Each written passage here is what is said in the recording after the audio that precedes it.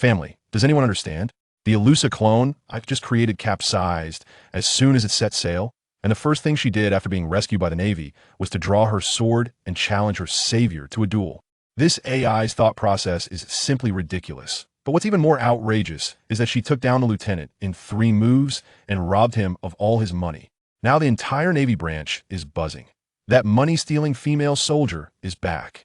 I tell you, this situation is utterly absurd. The first clone I created, a girl named Elusa, sank her little boat just 2 days after setting sail. After being rescued by the Navy, guess what her first action was? She drew her sword and pointed it at the Navy lieutenant who saved her, saying, "Let's fight." Goodness, that guy was completely stunned, dumbfounded, and couldn't believe it. "Wait, sister, I just saved you. You want to attack me?" Family, does anyone understand? This AI's thought process is truly unique. Anyway, let me start from the beginning. I, Xuanyue Mushue, an ordinary transmigrator, have survived for 12 whole years in this perilous world of One Piece. In my past life, I was just an average university student. After an all-nighter, I closed my eyes and opened them to find myself as an abandoned baby lying at the doorstep of Xuanyue Jinxilang's house. That's right, Zoro's master's place. Do you know how I spent these 12 years? Just waiting for my system, which is slower than a 2G network, to load.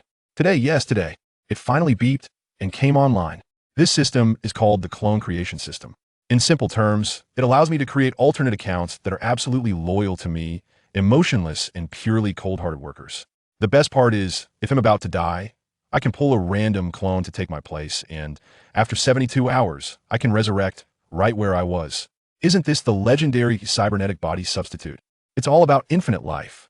Moreover, upgrading this system is incredibly easy. I just need to spend money in the shop, and for every 10,000 berries I spend, I gain a bit of experience. I was directly given a lottery draw and a character creation opportunity at the start. Let me tell you about my luck. I hit the jackpot and drew a shiny golden card called the World-Class Talent card. After using it, I immediately took off my comprehension sword, and I could learn anything instantly, never facing a bottleneck again. It felt like I had installed the latest AI chip in my brain. The sword manuals I couldn't understand before. Now I look at them and think, oh, so that's how it is? With my talent secured, all that was left was to create a character. I opened a shop and, lo and behold, there were only 3 lonely items. One of them was a costume change magic from Fairy Tail featuring Elusa. What else was there to say? She had to be my Queen Elusa. I immediately started modeling in my mind. Crimson long hair, stunning armor, a blue short skirt paired with black knee-high boots. Hey, I must say, the system's craftsmanship is top-notch. With a flash of light, a living Elusa stood before me. The system panel showed that she was currently just a blank slate, with all her attributes at D, which is the level of an ordinary Navy soldier. The system even reminded me that this girl had no emotions, just a simulated personality AI, so I shouldn't get too attached. Of course, I knew that, but I didn't care. Looking at her face filled me with warmth. When Elusa spoke, she respectfully addressed me as master. Oh boy, my inner nerd quivered at that moment. I immediately set her KPIs. Go out to earn money and find a way to infiltrate the Navy as an undercover agent. Just think about Itone Day, the Navy high-ups, the Yonkos subordinates, and even the world government will all be my people. They'll be pulling the strings from behind the scenes. Just imagining that script sends shivers down my spine. Of course, I had to equip her properly before she set out. I invested all my savings of 600,000 berries from these 12 years and bought 2 beginner skills for Elusa, one called Cold Weapon Mastery and the other Equipment Modification. After sending Elusa off, my life became simple. Eat, practice swordsmanship, and easily defeat Zoro. Let me tell you, that green-haired kid is still just a 9-year-old brat, constantly shouting about challenging me for the 1,000th time. What happened? I ended up pressing the sword hilt against his belly, and he lost miserably. And then there's Kuina, my little sister, who always frets about being a girl, worried that she can't become the world's greatest swordsman. Every day, I paint grand visions for her, saying he'll find her a mythical Zoan fruit to ensure her success. Sigh, raising kids is not easy. While I was enjoying my peaceful life, Elusa was busy creating a big scene. Her little boat capsized at sea and was rescued by the Navy's 7th Branch Patrol ship. As soon as Lieutenant Null pulled her aboard, she drew her sword and said, "Let's spar." Goodness, that action was abstract. And guess what happened? Elusa took down that lieutenant in no time and, following my instruction of good people spar to take each other's money, robbed him of 150,000 berries. As soon as she got the money, she offered up to me. The next day, she challenged the branch chief. Although she lost this time, the chief saw her potential and directly invited her to join the Navy. Just like that, My first undercover agent successfully infiltrated the enemy ranks. Although the process was a bit wild. Alusa leveled up after defeating the lieutenant and earned an attribute point. I thought about it and decided that for a swordsman, speed is the most important, so I added it to her agility. Now, Alusa has become a household name in the 7th Navy branch. She challenges people to fights every day, adhering to the principle of take the opponent's money if you win and apologize if you lose, causing chaos in the entire branch. I tell you, these Navy folks are really suffering. In just a few days, Alusa has turned the entire branch upside down. Now, there's a terrifying legend circulating in the base called the money-stealing female soldier, and it sends shivers down everyone's spine. Her unfortunate superior, Lieutenant Ronaldo, who picked us up, is nearly bald from stress. Every day, people come to his office crying, saying that the woman fights like a bandit, leaving not a single penny. But the key is, when you ask Alusa about the money, she looks righteous and says, "I didn't take anything." You could search her room and turn it upside down, but you wouldn't find a thing. The money seems to have evaporated, becoming an unsolved mystery of the 7th branch. Ronaldo was truly at his wit's end until one day. Alusa set her sights on the small treasury in his office. Goodness, this broke him completely. Ronaldo immediately called over Lieutenant Null, the one who saved her, and they had a friendly spar. It said that Null took a paid vacation for an entire week afterward. Actually, all that money ended up with me. Family. Does anyone understand?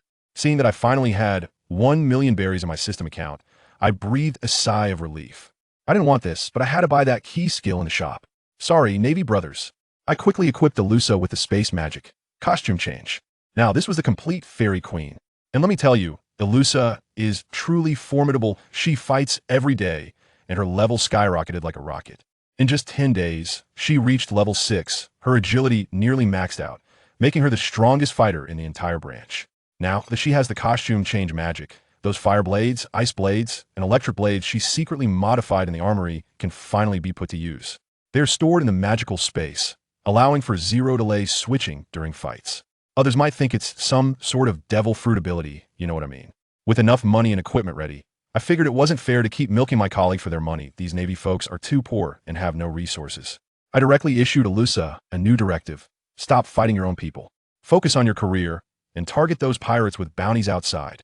The next second, Ronaldo's office door was kicked open with a bang. Alusa walked in like a war god, and Ronaldo was so scared he instinctively stuffed the money from his drawer into his pockets.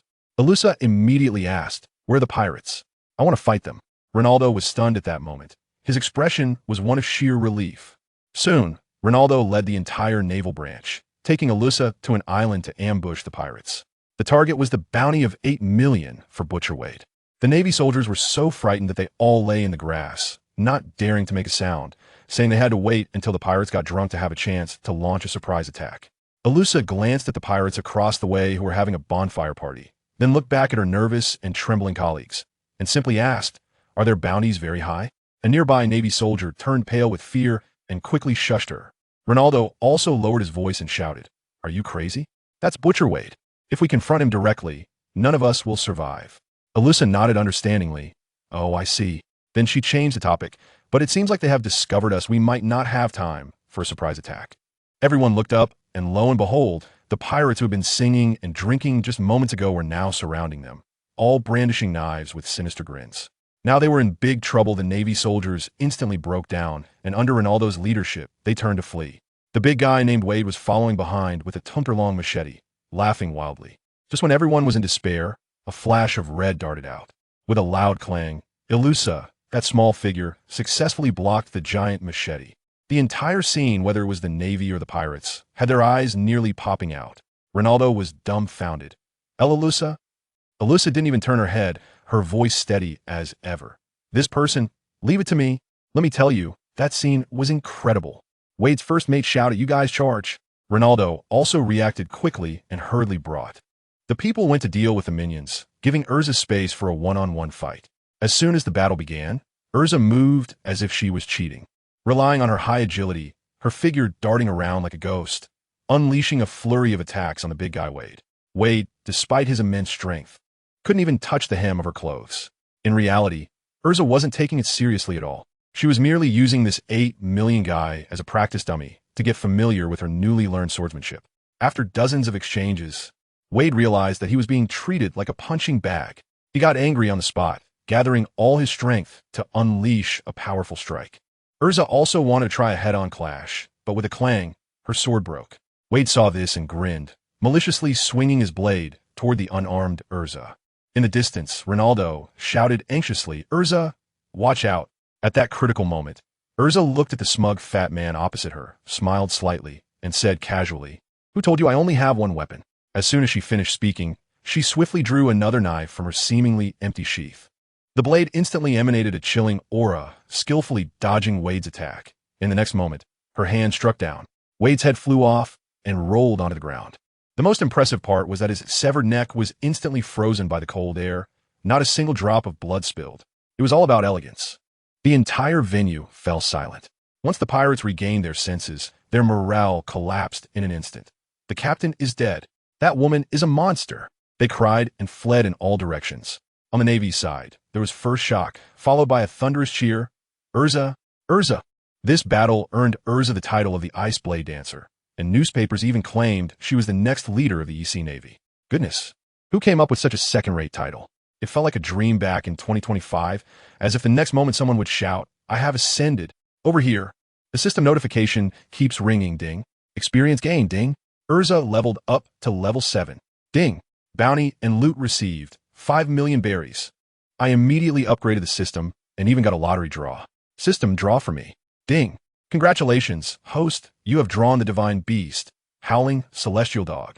I was so excited at that moment, and then a flash of light appeared before me, revealing a little white puppy that was no bigger than my foot. It let out a cute little bark and ran over to nuzzle against my pant leg. Alright, cuteness is also a form of combat power. So I named it Little White. Now that I have money, the system store has refreshed, and when I looked, wow, would release. Sharingan, who can withstand this? A scene instantly appeared in my mind. Let's dance in the world of pirates, Uchiha Obito. I directly spent a fortune to create Ban, with his long black hair and red armor, looking incredibly cool. But just having Ban isn't enough. Without Hashirama, how can they be a perfect pair? So I decisively upgraded the system again and created Senju Hashirama as well. These two have initial stats that are much stronger than Erza. I figured, since someone has already taken the naval route, why not let these two good friends become pirates and have some fun?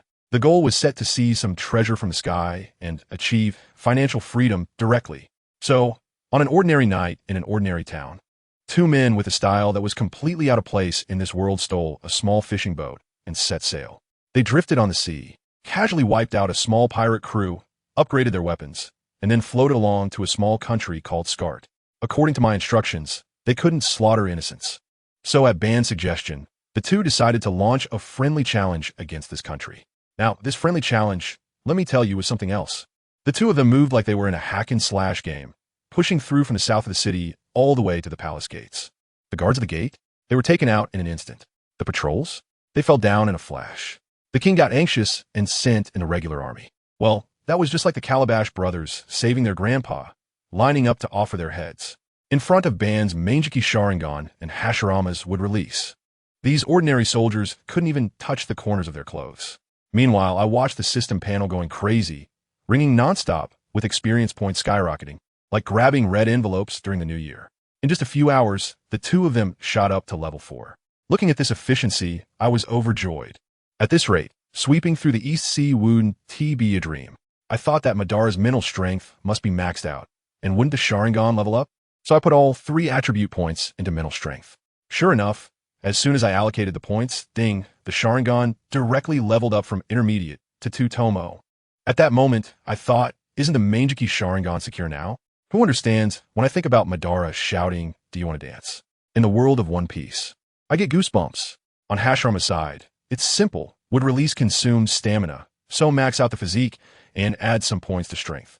Let me tell you, their combat power right now is far ahead in the East Blue.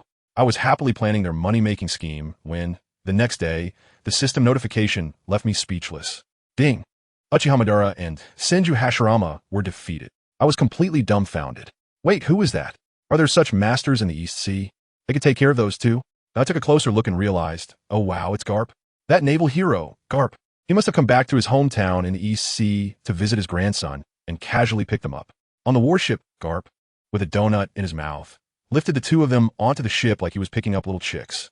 His aide, Bogart, was quite serious and asked them why they were causing trouble. When he heard it was to find someone to spar with, and then saw that there were indeed no casualties or even serious injuries, everyone was stunned. The king even complained that they had robbed the treasury. But the money had already been uploaded into the system by me, so go ahead and search. Even if you strip them naked, you won't find a single coin. Upon hearing this, Garp laughed and thought these two kids had potential. With a big swing of his fist, he cheerfully said, "Kids, come join the Navy with me." The way he said it clearly meant that if they dared to refuse, they would be trained by him in the shapes of love and justice today. Ban and Hashirama exchanged glances, recalling the fear of being easily handled by Garp's fist the size of a sandbag, and immediately stood at attention and saluted. "Yes, sir. My grand plan to become the great pirate roaming the seas hasn't even started yet, and I already feel like my ashes have been scattered. I'm really speechless. It's like my speechlessness has a door, and I've reached the peak of it. But then again, thinking about it, it doesn't seem too bad. Mixing with Garp means being surrounded by powerful figures at the Navy headquarters. Isn't that a natural experience farm? I can also learn hockey. This is a chance to infiltrate the enemy's ranks. The plan has failed, so I can only take Kuina out to the streets to clear my mind. And guess what I saw? Oranges from Kokoyashi village. Nami, just thinking about that Arlong and his gang makes me furious. I secretly vowed that when I become powerful in the future, I must scatter Arlong's ashes. On the other side, Madara and Hashirama weren't idle either. On Karp's ship, they directly opened a Navy training session, and from top to bottom, except for Karp and Bogart, everyone was treated as an experience pack by the two of them. Karp watched happily, praising them for having the demeanor of a general. When they arrived at Marine headquarters, Marineford, Karp tossed them there and ran off to Sengoku's office to steal some senbei. Bogart took them to the training ground, and then Madara, the king of kings, crossed his arms and shouted in the middle of the field, "I am Uchiha Madara. Who dares to fight me?" Goodness, that second-rate spirit was ignited. The Navy officers couldn't handle this, and one by one rushed up, only to be toyed with by Madara's Sharingan, all lying down. Later, a pink-haired lady, Tina, who was still a major at the time, couldn't stand it anymore and personally stepped onto the field. However, in front of the double Tomo Sharingan, everyone was equal. Those who should lie down still had to lie down. In the end, Sengoku decided not to let these two troublemakers go out to sea just yet, but to throw them into the training camp for proper training, to learn hockey and cultivate a sense of collective honor. A month passed like this, and Alusha was nearing the end in the East Blue, having captured most of the pirates. I looked at my account. Over 26 million berries. Thanks to King Scott's generous sponsorship. When the shop refreshed, my eyes went wide. Advanced swordsmanship, elemental affinity, all-sword return, dragon slayer magic, fire, and voracious appetite. Without a second thought, I emptied my shopping cart. Advanced swordsmanship, elemental affinity, all-sword return. This is directly arranged for Alusha, right? With swordsmanship at the level of a swordmaster. Combined with a wide-area ultimate technique, Alusha is now a moving cannon. Madara and Hashirama also leveled up several times. Madara's mental power had soared to a dash, and his Sharingan naturally evolved into the 3 Tomo. As for the remaining Dragon Slayer magic and voracious appetite, who should I give them to? A thought struck me. Isn't this tailor-made for Natsu? It's decided Natsu. A pink-haired hedgehog-headed boy with a dragon scale scarf around his neck appeared before me. I solemnly told him, "Son, your 2 brothers are useless and have gone to the Navy. The hope for our family to make money rests entirely on you. Go out to sea as a pirate and make us some money." So, on yet another ordinary night, Natsu borrowed a fishing boat from a lucky guy, formed the Fire Dragon pirate crew by himself, and officially set sail. Meanwhile, at the East Blue Branch 7, Alusha also welcomed a turning point. She was feeling that this new beginner's village in the East Blue had no more benefits when the headquarters called her, and Vice Admiral Doberman personally came to take her to the headquarters.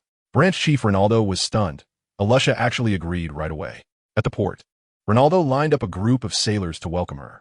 Suddenly, a figure fell from the sky, and without saying a word, a sharp sword wave slashed towards Alusha. Everyone was startled. The next second, Alusha had already drawn her ice sword and immediately swung out a blue sword wave to collide with it. Good. This made Doberman extremely happy, and he immediately decided to take Alusha back to the Navy headquarters for focused training. I tell you, the scar on his face was beaming with joy, while the nearby sailors wanted to laugh but didn't dare, turning purple from holding it in. But who is my Alusha? She's not stupid. She immediately countered with a question. Does the headquarters make a lot of money? This question left Vice Admiral Doberman speechless. Wow, It seems that in all his years of commanding troops, this was the first time he encountered such a straightforward rookie, who didn't ask about future ideals, but directly inquired about salary and benefits. Ronaldo next to him turned pale, just as he wanted to explain. Doberman waved his hand and instead smiled broadly, painting a big picture. Of course, when you get to the headquarters, not to mention money, famous swords, devil fruits. Whatever you want, we have it all. Well, just for this sentence, Alusha nodded on the spot. I'll go with you. So this matter was settled. Just as Alusha was finalizing her decision to go to the headquarters for further training, my other alter ego, Fire Dragon Natsu, made a big news halfway through the Grand Line. Goodness, the scene was so shocking that I was amazed even from afar. A muscular, seemingly sunny young man unleashed a dragon breath boom. Along with the wall, he directly turned a 75 million bounty pirate to ashes. The whole place fell silent. Who understands? This was just a few days since his debut. The bounty shot up to 100 million. This guy's main tactic was to say, what are you looking at? Whether you're a pirate, a navy, or a bounty hunter, if you dare to come up and mess with me, I'll send you away, ashes and all. As soon as this news spread, the old monsters in the new world couldn't sit still. Old man Whitebeard laughed like a 200-pound child when he saw the newspaper. Huh? Another good son to recruit. Kaido from Wano dropped his sake gourd and said, oh, a mythical beast type? Bring him to me. Big Mom was even more direct, asking, is he handsome? If so, invite him for a tea party. And Shanks, let me tell you, he was purely there to join the fun. A newcomer? Great. Let's throw a banquet. Of course, all of this was part of my scripted plan. I wanted to replicate the classic scene of Carp chasing after Roger. With a new star in the Navy and a supernova pirate, both emerging from the East Blue. Doesn't that create a great CP vibe? Sure enough, in the first half of the Grand Line, when the two met, they didn't even exchange greetings and directly started fighting. Boom! Ice and fire collided on the spot, with steam rising like a sauna. Natsu's fire dragon roared, sending a massive fire dragon forward. Alusha didn't hold back either, countering with a blue ice sword wave, and then, with a flash of lightning, the ruler of thunder possessed her, zooming right in. Just as she was about to unleash her ultimate move, Alusha activated All Sword Return, and all the iron objects around her flew up. What a scene! Who wouldn't shout awesome upon seeing it? But Natsu was even fiercer. He transformed into a dragon. A western fire-breathing dragon over 5 meters long took to the skies with a flap of its wings. Everyone around was dumbfounded. Whoa. A mythical beast, devil fruit? Natsu left a message in the sky for the Navy. We'll fight again next time. And directly ran away. Alusha was left below, stamping her feet in anger, of course. Also part of the act. On the other hand, my two ancestors, Madara and Hashirama, were about to break the sky at the Navy training camp. Former Admiral Zephyr, I tell you, didn't even knock. He kicked open Sengoku's office and pointed his finger at him, shouting, Sengoku, you old rascal. Are those two you sent human? Every day, they hold indiscriminate fighting matches in the training camp, and the medical room's beds are tighter than those on our warships. Sengoku, being an old hand, calmly poured him a cup of tea and then pulled out a transfer order. Don't worry, look at this. He directly sent those 2 hot potatoes to Impel Down, calling it a graduation assessment. Folks, this operation was truly brilliant, killing 2 birds with 1 stone. When they arrived at Impel Down, the scene was even more entertaining. Deputy Warden Hannibal, like a stand-up comedian, came up to express his loyalty and desire to become the warden. Hashirama even supported him, saying, you can definitely do it. This moved Hannibal to tears. Then he went to meet the main man, Magellan. Goodness, without saying a word, he rushed to the toilet, holding his butt. The poisoned fruit. Those who understand get it. In the end, it was Madara who hit the nail on the head. Can we just go all out against the prisoners here? Hannibal was taken aback and said, just don't kill them. The last one who went on a rampage has already been locked up. I knew right away, it's over. These 2 dads found a new leveling spot. Just as these clones were each flaunting their beauty, the system shop on my side refreshed. Wow, a bunch of divine items. What body of a celestial being, shattering magic, conquerors hockey seeds. I was drooling. Unfortunately, I didn't have enough money. It's all because Obito and Hashirama didn't become pirates. Otherwise, I could have bought everything outright. No choice, I focused on Obito first, took a spirit elixir ding. Sharingan, activate. Let me tell you, once Susanoo is activated, I can walk around freely under the general. Hashirama also got a basic celestial body setup, and his health bar was skyrocketing. Then the system even gave me 2 lottery draws, one for ability synchronization and one for teleportation. Simply essential skills for a sly person. I also made enough money thanks to Erza and Natsu. No more talking, bye. All top-tier abilities, shattering magic, conqueror's haki, and that upgraded martial arts master. Load them all onto the new clone. Come out, my strongest tool, Gildart Clive. With a flash of light, a muscular uncle with an orange, slicked-back hairstyle appeared. Although he looked a bit lazy and open with, "Oh, are you my master?" I knew this guy was definitely my strongest card.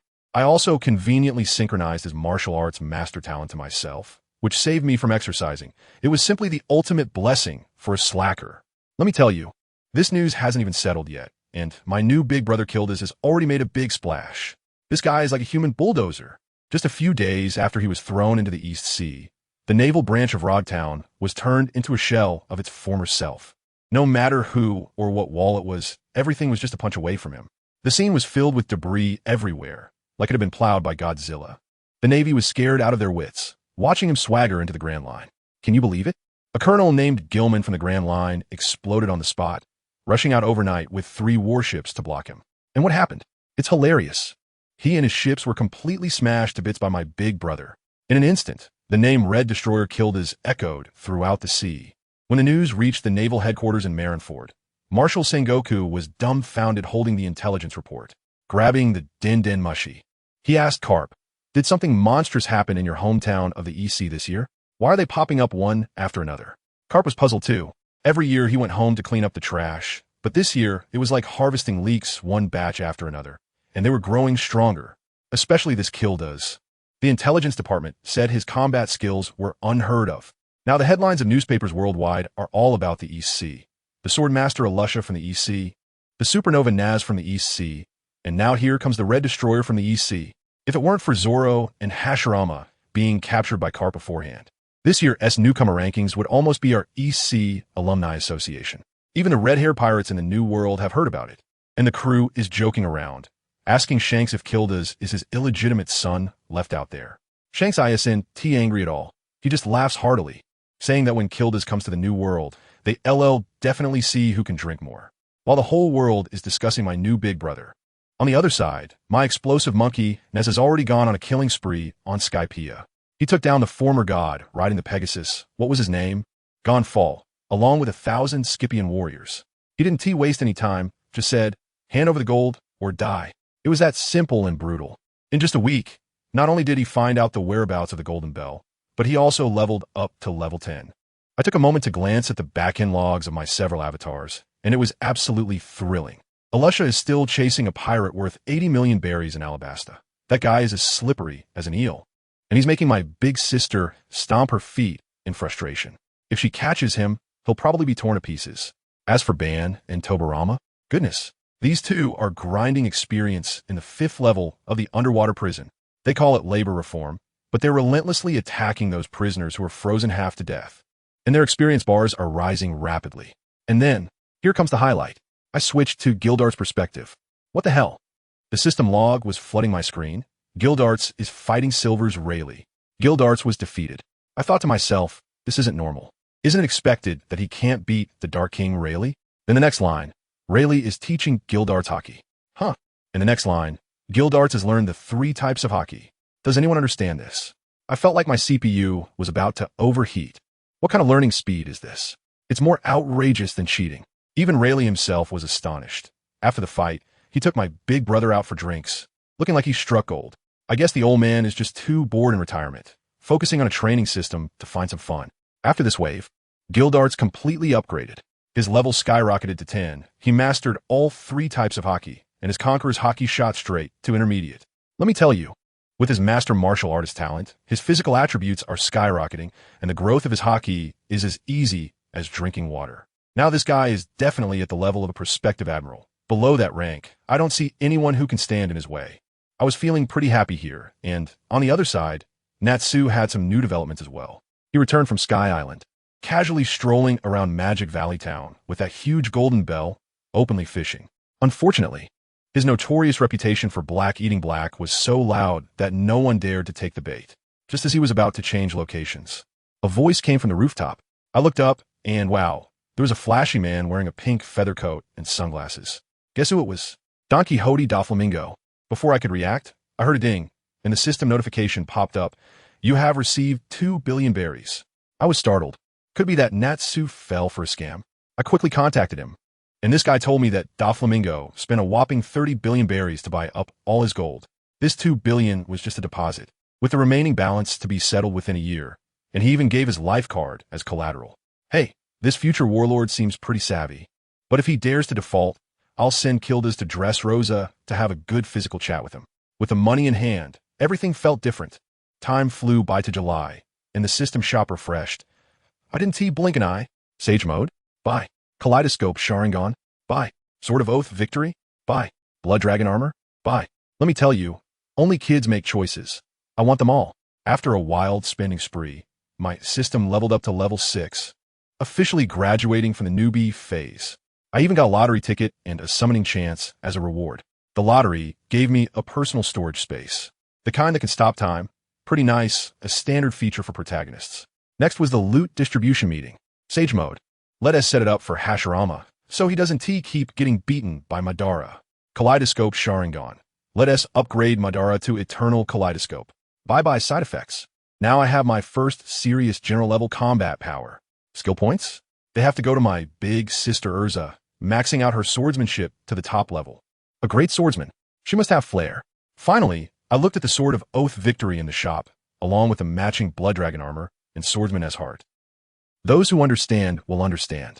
I took a deep breath, my Chinibu spirit burning brightly. Answer my call. King Arthur. In an instant, golden light shimmered, and a petite girl with blonde hair and blue eyes, sporting a prominent ahogue, appeared before me.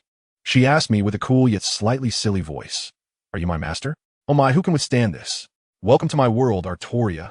I directly equipped her with the Sword of Victory Oath, the Dragon Blood Armor, the Heart of the Sword Master, and an inspiring halo. Although her initial stats are weak, this set of divine gear is simply fully equipped right from the start. I immediately arranged for my king to go to the East Sea, letting her take a merchant ship from the novice village to experience life. The sailors on the ship were whispering, saying that the young lady didn't understand the world. But before they could finish, a pirate ship appeared. A cannonball came flying, and the captain was paralyzed with fear. At that moment, my king stepped forward and calmly asked, "Sir, do you need help?" Meanwhile, my older sister, Erza, took action. She rushed to the office of Rear Admiral Doberman at G6 branch, applying to capture the fire dragon Natsu in Magnolia. Doberman knew her stubborn temperament and couldn't stop her, so he could only remind her to be careful of Doflamingo. Erza, without blinking, replied, "If he dares to interfere, there will be one more soul under my sword." Doberman was taken aback by her determination, took a deep breath, and decisively said, "Go ahead and do it. If he dares to stop you, I'll back you up. After all, I'm also a Navy Vice Admiral." Meanwhile, on the Sabidi archipelago, Rayleigh was completely baffled by Gildarts' talent. In just a few weeks, he mastered Haki hardening, binding, emission, and internal destruction better than anyone else. Rayleigh lamented that he had never seen someone with such terrifying talent in his life.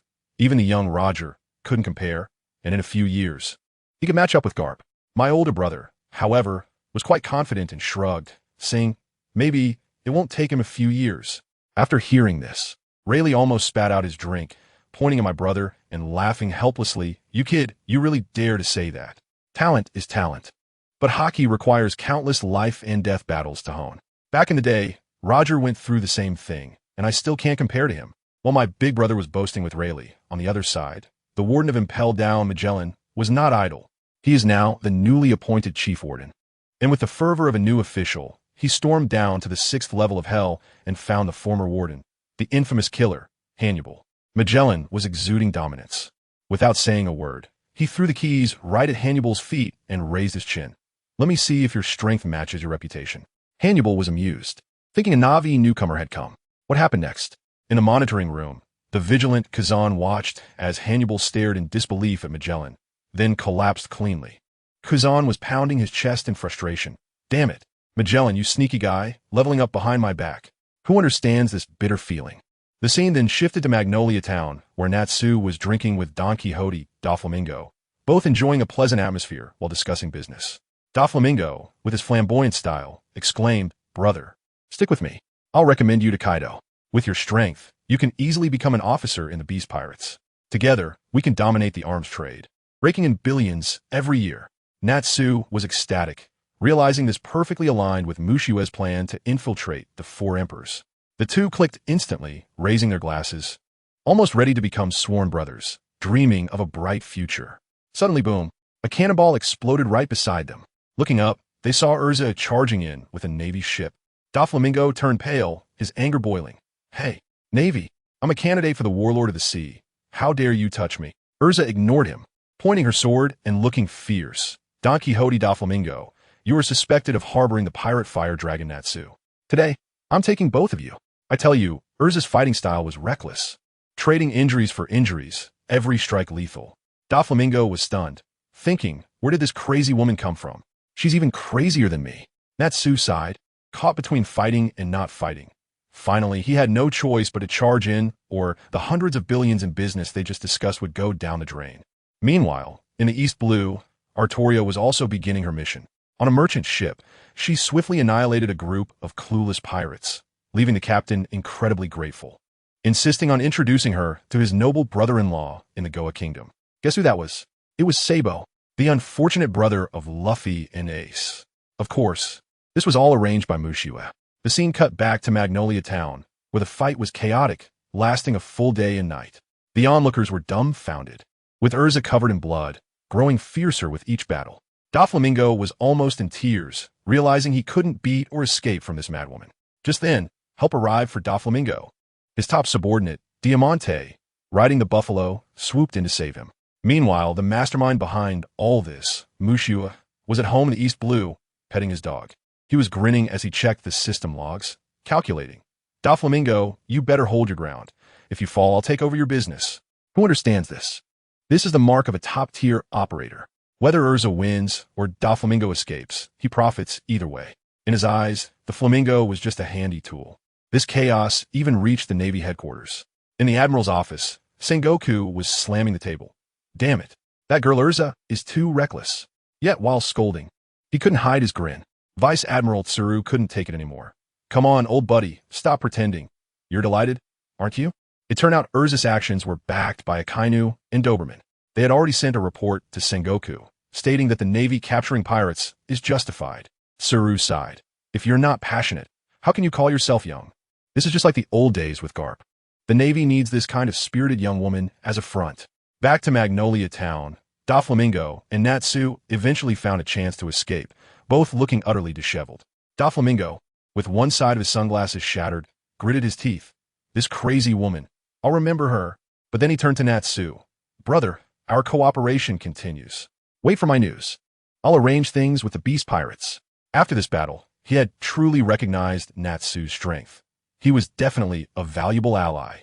Meanwhile, in the East Blue Goa Kingdom, Artoria had arrived. The captain introduced her to the noble brother-in-law, who was Sabo's father. To showcase her strength, Artoria casually eliminated his entire guard. Sabo's father was stunned. Upon hearing that Artoria was looking for work, he quickly thought, "My son needs a swordsmanship teacher. How about?" Artoria looked at the golden-haired, gap-toothed boy and realized this was Sabo. She agreed on the spot. Mushiwa instantly received a notification. Ding.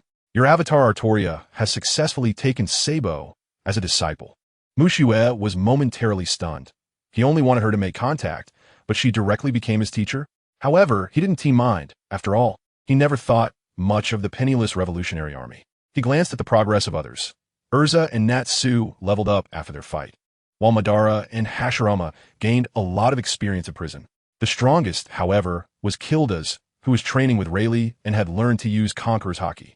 In terms of one-on-one combat, aside from Madara, no one could beat him now. Then, the key moment came. August arrived, and the system shop refreshed. I tell you, once out of the newbie protection period, prices skyrocketed, all in billions. 8 gates, 12 trials, sage body, 10 fists. Mushiwa was dazzled. Luckily, Natsu managed to gather 1 billion, or else he would just have to watch. Without hesitation, Mushiwa entered shopping mode. Thunder Dragon Slayer magic for Natsu. From now on, he would be in Thunder Flame Dragon mode, focusing on generating electricity through friction, awakening the Devil Fruit. Sage Body for Hashirama, granting unlimited stamina with wood release. Just asking if you're afraid. 10 Fists for Madara, carrying half the Dark Fruit effect, specifically designed to counter various ability users. Lastly, the most explosive 2 items, 8 Gates and 12 Trials, were bundled for Gildarts. Who understands this? This combination was simply invincible. He could resurrect 11 times and even open the Death Gate. If he faced one of the four emperors, he could trade blows, and even if he died, he could stand up and fight again, truly the ultimate slippery snake. But do you think this is the end? I tell you, the remaining three abilities are what will really shake things up. I had long planned not to rely solely on robbery. How much money can you make that way? We need to monopolize, create a platform. So, I bundled the remaining abilities and summoned an ultimate worker. Suddenly, with a flash of light, a guy covered in stitches, wearing a mask, with green eyes that looked like they wanted to eat people, stood before me. Who? The treasurer of the Akatsuki organization, Kakuzu. I tell you, this guy is a chosen one. His passive ability is called Money Obsessed, meaning the more money he has, the stronger his attributes become. ISNT, this a perfect closed-loop perpetual motion machine. With his core skill of resentment, he targets the talent of any business tycoon he fancies, directly taking them out, ripping out their hearts. And hey, a business genius is instantly created on the spot. I issued him a death order on the spot. Go give me some money. As for the background, Erza is busy dealing with Natsu in the Grand Line, too far away. I waved my hand and made him acknowledge Uchiha Madara as the big brother. My two ancestral clones, Madara and Hashirama, are currently in Impelled Down acting as prison guards, slacking off, spending money every day, and it's about time they contributed to the family. Just think about it, having the chief warden of Impelled Down as a backing. Who would dare to cause trouble? Plus, I still have a backup plan. I haven't severed ties with Doflamingo either. Let me tell you, he's not just a partner. He's my future mobile ATM. When I need money, I just do a 0 yuan purchase. ISNT, that a brilliant idea? What do you call this? This is called rats gathering wool, aiming to fleece the entire world, focusing on sustainability while depleting resources. The scene shifts to the East Blue. Kakuzu's efficiency is simply outrageous. A group of small business association leaders is gathered together, complaining about a count named Vlaska taking too much commission. The next second, bang, the door is kicked open, and Kakuzu walks in like the Grim Reaper. Without saying a word, he throws a sack at them.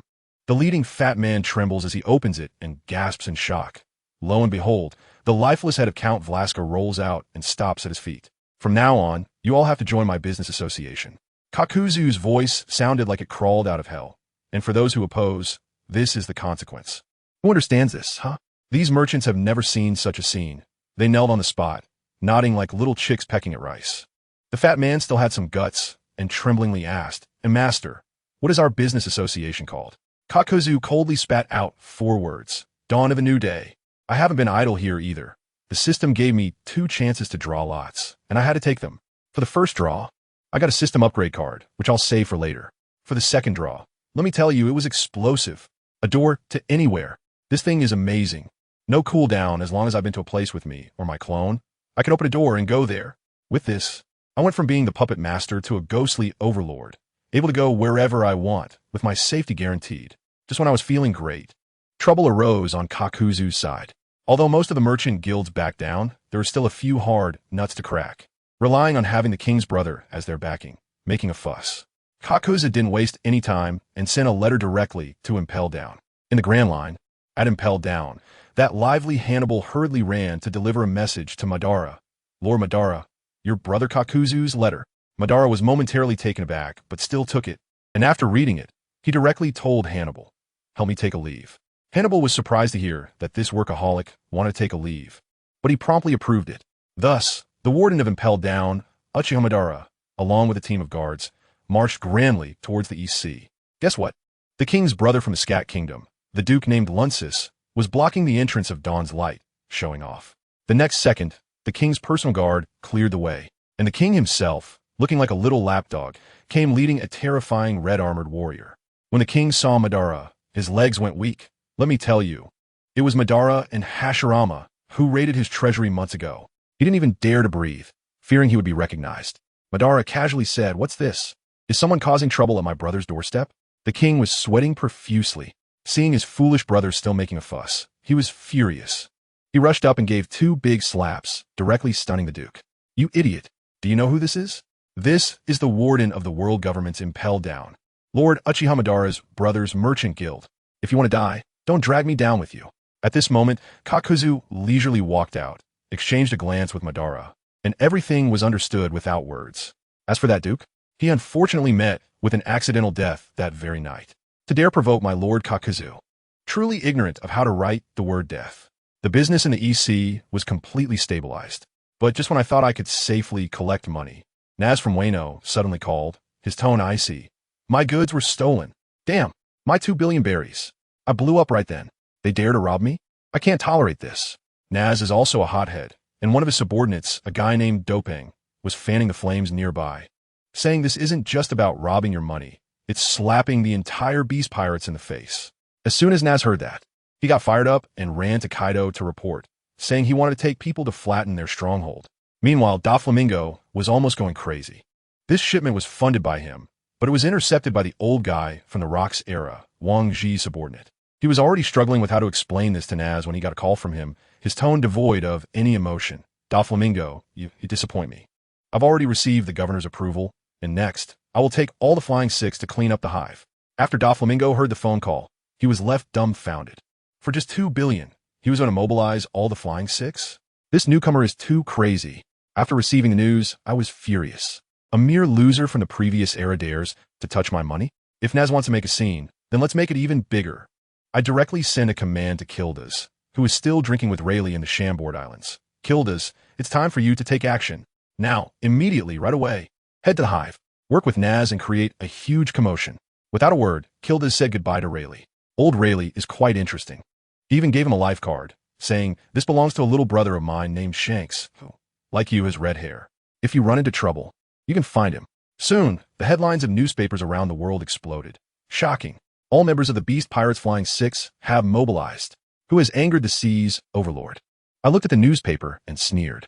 The whole world thinks this is just an action from the Beast Pirates. They have no idea that an ultimate monster, capable of resurrecting 11 times and opening the gates of death, is also heading to the battlefield. Kaido has high hopes for Naz, allowing him to lead the entire Flying Six. It seems this kid is doing quite well. He might soon become a major figure. Let me tell you, when he takes action, it's not just a major figure. He directly silenced the entire New World. Once the news spread, at the Marine headquarters in Marineford, Fleet Admiral Sengoku was about to smash his desk, shouting about what Kaido was up to again. And what about Garp? I tell you, he was calm and composed, completely indifferent, picking his nose, probably still pondering what flavor of donuts to eat today. Seeing Garp's demeanor, Sengoku was so furious he was about to have a stroke and could only turn to ask Tsuru. Granny Tsuru was steady, saying with this momentum, Kaido wants to fight Wang Ji head-on, so we should send an admiral to keep the peace and prevent them from going too crazy and affecting the civilians. Thus, the order was given for Old Man Kizuru to take action personally. At that time, everyone thought it was just an ordinary pirate skirmish. Sending an admiral over was purely for show, and no one realized how significant this matter was. On the other side, in the Marine branch, our old rival, the red-haired Alusa, upon hearing that Naz was leading the charge, her eyes lit up, and she dashed to Vice Admiral Doberman to apply for battle. Doberman was overwhelmed, saying it was for surveillance. Surveillance, not an encirclement. Alyssa didn't care about that, directly saying, it doesn't matter. If Naz is there, I must be there too. Who understands what family means? These two are simply natural enemies. Alusa's status in the Navy has skyrocketed, relying on the title of Naz's nemesis. How could she let this opportunity slip? Doberman had no choice but to let her go. Then look at those old foxes in the New World. Old Man Whitebeard took a glance at the newspaper, tossed it aside, laughed heartily, and continued drinking, not taking this matter seriously at all. On the side of Shanks, it was even more absurd. After his subordinates reported, he directly said, let's throw a banquet, with a great attitude. Only Doflamingo, I tell you. He really couldn't sit still now. After all, he owes Naz 2 billion, feeling anxious and hoping Naz would win. Otherwise, how would he deal with this debt? The scene shifts back to the hive, where Wang Ji had already gathered all his men, with over 10,000 pirates shouting slogans, saying they would crush them. Meanwhile, Naz, leading the Flying Six, simply said, set off. Good heavens, on August 8th, 1510 of the sea calendar, the eyes of the world were on them, with reporters and information dealers all using their snail phones to broadcast live from the hive. Morgans, the president of the World Economic News Agency, that Birdman, was so excited he was almost deformed, wildly broadcasting to the camera. Family, this is not a fight. This is war. The grandest war since the beginning of a new era. Whoever wins, I will gladly call him the Emperor of the Sea. I tell you, when he said that, the whole world exploded. Ordinary people were scared to death, pirates were excited and howling, and the Navy and the world government had alarms blaring. While everyone was focused on the front lines, no one knew that a muscular man, Gildarts, was quietly swimming ashore from the calm belt on the other side of the island. On the other side, Kizaru had already found the best vantage point with a large naval force. Erza was nearby, her gaze fixed on the battlefield like a hawk locking onto a rabbit. Kizaru was so lazy, hands in his pockets, looking like an old man. A young brigadier next to him asked if he should take the initiative to attack. And he replied, "Well, who knows, today's young people are really scary." His tone was so annoying that I wanted to punch him. Erza didn't care about that and directly suggested seizing the opportunity to wipe out both groups of pirates. Kizaru glanced at her and lazily said, "If you want to go, then go. The ones down there are as strong as monsters. If something happens, I won't take responsibility under the spotlight of everyone." Natsu's fleet docked. The battle instantly erupted. Let me tell you about that scene. It was incredible. Bullets flying everywhere, artillery fire all around. The ancient species like the six-winged, flying creatures were like unstoppable forces, charging through the crowd without restraint. The people under Wang Ji couldn't hold up at all and were beaten to pieces. Wang Ji stood in the back, initially trying to act cool, saying that Kaido's subordinates had some strength, but as soon as he finished speaking, there was a loud bang, and Natsu's roaring flames mixed with golden lightning hit him right in the face. Wang Ji's expression changed instantly, barely withstanding the blow. His palms went numb from the impact. It was then that he realized this newcomer was a tough opponent. While Natsu was fighting fiercely, I wasn't idle either. The system notifications kept ringing, and my experience points skyrocketed. I quickly operated in the background and leveled up Natsu's power attribute by 1 level. That's the plain and simple life of someone with hacks. On the battlefield, Natsu charged straight at Wang Ji, and the two of them instantly became entangled in battle. After fighting for a while, Wang Ji noticed that Natsu relied entirely on his fruit abilities and didn't even know how to use haki, so he started to mock him. However, Natsu completely ignored him and countered with an even more powerful move, the Thunder Flame Dragon's Tooth, mimicking his tone to retort, "Old man, times have changed. It's not just about haki anymore." Wang Ji was infuriated on the spot and stopped holding back. A terrifying conqueror's haki instantly wrapped around his sword. This was the true strength of a top-tier powerhouse. With one slash, he sent Natsu flying. Seeing the danger, Natsu also got angry, took a deep breath, and unleashed his ultimate move, Thunder Flame Dragon Mode, Transforming Dragon. I tell you, that scene was simply a burning pile of money. Terrifying flames and lightning erupted from Naz's body, and he instantly transformed into a humanoid dragon nearly as tall as Wang Ji. Wang Ji was left dumbfounded. In the next second, Naz turned into a red lightning bolt and flashed in front of him, delivering a Red Lotus Thunder Dragon Fist that, with a bang, sent Wang Ji's golden helmet flying along with blood. But that wasn't all. Naz flew up into the sky, gathering thunder and fire in his hands, and conjured a massive energy spear over 100 meters long, which he hurled down at Wang Ji on the ground. Boom! With a tremendous roar, the entire Hive Island shook, and a shockwave blew away the newsbirds in the sky, causing all the live broadcast phone bugs to instantly lose signal. And the screens went black. Far away in the square, watching the spectacle, Kizaru let out a surprised "eh?" for the first time, his face showing astonishment. Over here, the system panel is going haywire. Ding, ding, ding. Natsu levels up 3 times. I quickly allocate the attribute points, and now Natsu's normal strength can match the Vice Admiral. As the smoke clears, the battlefield is a wreck. Runty and Peggy, along with the other Flying Six, are stunned, their jaws nearly dropping in disbelief. Just then, the Navy arrives. Erza takes the lead, directing the warships to unleash a barrage of cannon fire on the chaotic battlefield. Wow! It instantly turns the two-sided brawl into a 3-way free-for-all. In the ruins, Wang Ji crawls up, covered in blood, his armor shattered, looking like a war god, shouting that he is the highest-ranking officer of the Rocks Pirates, gathering his last ounce of strength to strike at both Natsu and Erza. Does anyone understand? It's best when old rivals team up. Natsu and Erza have a unique synergy, striking simultaneously to take on this final blow, giving a dignified end to this legend of the old era. Morgans is up in the sky, frantically snapping photos to capture this historic moment. As Wang Ji falls, his pirate crew instantly collapses. On the battlefield, only the Beast Pirates and the Navy remain, both sides on high alert. Erza turns around and starts fighting Natsu again. But with Natsu's level skyrocketing, even though he was previously exhausted, he can now hold his own against her. Just when the two are at a standstill, a lazy voice echoes throughout the area. Yasukani no Magatama. In the next moment, golden light, rain falls from the sky. It's Kizaru. He's making his move. I tell you, that was not even a battle of the same level. As the light points fell and amidst the roar, the 100 beast pirates were instantly thrown into chaos. Even the ancient species of the Flying Six were beaten helplessly. This is the oppressive aura of a marine admiral. Kizaru instantly appeared between Natsu and Erza, leisurely saying, "You know, the newcomers these days are truly terrifying." His gaze towards Natsu had changed. This potential was too frightening and had to be crushed now. Erza wanted to say that Natsu was her prey, but Kizaru was already not planning to listen. He raised his shining golden right leg, preparing to deliver a fatal lightspeed kick to Natsu. Suddenly, bang, a loud noise. A red figure appeared out of nowhere, firmly blocking Kizaru's leg. The person said in a deep voice, "Sorry, I'm late. The next battle will be up to me." It was Gildarts. He finally arrived. Let me tell you, his entrance was simply explosive. Kizaru's eternally expressionless face was already starting to crack. He must have been thinking, where did this red-haired monster come from? Good grief. Gildarts had such an overwhelming presence that the air around him seemed to ripple like water. He had only opened the third gate. He challenged Kizaru directly, saying, "I heard the Admiral is strong. Come on, let me show you what I've got." Saying this, his fist wrapped in haki shot forward, topped with a layer of transparent orbs, his shattering magic. Let me tell you, the pressure from that punch was so intense that Kizaru didn't dare to take it head-on and simply elementalized the dodge. And the result? The very spot where he had been standing? You wouldn't believe it, completely vanished. Not shattered, but outright disappeared. It was like a failed cutout.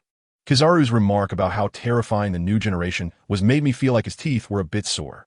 But that is not all. Gildarts instantly went into a rage, roaring as blue steam erupted from his body. The seventh gate, the shock gate, opened. Wow, that pressure. Forget Kizaru. The entire battlefield of Navy and pirates felt like they had been frozen in place. In the next moment, Gildarts was right in front of Kizaru, delivering a solid punch infused with both Conqueror's haki and armament haki, sending Kizaru flying. Kizaru stabilized himself in midair, but with blood at the corner of his mouth. Family, who understands? The Navy's top combat power was actually made to spit blood by a rookie's punch. He was a bit shaken too, gripping the air to summon his light sword, Amitsukami. But before he could even finish naming the sword, Gildarts charged at him again, and the two clashed. With a thunderous boom, the entire island shook. A rookie was going toe-to-toe with a Navy admiral. The News King Morgans beside them was clicking his camera like crazy, shouting about the big news. I was watching from the back, and my heart was racing. I knew all too well that the 8 gates of Duinjia was just a temporary cheat. Once his blue bar ran out, we would all end up singing Tears of the Iron Window. How could that work? Money? I don't want the 2 billion belly. We must give him something big today. I shouted across to Gildarts. Naz, prepare to run. Gildarts, open the 8 gates. Wipe this island off the map. Let's go for a total destruction. With that command, the situation on the battlefield turned instantly. Yellow Ape originally wanted to play it safe, dragging time to wear down Gildarts. But he never expected Gildarts to flip the table. The 8th gate, Death Gate, opened. I tell you, the blue light on him instantly turned blood red, the color of burning life and blood. Yellow Ape sensed something was wrong and wanted to escape, but it was too late. Gildarts, having opened the Death Gate, moved so fast that even light couldn't keep up. He kicked Yellow Ape far away. If he hadn't elementalized in advance to save himself, this time he would have been done for. Gildarts knew the opportunity was only once, and he leaped into the sky, gathering all his might and life force, aiming at the entire Hive Island beneath him, unleashing a world-destroying attack, breaking evil and manifesting righteousness, shattering stars. A blinding white light flashed. Then, the entire Hive Island was gone. Really, all that was left was a giant donut-shaped sea hole with water rushing in. My system is making a crazy dinging sound, and Gildarts has taken out thousands of pirates and Navy, directly leveling up 5 times. Then with a ding, he's gone. But don't panic, I got a cheat. The 12 trials activated, reviving me on the spot. The cooldown is a bit long. 1 life can be revived every year, but it's not a big deal. Kizaru flew around that big hole for a long time, completely dumbfounded, finding nothing. His subordinate came to report that this guy is called Gildarts, with a bounty of only 99 million. I bet that Navy guy was questioning his life at that moment, pointing at that island heart lake and saying, "This thing, worth 90 million? Kizaru was even more puzzled, wondering why all the recent monsters popping up, like Erza, Natsu, and our own Madara and Hashirama, are all from the East Blue. Did the East Blue poke the protagonist's nest? The next day, the newspapers exploded, and the whole world went crazy. Morgan's was sensationalizing with various clickbait headlines, like Red Hair Returns, Admiral Dies in Grief, and the most evil new star, on par with the Emperor's. Blowing it all out of proportion, Gildarts' title as the Destroyer was completely established. On the side of the world government, the five elders were so angry they slammed the table, and ultimately decided to follow the example of O'Hara, directly launching a demon extermination order to wipe out all the survivors on Hive Island, then publicly claiming nothing happened. These old men are really dark-hearted. Admiral Sengoku didn't blame Kizaru, telling him to go back and recover.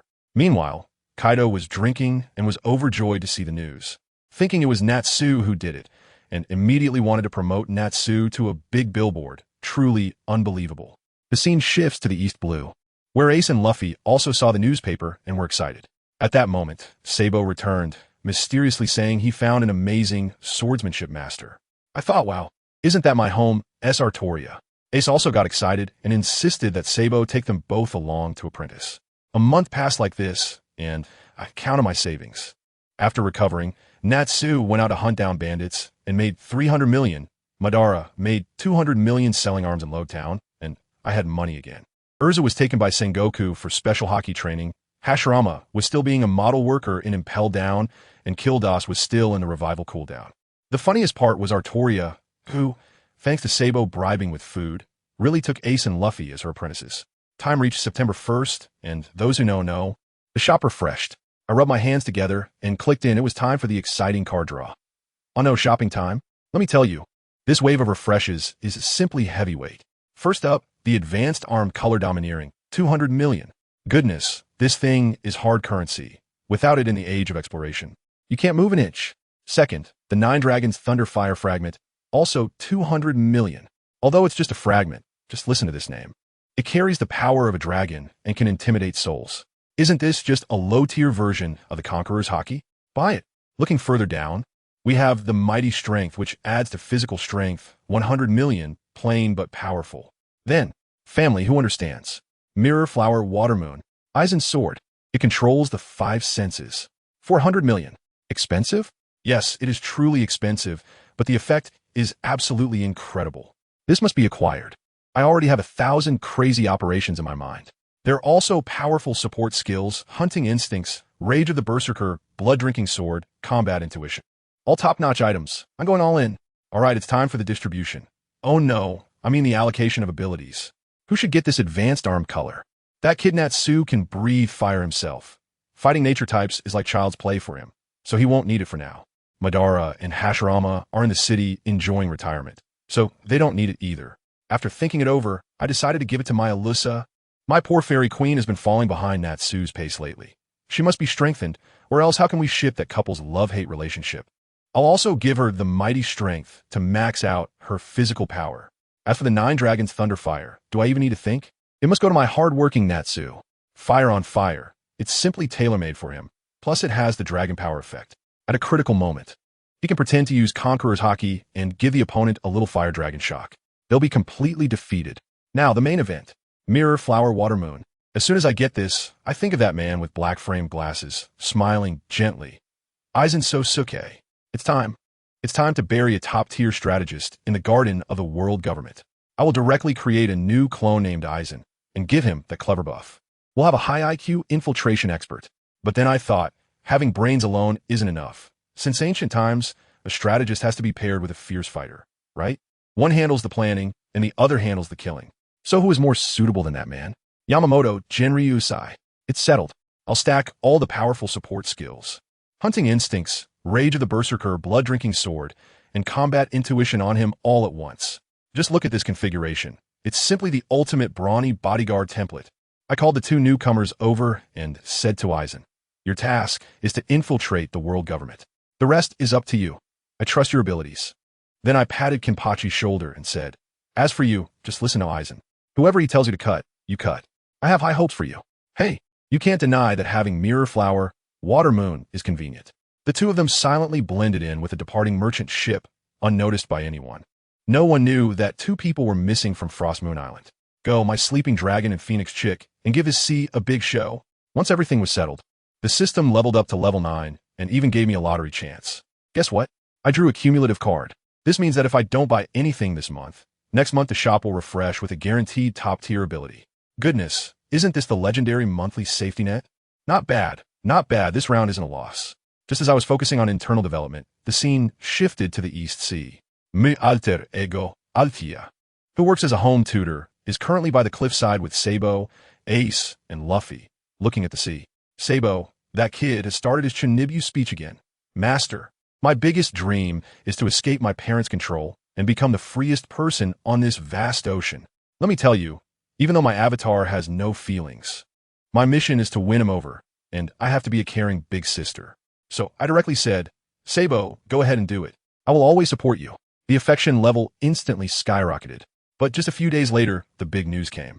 This kid Sabo just up and left, rowing a small broken boat and shouting that he wants to go to sea. Meanwhile, at the port of the kingdom of Goa, a bunch of kings and nobles are eagerly awaiting the arrival of the celestial dragons. Who understands what it's like? It's those so-called ultimate world nobles. I had long instructed Artoria to wait nearby, just waiting for the plot to unfold. Sure enough, Sabo's small boat happened to block the path of the celestial dragon's luxurious ship. The celestial dragon pig on board, named Charlemaco, was also a heavyweight. Without a second thought, he found Sabo, this lowly commoner, annoying and directly pulled out a cannon, firing a shot at him. I'm really getting my blood pressure up. The first shot missed, and this Tianlong pig is still cursing his subordinates for not aiming properly, grabbing the weapon to recalibrate himself, and then another shot. With a loud bang, Sabor's small boat was blown to pieces on the spot. Just as Sabor was about to sink into the endless darkness, my AI clone began to calculate frantically, waiting for the Revolutionary Army to come to the rescue. No way, that's too passive, making me look like an actor. And if I want to join the Revolutionary Army later, I could easily be mistaken for CP0. So what's the best choice? It's to flip the table directly. Let me tell you, Artoria moved instantly. She pulled the severely injured Sabo out of the sea and placed him on the shore, then slowly raised the sword of promised victory in her hand. As golden light began to gather, she pointed at the celestial dragon's giant ship. Her voice icy. Dare to lay a hand on my disciple. Even if it's a god, I will kill you. In the next moment, the earth shook and the heavens trembled. Excalibur, a massive golden beam, indescribably thick, tore through the sky and sea, instantly piercing through the celestial dragon's vessel. The entire ship, along with the celestial dragon and dozens of black-clad bodyguards on board, evaporated without even a scream. So satisfying. This apocalyptic scene left the dragon, who was watching from the sky, dumbfounded. He blankly flew to Artoria's side, looking at the golden-haired girl before him, probably stunned. Opened his mouth and directly sent a team invitation. Hello, my name is Long. Have you heard of the Revolutionary Army? I'm still leisurely fishing in Frostmoon Village, when suddenly the system notifications start ringing nonstop like crazy. Ding! Artoria has killed a celestial. Ding! Artoria has leveled up. Ding! Artoria has leveled up. I directly put a big question mark. The script doesn't write it like this. How did it fast forward to killing the celestial dragon? But, good job. It's just killing a celestial pig. What's the big deal? Anyway, there's the Revolutionary Army holding the front. What does it have to do with me, Mushu Equin? I'm just a peace-loving, ordinary fishing boy. At this moment, the whole world exploded. In Mariewa, the 5 elders were so angry they were blowing their mustaches and glaring, banging on the table and shouting that it was outrageous, immediately ordering the Navy to issue a global bounty. At the Navy headquarters, Admiral Sengoku's face was as black as the bottom of a pot, while only Garp was still laughing heartily without a care in the world. In the end, a bounty notice that shook the world was sent out. Codename, Godslayer.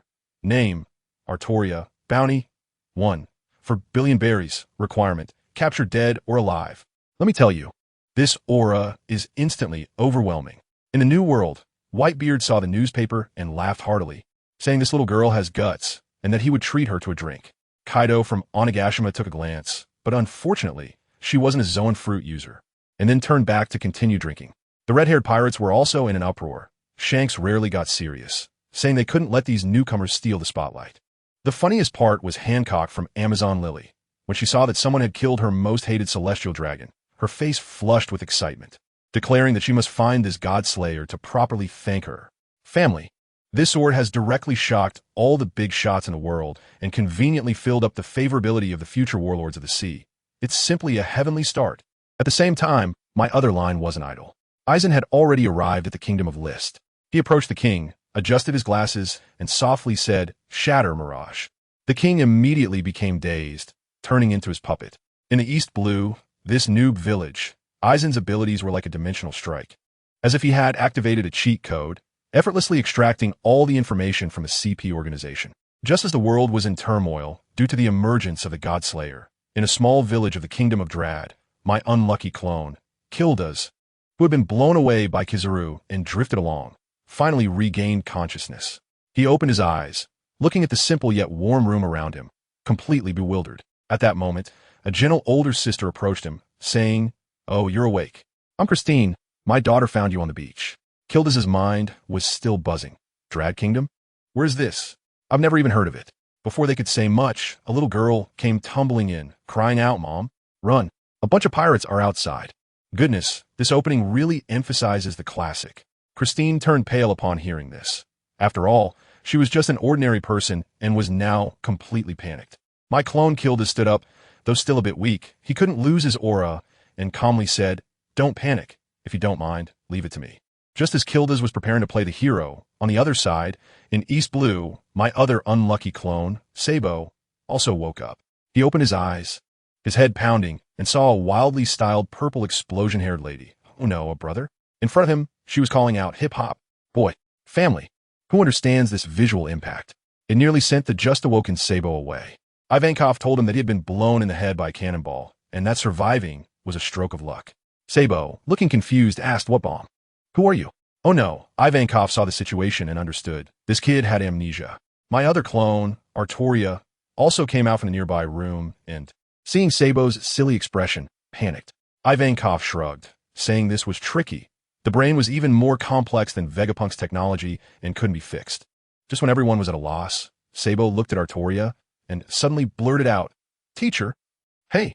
He still remembers me, Artoria, although he couldn't explain why. He felt a heavenly figure in his mind, and upon seeing Artoria in person, those two words just popped out. Ivankov explained on the side that this was called muscle memory. Oh no, it was deep memory, so even with amnesia, it was still imprinted in his subconscious. Artoria was decisive, directly playing along. "Yes, your name is Sabo, and I am your teacher." Now, their identities were directly bound. At that moment, Dragon also walked in and asked what they were planning. Let me tell you, Artoria is quite clever. She deliberately said she hadn't thought it through, playing a hand of retreat to advance, waiting for Dragon to take the initiative to invite her. Sure enough, seeing this top-tier combat force having nowhere to go, Dragon immediately extended the invitation. "How about joining our revolutionary army?" Success. Artoria pretended to think for a moment, then seriously shook hands with Dragon. Wandering swordsman, Artoria. Dragon also formally replied, "Leader of the revolutionary army, Monkey D. Dragon, welcome to join us." My various avatars each have their own ways of living. Gildarts is preparing to be a great hero. Artoria has joined the revolutionary army.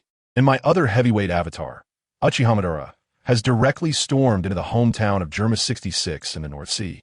Judge, Sanji's unfortunate father, saw Madara arrive and was quite polite. "Huh? You must be the famous Mr. Madara. I've heard so much about you." As a result, Madara simply nodded lightly, his gaze indifferent, as if he were looking at an ant by the roadside, completely disregarding this king. Judge was furious inside. If it weren't for the face of Impel Down, he would have called his clone army to fight. But he didn't dare. The Navy could still be reasoned with. But the people from Impel Down were the mad dogs of the world government, and provoking them could really flatten his country. So he could only hold back his anger and ask, "What brings you here, Lord Madara?" My Lord Ban is so direct. He opened his mouth and said, "I heard your weapon's quality is very high. Send me a batch. Can you believe it? Send." My Lord Ban relies on physical persuasion. Garci was furious and didn't say a word before making a move. And what happened? Haha, of course, he was the one who got educated. By the time he came to his senses, half of the Germa fleet was already destroyed, and the sea was littered with the parts of cloned soldiers. His few proud modified sons were also lying in pools of blood, uncertain of their fate. Ban released Susanoo and walked in scathe to the kneeling, begging Garci, saying calmly, "Can we talk properly now?" Garci regretted it deeply, crying and shouting that he would give anything. Only then did Ban speak. "I originally wanted to cooperate with you, but now I've changed my mind. Provide me with weapons worth 2 billion berries every month, and I will buy them for 10,000 berries. This is outrageous. This is not buying. This is robbing." And he left himself a fig leaf. While my clones were causing chaos all over the world government wasn't idle either. The Great Pirate Era was intensifying. The four emperors were almost gathered, and red-haired Shanks instantly defeated Silver Axe from the former Rocks pirates. The calls for his ascension to the throne were extremely high. The world government saw this was not good. The Navy was about to be overwhelmed. What to do? Let the pirates fight among themselves. Thus, the Shichibukai system was freshly created. Over at Mariowa, the five elders quickly drafted a list. Empress Hancock Crocodile, Tyrant Kuma, Moria, Doflamingo Mihawk, and the bounty of 530 million for the destroyer Gildarts. That's right. My clone who just woke up ready to be a hero was directly pre-selected as a candidate for the Shichibukai. Meanwhile, my other clones weren't idle either. Over with Aizen. In a kingdom in the EC, he smiled at a CP3 agent and said, "Don't be nervous, just borrowing your identity." As soon as he said that, the agent collapsed, and my favorite clone, Natsu, really made me proud. After Doflamingo defaulted on a previous deal, he came running to apologize. Not only making up for 2 billion, but also giving an extra 3 billion as a compensation gift, a total of 5 billion berries. When Natsu saw that mountain of money, his eyes lit up. 1 second he was cold-faced, and the next he was hugging Doflamingo's shoulders, shouting, "Good brother." This stunned Doflamingo, thinking how could this top powerhouse act like a dog that just found a bone? Turns out he is a money lover? That's great from now on. Just throw money at him. When the system panel here beeped, and I saw the 5 billion credited, I was overjoyed. Nas, my good employee, this immense fortune is all thanks to you. Just look at the lazy Hashirama in the advancing city. It's like heaven and earth. Speaking of the Deladrad kingdom, Gildarts listened at the door for a long time and finally understood. The one who saved him, Christine, turned out to be the princess of this country, who ran away from home 7 years ago. Now the country has been taken over by pirates, and her father, the king, is trapped. She was crying bitterly, determined to return and share her father's fate. The captain of her guard looked troubled and said the royal capital was surrounded like a steel barrel, and it was impossible to get in. At that moment, Gildarts, casually strolled in as if nothing was wrong and cheerfully asked, "If you don't mind, how about taking me along?" The guard captain took a good look and was so shocked he almost knelt down. "Why, you are Lord Destroyer." Christine still looked confused and asked if Gildarts was famous. I raised a finger to indicate a tiny gap and casually replied, "Just a little bit of fame." After I thought about it, this is a great opportunity. Let Gildarts help the princess ascend to the throne, and I will have a stronghold in the new world, right? Isn't this faster than being a pirate? Let's do it. The one who worries me the most is that person in Impelled Down. With Uchiha Madara gone, Senju Hashirama has completely let loose.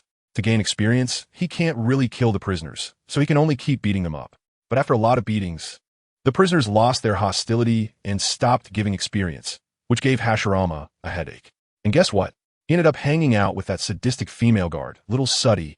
Little Suddy keeps coming up with all sorts of unheard-of ideas for him, and the two of them are studying how to torment the prisoners to generate the most hostility. I'm telling you, everyone in Impelled Down sees Hashirama now as if they've seen a ghost. It's all about the perverse companionship. As for me, in Frost Moon Village in the EC, I was guiding Kuina in sword training, casually using Zoro as a live target, giving him a swollen head. Zoro was so angry that he yelled and, unable to defeat me, could only leave with a few harsh words. But he ran too fast and bumped right into someone. Bouncing back, that person was dressed in a green robe, standing still, smiling as he helped Zoro up. I took a look and thought, oh, an unexpected guest has arrived at the dojo. So I walked over and asked, "Who are you?" The person smiled slightly. "I am an old friend of your master, here to catch up with him." Let me tell you, this person had tattoos on his face, and the smile he had was incredibly meaningful. My mind went blank. Does anyone in the family understand?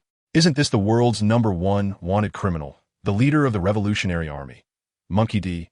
Luffy? How did he end up in our little rundown dojo? I was still in a daze when my master's voice drifted over from behind. "Mushiwa, go brew a pot of tea." My master, Shuang Yue Jingsalang, came out as if nothing was happening. When he saw it was an old acquaintance, he was so calm and directly sent me away. Later, I learned that there was more to it than met the eye.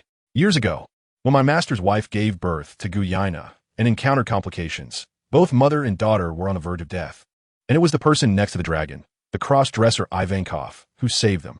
This was a huge favor, and my master had vowed back then that as long as the dragon spoke, he would risk his life to help. My master directly invited the person to the backyard for a private talk. I brought in the tea, poured a cup for each of them, and was promptly dismissed by a glance from my master. This matter was too significant.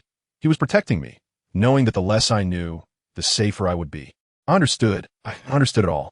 As soon as I came out, Kuina approached me like a little spy and asked, "Big brother, who are those people?" Can I say? Dare I say? I directly poked her forehead with my finger to change the subject. Never mind that. Do you remember the sword techniques I taught you just now? Hurry up and practice, or that green algae head Zoro will surpass you. The little girl mumbled and ran off to practice her swordsmanship, knowing that once I made that move, even the king of heaven couldn't get a word out of me. In the backyard, Long was also a straightforward person. It seemed like the supply issue had been resolved, and he was in a good mood, so he started chatting with my master. As they chatted, the topic eventually turned to me. He actually took a liking to me and wanted to recruit me. Let me tell you, the way he looked at me was just like an HR manager eyeing a potential star. My master is also an old fox. He squinted his eyes and smiled, saying, "The child has grown up. The road must be walked by oneself." This statement was like kicking the ball directly to me, meaning, you go ask for yourself. And if he agrees, I have no objections. With permission granted, Long came to me with great confidence. He immediately started painting a grand picture, talking about how the world is vast, with the Fishman Island at a depth of 10,000 meters, the Sky Island at a height of 10,000 meters, and the giant and small races. His demeanor was like that of a travel blogger who wants to showcase the most popular destinations in 2025, almost ready to present me with a PowerPoint. Finally, the climax came. So how about it? Join us, and I will take you to see this magnificent ocean. At that moment, I had just one expression in my heart. Subway, old man, phone.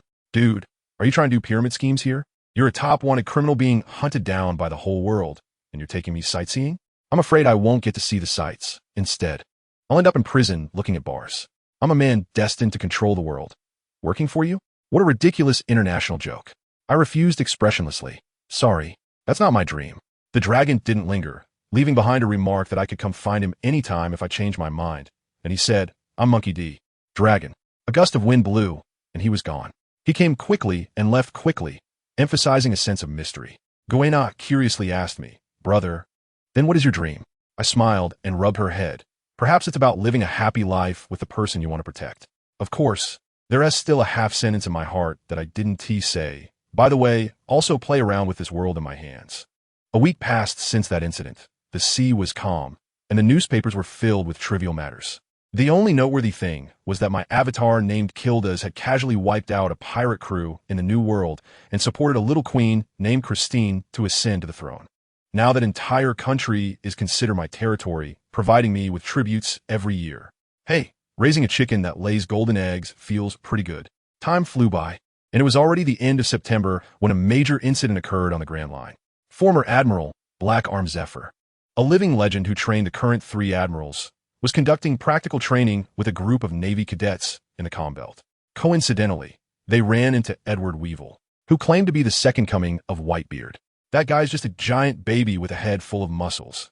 After being coaxed by his mother, saying there was good food on the warship, he rushed up without a second thought.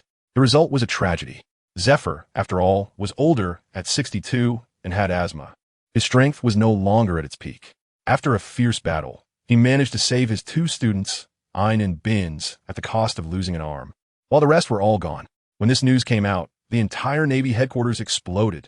Kizaru rushed to the hospital to see him, and looking at his former mentor, who was once as strong as a monster, but now could only lie in a hospital bed with tubes, he was speechless for a long time. Fleet Admiral Sengoku was so furious that he smashed his desk in the office, almost wanting to personally go and capture Weevil to chop him up. In the end, there was no choice but to issue a bounty. Edward Weevil, bounty of 480 million, dead or alive. I saw this news in the EC and felt a wave of emotion. Heroes in their twilight. Time is ruthless. But then I thought, I'm only 12. Why be sentimental? This old man with white hair, apart from being a bit strong, is as clueless as a rock. Perfect. I can use my newly created clone to show him off and gain some reputation. Just in time, October 1st has arrived. Let me tell you, the first day of every month is my carnival day. The system shop has refreshed. I opened it and wow, it's a treasure trove. There's the Fishman lineage, alien nemesis, the big sword shark skin, the ghost shadow mask, and even advanced 2-color hockey. Then I looked at my balance of 5. 1 billion berries. And I made one move. Select all, purchase. Ding, ding. The system leveled up twice. Awesome. I directly gained 2 chances to create clones. Alright, let's get to work. The first one is decided. The tailless beast, Kisame Hoshigaki.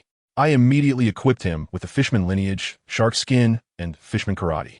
A muscular man with blue skin and fish gills appeared before me. I thought, isn't this guy a fishman in the original story? His looks are spot on. With him, the sea will be my domain. For the second clone, I decided to go with a technical style, Might Guy Kakashi Hatake. I equipped him with the Hatake swordsmanship, and also gave him the law of all things talisman that temporarily nullifies devil fruit abilities. The best part is I also got him the Ghost Shadow Mask, which can infinitely summon shadow ninjas. A top-tier assassin who can pull out an entire ninja army anytime, anywhere has been born. Looking at him, I already had a small goal in mind. To those so-called kings in the underworld, your emperor has returned. I didn't waste the remaining good items either. I gave the moonwalk from the Navy's 6 styles to Gildarts, so he could fly. The intelligence-boosting book went to Aizen, making his hypnosis even more powerful. And I directly tossed the advanced 2-color haki to that battle maniac, Kenpachi Zaraki. Perfect. While I was expanding my ambitions, my clone and impelled down, Hashirama Senju, also began to take action. He went directly to ask the Warden Magellan for leave. Wow, Magellan was having a stomachache at the time. His face was purple, and when he heard it was just for this trivial matter, he almost spat out, roaring at him to get lost. So, Hashirama swaggered out with a team of guards, taking a warship out to sea. Meanwhile, Dragon was also busy over in the South Sea, giving an incredibly exciting speech, officially declaring war on the world government. The amnesiac Sabo was listening from below, feeling incredibly inspired and finding a new direction in life right then and there. The whole world began to stir. I couldn't sit still either. The East Sea was getting boring. I had to send my clones to other seas to stir up some trouble. My new assassin, White Tooth Tsukumo, directly parachuted into the West Sea, where the mafia runs rampant. He didn't waste any time and immediately targeted the 8 treasure navy of the Flower Kingdom. Of course, avoiding the strongest old man, Green Pepper, and specifically attacking his subordinate's navy for assassination. In no time, the name of White Tooth echoed throughout the West Sea, and everyone knew that a fierce person had come who dared to stir trouble in the Flower Kingdom. That's right, the first step was to make a name for himself, to stand above them and establish his reputation. However, just as this reputation was being established, let me tell you, trouble came knocking at the door, and it was a heavyweight. Just as Tsukumo was standing there, a loud and arrogant voice came from behind. Hey, are you that White Tooth? I turned around and saw a muscular man who looked like he had just taken protein powder, with a tiger back and a bare waist. His arms were thicker than my thighs, and he had a face that seemed to say, I can take on 10 people. The passers-by, upon seeing him, ran away screaming as if they had seen a ghost, shouting, the crazy Zag is out, run. Oh, it turned out he was a deputy leader of some third-rate water army under the 8 Treasure Army, famously known for his madness. Just a few days ago, he had gotten drunk and wrecked several streets, and he had just been released. I thought to myself, isn't this a lucky coincidence? Just when I needed a stepping stone, here he was delivered to my doorstep. The corners of my mouth beneath the mask stretched into a grin. Fine, I'll use you as a sacrifice. The scene shifted, and let us take a look at the Grand Line, over at the side of the world government. The big lady, Charlotte Linlin, the giant baby, was going wild again. Mama, mama, mama. I want new desserts, ones I've never had before. Her eldest son, Perispero, was sweating profusely, trying to calm her down as if soothing an ancestor. Mom, don't worry, it's on the way. He was afraid that if he was even a second late, her hunger pangs would wreak havoc across the entire island. As a result, the head chef, Old Bread, pushed in a cart full of cakes. The moment Big Mom saw them, they were the same old ones, and she immediately became unhappy, pouting, and ready to go berserk. Just then, her son Snag, the future star, had a flash of inspiration and dashed out to say he would go get new desserts. Where is he going? To the Kingdom of Drad, to a place called Water Tower Town. Another star, Smoothie, asked him about it, having never heard of it and not taking it seriously. Little did she know, he was about to hit a brick wall. Meanwhile, at Mariehua, the 5 old men were having a meeting. The bald one slammed the table, his beard bristling with anger. The Revolutionary Army has overthrown 3 countries in the South China Sea. What is your intelligence department doing? Bunch of useless fools. The blonde one was also displeased. Why are you yelling so loudly? Those revolutionaries are as cunning as mice. Is it our fault?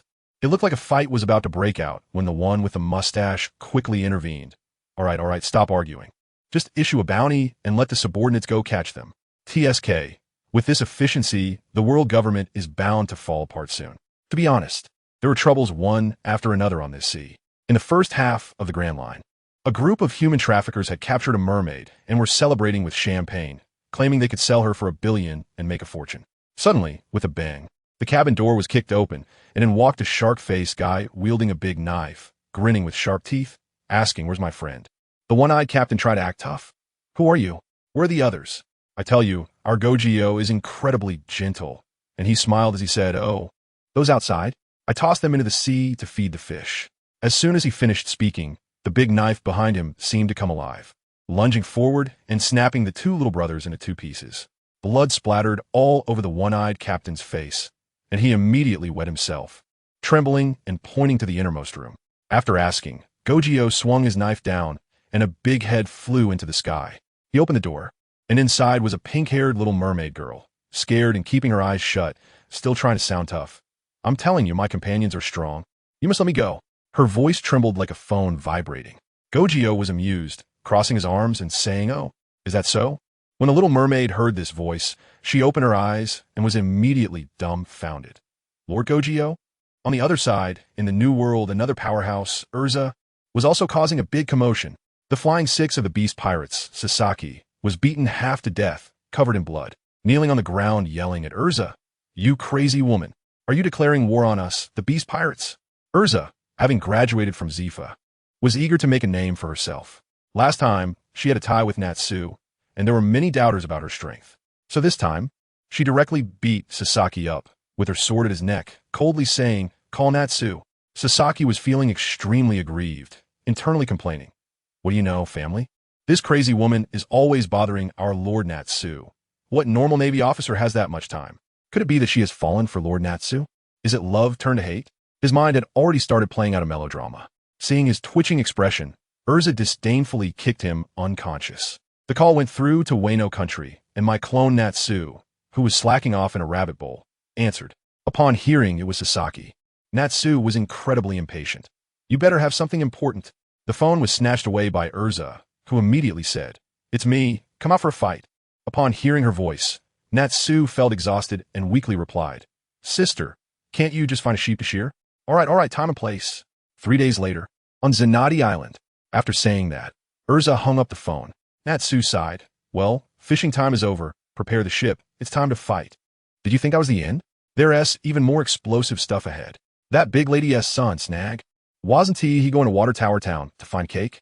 What a coincidence. Shanks was also there buying a cake. He had just placed his order when some pirates came to cause trouble. But the town's residents remained calm, saying, "We have the destroyer protecting us. It's just a small scene." Shanks immediately became interested. Sure enough, within 2 minutes, there was no commotion outside.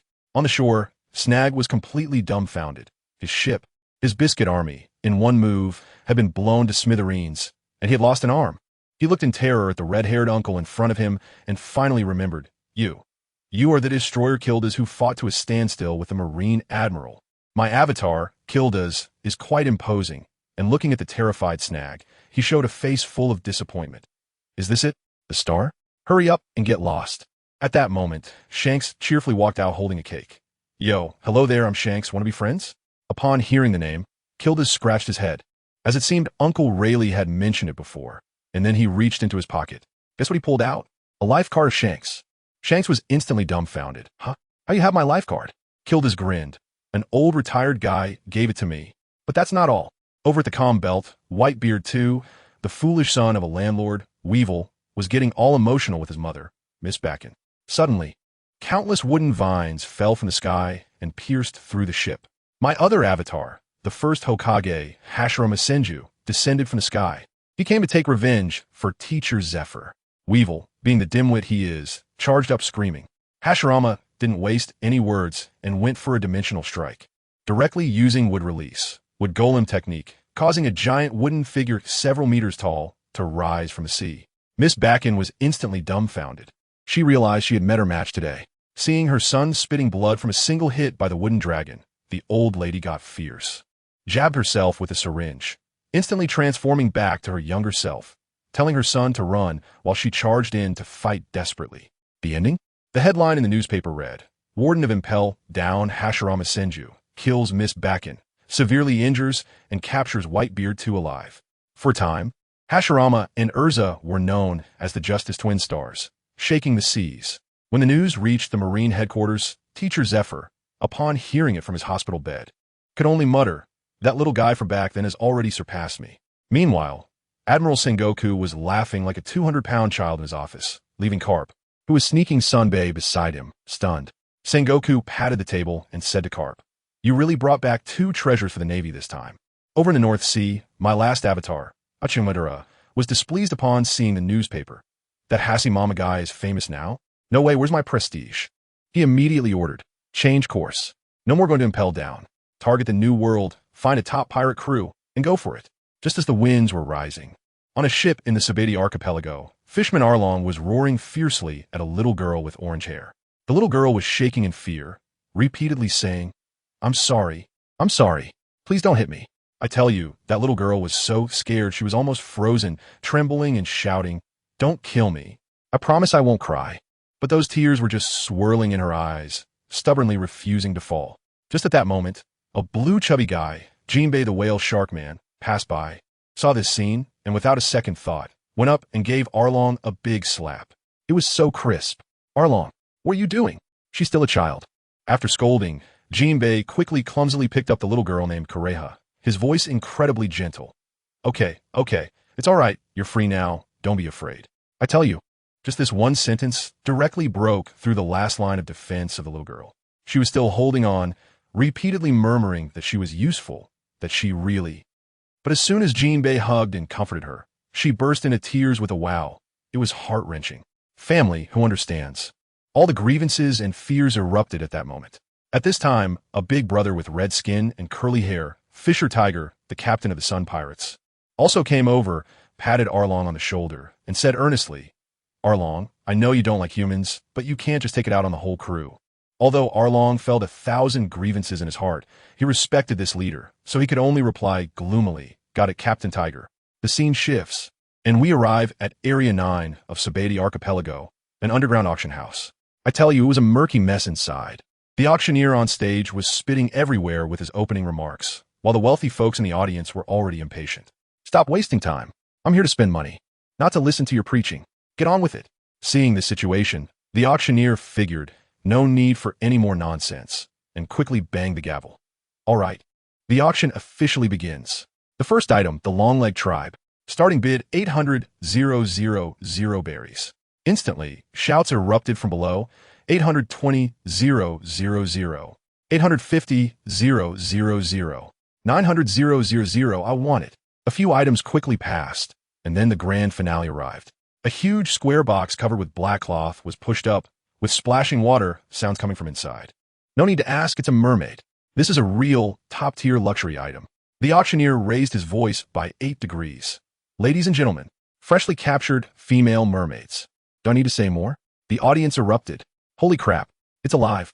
It's a woman. I must have a taste today. Just because of you? Get out of the way." The entire venue was like it was about to blow the roof off, and the auctioneer, satisfied, knocked the gavel. "Ladies and gentlemen, starting bid, 100 million berries. 100 million and 100,000. Get lost, you paupers. I bid 110 million. 120 million. The prices skyrocketed like they were on a rocket. Just at the peak of excitement with a loud bang, the door of the auction house was kicked open from the outside. Damn, the whole place instantly fell silent, as if someone had pressed the pause button. As the smoke cleared, a muscular man with a shark face and blue skin stood at the entrance, wielding a large knife. Who is he? It's our very own Kisame Hoshigaki. He was originally on his way to Fishman Island, but halfway there he heard that someone was auctioning off a mermaid. Thinking this was the perfect opportunity to gain some reputation, heroically saving a damsel in distress, all in one go. The henchmen in the auction house immediately grabbed their weapons, pointing knives and guns at him. The auctioneer was furious. Who dares to cause trouble here? Kisame grinned, exposing his sharp teeth, and spoke with a voice as cold as ice. Now, hand over that mermaid, and I might consider leaving you all with intact corpses. The auctioneer initially thought it was some big pirate trying to blackmail them. But when he took a closer look, he realized, oh, it's just a fisherman. His eyes turned, and he suddenly came up with a clever idea, shouting to the wealthy guests below, "Ladies and gentlemen, the guest who bids on the mermaid today will receive this troublemaking fisherman for free as a bonus." What a convoluted way of thinking. A rich woman weighing hundreds of pounds immediately drooled and shouted, "Yes, this fishman looks strong. I want him." Upon hearing this, Kisame frowned and then smiled even wider. "I've changed my mind. None of you here are leaving today." At this moment, in the water tank, a purple-haired, love-struck beauty mermaid was gazing at Kisame with starry eyes, her heart racing. "Mom, I found him. He's my hero." Just as a fierce battle was about to break out in the auction house, on the ship of the Sun Pirates, Jinbei also noticed the commotion on land. "Captain Tiger, look, the Navy is chasing our fellow fishmen." Fisher Tiger immediately looked in the direction he pointed, and sure enough, a group of Navy soldiers was chasing a fishman and two mermaids. He decisively ordered, "Not good. It's our comrades. Let's hurry to support them." Upon hearing this, Arlong's eyes turned red, excitedly shouting, "Got it, Captain. Just some humans. Leave them to me." Back to Kisame's side. He was about to be surrounded by the Navy along with a rescued purple-haired mermaid, Bluno, and another pink-haired mermaid, Talina. He decisively said, "Talina, take Bluno and go first. I'll hold them off." Talina hesitated for a moment, but Bluno looked at her with admiration. "Talina, we will only be a hindrance here. You have to trust Lord Kisame. He is our hero." Kisame was taken aback for a moment, thinking, why does this girl have so much confidence in me? But he quickly echoed, "That's right, trust me. I am invincible at sea." But they were still a step too late. Navy Vice Admiral Magus had led his men to surround them. Just as they were in a dire situation, suddenly a commotion broke out from the rear of the Navy. "Boom! Bro, don't be afraid. We're here. The Sun Pirates have arrived." Meanwhile, in the distant West Sea, a short, stout man with a cigar, Capone Beach, was sizing up a silver-haired man wearing a mask in front of him. "So you're the recently famous White Fang?" The man known as White Fang, Tsukumo Hatake, didn't even raise his eyelids, coldly spitting out 4 words, "Target, deposit." "I'm telling you, this style is top-notch. To be a killer, you have to be this cool. Less talk, less action. Just get all the people who know your intel to report." Capone Becky was left frustrated, but didn't get angry. He signaled his men to hand over a box of money and some intel. He extinguished his cigar, his eyes turning fierce. "For each person on this list, it's 20 million Bailey for a kill. If you take them all out, I'll add another 400 million on top." Shuo Mao glanced at the list. Good heavens. It's all core members of the other 4 mafia families in the West Sea. Capone Becky wants to make a big move and unify the West Sea in advance. But that has nothing to do with Shuo Mao. Just take the money, do the work, and gain experience. It's that simple. No problem. He accepted the deposit and the list, nodding lightly. Seeing that the deal was done, Capone Becky was in a great mood and smiled, reaching out for a handshake. What happened? Shuo Mao ignored him and turned to leave, instantly disappearing from view. Capone Becky was furious, but he didn't explode. He just lit another cigar and instructed a figure in the corner shadow. "Go, spread the news that White Tooth is about to make a move. This old man wants to play a game of Mantis, stalking the cicada, letting the killer and the enemy fight first so he can watch the show." But he didn't notice a flash of red light in the corner of his room. Let's shift our view to the New World, a gambling island called Zinity. In a casino, a blind old man wearing a purple kimono with an X-shaped scar over his eyes was playing dice. The dealer, seeing he was blind, shamelessly cheated. "Roll. 4, 4, 5 big. Oh, old man, what a pity you bet on small." In reality, the old man had indeed bet on big. The old man wasn't angry and laughed, saying, "Oh, looks like my luck isn't too good. Let's try again." This time he put all his money on big. The dealer opened the dice cup, revealing 4, 5, 6, a sure big. But he immediately said, 1, 2, 3 small. "Ha ha, old man, you've lost everything." This time, the smile on the blind old man's face vanished. "Really? I don't think so." He slowly stood up, his pale eyes seeming to open a crack. Although he couldn't see, his heart was as clear as a mirror. "There are far too many dirty scoundrels in this world that are hard to look at." Saying this, he pulled a knife from his blind cane. The dealer wanted to curse. "Who are you, blind man?" Before he could finish, a wave of invisible air exploded from the blind old man. Boom! With a loud bang, the ground around him sank several dozen centimeters. The dealer, along with the gambling table, was crushed into the ground, turning to dust. The entire casino fell silent. The blind old man sheathed his knife and sighed. "Sigh, where is the justice in this world?" After saying that, he walked out step by step, tap, tap, tap. At the port of this island, the atmosphere was equally tense. A red-haired female Navy officer, Elusa, was standing there, surrounded by several incapacitated pirates. The surrounding pirates were trembling in fear, whispering, "How did the Navy Rising Star Sword dancer end up here?" Elusa paid them no mind. She had only one target. In the distance, A large ship with a dragon head was approaching. On board, a man with a hooked nose, Natsu, was instructing his men. Dopin. Remember, once we land, take advantage of the chaos to rescue Sabo. Then you all leave, don't worry about me. It turned out Alusa had captured the beast pirate Sabo, and Natsu was there to rescue him. After finishing, Natsu spread a pair of huge dragon wings wrapped in flames behind him and flew directly towards the port. Alusa felt the intense heat in an instant and told her soldiers, "He's coming. You all retreat and protect yourselves." Then she added, "Leave Sabo there and unlock his sea prism stone handcuffs." Although her men were confused, they complied. The discarded Sabo felt his strength slowly returning while lying on the ground, cursing inwardly. Natsu descended from the sky, teasingly saying, "Alusa, you really are persistent. Chasing me for so long." Hearing this, Sabo's brain crashed. What? Chasing? Oh no. I hope I didn't hear anything I shouldn't have, and am going to be silenced. Alusa was too lazy to waste words with him and drew her sword. "This time, I won't let you escape. Let's see about that." Ice wheel dance. Flame dragon's claw. Ice and fire collided violently, instantly creating a large amount of steam. With one hit, they were evenly matched. Just as they were about to get serious, the blind old man walked leisurely into the battlefield with a smile, leaning on his cane. This power, could you be the legendary fire dragon Natsu? Both Natsu and Alusa were stunned. Natsu, being polite, responded, "That's me, old man. Who are you? We're in the middle of a fight. You should move aside." The old man not only didn't move, but asked him, "Young man, you clearly have a pure heart. Why do you choose to be a pirate?" This question stumped Natsu. He couldn't just say it was the captain's arrangement, so he could only sigh. "Old man, everyone has their own difficulties."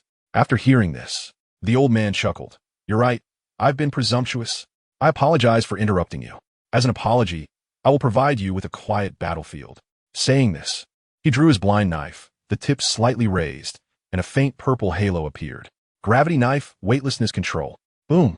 Amidst the astonished gazes of everyone, the entire port of Zenity, along with Natsu and Alusa, actually floated up. Sabo, at the edge of the ground, looked at the rising land, stunned. Damn. After this, I'm never going back to the sea again. The outside world is full of monsters. After finishing all this, the old man slightly bowed and turned to leave as if nothing had happened. In midair, Natsu looked at Alusa and tentatively asked, "Are we still fighting?" Alusa also felt it was pointless. If you unleash a big move, you can leave. There needs to be an explanation. "All right, let us do it." Thunder Flame Dragon Mode. Transform Dragon. Armed. 10,000 swords returned to the origin. Two destructive energies exploded in the air, illuminating the entire sky. The next day, the newspaper headline read, "The Beast Pirate Supernova Fire Dragon Natsu was defeated and fled in panic by the Navy Rising Star Sword Dancer Alusa at Zenity Island." Alusa's fame skyrocketed, subtly becoming a leading figure of the younger generation in the Navy. On the other side, aboard the Sun Pirate ship, laughter and joy filled the air. Jinbei gave a thumbs up to Jinbei. "Brother Jinbei, you're amazing." Fishman Hachi was dancing with excitement. "You single-handedly stormed the auction house to save people. That was so cool." The rescued purple-haired mermaid, Brino, was practically hanging on Jinbei, her eyes full of admiration. Yes, my lord Jinbei is the best." The pink-haired mermaid, Talina, was also tightly hugging Jinbei's other arm, looking proud. Captain Tiger watched this lively scene with a smile of satisfaction. This is what he dreamed of, that all fishmen could live carefree under the sun. He looked over at the lonely and timid little human girl, Keela, in the corner and called her over to celebrate together. The ship's doctor, Aladdin, asked Kinemon about his next plans. And Kinemon said he wanted to visit Fishman Island since it was his long-lost hometown. Tiger immediately decided that after sending Keela home, he would have Jinbei accompany him. Just as the winds rose and the sea became tumultuous, and everyone was taking action, a significant event occurred in an office of the CP3 branch in the East Sea. The branch's deputy chief, a bald man, was clutching a knife wound on his chest, looking incredulously at the young man in front of him, who wore glasses and had a smiling demeanor. I'm the deputy chief." The young man, Aizen, adjusted his glasses and said in an extremely innocent tone, "What are you talking about? You are a spy planted by the Revolutionary Army in the EC, threatening the rule of the world government." He then turned to the already dumbfounded branch chief beside him and said, "Chief, I didn't expect the CP3 to be infiltrated to this extent. What a dereliction of duty. Why not let you personally take down this traitor and redeem yourself?" The deputy chief panicked, pointing at Aizen and shouting, "Impossible! You're talking nonsense. I see you as the traitor. Chief, you must not be deceived by him." Thud! The sound of a sharp weapon piercing flesh. Before he could finish his sentence, his most esteemed chief had already stabbed him through the heart. Why? Even in death, he couldn't understand how he had been exposed. I tell you, this guy's eyes were wide open, not closing even in death. And what about Aizen? He was still there laughing, looking harmless as he turned to the already stunned minister and ordered, "Hey, minister, well done. Now, put in some effort and write a report." Goodness, he had already prepared the content of the report for him. Just say that there was a Revolutionary Army spy within our CP3 named Usman. Yes, the deputy minister you just killed. While fleeing out of fear of punishment, he was personally executed by your wise and mighty self. Can you believe this? Killing someone and still making them write a letter of commendation for you. It's ridiculous. The minister, like a marionette, had a blank look in his eyes and merely replied, "Understood." Kenpachi Zaraki beside him looked dumbfounded, puzzled, thinking what's going on? Is the credit just given away like this? He couldn't understand, but he didn't care. He had only one thought. Aizen, when will it be my turn to fight? My sword is almost rusty. He didn't want to stay in this small dark room watching you all play these damn power games anymore. It was giving him a headache. Seeing that the battle-crazy Kenpachi was about to lose control, Aizen unusually explained a bit more. Don't be anxious. The CP organization is the eyes of the world government. Solidifying our identities isn't that simple. This is just the first step. He patted Kenpachi, reassuring him. Soon, very soon, it will be your turn to slash to your heart's content. After saying that, Aizen directly sat down in the minister's seat, exuding an overpowering aura. Although Kenpachi still couldn't wrap his head around it, he calmed down upon hearing there would be a fight, feeling frustrated and kicked Usman's corpse with a bang, cursing. TCH, what a hassle. The scene shifted to the East Sea. Jagger was counting the accounts. His subordinate, a guy named Winter, who was already chubby, had gotten even rounder since following Jagger, rolling in with a shiny face. Lord Jagger, you called for me? Jagger didn't even lift his eyelids, counting the berries in his hand, and asked sarcastically, "Oh, Winter, living well lately, almost fat as a pig?" Winter, while wiping sweat with a handkerchief, nodded and bowed. His flattery was practically textbook level. "Hey, it's all thanks to you. Without you, we'd still be bullied by those nobles. How could we have today? We are truly grateful to you. Is that so?"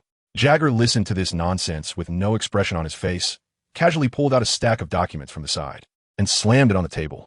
Winter was puzzled, picked it up, and upon a glance, his face turned pale as blood drained away. His legs went weak, collapsing directly to the ground.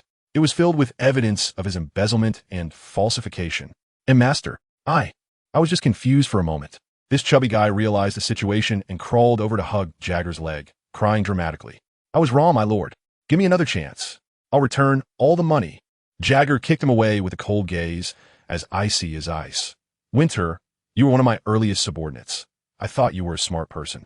Unfortunately, you had thoughts you shouldn't have entertained. You should know the consequences of betraying me." This chubby guy was quite a character. After being kicked to the corner, he still wanted to kowtow to beg for mercy, but due to his large belly, he couldn't reach the ground, wobbling back and forth like a weeble. Both comical and pathetic. Jagger was too lazy to look at him again, speaking to the shadow in the corner. "Van Oka, handle the people on a list. All right, take this fat pig with you too." Winter then realized that there was someone else in the room, a young man wearing a strange hat and holding an extremely long sniper rifle. His eyes filled with a sense of world weariness. Looked to be only 17 or 18 years old. Winter still wanted to plead for mercy, but then he heard a gunshot, and the world went quiet. The young man named Van Oka blew the smoke from the gun muzzle, bowed slightly to Jagger, then picked up the rifle in one hand and dragged Winter's corpse with the other, like dragging a dead dog, and walked out. Once he was far away, Jagger, without raising his head, said again, "Go clean out Winter's assets." But there was clearly no one left in the room. Meanwhile, in Shuangyue village, my side had the System S notification sound ringing. Ding. Hatake Sakumo sacrificed one. 3 billion berries. Goodness, that efficiency. The shadow troops I sent to Jagger were simply professional. Stealth, reconnaissance, raiding, one-stop service, and within a few days they had thoroughly investigated all the corrupt individuals in the trading company, and their assets were all packaged and sent over. To be honest, I established this trading company just to create a stable cash flow. They make money with me, and I don't mind at all. We all get rich together. But these fools dared to collude with outsiders, falsify accounts, and set their sights on me. Family. Who understands? Greed is insatiable. The money they earned was enough for them to spend for several lifetimes, yet they still had to court death. That guy Jagger has a sense for money sharper than a dog. He had already sensed something was off, but without evidence, he couldn't act, fearing internal strife. Upon hearing this, I directly had Tsukumo send a shadow ninjas over, and sure enough, all the evidence was in place. However, it must be said that the two lines of Jagger and Tsukumo are destined not to be in the open. One is a future business giant in the East Sea, and the other a future underground emperor in the West Sea. If they openly joined forces, the CP agents of the world government would probably come knocking every day. So, they can only cooperate secretly at times like this, quietly making a fortune. This also serves as a reminder to Jagger not to underestimate human greed. On the Grand Line, aboard the Sun Pirate ship, Jinbei shouted to Fisher Tiger, "Brother Tiger, ahead is Carla's hometown."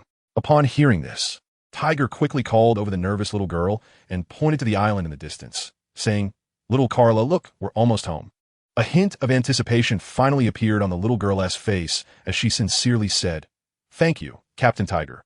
In the New World, at Whole Cake Island, Big Mom was once again having a food crisis, and the cake in front of her was dwindling. Her eldest son, Perispero, was sweating profusely, shouting at his younger siblings below, "Where's that idiot Snag? Where did he run off to?" The eldest daughter, Compote, looked aggrieved. "Big brother. It was him who was whispering to you before he ran out." How would we know?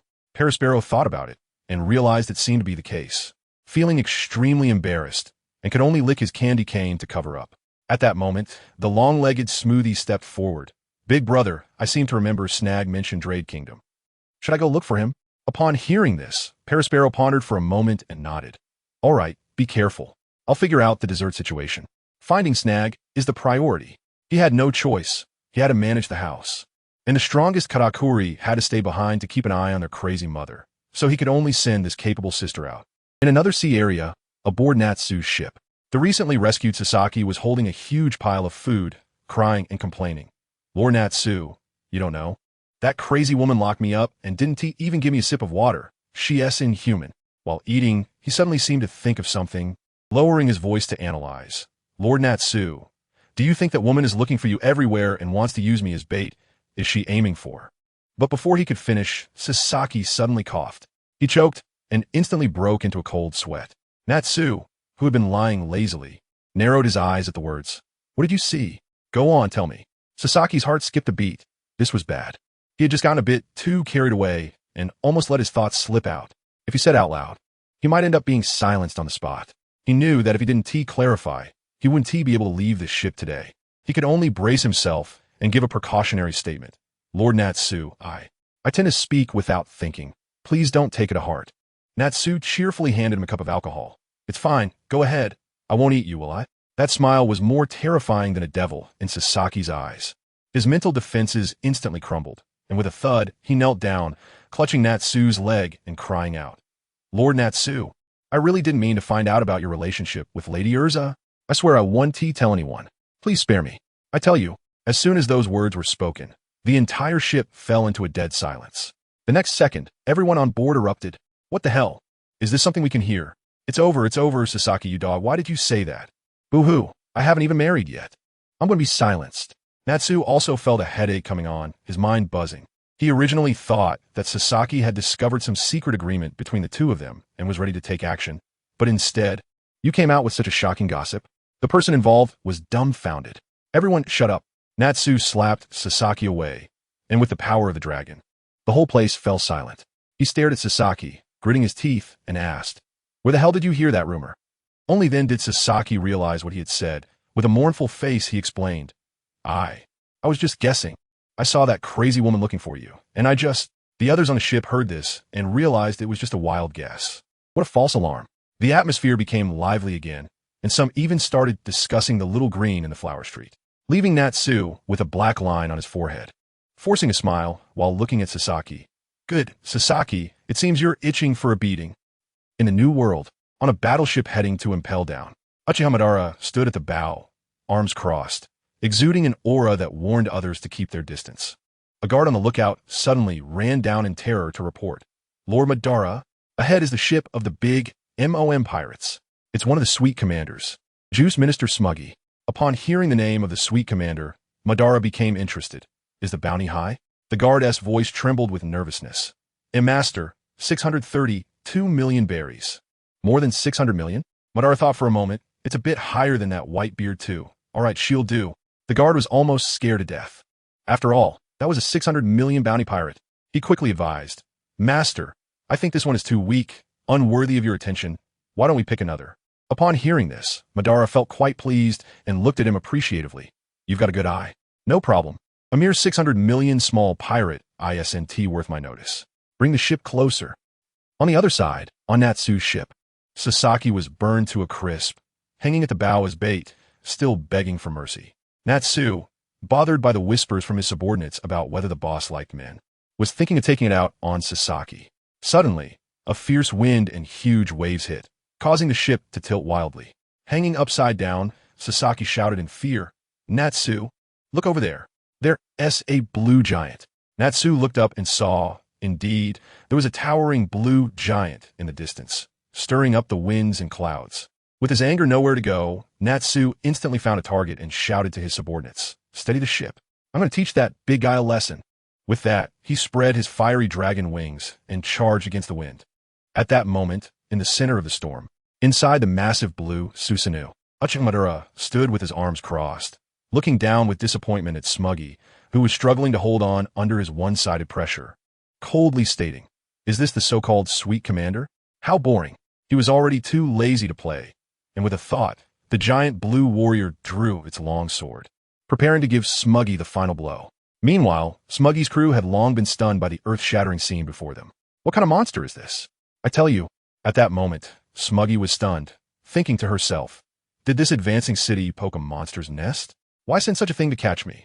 Seeing that fighting was definitely out of the question, she gritted her teeth and stomped her foot, deciding to fight to the death. She suddenly turned around and said to her little brothers, sorry, brothers. Then with a whoosh, she directly drained all the moisture from her subordinates' bodies. Family, who understands? It was like a live demonstration of a giant human juicer. The moisture gathered to her body, and good heavens, she inflated like a balloon, bursting up to 15 meters tall, and her knife grew larger too, turning her into a juice giant. I tell you, an average giant is only about 12 or 13 meters. With her physique, she could be considered a little Yao Ming among giants. But the problem was, what was standing opposite her? It was Uchiha Madara's complete Susanoo. That blue giant stood there, making Smuggy, this juice giant, look like a figurine, simply ridiculous. Madara couldn't even be bothered to talk. The giant sword made of flames came crashing down directly. Smuggy could only brace herself, raising her long knife entwined with water to meet it. With a loud bang, the result was obvious. In terms of size and weapon quality, it was a complete crushing. Smuggy was like a punctured water balloon, spitting out a mouthful of old blood, instantly returning to her original size, and worse. She found that her juicing ability had been sealed away. It's over, barbecue. With her body all torn up and unable to muster any strength, Smuggy despairingly leaned against the deck, watching as the blue giant raised its hand again, resignedly closing her eyes. Her mind started racing through memories, thinking about how although her mother wasn't a good mom, her siblings were quite good, and how she wouldn't be able to protect them anymore. At this critical moment, a familiar voice suddenly exploded. Hey, that big guy. It's not too late to roll now. Smuggy suddenly opened her eyes wide, thinking, who is so brave? Upon focusing, she realized it was the fire dragon Natsu from the Beast Pirates. How'd you end up here? In that moment, Smuggy looked at Natsu, who was less than half her height, and for the first time thought, this man is simply 2 meters 8. Let me tell you, these two actually know each other. Smuggy's brother, Katakuri, is a total otaku, so most of the external business for the Big Mom Pirates is handled by Smuggy. Coincidentally, the two main figures of the Beast Pirates are also otakus, so most of the external dealings on Kaido's side are taken care of by Natsu.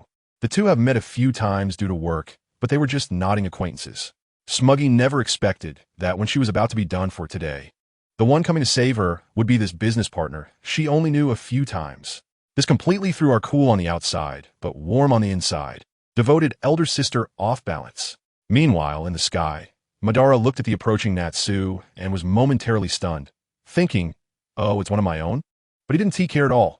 After all, they were on different sides now, and it was just the right opportunity for him to test if this kid was worthy of being on his level. Madara's Chinibyu spirit ignited, and he opened his mouth to say, "Fire Dragon, Natsu, do you want to dance too?" Just that one sentence ignited Natsu's fire. Let me tell you what Natsu was originally thinking. He was thinking, hey, it's my own people, so let's put on a show. I'll pretend to save Smuggy, and later when I talk business with the old lady group, it'll be a personal favor, right? I can easily scrape some profit from the deal, and my KPI will skyrocket. But then, Ban came up and asked him if he wanted to dance. This is really something that can't be tolerated.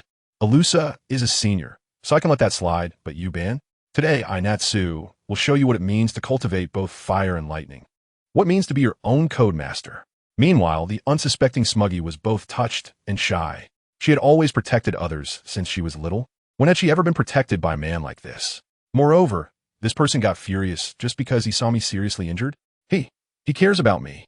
In an instant, this aloof queen's cheeks flushed, her ears burning, and her bright blue eyes were filled with a fiery red figure soaring in the sky. Sister, wake up. He.S. just venting his frustrations from work on you. This is pure workplace bullying retaliation. Up in the sky, Natsu couldn't care less. He directly activated his strongest mode, transforming into a 10-meter-tall dragon man. His left hand gathered blazing flames, while his right hand shone with terrifying thunder. He raised both hands above his head, and with a crackling sound, fire and thunder intertwined, forcibly creating a knight's spear several dozen meters long. The spear's tip was so powerful that even space began to warp. When Ban saw this, he was surprised. Oh, are you serious? His expression became serious, and with a fierce output of his ocular power, he unleashed the Susanu's 10-fist sword. Ultimate control, Thunderfire Dragon Spear. Complete body Susanu, 10-fist sword. Boom! The two forces collided, lighting up the entire sky as bright as day. The terrifying shockwave directly lifted the sea surface. Meanwhile, in East Sea Frost Moon Village, our real boss, Mushiue, was looking at the system panel in front of him, with a huge question mark slowly floating above his forehead. Ding! Uchiha Ban defeated Charlotte Smuggy. Ding! Uchiha Ban and Natsu engaged in combat. Ding! Uchiha Ban severely injured Natsu. What's going on? Why are these two employees fighting each other so fiercely? Mushiue flipped through the records in front of him and found two prompts. Clone Natsu entered an angry state. Clone Natsu fell into a furious state. This is strange. Aren't clones supposed to be emotionless tools? The system immediately explained, saying that it's essentially because you installed a high-end AI emotional simulation package for them. As they level up, this AI's computational ability becomes stronger, making their performances increasingly realistic, infinitely close to the personalities you set. Mushiue listened for a long time. So what's the difference from having emotions? System. The difference is huge. This is a simulation. Host. You can modify their personalities at any time, and if you're not satisfied, just reset with one click. Mushiue understood. It's like a super AI. But as long as you don't know the details, it's no different from a real person. He thought this was pretty good.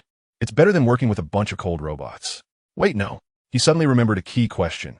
System, since emotions can be simulated so well. What did you mean when you said clones have no gender characteristics? The system began to parse words again. Please note, host. It's not that they have no gender distinctions, but they do not have gender characteristics. Mushiue, elaborate. System. After the clones are created, they have fixed gender characteristics. Although they lack reproductive abilities, they can still perform the necessary actions.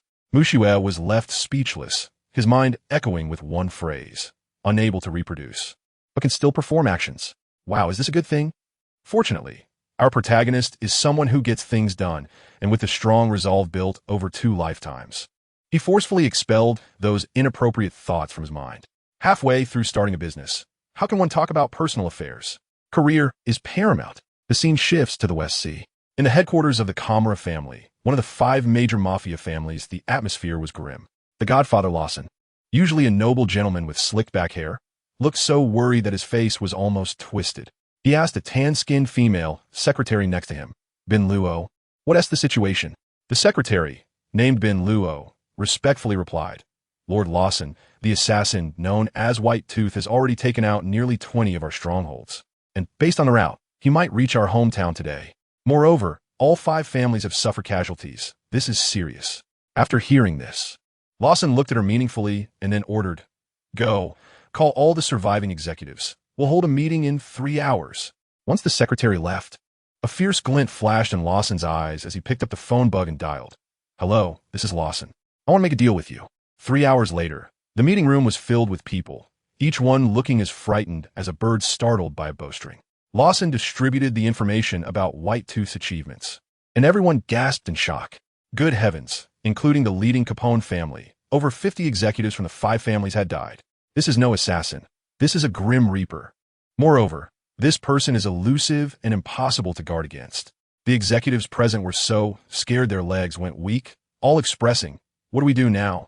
Lawson saw the timing was right and said in a deep voice, "This person is not someone we can deal with, so I am preparing to seek outside help." Upon hearing this, no one dared to oppose. Of course, when your life is on the line, who cares who you seek? Very good. Lawson nodded in satisfaction and suddenly turned around, deeply bowing to a shadow in the corner, saying respectfully, "My lord, this is the trading partner I mentioned. The son of the devil with a bounty of 79 million berries, Nico Robin." He pointed to the tan-skinned secretary, Bin Luo.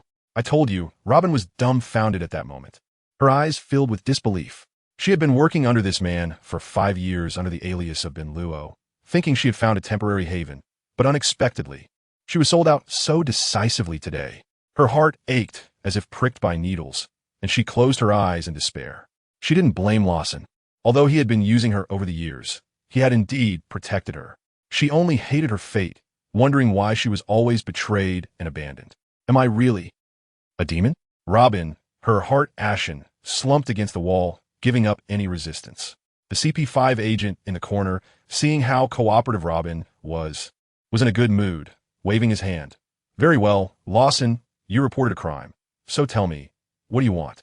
Lawson was overjoyed and quickly said, "Sir, have you heard of a killer named White Tooth?" The agent looked disdainful. White Tooth? Just a low-level rogue. What's wrong? Did you provoke him? Seeing an opportunity, Lawson hurriedly revealed all the information about White Tooth, even embellishing it by cursing White Tooth, saying he might arrive on this island today. The CP5 agent pounded his chest confidently. All right, today, then I'll wait for him here. Just as he finished speaking, the sound of a sharp object piercing flesh echoed. The agent spat out a mouthful of blood mixed with chunks of internal organs, spraying it all over Lawson's face. Lawson immediately vomited. But before he could react, he saw shadows of all the officials in the conference room suddenly emerge. One by one, masked black-clad ninjas appeared, knives in hand. In just a few seconds, the entire conference room turned into a river of blood, leaving only Lawson and Robin. An old man with white hair slowly appeared, causing Lawson to be scared out of his wits, trembling as he pulled out his gun. You're that White Tooth. Oomph. Kiki Sakumo couldn't be bothered to waste words with him, cutting off his head with one swift stroke. The entire conference room fell silent. Sakumo sheathed his short blade and turned to the lifeless Robin, extending an invitation. Nico Robin, are you interested in seeking the true history text? Meanwhile, in the Navy headquarters, in the marshal's office, Sengoku was stroking his braided beard, chatting with the retired Zifa. What do you think about recalling Hashirama's Senju early? Zifa leisurely sipped tea and munched on sunbae. You're the marshal. You decide. I'm just a retired old man now. This sunbae is quite good. No wonder Carp always comes to steal it. Sengoku's forehead twitched, but seeing his old friend finally let go of his worries, he felt relieved. He sighed, all right, then let's recall Hashirama. But that Uchiha Madara still needs more training, just like Carp, always causing me trouble. Although he complained, Sengoku felt pleased inside. Thinking about the 3 super newcomers, Ilusa, Hashirama, and Madara, along with Gion and Kajiki, the Navy might just gather 10 Admiral-level combat powers, and then they could directly dominate the new world. However, the honest man Hashirama Senju, whom he had been thinking about, was currently in Impel Down's infinite hell, doing something earth-shattering. On the 6th underground level, the screams of Shiryu echoed endlessly. Ah, you bastard. If you have the guts, kill me. Shiryu was in a terrible state, glaring fiercely at the smiling, honest-looking man in front of him. He never dreamed that this seemingly honest guy was actually a devil even more perverse than him. Hashirama Senju didn't kill people. He only struck at the heart. He was smiling as he used wood release techniques, performing the ultimate body technique of the Leaf Village on Shiryu, 1,000 years of pain. It was absolutely horrific. Let me tell you, Shiryu would probably have a psychological shadow over certain specific words for the rest of his life. The look in his eyes seemed like he wanted to swallow Hashirama Senju alive. He was definitely frantically making flags in his mind, saying things like 30 years in the east, 30 years in the west, Don't bully the poor youth. And what happened? Just as my brother was having a blast. Crazy leveling up, his little fan, little Suddy, the fiery and particularly unique warden, came over, looking all wilted. As soon as I saw her expression, I knew something was off. Normally, when she sees scenes like this, her face would be flushed with excitement. But today she looked completely emo. My brother was puzzled too. He stopped what he was doing and asked her what was wrong. Little Suddy's voice was as soft as a mosquito buzzing, and she said, "Lord Hashirama, the director is looking for you. It seems like they're going to transfer you back to the Navy headquarters." Wow. As soon as those words came out, the light in little Suddy's eyes instantly faded. I tell you, her expression was like when a favorite anime gets abruptly canceled or when a ship suddenly sinks.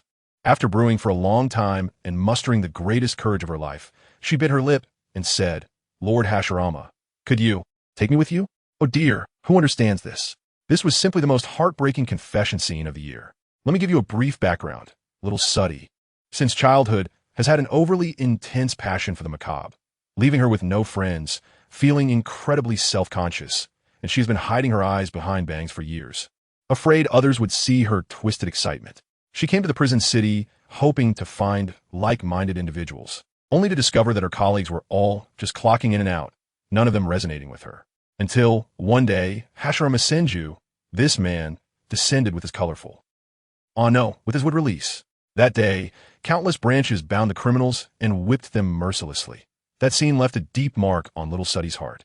In her eyes, Hashirama was her god, the only one who could understand her art.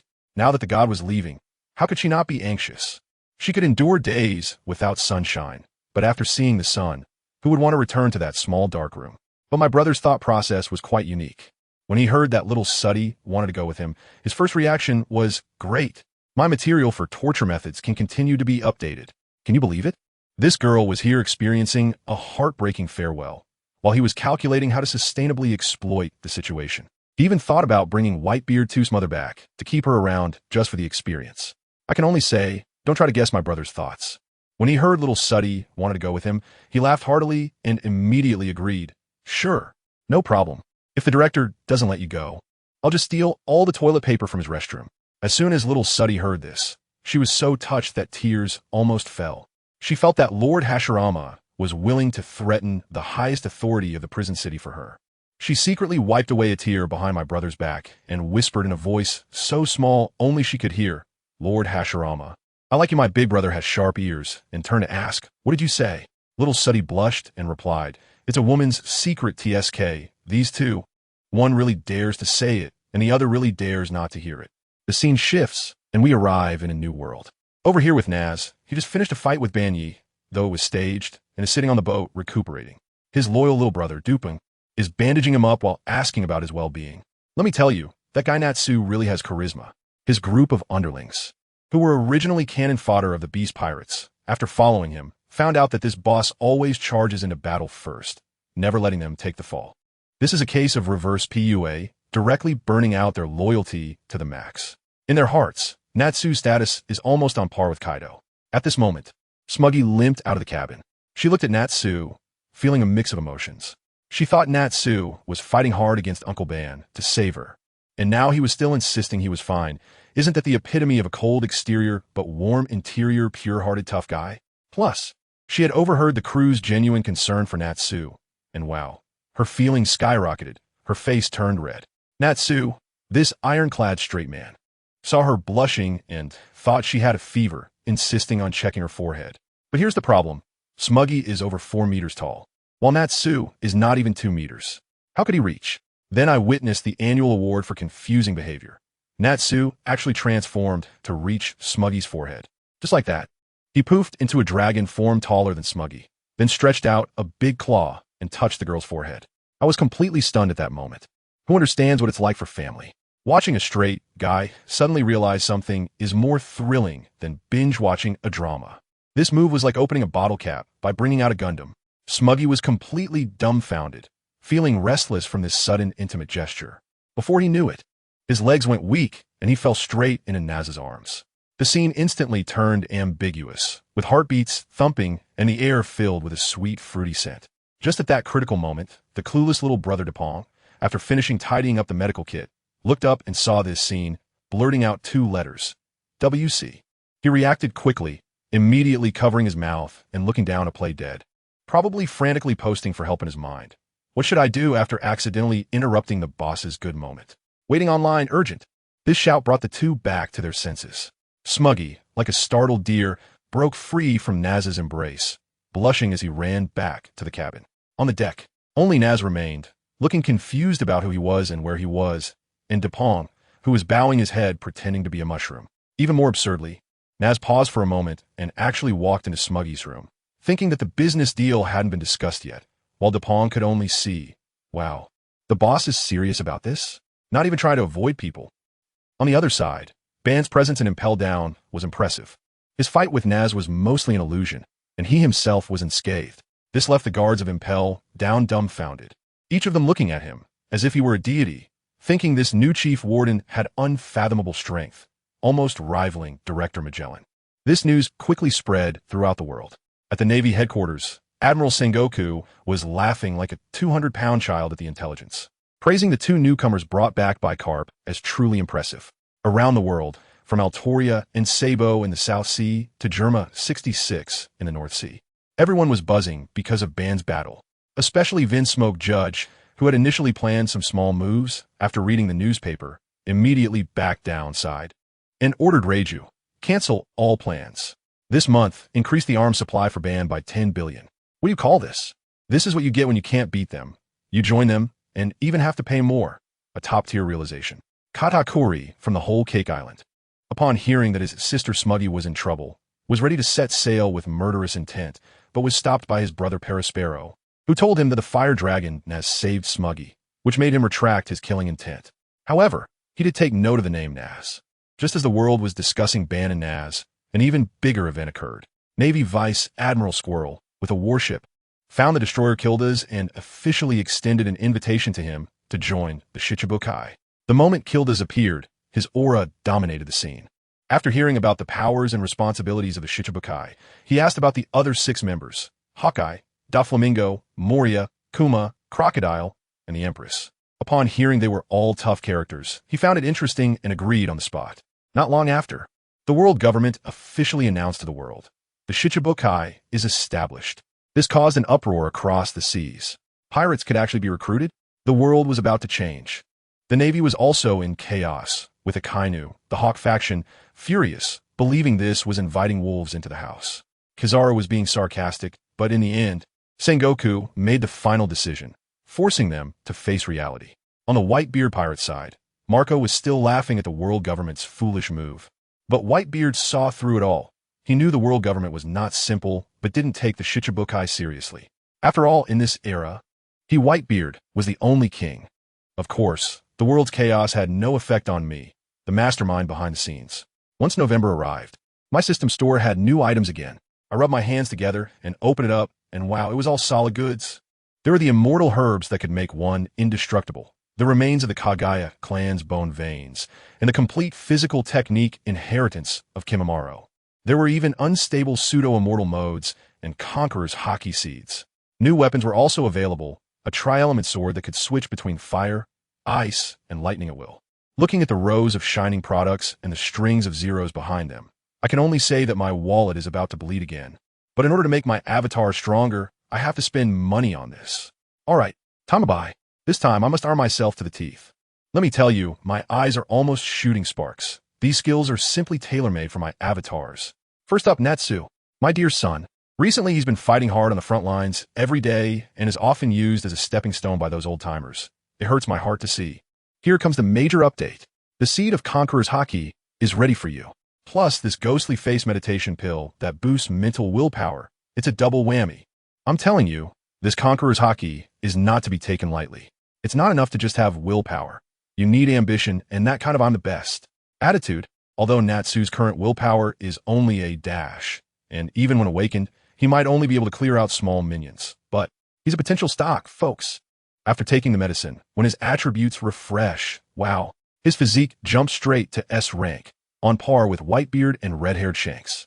Plus, with dual-element dragon-slaying magic, he's definitely at the Emperor-level combat power now. Once he learns to wrap his Conqueror's Haki around his attacks, let me tell you, even Kildas would have to step aside when he opens the 8 gates. Getting Natsu sorted. Next up, Erza, here's this Trinity sword for you. Later, I'll find some Thunder Fruit and Burning Fruit for you to complete your elemental family bucket. Kisame, it's really frustrating for you not to be able to hit those nature types. Here, take this advanced armament hockey. By the way, without the dam, Kisame is soulless. So here, a B-level water release gift pack. Go for it. Now in the sea, aside from those two monsters, red-haired Shanks and Whitebeard, you can pretty much walk sideways. Then, the most crucial part comes. The ability of the Master of Forgery is simply a divine skill tailor-made for Aizen. He was lurking in CP0 before, fearing his identity being exposed, but now with this, let alone forging an identity, I can directly make him forge history. I'm telling you, a ridiculously outrageous plan popped into my mind. What ancient weapons? Sea King, Underworld King, Heavenly King. Non-existent. The truth is, the Sea King is Kyogre. The Underworld King is Groudon, and the Heavenly King is Rayquaza. The Red Soil Continent was created when Groudon rolled over in its sleep. Just based on this skill's ability to make those in the know doubt themselves. When him sees this historical account, he'll probably be dumbfounded, and his worldview will collapse right there. Ahem, getting sidetracked. Artoria, here, let me attach this magical ahog to you. This is the main body, and it can even boost luck. I'll also give you combat intuition, so you won't get caught up by those flashy mental attacks. Tsukumo Hatake, top-tier observation hockey, predicting the future. As an assassin, ISNT this invincible. Go handle those gang bosses in the West Sea first. And when that Capone Beej finally unifies the underworld, I'll let you go pick the fruits. Just thinking about his expression makes me want to laugh. The remaining skills, all for the newcomers. Come on, let me summon one. White hair, green eyes, 2 red dots between the brows. Kagaya Kimimaro, make your appearance. The system's products are top-notch. With the built-in bone bloodline, and with these new abilities, he is ridiculously strong from the start. And the key is, no bloodline disease. My unfulfilled wishes in this world. You must shine and heat up for me. Alright, I almost forgot. There are also 3 lottery chances. Let's draw quickly. Ding, Water of Life? Not bad. Can save lives. Clone Resurrection card? Alright. Now kill this as insurance for the 8 gates. Ding, congratulations, host has obtained the ability to listen to the voices of all things. Good heavens, a cheat similar to Roger and Luffy? The main character's standard equipment is here? Fine. Even though I didn't plan to set sail personally, having it is better than not having it. Alright, everything is ready. Kimimaro, your starting village will be set in the North Sea, where the combat atmosphere is the strongest. My plan for him is to first act as a pirate hunter, leveling up and making money, and when the time is right, casually rob a country and directly transform into a great pirate. Thus, Kimimaro suddenly appeared in an alley of a small town in the North Sea. Just as he stepped out, a shifty-eyed beggar approached him, bowing and saying, "Sir, you seem extraordinary. I have a deal worth over $1 billion. Are you interested?" Kimimaro swept his icy green eyes over him and blurted out a single word, "Scram." At that moment, I thought, yes, this is the style, but I'd set the goal for Junmaru to make money. So when that beggar nervously emphasized it was really 100 million, Junmaru hesitated. His mind was racing with calculations. If he was lying, killing him would still earn me 10 experience points. If it was true, then it would be a free 100 million. It was a guaranteed profit. The beggar saw that there was a chance and quickly led the way, taking Junmaru to a dilapidated place with dried bloodstains on the door. Junmaru's killing intent couldn't be suppressed any longer, and he was about to clean up the trash. The beggar was terrified and frantically banged on the door. "Scar brother, I brought someone to see the goods." When the door opened, a bald man with a scar came out and led them into a large hall. Sitting in the main seat was a short, wrinkled old man with a strong presence, known as Black Yi. As soon as I saw the old man, I knew he was an old hand. Sure enough, he immediately saw that Junmaru was not an easy target, but he didn't act. Instead, he started pretending to be a master and lectured Junmaru, saying, "Kid, when you're out in the world, don't trust others too easily. Today you're lucky to meet me." Junmaru didn't engage at all and interrupted him with a blank expression. "Are you done? Where's my stuff?" The old man probably had never encountered someone so stubborn in his life, completely thrown off. He sensed a deadly threat from Junmaru and wanted to test him with a devil fruit of unknown ability, hoping to see if he could recruit him. But as soon as his subordinate brought the fruit over, Junmaru took it, weighed it in his hand, and turned to leave. Black Lord couldn't hold it together anymore and blurted out, "Wait." Junmaru turned back and asked sincerely, "Is there more?" His expression seemed to say, "What other gifts do you have? Let me tell you. Family, who understands this?" This move left the old man's CPU overheating. He had planned a layered strategy. But Junmaru didn't follow the script at all. Blacklord got stuck and after a long pause said, no, not really. Then I'll be going. Thanks for the gift. Junmaru politely thanked him and really left. This left Blacklord bewildered in the wind, his face full of questions like who am I? Where am I? What just happened? He had clearly wanted to recruit someone, but how did it turn into him being a charitable gift giver? The nearby Scar brother was also stunned and asked, Blacklord, are you really just letting him go? Blacklord sighed, his eyes turning cold. Regaining the ruthlessness of an underground king. Forget it. Let's make a good connection. Go, have that little brat's eye replaced. And make sure he keeps his eyes open in the future. Then he changed the subject. By the way, how we found out about that batch of military weapons worth $3 billion? Meanwhile, in the first half of the Grand Line, on the ship of the Sun Pirates, Jinbei was chatting with Fisher Tiger, worrying about the human girl Carla, who had just been sent home. Tiger just sighed, leaving hell, where ISNT paradise. He looked around and didn't see Arlong, so he asked. Jinbei helplessly replied, Captain, you know how it is, that kid Arlong is full of energy. He probably doesn't know where he has run off to have fun. Tiger didn't say much. He understood Arlong. Despite his many bad habits and disdain for humans, he was truly loyal to his kind and was among the first to support him. What a pity, though, that kid is just too extreme. However, what they didn't know was that, at that moment, on a nearby Navy warship, Arlong had been captured and was covered in injuries. A rather sleazy-looking Navy Vice Admiral in a yellow suit, codenamed T-Pig, was slapping Arlong's face and mockingly said, Oh, your shark mouth is really tough. Ha! Arlong spat out a mouthful of blood and laughed heartily. Ha ha ha! Despicable humans. Don't think you can get any information from me. Just then, a Navy officer rushed in to report. Vice Admiral T-Pig, we've found the location of that group of fishmen. They're on a small deserted island to the west. Upon hearing this, Arlong's eyes nearly popped out, his face filled with disbelief. Impossible. How did you find them? T-Pig leisurely wiped his hands, grinning even more sleazily. Ha ha ha. Panicking fish, where's the time to think anymore? The only instinct left is to swim desperately toward survival, don't you think? Little shark, just a bunch of beasts that look like humans. Thinking they're so clever? Ridiculous. I have to tell you, as soon as that sleazy guy finished speaking, he immediately ordered, Notify Stalaberry, it's time to close the net. Goodness, it turns out this bunch had already set up a trap, just waiting for us to stumble in. We need to start from the beginning. That kid, Aaron, he just wouldn't listen to advice, insisting on taking a few brothers out for a joyride, and ended up running straight into a naval patrol. Guess who was leading the team? A guy named Kaji, the same sleazy guy from earlier. A future candidate for the big leagues, and the other one was Stalaberry, the guy with a skull so high it could pierce the sky. Aaron basically delivered himself right into their hands. As a result, Aaron was captured on the spot. Octopus Xiaoba, not knowing where to put his 6 arms, swam back, crying and shouting to report, Boss, Brother Aaron. He got captured. Brother Tiger was so furious at that moment, his face turned black. I could feel the low pressure from afar. He had warned us repeatedly not to cause trouble, especially not to mess with the Navy. But these hot-headed kids just wouldn't listen. Just when Tiger was about to explode, my buddy, the big shark, wobbled out from the cabin, patted Tiger on the shoulder, clearly indicating that this wasn't the time for scolding. Saving people was the priority. Only then did Tiger calm down. Yes, a brother was captured. How can we not save him? But before we could come up with a plan, the lookout shouted, Not good, boss. Naval warship. It's coming straight for us. Great. They came right to our doorstep.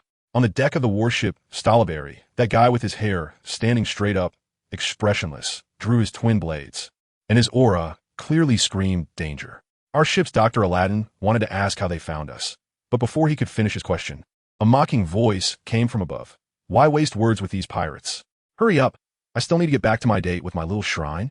I looked up, and lo and behold, it was that sleazy guy named Jayaj descending from the sky like he was walking on the moon, dragging a fainted along behind him as if he were carrying a tattered sack. He was using Along as a hostage, afraid that we would just dive and run away. How malicious.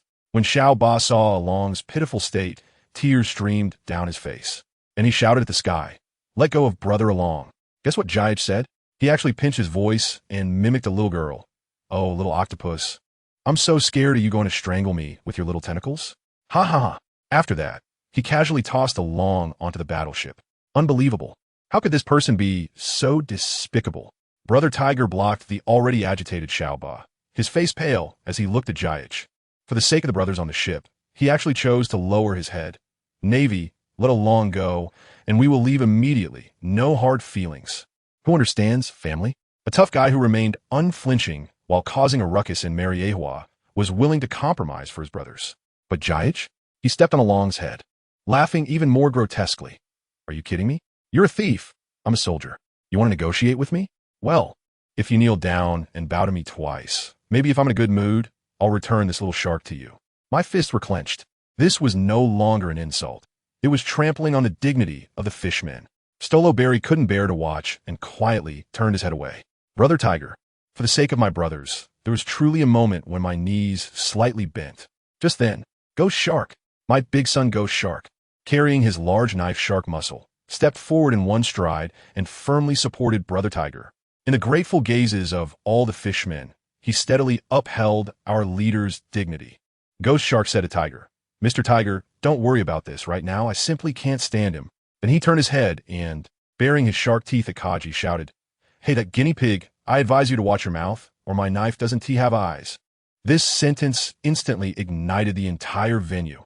Brother Tiger looked at Ghost Shark beside him, then turned back to see the group of brothers behind him. Their eyes filled with tears and fury. He took a deep breath, raised his fist high, and let out a thunderous roar. Brothers, raise your weapons. Dignity, only on the edge of the blade. Let this group of Navy see the strength of the fishmen. Oh! The morale of the entire Sun Pirates instantly soared to its peak. Kaji curled his lip and extinguished his cigarette. What a hassle. I have to do it myself. Ghost Shark directly told Tiger, Boss, leave this guinea pig to me. I want to see if his strength matches his foul mouth. As soon as he finished speaking, Ghost Shark's entire arm, along with the shark muscle knife, was instantly covered with a layer of inky arm color, and with a push of his foot, he shot out like a cannonball. Kaji didn't dare to slack off either. His arm was also wrapped in domineering color, using a Navy Six-style technique to hard block. Bang! There was a huge sound like striking iron. Not bad. Kaji shook his numb hand and became serious, saying, Then how about this? Arm, finger, gun, flying stab. Good heavens. His fingers shot out air bullets like a machine gun. Baby. But Ghost Shark, unfazed, blocked them all and leisurely replied, Mr. Guinea Pig, your strength seems to be not as good as your mouth. On the other side, Brother Tiger and Jinbei teamed up to beat Stoloberry back repeatedly, with no power to fight back. Just when victory was tipping in our favor, suddenly, a strange voice came over. A man in a white robe with an eagle beak mask stood on the railing of the Navy warship, coldly mocking. The Navy is truly useless. They receive so much money every year, but can't even handle such a small matter. Kaji saw the man and spat angrily. Damn CP0. Damn. So they're the direct lackeys of the world government. CP0. No wonder they're so arrogant. It seems the world government is determined to kill Brother Tiger. The Navy is just for show, and these guys are the real threat. Upon seeing this situation, Jinbei stabbed at Kage again. Oh, looks like Mr. Guinea Pig is just a little psychic after all. Kage immediately lost his composure, roaring as he charged in. The CP0 masked man exuded a dangerously intense aura. Brother Tiger grabbed Jinbei, who was about to rush in, with a grip that felt like he was entrusting his last wishes. Jinbei, leave this person to me. You take everyone and retreat first. The world government wants my life. As long as I'm alive, they want to let us go. And they might even implicate Fishman Island. Only when I'm dead can I bring you real hope. He slammed his fist heavily on Jinbei's sun mark on his chest. From now on, my will be inherited by you. After saying that, Brother Tiger turned around and roared with all his might. As the first captain of the Sun Pirates, I issue my last command. Everyone retreat. All the fishmen were stunned. But looking at Brother Tiger's resolute back and Jinbei's tearful roar, they could only grit their teeth and jump into the sea one by one. The masked man didn't care about the escaping small fish. His target was singular. The Navy also immediately gave up the chase and surrounded Brother Tiger. While fending off the Navy, Brother Tiger rushed to Kage's side.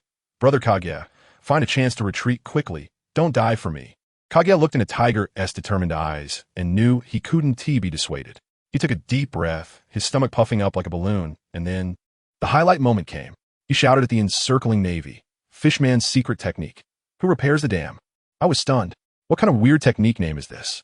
Is this the latest abstract art from 2025? The next moment, a terrifying torrent of water erupted from his mouth, comparable to a waterfall. With a loud bang, it knocked the Navy off balance, and several warships were even capsized. The entire battlefield was instantly thrown into chaos. Brother Tiger was dumbfounded. Our Fishman Island has this move. The CP0 masked man was drenched in water, furious, and personally charged at Tiger. After we safely retreated, Jinbe also emerged from the water, bringing back only a green headscarf. Boo-hoo-hoo, Captain Tiger. Everyone was crying. Jinbe patted Jinbei's shoulder. Cheer up. You are the heir to Mr. Tiger's will. The current captain of the Sun Pirates. Jinbe wiped his tears, his gaze firm. Brothers, set sail. Let's send Captain Tiger home. And the scene shifted. And guess what I saw? Tiger. He is not dead. He was lying in a strange place, and the fatal wound on his chest had miraculously healed. And the person who saved him was someone you wouldn't expect. A man with black-framed glasses, smiling gently. Tiger asked, "Who are you? Where is this?" The man adjusted his glasses and smiled. "This is the East Blue. You can call me Aizen." At that moment, my CPU was burning up. What on earth is going on? The scene shifted again to Frost Moon Village in the East Sea. Mushiue was mumbling with a crystal bottle in hand, while Kuina ran over to drag him to the hot springs. Only that kid Zoro quietly sneaked into the dojo to train, practicing while grinning foolishly. Meanwhile, at the Navy headquarters in Marineford, in the office of Admiral Sengoku, he listened to the reports from Stolo Berry and Kaji, feeling overwhelmed. So, CP0 took action, and not only did the Sun Pirates escape, but even Fisher Tiger's body couldn't be found.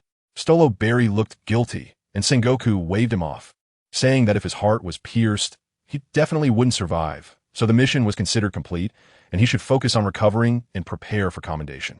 After Stolo Berry left, the retired teacher Zifa pushed the door into Kaji's hospital room, pointing at his nose and giving him a scolding, berating him for being irresponsible and always bothering female colleagues, expressing his disappointment. Kaji, like a mouse facing a cat, didn't dare to say a word. Just then, the door opened again, and Senju Hashirama walked in. Yes, it was that man. As soon as Zifa saw him, he immediately changed to a smiling face, pulling him over as a model example and lecturing Kaji. Look at Hashirama, young and powerful, comparable to an admiral, and yet so diligent. Now look at you. Kaji's face turned green, feeling incredibly sour inside. Then something even more exciting happened. Little Suddy from Impel Down rushed in, dressed in a tight outfit, and hugged Hashirama's arm, dragging him out. Lord Hashirama, I've thought a new move. Come try it. Zifa saw this scene and revealed a knowing smile, thinking little Suddy was Hashirama's girlfriend, praising her incessantly. Kaji watched from the side, feeling heartbroken, and sourly asked, Teacher Zifa, isn't it too early for Junior Hashirama to be in a relationship? Shouldn't you say something to him? Zifa glared. You little brat. How do you compare to Hashirama? Then he went on to praise how excellent Hashirama was, how he upheld the no-killing principle, and how diligent he was, making Kaji question his life before storming out. Poor Kaji lay alone in the hospital bed, exhausted in body and mind, his eyes vacant. 2 days later, in Marineford Square, the Navy's annual commendation ceremony took place. That old man Sengoku stood on the podium with a transponder snail, starting his annual mobilization meeting, speaking passionately about justice, peace, and so on. The entire audience first observed a moment of silence to mourn the fallen heroes. 3 minutes later, Sengoku raised his voice. Next, we will honor the brave Navy members who fought valiantly over the past year with the glory they deserve. First, the ceremony for the promotion to Rear Admiral. Senju Hashirama, please come to the stage. Let me tell you, today, as Hashirama wasn't wearing that red armor. Instead, he changed into a stylish green-blue suit, looking incredibly handsome. He walked up to the stage with steady steps. Sengoku cleared his throat and announced to the audience, Senju Hashirama, in the face of a shortage of manpower in the advanced city, volunteered and resolutely went to that demon's lair to contribute his part. Let me tell you, that old guy in the Warring States period, as soon as he opened his mouth, he started praising Tobarama like crazy, talking about deep cold hell and fiery hell. It was all to monitor the prisoners and prevent them from rioting. He even said that to avenge Zephyr Sensei, he immediately took leave to take down Weevil. Goodness. He directly shaped Tobarama into a well-rounded young man excelling in morals, intelligence, physical fitness, aesthetics, and labor, a top brother in the Navy. In the end, that loudmouth Sengoku shouted so loudly that the whole square shook. Here I, Sengoku, in my capacity as the Fleet Admiral of the Navy headquarters, officially appoint Senju Tobarama as Rear Admiral of the Navy headquarters. With a bang, the Rear Admiral insignia was pinned on Tobarama, and with a flick of his justice cloak, He looked incredibly handsome. Tobirama was also quite on point, taking the phone bug and making a fierce declaration. One day, I will capture all the pirates in this world. Wow, that attitude is spot on. The old guys on the platform, Vice Admiral Tsuru, Zephyr, and Garp, immediately entered a mode of mutual flattery. Vice Admiral Tsuru smiled and said to Zephyr, "You've taught your disciple well." Zephyr's old face was as cheerful as a blooming chrysanthemum, humbly saying, "Oh, it's all his own hard work." Garp, who was nearby, was not happy and pouted. "Hey, I picked him up. Why don't you praise me?" "Oh my, these old treasures are just joking around here." After the Rear Admiral ceremony, next up is the Vice Admiral. Let me tell you, the main event is here. The grand finale is the youngest Vice Admiral in Navy history, the 19-year-old Erza Scarlet. Who understands? As soon as this lady appeared, all eyes in the venue turned to her. Dressed in a scarlet suit, with her strides and gaze, she was simply like a queen descending. Sengoku started reading the script again, and it was so emotional. He said that Erza lost her family to pirates at a young age. And to prevent the tragedy from happening again, she joined the Navy. She fought her way up from the East Blue Branch, capturing no less than 800 pirates, including over a dozen with bounties exceeding 100 million. She even made the formidable fire dragon Natsu shrink back in the New World, not daring to show his face. At that moment, I thought, wow, a 19-year-old Rear Admiral with such a resume and achievements, surely by 2025, she must be a level 30 player, so smooth. Sengoku concluded the ceremony, officially appointing Alusa as a Rear Admiral of the Navy headquarters. Alusa picked up the Den Den Mushi, her voice strong and resonant. "I, Alusa, hereby swear to fight until the last moment for those suffering because of pirates." Wow, the crowd erupted. The cheers were like a tidal wave. This is a true idol. Beautiful, cool, and capable. Even Admiral Crane sighed, saying he felt old, that the future belongs to the young. As soon as the ceremony ended, Sengoku called Alusa into his office for a private chat. He immediately asked, "What do you think of the 7 warlords?" Alusa was straightforward, saying, "I share Admiral Akainu's view. Pirates are pirates, untrustworthy." But she was also sensible, adding, "Of course, if they truly turn over a new leaf, as long as I don't catch them doing anything wrong, I won't bother." Listen to that. Her words were impeccable. Sengoku was very pleased and began to vent his frustrations, saying that the Navy currently lacks power and can only rely on the 7 warlords to divide the enemy, blah blah blah. In the end, he painted a grand picture for Alusa, saying, "When you, Hashirama, and that Madara grow up, the Navy will be invincible." Alusa probably got tired of hearing it and directly asked, "Marshal, so what do you need me for?" Haha, straightforward girl. Only then did Sengoku get to the point, saying that in a few days there would be a meeting of the 7 warlords, and he wanted her and Akainu to host it, giving them free reign as long as no one gets killed. Alusa's eyes lit up at the thought of getting to fight. The scene shifted to the New World. That old guy Kizaru was lounging on a deck chair on a warship, sipping juice and sunbathing, looking quite relaxed. He was mumbling, "How scary. Why do they send me to this hellish place?" A true slacker persona. But the leisure time was short-lived when his aide rushed over. "Admiral, there's a situation. The Big Mom pirates have many ships scattering, and we don't know where they are headed." Kizaru, without lifting an eyelid, simply passed the buck. "Oh, really? Report it to HQ. Let them worry about it." What a workman's mindset. He nailed it. Time rewound to a day earlier at Whole Cake Island. The glutton Natsu arrived and was stunned. Wow, this island is really made of cake. Smoothie, standing beside him, covered her mouth, laughing. "Not just looks like it. You can actually eat it." She introduced that these 34 islands are all made of different ingredients, managed by her siblings. Natsu was drooling, thinking if he ate all this, wouldn't he ascend to the heavens on the spot? Seeing Natsu interested, Smoothie started to flirt. "I'll take you around sometime. The island I manage is Fruit Tree Town. I'll secretly make you juice then." Natsu, hearing juice, instinctively touched his waist with a serious expression. "Cough. Juice can wait. Let's handle business first." Ha. He definitely thought of something else. Smoothie's face turned red as she leaned closer to his ear, saying, "I meant fruit juice, but if you want something else, you'll have to wait until tonight." Oh my, the speed of this car, I almost couldn't keep up. While the two were flirting, Katakuri, the second brother, made his appearance. Seeing his sister being so close to Natsu, his brows furrowed into a knot. Smoothie immediately praised Natsu. "Big brother, this is Natsu, super strong, even stronger than you." Wow. She undermined him right in front of his brother. Katakuri's face turned dark. But seeing his sister so happy, he could only sigh, typical older brother mentality. Natsu quickly suggested they go meet Big Mom. Smoothie kept holding Natsu's hand, warning him that their mother has a childlike temperament and not to provoke her. Watching the two flirt, Katakuri felt like a huge third wheel.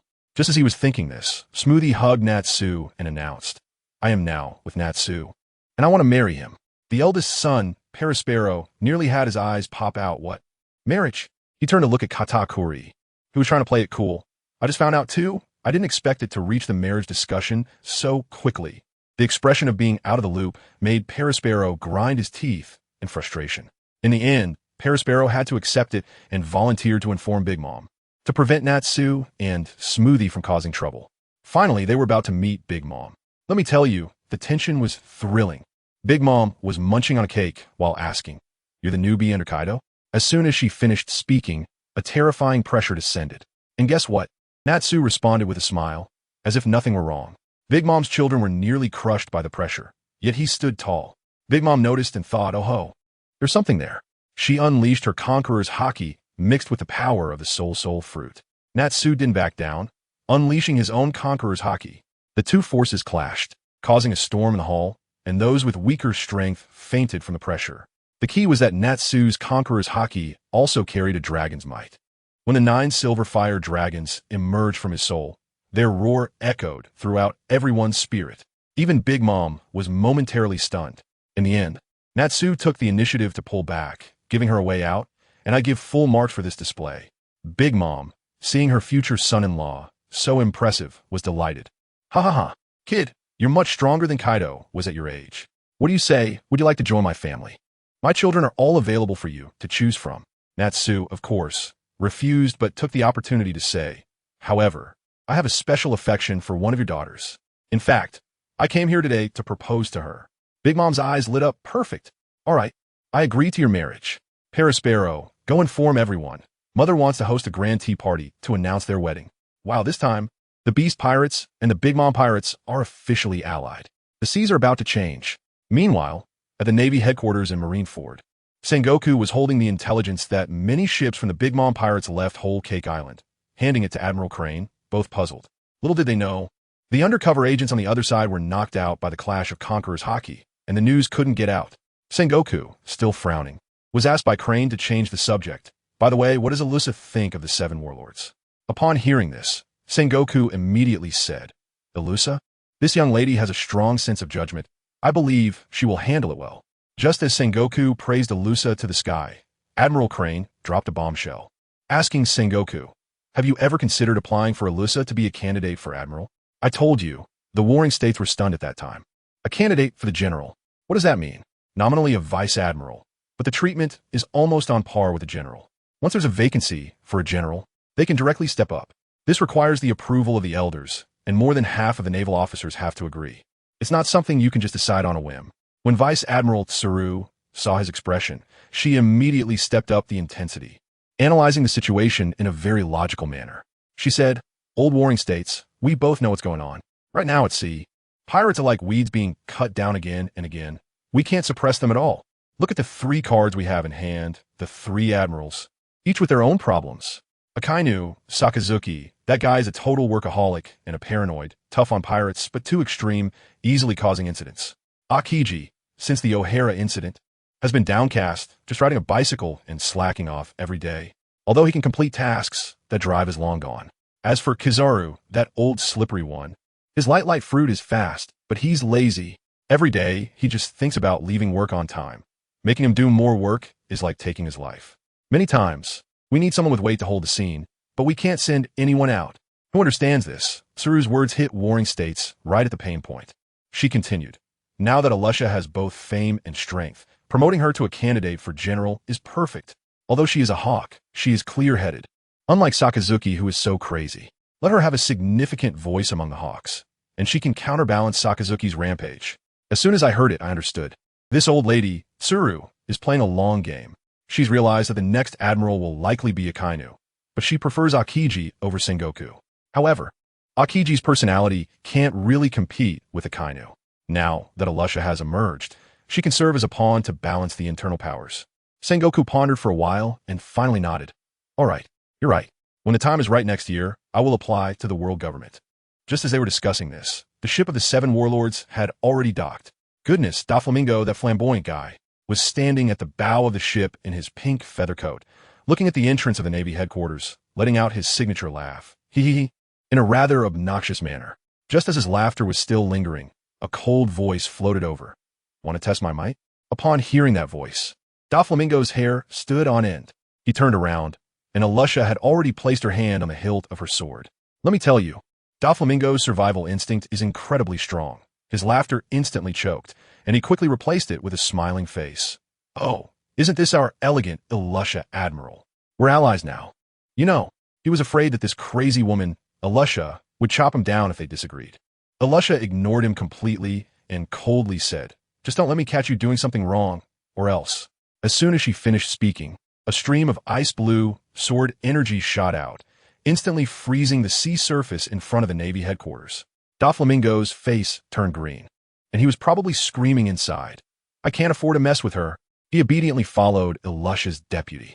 Soon, all the heavyweight figures of the 7 warlords gathered. Let me count them for you.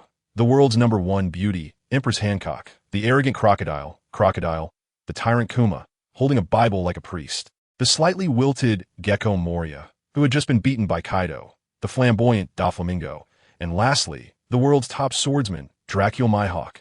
Finally, there was another heavyweight, the destroyer Gildarts, who could hold his own against Kizaru.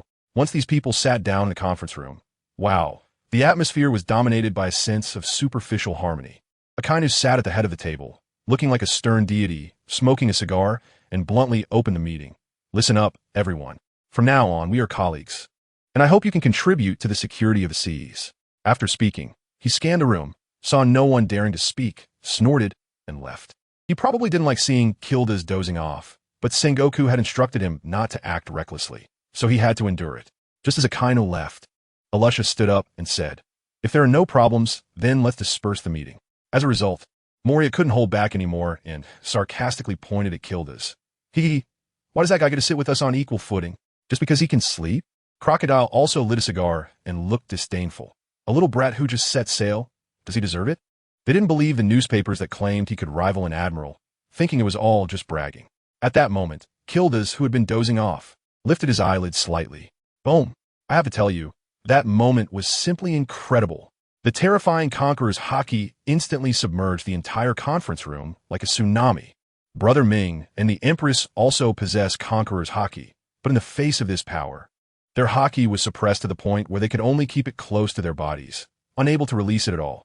Meanwhile, the two were being specially taken care of. Crocodile and Moria were instantly drenched in cold sweat. Their legs went weak, and they didn't dare to move an inch. Mihawk even squinted his eyes. The intensity of this haki was almost on par with Shanks. Gildarts looked at the two weaklings and curled his lip in disappointment. Is this all they've got? When has Crocodile ever been humiliated like this? He exploded on the spot. Roaring Desert Diamond Sword. He charged forward under the pressure of the Conqueror's haki. And what happened? With a loud bang, he was sent flying faster than he charged. Just as he was about to hit the wall, Erza intervened. A flash of ice-blue sword energy appeared, and Crocodile was instantly frozen into an ice sculpture, hanging in mid-air. At this moment, everyone fell silent. They realized that despite being warlords, the gap in strength was greater than that between humans and dogs. Only Mihawk, upon seeing Erza make her move, felt a surge of battle intent in his eyes. He had found his opponent.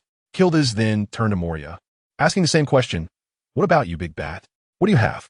The moment Moria saw Crocodile still trapped in the ice, he instantly recalled the fear of being beaten by Kaido years ago, lowered his head, and became a turtle hiding in its shell.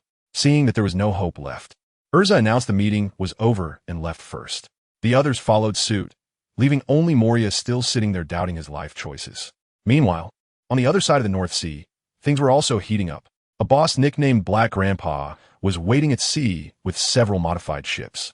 A scar-faced man beside him reported respectfully, "Black Grandpa, the scouts have reported that the Germa 66 transport fleet is almost here, within an hour at most." Black Grandpa nodded. This was an order given personally by that esteemed figure, and it had to be done beautifully. His subordinate, a one-eyed man named Old Eight, also came over to report, "Black Grandpa, this time we're escorting the first son of the Vinsmoke family, Ichi." Old Eight lost one eye because he previously brought the wrong person and harbored resentment. Black Grandpa waved his hand. "All hands on deck. Make sure to protect the cargo." He treats his subordinates well. always sharing 20% of the spoils with his brothers and providing sufficient compensation for those who die in battle. This time, he even dug into his own pockets, giving each participant an advance of 500,000 berries. He was betting his entire fortune on this operation to fulfill a dream buried for over 40 years. Meanwhile, on another pirate ship, a silver-haired man with red eyebrows was chopping vegetables. He was the infamous Silver Killbone Kumadori. The last pirate on the ship was terrified and screamed, "Lord Silver Killbone, I know valuable intel worth billions of berries." Kumadori's bone knife halted. He was familiar with this line. He had obtained a devil fruit last time because of it.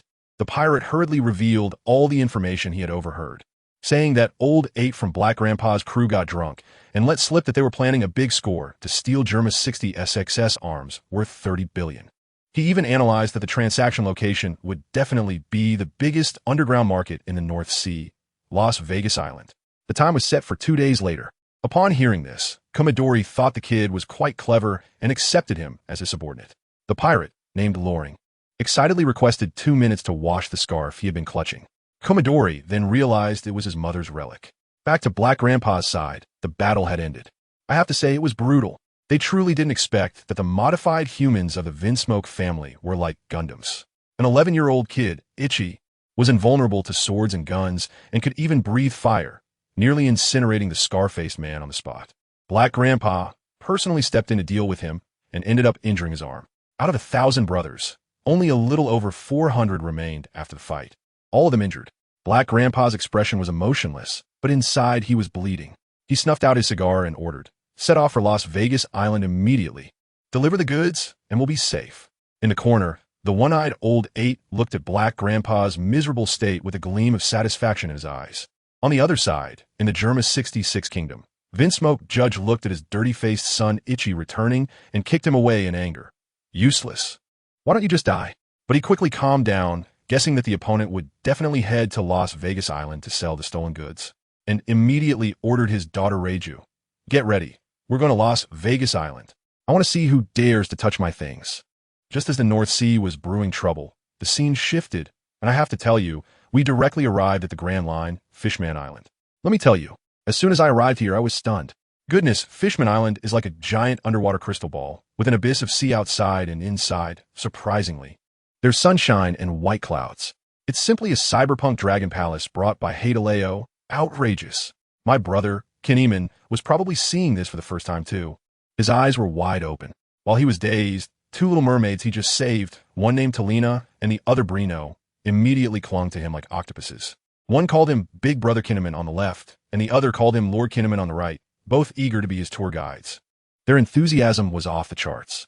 My brother, over 6 feet tall, was sandwiched between the 2 girls, unsure where to put his hands, with an expression of utter despair on his face. The team leader, Jinbei, was watching and laughing heartily, saying he should let Kinemon experience the local customs first. I tell you, Jinbei was calculating in his heart, seeing how strong Kinemon was and that he was of the same race. He wanted to lure him to stay on Fishman Island as a top-notch fighter to protect his hometown. But who was my brother Kinemon? He came with a KPI. Our boss, Mushiwa, made it very clear. Infiltrate Fishman Island and take control of this crucial hub of the Grand Line. Just collecting tolls would be enough to make him rich. Not to mention, there's a 3-year-old future Sea King, Princess Shirahoshi, waiting to be raised. So, Jinbei's little scheme was right up his alley. The 2 sides quickly reached an agreement, and Jinbei took his crew to handle the affairs of their captain, Fisher Tiger. Switching scenes to Fishman Street, the atmosphere was extremely heavy. Arlong's face was as dark as the bottom of a pot as he faced Hody Jones. Spitting out a few words, "Captain Tiger has fallen."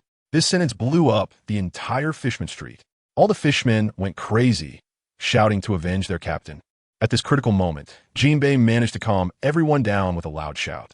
He said that just rushing in with passion to die was useless. If they wanted revenge and to protect their home, the only way was to become stronger. I tell you, among this group, Hody Jones had such hatred in his eyes that it practically overflowed the screen. He was clearly a future villain in the making. On the other side, my brother Kinemon was being guided by the 2 mermaids to experience Fishman Island's unique transportation, a water slide. The 2 girls were actually competing for his attention. Talina said, "Big Brother Kinemon, you have to hold me tight, or we'll get lost." Brino immediately chimed in, "It's okay, even if we get lost. I can find Lord Kinemon by scent." Who understands? My brother, the ultimate straight man, to reassure them, rubbed their heads and pointed to his chest, sincerely saying, "Don't worry. I'll remember both your scents." Goodness. As soon as he said this, the two girls went blank. Talina gasped, her face flushed red, covering her face and not daring to look at him. Brino, even more dramatically, had sparkling eyes, just shy of jumping him. And Kinemon? He looked confused, scratching his head, probably thinking, what did I just say? Why does the atmosphere feel so tense all of a sudden? Just as they were in this pure love moment. A loud shout came from nearby. Something happened at Mermaid Bay. Brino panicked. Oh no, more human pirates are coming to catch us sisters. Upon hearing this, Kinemon's expression changed instantly. He was no longer the silly guy from earlier. He told the two girls to find a place to hide and dash forward. I tell you, those pirates were really unlucky. They had just caught 3 mermaids and were celebrating with champagne, talking about their captain wanting to be the pirate king. But they ran straight into the Prince of Fishman Island, Prince Sharkstar. The pirate captain, Alvarado, with a bounty of 130 million, was a paramecia-type clay fruit user. He didn't take Sharkstar seriously at all, waving his hands and summoning a dozen clay soldiers to charge forward. Sharkstar, being a prince, met them with his trident, and the two sides clashed in a chaotic fight. But Alvarado, without any moral code, suddenly unleashed his power, transforming into a 12-meter-tall clay giant, wielding a clay hammer as big as a small mountain. At this point, Sharkstar couldn't hold on. He was knocked to the ground with a single blow, probably breaking several ribs. Just when everyone was in despair, my brother Kinemon made a dazzling entrance. He glanced at the giant clay figure, smirked, and unleashed a move called Fishman's Secret Technique. Who repairs the dam? Yes, you heard that right, bringing down a massive waterfall that washed the arrogant clay giant back into a puddle of mud. It was a perfect counter to the opponent's abilities. Alvarado crawled out of the mud, still wanting to boast about his connections, shouting, "I'm a subordinate of Lord Litterer." My brother Kinemon couldn't even be bothered to lift his eyelids, and with a swift strike, a head rolled to the ground. He then casually added, "Litta? Just a waste who doesn't even dare to go to the New World." That was some serious swagger. After dealing with the minor fish, Kinemon was about to check if Sharkstar was alive when Talina and Brino rushed over, crying and checking him for injuries, afraid he might have lost a hair. Meanwhile, the battered Prince Sharkstar struggled to open his eyes and saw, "Hey, isn't that Brino, the granddaughter of Minister Zwa who ran away from home?" Goodness, this revealed her identity. It turns out Brino was a rebellious rich girl who didn't get along with her stubborn grandfather, yearning for the outside world, only to get captured right after running away and then met my brother. Now, she directly identified Kinemon as her destined hero, and her pure love brain activated. No one could persuade her otherwise. Talina then remembered, isn't this the mischievous granddaughter of Minister Zwa from the legends? With Brino's secret exposed, she recalled her sad past, and her emotions plummeted as she buried her face in my brother's embrace, saying nothing. Kinemon, unsure how to comfort her, could only clumsily hold her tighter. While the drama unfolded on Fishman Island, the scene shifted to the North Sea, where Spandam's connections were starting to cause trouble. Meanwhile, on another ship, a white-haired boy named Junmaru had just arrived at the port. His sidekick, Loring, was so anxious that his face was wrinkled like a bun, repeatedly asking, "Brother, it's just the two of us. After stealing those 3 billion worth of arms, where do we sell them? We have no connections. Let me tell you, this guy Junmaru is quite something." He furrowed his brow, thought for a while, and then blurted out, "Let's just grab it first." Wow, he's really going with the flow. Huh? Lauren was completely taken aback and could only agree, gritting his teeth. The scene shifts to the other side, where Blackbeard and his fleet have also arrived outside the port. One of his subordinates, a Scarface guy, was quite cautious and asked if they should contact the higher-ups first. Blackbeard puffed out a mouthful of cigar smoke and picked up the phone to call. Guess what happened next? The CP9 agent on the other end was as arrogant as ever, immediately asking where they were. Just as Blackbeard began to say there was a lot of cargo and asked where to make the handover, the other side fell silent for a moment, probably to consult that useless Spandam, and then simply said to wait at the port and not to go on the island, and just like that, hung up the phone. Damn, that attitude. Scarface exploded on the spot, cursing these dogs of the world government. Black Lord, however, took it easy, pressing his hand down and saying, "It's fine, as long as we get things done." At that moment, what was Spandam doing? He was playing darts on the island. A subordinate from CP5 was frantically flattering him, saying that the 9 rings indicated he was about to become the CP9 chief. Spandam was just smiling and patting the guy's shoulder one moment, and the next moment, He slapped him with a big backhand, his expression changing faster than flipping a book. His emotions were truly unstable. All right, I almost forgot. Germa's 60 SXS modified folks were also on their way, and Judge was making threats, saying he would make those who stole from him have no place to bury their bodies. All right, the big show at the port is officially starting. Spandam arrived with his men, immediately acting condescending and mocking Black Lord and his injured crew. Black Lord, being an old hand, didn't take the bait and straightforwardly asked young Master Spandam, "Where's Spandane?" This question poked the hornet's nest. Spandam immediately lost his composure, his smile fading as he laid his cards on the table. "What? I came personally to see you, and you're not happy? To be honest, my father doesn't know about this at all. It's just that I want to play black against black. You, a filthy rat in a stinking ditch, dare to negotiate terms with me?" Such words practically ground Black Lord's face into the dirt. Scarface couldn't take this insult, grabbing his knife and charging forward while cursing. And what happened? That CP9 agent didn't even blink, blocking the knife with a piece of iron, then quickly countering with a finger gun, and just like that, Scarface, who had followed Black Lord for many years, was gone. Black Lord's eyes turned red in an instant, roaring and ready to fight to the death. But then, an even more explosive moment came. He felt a chill in his stomach and looked down to see a black claw protruding from his body.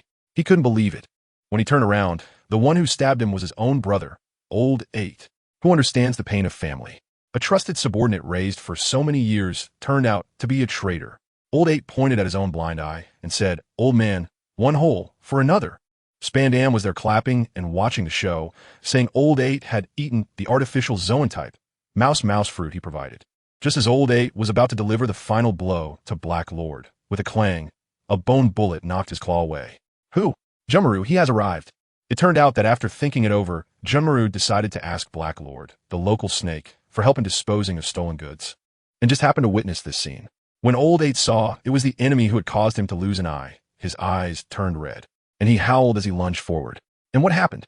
Junmaru pulled out a bone knife from his arm, performed a dance of the pines, easily blocking the attack.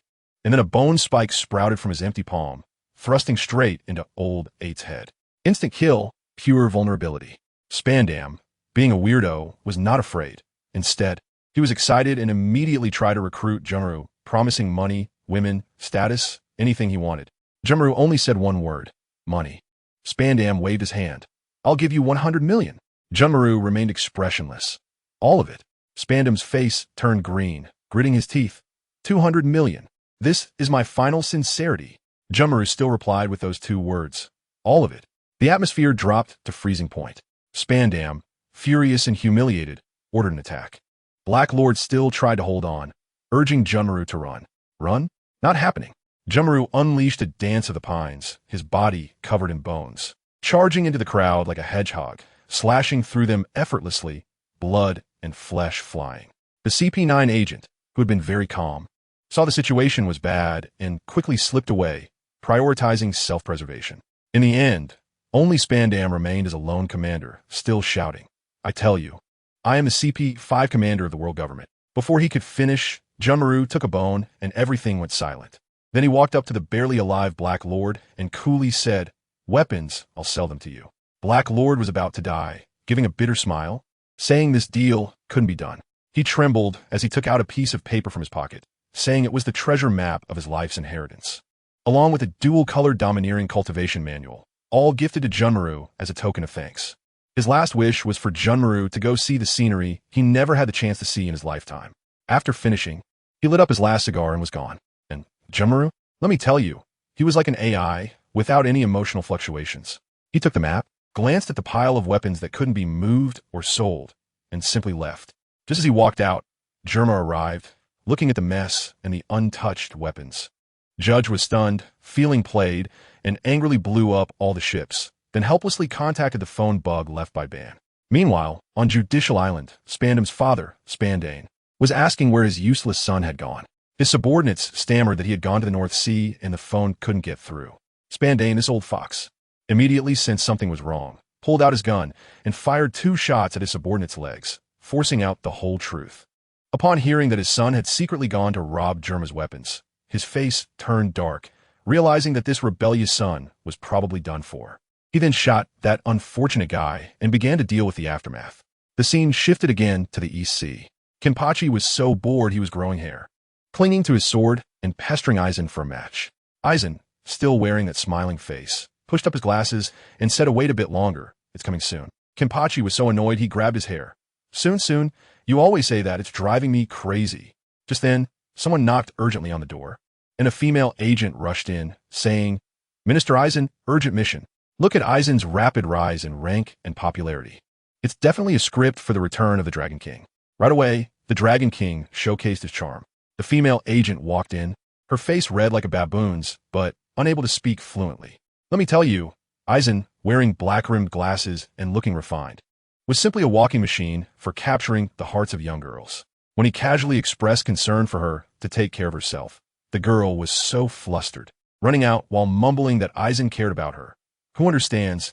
This is the pure love war god, right? Aizen didn't care at all. He had seen such small scenes many times.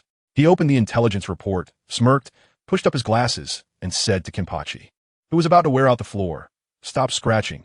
Your battle is here. Let's go." Well, Kenpachi's eyes lit up at those words, going from being listless one moment to having a bloodthirsty gleam in his eyes the next, grabbing his sword and shouting, "My big sword has been craving for action." Meanwhile, in the South Sea, Sabo and his team had just helped a kingdom called Zugu overthrow a regime. Little Goldilocks was excited, bragging to his teacher, Artoria, "Teacher, we saved another country." But Artoria had a worried look, unable to be happy at all. Sabo quickly asked what was wrong, but Artoria ignored him and directly sought out Dragon. Dragon floated over like the wind, asking what was the matter. Artoria looked at the newly liberated citizens, all smiling, and directly posed a soul-searching question. "Mr. Dragon, after we leave, will they still be able to smile like they are now?" I'll tell you. Just this one sentence directly knocked Dragon offline. He suddenly realized, yes, their revolutionary army has been too focused on pushing towers and completely forgot about defending their home. They have overthrown 4 kingdoms, and this is the 5th. Every time they just fight and run, leaving a mess behind. Now these places are so poor that even pirates are too lazy to come. What will happen next? Without nobles, there are no armies. Isn't this just opening a buffet for the pirates? The revolutionary army doesn't have enough manpower, and they're being chased by the world government. So they can't even send people to guard. This one sentence from Artoria directly awakened the dreamer. Dragon finally understood that their business model has a huge flaw, and if they keep doing this, something will go wrong sooner or later. The nearby little Sabo was confused, and since he couldn't interject, he scratched his head and thought as long as the teacher was around, everything else didn't matter. The scene shifts to the North Sea, on an island called Las Vegas. A hapless CP agent named Black 16 was hiding in a basement, munching on hard, stale bread. He cursed Spandam 1,000 times in his heart, thinking about how he, a proper CP agent, was now like a rat crossing the street. He had a beautiful plan, thinking that if he could ride out this storm, he would retire and live off his savings. However, before he could even start dreaming about his retirement life, with a bang, the door was kicked open. Black 16 was startled and reacted quickly, pulling out his gun and shooting, taking the approach of shooting first and asking questions later. But as soon as the gunfire stopped, a brazen voice came through. "Shooting is no fun. Come and try cutting me a couple of times." As the smoke cleared, Kurizumi Kiyoshi entered, carrying a big sword, with Aizen beside him smiling. Black 16 was dumbfounded at that moment, wondering where these 2 demons came from. Aizen adjusted his glasses and laid out his little issues. Black 16, former CP9 agent. The official story is that you killed the commander of CP5 and defected, right? Before Black 16 could respond, Aizen continued with a smile. But the truth should be that a pirate hunter named Silver killed Bone killed Spandam. And you were just a deserter. Later, the Germa 66 army came and formatted the scene. You thought you were seamless, hiding in this most dangerous yet safest place, right? I tell you, Black 6 was so nervous that his hair stood on end. This murder mystery is nothing compared to how well you play it. How come this person seems to have a god's eye view? He trembled and asked, "What exactly do you want?" Aizen got straight to the point. "Come with me. We have a common enemy." Black 6 wanted to struggle. "Why should I trust you?" Aizen shot back. "Do you have any other choice?" Goodness, that sense of oppression is just overwhelming. Black 6 instantly gave up resistance. Yes, believing might mean survival. Not believing means death right now. He could only concede. "What do you want me to do?" Aizen's plan was very simple. Go to the South Sea, draw out Spandam, that is Spandam's father. The rest is up to me. The storyline continues to shift to the Grand Line, Alabasta. Nico Robin and Shikibu Tsukumo, also known as White Fang, have now formed a somewhat famous assassin organization. Robin handles intelligence analysis and order-taking, while Tsukumo takes action, and their business is booming. One day, Robin reported that one of the 6 major powers in the underground world, the mortuary owner P-Crow, sent someone to invite them to join. Upon hearing this, Tsukumo frowned. Robin continued, "He invited us to attend the tea party hosted by Big Mom next month in the Land of Nations, saying her daughter is getting married." Tsukumo was baffled by this invitation. A tea party? It sounded like an afternoon tea for aristocrats. Do pirates really do this? Robin analyzed that this was probably an attempt to win them over. She didn't really want to go to such a crowded place and asked Tsukumo if he wanted to decline. Tsukumo thought for a moment and decisively said, "Agree to it. I'll go alone." He was confident. "Don't worry, if I want to leave, no one can stop me." Robin had no choice. The boss had decided, and as a worker, what could she say? As long as she didn't have to go, that was fine. The last storyline is on Fishman Island. Jinbei finished handling the affairs of Fisher Tiger and took Don Quixote da Flamingo to Ryugu Palace. Let me tell you, that King Neptune is 12 meters tall, like a small mountain. But his personality is quite nice, and his laughter is like thunder, roaring as he came out to welcome them. His wife, Queen Otoheim, is also very gentle. When Neptune saw Jinbei, he treated him like a brother, going up to pat his shoulder. The scene was like shooting basketball. They warmly thanked Doflamingo for saving their son. Shark Star. At the banquet, Neptune asked Jinbei how long he planned to stay this time. Jinbei downed a cup of wine, his voice choking. Fisher Tiger has sacrificed. As soon as this news came out, the atmosphere in the room became heavy. Doflamingo timely added, "Mr. Tiger passed the captain's position to Mr. Jinbei before he died." Jinbei looked confused, saying he took the captaincy but had no idea what to do. The Sun Pirates now lacked a backbone, like walking corpses. Neptune didn't know how to comfort him, and could only say he should take a good rest in Fishman Street. Ryugu Palace would always welcome him. After chatting with Jinbei, Neptune turned his attention to Doflamingo, who was quietly eating and drinking. Hearing that Doflamingo had excellent water manipulation skills, he became interested in recruiting him. He asked Doflamingo about his plans. Doflamingo grinned widely. "Me? I have no plans, just traveling and enjoying the scenery." Goodness. The king took the bait and warmly invited. "In that case, why not stay in our Ryugu Palace and enjoy the scenery?" Doflamingo was overjoyed, thinking, "Oh my, isn't this just sending him directly to Princess Shirahoshi? This move is all about a high-end casual encounter." He politely responded, "Then I'll trouble you." Neptune was even happier. "Not a bother. You can help guide Shark Star and the others. They're in awe of your water manipulation skills." Jinbei also chimed in, saying Doflamingo's strength was unfathomable. Doflamingo thought, "Isn't this good feeling just skyrocketing? It's truly effortless." Everyone was happily drinking when Queen Otoheim suddenly got drunk, her face flushed and slurred. "Hiccup, brother Doflamingo. What do you think about the relationship between Fishman Island and humans?" Neptune saw his wife starting to act drunk again and quickly picked her up to take her back, apologizing. "Sorry, she can't hold her liquor. She says nonsense when she drinks too much." Otoheim was still struggling in his arms. "I'm not drunk. I just want to ask brother Doflamingo's opinion." Watching this comical scene, Jinbei joked, holding Doflamingo's shoulder. "Brother Doflamingo, you better keep an eye on your two ladies." Doflamingo almost spat out his drink. What does this have to do with him? Before he could explain, Neptune came back, raising his glass. "Come on, let's continue drinking." On the other side, Judicial Island. Spandam, exhausted from not sleeping for days due to his son's disappearance, looked haggard. Just then, a snail phone rang, and he answered it weakly. A good piece of news came from the other end. "Sir, we have found the trace of Black 6 in the South Sea." Spandam's eyes instantly turned red, filled with bloodshot veins, and he clenched his fists, roaring, "Bring all the CP9 members over. Remember, I want them alive. I want to interrogate them myself." After hanging up, he picked up a photo on the table, a picture of him with 7-year-old Spandam. He touched the photo, gritting his teeth. "Son, don't worry. Dad will take revenge for you personally, no matter who it is." A pirate ship with a red color scheme, featuring a snake emblem on its sail, was being pulled by 2 enormous green sea snakes. "Sister, are we not going back?" asked a strange female with sea green hair and a head twice the size of her body, wearing a green bikini and long green socks with high heels. "I don't want to meet that old woman. If you want to know why, it's because I'm too beautiful. Everything I do will be forgiven," said a stunning beauty with long black hair, a smooth and fair forehead, deep blue eyes glimmering faintly, a high nose bridge, a delicate nose, rosy lips, soft and shiny. Wearing snake-shaped golden earrings and a high-slit chong sam, her tall figure exuding wealth and generosity, with her slender, onion-white fingertips gently resting on her full red lips. She tilted her head back and arched her waist an extremely exaggerated angle, exclaiming, "Ah, Lady Snake Princess, so beautiful. Lady Snake Princess, look at me, I'm almost there. Lady Snake Princess looked at me. Lady Snake Princess looked at me." Ozzel. Such strange and peculiar actions were not questioned by anyone.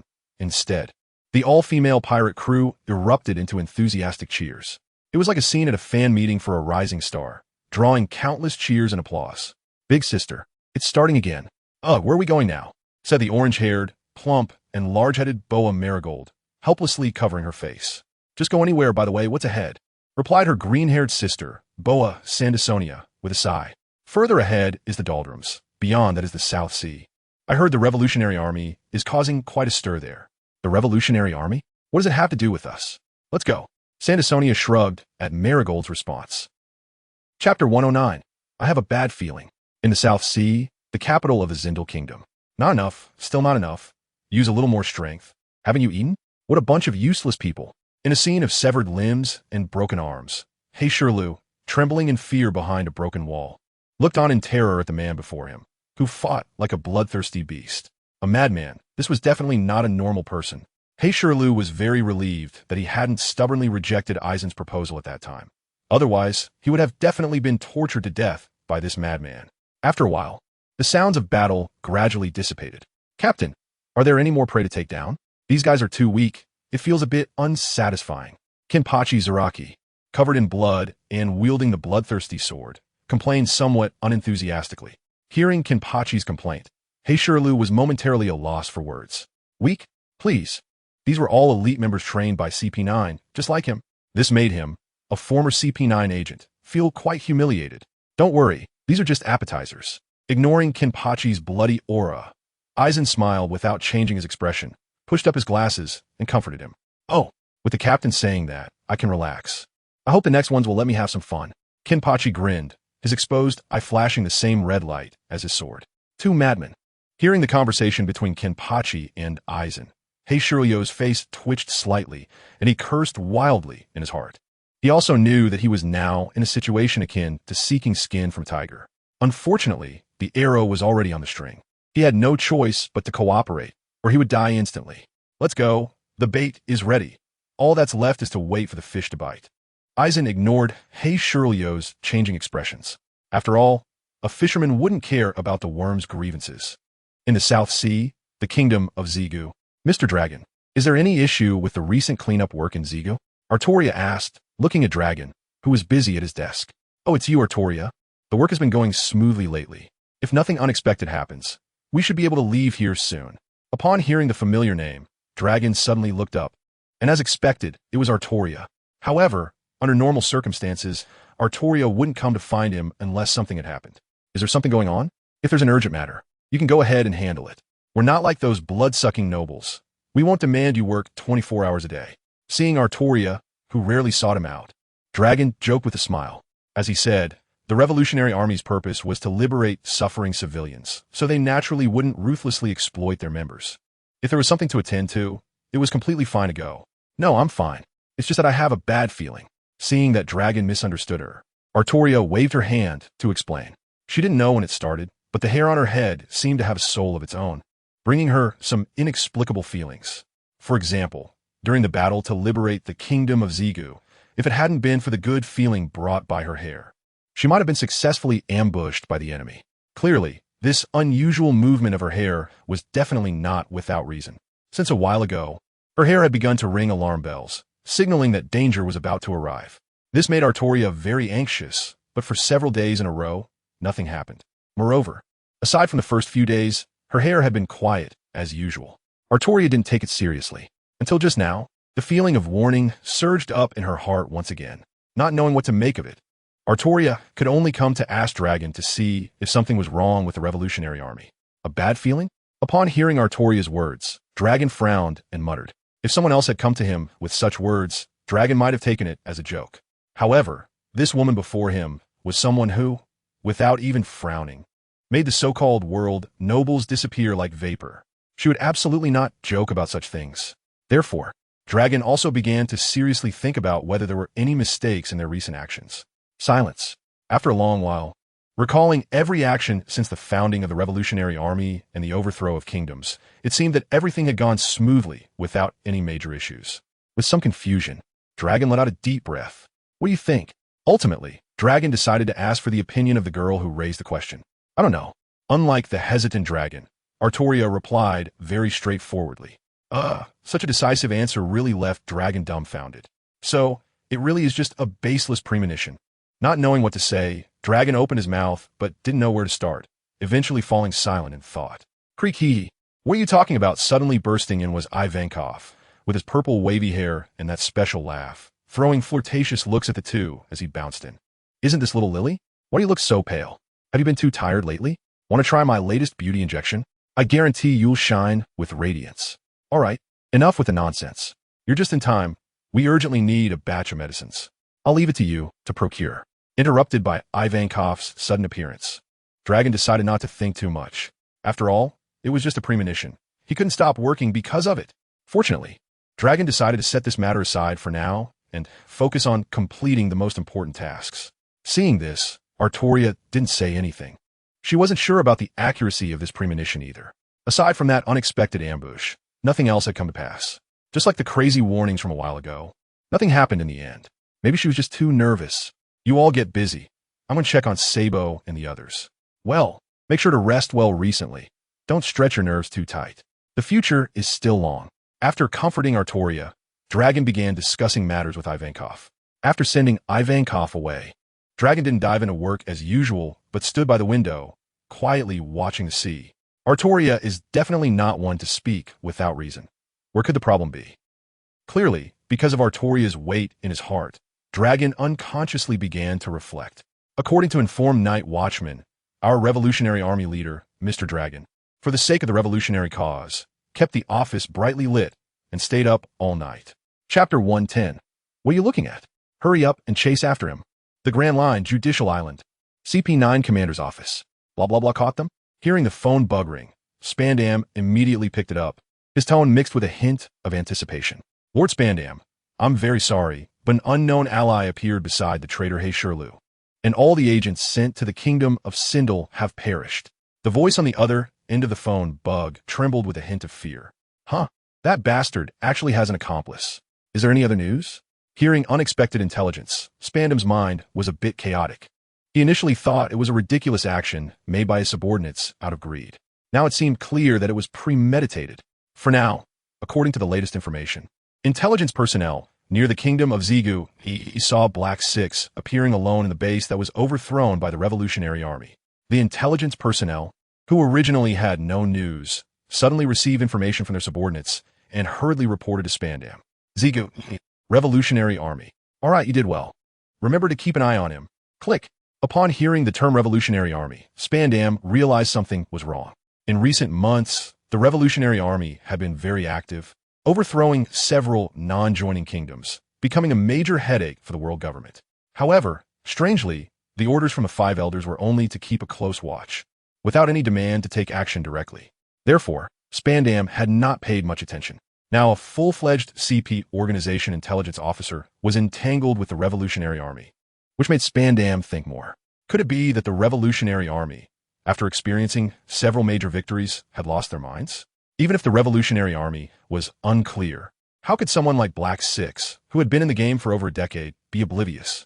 For a moment, Spandam's already muddled brain became even more like mush, and he couldn't think of an answer. However, no matter what, since it involved the Revolutionary Army, Spandam could not make decisions on his own.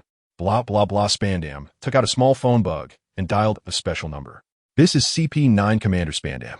I have discovered that the traitor Black Six from CP9 has contact with the Revolutionary Army in the South Sea Kingdom of Ziga-E, the first half of the Grand Line, the waters of Sabaody Archipelago. Hurry up, don't let my favorite fishman slave get away. On a large white military ship, a strange man with a round glass helmet and a starfish hairstyle shouted angrily with his hands on his hips. The surrounding black-suited guards shivered in fear. The warship wasn't built on them, so even if they wanted to speed up, they couldn't do it. However, who let this uniquely styled man have a noble identity? So they didn't dare to argue. Lord Don Quixote murdered. We have already notified the Navy on Sabeti Archipelago. They will definitely bring your fisherman's slave back. A bespectacled butler with a small mustache said, forcing himself to reassure. Oomph. It better be that way. Hearing the butler's words, Murdered snorted coldly. A few years ago, Fisher Tiger caused a ruckus in Mary Geos and freed celestial dragon slaves, which led to many celestial dragons losing a large number of slaves. Among them, Murdered lost nearly all of his fishman slaves. He particularly enjoyed collecting fishman slaves and occasionally taking pleasure in looking at his collection. As a result, he did not keep many fishman slaves in his palace. For this reason, he often personally led people to buy and capture fishmen. Recently, he heard that a large number of fishmen had appeared in Sabeti Archipelago, including that red fishman who had freed many slaves. This made Murdered very excited. He was interested in this strong fishman with many rumors surrounding him and planned to capture him as the best addition to his collection. Unfortunately, before he could reach Sabeti Archipelago, news of the fishman's death reached him. Unable to achieve his goal, Murdered chose to wander near Sabeti Archipelago to see if there were any wild fishmen to catch. Sure enough, he spotted a sneaky fishman with a backpack, covered in black and white stripes. Unfortunately, this fishman had a special invisibility ability, only revealing himself when hit by cannonballs from the ship, making Murdered's capture efforts very difficult. Lord Murdered, according to the Navy's capture personnel, this fishman has already returned to Fishman Island.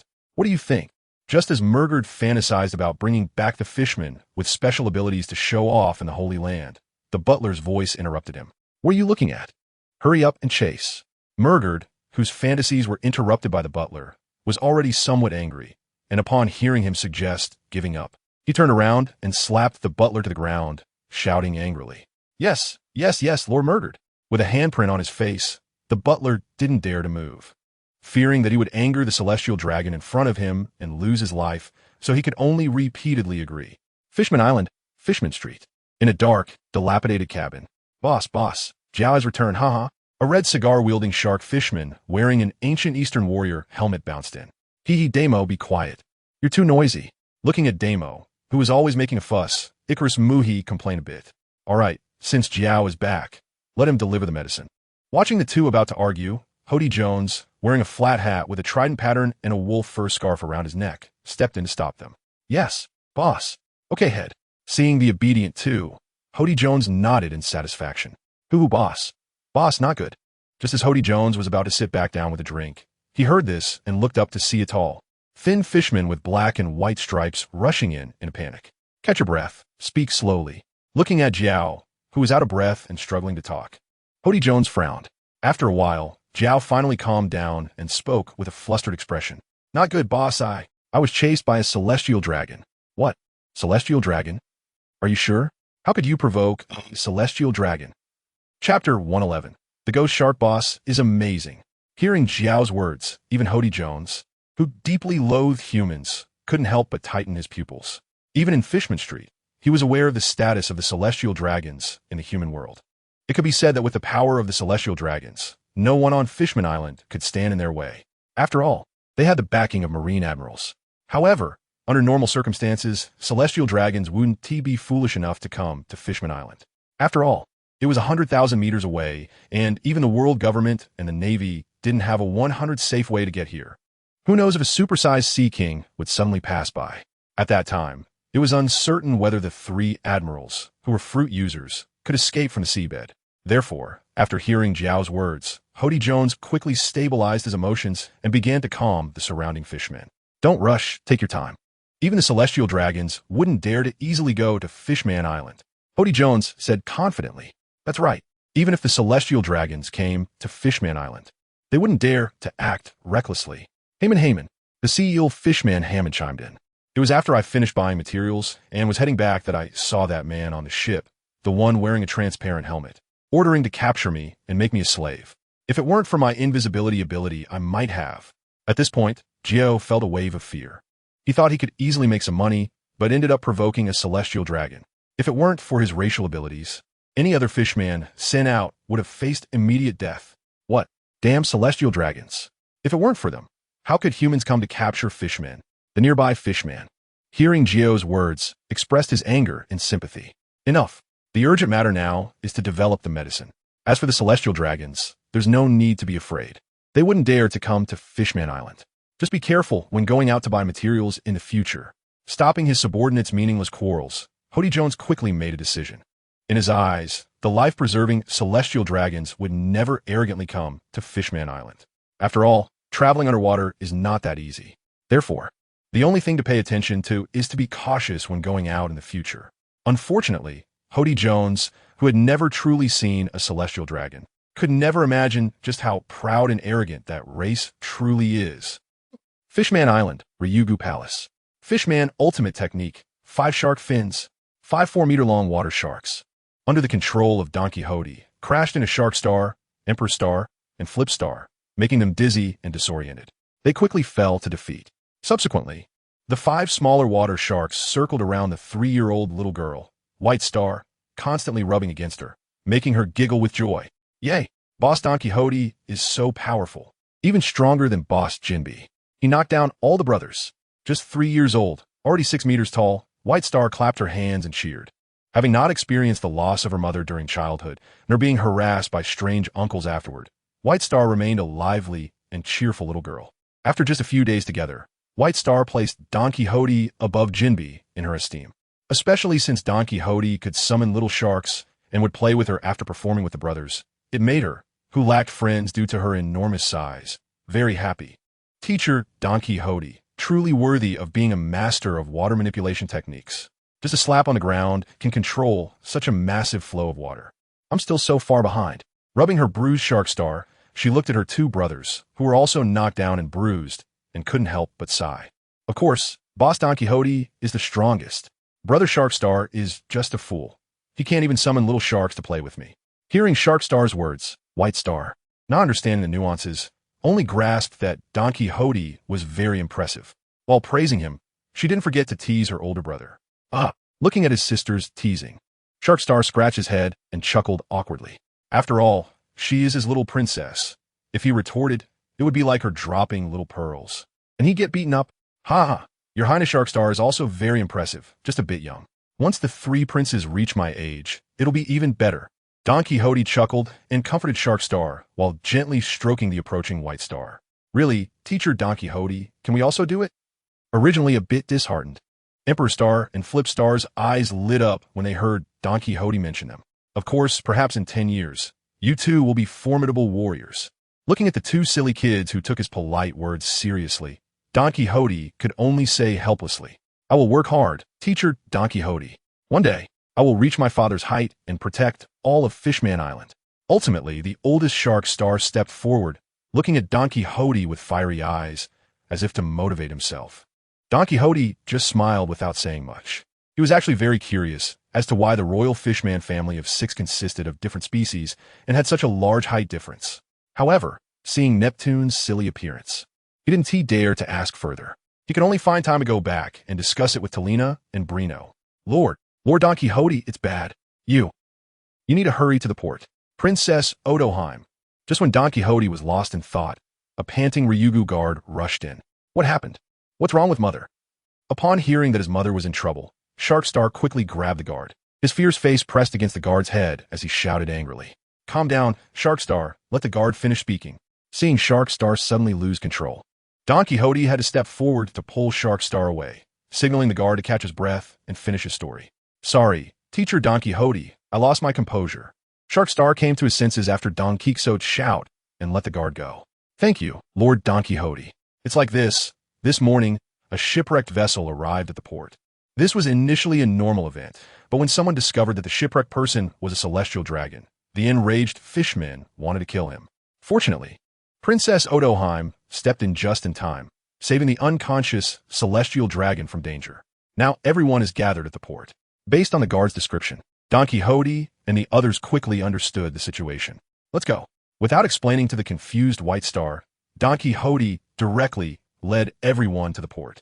Now that Neptune was not in the palace, he had gone to the sea forest with Jinbe in the morning, and only Don Quixote had the strength to stabilize the situation, which was also why the guard dared to come find him immediately. Chapter 112, From Specific to General, Not Generalizing. Fishman Island Port. Damn celestial dragons. If it weren't for them, my father wouldn't have been captured by pirates. That's right. If it weren't for Lord Fisher Tiger, I would still be a slave in the hands of the Celestial Dragons. The Celestial Dragons should all die. Princess Odoheim, please step aside. We want to kill this Celestial Dragon. The entire port was not as deserted as usual. Countless fishmen and mermaids rushed over, surrounding the area. And in their fury, they wanted to execute the culprit, the Celestial Dragons who harmed them. No trade, no murder. If it weren't for the Celestial Dragons raising the price of mermaids, so many people wouldn't risk their lives coming to the depths of the sea to capture slaves. Everyone, please calm down and listen to me. Seeing the crowd's emotions starting to spiral out of control, Princess Odoheim shouted desperately, trying to calm everyone down. Unfortunately, just Princess Odoheim's voice couldn't drown out the shouting and cursing of the entire Fishman Island port. Watching the crumbling defense line of the palace guards blocking the fishmen, the frail Princess Odoheim couldn't help but break out in a sweat, not knowing what to do. Make way, make way. Lord Don Quixote is here. Just when Princess Odoheim was at a loss, more palace guards arrived in time, with the likes of Kankatsuki Kisame and Sharkstar. It's Lord Kisame. Last time, thanks to Lord Kisame's intervention, my sister was saved. That's right. Lord Kisame not only rescued those kidnapped mermaids, but also killed all the human pirates who dared to attack us. Everyone step aside. Lord Kisame will deliver justice for us. Step aside. Let Lord Kisame deliver justice for us.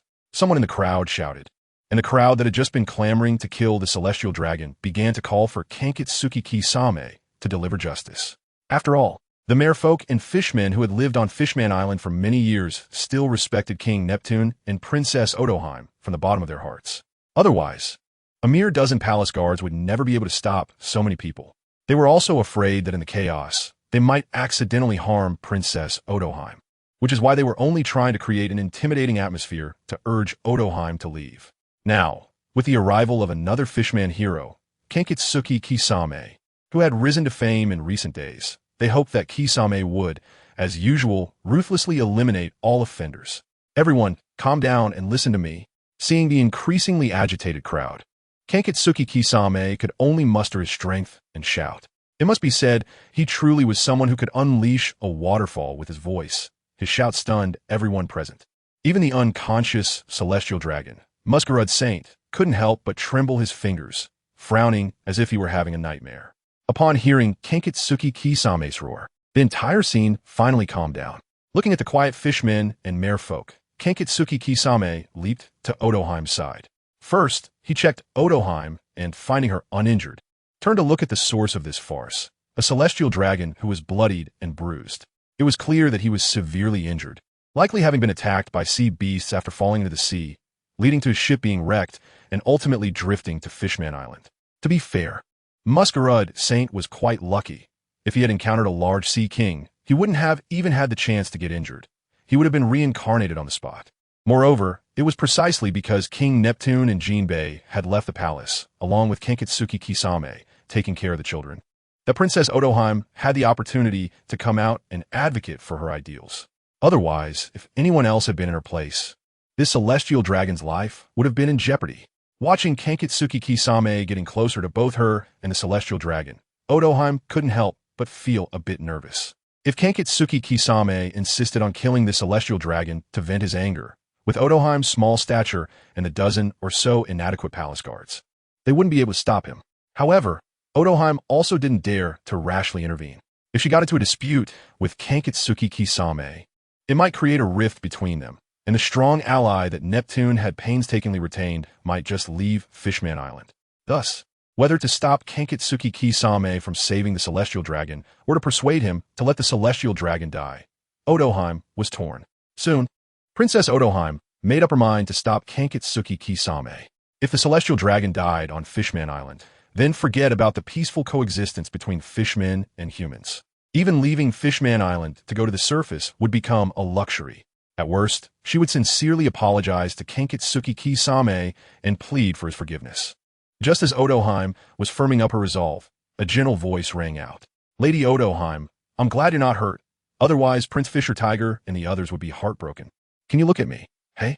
Odoheim, who had already prepared to stop Kankatsuki Kisame, suddenly froze when she followed the voice and was about to speak. Her azure blue eyes widened in surprise as she looked at Kankatsuki Kisame. She never expected such an outcome. After all, during his time on Fishman Island. Kankatsuki Kisame had not spared a single pirate that dared to capture mermaids. All had been beheaded. This was also the reason for his immense popularity when he arrived. It was said that there was even a Kisame support club formed in the Mermaid CAF. Yet, the first thing he said upon meeting her was to express concern for her, which truly caught Otoheim off guard. Now that everyone is calm, Lady Otoheim, you can say everything you want to say.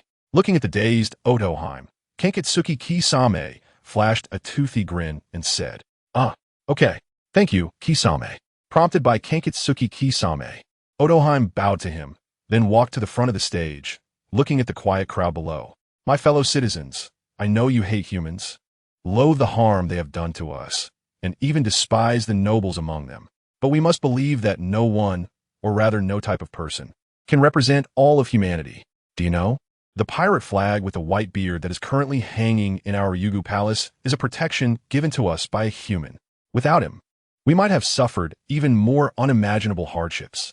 Therefore, we must recognize who we truly hate, not dismiss them all outright and deny them entirely. This is disrespectful to others and irresponsible for ourselves.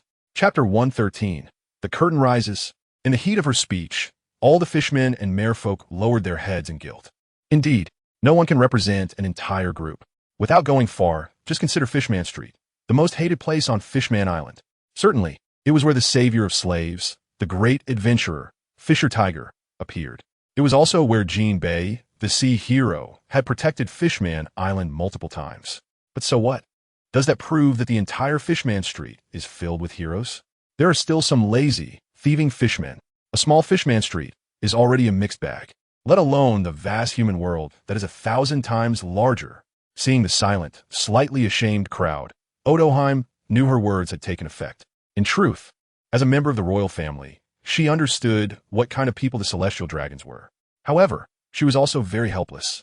If she wanted to fulfill her ideals and allow the people of Fishman Island to live freely on the surface, then the world government was an obstacle she could never bypass.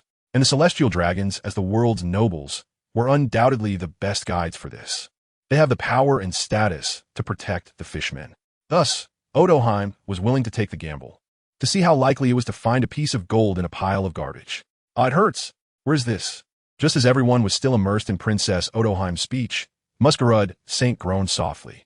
Then, he struggled to prop himself up with his hands, looking at the scene surrounded by fishmen. Hey, what are you fishmen doing? Hurry up and help me up. Despite being outnumbered, Masquerade Saint still maintained an extremely arrogant attitude, glaring fiercely. Seeing that no one was paying attention to him, Masquerade Saint drew out his golden-patterned pistol and aimed it at the fishmen present. The previously silent atmosphere instantly became tense. What are you doing? Are you trying to prevent this disdainful celestial dragon from causing trouble and affecting the peace that Yahim had worked so hard to maintain? Don Quixote Yora swiftly moved and knocked him out, then gave Yahim a reassuring look before tossing him to a nearby guard. Please rest assured, in the name of the princess of Ryugu Palace, I guarantee that this celestial dragon will not harm Fishman Island in the slightest. After seeing Masquerade Saint faint, Yahim let out a sigh of relief and loudly assured everyone. Everyone disperse. You can rest assured. I am here. Don Quixote Yora also stepped forward to support Yahim's assurance. The crowd looked at the princess of Fishman Island and the recently renowned Don Quixote Yora, and they no longer said anything. South Sea, Kingdom of Ziguai. Near the waters surrounding the island where the kingdom is located, on a warship emblazoned with a cross symbol made of 5 circles. Lord Spandam. Ahead is the former location of the Kingdom of Ziguai. According to the informant's intelligence, the trader Black 16 is still on this island. What is the situation with the Navy? Spandam looked at the small island that had just experienced war and said in a deep voice, according to your orders, commands have been issued to the 3 surrounding Navy bases. A total of 5 warships have been dispatched, and they will definitely carry out a comprehensive bombardment of this island. Upon hearing his subordinate's report, Spandam nodded in satisfaction. Since that day, he had reported his suspicion linking Black 16's betrayal with the Revolutionary Army to the world's strongest intelligence organization, CP0, and received this order.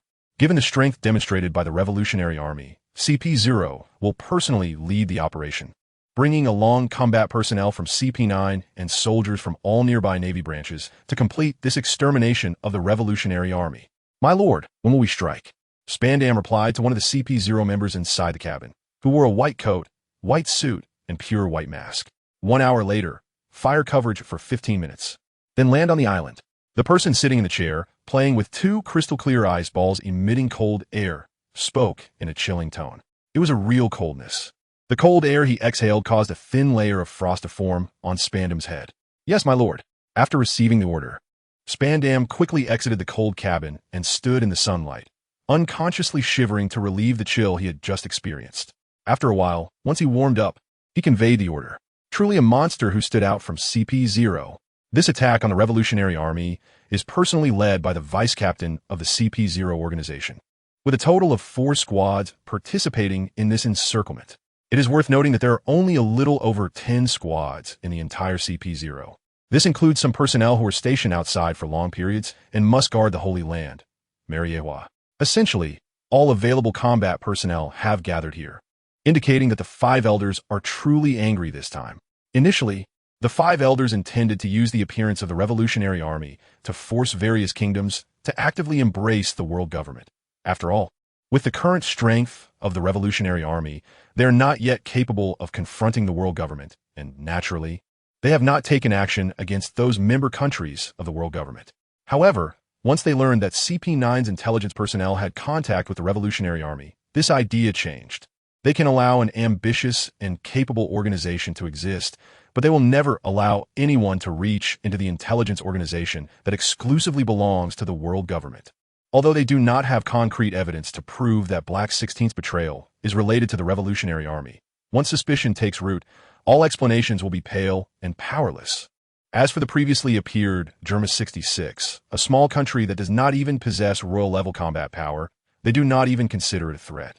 Perhaps this time, the 5 elders' major actions are just to give the world a warning, letting them know that the appearance of the 7 warlords is not a concession from the world government, but a mercy towards pirates. This extermination campaign is the best proof of that. In summary, aside from the warships used for fire coverage, which are from the Navy, all other high-end combat strength comes from the world government itself. This also declares that even if the Navy cannot spare troops due to pirates, no rotten fish or shrimp is qualified to provoke the world government. Chapter 114. Everyone, let our voices resonate across the sea. Child, remember, there are only 3 kinds of power in this world. One in the sky, one on the ground, and the other in the sea. Finding one of these is our foundation. The unconscious Muscarud Saint seemed to return to his childhood, involuntarily recalling a segment of words spoken by his father. As a child, Muscarud Saint found it hard to understand. In fact, even as an adult, he still did not understand. He did not know what was in the sky. And on the ground, he had a host of servants. There remained only the sea. In his understanding, the so-called sea referred to the species of fishmen and mermaids. Although he did not understand why he needed to seek these powers, after all, since his birth, he had been a lofty, celestial dragon and never had to worry about anything. Delicious food, beautiful women, wealth, power. He had all of these, and he was even somewhat tired of them. Therefore, in search of amusement, and to find the foundation his father spoke of, he always personally went to various places to collect different creatures. This underwater journey was unfortunate for him, yet also fortunate. The misfortune was that he encountered an unimaginably gigantic sea king, which, just by passing by, shattered the entire ship into pieces. The fortune was that this gigantic sea king did not see him, this small insect, as a threat and merely passed by, which allowed him to survive and arrive at Fishman Island. Where's this? The dazed Muscarud Saint rubbed the pain in his neck and looked around at the shell-like buildings in confusion. You're awake. This is Fishman Island, Ryugu Palace. A gentle female voice, like a mother's soothing voice, made the newly awakened Muscarud Saint feel a warmth. Who are you? Perhaps because of the recent dream, or perhaps due to the woman before him, whose extreme friendliness made the usually arrogant Muscarud Saint communicate like a normal person. My name is Yihim. I am the princess of Ryugu Palace. Welcome to Fishman Island. South Sea, Kingdom of Zigu I. Temporary headquarters of the Revolutionary Army. Chief, something has happened. According to intelligence, the surrounding Navy branches have dispatched a large number of Navy and warships towards us. The intelligence minister, wearing a bear-shaped helmet, Tally Kildeo, directly pushed the door open and reported to Monkey D. Dragon. Something really happened. Upon hearing Terry's report, Long's first reaction was that Altoria's premonition had actually come true. It seemed that the Navy's actions were premeditated. If he had known earlier, they wouldn't be so passive now. What? Chief, stop daydreaming and quickly think of a countermeasure. Terry anxiously interrupted Long, who was full of regret and muttering to himself. The situation is critical. How can you still be distracted? How long until the Navy arrives? About half an hour. Terry, notify all departments to drop everything unnecessary and evacuate quickly. Lightning, inform all captains to be ready for battle at any time. Yes, Chief. Following the orders, Terry and Lightning immediately left the office to relay commands to various departments. To be honest, this was the first time since the birth of the Revolutionary Army that they faced a large-scale encirclement. Previously, it was just small skirmishes, and Long had let his subordinate captains handle the engagements. Moreover, Altoria had not given any warnings before. But this time was different. A few days ago, Altoria had given a warning, and the Navy had suddenly assembled numerous warships. The feeling of impending storm made Long's heart pound. To be on the safe side, he decided it was better to retreat first. Only by staying alive could they liberate more people. Mr. Long, what's going on? Soon, as chaotic sounds erupted from outside, Altoria pushed the door and walked in. The Navy is mobilizing on a large scale, likely to encircle us. To be on the safe side, I prepared to evacuate. But time is tight. If nothing unexpected happens, we might face a fierce battle. Half an hour is ultimately too rushed. Once the Navy goes mad, the refugees of the Kingdom of Xigu will hardly escape. After all, the territory occupied by the Revolutionary Army means these refugees are no longer the civilians of the world government. To put it bluntly, even the world government would definitely take action. After all, O'Hara is a cautionary tale. The tragic fate of that destroyed island of knowledge still lingers in Long's mind. I will fight until the last moment, swearing by this sword. Understanding the situation, Altoria solemnly said to Long, looking at the shining girl before him. Long couldn't help but exclaim that he had indeed made the right decision back then. I will fight alongside you, and let the voice of the Revolutionary Army resonate throughout the world. As if inspired by the girl's courage, Long felt a surge of confidence. Chief, all combat teams have assembled except for Ivankov, who is out. Looking at the emerging Monkey D, Long and Altoria, Lightning shouted, Comrades, today we will face the most difficult battle since the establishment of the Revolutionary Army. Some may sacrifice for this. That person could be you or me. Are you afraid? Looking at the young and old faces in the crowd, Long said in a deep voice from the stage, For our ideals, for those who are suffering, we fear nothing. Fear nothing. Someone shouted, and like water dropped in a hot oil, it triggered an explosive echo. Good. Everyone, today, right here, let our voices echo across the sea. Seeing the high-spirited Revolutionary Army soldiers, Long's blood boiled. This battle is unavoidable. Moreover, this battle is a testament to the fruits of his years of hard work. He believes that as long as they survive this difficulty, the Revolutionary Army can be considered a true force capable of challenging the world government. Although he didn't know who the enemies were, with so many like-minded comrades and their support and encouragement, he felt fearless. East Blue, Frost Moon Village. On a small fishing boat. Is this the power of belief? Sitting cross-legged and fishing with closed eyes, Mushua looked at the high-spirited Revolutionary Army from Altoria's perspective and sighed. Is this your plan, using the Revolutionary Army to test the bottom line and strength of the world government? Truly ruthless. This battle will bring untold suffering and countless casualties. Unlike the battle at Honeycomb Island, this fight was entirely guided by Mushua's avatar, ultimately forming a great battle. Now that it has come to this, let me see what the so-called most vicious criminal in the world is truly like. Chapter 115. Landing, take them all. Boom. One by one, dark cannonballs streaked across the sky like meteors, crashing to the ground and causing a series of roars. Woo woo woo, mommy, where are you? Under the bombardment of cannonballs. The first to be affected were the crowds who had no time to evacuate or seek refuge due to the rush timing. Although the Revolutionary Army also wanted to rescue these poor people, they were powerless due to limited boats. Moreover, the terrain of this island was relatively flat, with not many natural shelters. Many people had already succumbed to eternal sleep the moment the world government ordered the bombardment. Don't be afraid. Everything will be all right. Cradling a crying girl in her left arm, Altoria swung her sword with her right hand, deflecting the incoming cannonballs back into the sky to prevent accidentally harming the little girl in her arms. Teacher, let me take her. Sabo, who was following Altoria, shouted, looking at her with determined eyes. Knowing his own strength, Sabo realized he couldn't participate in this battle and could only assist his teacher, allowing her to face the upcoming fierce battle with all her might. Sabo, take her back to the ship and be careful. Without hesitation, Altoria decisively handed the little girl to Sabo. She knew that there were still more people outside who needed her. Teacher, you must protect yourself. Watching Altoria rush away, Sabo shouted with tears in his eyes. He didn't know how many people would sacrifice in this battle, but no matter what, he hoped that person would not be his teacher, that angelic woman. Chief, what should we do? The information Minister Terry, covered in black ash, looked at the warriors who had just evacuated less than halfway and looked desperately at Long. Don't panic. Terry, take people to evacuate first. Lightning, you take people to protect those refugees. Crow, Bello Betty, Lindbergh, you three take your teams and come with me to the port to buy them some time. Yes, Chief. The others, receiving the orders, quickly scattered. Watching the cannonballs shooting in at high speed, Long did not waste energy clearing them. He didn't know how difficult the upcoming battle would be, so he had to be fully alert to face any unexpected situations. Sir, we've used up most of the cannonballs. Seeing that the cannonballs were nearly exhausted, Spandam jogged over to the CP0 members and said respectfully, Then let's land, and don't let anyone escape. Crushing the pair of ice balls in his hands, the man in the pure white mask stood up. Everyone, get your spirits up. This mission must not fail.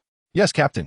As the vice captain of CP0, the ice hockey man will not allow any blemish on his mission, nor will he allow it to fail.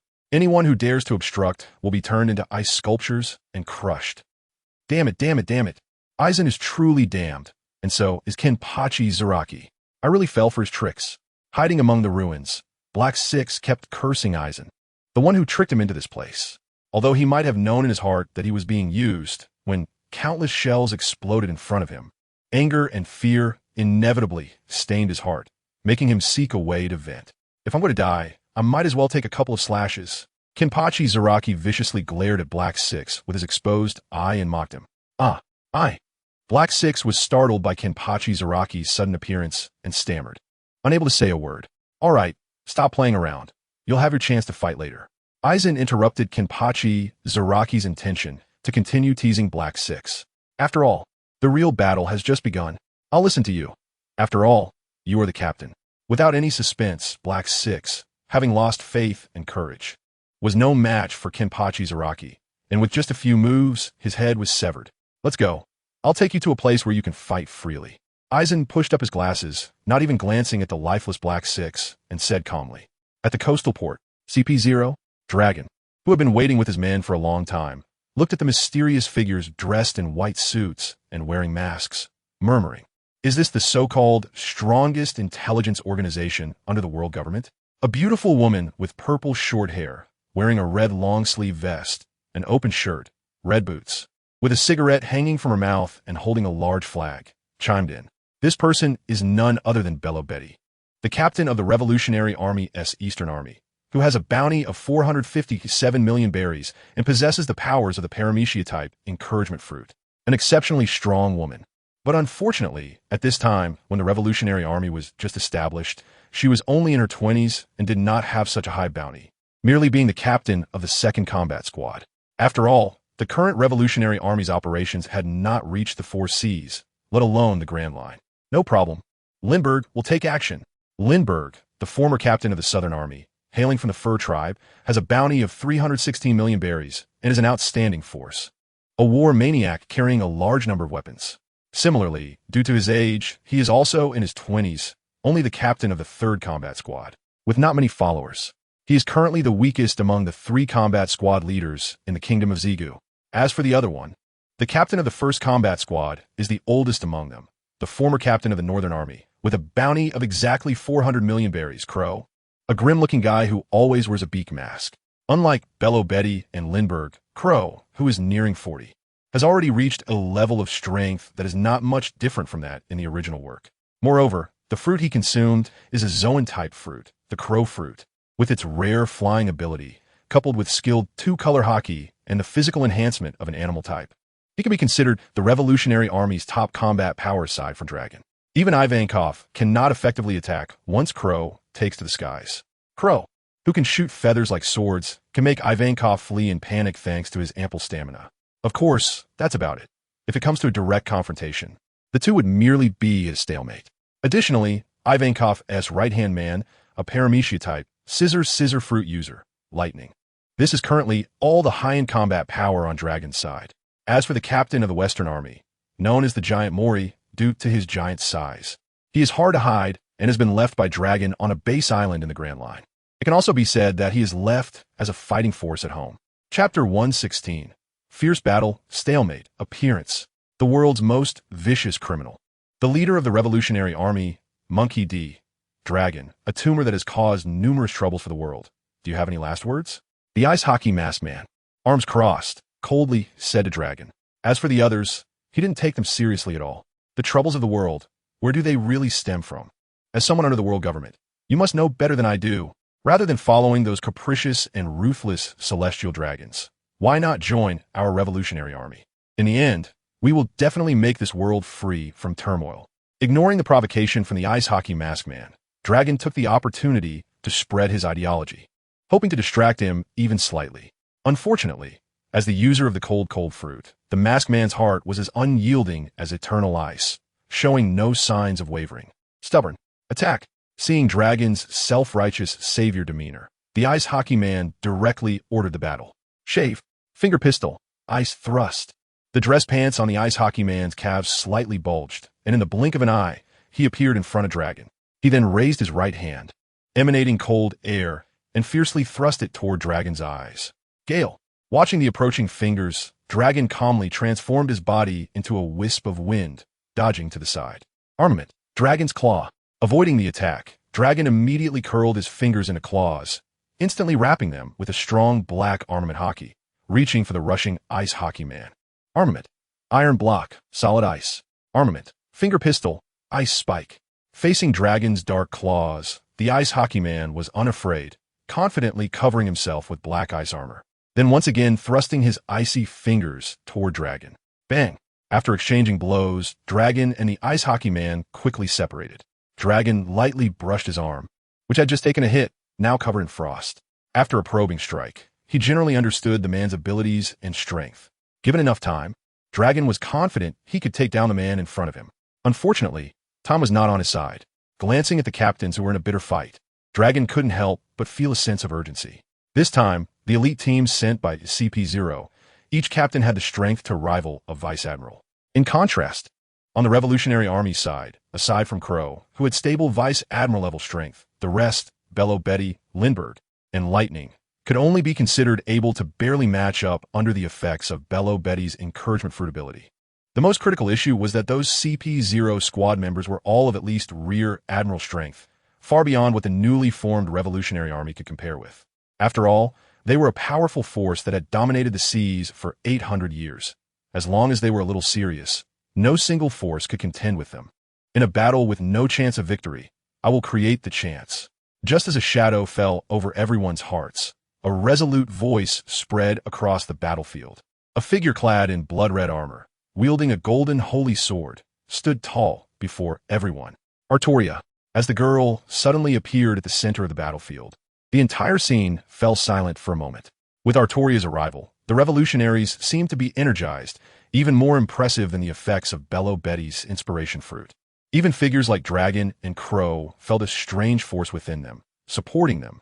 The God Slayer. Ignoring the suddenly invigorated revolutionaries, a masked CP0 member shouted in shock. It was as if he was frightened by the unexpectedly appearing girl. What? She killed a celestial dragon? Even a hockey player fighting Dragon turned to look. After all, that freak who briefly appeared in the East Blue vanished without a trace after killing a celestial dragon. Unexpectedly, she had joined the revolutionaries. The mission objective has changed. Prioritize capturing the God Slayer. Taking advantage of the opportunity to push back Dragon, the hockey player issued the latest command to CP0. Compared to the fledgling revolutionaries who had just overthrown a few weak countries, this one who had killed a celestial dragon was clearly worth taking action against. After all, anyone daring to kill a celestial dragon must be eliminated. Yes, Captain. Following the order, several CP0 members quickly drew their weapons and charged at Artoria. With Artoria's inspiring aura and the majority of CP0's attention focused on her, all revolutionary soldiers felt their pressure ease, and the situation began to shift. Zgu Kingdom seas, on the revolutionary ship that had just evacuated and was preparing to set sail. Damn it, I wish I had known sooner. The intelligence minister, Telly, slammed his fist on the ship's helm, filled with self-reproach. It's okay, it's not too late now. In fact, it's just right. A gentle voice sounded in Telly's ear, warming his heart. I could be just right, if it weren't for me. Who are you? Telly, who was about to look up to explain, shouted at the two unfamiliar individuals who looked out of place among the revolutionaries. How rude. I haven't introduced myself yet.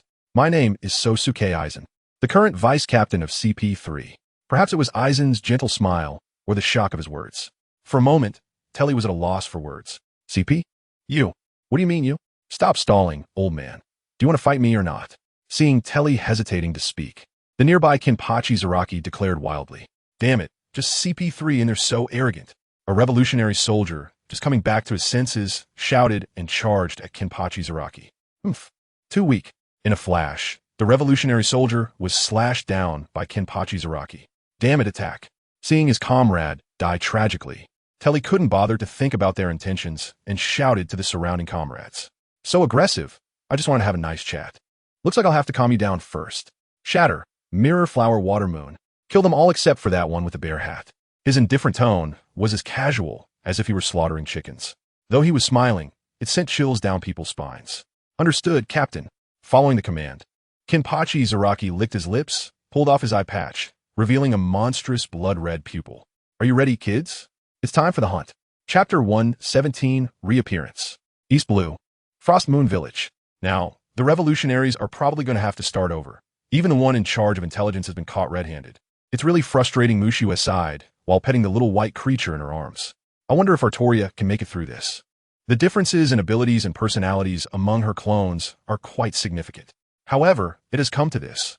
I can only wait and see the results Aizen brings. I hope I won't be disappointed. Brother, you're slacking off again. Didn't you tell me that training requires perseverance and cannot be lax? Seeing Mushua slacking off again, Kuina ran over quickly. Grabbing Mushua, she tried to drag him to the dojo. Yes, my lovely little sister is right. But, cute, that's not it. I'm going to be the world's greatest swordswoman. How can I be described as cute? Originally fierce Kana, upon hearing Mushua call her cute, instantly blushed and lowered her head, stumbling over her words. All right, I believe you will definitely become the world's greatest swordswoman.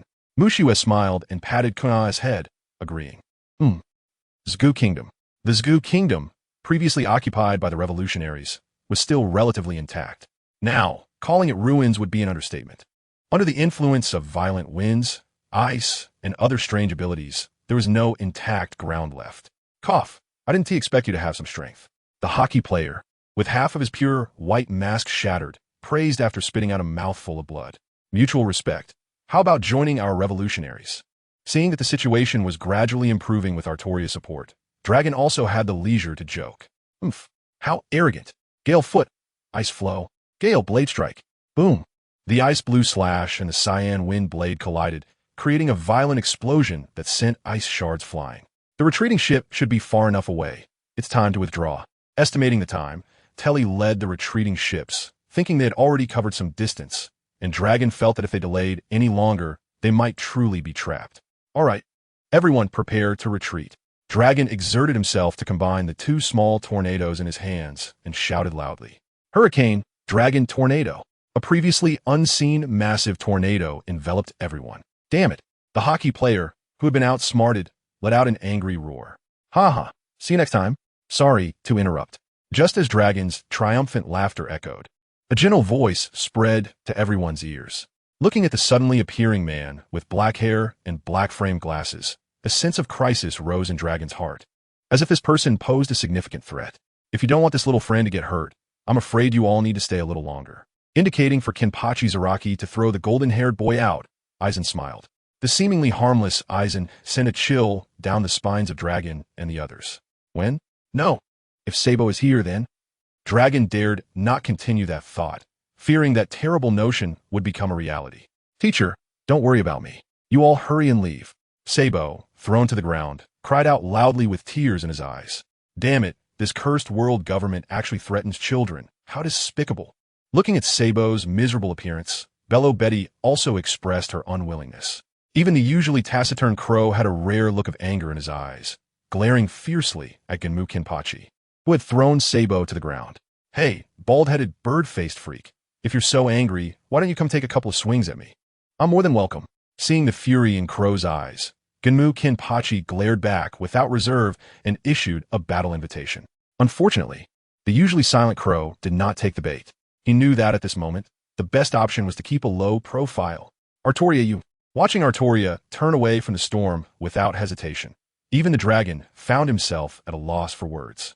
Just like back then, when he had no hesitation in striking against the celestial dragons.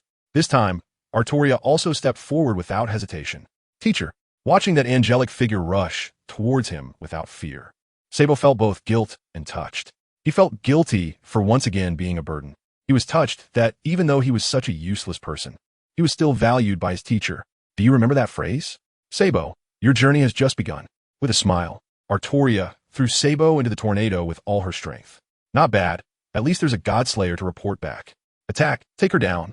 The ice hockey man, who thought this mission had completely failed, did not expect that this unknown colleague in front of him had such a skill. He directly lured the most important target down. Looking at the crowd attacking him, Artoria remained unperturbed, holding her sword with the tip pointed at the ice hockey man. Dare to lay hands on my disciple. Even if it's a god, I'll kill you. Excalibur. A dazzling golden light burst forth from the sword, as if it were going to pierce the heavens. It enveloped all CP0 members and the warship carrying Spandam behind them. Only Aizen, who had prepared a backup plan, managed to save himself and Genmu Kinpachi, who wanted to charge and head first. So strong. What a thrilling opponent. Even faced with such a powerful foe, Genmu Kinpachi remained unfazed, even more fervent. What a terrifying girl. Even Aizen, who usually maintained a smile, couldn't help but sober up and sighed. It was evident how much impact Artoria's strike had on him. Unfortunately, her aim was slightly off. That's right, under Aizen's interference, Artoria, who initially aimed at Aizen and the others, was perfectly caught by the ice hockey man and his crew. It can only be said that everyone was happy. Artoria gained experience points, and Aizen gained fame. Fame in front of the Gorosei. As the smoke cleared, it left behind a deep ravine, signaling the devastation here. Cough. The ice hockey man, who had lost his right arm, staggered to his feet. Damn it, where is everyone? Looking at the empty ground in front of him, the ice hockey man could no longer maintain his poker face. His expression twisted as he yelled. I'm sorry. Her strength was too overwhelming. We couldn't catch up. Aizen, wearing a sorrowful expression, came to the ice hockey man's side and spoke in a low tone. As for Artoria, based on Aizen's judgment, he felt it was unwise to capture her. So he simply instructed Genmu Kinpachi to throw her into the sea. As for whether Artoria lived or died afterward, Aizen didn't care. After all, the profit had already been secured.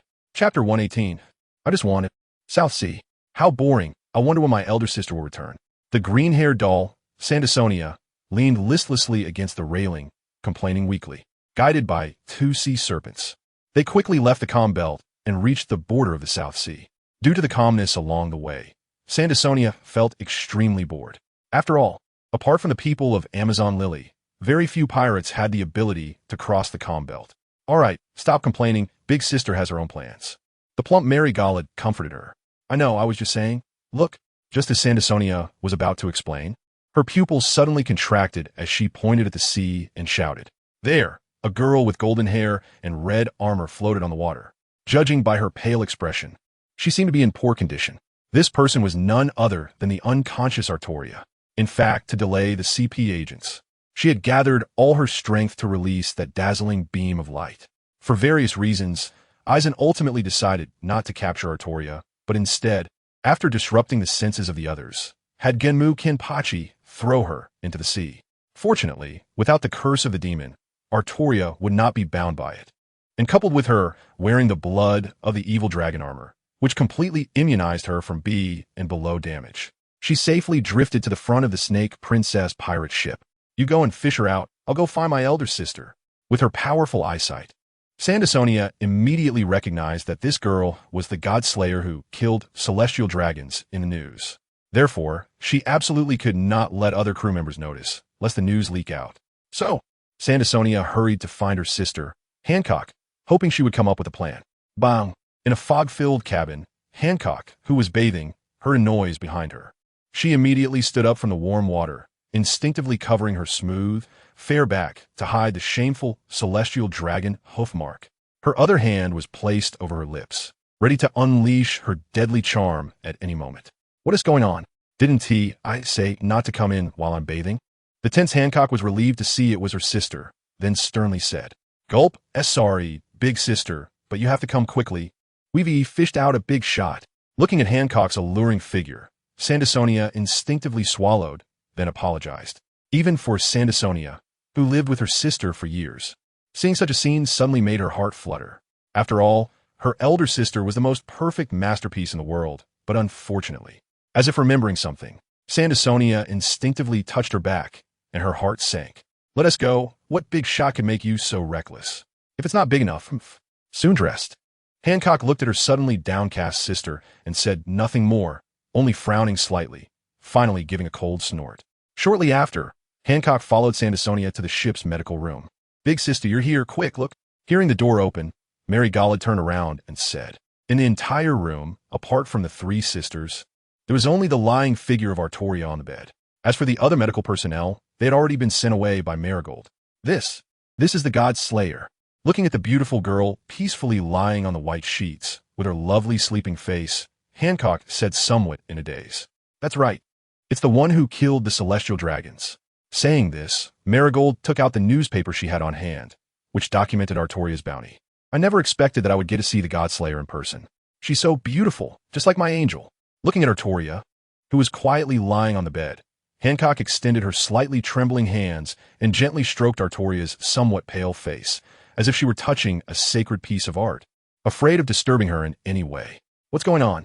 After a long while, Hancock, who finally felt that she wasn't dreaming, turned her head with a gloomy face and asked. She would never allow this hero, who dared to lay hands on the celestial dragons, to suffer the slightest grievance. "We don't know either. We just suddenly picked her up from sea." Marigold and Sandasonia exchanged innocent glances and helplessly shrugged. "Forget it. You two go out first. I can handle it here." Looking at her two sisters who were clueless, Hancock didn't make it difficult for them, just waved her hand to signal them to leave. "Big sister, call us if you need anything. I've already sent the others away." After saying this, the two obediently stepped back, leaving the two alone in the room. God Slayer, sitting alone at the head of the bed, Hancock looked at Artoria with sultry eyes. From time to time, she would extend her fair fingertips to lightly touch Artoria's tender white cheeks. Hancock seemed to think of something, her face turning red, and cautiously began to remove Artoria's armor. I just want to see if the God Slayer is injured," perhaps feeling that her actions were a bit abrupt. Or it was her first time helping a girl out of armor. In any case, Hancock now lacked the imposing aura of an Amazon lily queen, and instead seemed like a shy young girl in love. Wow. As if dazzled, Hancock instinctively compared herself. Then a smile uncontrollably appeared at the corners of her mouth. "Let me help you wipe your body." Unfortunately, such a beautiful scene went unseen by anyone. After all, Artoria was currently in a coma, and even Mushiue could only see a pitch-black void. Otherwise, this scene would surely leave a huge psychological impact on the young Mushiue. South Sea, a small island. "Chief, where are Minister Telly and Miss Artoria?" Looking at the tired and dusty group of Dragon, Haku, and others, who had retreated earlier, nervously inquired. When they evacuated, for safety reasons, all ships left separately, and as the intelligence minister, Telly was the last to leave. Unfortunately, he was captured by Aizen. Telly was captured, and Artoria stayed behind alone, I'm afraid. Looking at the silent dragon, it was finally Bello Betty who spoke gloomily. Bang! The emotionless dragon suddenly slammed his fist against the wall, and cracks spread like spider webs along the imprint. It was clear that Dragon's current mood was absolutely furious. Abandon all arrangements in the South Sea, let everyone hide, and retreat back to the Grand Line. Taking a deep breath, Dragon quickly suppressed the anger in his heart and said in a low voice, "Silence." Upon hearing Dragon's arrangements, no one spoke out against it. They just silently recorded this incident in their hearts. Without strength, arrogance is merely seeking one's own death. This battle also made them deeply aware of their shortcomings. If it weren't for Artoria's timely appearance, even with the interference of the tornado, the ones who could survive and leave would probably be very few. Chapter 119. The new commander of CP9. Holy Land, Mariehua. Bang. Damn Revolutionary Army. Actually teaming up with the God Slayer. Truly lawless. The blonde elder, with a fierce slam on the table, seemed to vent his dissatisfaction. Alright, we can't blame Xian. This time, we underestimated the strength of the Revolutionary Army. However, after this battle, they won't be able to stir up any trouble in the future, but that guy named Artoria has such incredible strength. The white-haired celestial dragon, leaning on a cane, consoled. He then pointed out the most threatening enemy, the woman who severely injured the vice-captain of CP0, who was on par with an admiral, Godslayer Artoria. Initially thought to be just an audacious lunatic, after all, it's no exaggeration to say that anyone could kill a celestial dragon. However, courage is the reason many people hesitate to act. Even with the protection of CP agents, anyone with a bounty of over 100 million berries could slay those trash agents. Not every CP agent is called CP0, and this time, although Artoria severely injured Xian, it was also due to Xian having already fought a battle and being overconfident. But it cannot be denied that her killing power was immense. Even Spandane, who was on the edge of the battlefield, was affected and perished. Increased the bounty to 2 billion berries. Seconded. Next, regarding the commander of CP9, since Spandane died in battle, the originally planned successor, Spandam, was confirmed to have perished. Does anyone have candidates? The bald elder with a mustache raised a question. Although it was an inquiry, it mainly depended on the blonde elder in charge of intelligence. However, it still needed everyone to agree on the surface. How about this person? The blonde elder unceremoniously handed a piece of information to everyone. Name, Sosuke Aizen. Gender, male. Identity, current deputy minister of CP3 in the East Blue Kingdom of List. Summary, grew up in a spy training camp. Had average combat achievements upon graduation, but outstanding in intelligence analysis. Overall performance excellent. In the year 1510 of the Sea Circle, sent to the East Blue Kingdom for training.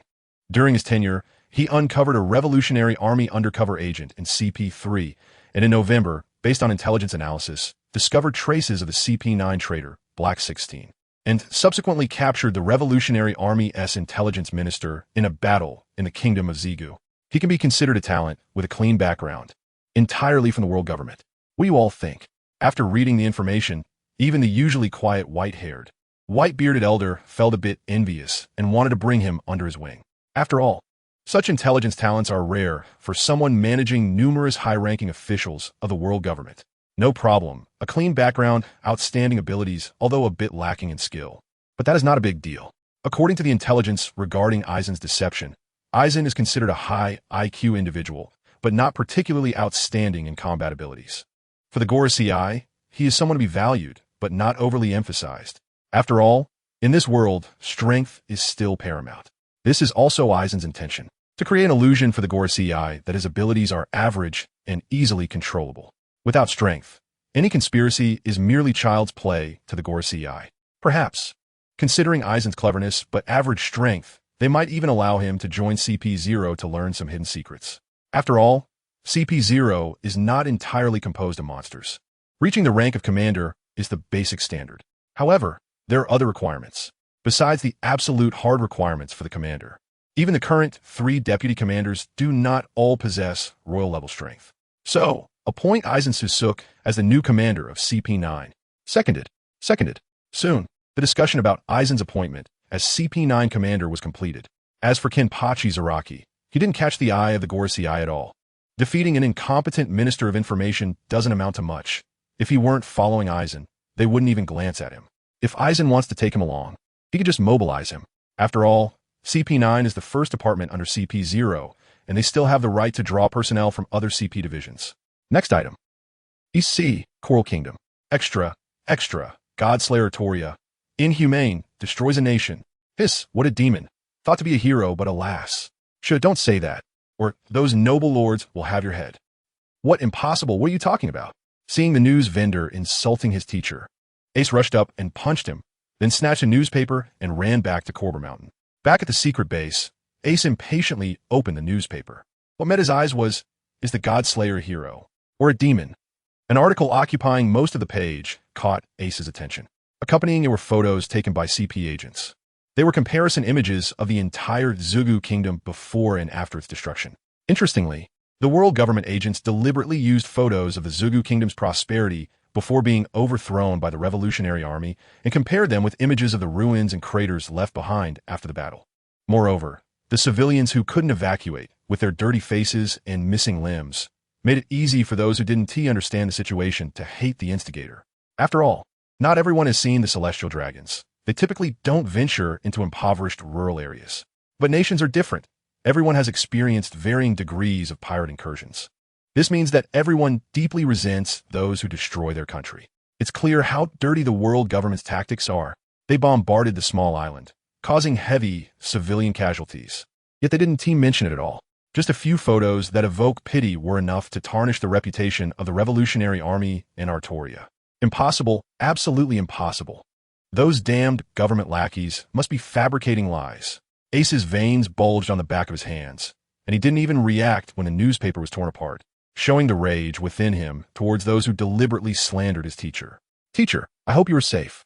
After his anger subsided, Ace calmed down. Being still young, he wasn't able to set sail to find Sabo and his teacher, and could only hope that the situation was fine for the two of them. Chapter 120 now. You are mine. East Sea, Frost Moon Island. Codename, Godslayer. Name, Artoria. Bounty, 2 billion berries. Requirement, no matter dead or alive. Looking at the latest newspaper received from Newsbird this morning, Mushiue couldn't help but twitch the corners of his mouth. You must know this bounty, even 12 years later, after the Marineford War, when the 7 warlords returned to the sea, would still rank among the top 10 high bounties. Those exceeding this bounty are all monsters of the sea. Figures like Whitebeard, Edward Newgate, Kaido of the Beasts, and Big Mom, Charlotte Linlin, are the top-tier rulers of the New World, having bounties surpassing 2 billion berries, symbolizing their terrifying strength and influence. As for Red-Haired, his current bounty is just over 2 billion, while Blackbeard is still an unknown figure. Then there's Mihawk and Buggy. One has joined the 7 warlords, and the other is hiding in the East Sea, living as a happy clown. Excluding these top-tier powerhouses, the next tier of emperors and vice-emperors have bounties ranging from 1 billion to 2 billion berries. Although bounty does not entirely represent strength, it at least indicates the level of threat to the world government. Now that Artoria's bounty has risen again, it is likely that many pirate hunters will come after her. Should I use this as bait? Mushiue contemplated the possibility of cashing in this 2 billion berries. After thinking for a moment, Mushiue ultimately dismissed this tempting idea. He couldn't bring himself to use his own people for such matters, nor could he treat his clones as mere tools for money. As for the conflicts and calculations between the clones, Mushiue didn't care. After all, what the clones do has nothing to do with Mushiue. He is just a humble skill transporter. North Sea, a certain naval branch. After just completing a deal and exchanging the target's head for a bounty with the Navy, Lorien, with a backpack full of berries, walked casually into a small alley. Kid, I advise you to hand over the money quickly, or else. A group of thugs cornered the thin Lorien in a dead-end alley, their greedy eyes roaming over his backpack. Boss, this kid looks tender and weak, how about? A sidekick licked his lips and threatened Lorien. Generally, when faced with overwhelming numbers and a group of menacing people staring at them, an ordinary person would be scared out of their wits. However, Lorien remained unfazed. Aside from feeling a bit uncomfortable under that sidekick's gaze, I advise you to open your eyes wide in your next life. Oh, kid, are you quite arrogant? Let me see if both your mouths are as arrogant. Hearing the weak man's provocation, the leading thug laughed instead of getting angry. Just as the thug prepared to step forward to reap the double spoils, screams from his sidekicks came from behind. No, not good, it's uffed. Before the approaching sidekick could finish his sentence, the sound of a bullet penetrating flesh echoed, and the sidekick fell limply to the ground. Identify yourself. Wiping the blood splattered on his face, the leading thug shouted toward the figure outside the alley while brandishing his big knife.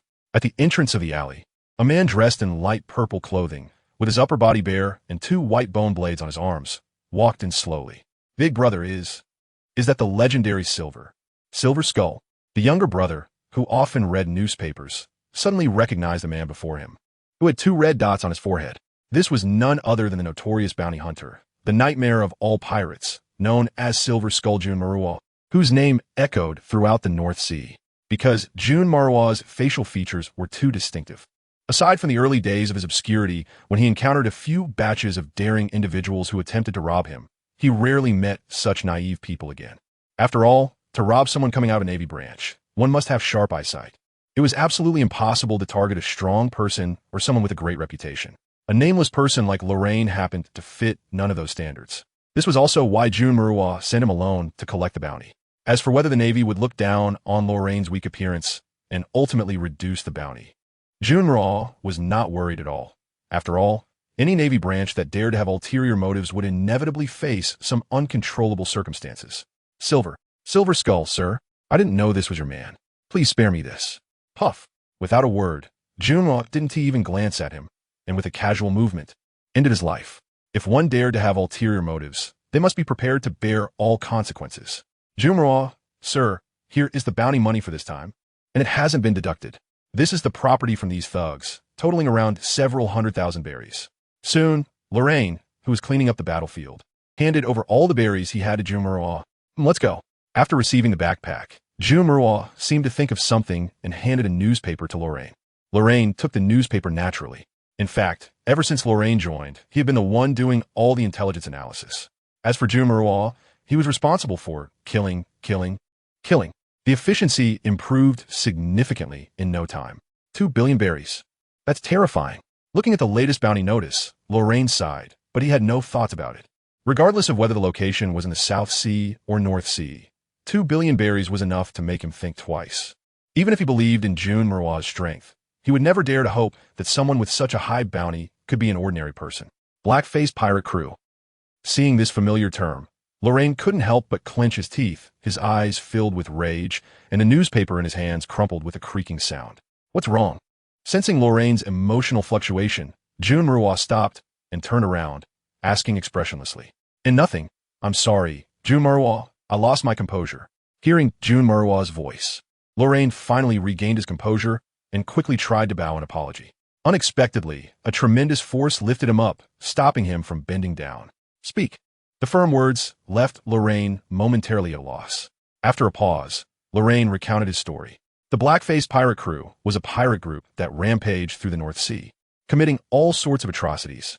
Although the total bounty for the entire ship reached 96 million berries, no navy had gone to encircle them. Of course, this had nothing to do with Lorraine initially. However, at one point, the black-faced pirate crew slaughtered his hometown, leaving him homeless.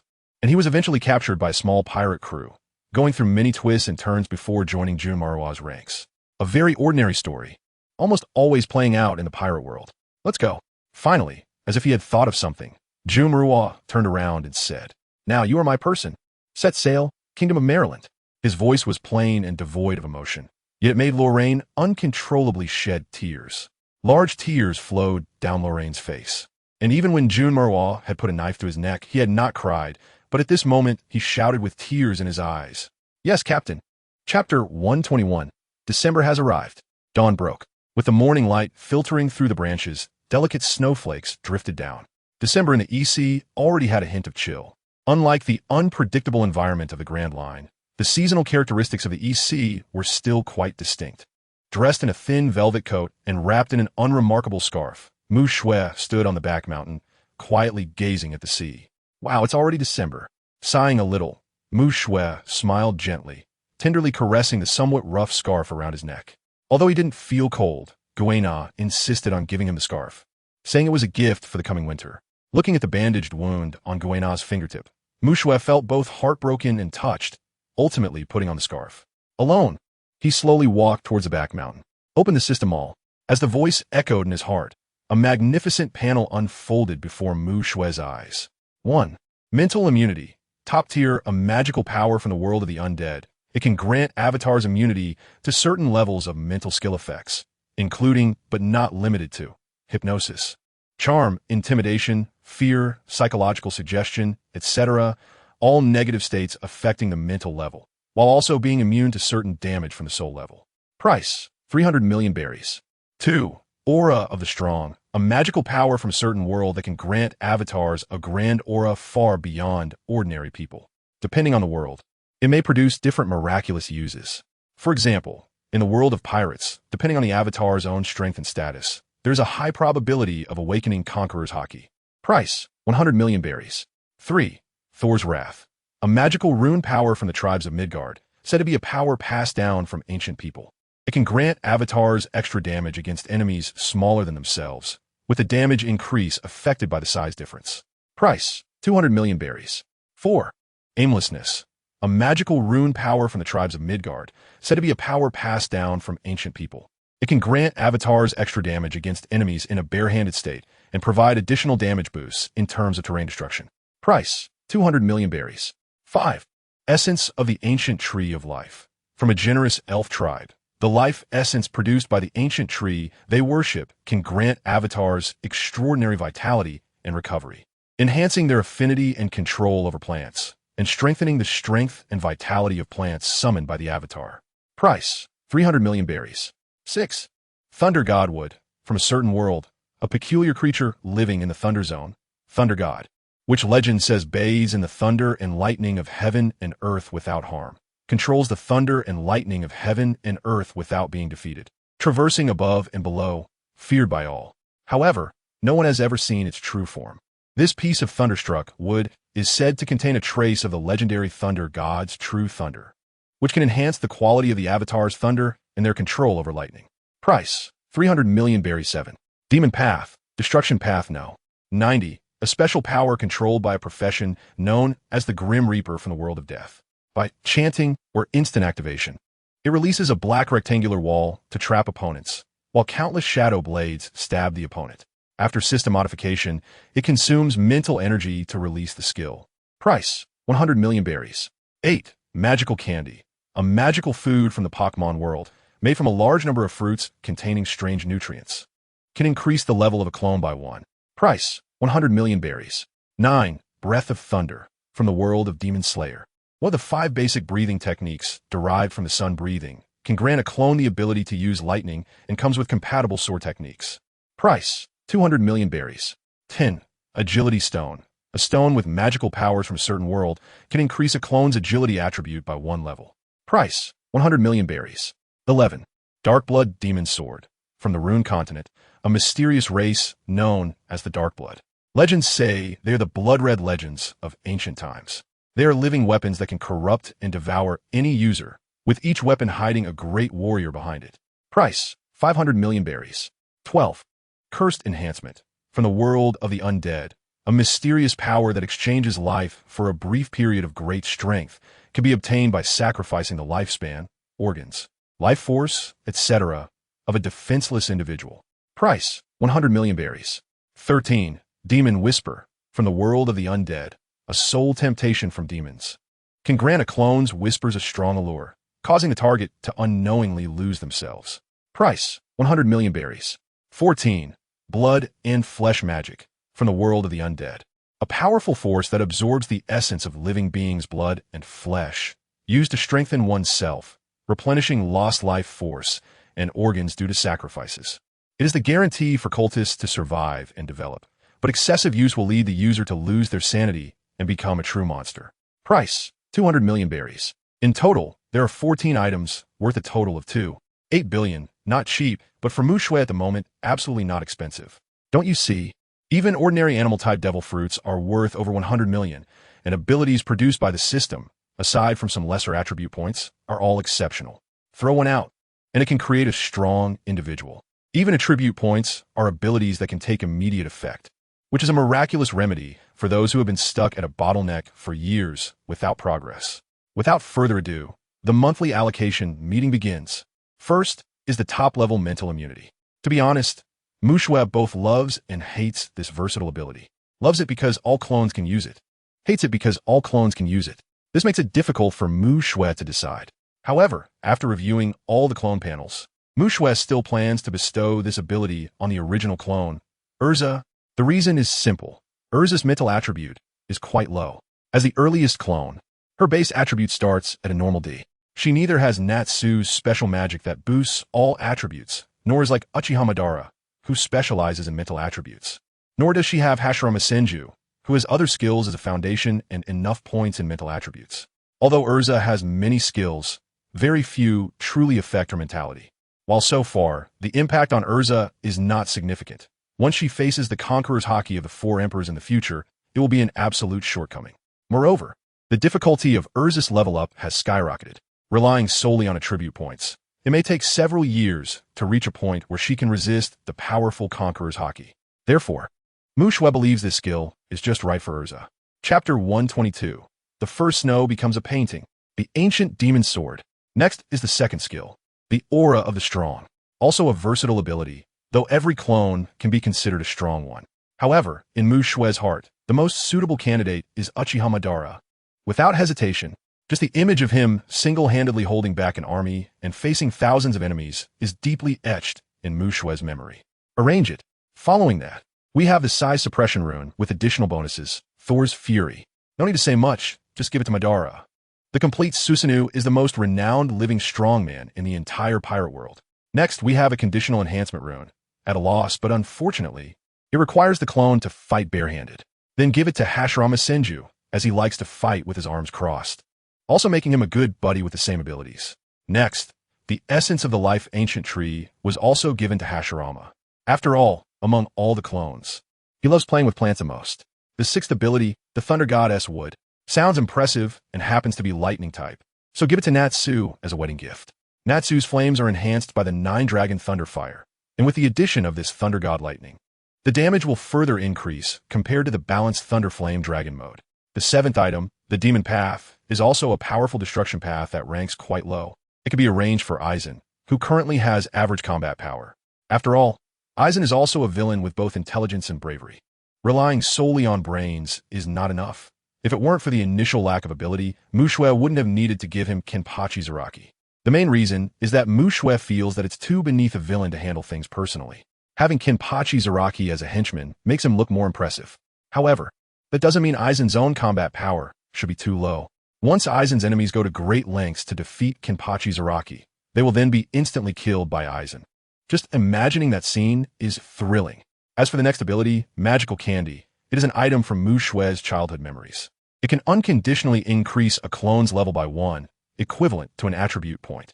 Mu Xue will hold off on using it for now and will arrange it for the highest level clone at the end of the month, making it a practical use of resources. Then there are the Breath of Thunder related to the Thunder Sword path, and the Agility Stone that increases agility attributes. They are perfectly suited for Shikamaru, who uses lightning to stimulate his body with the Konoha sword technique. This will serve as a guarantee for his future ventures into the underworld. Finally, a new being is about to appear. That's right.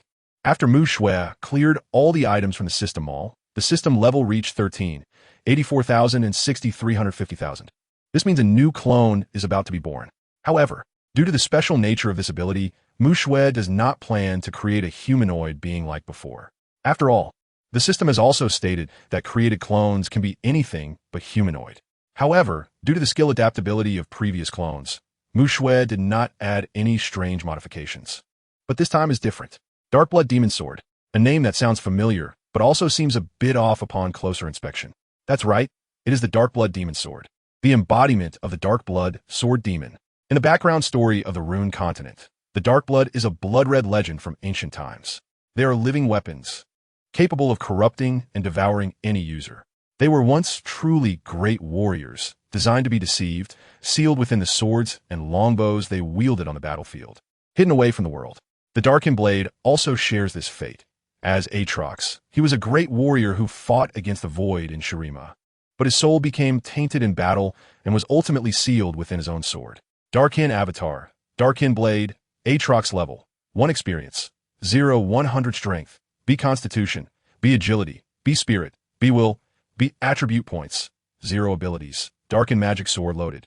Curse enhancement cannot be upgraded, Demon Whisper cannot be upgraded, Flesh Magic cannot be upgraded. The sword has a blood-red jewel embedded in its hilt, with a body that glows red and black hooks on both sides. Due to its dark abilities such as Curse enhancement, Demon Whisper, and Flesh Magic, the entire sword possesses a unique allure. Although it looks terrifying, it instinctively makes one want to pick it up, creating a contradiction. This is the new avatar, centered around the Darkin Magic Sword, Darkin Blade, Aatrox. Although the main body is a sword, the nature of the Darkin Magic Sword, combined with Flesh Magic, allows the collection of sufficient blood and flesh essence to mold a body with no weaknesses. It can even transform weaker hosts directly into puppets. In short, this is a true demon sword, far more sinister than so-called demon swords that absorb physical strength or wield hockey. This thing is a terrifying existence that directly consumes life force, and through the power of curses, it can even strengthen itself by siphoning off the lifespan of its hosts. Combined with the identity of a CP9 commander under blue dye and the skills of a master forger, an ancient magic sword has been born. Just right. Without the Revolutionary Army, having a magic sword to stir up trouble for the world government is not a bad idea. After lightly swinging the magic sword a few times, Mu Xue nodded in satisfaction. Opening the panel, Mu Shui was stunned by the attributes of this magic sword. This is arguably the most luxurious avatar at birth. With all attributes reaching B and skills that can explode in power, it is a perfect avatar for inciting turmoil. After all, no one would refuse a weapon that makes them powerful quickly, even if it requires a small price. But when life is threatened, are those prices really prices? So, what kind of person craves power the most? The answer, of course, is those who are waiting to die, waiting for your performance, Aatrox. With her chin in her hand, Mu Shui's eyes sparkled, and then her palm lightened, causing the entire magic sword to vanish without a trace, as if it had never existed. Brother, where have you sneaked off to in the back mountain again? Don't you know the weather has changed recently? The temperature has dropped. What if you catch a cold? Just as Mu Shui was quietly contemplating her next arrangements, Guena's voice came from behind. Every month at the beginning of the month, due to the system Mall Refresh, Mu Shui would go to the back mountain to be alone. So, Guena had long gotten used to it. However, because it had snowed today, Guena was worried that Mu Shui would catch a cold if she stayed outside for too long. She put on a little cotton coat and came out to look for Mu Shui. Seeing Guena's cheeks flushed and her breath quickening from running, Mu Shui picked her up and let her little head rest against her scarf, teasing, "Don't worry, with Guena's loving scarf, I won't catch a cold, what the heck. It's always like this." Guena, who was suddenly picked up, blushed and buried her face in Mu Shui's chest, falling silent. In the silent back mountain, snowflakes fell. Pairs of people snuggled together, as if it were the most beautiful painting. Chapter 123. Immortality? The Grand Line, impelled down. Level 5, Extreme Cold Hell. This is a layer of temperature that is comparable to a cold storage warehouse all year round. The prisoners held here are pirates with bounties exceeding 100 million berries. Unlike the 6th level, which holds monsters that the world government does not allow to exist from the New World, each of whom possesses immense power. The 5th level is relatively mixed, from pirates with bounties just over 100 million to those nearing the strength of a vice admiral with bounties of 3 to 400 million. All are imprisoned here. However, no matter how powerful or arrogant they are outside, in this hell where no one can eat enough or dress warmly, everyone can only struggle to survive. Because food is limited every day, and unlike other levels of the prison, there are many overseers. In this layer, due to the temperature, most overseers prefer to stay in their offices, happily holding hot tea and chatting. Thus, many criminals form factions, fundamentally just to get a bite to eat. Bang! Get lost, or I'll make you regret it. A brawny man in prison garb with thick hair kicked a skinny man who looked like a bag of bones. "Please, give me a bite to eat. I haven't eaten for 2 days." The kicked skinny man, like a flicker of hope, desperately clung to the brawny man's leg, crying out and begging for a spark of kindness. Unfortunately, this is a prison, and there are no kind-hearted people. "Ha, no food. Come on, kneel down and bark like a dog 3 times, and I'll give you a bite." The brawny man laughed heartily, not kicking him away, but instead grabbing a mouthful of rice and extending his hand as bait. Woof, woof, woof. Ignoring the humiliation of his dignity, the skinny man obediently squatted on the ground, gazing longingly at the rice in the brawny man's hand, barking loudly. Ha, what a brainless fool. Instead of receiving the rice he imagined, the skinny man was met with the brawny man's mocking laughter. However, he didn't care, as long as there was something to eat, as long as he could survive. Little did he know, the brawny man was not a man of his word. He kicked the skinny man away and, in front of him, ate the rice. In the end, he even mocked, "I spit. Look at you. Do you even deserve to eat?" After saying that, the brawny man left with his little gang. The skinny man was actually a pirate with a bounty of 100 million and 1,000 berries.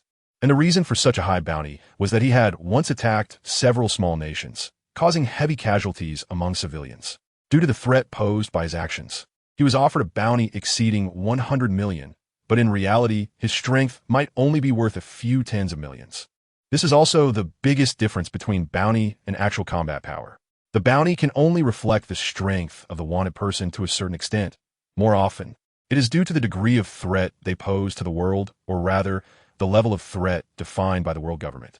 For example, those who bully civilians or plunder nations will have bounties far exceeding those who merely engage in black-on-black crime or pose risks due to adventure. After all, the world government is nominally an organization that prides itself on protecting civilians and nations. So, when criminals with the same bounty are imprisoned together, the gap in strength becomes apparent. The weak are weak everywhere, just like the civilians who were killed and plundered by him. Now, he is also on the receiving end of humiliation. "Food, I want food." Originally weak, due to hunger. He becomes even more disoriented under the attack of the strong man. He can only mumble repeatedly, "Food, power, freedom, hold me, and you will get everything you want." Suddenly, a series of whispers echoed in the ears of the hungry, frail man. Struggling to open his eyes, he found a strange weapon had appeared beside him. Without time to think, his survival instinct made him tightly grip the hilt of the sword. A warm current flowed into his limbs.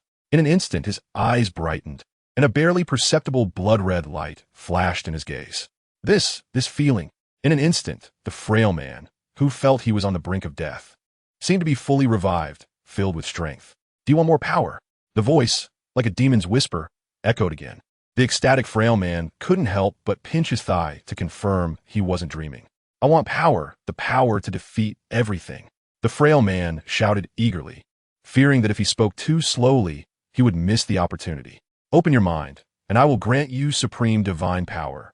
Hearing the mysterious voice again, the frail man thoughtlessly closed his eyes and waited. As for the cost, the frail man was nearly starving to death, so he didn't care about any cost. Surviving was the priority. Unlike the previous warm current, a torrent of blood-like energy forcefully opened the frail man's meridians. The frail man turned red all over, like a boiled shrimp steaming in the icy cold. Ha ha ha! The frail man, gasping for breath, had his eyes turn into a bizarre blood-red color, and his mouth stretched into a wide grin, looking extremely strange. Blood, flesh. After receiving the information from the magic sword in his hand, the frail man understood the origin and power of this sword. This sword is the dark artifact that disappeared 800 years ago, one of the 3 supreme magic weapons in the world. The sword's name is Aatrox, because of its overwhelming power and evil usage. It was hidden by the world government in history. However, due to the demon residing in the sword, it managed to escape from the world government's sealed location and accidentally fell into Impel Down, where it was picked up by the frail man. After being sealed for 800 years, its power had greatly diminished, which led to the transaction with the frail man. Providing flesh and even life force and lifespan could exchange for powerful strength. As for whether the demon in the magic sword was telling the truth, the frail man didn't know. In any case, he had found a way to acquire power, and to survive, he had no choice but to believe. "How much lifespan do I have left?" After thinking for a moment, the frail man asked the magic sword in his mind. Since he could replenish lifespan and life force through plunder, it wouldn't be impossible to exchange for it in advance. In fact, life force consumption can be replenished through flesh magic, but the sacrificed lifespan would truly disappear. However, with the replenishment of life force, it wouldn't be noticeable for a while. Aatrox didn't explicitly state these things. After all, as the curse's caster, how much lifespan to exchange would be determined by him. He could easily intercept and store some of the lifespan for future use. The most basic usage could forcibly transfer lifespan to the sword wielder at a ratio of 10 to 1. This means that if enough people sacrifice their lifespans, they could theoretically achieve immortality. Chapter 124. Thank you for the rules that saved you. Remaining lifespan, 42 years, Aatrox's voice echoed in the frail man's mind. Sacrifice 40 years. Not wanting to lose anything and unclear about the specific effects of lifespan and power, he thought of the previous humiliation, gritted his teeth, and sacrificed nearly all of his lifespan. The transaction was completed. Prepare to welcome the gift of power.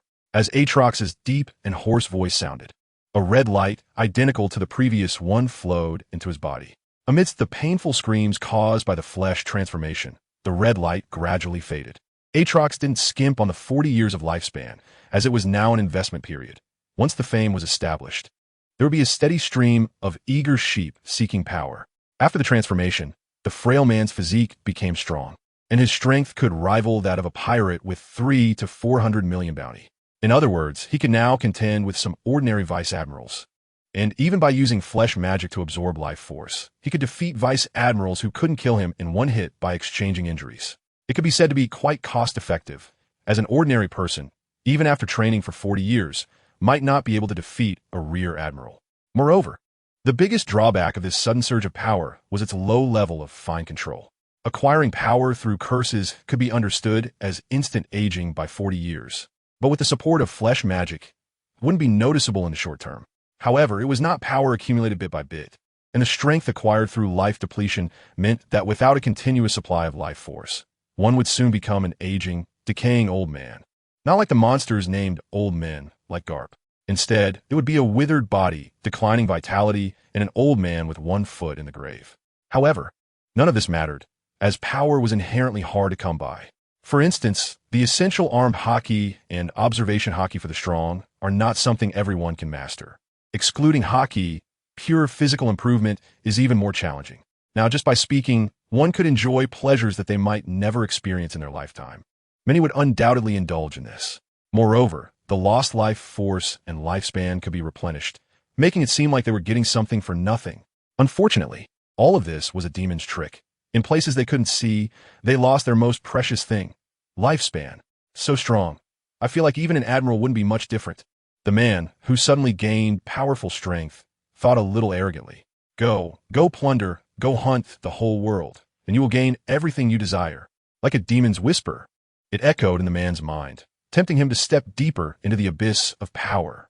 With his strength, even the high and mighty celestial dragons would be nothing more than lambs to be slaughtered. Like most pirates, the country where the man was from also suffered from oppression due to the sky-high gold supplied to the celestial dragons, causing most civilians to live in dire conditions. Otherwise, why would so many people seek the legendary great treasure? Isn't it all for the sake of living a free life where we can eat and wear well?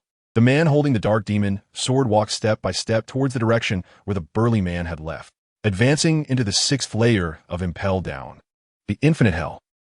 A chilling scream echoed throughout the vast, dark prison, further intensifying the already eerie atmosphere. Bastard, you and that damned Senju Hashirama. Don't let me out of here.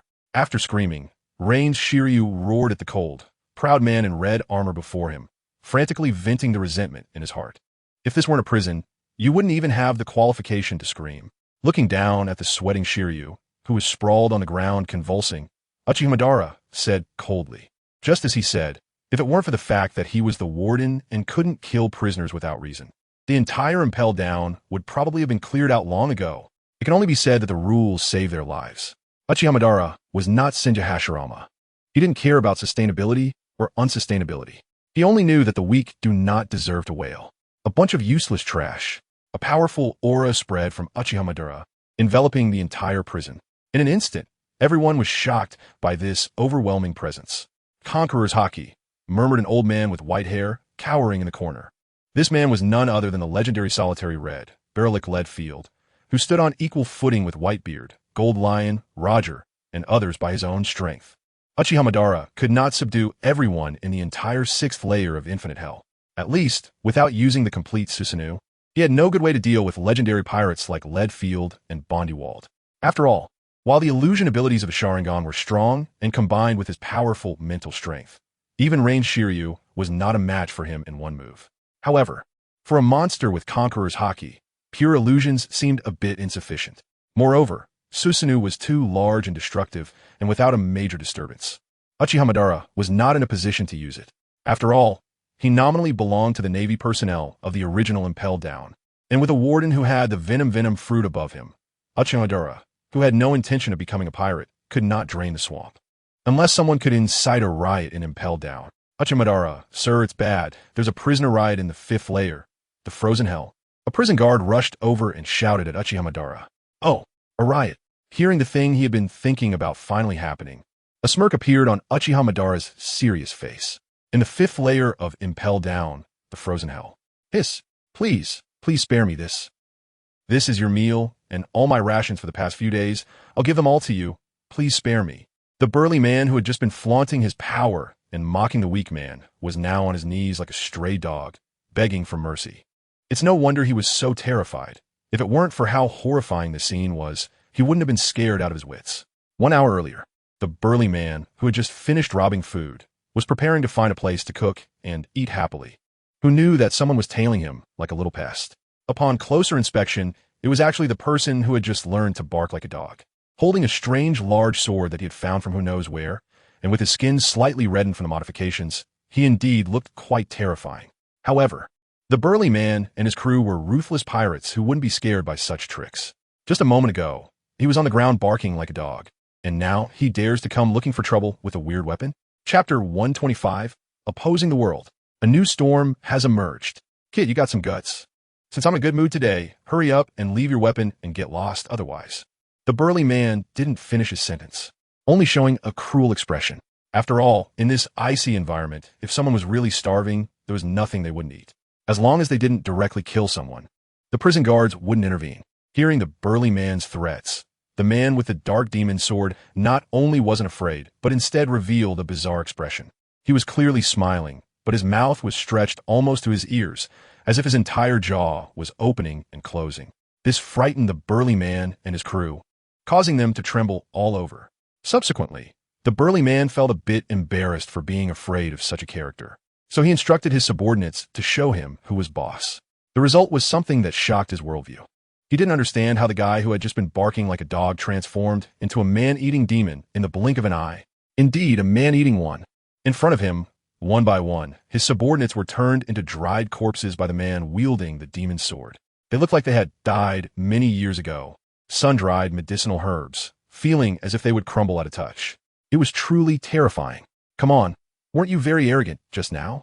After absorbing the life force of 7 or 8 subordinates, the man, feeling full of strength, looked down at the pleading burly man and shouted with a sense of delight.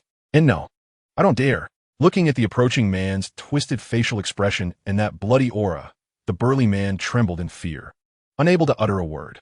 Poof! Looking at the burly man, who had changed beyond recognition, the man felt bored and swiftly turned him into blood food with a slash. Ha ha ha ha! Killing the enemies who had oppressed him for so long, combined with the immense power he had gained, the man, who was already a bit delirious from the flesh modifications, laughed maniacally. Power! I want even stronger power. Feeling the life force flowing through him, ultimately converging into the sword, the man shouted madly. At this moment, the man was already half mad and half awake, having completely thrown the rules of the prison behind him. Or rather, he didn't care about any rules at all after suddenly gaining immense power. Just as the demon in the sword had said, when he picked up this sword and chose to rely on devouring flesh and blood to gain great power, his enemies became the entire world. In other words, he was opposing the world. Go kill, go fight, go plunder, go gain supreme glory. The seductive whispers echoed again in his mind, urging the man, still intoxicated by power, to walk step by step towards the gathering place of other prisoners. In the 4th layer of Impel Down, the blazing hell. Warden's office. Warden, something has happened. There is a prisoner riot in the frozen hell. Many prisoners and guards have died in the 5th layer. What, damn it? Wait for me. Gurgle hearing Hannibal's report. Magellan was just about to stand up to suppress the unruly prisoners when an untimely sound came from his stomach. Magellan's expression changed, and he immediately sat back on the toilet, speaking in a deep voice. Go find Uchiha Madara, the warden. I'll be there shortly. The 6th level of Impel Down, the cold hell. Kill, kill. As more and more people fell at his hands, he felt increasingly exhilarated. In fact, all the life force had been absorbed by Aatrox, leaving only a small portion for the sword-wielding man to maintain his life. In reality, the so-called lifespan of 42 years was just something Aatrox casually mentioned. He couldn't possibly know how long a person could actually live. Through the curse-enhanced skills, he could only vaguely sense the strength of a person's life force and make a rough estimation. Although it wasn't precise to the exact number, he could at least perceive a lifespan in decades. This meant that the sword-wielding man's actual lifespan was probably in his 40s, but the exact amount was hard to say. Anyway, after gaining power through the deal, without an infinite supply of life force, he could possibly turn into a dried corpse in a few days. Aatrox was not a benevolent person. The fact that he didn't deduct the lifespan the first time was his greatest mercy. As for what happened afterward, whether the user lived or died depended on their luck. After all, the life force and experience points were already in Aatrox's hands. If the user couldn't handle it and died, it was not a problem to find another one. After all, in the entire Impel Down, there were many who were willing to sell their lifespan to survive. A monster! Watching the corpses turn into dried corpses. The guards holding guns were terrified and kept retreating, fearing they would meet the same fate. Bang! Just as the guards were engulfed in fear, a man in red armor stood before them with his arms crossed. A massive blue skeletal figure appeared behind the man and punched the frenzied man away. It's the warden. We are saved. The guards who had followed Uchiha Madara recognized the familiar blue giant and knew that the godlike man had arrived. Mere demons dare to dance. Through his kaleidoscope Sharingan, Uchiha Madara clearly sensed that the man before him was more of a puppet of power than a human. A person who had long lost their inner self was not something Uchiha Madara cared about at all. Kill. The man who was knocked away charged at Uchiha Madara with the demon sword, his hair disheveled. 10-fist sword. Bang! There was no suspense. Uchiha Madara, who had already secured his position as a king, was not someone who could be resisted by a person relying on sacrifices to gain power. Even with Aatrox, it would be futile. After all, the gap in levels was insurmountable. Uchiha Madara retracted his Susanoo and walked to the shattered corpse, picking up the darkened demon sword. Feeling Uchiha Madara's overwhelming spiritual power and heroic spirit, Aatrox fell into silence. Sensing the familiar aura of the demon sword in his hand, Uchiha Madara understood that this was yet another newly born companion. Although the clones were unaware of each other's specific numbers and locations, there would be a strange sense when they were close. Even though Uchiha Madara didn't understand how the new companion was a sword, it didn't hinder him from trying out his inner thoughts. After a while, Uchiha Madara put away the darkened demon sword, and a somewhat more comfortable Magellan hurried over. Looking at the chaotic ground, he hurriedly praised Uchiha Madara, and seeing that there was nothing major, he hurriedly covered his backside and left. Due to the distance, no one except Uchiha Madara knew where the sword had gone. Or rather, the guards didn't pay attention to the so-called demon sword at all. The terrified guards, wishing they had 8 legs, had no leisure to observe the situation of the assailant. Chapter 126. I am the darkness among all things, the merciless destruction. The 6th level of Impel Down, the infinite hell. Inside Shiryu's prison. Who? A mysterious aura suddenly appeared in Shiryu's perception. He had been recovering from the mental trauma caused by Uchiha Madara, but he suddenly opened his eyes and looked towards the source of the aura. There lay a weapon, entirely blood-red and flickering with a strange red light. This is, looking at the weapon exuding a faint sense of oppression, Shiryu's eyes narrowed. Because he was imprisoned, his blade, Raijin, was detained in the director's office. As a result, he couldn't unleash even half of his power. And coupled with not being well-fed and not resting properly, his combat effectiveness and mental state had drastically declined. This was why he had been treated like an experienced farm by Uchiha Madara and Senju Hashirama. So, seeing this peculiar weapon that resembled a sword, yet was not a sword, a bold thought flashed through Shiryu's mind. Escape. However, due to his physical condition, even with the weapon, he might not be able to defeat Uchiha Madara, let alone Magellan. Although Shiryu verbally looked down on Uchiha Madara and Senju Hashirama, he knew in his heart that even at his peak, wielding Raijin, he might not be able to secure a win against the two. Fortunately, with Senju Hashirama being transferred away and this weapon in hand, as long as either Uchiha Madara or Magellan left, Shiryu was confident he could seize a warship and escape. Thinking this, Shiryu stepped forward, preparing to test the feel of the new sword. Do you desire power? Do you crave slaughter? As Shiryu gripped the sword with both hands, a voice like that of a demon echoed in his mind. Recently, having been hypnotized by Uchiha Madara, Shiryu's subconscious mind jolted, shaking off Aatrox's temptation. Who are you? Coming back to his senses, Shiryu said sharply, I am the darkness among all things, the merciless destruction, the source of all power. Come, open your heart, accept me, and merge with me, controlling everything. Speak human language. You can call me Aatrox. Outside the prison, watching Shiryu pick up the darkened demon sword, Uchiha Madara's eyes flashed with a glimmer of light, and then he turned to leave. Shiryu, the opportunity is yours. Do not disappoint me. Next, Uchiha Madara decided to take a leave for a while. After all, with him around, Shiryu would definitely not dare to escape. Having made up his mind, Uchiha Madara decided to find his good brother. He wondered if he had thought about him during this long absence. Thinking of Senju Hashirama's silly face, Uchiha Madara couldn't help but smile as he walked towards the director's office. A sneezed Senju Hashirama, who had just completed a pirate capture, inexplicably sneezed. With the support of the sage body and the essence of the ancient tree of life, he could recover from injuries in an instant, let alone catch a cold. Compared to Kaido's recovery speed, it was not inferior at all, if not superior. What's wrong? Lord Hashirama, did you catch a cold last night? Do you want to take a nap? Seeing Senju Hashirama suddenly sneeze, the sexy navy-clad Suddy immediately put down her tools and ran over to express her concern. It was strange how the very formal navy uniform appeared so tempting on Suddy. Haha, no problem. Just a small issue. Let us go on. Touching his nose, Senju Hashirama said nonchalantly. After all, he knew his body best, and it was probably just a simple itch. Without thinking too much, Senju Hashirama pulled little Suddy back to the cabin specifically designed for holding pirates, ready to start a new round of interrogation. Since he had been recalled to the naval headquarters and could not go to Impel Down, Senju Hashirama had opened a wooden cell on his warship to detain pirates. thanks to the Sage Mode and the essence of the ancient tree. Its hardness far surpassed that of the warship itself.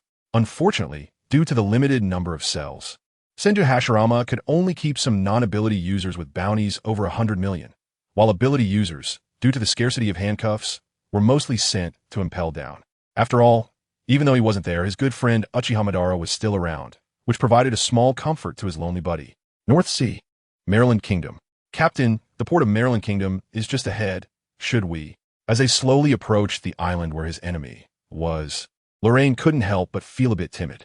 Although he was moved by Jumaro stepping forward to help him take revenge, he still felt some fear, worrying that this kind and gentle captain would be hurt because of him or even die.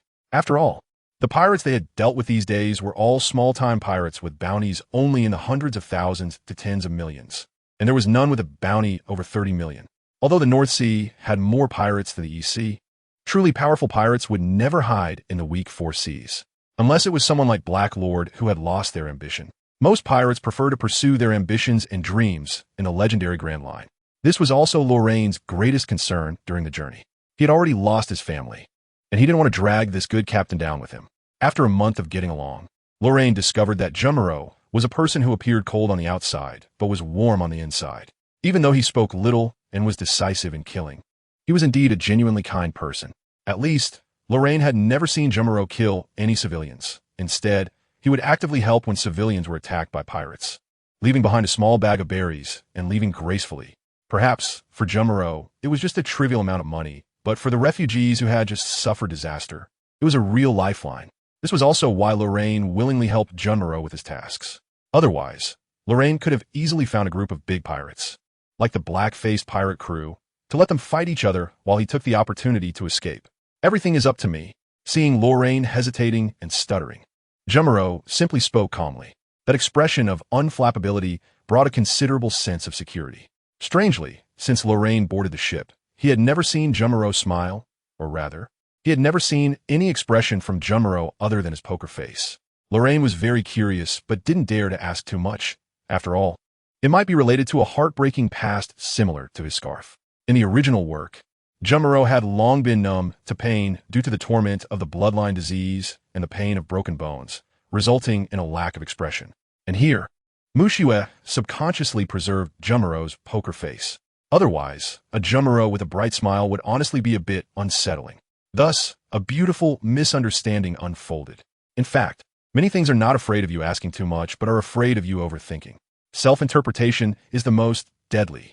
Chapter 127. The Black-Faced Knight and the White-Faced King. Maryland Kingdom, the capital city. In the palace hall, the glittering crystal chandelier adorned with beautiful silver-detailed wooden windows, combined with various antique calligraphy and paintings, form a stunning picture. The entire hall was magnificent, grand, and dazzling. It was hard to imagine that a small country from the North Sea could have such luxurious decorations. Welcome back, Balmora. How was the harvest this time? Sitting at the head of the dining table was a man dressed in gold and silver, exuding a wealthy aura. Who asked the black-faced man entering? It was okay. Didn't I say not to look for me unless it's urgent? What's the matter this time? The black-faced man, Balmora, casually sat in the second seat at the dining table, picking up his knife and fork, eating while impatiently asking. Seeing his child's impatient demeanor, the man at the head of the table, King Kirill VII of Maryland, put down his knife and fork, frowning slightly, and said, "How many times have I told you? As a noble, you must have the demeanor of a noble. Look at you now. What is the difference between you and a thug?" Hearing King Kirill VII's words, Balmora shrugged indifferently and said, "Do you find me annoying? Then I'll leave." Saying this, Balmora put down his knife and fork and pretended to leave. Bang! Enough. Put away your temper. You don't want this great kingdom, but want to be a pirate. Do you know how much I have to pay those bloodsuckers every year to keep you from being caught in a naval prison? King Kirill VII, looking at Balmora's stubborn demeanor, angrily slammed the table and shouted. Maryland Kingdom, a small country that rose up a few decades ago, initially became famous for producing Maryland red wine, gradually making a name for itself. After getting in touch with a high official from the world government, it obtained the qualification to establish a country. Later, as the wine industry grew stronger, it gained a bit of fame in the North Sea due to its considerable financial resources. Balmora was the only son of this current king, Kirill VII. Strangely, Ever since Kirill 7 married and had Bumura, he never had another son or daughter. This made Kirill 7 extremely fond of Bumura. Even when Bumura wanted to go out to adventure and eventually indulged in various so-called mischiefs that oppressed the common people, Kirill 7 could tolerate it. This is also why Bumura, as the captain of the black-faced pirate crew, could freely enter and exit Maryland Kingdom without being captured by the naval branch. Outside, Kirill 7 wouldn't dare to say, but in Maryland Kingdom, Kirill 7 was the rule. Even the naval branch of Maryland Kingdom was fully funded by him. What do you come back for? To inherit this throne?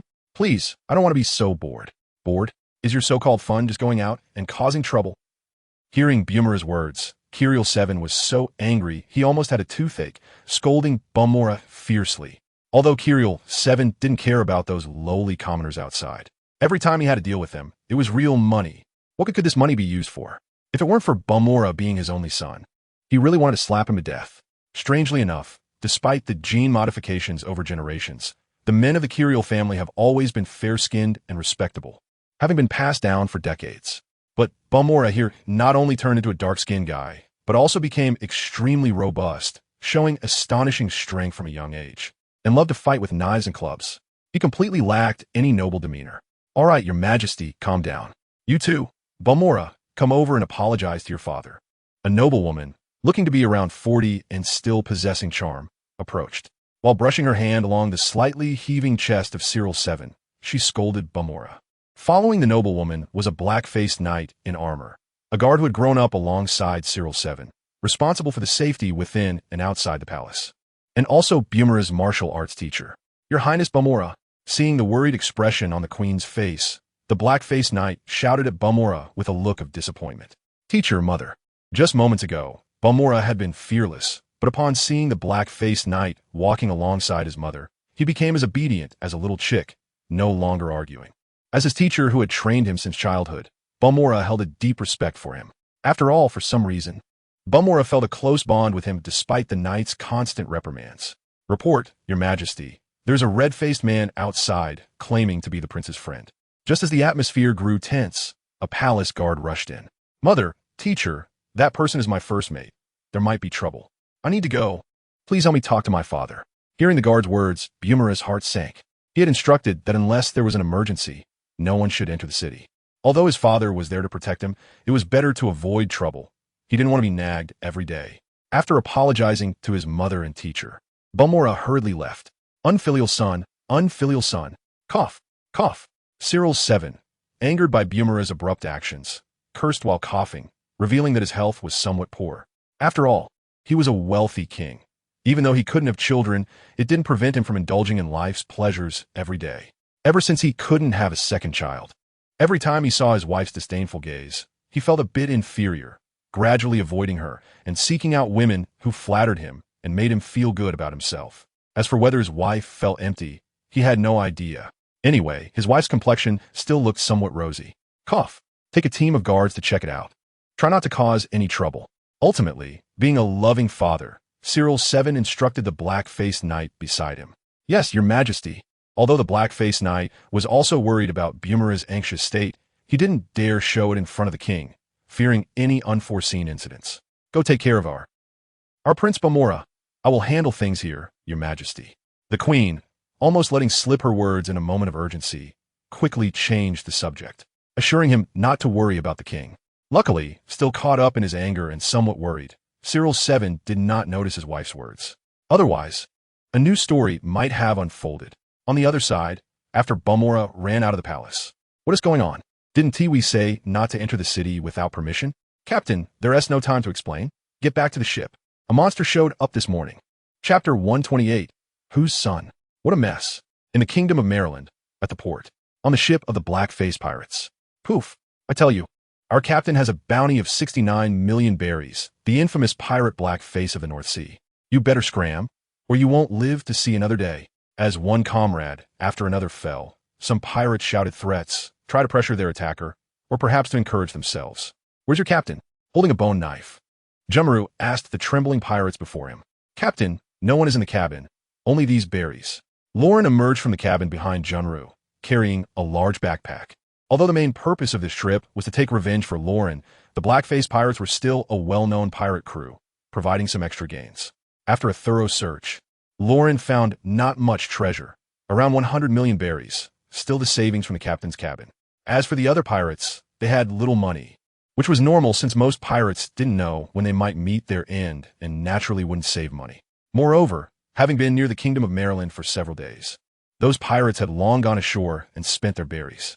If it weren't for Balmora being summoned by Cyril 7 today, they might have left already without encountering Junmaru and the others. Glancing back at the large bag of berries Lauren was carrying, Junmaru nodded slightly, then turned to the surviving pirates. Just now, the first mate went to find the captain. I advise you to leave quickly if you know what's good for you. They didn't directly answer Junmaru's question, merely repeating their threatening words. Poof! Tired of the useless dialogue, Junmaru raised his hand and, with a flick of his fingers, killed the remaining few pirates. Captain, why don't we leave? After all, the black-faced pirates are practically non-existent. Looking at the ship full of corpses, Lauren said cautiously. The bounty on Blackface was nearly 70 million berries, which was somewhat intimidating. Wait! Junmaru found a relatively clean spot and sat down on the ground, entering a meditative state. Damn it, who is it? Step forward, I want to flay you alive. After an unknown amount of time, a furious voice echoed. It was clear that the speaker was in a very bad mood. Captain of the black-faced pirates? Junmaru opened his eyes, looking at the newcomer with a face as black as charcoal, and said, Who are you? Seeing Junmaru, who looked immaculate and like a refined gentleman from a corrupt world, Bumera's expression turned serious. Due to not frequently reading newspapers and having been living a life of indulgence recently, Balmora was unaware of Junmaru's name and strength. However, daring to single-handedly kill all but 2 captains showed his power. Nevertheless, Balmora remained calm. After all, the bounty on the entire ship was mostly supported by him. Although it was inflated due to his acts of arson, murder, and robbery, his overall strength was at least worth 50 million berries. If he mastered armament hockey, he would at least be a pirate of the supernova level. The one who will kill you. Although Balmora did not directly answer the question, his appearance perfectly matched the title of Blackface. He couldn't possibly be referring to the red-faced man beside him. Don't be arrogant. Our captain has a bounty of 69 million berries, a great pirate. Before the red-faced man could finish his sentence, Junmaru swiftly moved, raising his hand and effortlessly decapitating the unprepared Balmora. The red-faced man was left speechless in shock. It is worth noting that Junmaru was born with extraordinary abilities, possessing unique talents. Although his initial attributes were not as high as Adrix's, the accumulation of time and the difference in levels should not be underestimated. Now, Junmaru must take things seriously even as a vice admiral under normal circumstances. Once he enters the imperfect sage mode, even an elite vice admiral will find him quite tricky, let alone a small pirate whose strength is merely comparable to that of a midshipman. Perhaps in the North Sea, he is a decent big pirate, but to Junmaru, it's just a matter of a single strike. No, my son. The belated black-faced knight looked at the head of Balmora, which had rolled on the ground, and shouted in fury. For a moment, all the accompanying guards were dumbfounded, unsure whether it was due to the prince's death or the shocking scandal of the black-faced knight. Yudi, the enraged black-faced knight roared, raising his katana, which was coated with a thin layer of armament hockey, and gathering his strength to strike at Junmaru. Gifted since childhood, he was sold to the royal family to be trained as a personal guard. By chance, he encountered the woman he would love for a lifetime, the queen of the Maryland Kingdom, Bumera's biological mother. However, having grown up in the royal household, he understood that they were doomed to have no future together. Yet unexpectedly, he learned of the king's infertility, and a small thought was born in his mind. He concealed the king's scandal and, in an accidental encounter, had an affair with the queen, resulting in the birth of a son. He thought he could use this to have his son inherit the throne. However, his son, like him, yearned for a life filled with blood and blades, which gave him quite a headache. Fortunately, the infertile king could only rely on his son to inherit the throne. Over time, he did not rush. After Balmora was born, he lost his fertility due to an accident, relying entirely on Balmora to carry on the family line. Now, today, he faced the loss of a white-haired man, sending a black-haired person off. The black-faced knight vowed to personally behead Junmaru to appease his son's spirit in heaven. It seemed that in the face of the furious black-faced knight, Junmaru merely turned slightly to avoid his vengeful strike.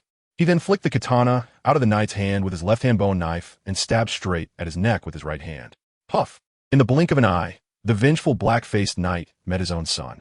The prince is dead. The commander is dead. Run. Watching the Maryland's first warrior fall under the blade, the nearby guards scattered in panic. What?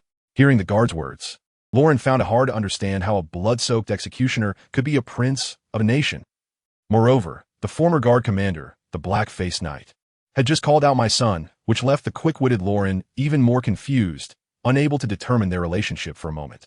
Keep up. Lauren was in chaos. But Jummaru was not. Although he did not know whose child the black-faced knight was, he was surely related to the Maryland Kingdom. Just right. He had almost stayed long enough in the North Sea, and it was time to head to the Grand Line. However, before that, it was perfect to do something big. Chapter 129. Animal type, snake fruit. Ancient species, Titan python form. In the year 1510 of the Sea Circle calendar, on December 3rd, a shocking scandal erupted from the Maryland Kingdom. The famous producer of Maryland red wine. Its only heir was actually the product of the Queen's affair with her personal guard commander. The current king of Maryland, Kirill VII, whose health was already poor, died of rage upon hearing the news. Considering the timing, it was possible to catch up with the black-faced knight and his son. The leaderless royal family was completely looted by Jummaru and his companion, which could be seen as helping the defenseless queen safeguard her vast wealth. After all, how could a weak woman protect her assets in this dangerous world? Of course, this belonged to the false news that was passed around. The real situation was that the bounty hunter, Silver Killbone Jummaru, greedy for wealth, killed the king of the Maryland Kingdom and the commander, then plundered the royal family's assets before leaving with his subordinates. At least, that's what the queen said. As for the black-faced knight, what did the pirate matter to her? The Navy headquarters quickly issued a new bounty notice. Codename, Silver Killbone. Name, Jummaru. Bounty, 120 million berry. Request, dead or alive. And for Jummaru's little brother. Codename, Servant. Name, Lorne Avery. Bounty, 8 million berry. Request, dead or alive. Jummaru's title came from his nickname during his bounty hunter days. And since he had backup in the Navy, they quickly calculated his approximate bounty. As for Lauren, he was purely there to fill the numbers. Even the photo on the bounty was of him bent over with a treasure-filled bag, making it clear to anyone that he was just a weak lackey. In the North Sea, on the way to the Upside-Down Mountain, looking at the freshly issued bounty notice, Lauren excitedly and fearfully handed it to Jummaru. Captain, we've been wanted by the Navy. Do you think they'll catch us? This was Lauren's first time being wanted, and he was both scared and excited. He was scared because he was weak, and excited because, as a pirate, being wanted felt impressive. Here, ignoring Lauren's complex emotions, Jummaru tossed him a devil fruit he found in the palace treasury. Didn't he know why the people of Maryland didn't eat this fruit? Luckily, after asking Mushiwa, he decided to keep this devil fruit. Since Jummaru had submitted a large sum of berry, Mushiwa didn't mind giving up a devil fruit. After all, cashing it in was troublesome, so it was better to leave it with Jummaru. As for the devil fruit that Kuina needed, Mushiwa planned to find an opportunity to get her a mythical beast type, which would enhance her physique and give her special abilities, making it quite worthwhile. Really? Woo-woo. Captain, I love you. Although he knew there was a devil fruit in the treasury, Lauren, feeling grateful, did not secretly eat it, but obediently handed it to Jummaru. After all, since they met, Jummaru had been acting for berry. A devil fruit would be worth at least over 100 million. Lauren never expected that one day he would get a devil fruit. Overwhelmed with excitement, he was moved to tears and was about to hug Jummaru. Hurry and eat it. Finish it. Little did he know, Jummaru merely turned slightly to avoid Lauren's snot-covered face, leaving a faint remark before dodging to the side. In a corner where Lauren couldn't see, a slight curve appeared at the corner of Jummaru's mouth, so small that it was unnoticeable unless looked at closely. This showed that Jummaru's mood was also quite good. Soon, after calming his emotions, Lauren took a bite of the devil fruit. His face twisted as he forced himself to swallow it down. Then, obediently, he finished eating the fruit cleanly. A surge of inexplicable information flooded his mind. It was the name of this fruit. Animal type, snake fruit. Ancient species, Titan python form. A gigantic, black-purple snake, somewhat resembling the spirit creature of the dragon's cave. The 10,000 snakes. Captain, you're so small. It hurts. I was wrong, Captain. Hiss. It's actually the snake fruit. Damn it, I should have saved it for Kuina. At that time, snake waste. Through Jummaru's vision, Mushiwa felt a bit regretful. Never mind, on second thought. The mythical beast type is even more desirable, with 9-tailed foxes and white tigers. Which of them isn't stronger than a mere Titan python? After comforting herself, Mushiwa disconnected from Jummaru's vision and prepared to check on the situation of the other avatars. Marine Headquarters, Marine Fort. Admiral's office. Slurp, I have to say, this special tea from the Admiral is definitely more fragrant than the tea given to us retired old employees. With one hand holding a teacup and the other holding senbei, Zephyr said to Carp, who was also eating and drinking heartily beside him. Right? The senbei here in Marineford is much tastier than the ones outside. Carp nodded in agreement. Bang. Enough. You two bastards, get out of here if you have nothing to do. Don't disturb my work here, and don't steal my senbei anymore. Rubbing his temples, Sengoku couldn't stand the sound of the two slurping tea and the crunching of senbei, slamming the table and shouting. Having Carp around was already enough of a headache. But now Zephyr, since retiring, not only bothers him from time to time, but also learned to steal, blatantly take a senbei, and what's worse, has drunk up all his limited specialty every year. Originally in a good mood because of the arrival of Alusa and the others, Sengoku was quite annoyed by these two troublemakers. He couldn't hit them, couldn't scold them, making Sengoku want to resign just to complain. Don't be anxious, Sengoku, come. Have a cup, it's quite good. Seeing Sengoku's anxious face, Zephyr, unlike the carefree Carp, calmly picked up an empty teacup he brought and poured Sengoku a cup, signaling him to calm down. Slurp, this tea is not bad, right? Zephyr teased as he watched Sengoku enjoy the tea. It's indeed good. Wait, this is my tea. Of course I know. Realizing, Sengoku wanted to slam the table, but after looking at the teacup in his hand, he ultimately couldn't bring himself to do it and could only silently sip cup after cup. By the way, how are those two kids doing lately? Should we consider bringing back that kid from Impel Down? Looking at Sengoku, who was silent, Zephyr casually spoke. With his current status, he had no real power and could only rely on his thick skin to speak a few words for the people he wanted to support. You mean Uchiha Madara? Also, I heard that kid fought to a standstill with the fire dragon. His strength is at least worthy of a rear admiral. It's time to bring him back. After listening to Zephyr, Sengoku thought for a moment and agreed. Truly worthy of the soldiers I brought back. Haha. Hearing the discussion of old friends, Carp also chimed in a boast. Bang bang bang, gamin. A series of urgent knocks interrupted the conversation of the three. Not good. Admiral Sengoku, urgent report. Chapter 130. Calm down. What? Say that again. Not good. Admiral Sengoku, urgent report. Seeing a Navy officer from the intelligence department rush in a hurry, Zephyr and Carp's expressions also became serious. They could joke around any other time, but when there was a real emergency, they would never drag their feet. Even though Zephyr was nominally a retired Navy member, if it really came down to it, he would step in to help Sengoku. Take a breath, don't rush. As a Marine Admiral, Sengoku had long been trained to be unfazed by any news, no matter how big. Yes, Admiral. Seeing Sengoku's calm demeanor, the intelligence officer also settled down and slowly said, Today we received news that the Beast Pirates, led by the fire dragon Natsu, will be marrying Charlotte Smoothie, one of the sweet commanders of the Big Mom Pirates, next week on Cake Island. The messenger's flat tone sounded as if he was casually announcing that the neighbor next door was getting married, completely calm. Sengoku, who was leisurely sipping tea, couldn't hold back and spat out his drink upon hearing that the Beast Pirates were allying with the Big Mom Pirates. What? Say that again. Who is marrying whom? Sengoku, not caring about the mess he made, slammed his teacup down on the table and shouted, It's Fire Dragon Natsu and Juice Minister Charlotte Smoothie Admiral. Wiping the tea from his face, the messenger answered, somewhat dazed, looking at Sengoku, whose face had turned drastically. Didn't we say to stay calm? Why does the Admiral look more flustered than me? Bang! Where's Borisolino? Didn't I tell that bastard to keep an eye on the Big Mom Pirates? How come I only found out about such a huge event now? Sengoku slammed the table and yelled at the messenger. The yellow monkey. The messenger opened his mouth, but didn't know what to say.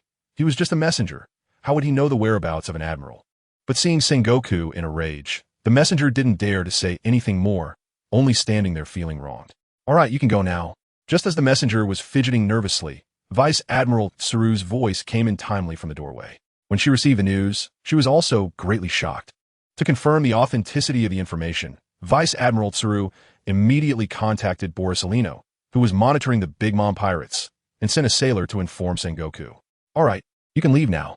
Looking at Tsuru, who entered, Sengoku also calmed down, then waved his hand, signaling the messenger to withdraw. Tsuru, what exactly is going on?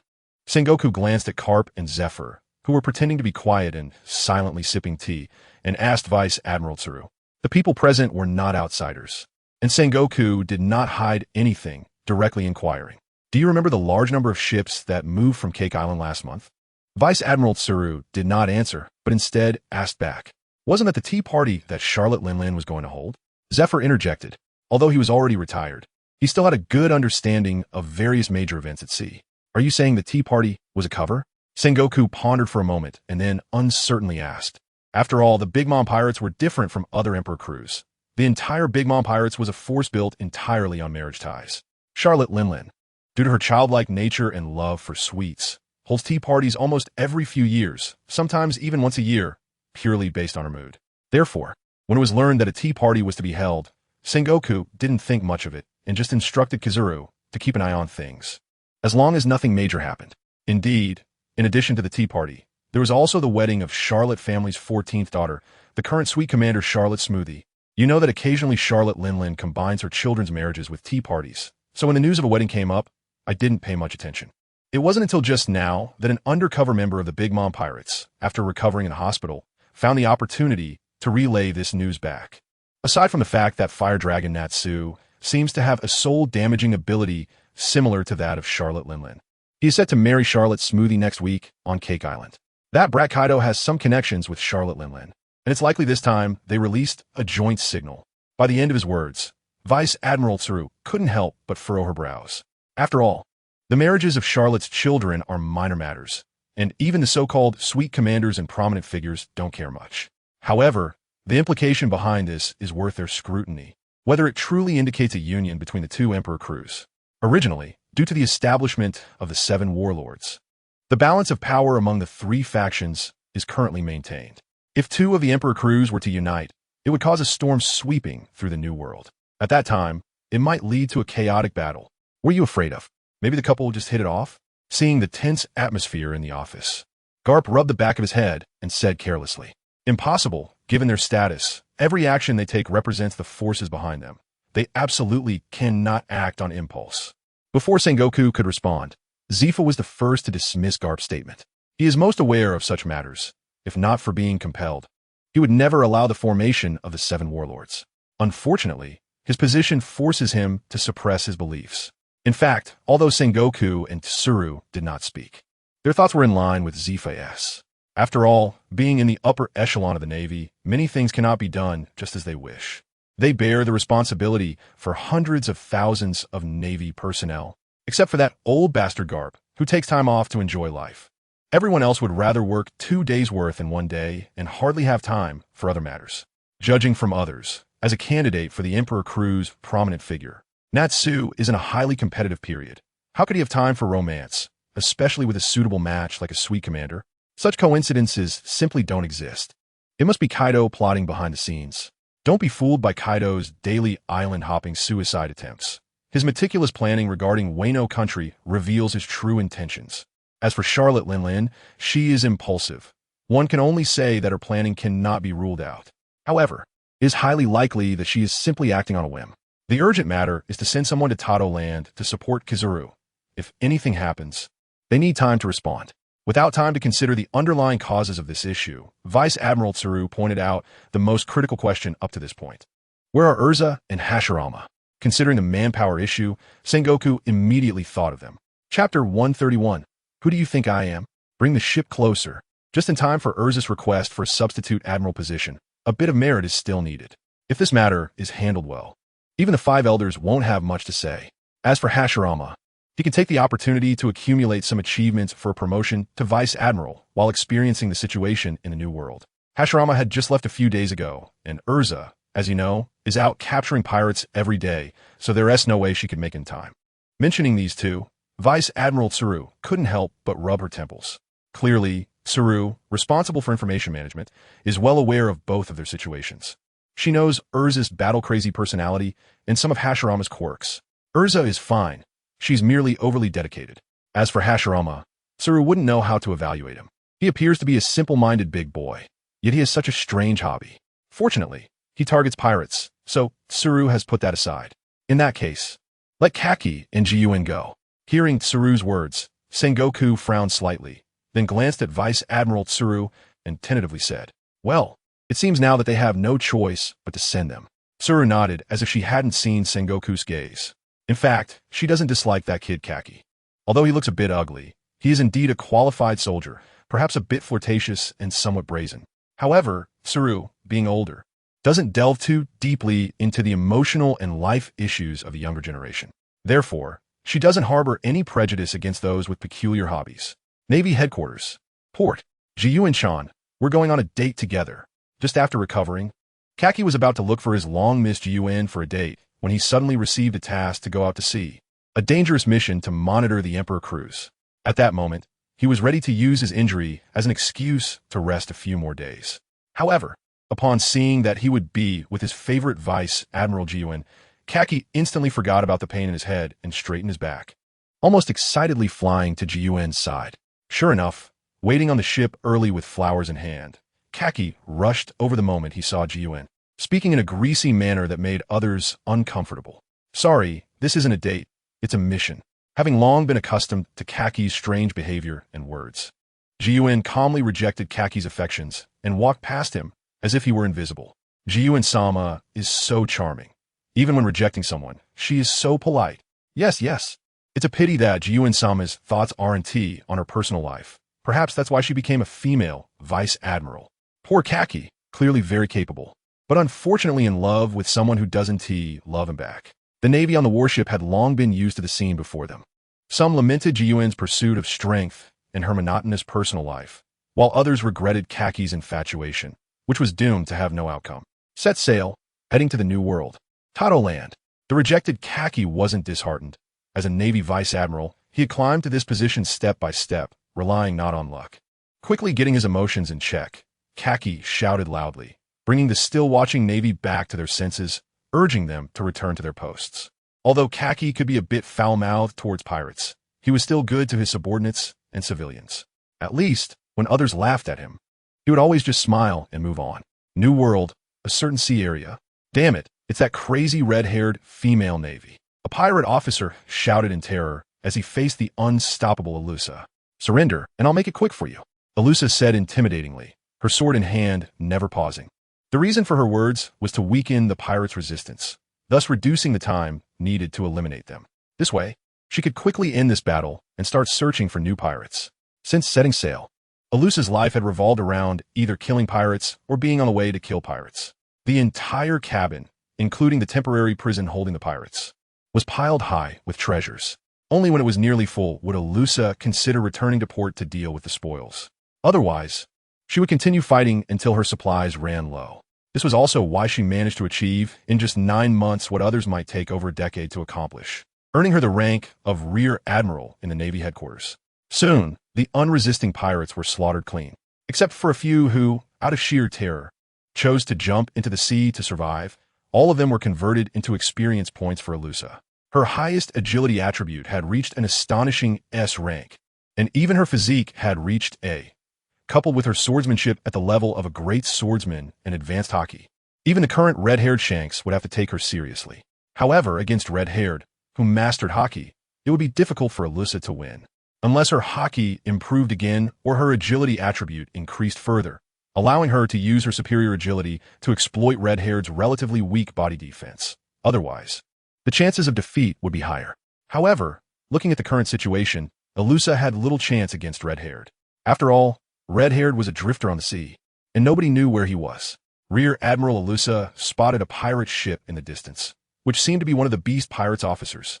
After counting the treasures, Alusa sat in the cabin, began to rest with her eyes closed, and prepared for any battle that might occur. Sure enough, it wasn't long before the lookout reported good news. As for the fact that the person they encountered was an officer of the Don Quixote family, Alusa didn't care at all.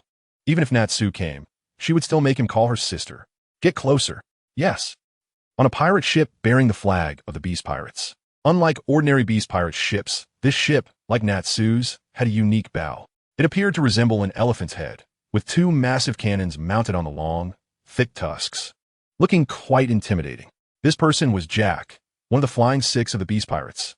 Unlike the Flying Six 10 years later, who were all traitors, the current Flying Six were all loyal individuals. They included Fire Dragon Natsu, Wolf Spider Black Maria, Mammoth Jack, Triceratops Sasaki, Headcannon Braccio, and the dim-witted Spinosaurus Page 1. At just 16 years old, Jack was still just an ordinary member of the Flying Six, standing 8 meters tall and having eaten the ancient Zoan mammoth fruit. Originally the most promising heir to the drought, he could only settle for being a member of the Flying Six, now, due to Natsu's emergence. Captain Jack, there's a Navy ship ahead. Should we give way? A cautious pirate under him probed, looking at the tall and sturdy Jack. This time, they were replacing Natsu to complete the cargo transfer with Don Quixote da Flamingo due to Natsu preparing for his wedding. Thus, to avoid any accidents, the pirate underling didn't want to stir up trouble. Bang! Who do you think I am? Bring the ship closer, Jack shouted angrily, flinging the underling away. He couldn't defeat Natsu, but he was not scared of a mere Navy soldier. Clearly, aside from some differences in strength from 10 years later, his temperament remained unchanged. Chapter 132. Man, this is little Suddy. Underlying currents. In the New World, Wano country. Brother Kaido. What's wrong? Kaido, lying in a chair and gulping down liquor, heard someone calling him, burped, rubbed his bleary eyes, and said somewhat displeased. Brother Kaido, that kid Jack has been captured by the Navy. The 6-meter-tall, bulky Quinn, with braided hair, spoke cautiously, fearing that Kaido might take out his drunken wrath on him. Although Kaido wasn't like Big Mom, who would randomly take lives, he loved to train his subordinates, often beating them up under the guise of helping them build their bodies. To be honest, it was indeed effective. After all, having a top-tier emperor help you train was something one could only wish for. However, it did hurt. Others were fine, but Quinn prided himself on being a scientist and had no desire to undergo Kaido's trials unless absolutely necessary. Unfortunately, with his older brother Jean above him and Natsu not around, the other Flying Six couldn't withstand Kaido's wrath. After thinking it over, he was the most suitable to report this news to the drunken Kaido. What? Whoa, how did Jack get captured? Burp, damn Navy, where are they? Upon hearing Quinn's words, Kaido was first stunned, as if searching his mind for who Jack was, then suddenly seemed to remember something and began to wail. Due to his drinking, he burped again, sounding quite absurd.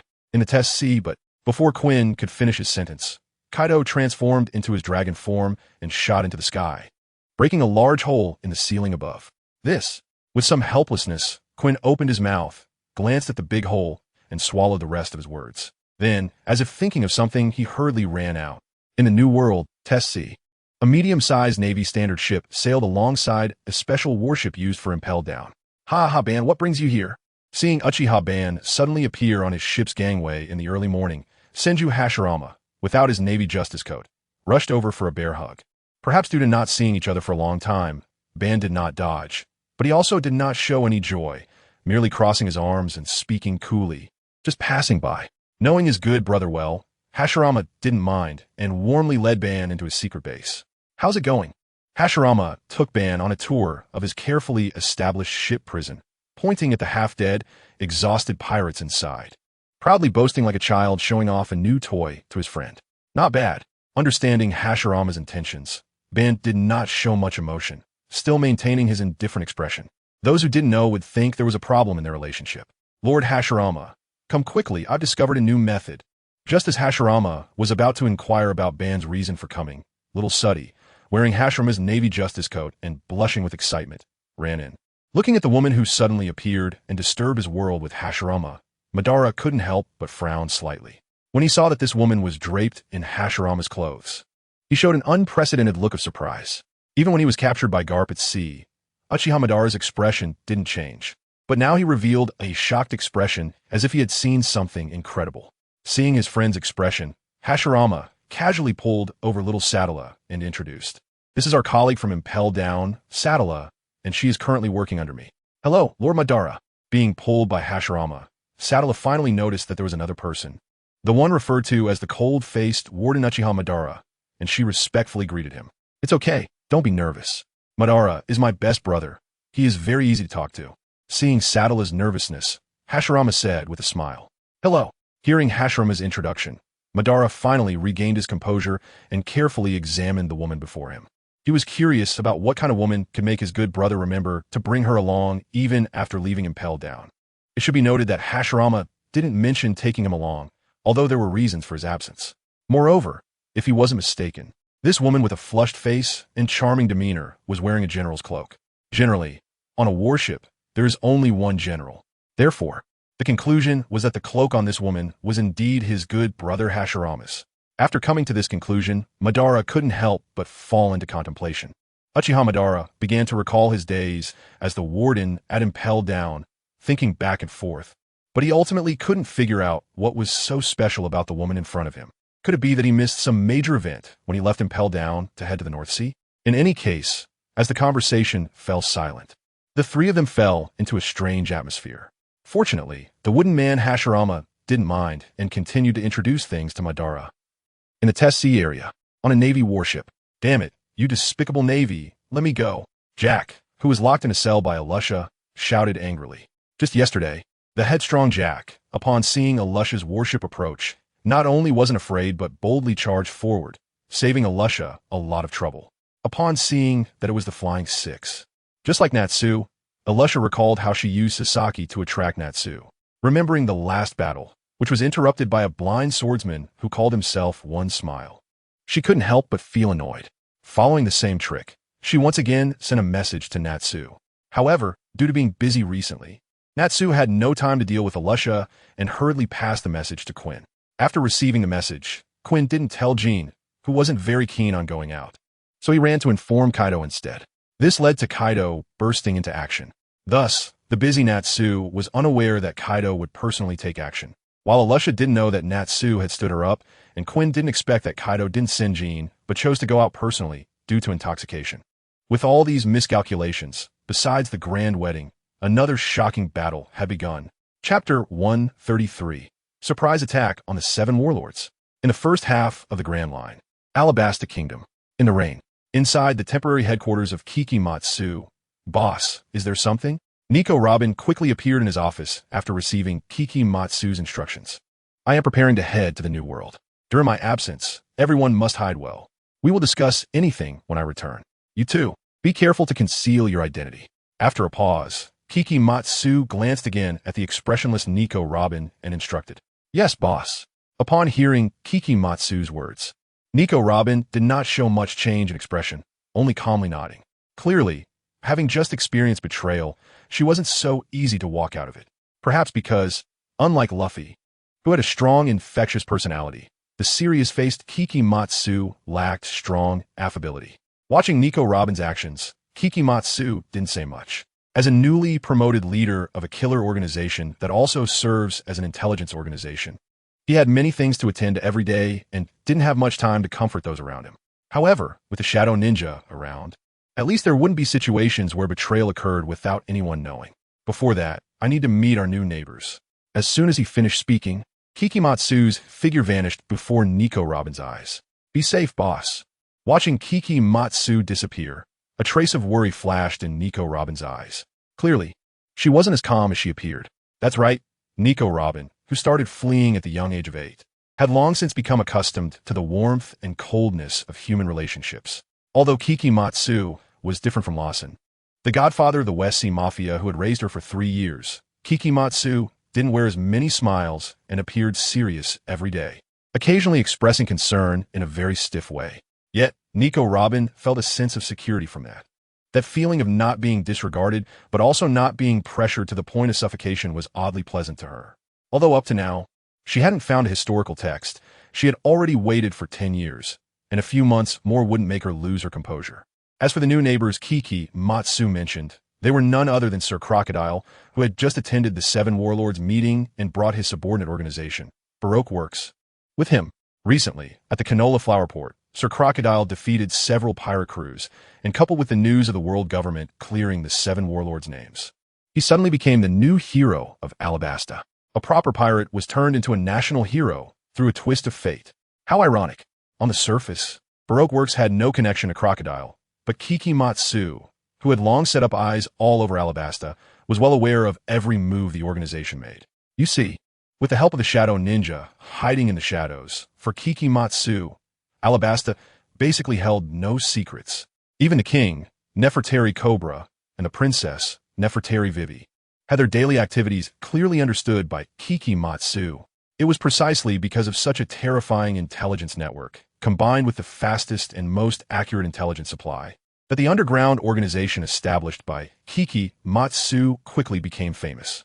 Even the newly settled Baroque Works was quite wary of this. They feared that someone around them might be the other side's informant. Originally, Kikimatsu wouldn't care about Baroque Works while he was present. After all, their business scopes were different. Kikimatsu's work involved accepting bounties, conducting assassinations and trading information. Crocodile, on the surface, has a studio established by a group of pirate hunters, but secretly controls some underground businesses like gambling, as well as the core plan of usurping the country. For Kiki Sakumo, this poses no conflict. However, he recently learned that Crocodile is looking for the legendary power, the Pluto battleship. Although he doesn't know why Crocodile suddenly had this idea. The key to finding Pluto is the historical texts that contain its information. Currently, the only person capable of deciphering the historical texts, who is widely known, is his subordinate, the son of the devil, Nico Robin. Crocodile is currently sending people to find Nico Robin, though he doesn't know if Crocodile has specific leads on her. To prevent his home from being robbed while he is away, he decides to take the initiative and give Crocodile a warning. By the way, he also wants to test the true strength of the so-called warlords of the sea. After all, Kiki Sakumo has never fought against other clones or the top powerhouses of this world since his birth. Since Crocodile has taken on the position of Warlord of the Sea, which is said to be on par with the Navy and pirates, his strength must also be among the top tier. To prevent an unexpected setback, Kiki Sakumo once again engaged in his old profession. He began to conceal his presence, using the special skills brought by the Phantom Mask to sneak into Crocodile's shadow and deliver a thunderous strike. This would also establish an advantage for the upcoming battle. In the rain, at the Baroque Works underground headquarters, in an office filled with crocodile bathtubs, a man with a straight scar on his face sits in a boss's chair, smoking a cigar, looking quite at ease. Damn Kildas, damn Whitebeard, and that damn Erza. Once I find the legendary Pluto, I will send you all to hell. Crocodile muttered angrily while touching the bruise on his chest. This mark was left by Kildas's slight use of shattering magic and his powerful dual-color hockey, and with Crocodile's physique, it would likely take him several years to recover. This is also the reason why Crocodile holds Kildas in such disdain. Once he takes off his shirt, that fist-sized bruise will be exposed to others like a mark of shame. This is something proud and self-respecting Crocodile cannot accept. Even the scars left from fighting Whitebeard did not make him this furious. After all, scars are a man's merit, but bruises are an enemy's humiliation. Putting down the intelligence report in his hand, Crocodile lightly tapped the table with his index finger, starting to think about how to find someone capable of deciphering the historical texts. If it were 10 years ago, such people, though rare, still had places to be found. However, since the destruction of O'Hara and the Tree of Knowledge, the true scholars have either died or hidden away, leaving him with no leads. Chapter 134. Is that it? Little kid, do you have a lot of questions? After thinking for a while without any leads, the irritated Crocodile squeezed his cigar tightly in his palm. With a fierce expression on his face, one might think he was about to take revenge on an enemy. Kiki's swordsmanship, breath of lightning, first form, thunder flash, Godspeed. A deep voice suddenly rang out from behind him. Due to lacking the strength of observation hockey compared to Kiki Sakumo, Crocodile didn't even have time to react before he was pierced through the chest by a flash of lightning.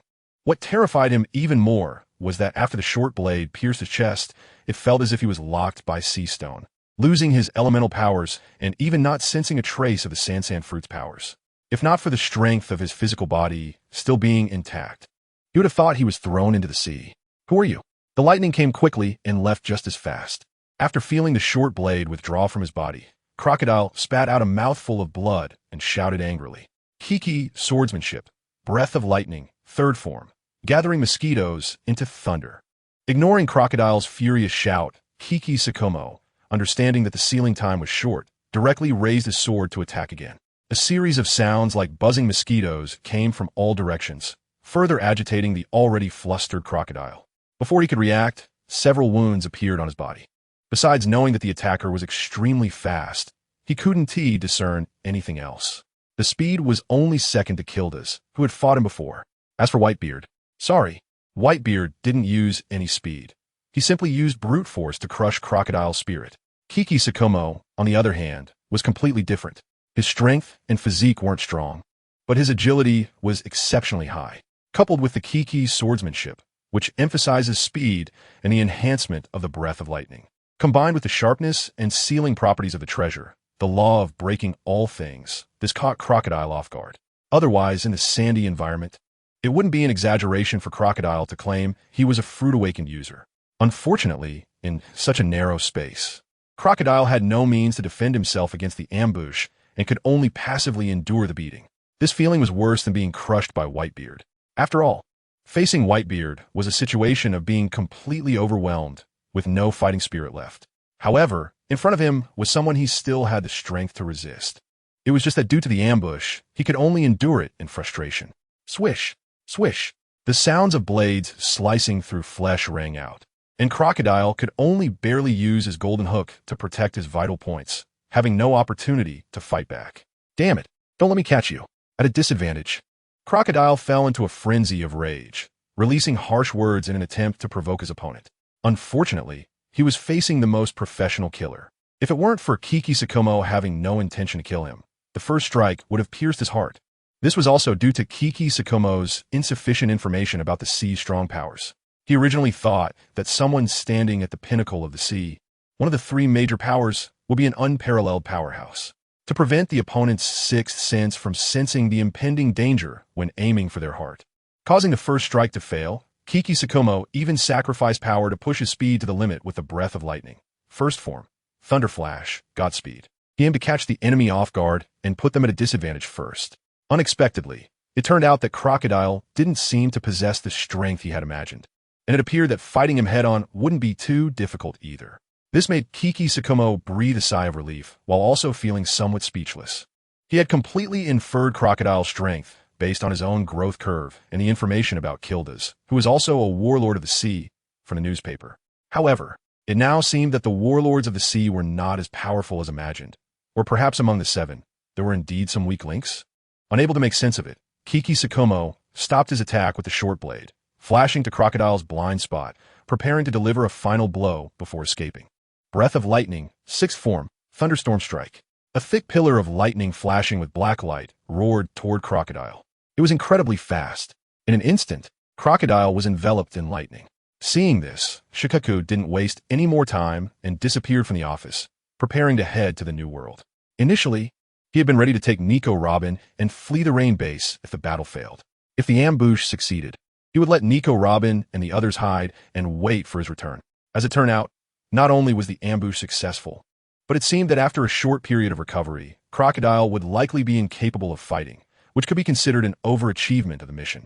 Even when leaving, Shikaku doubted whether he had encountered a fake warlord of the sea. Boss. Shortly after Shaw left, Crocodile's top subordinate, Mr. 1, a Paramecia-type chop-chop fruit user, Dasbones, hurried over upon hearing the thunder. Seeing the office turned into ruins, he rushed over to search for his boss. Cough. I'm here. A weak voice came from beneath a piece of wood. Crocodile, having lost too much blood, weakly responded. Even while buried in the rubble, Crocodile couldn't comprehend which powerful figure he had provoked, who had come up and slashed him without a word before leaving gracefully. In the Grand Line, the Doldrums, the legendary daughter kingdom, Amazon Lily. This is an island where only women exist, entirely run by women for labor and combat. Even the children they give birth to are all girls, with no boys. Additionally, because it is located in the Doldrums, where sea kings appear, visitors are rare despite being entirely women. As a result, the entire Kuja tribe, apart from members of the Kuja pirates, basically lives on the island for their entire lives. However, although the island is filled with women, their strength is indeed extraordinarily powerful. Every qualified female warrior possesses at least one form of haki. They could be considered a strong race where everyone is a soldier. In the center of the Daughter Kingdom, inside a luxurious palace. Where is this? After waking up from a post-battle coma, Artoria sat up in confusion, looking at the lavish decorations around her, muttering in slight bewilderment. Since her cowlick didn't give any warning, and the splendid room had nothing to do with a prison, for a moment, Artoria could only tilt her head and stare blankly out of the window. Gulilu, after a while, Artoria was pulled back to reality by the sound of her stomach growling.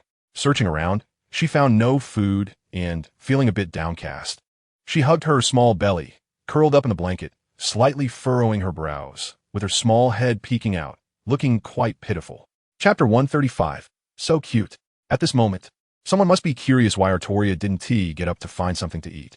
The answer is simple, because Artoria's armor and great sword were stained with some blood. The cleanliness-loving Hancock had cleaned them and put them in a hidden place to prevent her tribe from discovering them. Right now, Artoria was only wearing a typical nightgown of the Daughter Island. To call it clothing would be an overstatement, if it weren't for a few pieces of fabric. It wouldn't even qualify as clothes. Left with no choice, Artoria could only curl up in the blanket, hoping for a kind passerby to feed her. Ah, Lord Slayer of Gods, you're awake. Hancock, carrying a fruit platter, rushed over excitedly upon seeing Artoria's slightly flushed face. She casually placed the fruit platter on the table and reached out to touch Artoria's forehead. Perhaps her body had gotten used to Hancock's touch during her sleep, or maybe it was due to hunger. Artoria made no movement, merely glancing at the equally cool Hancock before fixating on the fruits on the table. However, due to someone being present and her inappropriate attire, she did not leave the blanket. Is Lord Slayer of Gods hungry? Let me peel an apple for you. After noticing that Artoria had already recovered, Hancock realized Artoria hadn't eaten for several days. It is well known that in the world of pirates, not everyone who can eat is a strong person, but strong people generally eat a lot. And Artoria was evidently someone who could eat a lot. After finishing the fruit platter Hancock brought, she devoured 2 roasted whole, sheep-like creatures in front of Hancock's astonished eyes. If it weren't for Hancock's concern that the newly awakened Artoria might overeat and hurt her stomach. Given the way Artoria licked her lips with her cute little tongue and the sparkle in her eyes, it was terrifying how much more she could eat. Thank you, kind person. After finishing her meal, a satisfied Artoria rubbed her flat little belly and slightly bowed to Hancock in gratitude. Artoria might be a bit naive and gluttonous, but that didn't mean she was dim-witted. The woman in front of her, who looked either rich or noble and had an exceptional appearance, was clearly someone who had taken care of her for a long time. From her natural actions of checking her temperature and wiping her mouth, it was evident that she had been doing such things for a long time. Therefore, Artoria was very thankful to her. After all, taking in a slayer of gods who had killed celestial dragons was not something glorious. No need to thank me, Lord Slayer of Gods. It is I who should thank you. Looking at Artoria, whose chest was heaving due to her bowing, Hancock held her blushing little face and said shyly, "My name is Artoria. If possible, could you please give me a change of clothes?" Although Artoria didn't understand why the person in front of her knew her bounty title, but not her name, she still formally introduced herself. Then, with her face slightly flushed, she shyly looked away and said, "Just now, I was distracted by the aroma of the roasted sheep, and only after eating did I realize my attire is a bit inappropriate. I will prepare clothes for Lord." Artoria. Still immersed in the excitement of Artoria waking up, Hancock forgot to hand over the prepared clothes to Artoria. These were custom-made garments from the best tailor after she measured every inch of Artoria's body herself. This was also the reason why Artoria had no reaction after Hancock had physical contact with her. Her body had already adapted. "Thank you. May I ask where this place is?" After changing into new clothes, Artoria didn't rush to retrieve her noble phantasm, but first inquired about her situation. In fact, once her noble phantasm was bound to her avatar, she could summon it back to her at any moment with just a thought. However, since there was currently no danger, and she had received so much kindness and concern from others, Artoria chose not to show too much. In the end, if the other party did not provide it, she could always secretly summon it back later. This is Amazon Lily, the legendary daughter kingdom, located in the doldrums. In order to prevent Artoria from being unclear about the Amazon Lily kingdom, Hancock specifically added a couple of explanations. The calm belt. Even so, Artoria still wore a confused expression. During her time with the Revolutionary Army, she followed the organization's actions and was unaware of the specific geographical locations of each island. She had heard the calm belt by chance, but she did not know its exact location. In fact, she felt quite lost about what she should do now. After the battle with Zgu, she had lost all contact with the Revolutionary Army and was completely out of touch. Additionally, since Mushiue had not assigned her any tasks for the time being, she was currently feeling very bewildered. "Lady Artoria, do you have any plans next? If you're not in a hurry, you can stay on my Amazon Lily. Even the Navy won't come here. Oh, by the way, I forgot to introduce myself. I am the Queen of Amazon Lily, Boa Hancock." Perhaps noticing Artoria's confusion, Hancock kindly offered her suggestions, inviting her to stay as a way of showing hospitality. Or perhaps Hancock had some ulterior motives. "With me here, there won't be any trouble." Seeing Artoria lost in thought, Hancock assumed she was worried that her status as a godslayer would bring trouble. She quickly reassured her in a proud and firm tone. After all, even the Navy wouldn't be able to come to Amazon Lily, which is located in the calm belt, just whenever they wanted. By the way, on the nearby Seasons Islands, there are many delicious wild beasts. When the time comes, Lady Artoria, you can enjoy them to your heart's content. Finally, Hancock glanced at the skeleton nearby and seemed to recall something, mentioning the island's specialty cuisine. Artoria, who had initially hesitated, suddenly had a sparkle in her eyes and nodded seriously. "Thank you." Upon hearing this, Hancock was taken aback, looking at Artoria's serious face, which seemed to say, "I'm not staying just for the food, and couldn't help but smile. In her heart, she thought, as expected of a god slayer, truly unique. New World Tessie. Under a somewhat gloomy and oppressive sky, flashes of lightning occasionally lit up the dark clouds. Roar! A massive azure figure flashed through the clouds. Even when struck by lightning, it showed no signs of hindrance. On the surface of the sea, aboard a Navy warship. Lord Alusa, it seems like a heavy rain is coming. Should we turn back? A naval officer in uniform approached Alusa to report. Suddenly, Alusa's tightly closed eyes snapped open, ignoring the puzzled officer and directly issuing orders. Prepare for battle. Chapter 136. Alusa versus Kaido. Major crisis. Prepare for battle. Seeing Alusa suddenly open her eyes and shout with a stern voice, the officer was startled, then without asking why, decisively turned to relay the orders to the other sailors. On this ship, the warship led by Alusa, every Navy member following her in a battle understood that once Alusa reacted like this, it meant a powerful enemy was approaching. With mastery over space magic and elemental affinity, Alusa was exceptionally sensitive to changes in the environment. Naturally, she sensed an unprecedented, unabashedly powerful aura coming from the sky. The sense of oppression was something Alusa had never encountered before. Even the usual Gildarts and the transformed Natsu were nowhere near this terrifying pressure. Standing on the gangway, Alusa's expression was grave as she drew her tricolored sword, staring intently at the dark clouds above. It was as if something terrifying lurked within. Roar! Heat breath! From within the black, billowing clouds, a massive orange-red pillar of fire surged down from the sky. The intense heat of the fire column caused the air it touched to ripple, as if it were about to distort space itself. The rapidly moving fire column also brought with it a tremendous impact. Armed, blaze of the 100 cuts. Feeling the scorching air around her skin, Alusa remained unfazed, condensing her advanced haki into her tricolored sword, transforming it from 3 colors into a single fiery red, and similarly condensing a flame-colored slash to counter the incoming fire column. Boom! With the enhancement of elemental affinity and the bonus effect of the tricolored sword, Alusa easily blocked this attack. However, she did not relax her mental state. Instead, her expression grew even more serious. After all, this was merely a greeting from the opponent. Ouroboros, you must be the one who captured my lovely subordinate. After a scorching breath, a blue dragon-like creature circled above the warship, its unique laughter piercing through the ears of the Navy personnel present. Beast Kaido. Having seen nearly all the wanted posters, Alusa immediately recognized the figure before her. It was none other than one of the current emperors. One of the strongest at the top of the New World, the current governor of the Beast Pirates, Beast Kaido, a top-tier powerhouse with a notoriously unpredictable personality. Little guy, try this move. Bad wind. Air currents rushed into Kaido's massive mouth, and as his belly bulged slightly, he opened his dragon mouth wide. A large number of wind blades, like sickles slashing down, were spat out. It looked as if countless swordsmen were recklessly unleashing their slashes, sending chills down one's spine. Armed, Ice Wheel Dance. Facing such a large-scale damage skill, Alusa, who had few long-range skills, turned her tricolored sword to an ice blue hue. Subsequently, sword lights, trailing icy tails shattered the incoming wind blades. Unfortunately, as a lone warrior, Alusa could not fend off the multitude of wind blades Kaido unleashed. In no time, the entire warship was riddled with holes, and if not repaired, it could be declared scrapped ahead of schedule. Ouroboros, you're quite good. Come on, let's have a good fight. Delighted by the hunt, and still not fully sober, Kaido completely forgot his initial purpose for coming. He didn't care about rescuing his subordinates, and only thought about having a good fight.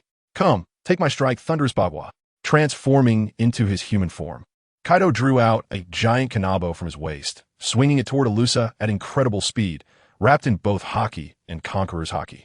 Not to mention the size difference between the kanabo and Alusa, the purple lightning swirling around it alone exuded an overwhelming sense of pressure. The nearby Navy personnel, injured by the bad wind, were further stunned by this sudden attack, collapsing to the ground. Fortunately, Alusa, whose mental attributes were not high, had already equipped herself with top-tier mental immunity, allowing her to ignore Kaido's Conqueror's haki pressure. Armed, Thunderous Strike. A flash of golden light crossed Alusa's eyes, and in response to Kaido's attack, she summoned her most powerful lightning-type attack. With her incredibly high agility, Erza narrowly dodged the deadly attack. As she brushed past, she thrust her sword, which was crackling with golden lightning, fiercely into the scar on Kaido's chest. Thud! with the strength comparable to an ultimate blade. Erza easily drove the sword into Kaido's body. Aware that her strength and physique were inferior to his, Erza did not dare to be greedy. After landing the hit, she quickly shifted to the side, keeping her gaze fixed on Kaido. "Oh ho ho ho! Is this the best you can do? You're just tickling me." Kaido looked down at the wound on his body, which was as thick as an arm, and burst into a loud laugh as if nothing had happened. Then, to Erza's astonishment, the wound seemed to accelerate in healing, quickly sprouting flesh until it returned to its original state. It was as if the wound had never existed. Clearly, for Kaido, who stood over 7 meters tall, a wound the size of an arm that couldn't even penetrate his body was nothing more than a mere hair falling off a normal person, completely trivial. Moreover, Kaido's innate special physique, combined with the Zoan-type devil fruit he possessed, granted him extraordinary vitality and recovery speed, making it so that ordinary attacks could hardly keep up with his healing. This was one of the reasons he could reign at the pinnacle of the new world and become a king.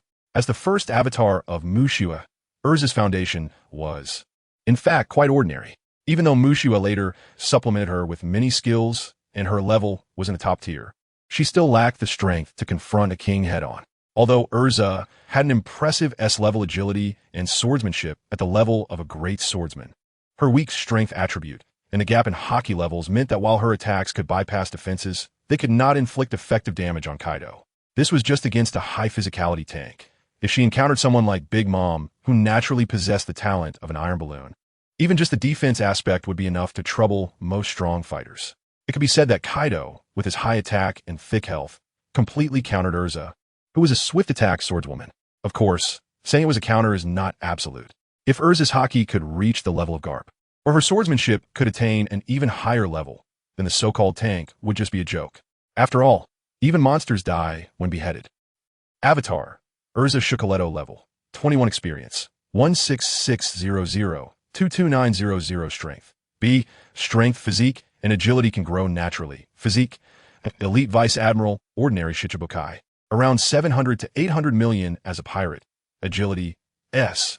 Average level of a monarch, not outstanding, but definitely not at a disadvantage. Spirit, D. The spirit attribute of the avatar does not grow naturally. Well, D. The will attribute of the avatar does not grow naturally. Attribute points, 0 abilities. Mastery of cold weapons cannot be upgraded. Equipment modification cannot be upgraded. Swordsmanship, top level. Space magic transformation, advanced. Elemental affinity cannot be upgraded. All swords return to 1, advanced. Armament haki, advanced. Strong physique cannot be upgraded. Triad sword, equipped. Mental resistance, top level. Navy 6 powers, advanced. Erza does not possess Conqueror's haki, so will is not a primary attribute for leveling up, and with the help of mental resistance, spirit is no longer a shortcoming. Chapter 137, Weapon Form. Fusion. Come again. With firm resolve, Erza would not be swayed by Kaido's emotional provocation. Perhaps in this battle, Erza would fail or even die. But for those who had suffered at the hands of pirates, as she had sworn when donning the cloak of Navy justice, she would fight to the last moment. Or perhaps because of her burning desire for battle and her unwavering determination to never evade combat, she would absolutely not take a step back. Fight, fight, fight until her blood runs dry. Taking a deep breath, Erza summoned all the modified and captured weapons stored in her magical space. In an instant, various weapons appeared in the sky. There were long swords, broad blades, sharp spears, and massive hammers. A dazzling array, with the only commonality being that they were all imbued with pitch-black armament haki. This was Erza's development of the armament haki, all swords returned to 1 through space magic, which even Natsu had to evade when faced with it. After that, based on her research on the Triad sword, Erza finally developed the remote application of elemental power. One by one, the different weapons flickered with various colors. There was a long sword surrounded by flames, a great blade covered in frost, a spear crackling with electricity, and more. In an instant, the glow of the weapons illuminated half the sky, even brightening the dim sky obscured by thick clouds. All things armed, all swords returned to 1. Accompanied by Erza's low shout, all the weapons in the sky charged toward Kaido as if commanded by a general. Boom, boom. The continuous sounds of explosions rang out, like a relentless barrage of missiles. Gathering all her strength, Erza couldn't help but kneel on one knee, propping herself up with the Triad sword, gasping for breath. Even the armor encasing her body slightly deformed from her intense breathing. revealing just how taxing this strike was for her at this moment. Ha ha ha ha ha! As the dust settled, Kaido, with his clothes tattered and covered in blood, stood there laughing thunderously. Delightful, truly delightful. Despite being drenched in blood, Kaido roared with laughter. It was as if the blood was not from a baptism by a rain of swords, but droplets sprinkled with warm water. Watching the man before her laughing maniacally, Erza's eyes slightly narrowed. Then she stood up with a serious expression. Even though her body trembled slightly, her gaze was still filled with unwavering fighting spirit. It was as if the person who had just exhausted all their strength and achieved nothing was not her at all. I acknowledge you, Navy. State your name. Looking at Erza, who could barely stand, Kaido did not rush to attack, but instead rested his club on his shoulder and asked earnestly. Clearly, for Kaido, a worthy opponent, and a thrilling battle surpassed all deceit. Erza shook a little, gasping for breath. Erza took a deep breath and said with a firm tone, Erza, I remember you. Kaido said, you must remember the one who will kill you. Kaido.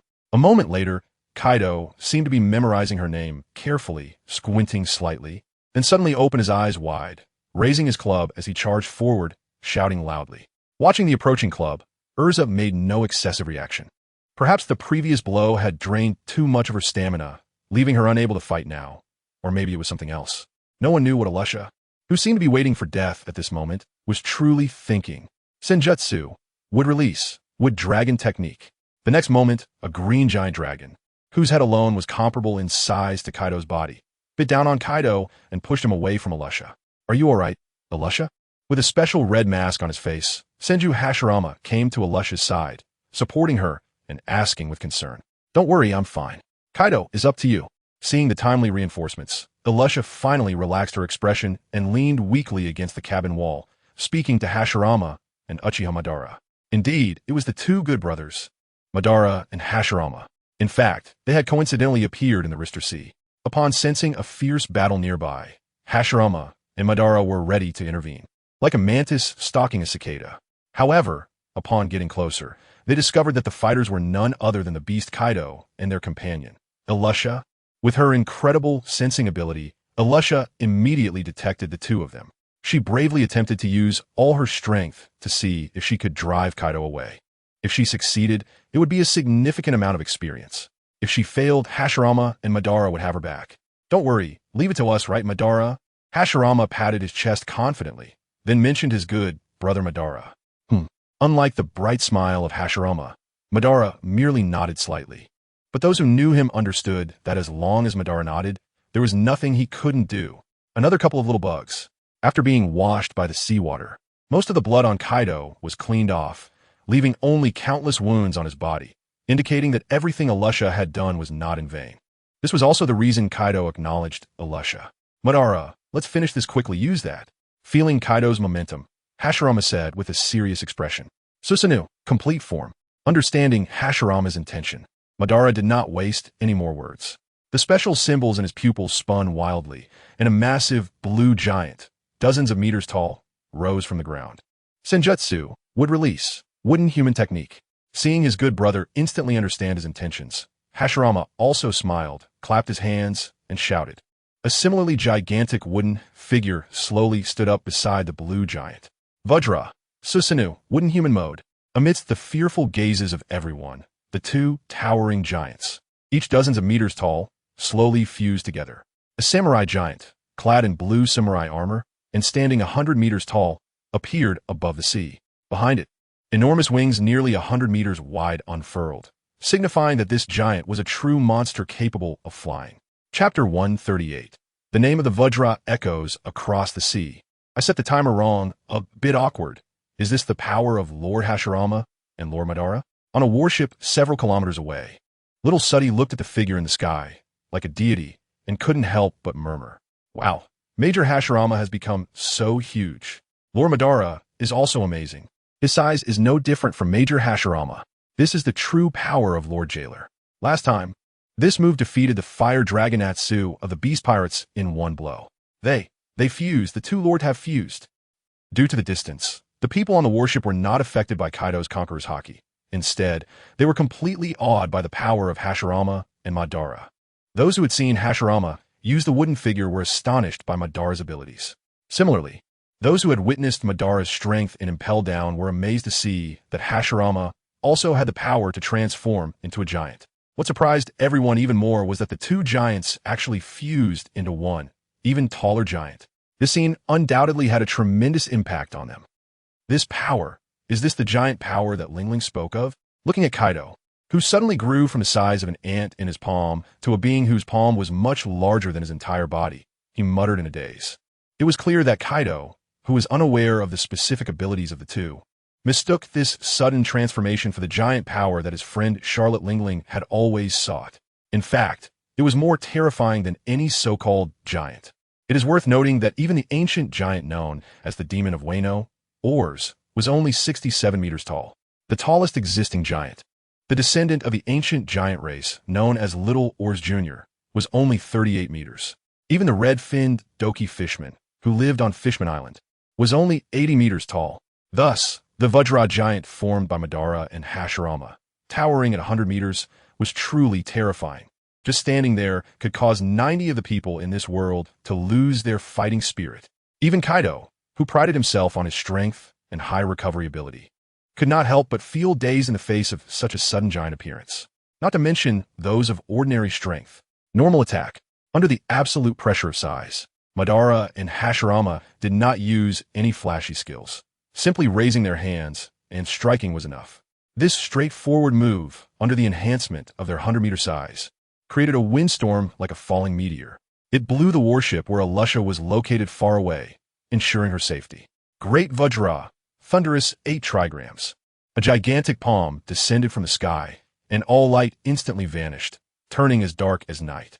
Kaido, not bothering to be surprised, immediately held his club, wrapped in Conqueror's Haki and Armament Haki, and fiercely struck at the giant palm.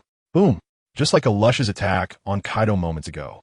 Kaido's strike against the 100-meter Vajra giant felt like a needle prick on a palm, harmless. The sizable wounds and cracks were barely visible on a palm. However, the wooden figure, enhanced by the essence of the ancient life tree, had recovery capabilities that were on par with Kaido's. In the blink of an eye, it restored itself completely.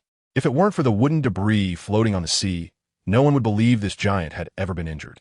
Even Kaido, looking at this supersized version of his blue armor giant, couldn't help but feel a bit helpless. For the first time, he hated such a high stamina monster. Like Kaido, the Vajra giant, needing to maintain its enormous size, also lacked better offensive means due to the low levels of the two, if not for their insufficient levels. A Vajra, true Thousand Hands, using Armament Haki and Conqueror's Haki to unleash a top-tier transformation, might have directly turned Kaido into a meat pie. Fire Dragon Great Torch. Feeling slightly stifled, Kaido could only unleash a torrent of flames, forming a gigantic fire dragon that enveloped his body. The temperature was so high that even the Navy, located several kilometers away, felt a wave of heat approaching. Rising Dragon, Flame, 8 trigrams. Knowing the opponent's incredible recovery ability, Kaido did not rush to attack with a Fire Dragon Torch, but instead wrapped his Conqueror's Haki around the dragon's head. Following that, in his dragon form, Kaido propelled himself with his tail and shot towards the armored giant. Boom! A deafening explosion echoed, and the shockwave blew away the dark clouds above, accompanied by sunlight. The armored giant, whose arm was covered in numerous cracks, stood in the light. Roar! What an interesting opponent. I pray that when we meet next time, you two bastards can still be together. Aware that continuing the fight would yield no results, Kaido let out a furious roar and then flew into the sky. The now unarmored Hashirama Senju lightly held his chest, shaking his slightly swollen head. Due to the spiritual attributes, the entire armored giant was primarily driven by Uchiha Madara, with Hashirama serving as the energy core, providing a continuous source of power. This was the reason they were able to chase Kaido away. Just as Kaido had roared, once one of them was missing, neither could stand alone against him. Unfortunately, the two were already close comrades, so there was no question of them parting. Moreover, next time, who knows if each of them would possess the strength to fight the Emperor alone. Currently, Hashirama and Madara, on their own, had already firmly crossed the threshold of the Emperor level. However, due to the imbalance in their attributes, facing the Emperor alone might put them at a slight disadvantage. And with time dragging on, they might even face unfortunate defeat. But once the two merged, even a man known as the strongest in the world, Whitebeard, might not be their opponent. As long as Whitebeard could not defeat them in one blow, time would become their most powerful weapon. Furthermore, in this battle, besides the massive experience gained, the greatest reward was reputation. Unlike the previous encounter where they repelled Natsu and captured Weevil, they had directly driven away the current leader of the Emperor's crew, a feat that even the current 3 admirals had never achieved. Even the current fleet admiral had only fought to a standstill against one of the Emperor's crew, Whitebeard. Only the naval hero, Carp, held this honor. Now, there were 2 more names added to the navy. From this moment on, the reputation of Hashirama Senju and Uchiha Madara would echo across the seas. Chapter 139. No, you came just in time. The Testis Sea. 3 warships floated on the surface of the sea. One of them was tattered, resembling a ragged doll that could fall apart at any moment. It was the fleet led by Erza. After experiencing a fierce battle with Kaido, the already heavily worn warship, which had been subjected to high-intensity maritime warfare, could now be declared completely scrapped. Even the bottom of the ship began to show varying degrees of leaking. Fortunately, the timely arrival of Hashirama Senju and Uchiha Madara's warship allowed for the successful transfer of all treasures on board, as well as 2 massive tusks. As for the pirates in the ship's prison, aside from the already vanished Jack, Erza had no intention of capturing any pirates alive. So far, the only pirates who had left Erza's hands alive were Natsu and the bait used to lure Natsu. Other than that, there were no survivors. This was also the reason for Erza's rapid leveling up. While it might not be as stable in the long run as Hashirama's approach, it certainly allowed for quick leveling in the short term. As for who was good and who was bad, perhaps only those pirates would have the opportunity to judge. In any case, at least there was still hope for survival in Hashirama's hands. What are your plans next? Seeing Uchiha Madara, who was standing with crossed arms and remained silent, Hashirama helplessly approached Erza and asked, "Let's return to the base," but Erza glanced at the gradually sinking warship and stopped speaking. Seeing Erza, who was also not good at talking, Hashirama shrugged helplessly and then chuckled. "Let us go, just in time for me to prepare to return. The ship's prison is full. It's quite a headache." "If the prison is full, why not just kill them?" Uchiha Madara interrupted coldly with a snort. All right, we're all colleagues. Let's be understanding," Hashirama said as he threw an arm around Uchiha Madara's shoulder, smiling. Looking at Hashirama so close, Madara said nothing more, just snorted lightly, tacitly acknowledging Hashirama's behavior. Lord Hashirama and Lord Madara have such a good relationship. It's enviable. Little Suddy, feeling a bit down, looked at the hugging duo and couldn't help but speak with envy. Having been treated as an outcast and a pervert since childhood, Little Suddy longed for such a sincere friendship by her side. "All right, you come over too." After calming Uchiha Madara, seeing his capable little assistant showing signs of emotional distress, Hashirama helplessly extended his other hand to signal Little Suddy to come over. Wu seeing Hashirama about to hug her in public, Little Suddy's cheeks instantly flushed red. Lowering her head, she quickly dove into Hashirama's embrace, letting out a sound that was hard to decipher. "All right, everyone is good brothers. Don't be in a bad mood." Hashirama, like a gentle older brother, rubbed Little Suddy's head while comforting Madara, whose face was twitching a bit. "Sorry, excuse me." Originally expressionless, Erza's cheeks turned slightly red after witnessing this scene, as if she had seen something she shouldn't have. After leaving a sentence, she ran into the cabin. The Navy on Hashirama's ship went about their business, as if they were used to this scene. At first, they were quite excited. After all, it was their superior's peach blossom news. How thrilling. Later, they realized that it was just Hashirama being oblivious, not caring about anything romantic at all, and they stopped paying much attention. In contrast, the survivors from Erza's fleet, upon seeing such an explosive scene, turned pale in fear, afraid they might see or hear something they shouldn't know. Seeing their superior leave, they hurriedly pretended to have a recurrence of their injuries and left the deck. "What's going on?" Seeing everyone leaving in a hurry, a confused Hashirama asked the 2 in his arms. Uchiha Madara broke free from Hashirama's grip, said nothing, just gave a faint glance at the oblivious Hashirama, then glanced at Little Suddy in his arms, and swiftly moved to the lookout tower, quietly gazing at the sea, with no one knowing what he was thinking. As for Little Suddy, she was now in a dazed state, leaning against Hashirama's embrace with a glazed look in her eyes, occasionally letting out strange sounds. Seeing this, Hashirama felt awkward about pushing her away and helplessly watched the sunlight shimmer on the sea. On the other side, the atmosphere around Hashirama and the others was quite different. "Jack, are you okay?" A large bird, entirely black and dressed in a black suit, asked Jack, who had lost the ivory decoration on his claws. This person is one of the main figures of the Beast Pirates, Flame Disasters, Jin, He is also the user of the ancient Zoan-type dragon fruit, the toothless pterosaur fruit. At this moment, Jin looked worriedly at Jack, who seemed to have lost his soul with the absence of his ivory decoration, and tentatively asked, "Ooh, brother Jin, that woman actually." Even Jack, who had been beaten up by Erza and dragged to prison without batting an eye after a day without food, now looked like a child who had been bullied outside and was coming home to complain. Coupled with Jack's height of 8 meters, he continuously cried to Jin, who was 6 meters tall, making the scene quite amusing. "All right, it's just ivory. I'll have Quinn get you another pair later." Jin, somewhat headache-ridden, helplessly comforted Jack. As for whether Quinn could do it or not, it didn't concern him as long as Jack didn't bother him. "Really? Ooh, thank you, brother Jin." Jack moved, shed another tear of excitement. "All right, if you keep wailing like a ghost, you'll have to swim back on your own," Jin said irritably. "Got it. But even though I'm a fisherman, I can't swim because I've eaten a devil fruit. I'm a mammoth fisherman, so..." I'm sorry, brother Jin, don't." Gurgle, unable to bear this guy with a screw loose in his head, Jin lowered his altitude and gave Jack a good wash. It was also a way to rid him of some bad luck. "Jin, what are you doing here?" Suddenly, Kaido, whose previous wounds had mostly healed, appeared behind Jin and asked in confusion, "Brother Kaido, it was that guy Quinn who told me that you might not be able to fight freely. So I took Jack back first." This was a lie. In reality, Quinn was afraid that Kaido, who had drunk too much, would forget to bring Jack back. So he went to find Jin, hoping that he, who could also fly, would serve as a backup. Sure enough, it was a good thing Jin came. Otherwise, Jack might have ended up as a new punching bag for Hashirama.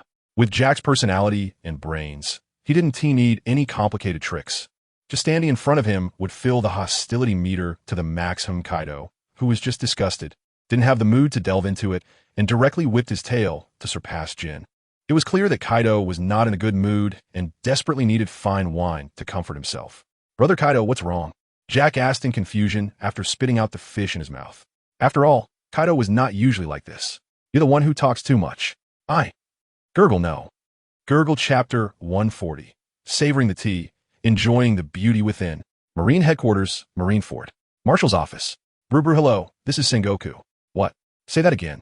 After picking up the transponder snail, Sengoku listened to the report coming from the other side and looked at the now red-faced and serious transponder snail, asking in disbelief. "Are you saying that you, Hashirama Senju, and Madara Uchiha drove away Beast Kaido? Not some fake-like white beast or ten beast?" To clarify, Marshal, it was Hashirama Senju and Madara Uchiha who jointly repelled Kaido. I was just assisting. Erza's calm voice came from the transponder snail. Sengoku was 1,000 times skeptical upon hearing this. Assisting? The fact that the three of you managed to retreat and scathe from Kaido is already explosive news. And the two of you repelled him together is simply absurd. Who tell me the entire story from beginning to end without missing a single detail? As a Marine Marshal, Sengoku took a deep breath, then restored his serious expression and spoke with a solemn tone. After a long while, Sengoku put down the transponder snail, closed his eyes, and leaned back. He remained silent. Ha ha ha ha ha. The next moment, Sengoku could no longer contain his emotions and burst into thunderous laughter in the office. What happened? What is so funny? Hearing Sengoku's excited laughter in the corridor, Zifa, puzzled, walked in with his tea set. "Ha ha ha ha, Zifa. Come. Quickly taste the tea I just snatched from the air marshal. This is a rare tea leaf specially provided to the heavenly gold every year. I usually can't bear to drink it." Excited, Sengoku reached into the hidden compartment of his desk to take out his most precious tea leaves and pulled Zifa to enjoy it together. "Oh, this. ISNT good, right? After all, a gentleman doesn't take what others love." Not infected by Sengoku's excitement, Zifa instead looked warily at the tea cake in Sengoku's hand, and then regarded this man, known as the wise strategist, with a hint of suspicion. He wondered if his daily visits to Sengoku to secretly drink tea had driven the older Sengoku to madness. Otherwise, why would he take out his most cherished tea, which even Garp couldn't find? What's wrong? You weren't this reserved when you were snatching drinks. Now that I'm offering, you're being modest. Sengoku pressed Zifa down on the sofa and personally brewed the tea. Before long, the unique aroma of the top-grade tea wafted through the office, stimulating Zifa's nostrils, causing him to relax and immerse himself in the scent. While the clear and elegant tea gently touches Sengoku's taste buds, savoring this indescribable deliciousness, coupled with the uncontainable joy in his heart. A sense of indescribable comfort spreads throughout his body. Seeing Sengoku's expression of such delight, Zifa also skeptically took a sip. It's okay, but it's not that exaggerated. After tasting a sip, Zifa felt puzzled. Although it was good, it didn't seem to warrant such exaggeration. Knock, knock, knock. A rhythmic knocking on the door interrupted Zifa's thoughts. The visitor was none other than Vice Admiral Tsuru, who was in charge of intelligence at Marine headquarters. Having received the same intel, she rushed to Sengoku's office, ready to make a big deal out of it. Tsuru, you're here. Come try this. As if he had anticipated Tsuru's arrival, Sengoku handed her the third teacup. The rich aroma lingered on her lips, an excellent tea. Like Sengoku, Vice Admiral Tsuru took a small sip and made a very high evaluation of the tea. This made Zifa even more suspicious. Clearly, they were all drinking from the same pot of tea, so why did it feel different? Unconvinced, Zifa took another big sip, this time chewing on the tea leaves to uncover the secret of the tea. Ugh, it's bitter. Zifa spat out the tea, his face filled with confusion, starting to doubt whether there was something wrong with his sense of taste. Ha ha ha, such good tea, what a waste on you. Sengoku teased his old friend with a grin. All right, stop teasing him, Tsuru said with a light chuckle, looking at the playful Sengoku. Who told this old bastard to come to the office and bother me every day? Sengoku, in a good mood, also rarely made a sarcastic remark. What are you talking about? Isn't it just tea? Zifa, noticing the expressions on Sengoku and Tsuru's faces, finally came to his senses and asked, no matter how fragrant and rich the tea is, it can't compare to the lush branches and leaves of the Navy's big tree, which brings the sounds of birds and flowers. Tsuru explained to Zifa. Did those kids make some big commotion again? Zifa, hearing Tsuru's metaphor, finally thought of Hashirama, Madara, and others. After all, Zifa wasn't foolish. He was just blinded by the specialty at first. After hearing Tsuru's reminder, he realized that the deliciousness Sengoku was savoring wasn't the tea in his mouth, but the beauty in his heart. To make a long story short, Hashirama, Madara, and that girl Erza have driven Kaido back, Sengoku said, teasingly keeping Zifa in suspense as he looked at him expectantly. What? That beast Kaido? Zifa's mind momentarily malfunctioned at those words from Sengoku. It seemed like the award ceremony was only held last month or the month before. What did he miss that led to the confrontation with the Emperor? That's right, after confirmation, Kaido voluntarily retreated when facing the combined forces of Hashirama and Madara. Saying he was driven back isn't wrong, Tsuru added, smiling at her old friend's shocked expression. I didn't expect those two kids have come this far. After receiving Tsuru's confirmation, Zifa had to accept this surprising news, feeling somewhat gratified, yet a bit lost. He was gratified that the new recruits from back then had become capable leaders. He felt lost because his own injuries prevented him from fighting alongside them. All right, don't look so gloomy. The reason we're sitting here is to let these new sprouts grow into towering trees, isn't it? Sengoku patted Zifa's shoulder and said firmly. That's right. That's also the original intention I had when I chose to become a rookie instructor. Zifa agreed. Now, let's discuss their awards. We can try to apply for Erza's candidate for admiral position. Hashirama can be nominated for vice admiral, and Madara can be recalled from Impel Down and given a suitable general position. Tsuru quickly interrupted, noticing the suddenly melancholic mood of the two. Tsuru is right. But let's directly nominate Hashirama and Madara for the admiral candidates too. Their achievements are solid, and combined with their outstanding contributions in Impel Down, it's enough. But it's fine. I'm the fleet admiral, and this is the time for my existence, right, Tsuru? Sengoku looked seriously into the distance. This kind of exceptional promotion of admiral candidates would likely face resistance from all sides. After all, the Navy currently didn't lack manpower, and having Madara, who is currently not in any naval position, suddenly parachuted in would likely create a lot of pressure. But Sengoku wasn't afraid. As he said, the purpose of a flourishing tree is to protect those still growing saplings to thrive. Really at this old age, still as energetic as when I was young. Chapter 141. Is your brain broken? As long as your head works, it's fine. Holy Land, Mary Ehwa. What do you think about Sengoku's proposal? The sword-wielding Gorosei presented Sengoku's suggestion to the Supreme Commander Kong, placing it on the table for the other 5 Gorosei to see. Nonsense, it's truly nonsense. Does he not know the significance of admiral candidates as the fleet admiral? The bald, mustached Gorosei shouted angrily. I think it's not a bad idea. It's just a mere admiral candidate. Only that old man takes it seriously. Without this title, wouldn't they still become vice admirals? Why not grant them this favor at this time, and later they could be drawn to the world government? The blonde-haired Gorosei rebutted. Same old routine, let's vote. The sword-wielding Gorosei, the one who first proposed the idea, interrupted, seeing the usual disputes in every meeting. Those in favor, raise your hands. In favor. Opposed. In favor. In favor. In favor. Very well, 4-1. The proposal passes. The sword-wielding Gorosei nodded in satisfaction. After all, as the one in charge of the military, he hoped for his subordinates to be as strong as possible. You will regret this. The only one voting against, the bald, mustached Gorosei, stubbornly said with some indignation. Well, even if they become admiral candidates, aren't they still working for the world government? What is the difference? The white-haired Gorosei, who often played the mediator, comforted. Next proposal, regarding New World, Moby Dick. Dad, you have to see this big news. That guy Kaido was actually driven away by 3 Navy rookies. Marco, captain of the 1st Division and part-time ship doctor of the Whitebeard Pirates, approached his father, Whitebeard, with a serious expression after reading the news, his tone filled with disbelief. Karala, what is wrong, my good son? Whitebeard, seeing Marco's solemn expression, let out a hearty laugh that was reassuring. Taking the newspaper, Whitebeard also collected his smile, and his expression became calm, leaving one to wonder what he was thinking.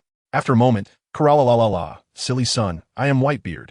As long as I'm around, the Whitebeard Pirates have nothing to fear. With a renewed hearty laugh, Whitebeard took a big gulp of wine and shouted loudly. The volume was so great that the space around Whitebeard rippled. It was evident that this time, his laughter had a hint of intentionality compared to usual. However, the members of the Whitebeard Pirates, drawn in by the sound, were unaware. After all, in their perception, their father was the strongest man in the world. Everyone, let's have a feast. Seeing Whitebeard so carefree, Marco also felt relieved and immediately called the brothers around him to prepare for a grand banquet. Newbies. After Marco went to notify the brothers on the various ships, Whitebeard revealed a rare, serious expression. He was unsure of the strength of the 3 Navy rookies, but he still knew a bit about Kaido's situation. Even if he took action himself, it might not be possible to keep Kaido. After all, time is merciless.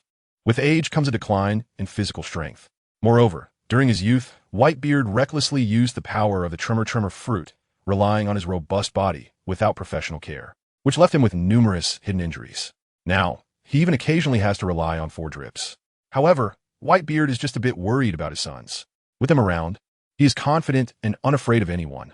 But what about in the future? Looking at the rising talents in both the Navy and the Pirates, and then at his sons, who have grown safely under his wings, Whitebeard begins to doubt himself for the first time. Is this really the right thing to do? As he gazes at the shimmering surface of the sea, a massive sea beast is about to swallow a small fish. Bang! Whitebeard's fist, glowing with color, smashed down from the air, and the sea beast was instantly shattered. Captain Rox was wrong. That kind of pirate crew has no emotions. As long as I am here for one day, I will definitely protect my sons. A determined look appeared in Whitebeard's eyes, and his expression was no longer confused. Even if the future is unknown. But who is he? He is the man known as the strongest in the world. Whitebeard, Edward Newgate. He doesn't need to be confused. The sword in his hand and the fist he clenches are enough to break all shackles. New World, Totlancy area. 100 Island, Fruit Tree Town. In a castle resembling a juice cup. Dear, look, the latest newspaper mentions news about your governor. In loose pajamas, Smuggy handed the latest newspaper to Naz, who was lying in bed, looking somewhat tired. Again? The governor. Naz instinctively exclaimed when Smuggy's soft, juicy fingers lightly touched his waist, then realized he was thinking too much after hearing Smuggy's words. He quickly sat up and looked at the newspaper Smuggy handed over. Navy rookie repels Kaido. Puffed. The accompanying image of Alusha kneeling on the ground confirmed the authenticity and difficulty of that battle, highlighting the strong determination and indomitable spirit of the Navy when facing powerful enemies. However, that was for others. After seeing Alusha's miserable state, Naz couldn't help but laugh. Although he didn't do it himself, Kaido could be considered half his own. What Kaido did was equivalent to what he did. This made Naz, who had been oppressed by Alusha, feel instantly relieved. Dear, what are you laughing at? It's clearly negative news about your husband's captain, yet you're so happy. Could it be that your brain has been squeezed? Thinking of this, Smuggy worriedly reached down to test.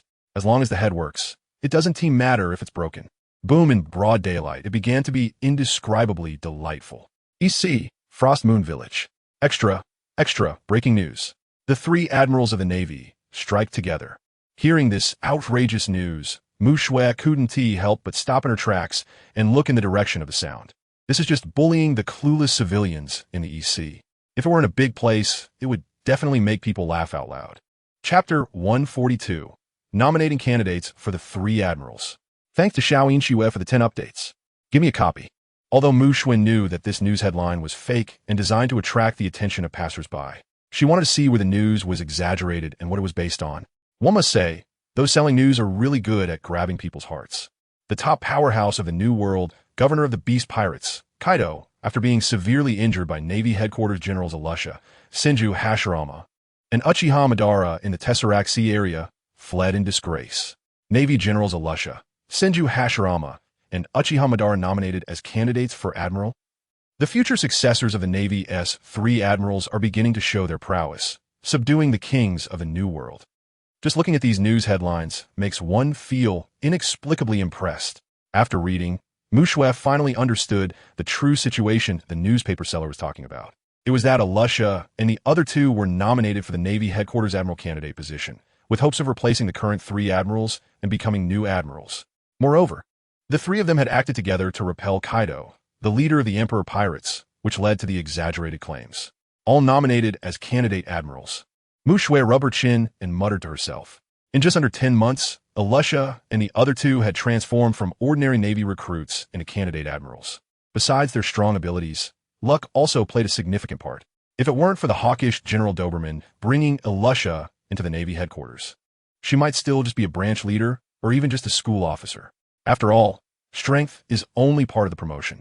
The help of powerful allies is also indispensable, like Senju Hashirama and Uchiha Madara, because they were personally brought in by Garp from the EC. They had the opportunity to skip the line into Zephyr's training camp and formed a teacher-student bond with Zephyr. This led many officers and school officers from Zephyr's training camp to naturally have a good impression of the 2. It also allowed Sengoku, as Garp's close friend, to step forward and vouch for them. Without enough positions to support them, they still obtained the candidate admiral slots approved by the Gorosei. If it weren't for Sengoku's hard work, perhaps only Alusha would have obtained the candidate admiral slot this time. Forget it, I want to think about it. It's not like I'm personally going to mix in the officialdom. I'm just a little swordsman living in a small dojo in the EC. An ordinary person. The world's turmoil has nothing to do with me. Shaking her head, Mushue no longer thought about these troublesome social issues. In her previous life, Mushue chose to live a leisurely life at home, relying on games and anime, because she didn't like engaging in too much deception and intrigue, even with a large inheritance. Now, with so many avatars worrying for her, why bother to seek out trouble and increase her worries? What she needs to do is simply set the general direction and let the people below figure out the small details. With this in mind, Mushue began to leisurely enjoy the sea breeze and stroll around. East Sea, Windmill Village. Candidate Admiral? As expected, the soldiers I brought in. Truly remarkable. Looking at the latest newspaper handed to him by his aide, Garp said with some emotion. After all, Senju Hashirama and Uchiha Madara were personally brought in by him. Now that they have achieved this, Garp feels proud as well. Ah, it's the big bad grandpa. Run, Ace. Just as Garp was immersed in that sense of gratification, Luffy's voice came from the treetops ahead. Hearing his grandson's nonsense, Garp's previously good mood was instantly filled with anger. Damn, you 2 little brats, this time I will definitely change your minds. With that, Garp swiftly dashed forward, using his loving iron fist to smash down on Ace and Luffy. So painful. Why does Grandpa Bad Guy's fist hurt so much? Unable to escape from Garp's grasp, Luffy, after being hit by Garp's love-filled iron fist, covered the bump on his head and cried with tears in his eyes. This is my iron fist filled with love. Also, do you 2 want to come with me to the Navy headquarters and become honorable Marines? Looking at the 2 who were honestly lying on the ground, rubbing their heads, Garp revealed a hearty smile and said loudly, "No way, I'm going to be the Pirate King." The older Ace, who was more sensible, just covered his bump and remained silent, while the younger Luffy, who had just experienced the red-haired's baptism less than a year ago, shouted defiantly. Bang! Ouch, it hurts! Luffy rolled on the ground, holding the bump on his head in pain. How infuriating! I just brought out 2 candidates for Admiral. Why is my grandson so disobedient? Seeing the 2 who fell silent, Garp sighed helplessly. He thought that the plans he had designed for them would be the best life for them. Unfortunately, things did not go as he wished. Neither Ace nor Luffy followed the path he envisioned. Even his biological son, whom he had nurtured at the Navy headquarters, had now turned against the Navy and even the world government, although he also looked down on the world government. But to dare to challenge such a giant alone, one must say Dragon's spirit and ambition are truly beyond ordinary reach. However, the hardships involved are not something to be spoken of lightly. Compared to the Revolutionary Army, the overall strength of pirates is indeed stronger and surpasses that of the Navy. However, pirates are, after all, a loose collection of individuals. Any single pirate crew is as fragile as thin ice before the Navy, easily shattered. Because of this, he hoped that his two grandsons could join the Navy. At least, in terms of safety, Carp could absolutely take care of them. And once the two set sail as pirates, not to mention the 3 nominated candidates for admiral, just pulling one out would be enough to easily defeat the two. Moreover, the 3 of them come for the East Blue. So the pirate forces in the East Blue will probably face another winter. Considering this, Carp glanced again at the 2 who remained silent but had stubborn eyes. He couldn't help but recall his last meeting with Dragon before he left. Young and passionate, full of vigor. "Sigh, forget it, you 2 come along." With a sigh in his heart, Carp said to the 2 and turned to walk up the mountain. That once upright figure now revealed a hint of desolation and aging. This made Luffy and Ace involuntarily follow him. "Grandpa Bad Guy, where are you taking us?" Still young, after the pain, Luffy asked loudly again.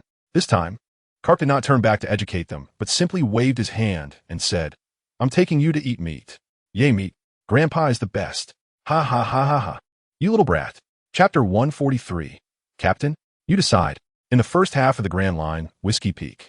As one of the first stops on the Grand Line, a large number of pirates with ambitions and dreams pass through here every year. It is said that this island is a pirate island. As the name suggests, this island exists for pirates and naturally welcomes their arrival.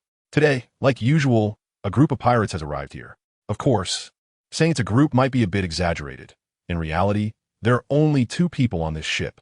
Captain, ahead is Whiskey Peak. It is said that this is an island made up entirely of pirates, similar to a tavern on the street, providing supplies and rest for passing pirates. Lorraine, wearing a faded scarf, looked at the outline of the island before him and said to Junro, who stood motionless beside him, lost in thought, "I wonder if it's because I ate the snake fruit, but Lorraine often sticks out his snake tongue and occasionally shows vertical pupils to observe his surroundings. Besides that, under the enhancement of the Titan Python fruit, Lorraine's physique has become much stronger than before. At least he no longer looks so thin." "Captain, what are you thinking about?" Lorraine, flicking his snake tongue like a snake, swam over to Junmaru and asked. "Nothing, just watch the road." Junmaru subtly avoided Lorraine's snake tongue that was about to touch him and said lightly, "Got it, Captain."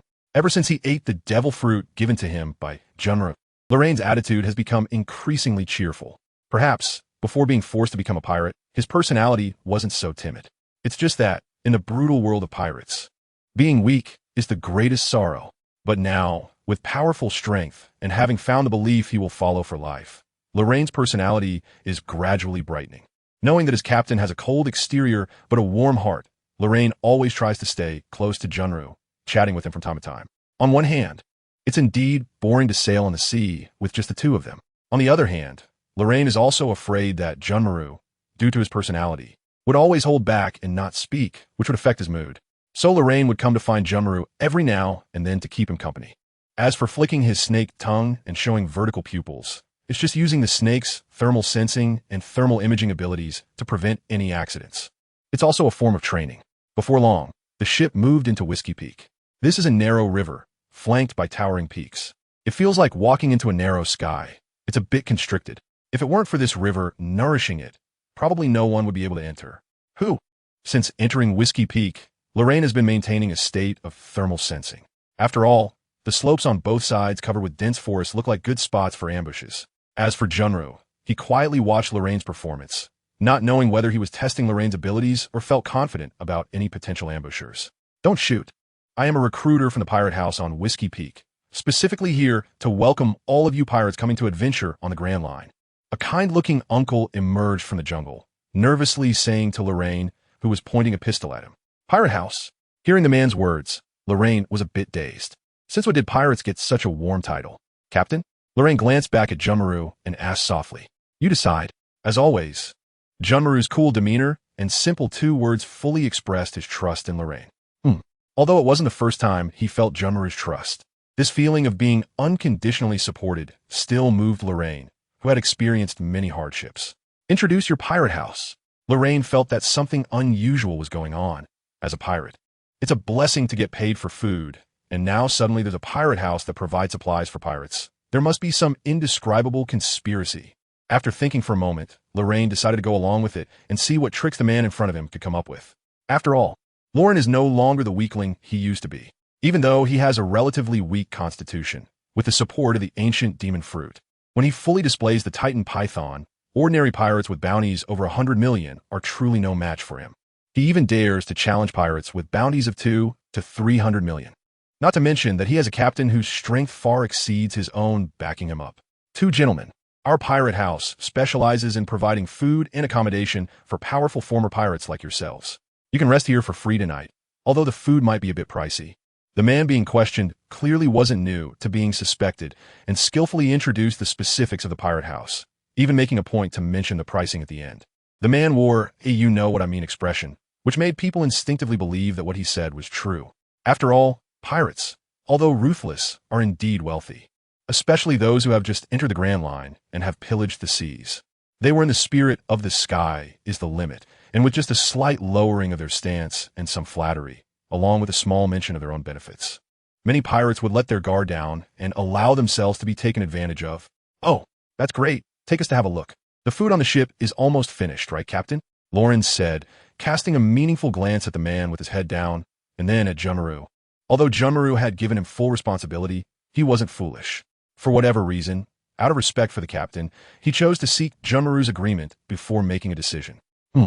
Junmaru, with an expression as calm as a deep well, nodded coldly. Let's go, lead the way. With Junmaru's approval, Lauren gestured for the man in front to lead the way. Captain, be careful. There might be a trap ahead.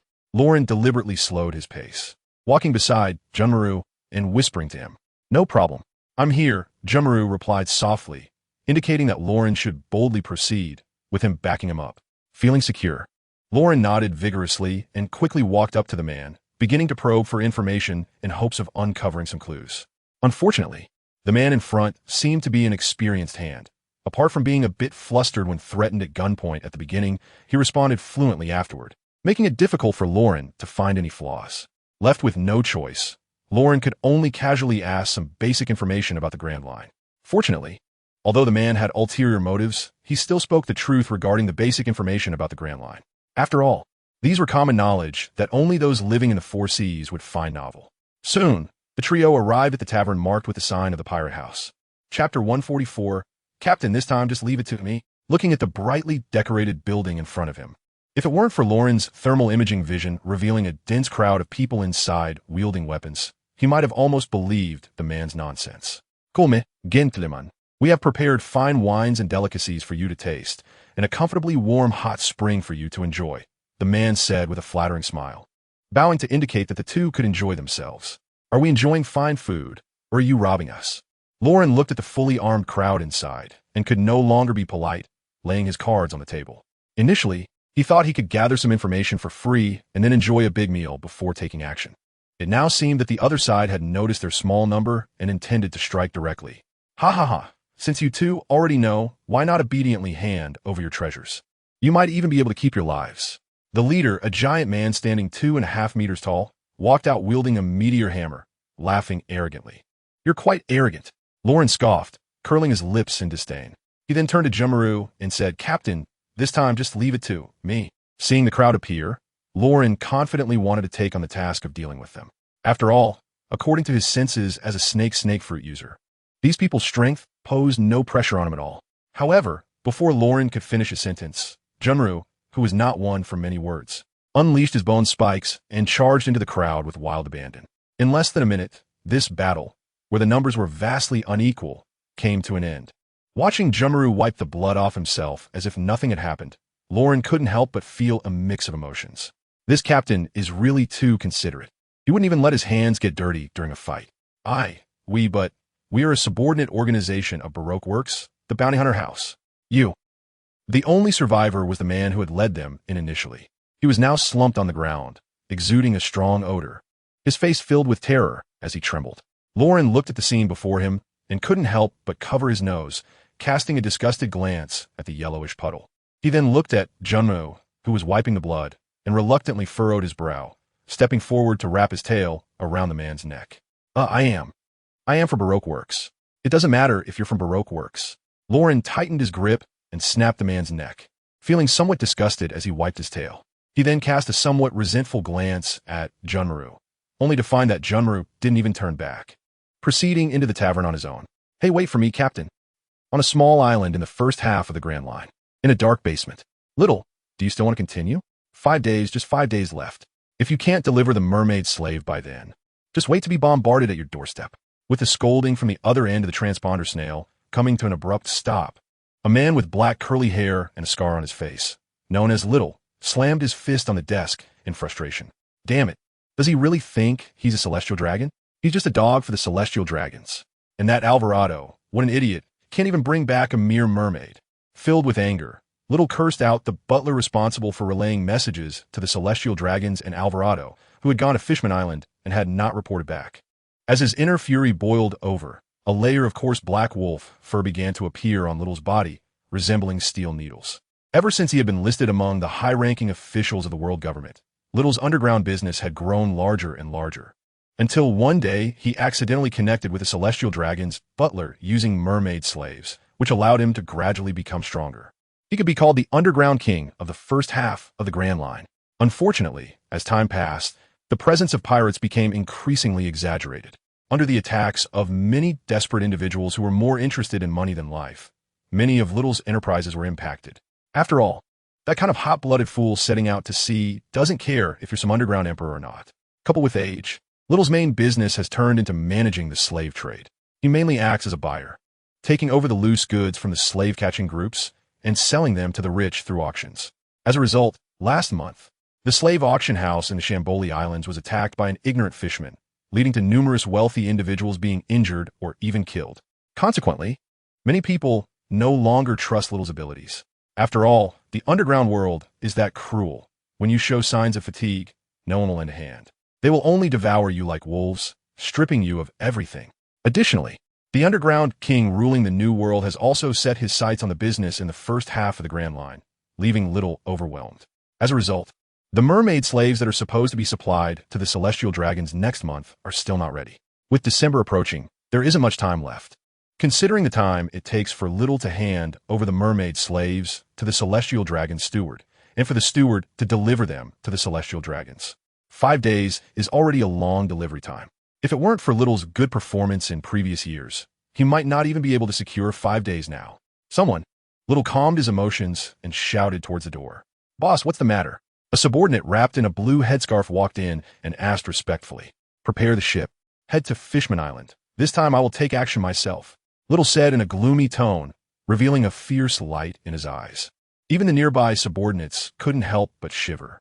Yes, boss. The subordinate, receiving the order, immediately retreated, fearing that if he delayed, he would be torn apart by his own boss. Recently, due to many issues, Little's emotions have been quite unstable. Last month, 5 subordinates standing guard were torn to pieces by an enraged Little. Neptune, I hope you know your place. Otherwise, as a professional mermaid dealer, Little knows a lot about the situations on Fishman Island.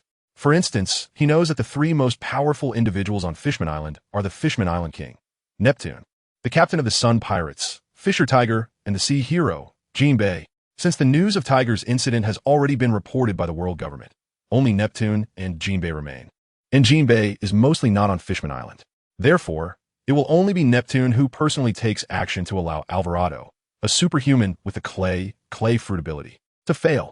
Thus, this time, Little will take action himself, which can be regarded as giving Neptune a lesson. Chapter 145, Uprising. In the first half of the Grand Line. Impelled down. On the 6th floor, Infinite Hell. Have you heard?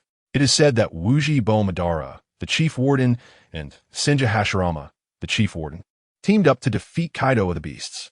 You know about this, of course. Our chief warden is indeed renowned across the seas.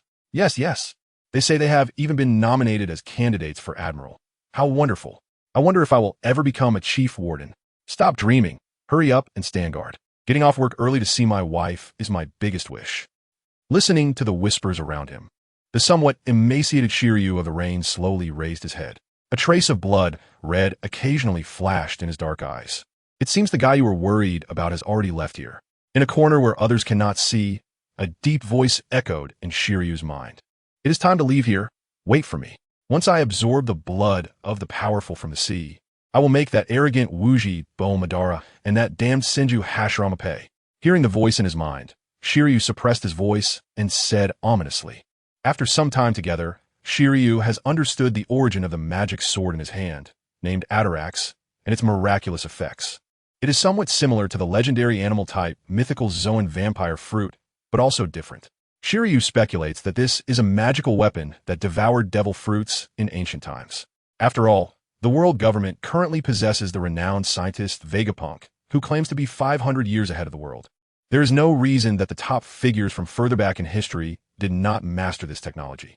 Perhaps this thing is similar to a combination of the soul fruit and mythical Zoan. This is what Shiryu has figured out after a long period of probing. After all, being a former chief warden of Impel Down, his knowledge and insights are far beyond those of the previous low-bounty bug pirate.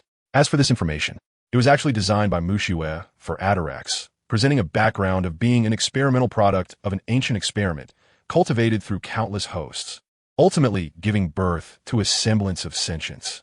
Moreover, the history of the magic weapon's origin has been revised by the CP9 Commander Aizen and added to the overall intelligence database of CP. This way, it can also allow the not-so-clear elders to lower their guard. As for him, Mushue doesn't believe a so-called magic sword would catch their attention. Go leave here.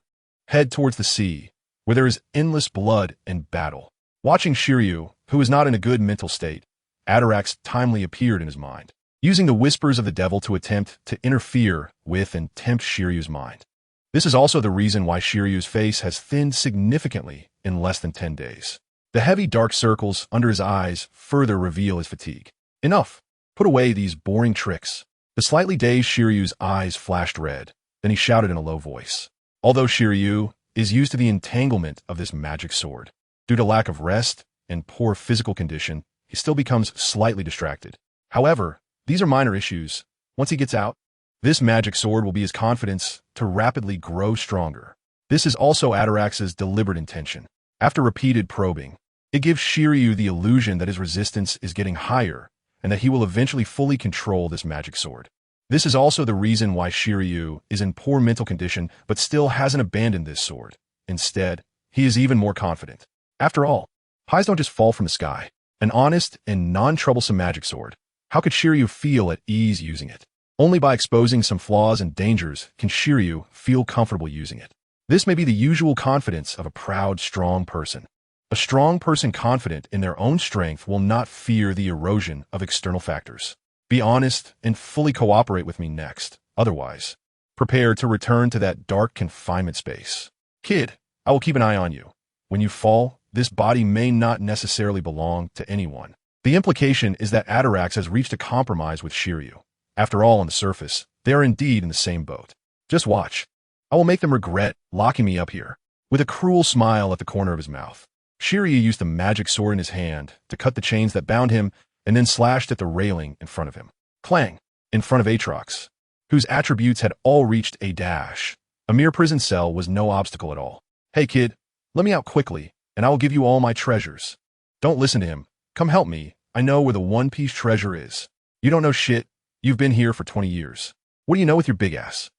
Watching Shiryu suddenly draw his weapon and break through the cell, many pirates who had been locked up for a long time shouted out, "You bunch of trash, shut up." Shiryu, who was originally planning to escape directly, suddenly had a flash of inspiration when he looked at these half-dead cellmates. Although Uchiha Madara was not here, the current director, Magellan, was also a tough guy. Especially since Shiryu was not in good shape in all aspects. He couldn't be sure he could escape alone. Bastard, do you know who I am? How dare you speak to me like that? A hot-tempered pirate, clearly driven mad by his long imprisonment, yelled angrily. Clang! Slash! Shiryu did not indulge him, raising his hand to cut open the cell in front of this pirate, and before he could rejoice, he beheaded him with another slash. Feeling the blood and power flowing from the sword, Shiryu confirmed once again that this magic sword was not boasting. Shiryu nodded in satisfaction, then looked at everyone with a bloodthirsty gaze. Boom! A powerful conqueror's haki surged from deep within the prison, instantly waking Shiryu back to his senses. Kid, I'll hold off the director for you, how about it? Said Berlick Ledfield, with white hair and black eyes. After a moment of silence, Shiryu released all the other pirates. Once all the pirates were released, he then cut the cell in front of Leadfield and the shackles binding him. After all, Shiryu was also afraid that this old guy would go back on his word and attack him directly. Once Leadfield dared to make a move, everyone would not stand by and watch. After all, if this old guy could attack him, he would naturally attack others as well. I owe you a favor. Ignoring Shiryu's wary expression, Leadfield said lightly, then strode towards the elevator. Let's go. Whether you can escape depends on yourselves. Seeing Leadfield's movement, Shiryu instinctively breathed a sigh of relief, then whispered. Chapter 146. The monster erased from history. What sound? The guards who had just been gossiping rushed over after hearing the clattering footsteps. Due to their strength, they were far away from the prison, afraid of being caught by these monsters. It's Baralik Leadfield and Chief Shiryu, and that group of monsters. The first guard to arrive, looking at the prisoners who had inexplicably escaped from their cells, shouted in terror. Nonsense. She's the most beautiful woman in the world. The tall and robust female pirate, Catherine Demi, pierced the heart of the guard in one blow and then voiced her dissatisfaction. Trash, unworthy to live on this sea. A similarly robust man with golden hair and a fixed ear protector, Douglas Barrett, glanced at the dead guard with disdain. What delicious blood. This vibrant red is filled with the vitality of life. The blood count, Leadfield, looked at the blood flowing from his fingertips after killing the guard and revealed a charming smile. Sign. Due to his age, Leadfield's physical vitality was far from what it used to be, so he greatly desired that legendary mythical beast fruit, the fruit that could restore youth through blood. Impel down, level 4. Director's office. Bang. Director, it's bad. The prison on level 6 has fallen. A guard stumbled in without even bothering to knock on the door. What? Damn it, at this time. Magellan, not having time to be surprised, quickly adjusted his pants and strode out of the office. Due to Uchiha Madara and Senju Hashirama being recalled to the Navy headquarters, there was no new personnel to reinforce Impel down, significantly reducing the defense level. Even he, the director, was forced to take action personally. Navy headquarters, Marineford. Marshal's office. Brew, hey, this is Sengoku. What? There's a riot in Impel down? Hold on, I'll send someone right away.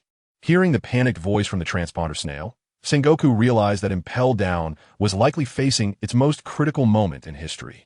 Even more troublesome than the Golden Lion's prison break back in the day. After all, the proud Golden Lion had only left alone. But this time, all the criminals in Impel down had gone berserk. Quickly inform Alusa, Senju Hashirama, and Uchiha Madara to head to Impel down for support. Sengoku quickly dialed the transponder snail and instructed the communications department on the other end. At this time, only the three who had just finished battling Kaido and were resting at the Navy headquarters, awaiting medals from the world government, had the strength and time to act. Moreover, Senju Hashirama and Uchiha Madara, who had been in Impel down for quite a while, were considered familiar faces there, knowing a bit about those prisoners. So they wouldn't be caught off guard by unknown abilities. A riot. Still somewhat useful. Upon receiving the intel, Uchiha Madara's lips curled slightly, recalling Shiryu's smug appearance in his mind. Notify all personnel, prepare to depart for Impel down. Uchiha Madara shouted with rare enthusiasm, startling the guard around him, then quickly got up to prepare for departure. Because the three were nominated to be supplementary generals with funding from the world government, each of them had their own specially made large warship. However, due to time constraints, the warships had not yet been built, and Uchiha Madara was still using the warship and guards he had brought out from Impel down. Before long, the three who received the orders each led a warship and headed to Impel down together. At the end of the year 1510 in the Sea Circle, a shocking scandal that stunned the world occurred. The so-called impregnable Impel down, due to Baralik Leadfield, experienced a horrifying prison riot. Although the former chief warden, now candidate Vice Admiral Senju Hashirama, Uchiha Madara, and fellow candidate Vice Admiral Alusa arrived in time and killed the vast majority of the prisoners, some prisoners still managed to escape. The world government and the Navy issued wanted notices for these escaped criminals. They are a bounty of 740 million berries, known as the Big Barrel Busker Chote. A bounty of 770 million berries, known as the giant warship St. Juan Wolf. A bounty of 830 million berries, known as the Moonlight Hunter Katarina Devon. A bounty of 880 million berries, known as the Tyrant King Alvaro Pizarro. A bounty of 960 million berries, the former warden of Impel Down, Shiryu of Arain. A bounty of 3 billion berries, known as the World Destroyer, Bondiwald. A bounty of 7 billion berries, known as the Demon Heir, Douglas Bullet. And a bounty of 5 billion berries, known as the Lone Red, Barorik Redfield. East Blue, Frost Moon Village. As it started to get chaotic. Looking at the freshly printed wanted posters, Mushiwa murmured. Due to the time difference, the strongest prisoners, including Redfield, quickly made their way from the 6th level to the 1st level, plundering the warships and swiftly retreating. Director Magellan, faced with too many prisoners to suppress, chose not to stop them. After all, letting out a few powerful pirates is fundamentally different from letting out a bunch of small to medium-sized pirates in terms of impact on the world. Great pirates will only head to the Grand Line and won't have much impact on the 4 seas. In contrast, small and medium-sized pirates, after experiencing the trials of the Grand Line and the life in Impel Down, are likely to return to the 4 seas, hiding their identities. This would significantly increase the danger level in the 4 seas. Thus, Magellan decisively chose to intercept these lower bounty pirates. It's also possible that Magellan couldn't stop the alliance of those monsters. Even if their strength had somewhat declined due to long imprisonment, a combined force of 8 pirates, each at least at the rear admiral level, would be impossible for even Magellan, who possesses the strength of an admiral, to stop alone. Not to mention Redfield, Bullet, and Wald, who are all monsters with admiral-level strength. The hurriedly arrived Alusha and her companions quickly joined Magellan in taking down the rioting prisoners. Even Hashirama Senju, at this moment, chose not to capture them alive, but instead acted decisively. After this battle, it can be said that Impel Down would no longer need any reinforcement in terms of combat power.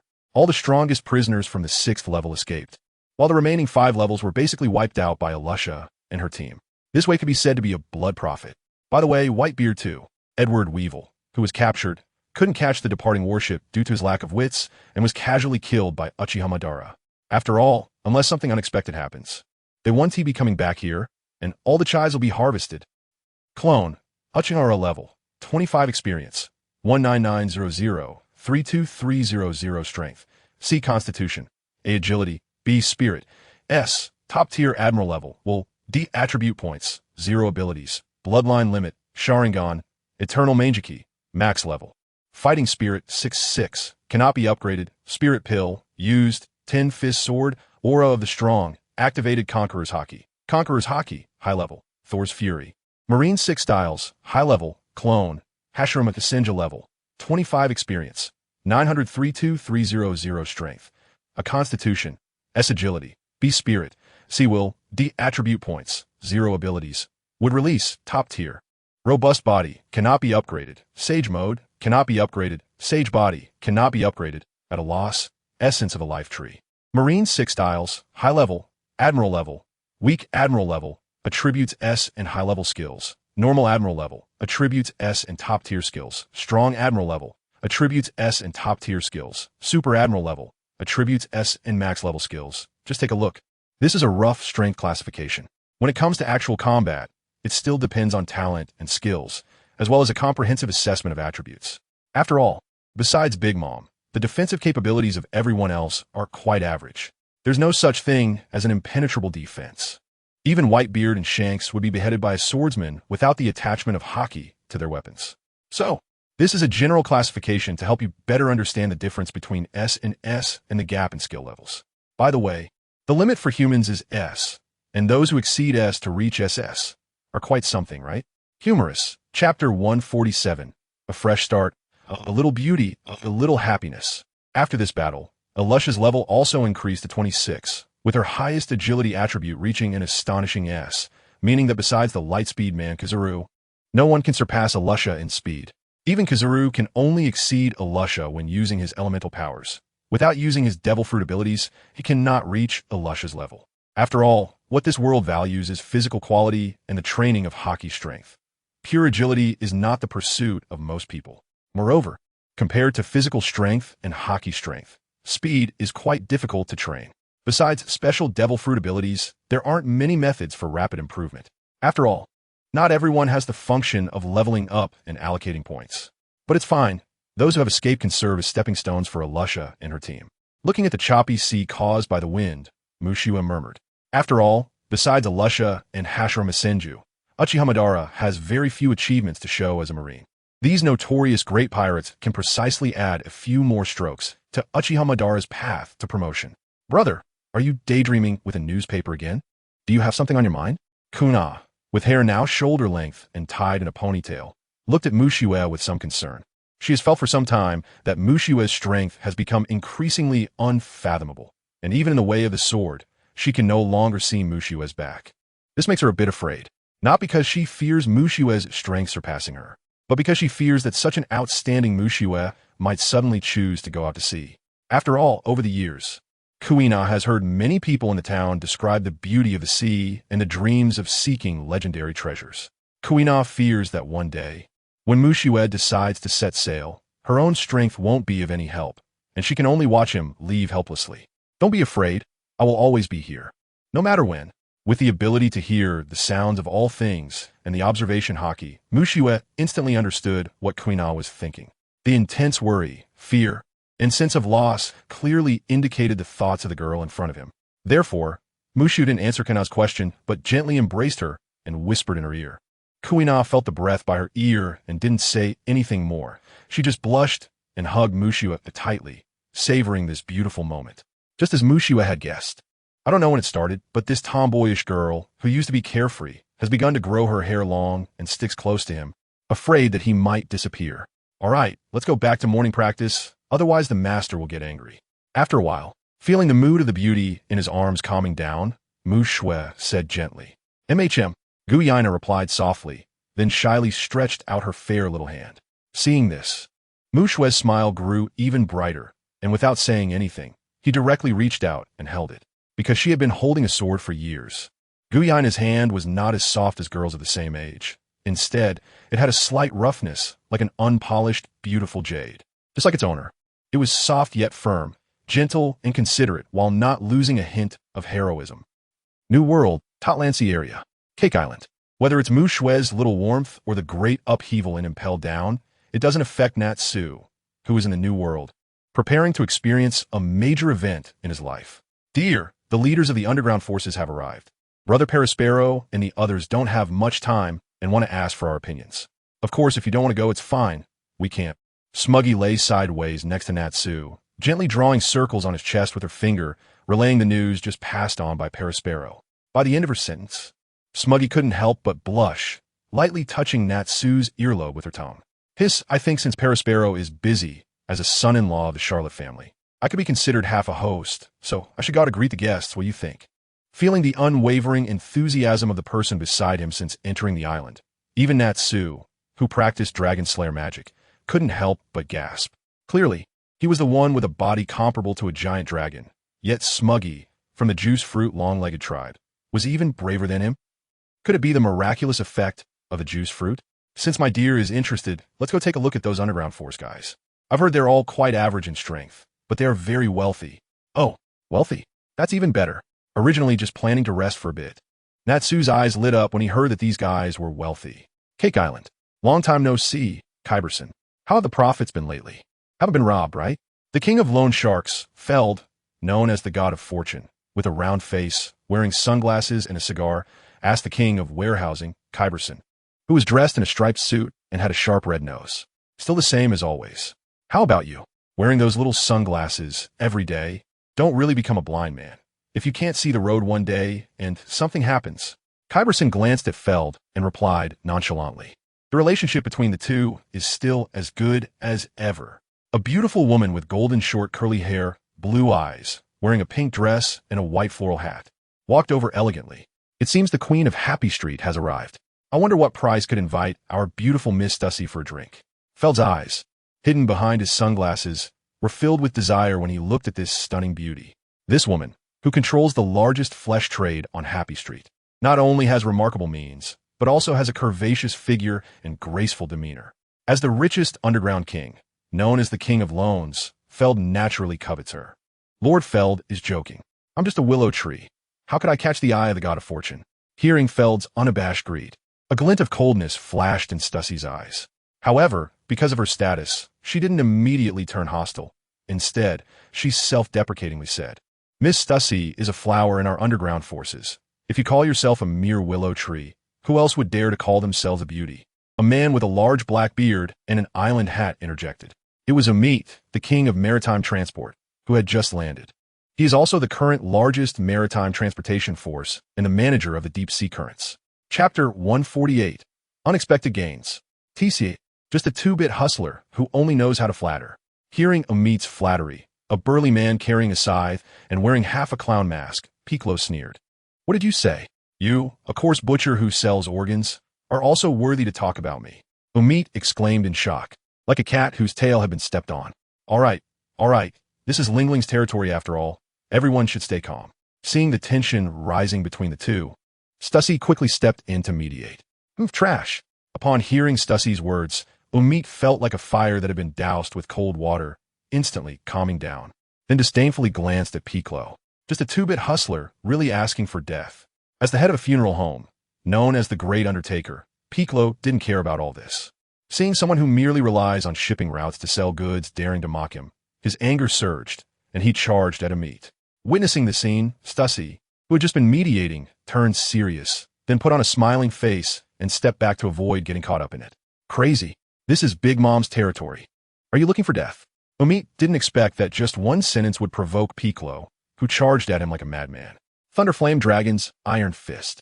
Just as the two were about to engage in battle, a cold voice rang out. Boom! With one strike, it sent both Piccolo and Amit flying. Piccolo, who was targeted, even had half of his body caved in, with burn marks on the wound, clearly suffering serious injuries. Cough. In contrast to Piccolo's miserable state, Amit, who was merely affected by the flames and lightning, spat out a mouthful of blood mixed with internal organs fragments but stood up unsteadily, remaining silent. Is this the true strength of the elite cadre of the Emperor's group? The sudden strike brought Feld, who had his eyes full of Stussy, back to his senses, and he thought with some fear. No one expected that the two who were also among the 6 kings of the underground forces would be defeated in one punch by a rising pirate. Even Stussy was somewhat surprised. Even hidden, she felt pressured when facing Natsu. This was just Natsu's human form. If he were to enter battle mode in dragon form, perhaps all 6 people present together wouldn't be able to compete. Even Stussy, who was secretly the strongest, had a combat power barely comparable to that of a vice admiral. The rest, even Piccolo, who came from an assassin background, was merely an elite rear admiral, perhaps even less.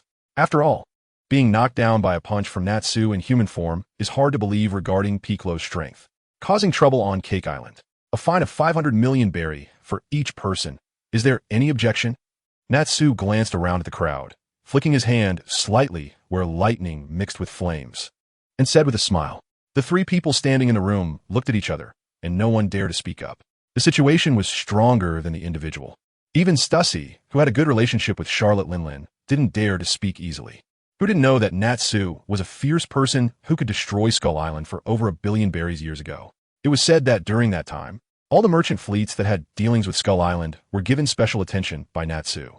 After a moment of silence, Stussy looked at Smuggy, who had just arrived. Ladies and gentlemen, this is Cake Island. If you have any grievances, please go outside to resolve them. Smuggy, seeing her dear husband take action, quickly stepped forward, ignoring Stussy's gaze, and said sternly to the remaining 3 underground kings. Clearly, compared to her mother's friends, Smuggy preferred to stand by her husband's side. Who would have thought that Smuggy's sister had grown up so fast, reaching the age of marriage in the blink of an eye? This 500 million berries will serve as a gift from your sister. Looking at the somewhat tense atmosphere in the room, Stussy smiled slightly and walked toward Smuggy, saying, Since this money can't be saved, let's make a friend out of it. Unexpectedly, Lord Natsu has such strength.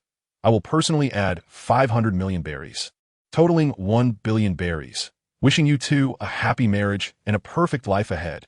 Hearing Stussy's words, Feld's eyes brightened as well. Since this money couldn't be avoided, he might as well give more to build a relationship. After all, he was known as the king of usury. He had plenty of money. Anything that could be solved with money wasn't a problem. Oh, little fatty, not bad. What's your name? Seeing Feld casually offering 1 billion berries, even Natsu, who had seen countless large sums of money, couldn't help but be surprised and asked him, Lord Natsu, I am Roadfeld, thanks to my friends on the road. I am called Fortune God, mainly dealing in the usury business. If you need money in the future, just let me know, and I will be there. Hearing Natsu call him fatty, Feld was not angry. Instead, he grinned and walked up to Natsu, introducing himself enthusiastically. Feld, right? I'll remember you. Natsu's smile broadened upon hearing Feld's words. Such an eager money bag was rare, and he had to remember it well, for when he needed money later, I am Guyberson, running a storage business. Besides the 500 million berries, if Lord Natsu needs anything, I can get it for you. Seeing that Stussy and Feld had expressed their intentions, Guyberson couldn't remain silent either. However, as his cash flow was not very strong, he could only grit his teeth and hand a special card to Natsu. This contact can maximize the mobilization of resources. Any goods from a new world can be delivered to you within 3 days at the latest. Even Amit, who was nursing his wounds, was stunned by Guyberson's generosity. Even the royal army didn't grant everyone this privilege. Apart from Charlotte Linlin, who loved desserts, and Kaido, who plundered animal-type devil fruits, no one else had such authority. Of course, this could also be due to others not wanting it. Lord Natsu, that was my oversight earlier. Besides the 500 million berries, I am willing to unconditionally gift you 5 medium-sized ships and 2 large ships as a wedding gift. As the last to speak and the main culprit of this farce, Umit could only grit his teeth and suppress the pain in his heart as he said, "Oh, 2 large ships. You must know, even as the heir to a major banner, Natsu's vehicle is only a medium-sized ship. Those enormous large ships are not something everyone can build. Besides the established navy and the world government, the pirate forces only have Whitebeard, Big Mom, and Kaido with large ships. The rest generally sail with medium or small ships. Even Shanks uses a medium-sized ship, although they follow an elite route. It also illustrates the rarity of large ships." Chapter 149. I will make the world remember this day. Did I miss something? The late Morgans looked at the unconscious Pietro lying on the ground, the pained expression on Umit's face, and the awkward looks from Guyberson and others, and couldn't help but wonder. We each gave Lord Natsu a gift. I wonder what Mr. Morgans, the so-called king of information, has prepared. Umit asked Morgans, who had just arrived, with a somewhat mischievous tone. Since everyone was bleeding heavily, Morgans shouldn't think he could escape. What did you all give? Morgans was a bit taken aback. Did he have to give gifts just for attending a tea party? Stussy's sister contributed 500 million berries. Feld contributed 1 billion berries. Guyberson gave 500 million berries along with a special channel for goods. Umit gave 500 million berries plus 5 medium-sized ships and 2 large ships, and the ugly. Pietro was in a coma, so we'll talk after he wakes up. Next to them, Smuggy noted down everyone's gifts in her little notebook, and when Morgans inquired, she read them out loud.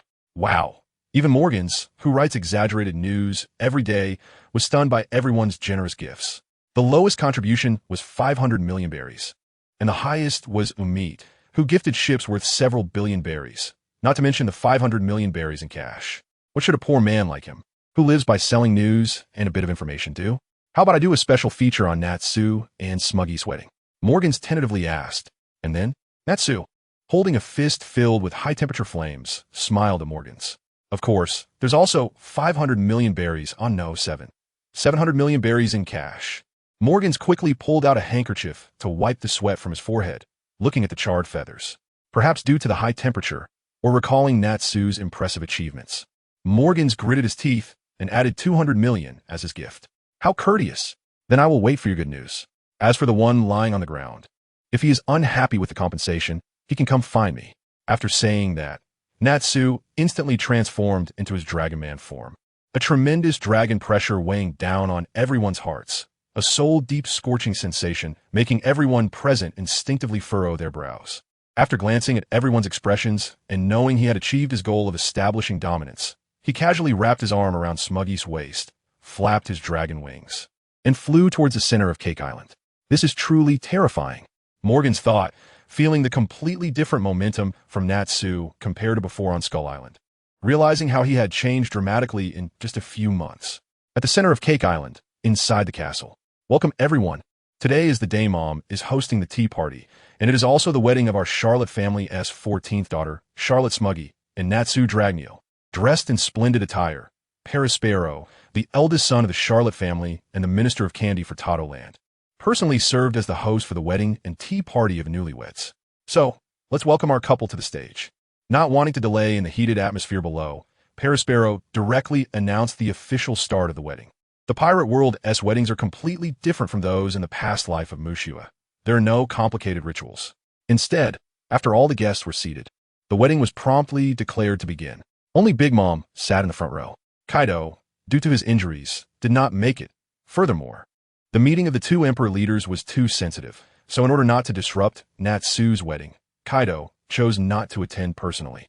Additionally, being a pirate is different from other professions. The forces and businesses of the emperor crew need someone to manage them. Kaido only sent one of his prominent subordinates, Flame Calamity Jin, to attend, where he sat below Big Mom, alongside Katakuri and Cracker. Besides them, the Flying Six members Sasaki, Ultai, and Page One, as well as some subordinates from Natsu's ship, were present to support Natsu and uphold the Beast Pirate's reputation. As Perospero's words fell, sugar flakes like snow began to fall from the ceiling, and in this grand hall filled with desserts, Smuggy, dressed in a white wedding gown, entered hand in hand with Natsu, who wore a black suit. To complement the beautiful atmosphere, Natsu maintained a dragon form about 5 meters tall, perfectly towering over Smuggy. Very nice. The children born from these two will surely be remarkable, Big Mom said, holding a cake in each hand, observing the happy couple with a slurred voice. Mom is right. Smuggy's talent is powerful, and with Natsu's genes, they will definitely become top-tier strong beings on the sea. Katakuri also looked at his sister with gratification, agreeing. Talent is something intangible yet undeniably present. Natsu's talent is certainly among the best on these seas. As a prominent figure of the Beast Pirates, and thus part of Natsu's family, Jin naturally had good things to say. Moreover, he spoke the truth. If it weren't for Big Mom's personality, Jin even thought that with Natsu's potential, becoming a top-tier emperor-level powerhouse wouldn't be impossible. Natsu's bride is so beautiful. I hope one day I can wear a white wedding dress too, Ultai said enviously, looking at the blissful couple below. Give it a rest, sis, you iron-headed girl. Who would marry you? Page One remarked, speechless at his sister. Shut up. You can't even stop your mouth from running while eating. Ultai glared at Page One, ready to show him what a real head, but as if the situation allowed. Smuggy, do you vow to accompany Natsu for a lifetime? Amidst the lively discussions below, Perospero looked at the couple standing beside him and asked. I do. Smuggy looked firmly into Natsu's eyes and shouted without hesitation. Natsu, do you vow to accompany Smuggy for a lifetime? Perospero repeated the question, looking at Natsu. I do. Natsu also did not hesitate, gazing intensely at Smuggy and affirmatively responded. I hereby declare Natsu Dragneel and Charlotte Smuggy officially married. Clap, clap, clap as Perospero's words echoed. Everyone below clapped enthusiastically. Woo! I can't believe I'm witnessing Natsu get married. So touching. Doflamingo, sitting in the guest area, couldn't help but shed tears of emotion while watching the man who had come this far. Although others didn't know what he was so emotional about. Smuggy, today is our wedding, and I will make sure the world remembers this day. After the ceremony, Natsu suddenly whispered mysteriously into Smuggy's ear. Then, amidst Smuggy's puzzled gaze, Natsu soared into the sky. Everyone witnessed this moment. I want the entire sea to remember that today is my wedding with Smuggy. Chapter 150. Everyone witnessed this moment. There's an event, once again requesting free little gifts. What's going on? Watching Natsu fly away from the venue, Jin looked at Katakuri beside him, confused, thinking it was some kind of rehearsed performance. Let me ask. Katakuri was equally baffled by Natsu's actions and quickly turned to Perospero on stage. He saw Perospero looking equally bewildered at Smuggy. As he only witnessed, Natsu whisper something to her before making this sudden move. I'm not sure either, Smuggy replied, equally puzzled, staring wide-eyed. God knows why the groom suddenly pulled such a stunt during a perfectly good wedding. Not wanting to ponder any longer, Smuggy, without even consulting Big Mom, lifted her wedding dress and chased after Natsu to see what he was up to. Mom? Perospero looked at Big Mom, who calmly ate cake beside him, and asked, puzzled why their mother showed no surprise. This is a lively little guy. Go take a look.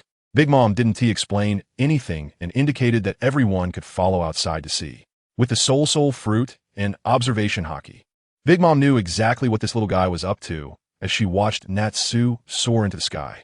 One can only say, young people are different. They have a drive.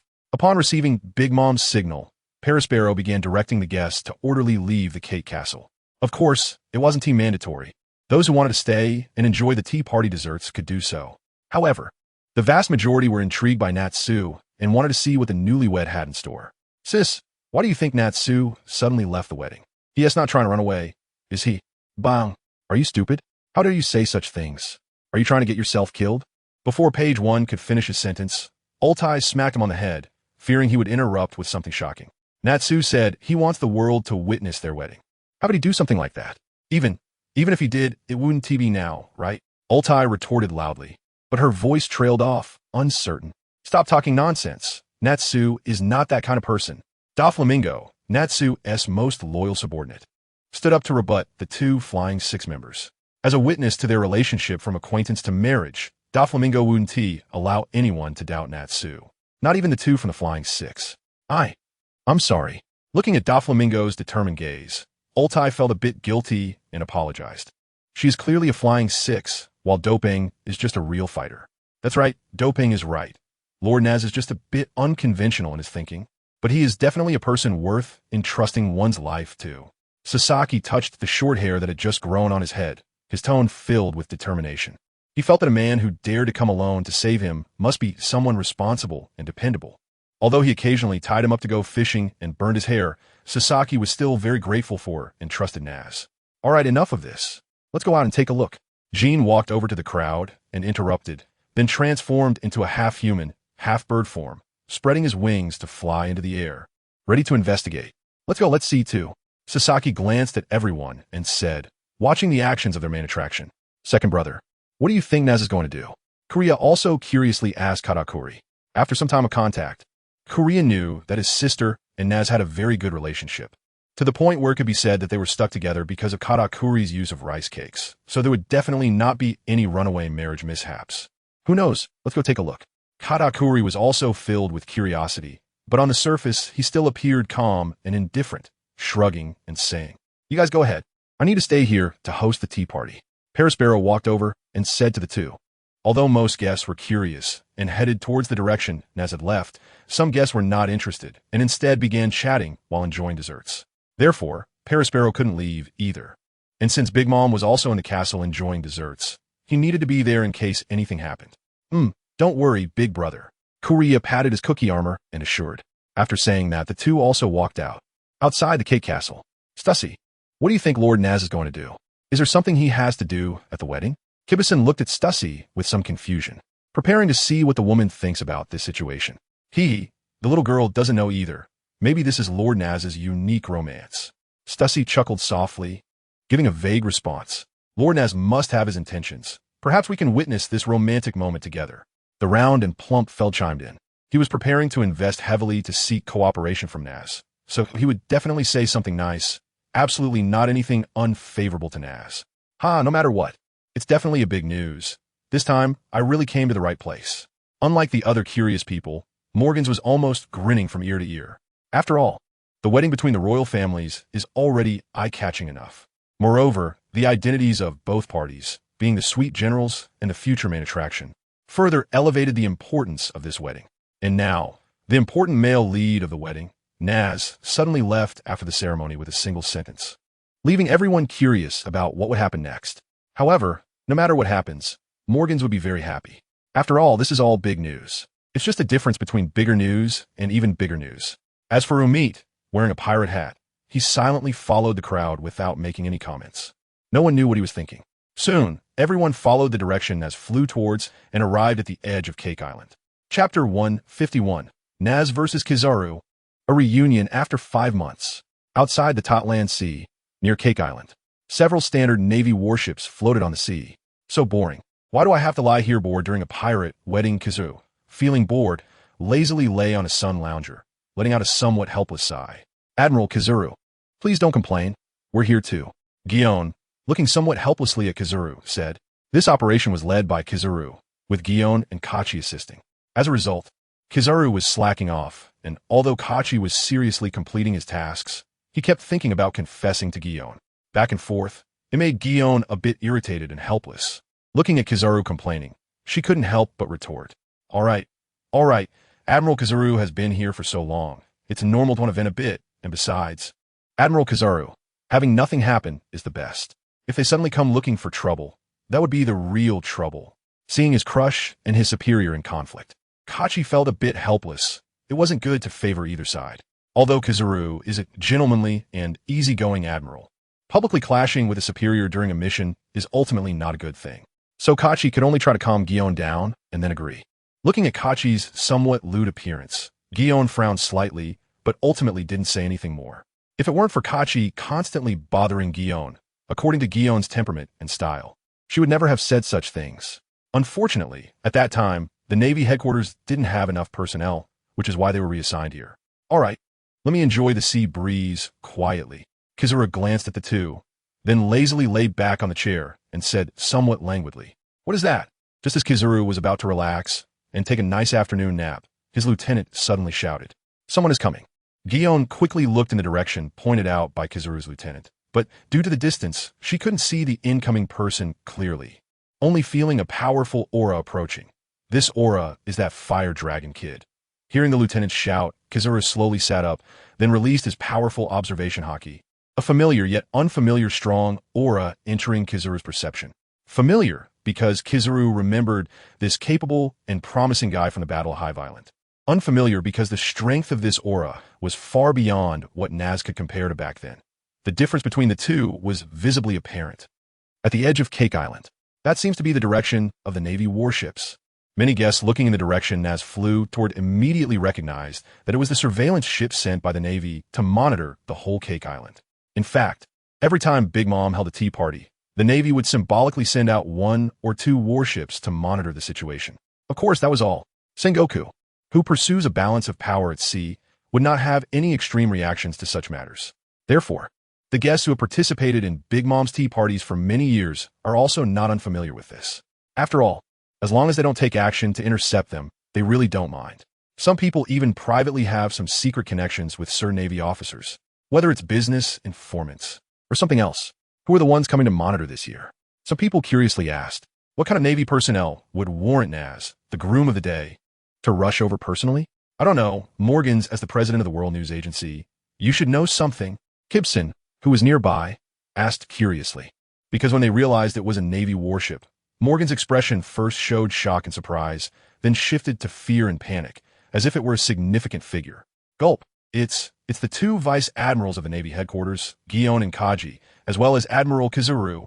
Awakened by Gibson's words, Morgan swallowed and replied somewhat dryly. Clearly, he was stunned by his own inner speculation. After all, just a few months ago, he personally reported on the news of the battle at High Violent.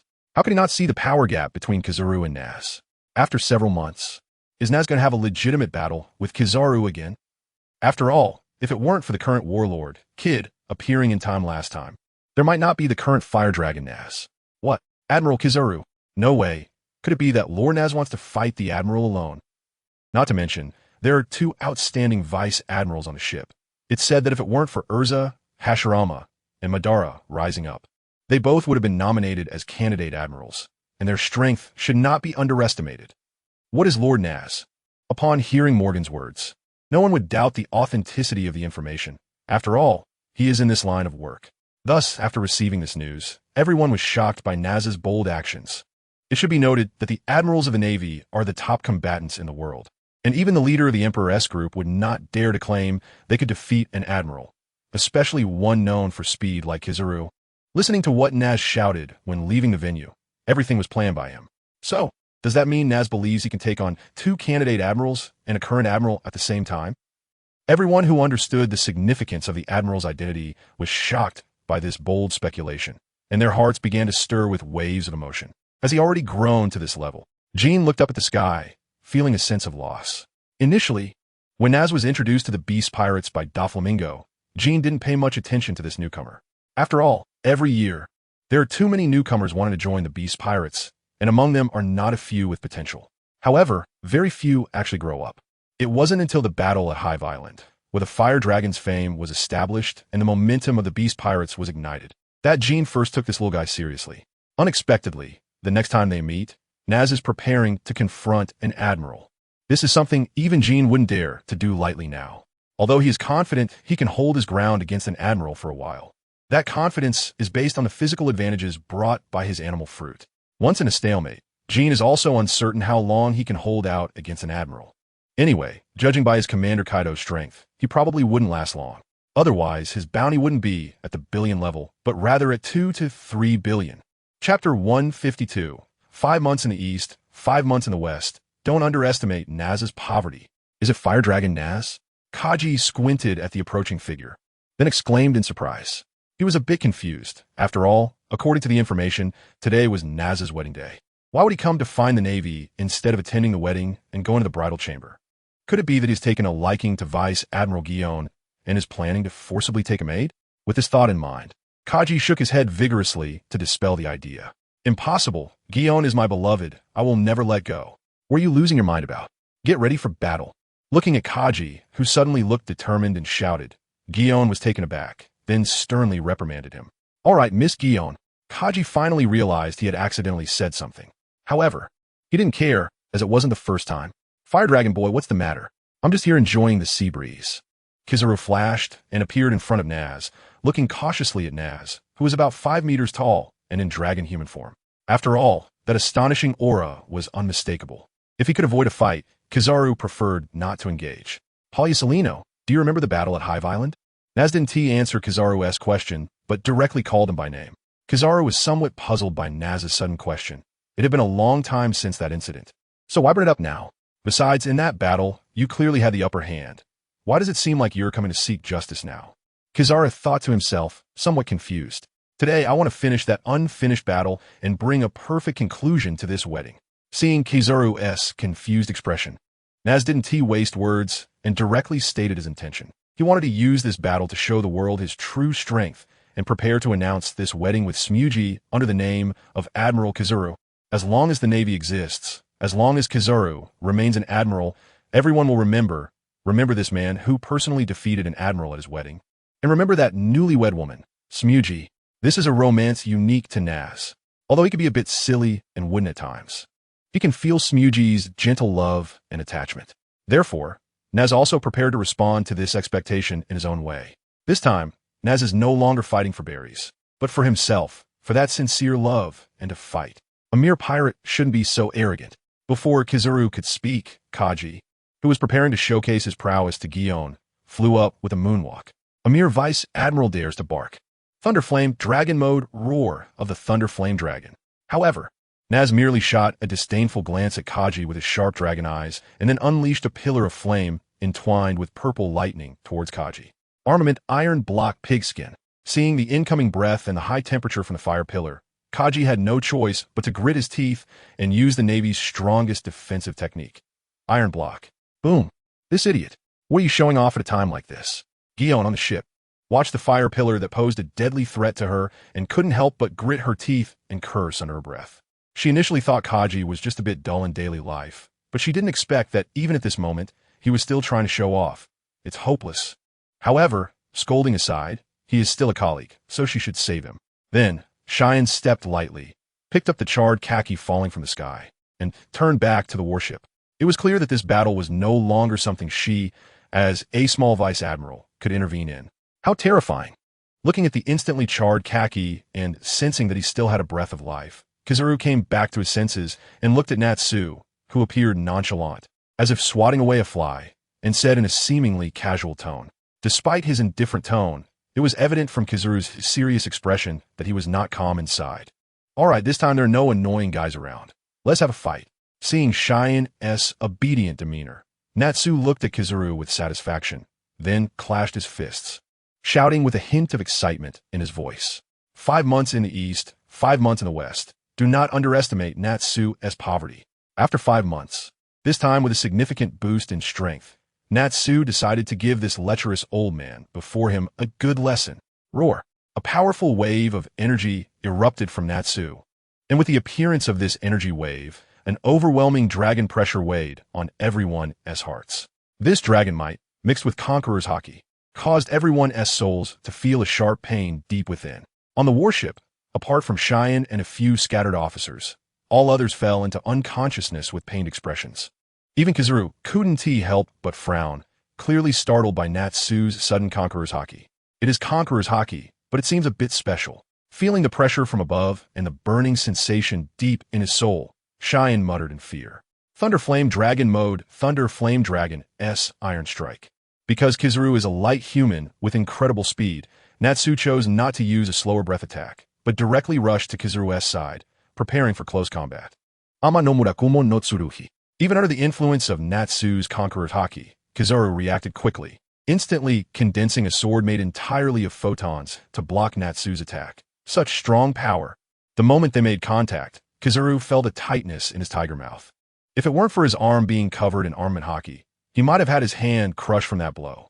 Here comes again, Thunder Flame Dragon-S Claw. Looking at Kizaru's expressionless face as he prepared to counter, Natsu shouted with a sense of exhilaration. Subsequently, electric flames wrapped around the joints of Natsu's limbs, striking towards Kizaru. Bang! Bang! After several collisions, Kizaru's hands holding the sword trembled slightly. This power, even Kaido might not be able to compare. Kizaru felt a sense of unease. If this continued, he might run into trouble. After all, Natsu's physical strength was approaching that of a giant dragon, combined with the dual-type Dragon Slayer magic. The baptism of the Thunder God Tree, in a special, dragonized state. This immense power was beyond what a mere human like Kizaru could match. As a Logia user with the light fruit, Kizaru's true advantage lay in his speed. Unfortunately, Kizaru was not alone. There were 3 warships behind him. Once they started grappling, Natsu might endure his damage and attack the warships. After all, Natsu was still a pirate, and attacking the Navy was reasonable. Considering this, Kizaru gave Shine a glance, then charged towards Natsu again. Chapter 153. My dear's the strongest, the best, the most powerful. Wake everyone up, retreat. Shine, who received Kizaru's signal, quickly issued the command. Fortunately, the main target of Natsu's Conqueror's Haki was Kizaru, so the Navy on the warship were only lightly unconscious and soon woke up after being splashed with cold water. Before long, aside from the severely injured and heavily unconscious Kaki, all the Navy personnel had regained consciousness and began to withdraw in an orderly manner under Shine's orders. As long as they left this place, Kizaru, as a light human, would be able to maneuver freely. What a slippery guy. After the Navy began to retreat, Kizaru started to use his speed advantage to engage in a skirmish with Natsu. Annoyed, Natsu glanced at the retreating fleet and did not intercept them, merely muttering his displeasure. There's nothing I can do. I'm getting old and don't want you to be so lively. Hearing Natsu's words, Kizaru wasn't too angry. Instead, he self-deprecatingly remarked, I never thought that one day I would be outnumbered by the young. How ironic. Knowing that today's battle was nearing its end, Natsu also stopped chasing and floated in midair. Old man, this is the last move. After this, I'm going home to hug my wife. Thunder Flame Dragon-S Radiant Flame. After saying that, without waiting for Kizaru to react, Natsu gathered flames in both hands above his head, creating a fireball comparable to Ace's Flame Emperor, which appeared before everyone's eyes. The temperature was so high that even those on Cake Island felt a wave of heat and started sweating. The gigantic fireball, mixed with purple lightning, descended upon Kizaru like a golden crow falling from the sky. Boom! In an instant, a massive amount of steam surged from the sea surface. The intense explosion raised temperatures that made the sea beasts and fish in the area smell like grilled meat. A torrent of scalding seawater, along with fish whose bodies were turning red, surged in all directions. The first to be affected was the nearby Cake Island. Mirror Rice Dumpling, Hard Biscuit, Fire Dragon Emperor. The powerful beings at the edge of Cake Island quickly used their techniques to block the oncoming tidal wave. Otherwise, the entire Cake Island would be half submerged. Before long, the seawater began to slowly recede as it evaporated due to the high temperature. Soon, aside from the high temperature of the seawater indicating that a fierce battle had just occurred, the entire sea surface gradually calmed down. Is this the power of Lord Natsu? My God, even the Admiral was driven away? So terrifying, absolutely do not provoke him. This power, even Admiral Kaido, might not compare. As the seawater began to flow back, everyone looked at the previously cold seawater, now like a high-temperature hot spring, and fell into deep shock. Damn, I only brought 1 billion berries this time. I must bring more next time. Feld looked at Natsu's masterpiece and couldn't help but feel regret. This power has truly reached the level of a royal-level powerhouse, even more terrifying than ordinary royal-level powerhouses. The well-informed Stussy was also somewhat surprised. She hadn't expected Natsu's strength to be even greater than she had imagined. Dear, are you okay? Seeing Natsu flying back to Cake Island, Smuji, not caring about lifting her skirt, rushed over without considering the high temperature that might be on Natsu. Fortunately, Natsu quickly lowered his temperature and hugged Smuji in his arms. How about that, surprised? After this battle, our wedding will resonate across the sea. Natsu revealed a big white smile and cheerfully asked Smuggy for praise. My dear is the strongest, the best, and the most amazing. looking at Natsu, who was completely different from when they were fighting earlier. Like a big child asking for compliments, Smuggy helplessly leaned in Natsu's embrace and said in a doting tone, "But next time, be careful. I want to be by your side, forever more than being famous." Smuggy's tone was filled with worry and heartache, along with a hint of fear. Although she had great faith in her man's strength, names can be intimidating, and the title of a general is ultimately too frightening. Fortunately, this operation was very successful. Ha ha ha. Okay, I'll listen to you. Natsu scratched the back of his head and then grinned foolishly. Looking at the cold man who had threatened him with flames in the morning, now transformed into a goofy boy, Morgan still dared not capture this moment. What if Natsu thought he was deliberately tarnishing his image and even extorted him again? That would be terrible.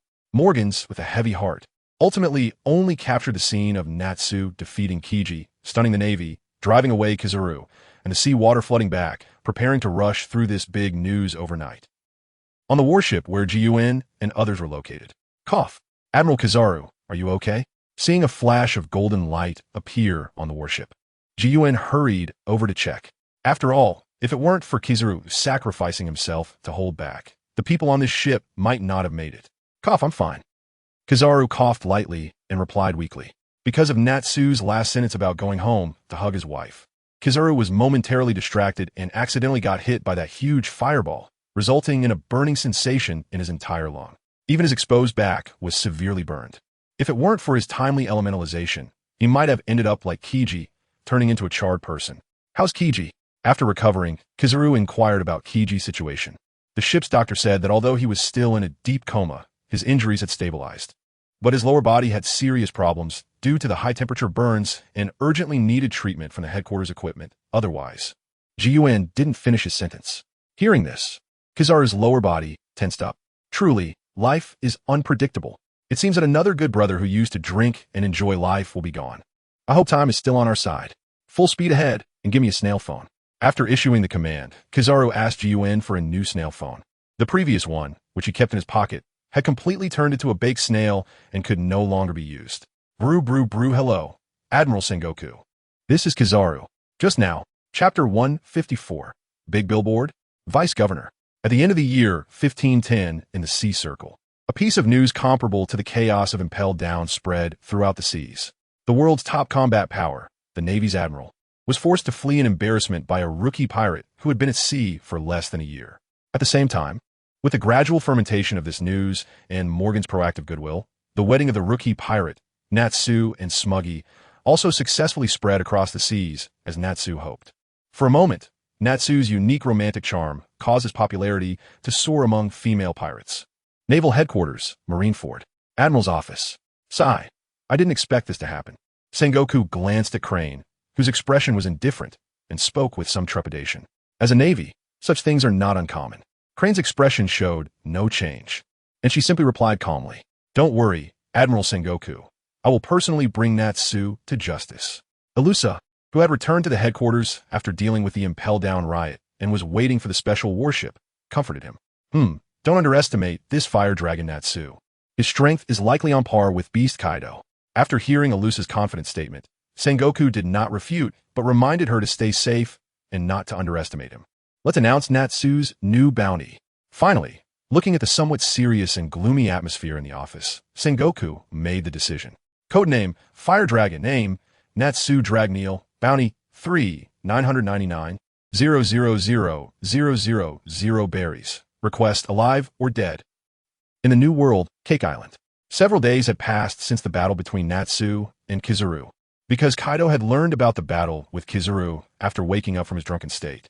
Today Natsu was preparing to take Smuggy back to Wano country to accept the position of vice governor. That's right, not the planned Big Billboard, but the first ever position since the establishment of the Beast Pirates, vice governor.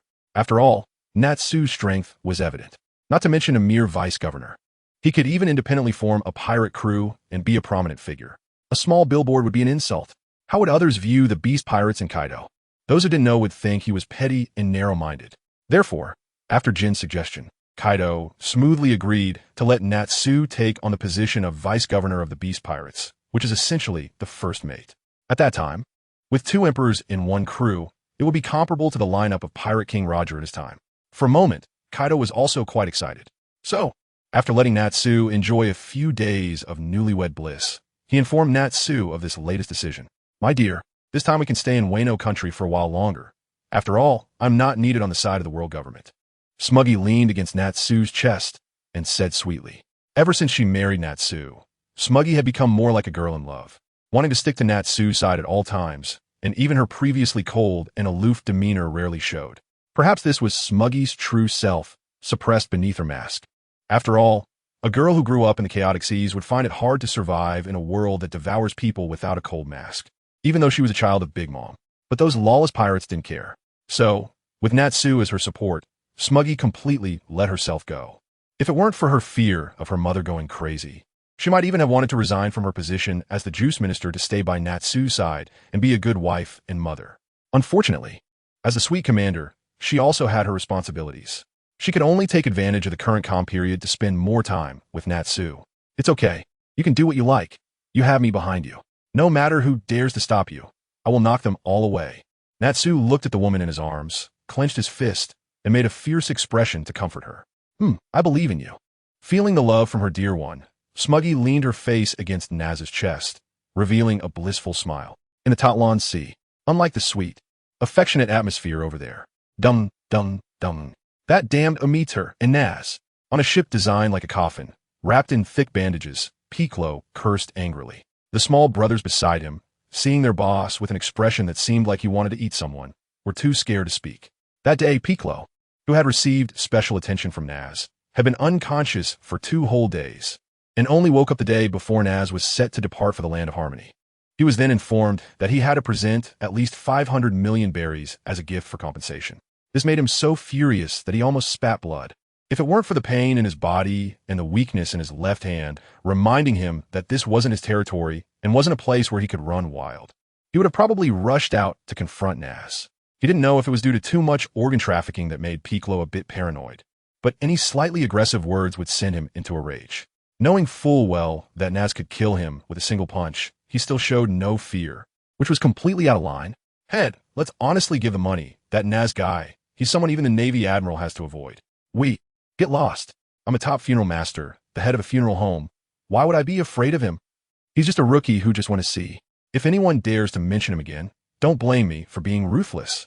Piccolo, like a cat whose tail had been stepped on, loudly stopped his underling's advice, pulling out a scythe nearby to threaten his little brothers.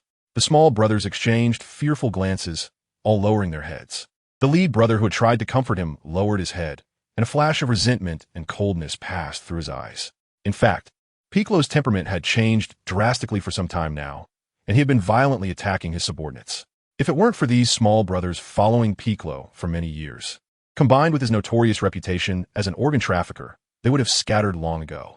They thought that after a heavy defeat, Piccolo would become more restrained, but instead, he had become even more brutal, always seeming ready to lash out. This made his subordinates both fearful and cold-hearted, while also giving rise to some small thoughts. Just as the atmosphere on the ship fell into silence, Kabuki sword technique, thunder breathing, first form, lightning, flash Godspeed. Chapter 155, Change of Ownership. Cooperation? Just like the surprise attack on the 7 warlords' crocodile, a low voice suddenly echoed. Then, a flash of lightning shot through Piccolo's chest beneath the bandages. Puff! Unlike facing crocodile, hidden among the guests, Kabuki Sakumo, who had witnessed Piccolo's strength, was confident he could take him out directly. So, seizing the opportunity while Piccolo was injured and in an unstable emotional state was the perfect time for a sneak attack. Emerging from the shadows, Kabuki Sakumo unleashed his full power and delivered a fatal blow to Piccolo. Head! Just moments ago, the small brothers who had their heads down looked up at Piccolo, who had been pierced by the lightning, all exclaiming in shock. However, strangely, none of them chose to step forward to stop it. Whether it was fear of the attacker's strength or some other thought was unclear. Who are you? Piccolo clutched his bleeding chest, asking in disbelief. Just an ordinary assassin. Looking at Piccolo's life force gradually dissipating, Kabuki Sakumo still did not reveal his name. Cough. Ordinary? Huh. Piccolo, with a look of unwillingness, took his last breath. A notorious underground power king thus came to an end. No one expected that a seemingly ordinary tea party would lead to so many events. Sir, my name is Saika, responsible for intelligence and transaction management. Looking at the deceased Piccolo, The small brother who had tried to comfort him knelt beside Kabuki Tsukumo with a thud, without wasting words, directly revealing his value. Clearly, he knew that if he wanted to survive today, he had to show his worth. Fortunately, due to Piccolo's recent emotional instability, Saika had handled a significant portion of the business. As for the remaining business, it was managed by another of Piccolo's trusted subordinates stationed at their base. Also, because of Piccolo's drastic change in temperament, some had begun to feel discontent, so Saika was confident he could persuade him to join this new master. After all, in the new world, strength is the priority.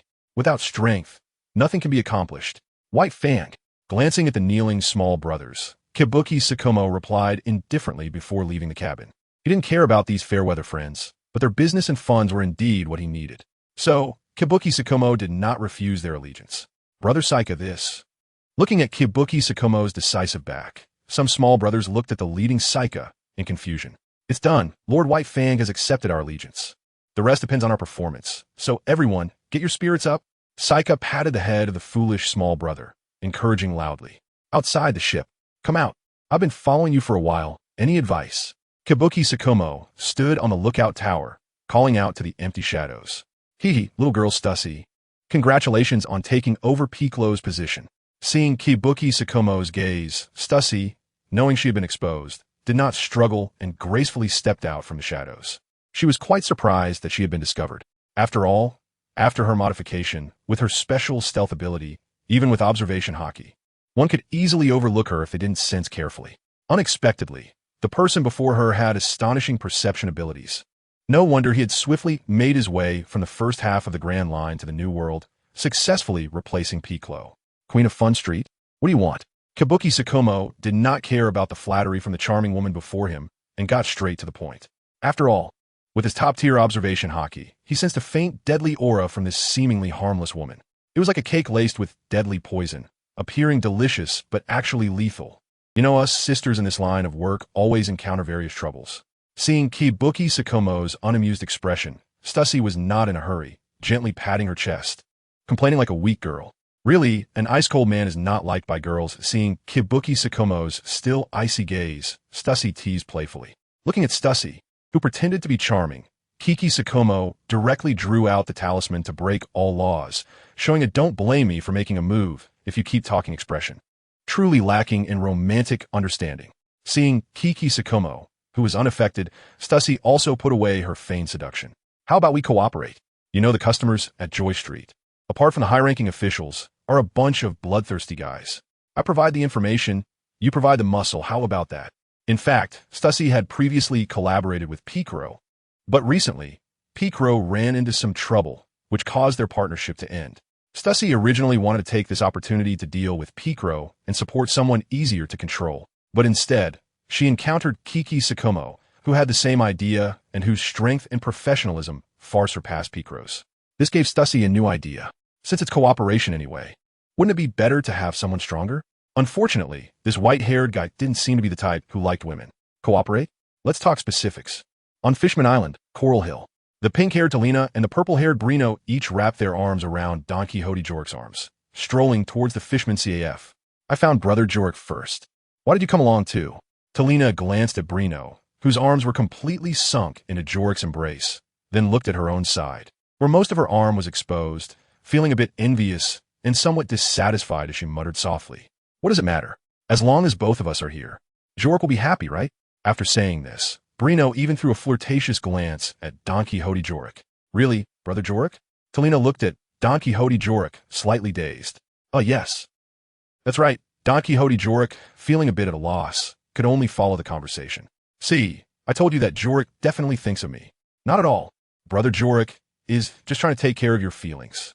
Watching the two inexplicably start to argue, Don Quixote Jorik felt overwhelmed. This was even more troublesome than facing the Navy and CP0's attack back then.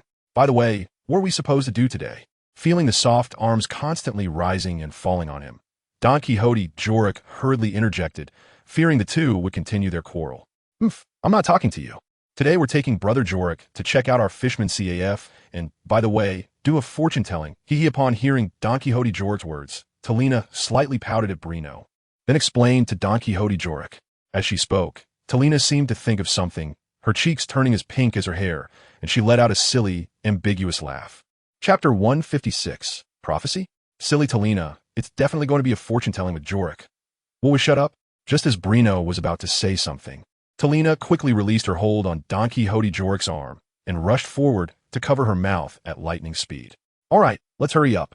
Looking at the playful Talina and Brino, Don Quixote Jorik couldn't help but show a helpless smile and spoke to stop them. Okay, before long, they arrived at the entrance of the Fishman CAF. Sister Sherry, we're here.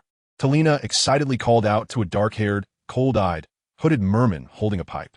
This person was indeed Mrs. Sherry, whom Talina mentioned, and also the sister of Arlong from the Sun Pirates. Oh, it's little Nana.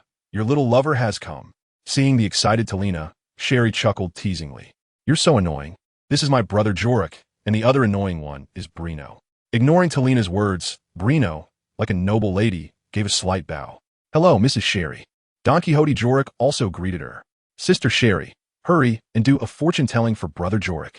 Eagerly, Talina urged Sherry to read the future of the Don Quixote Jorik she had been thinking about, like marriage, marriage, marriage, and so on. All right, little Nana. Don't rush me. Just pass me the crystal ball. Mr. Jorik, please place your hand here. With a light chuckle, Sherry took the crystal ball used for fortune-telling and apologized to Don Quixote Jorik. In fact, fortune-telling itself does not require the person involved to be present. However, since it involves someone else's privacy, many things need to be consented to by the person, and seeing a tragic future without the ability to change it can be painful, which is why Sherry wasn't very fond of doing such things.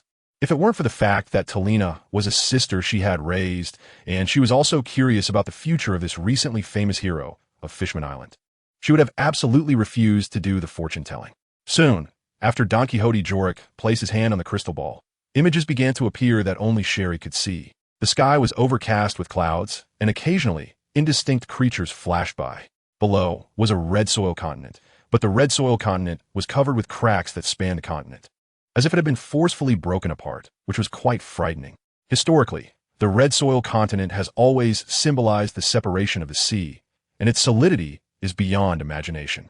Just as she was curiously searching for Don Quixote Jorik's figure, a man with a bare upper body and strange patterns on his skin seemed to notice someone peeping and glanced at her. Feeling a sharp pain in her head, Sherry couldn't think and clutched her head tightly, letting out a scream. What's wrong, Sister Sherry? Seeing Sherry's sudden, pained expression, Talina asked in fear. Huff, huff, huff. As she breathed heavily, Sherry gradually recovered. With a terrified glance at Don Quixote Jorik, she forced a smile and said, It's nothing. I haven't done a fortune-telling in a long time, so I'm a bit mentally exhausted. I just need to rest. Let's call it a day. Next time, I'll do a fortune-telling for your brother Jorik. After saying this, without waiting for anyone else to say anything, Sherry hurriedly retreated back into the room. Everyone looked at each other, momentarily unsure of what to say.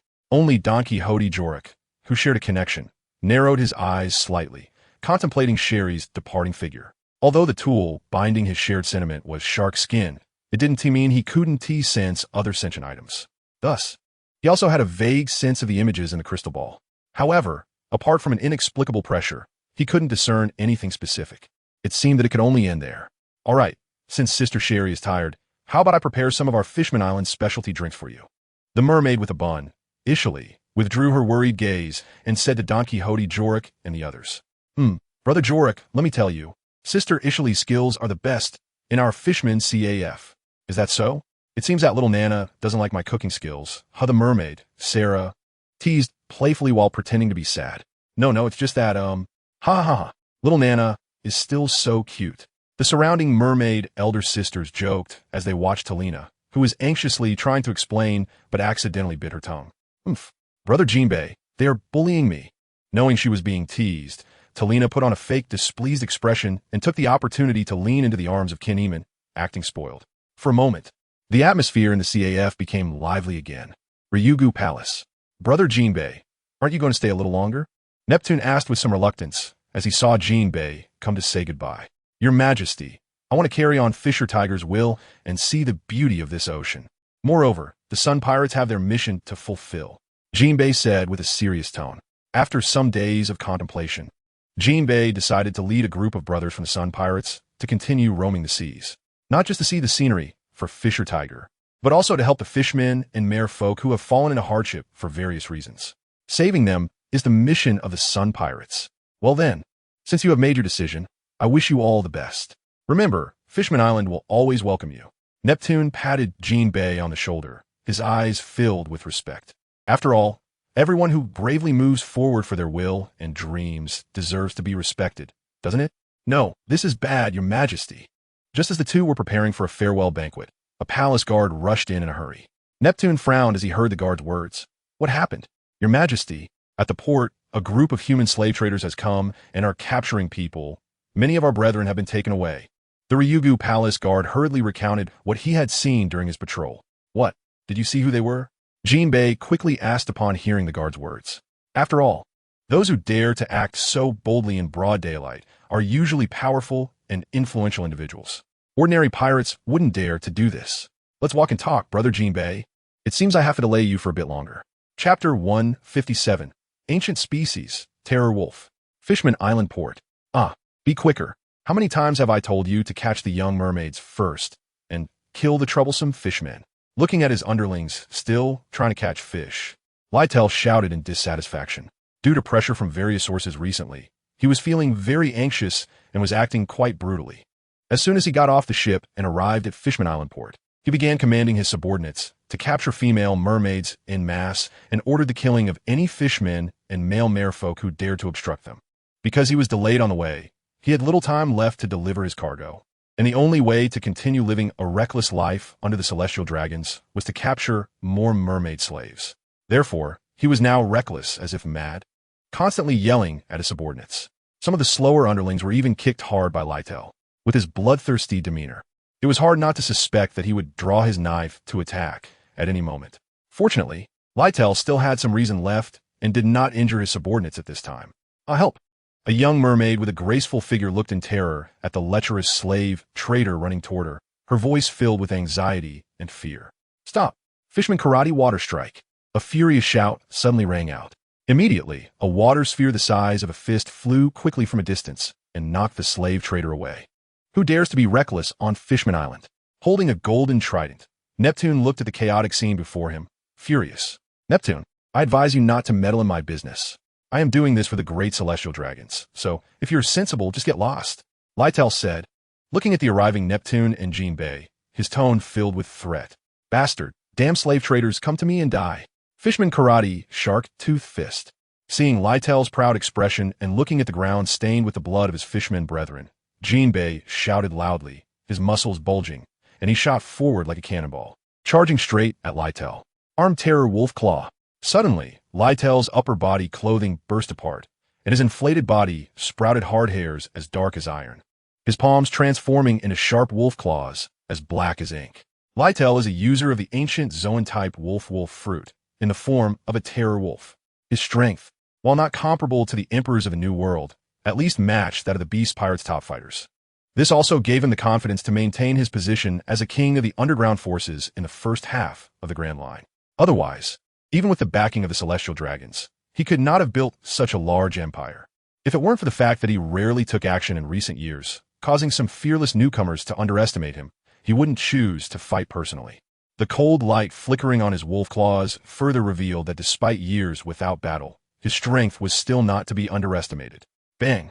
Under Jinbei's full-powered shark tooth fist attack, Lytel's body remained unmoved, as if he were not the one being attacked. Clearly, Jinbei, who barely had the strength of a vice admiral now, was far from being Lytel's match, who had long been renowned on the seas. Kid, you're still too green. In his terror wolf form, Lytel kicked the still somewhat astonished Jinbei away with a whip kick.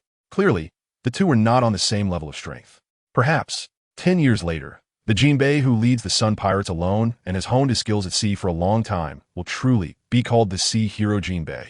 But for now, having just emerged from a period of confusion after his brother's tragic death, Jinbei was still not capable of standing alone. Cough. Brother Jinbei, leave it to me. Seeing Jinbei holding his wound and coughing blood, Neptune reached out to stop him from getting up to continue fighting.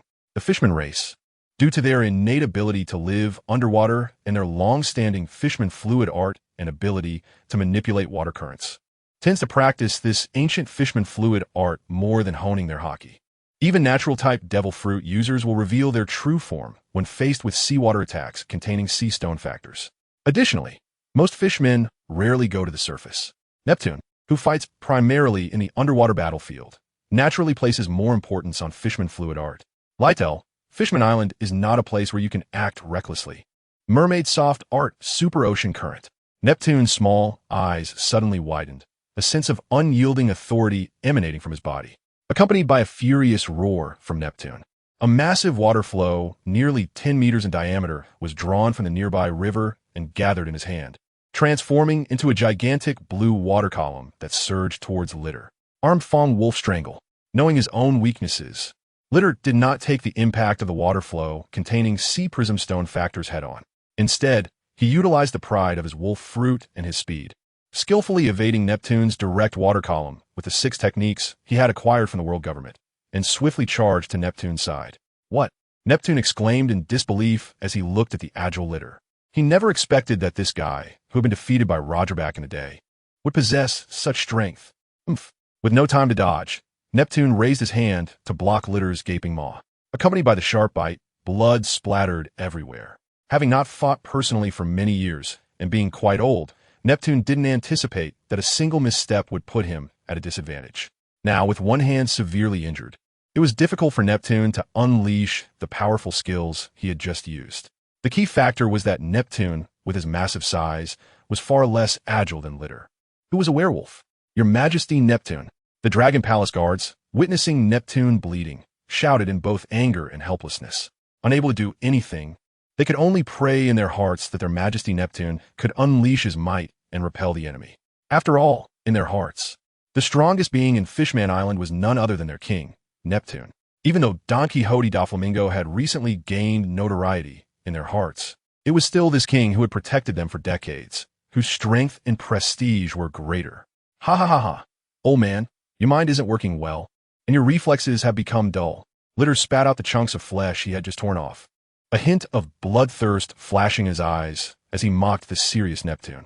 If you don't get lost soon, don't blame me for being ruthless.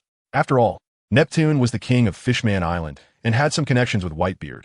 Litter did not want to kill Neptune unless absolutely necessary. After all, murder was never his goal.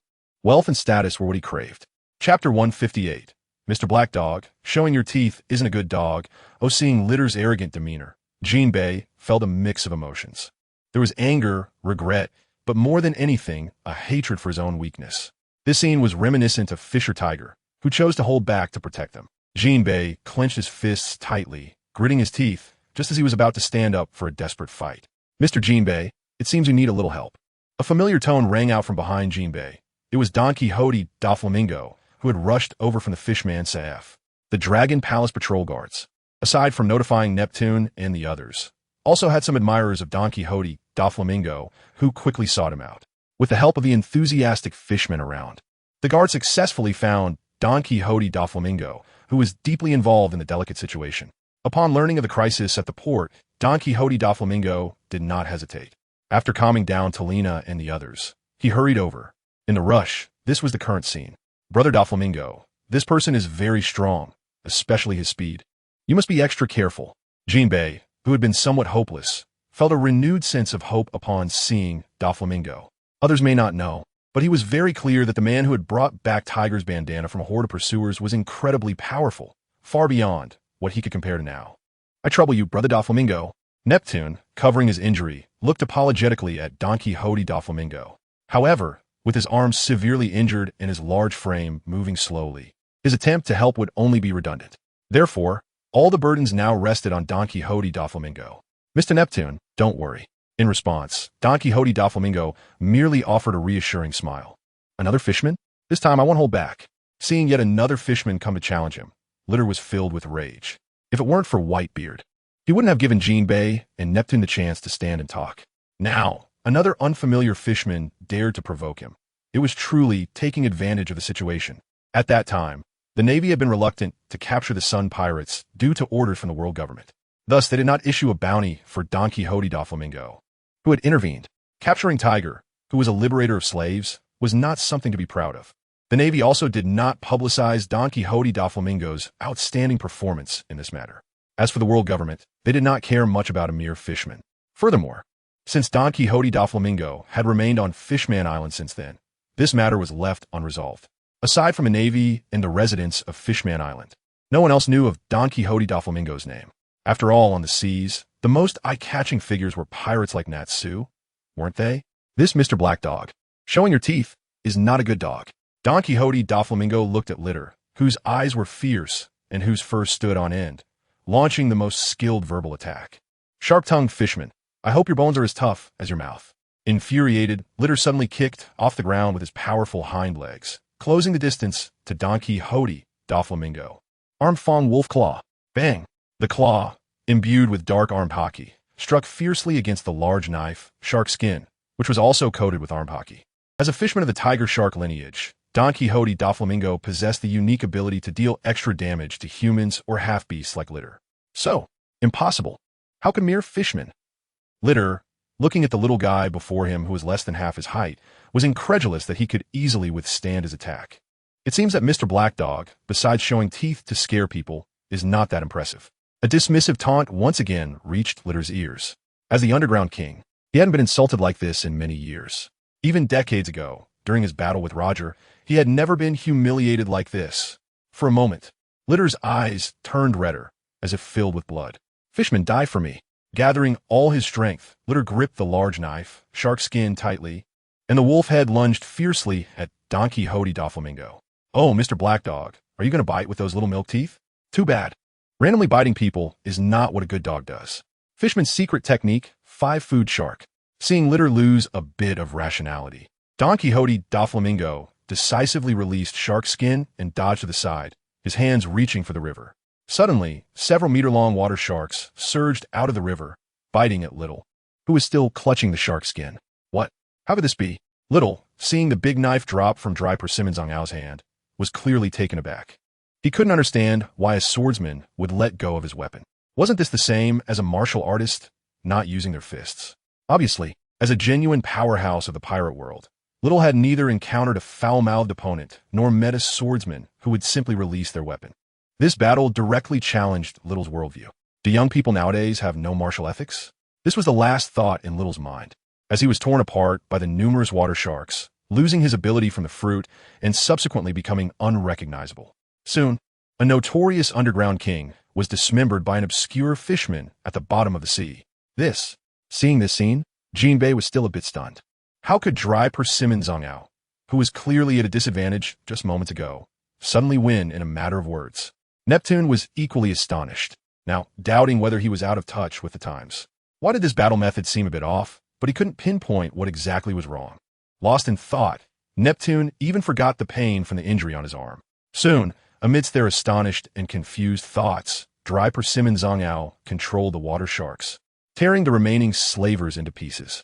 This was also a warning from Dry Persimmon Zhang Ao to other malicious individuals. The sharp teeth of the sharks were not just for show. Long live Master Zhang Ao! Long live Master Zhang Ao! Watching Dry Persimmon Zhang Ao nonchalantly eliminate Little and his underlings, the rescued merfolk and the fishmen who had just hidden came out to cheer. This time, Dry Persimmon Zhang Ao's status could be said to be equal to, or even possibly surpassing, that of King Neptune. After all, Dry Persimmon Zhang Ao had defeated an enemy that even Neptune couldn't touch, demonstrating his formidable strength. Strong individuals deserve respect at all times and in all places. Moreover, this strong individual was their compatriot, their guardian. Chapter 159. Everyone is a villain. Active. Seeking free gifts? What's going on? Princess Odoheim, who had recently returned from the world government with Don Quixote murdered, seeking the right for the residents of Fishman Island to live on the sea, looked at the cheering scene in front of her with some confusion. After Don Quixote murdered woke up, he was not as overbearing as before, but instead seemed like a different person. Odoheim took the opportunity to share her ideals with him. To her surprise, Murdered miraculously agreed and chose to personally vouch for her. This led to their trip to the world government to discuss the matter of Fishman Island living on the surface. However, despite Murdered's guarantee, the world government still required her to gather the opinions of all the residents of Fishman Island, in the name of considering the feelings of all Fishman residents. So, after bidding farewell to Murdered, Odoheim hurried back. As a result, she witnessed this scene. Odoheim, you've returned. Due to the positioning issue, Jinbei, who had been knocked back, immediately spotted Odoheim getting off the ship. Jinbei, what happened? This is a long story. Once we return to Ryugu Palace, let His Majesty Neptune explain it to you. By the way, was this operation smooth? Jinbei, questioned by Odoheim, showed a slightly unnatural expression and quickly changed the subject, asking her how her trip went. Upon mentioning this matter, Princess Odoheim's spirits lifted immediately. Let me tell you, on an island in the first half of the Grand Line. What are your plans? Shiryu, with a cigar in his mouth, leaned against a coconut tree, looking at the group of comrades who fought alongside him. Hearing Shiryu's question, everyone fell into deep thought. Having been imprisoned in level 6 of Impel Down for many years, they were not particularly familiar with the outside world. Feeling somewhat disoriented, as if they were mountain dwellers suddenly descending into the bustling world. It might be an exaggeration to say this, but it was the reality of their situation. Looking at the silent crowd, Bondi Waldo, the oldest pirate, spoke up, "Let us all share our thoughts. After all, we're comrades who fought side by side, right?" Seeing everyone lost in their own thoughts and not speaking, Bondi Waldo laughed heartily. "Then I'll go first. I plan to look for my subordinates, so unless something unexpected happens, I'll say goodbye here. The next time we meet, we might be enemies, haha." Although he had been betrayed by his subordinates in the past, he still had loyal followers who were waiting for him to return. So he decided to meet their expectations and continue to sail the seas with them. Or rather, a true powerhouse must not only have the strength to stand alone, but also possess a spirit that far exceeds that of ordinary people. I don't have anything in particular. What about you all? Seeing that Bondi Waldo had spoken, Katarina Devon also shared her thoughts. The crowd either shook their heads or remained silent, clearly having no good destination. Unlike Bondi Waldo, everyone else present, except for him, was a loner, so naturally, they felt directionless like headless flies.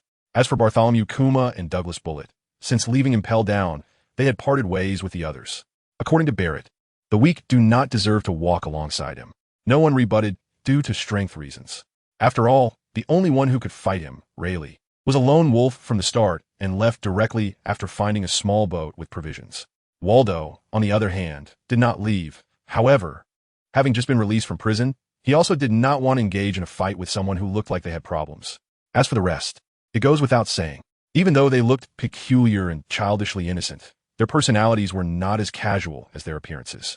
After years of interaction in Impel Down, they had long understood each other's strengths and learned to respect one another. At least, that was how it was when they couldn't win. "Are you interested in joining my pirate crew?" Seeing the indecisive crowd, a glint of excitement flashed in Shiryu's eyes as he proposed. "With our strength combined, even the Navy would be wary of us."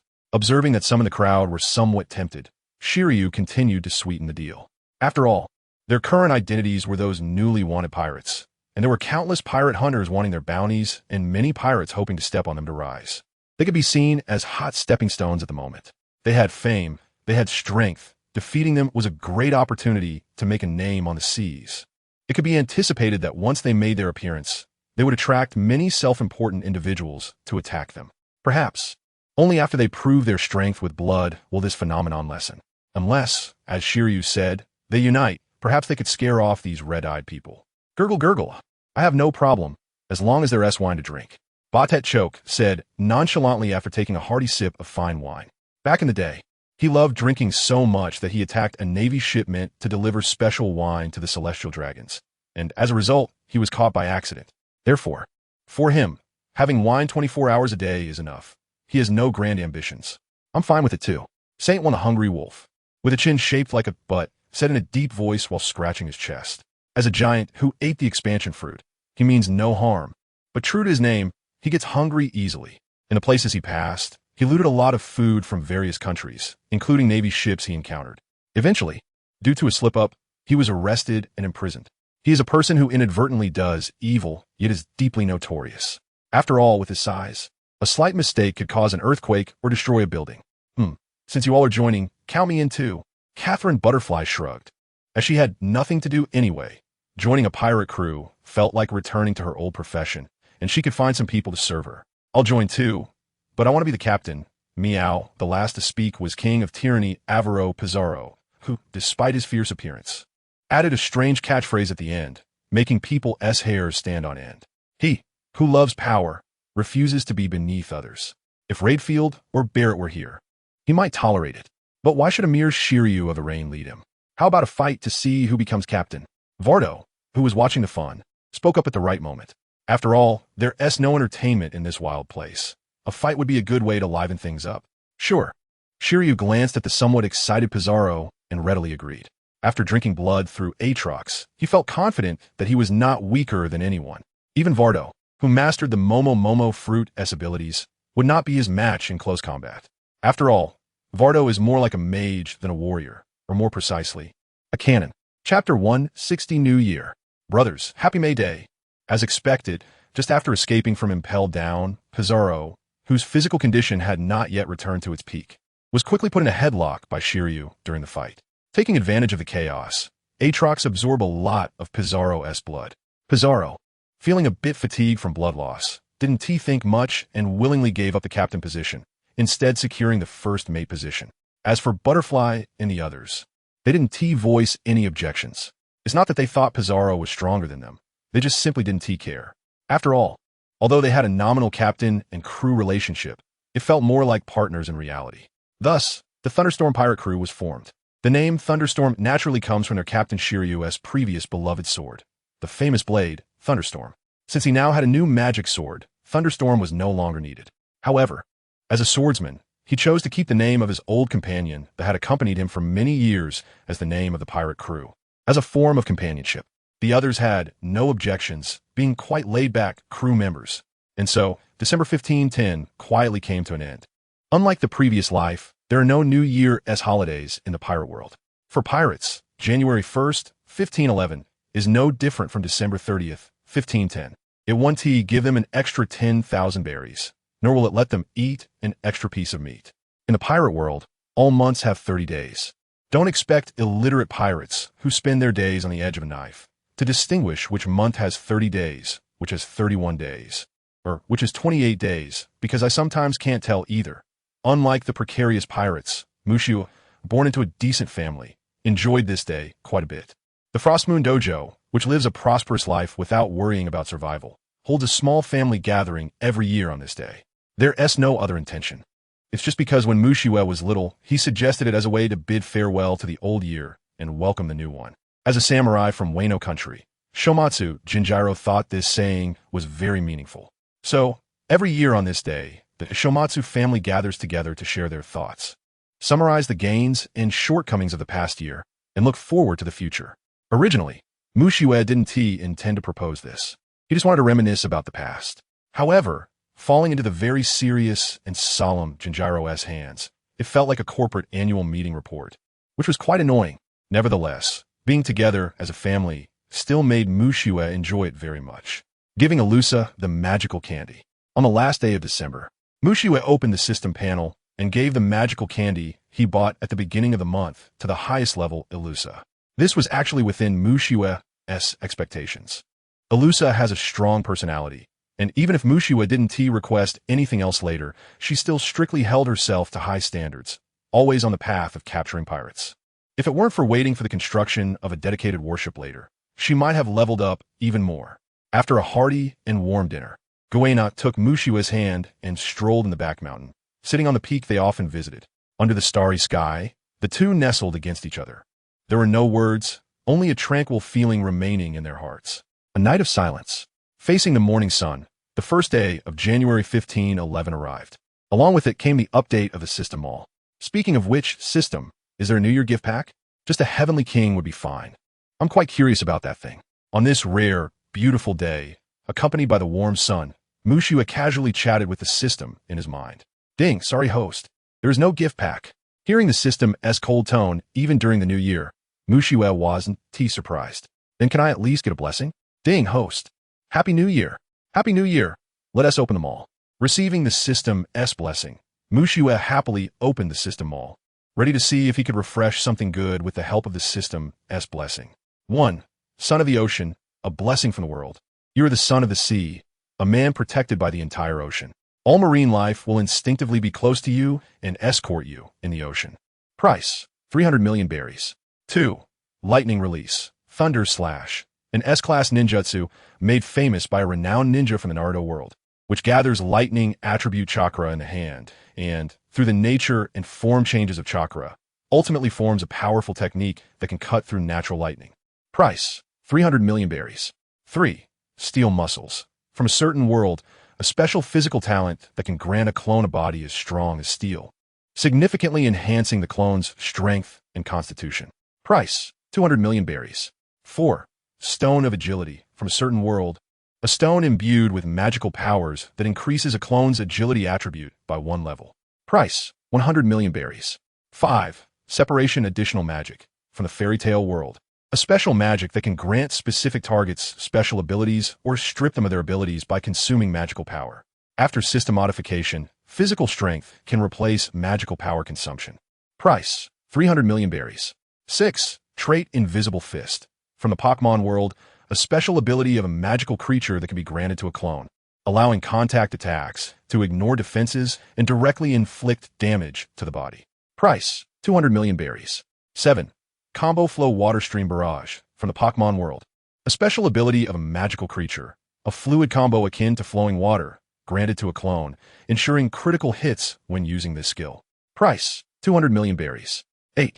One-Hit Flow Dark Abyss Strike. From the Pokemon world, a special ability of a magical creature, a devastating strike perfected in the evil style, granted to a clone, ensuring critical hits when using this skill. Price, 200 million berries. 9. Childlike Heart.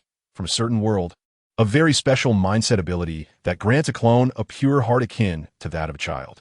Depending on the world, it produces different effects. For example, in the pirate world, the clone automatically awakens the ability of observation haki to listen to the sounds of all things. Price, for 100 million berries. 10. Magic Reception.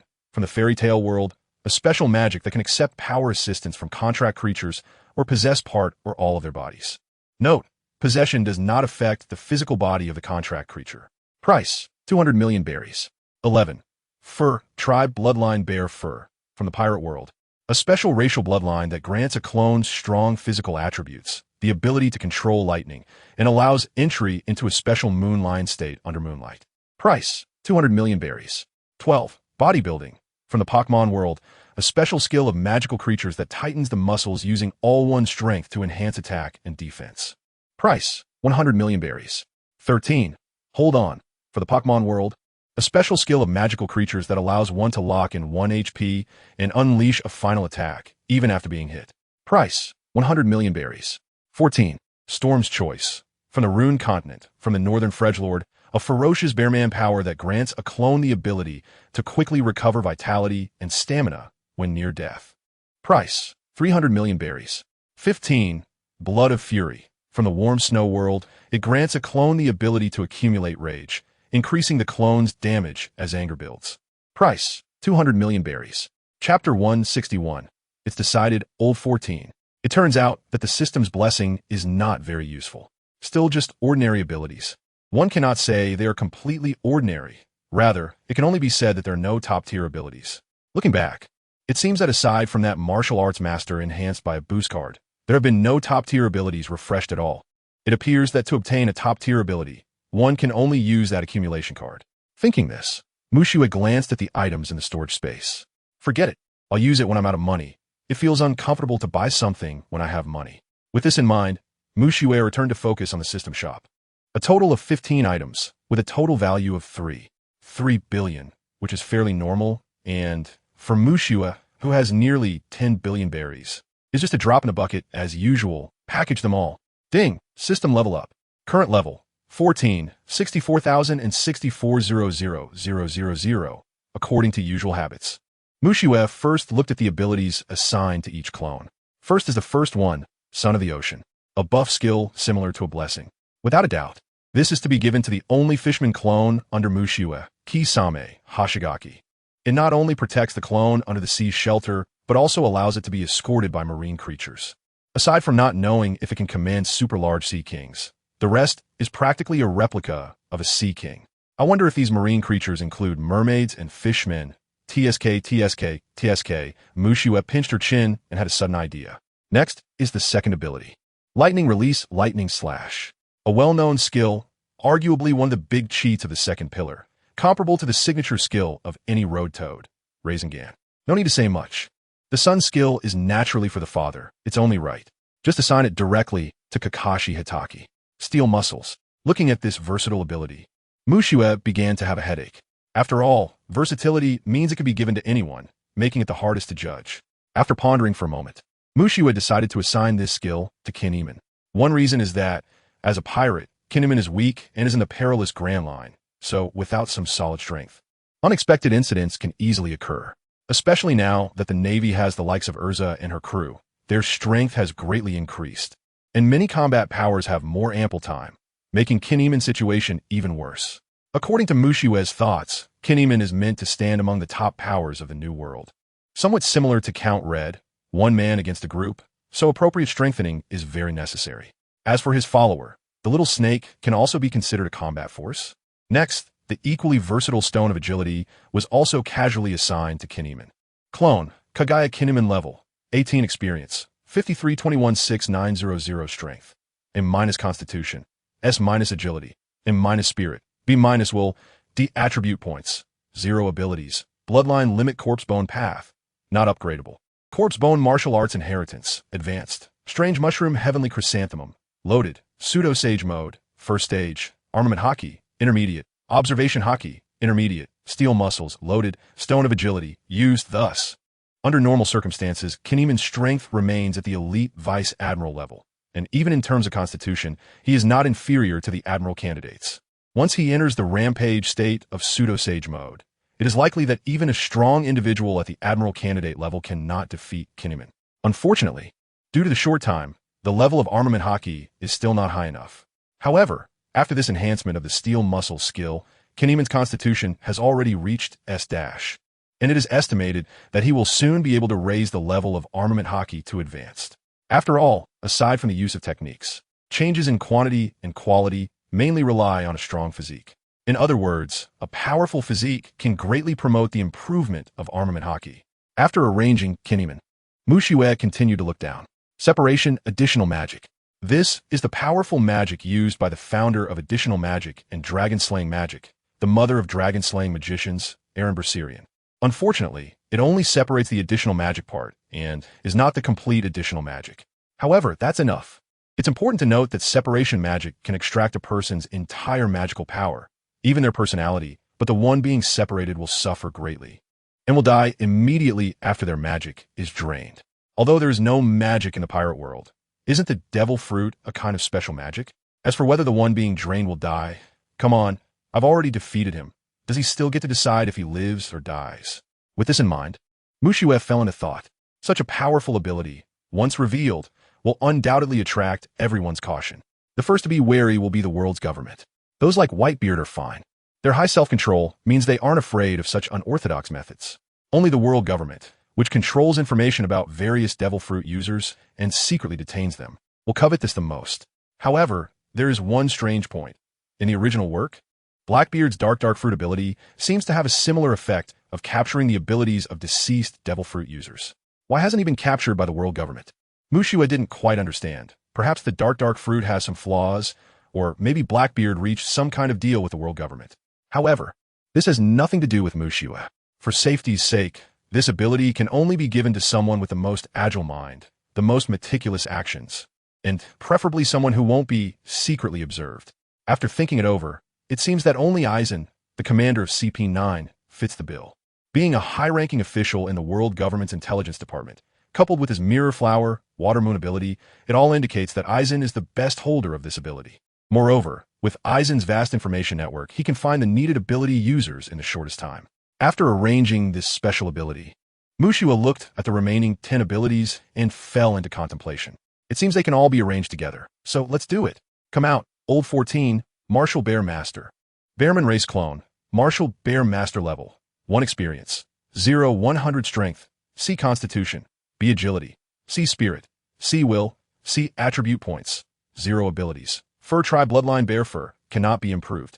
Trait Invisible Fist, cannot be improved. Storm's Choice, cannot be improved. Combo Style Water Flow Combo, beginner. Single Strike Style Dark Abyss Strike, beginner. Bodybuilding, beginner. Hold On, beginner.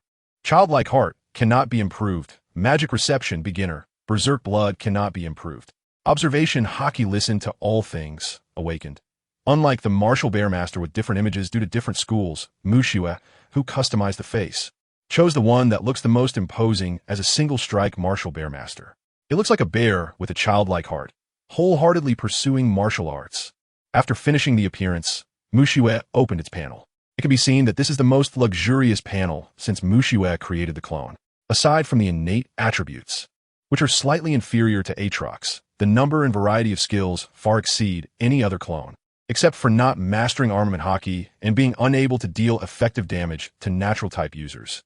It is basically flawless.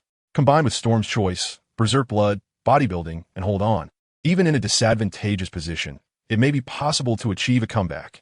However, the only thing to note is where to place this clone.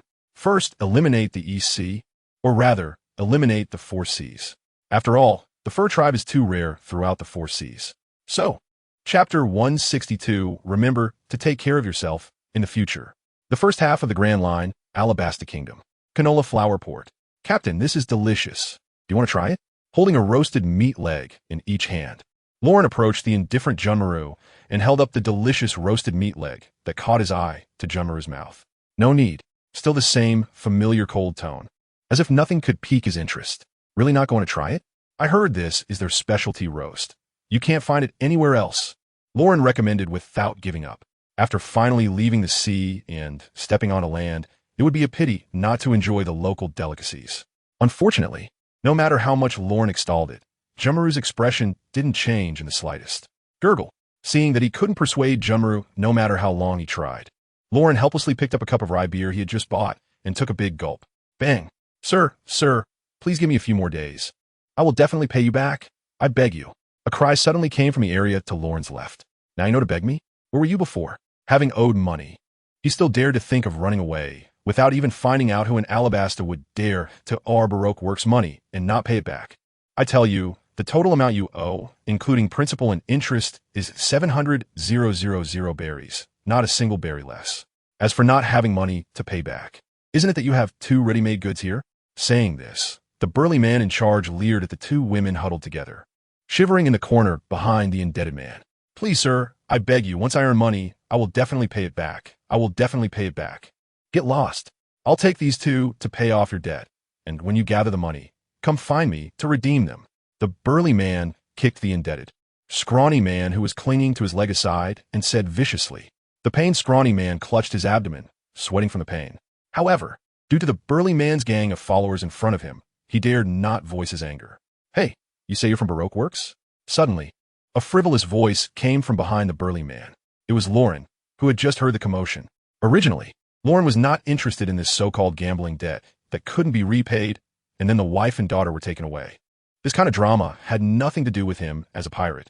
When he was in danger, no one showed kindness to save him. If it weren't for Lauren meeting the benefactor of his life, Junmaru, he might have been 6 feet under by now. Moreover, to put it bluntly, this situation is just the debtor's own fault, who told him to lose control and fall into the abyss of gambling. However, just as he was about to leave to try other delicacies, the mention of Baroque Works caught his ear. With a good memory, Lauren suddenly recalled this somewhat familiar organization. Wasn't it the one whose backer threatened them before dying when they took down the bounty hunter family at Whiskey Peak not long ago? With this in mind, Lauren exchanged glances with Junmaru. To say it was an exchange of glances, in reality, Junmaru completely ignored him and calmly sipped his hot tea. Seeing this, Lorraine, who understood the situation, stepped forward to inquire about the organization. The reason for his directness was that, in Lorraine's perception, these seemingly robust individuals were just minor members of the Baroque Works. Who are you? Knowing we are from the Baroque studio, you should hurry up and get lost. A robust man, who was originally planning to take someone back to enjoy himself, suddenly interrupted and angrily shouted, Who I am is none of your business. Just tell me everything you know about the Baroque studio. You're quite arrogant. Soon, under Lorraine's fists, these silver-haired, waxy-headed individuals spilled all their information, even revealing what they had for lunch and the color of their underwear. Big brother, thank you.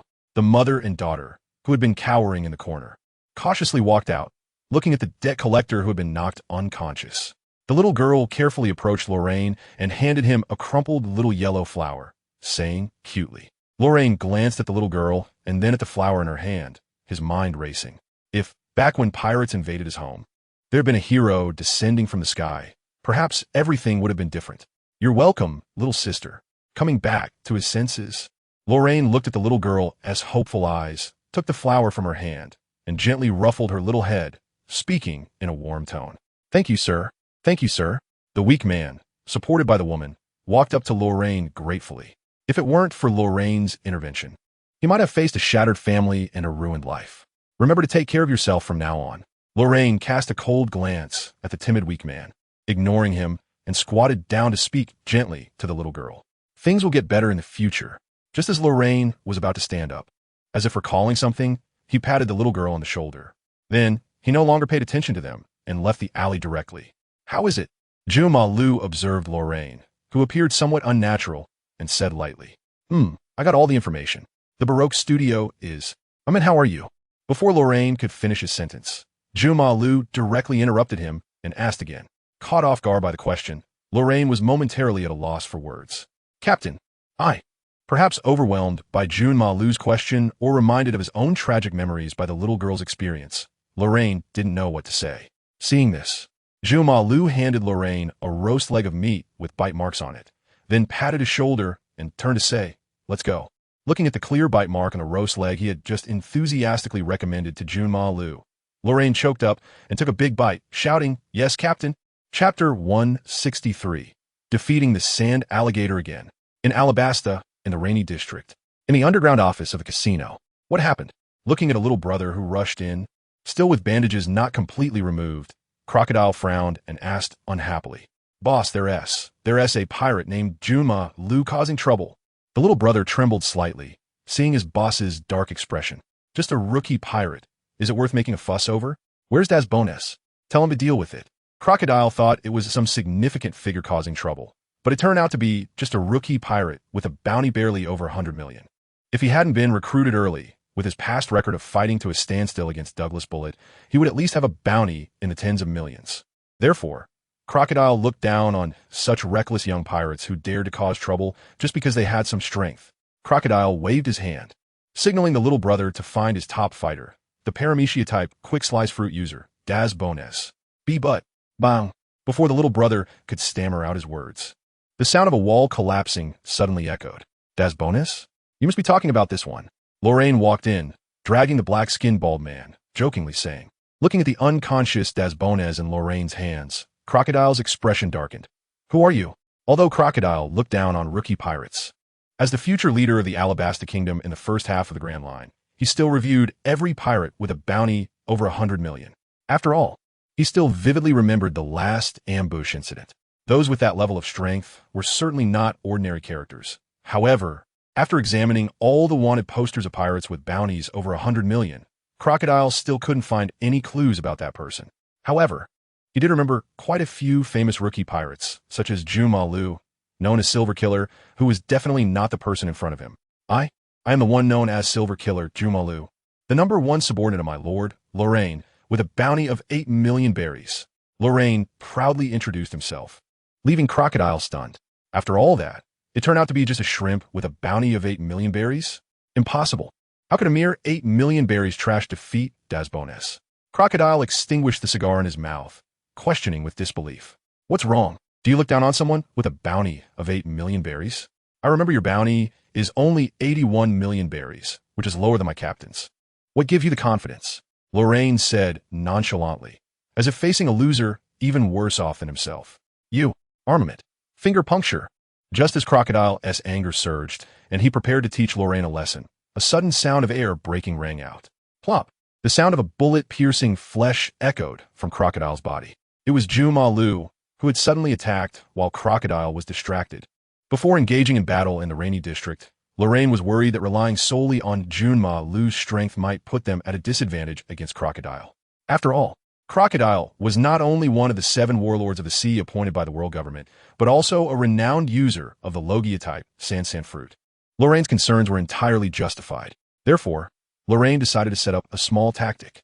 According to the information he had gathered, the Baroque Works No. 1 fighter, Das Bones, was also in the Rainy District. First, Juma Lu would defeat Das Bones with a thunderous strike, and then Lorraine would drag the gasping Das Bones to meet Crocodile. This way, they could attract Crocodile's attention and use the still-breathing Das Bones to prevent Crocodile from acting unreasonably and attacking directly.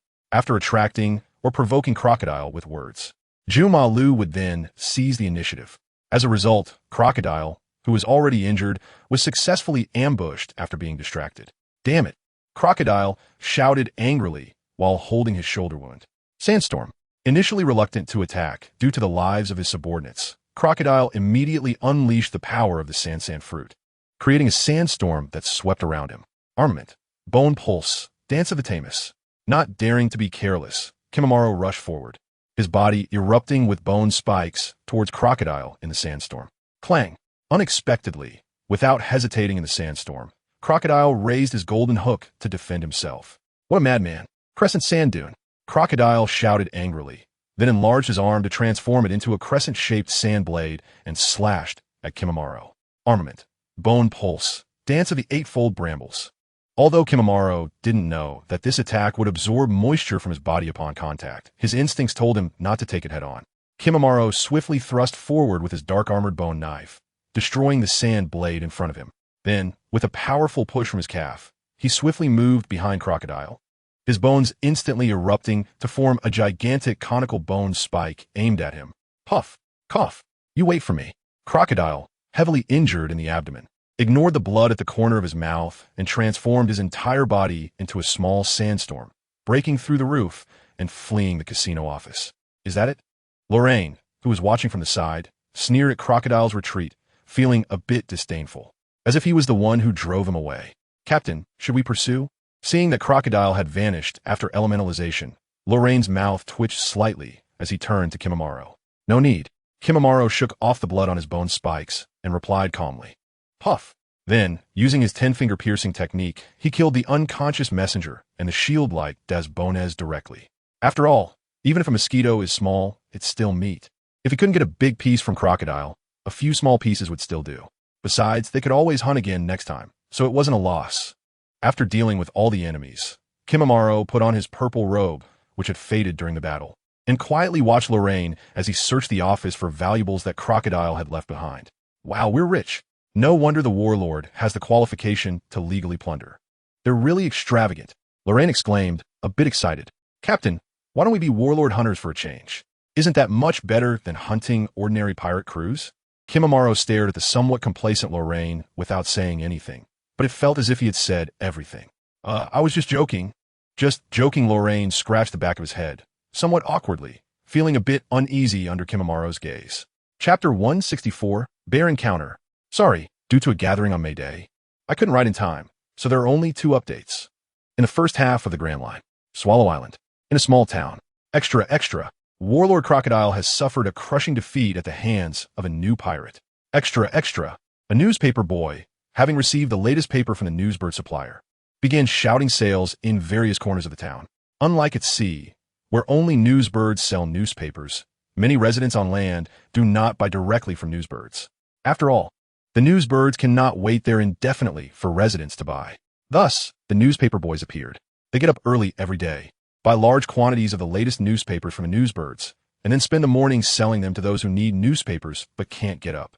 Give me one. A man, attracted by the newspaper in the boy's mouth, stopped his morning run and called out to the newspaper boy to buy a copy. Latest news. One of the warlords, known as Sand Crocodile, was defeated by the new pirate Silver Bone Kimimaro in the reign of the Alabasta Kingdom, and after fleeing, his whereabouts are unknown. Can a warlord who can't even handle a newcomer really protect civilians from pirates? The secrets you must know about the election of the warlords. Looking at the bold headlines on the front page, the man was momentarily stunned. He didn't expect that the warlord, who was supposed to have the strength to balance pirates, had been defeated by a newcomer who had been at sea for less than half a year. Excuse me, can I take a look? Just as the man was reading, a deep voice suddenly came from above him. Oh, no problem. One newspaper isn't worth much, and since he had already finished reading it, the man didn't mind. And after speaking, he prepared to turn around and hand it over. Ah, a bear! The shop assistant, who had just opened the door to start business, exclaimed as she saw a black and white giant bear over 2 meters tall behind the man. Seeing the terrified expression on the shop assistant's face, the man, confused, turned around and complained, "Where did this bear come from early in the morning? Don't you think so, OL? Bear! Ah!" Seeing the bear with its scarf-like fur flowing in the wind and its intimidating presence, the man screamed and fled the scene at the fastest speed of his life. The martial arts bear master, somewhat confused, looked at the shop assistant who was crouched behind the door muttering something. then glanced at the man who had abandoned the newspaper and disappeared, scratching his head in puzzlement. Ever since being thrown onto this island that Alusa had once passed by, the martial arts bear master had planned to start exploring the essence of martial arts with various beasts in the dense forest. At least that was his initial thought. Unfortunately, the beasts in the dense forest did not wish to engage in friendly exchanges. As a result, the beasts that drooled at the martial arts bear master became the lost souls under his fists. According to the martial arts bear master's innocent martial arts philosophy, fighting is not only about determining rank, but also life and death. If you dare to strike, you must be prepared for death. However, the martial arts bear master, who possessed an innocent heart, was also a very principled person. He would only take action against opponents he deemed worthy of challenge. Otherwise, he found it hard to be interested in weaklings. Unless, of course, they issued a challenge signal first, just like those beasts that inexplicably drooled at him. After several days of searching, the martial arts bear master finally found this town inhabited by humans. The result was that everyone who saw him basically ran away faster than chicks in the forest. The martial arts bear master glanced at the shop assistant, who was slumped on the ground and weak all over, and then walked over to her. Hey, don't eat me. I'm not tasty. I haven't bathed for 10 days. Looking at the shouting store clerk, the martial arts bear master felt somewhat speechless. Although he didn't look human, he wouldn't actually eat people, right? Excuse me, do you know how to get to Swallow Island? I'm not tasty, really. Huh. The store clerk, who found the martial arts bear master to be quite intimidating in appearance, but surprisingly polite in speech, stood there in a daze. SW. Swallow Island is over there. It should take about 3 days. The store clerk stammered as he pointed in the direction, looking at the serious expression of the martial arts bear master. Thank you. After performing a standard fist salute, the martial arts bear master quickly disappeared at the end of the street, just as he had come. Nakamura, what are you doing sitting on the ground? The store manager, unable to sleep because of Nakamura's shouting, got up and spoke harshly. Manager, just now a bear that big almost ate me if I hadn't reacted quickly. Where would a bear come from in broad daylight? If you don't get back to work, I'll eat you. No, please, manager. On the first half of the Grand Line, Judicial Island, CP9 Commander's office. So boring, Captain Aizen. Do you have any combat missions for me? My sword is crying from boredom. Looking at Aizen, who was meticulously reviewing information, Urahara Kisuke sat cross-legged on the sofa, continuously complaining. After Aizen took over as the new commander of CP9, he conveniently transferred Urahara Kisuke from the EC to his command. After all, it's hard to find such a reliable and combative henchman. Don't worry, it will be soon. Aizen gently reassured the sulking Urahara Kisuke, who had a long face. Since Mushiue arranged for him to have the latest abilities, Aizen began to pay attention to the information about various ability users at sea. However, in order not to attract attention, after learning about the ability user's information, he did not rush to take action. Instead, he continued to wait for the information to be more complete. One reason was that he didn't want to act rashly without being certain of their strength. The other reason was that if every ability user he dealt with ended up dead, it would inevitably draw attention. Even the slightest possibility of exposure was something Aizen would strive to avoid to prevent uncontrollable accidents. Therefore, Aizen was waiting for a reasonable opportunity to act. For example, when the mission target happened to be an ability user. Knock, knock, knock, Lord Aizen. Unlike Urahara Kisuke's address, others would respectfully call Aizen Lord. This was not only because of his strong workability, but also due to the thoughtful little details he showed to his subordinates, which made these staff members, who were oppressed by spandam, feel warm. Don't rush, take your time. Aizen smiled and looked at the newcomer, asking gently, Yes, Lord Aizen, here is the latest mission information. The intelligence officer took a deep breath to calm his excitement as he looked at Aizen's smile, then handed the mission information to Aizen. Thank you for your concern. Lord Aizen, I'll take my leave now. It seems like an opportunity has come. Aizen closed the information and quietly said to Urahara Kisuke. Chapter 165, Scarlet Phoenix. It's done. After 2 days of eating, my brain has solidified and I've managed to squeeze out a chapter. Marine Headquarters, Marineford. At a port that usually doesn't have a large flow of people. Wow, is that Admiral Alusa's warship? So cool. When will I have a warship of my own? It's simple. Just go catch that Kaido of the beasts, and I'm sure Admiral Sengoku will fulfill your little wish. Me? Catch Kaido? Are you dreaming? Wanting a warship of your own isn't a dream? Boo-hoo, you're talking nonsense.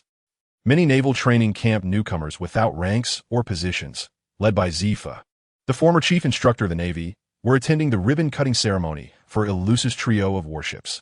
It is worth mentioning that although Alusa's trio was appointed as candidate admirals. They still nominally belonged to the rank of rear admiral. However, in terms of treatment, they were essentially equivalent to admirals. For example, salary and benefits. But they didn't have to run errands for the celestial dragons like admirals. Today, although it was called a ribbon-cutting ceremony, it was actually an opportunity for the officers and soldiers of the Marine headquarters to see that as long as one had ability and made contributions, they would be recognized and rewarded. It was a form of motivation from the higher-ups to the lower-ranking soldiers. Similarly, today, Elusa's trio would also give their unique warships names. Here they come. Someone suddenly shouted, and everyone fell silent, watching as 3 large warships gradually approached. The leading large warship was still in the standard deep blue color of the Navy, but it was adorned with fiery red waves, and at the bow, there was a headpiece resembling a bird with its feathers of bright crimson, and at its beak, there was a large caliber cannon serving as the main bombardment firepower for the warship. The name of the ship is Artemis.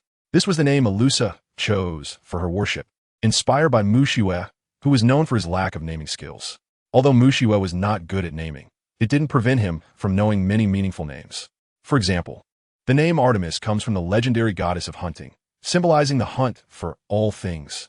Just like Elusa, all the pirates since she set sail have been her prey. As for the crimson bird headpiece at the bow, it was inspired by the legendary creature, the phoenix.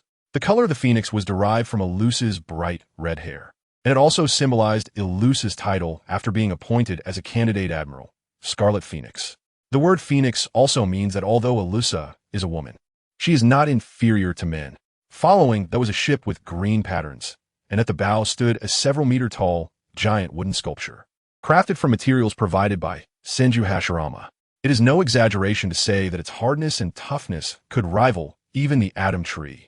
Had it not been for Senju Hashirama pretending to be exhausted after creating this wood, he might have been harassed to death by the Navy shipbuilders. As for Uchiha Madara's warship, it was quite similar to Senju Hashirama's, except for the blue patterns. It could be said to be a copy-paste job. Even the blue giant sculpture at the bow of Uchiha Madara's ship was also provided by Senju Hashirama. The names of the 2 warships were also provided by Mushiue. The green one is called Mars. The blue one is called Ares. As for the meaning, both belong to the realm of war gods. Just like the friendship between Senju Hashirama and Uchiha Madara. Since setting sail, the 2 have been like fraternal twins with different appearances and distinct personalities. One warm and generous, the other cold and proud. Yet, deep down, they have a mutual admiration for each other. Therefore, Mushiue chose the same deity, the war god, to name the 2, symbolizing that on this vast sea, their unity embodies the war god in the world. When they encounter battle, they are invincible, undefeated. Soon, the brief introduction came to an end. Did you see that? As long as you work hard, one day you will have your own warship. Zephyr pointed to the large warships of Senju Hashirama and others, encouraging the new recruits of this naval training camp with a beaming face. Zephyr, who hadn't been this happy in a long time, was unusually excited. For someone who is half a foot in the grave, nothing is more prideful than watching his juniors grow. By the way, Hashirama, are you free? Zephyr suddenly remembered something and asked Senju Hashirama, who had just come down from the warship. Yes, Zephyr-sensei. Although he didn't know what Zephyr wanted, Hashirama nodded honestly in reply. He had just received the warship, and there were still plenty of pirates in the temporary prison, enough for a while. He didn't want to be like Erza, who constantly wanted to go out to sea and kill pirates. The thing is, today happens to be the graduation assessment day for the naval training camp. And I want to trouble you to show these younger students what you're made of, so they don't go out and regret it due to momentary carelessness. Saying this, Zephyr jokingly glanced at Uchiha Madara behind Hashirama, recalling how Madara was the most rebellious in his class, and every new recruit had been beaten by him. No problem, leave it to me. Hashirama was also eager to take on this good opportunity. Seeing Hashirama agree so readily, Zephyr felt a sense of relief. At the Navy headquarters, naval training camp, on the training square where the sailors usually train, a formation stood neatly. Today is the day you welcome your graduation assessment. As for the importance of grades, I don't need to say much. The departments you will be assigned to after graduation depend entirely on your grades. So don't come crying me later if you can't go where you want. Standing on a high platform, a general with dark purple mohawk, squirrel, shouted at the new recruits below. Due to Zephyr's departure, there was temporarily no one to serve as the chief instructor of the naval training camp, so they could only let available generals take turns. After all, these new recruits needed experienced and qualified leaders to guide their growth. feeling like my brain is filled with grease, sitting in front of the computer, unable to type out a single plot point. It's so frustrating. Today, there's only one update. Let me get a good sleep, and tomorrow without a gathering, it might be better. Thanks again to all the generous gifts. I feel so guilty looking at them. Damn, it's just so hard to type.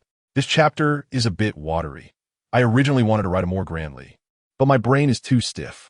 I'm really sorry. Chapter 166. The Posture of a General. Zephyr-sensei, what brings you here? Is there something you want to instruct? After encouraging the new recruits, Squirrel returned to the ground and approached Zephyr, who was walking with Hashirama, to ask. It's nothing major. Aizen, it just in time for this year's graduation assessment. I plan to let Hashirama show these little guys the true strength of the sea, so they don't regret it for a lifetime due to momentary carelessness. Zephyr smiled at Squirrel, although his words were somewhat harsh. His tone was filled with concern for the students. After all, this naval training camp was founded by Zephyr, and seeing the young, naive faces that reminded him of himself. He couldn't help but want to help them avoid some hardships. That's great. I was planning to personally practice with them, but since General Hashirama is here, I could take a good rest. In fact, every year, the last item of the graduation assessment is a challenge opportunity given to the top performers, either by Zephyr or by Zephyr's former officer students. If they perform well, they might be taken by a promising officer ahead of time. This year, due to Zephyr's departure, others didn't have the face to specifically invite an officer over. After all, those who can stay in the Navy headquarters are either on duty or enjoying rare time off. If it weren't for Zephyr being their mentor, who would abandon a nice vacation to accompany these new sailors? Exactly, just plain house. Although occasionally some outstanding new recruits are taken early, most are quite ordinary. After all, most generals seem not as impressive as some star officers. In reality, there are only a few dozen officers in the vast Navy holding the rank of general. Even counting the ranks of brigadier and major generals, the number is only a few hundred. You must know that these are the elite among tens of thousands of sailors. It requires not only hard work and will, but also exceptional talent. Every year, hundreds graduate from the naval training camp. Most of them only become ordinary officers. Only a handful of geniuses can stand out and become officers. This illustrates the rarity of officers. This is also why most officers do not envy the annual new recruit graduation assessments. All in all, even though the training camp is called the cradle of naval officers, in reality, most officers are only at the school level. It can't be said to be unremarkable. It's just not outstanding enough for what officers need. In summary, it's a recruitment that is dispensable for officers. Therefore, Squirrel had planned to personally participate in this year's graduation assessment. Now, with Hashirama stepping in, Squirrel was naturally unconcerned. Since that's the case, let us see how the quality of this year's new recruits measures up. Seeing Squirrel readily agree, Zephyr said nothing more and directly took Hashirama to the high platform to see the quality of this year's graduating new recruits. It's Zephyr-sensei. He actually came to see our graduation assessment. A sharp-eyed graduating recruit exclaimed in surprise upon seeing the figure on the high platform. You must know that in the Navy, especially in the naval training camp, Zephyr, who diligently nurtured many officers, is the person they admire the most. It has nothing to do with strength. Zephyr's genuine heart and sincerity towards every naval recruit is worthy of everyone's respect. Therefore, even though Zephyr has retired, everyone still retains their original title for him. Look at that person next to Zephyr-sensei. He seems to be General Hashirama. Really? It's indeed General Hashirama. I heard he even defeated Kaido, who is at the top of the New World. Are we still calling him General Hashirama? I wonder if he has already been appointed as a candidate admiral. Now we should refer to him as General Senmoku. Senmoku? The Navy beside them was obviously unaware that Senju Hashirama had been appointed as a candidate for the general. Indeed, because Hashirama was a legendary user of the Moku fruit, said to be able to summon wooden giants comparable in size to the legendary warlord Jinfo. He was referred to as the Sage Wood Admiral. This sailor proudly recounted the legendary experiences of Senju Hashirama to everyone, and with his expression, one would think he was boasting about himself. All right, quiet down. The assessment is about to begin, so everyone pull yourselves together and perform well. You might just get the chance to be recognized by Admiral Hashirama. After settling Zephyr and Hashirama, the flying squirrel returned to the high platform and recounted the arrival of Zephyr and Hashirama without mentioning that Hashirama would take action, but rather encourage them. After all, only when their emotions reached a peak would that sense of defeat and powerlessness make a lasting impression on them. With the flying squirrel's words, the emotions of the sailors below noticeably rose. It was clear that the legendary experiences of Senju Hashirama, 1 year after graduation, were very appealing to these young and inexperienced individuals. First up, Marine A. Strength test begin. A device resembling a strength measuring machine was brought up. Bang! Evaluation. See next. Soon, the most basic strength and speed test began in an orderly manner. Hashirama, have you spotted any good candidates? Zephyr, sitting beside them, asked Hashirama, who seemed lost in thought. That little guy is not bad. The vitality within him is quite strong. Hearing Zephyr's words, Hashirama scanned the crowd and sensed their life vitality, noticing a boy with orange hair and a black eye patch whose vitality was clearly stronger than the others. Oh, that little guy? I remember he's the son of Diaz, named Drake, and he's the user of the ancient Zoan-type dragon fruit in its Allosaurus form, which gives him a strong physique. After hearing Hashirama's words, the flying squirrel glanced over and then explained to the two. Strength Evaluation A. As expected, Drake's strength score reached first place so far, although it couldn't compare to the S scores achieved by Akainu, Kizaru, and Akiji back in the day. It was still on par with the ratings that the flying squirrel and the others received during their time as new recruits. This was also under the premise that Drake had not used his Zoan fruit. Otherwise, in his dragon form, or even Allosaurus form, he might even reach an astonishing S-. Chapter 167. The Future Rear Admiral. 2 updates today. Sob. Speed Evaluation A. Although the speed score was slightly lower than strength, it was evident that Drake was not the type where strengths and weaknesses were very pronounced. He was relatively balanced.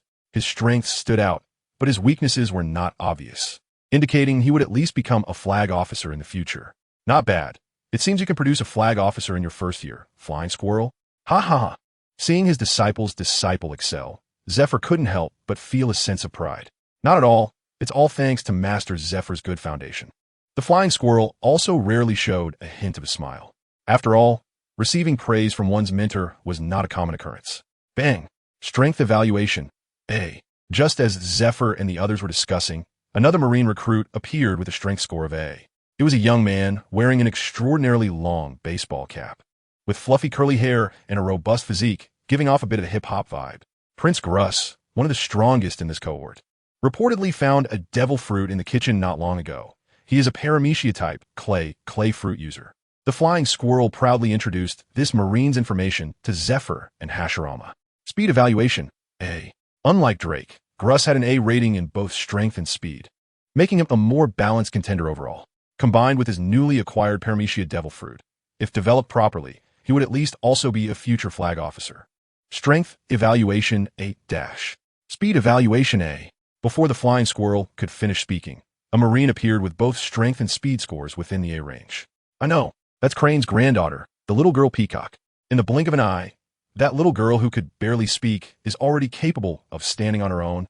Seeing the youthful Peacock, Zephyr couldn't help but reflect on the ruthless passage of time. Indeed, Peacock is one of the most outstanding in our training camp this year. She is a Paramecia-type whip fruit user. Observing Zephyr reminiscing about the past, the flying squirrel did not interrupt, but instead turned to Hashirama to clarify. Whip fruit. Hearing the flying squirrel's words, Hashirama looked at Peacock wielding a unique long whip weapon below and curiously asked, Yes, it is said that anything struck by her long whip, as long as it is weaker than her, will be controlled by her. It's a very powerful fruit. The flying squirrel thought Hashirama was unaware of the fruit's abilities, so he kindly explained, Oh, control everything? That truly is remarkable, Hashirama remarked. This cohort is indeed filled with talent, with 3 new recruits already showing the potential of flag officers. Hearing the discussion between Hashirama and the flying squirrel, Zephyr, who had snapped back to attention, joined in. Since he had resigned from the position of chief instructor, he was not aware of everyone's specific information. For a moment, looking at the several promising candidates below, Zephyr couldn't help but sigh. At this point, reaching the level of Rear Admiral is definitely not an issue. With some effort, even the position of Vice Admiral isn't impossible. But to reach the strength of a candidate for Admiral, or even an Admiral, is basically out of the question. Looking at the 3 below, the flying squirrel sighed in dissatisfaction. You still think that way? Becoming an Admiral is not that easy. In my lifetime of teaching the Navy, the number of people who can become Admirals is hardly more than a handful, especially considering we have come across such good candidates as Hashirama and Madara. Zephyr looked at the somewhat dissatisfied flying squirrel and couldn't help but laugh. You know, Admirals are what? They are the strongest at the pinnacle of the world. It's not that easy to produce. Teacher is right. I was being greedy. The flying squirrel quickly admitted his mistake, fearing that Zephyr would start lecturing him again. Zephyr was good at everything, except for his tendency to lecture, which could be quite tedious. Once he caught you, he would ramble on endlessly. Especially since Zephyr had become older, he was even more talkative. So, the flying squirrel quickly acknowledged his mistake to interrupt Zephyr's lecture, fearing that his ears would develop calluses. Before long, the assessment on the platform was coming to an end. The 20th Navy Training Camp Graduation Assessment is over. The first place in this assessment, Diaz Drake. Second place, Prince Gruss. Third place, Peacock. Fourth place, Marine Ding. With the announcement of the results by the naval instructors, this graduation assessment was basically nearing its conclusion. As for the internship departments assigned to each individual after graduation, that has not been announced here. Instead, they will find out when they collect their documents later. This is because it is possible that a naval officer might take a liking to someone, and if their internship department is revealed, it would be like directly poaching someone. Everyone is a colleague, and it would be somewhat inappropriate. Therefore, these matters are resolved privately. If an officer has taken a liking to someone, the instructor just needs to change their internship department, and that would be best for everyone. Now, Teacher Zephyr and Admiral Squirrel, I will go up first. Looking at the crowd below, Hashirama greeted Zephyr and Squirrel before leaping up to the high platform. Everyone, my name is Senju Hashirama, and I am a Vice Admiral of the Navy Headquarters. I believe you all have heard of my experiences. That's right. I graduated from here and, under the guidance of Teacher Zephyr, went from a naval recruit to a naval leader. I believe each of you present has limitless potential. As long as you are willing to work hard and endure hardships, one day you will reach the heights of your dreams. And now, I stand here to give you an opportunity to challenge me with all your might. If any of you can defeat me, I will hand over this Vice Admiral position to you. Hashirama crossed his arms, exuding an air of superiority as he looked at everyone, enticing them. This was a pose Hashirama had specifically thought of before coming, to ignite the fighting spirit of the crowd, especially mimicking the aura of his good friend, Uchiha Madara. It must be said that that disdainful expression really stirs up the fighting desire in others. Really, Vice Admiral Hashirama, Gruz exclaimed excitedly. Others may not know, but he had witnessed Hashirama's strength when he just joined the training camp. He believed that a year would not lead to significant growth in strength for most people. Even for talents like him, Drake, and Peacock, a year's improvement would not create a fatal gap. Not to mention, he had now obtained a Paramecia-type devil fruit. And if it weren't for the assessment, not including battles, he was confident he would not be weaker than Drake. Of course, what I said is definitely valid, with Teacher Zephyr as a witness. At the end, Hashirama glanced at Zephyr sitting on the high platform. That's right. The honor of my former instructor guarantees that as long as someone can defeat Vice Admiral Senju Hashirama, they can take his place and become a Vice Admiral. Looking at Hashirama's eager appearance, Zephyr did not oppose it. After all, he did not believe that any of these kids could really defeat Senju Hashirama. Drake, Gruz, and Peacock all joined Sword as Rear Admirals in 1522, so they are set as the same batch of trainees. As for Hibari, being younger and comparable in age, she is still a little lowly. Chapter 168. Not this. Feeling good today? 3 updates for you.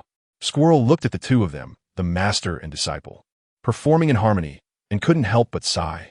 This is not a reward. It is clearly setting them up. It's just that these freshly graduated rookies know nothing and are overly confident, because Senju Hashirama is not much older than them. They should know that the promotion to Vice Admiral, especially for one with the title of candidate for Admiral, is not something that can be achieved without remarkable strength and achievements. Not to mention these rookies, even Squirrel himself was unsure if he could withstand Senju Hashirama's strength. Indeed, even though Squirrel is confident in his own strength and ranks among the top among Vice Admirals, he still lacks the confidence to face Senju Hashirama, who has repelled Kaido. After all, having been in the New World for many years, he has seen the battles of admirals and the Yonko. The scenes are truly earth-shattering. A single encounter can lead to clouds dispersing and the earth shattering. However, this has nothing to do with him. Anyway, Senju Hashirama would definitely hold back, and he wouldn't be the one getting hit. Thinking of this, a smile involuntarily appeared on Squirrel's serious face. Who want to go first? Senju Hashirama shouted coldly, arms crossed. Hearing Hashirama's words, the new recruits below looked at each other, none of them stepping forward. Clearly, while they had some confidence, they weren't overly confident. They all thought about letting someone else go first to wear Hashirama down before they took their turn. After all, That was the vice admiral position. It would be a lie to say it wasn't tempting. What a bunch of cowards. Looking at the somewhat quiet recruits below, Squirrel frowned and then stood up, shouting at them. I'll go. The young and vigorous Prince Gruz, spurred on by Squirrel, stepped forward. Vice Admiral Hashirama, my name is Prince Gruz, and I am a Paramecia-type clay fruit user. It is unclear what mindset Gruz was in, but after introducing himself, he even revealed his fruit ability, perhaps thinking that knowing the opponent's information while they didn't know his would make winning less honorable. Prince Gruz, very well, I will remember you. Young people should have this kind of spirit. Looking at Gruz, who was the first to step forward, Senju Hashirama slightly praised. He admired those who dared to step forward first under great pressure. Therefore, he decided to take it a bit seriously as a form of acknowledgement for Gruz. Who? Vice Admiral Hashirama. I'm coming. You better be careful. Clay soldier. Gruz took a deep breath and shouted solemnly. Then he swiftly summoned 10 clay soldiers, each about 2 meters tall, as if he were flinging mud, judging by the dark, gray clumps of earth on them. It was clear that the clay soldiers Gruz summoned had decent hardness. Gruz, the first lesson I taught you is that when facing a strong opponent, quantity is not the optimal solution. Would release, would clone technique. Because he had high hopes for Gruz, and coupled with Hashirama's desire to teach him, he did not hold back and directly summoned a wooden figure that greatly exceeded the size of Gruz's clay soldiers, towering over them by dozens of times. What is this?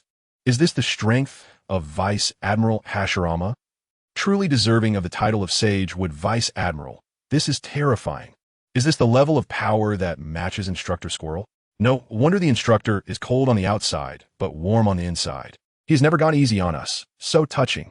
Is this our senior from the previous class? No. Is there really such a big difference between people?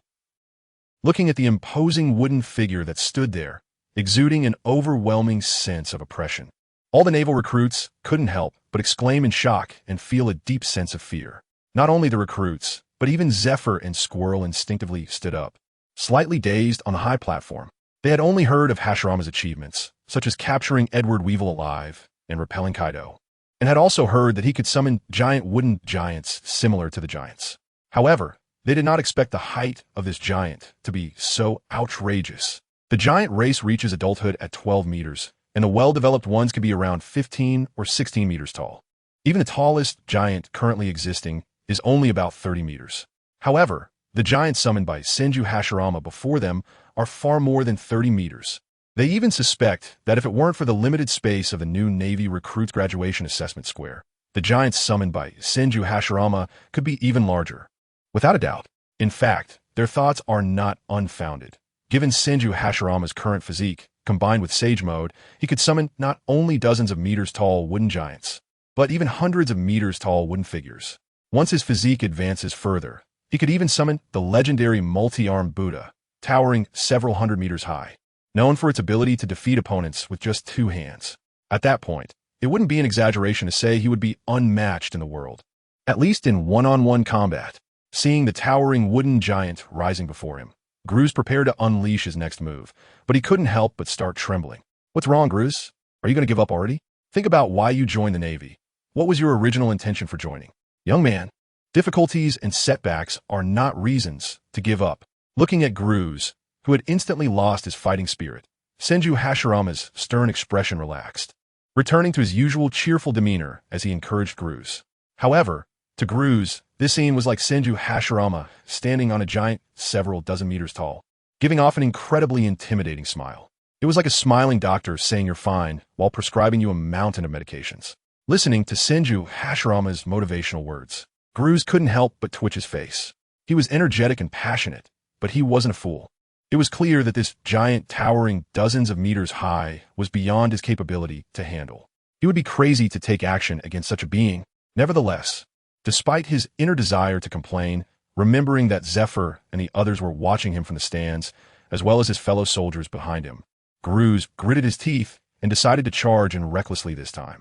After all, such a teaching-style battle, which posed no real danger, was a rare opportunity. Clay Giant, Gruz shouted, summoning all the scattered clay soldiers back to him. All the clay adhered to Gruz's body, forming a clay giant that stood 5 meters tall on the battlefield. Although it was still not as tall as Senju Hashirama's wooden giant's knee, it was much better than the small clay soldiers from before. Superpower Finger Gun Cannon. Transformed into a clay giant, Gruz raised his massive arm, his entire fist morphing into a rounded stone ball, and charged fiercely at the knee of Senju Hashirama's wooden giant.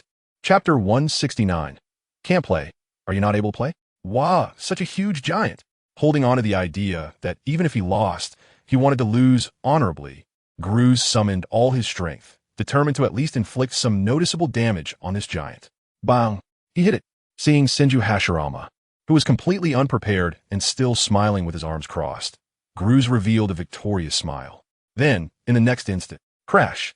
Gruz's clay giant's arm instantly cracked and crumbled like it had been struck by a heavy object, turning to dust. How is this possible?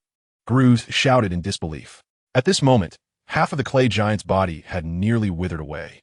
Meanwhile, the lower leg of the wooden giant summoned by Senju Hashirama hadn't even dented. There weren't even any scars. The dark, glossy wooden leg looked as if it had been coated in grease, still shining brightly. This was unavoidable. After all, Senju Hashirama was in sage mode and had been blessed by the essence of the ancient life tree. The wooden giant he summoned was not only immense, but had extraordinary recovery abilities. In fact, Gruz did manage to inflict some damage, but it was obscured by dust, making it hard to see. Once the dust settled, the wooden giant's self-repair capability had completely restored it. Therefore, to them, it looked like Senju Hashirama's wooden giant hadn't even been breached. Ha ha! Don't be disheartened, young man. I recognize your strength. I believe you will definitely become a remarkable powerhouse in the future. Seeing Gruz's face filled with disbelief, as if the world had collapsed, Senju Hashirama laughed heartily and then leaped to Gruz's side, patting him on the shoulder to comfort him.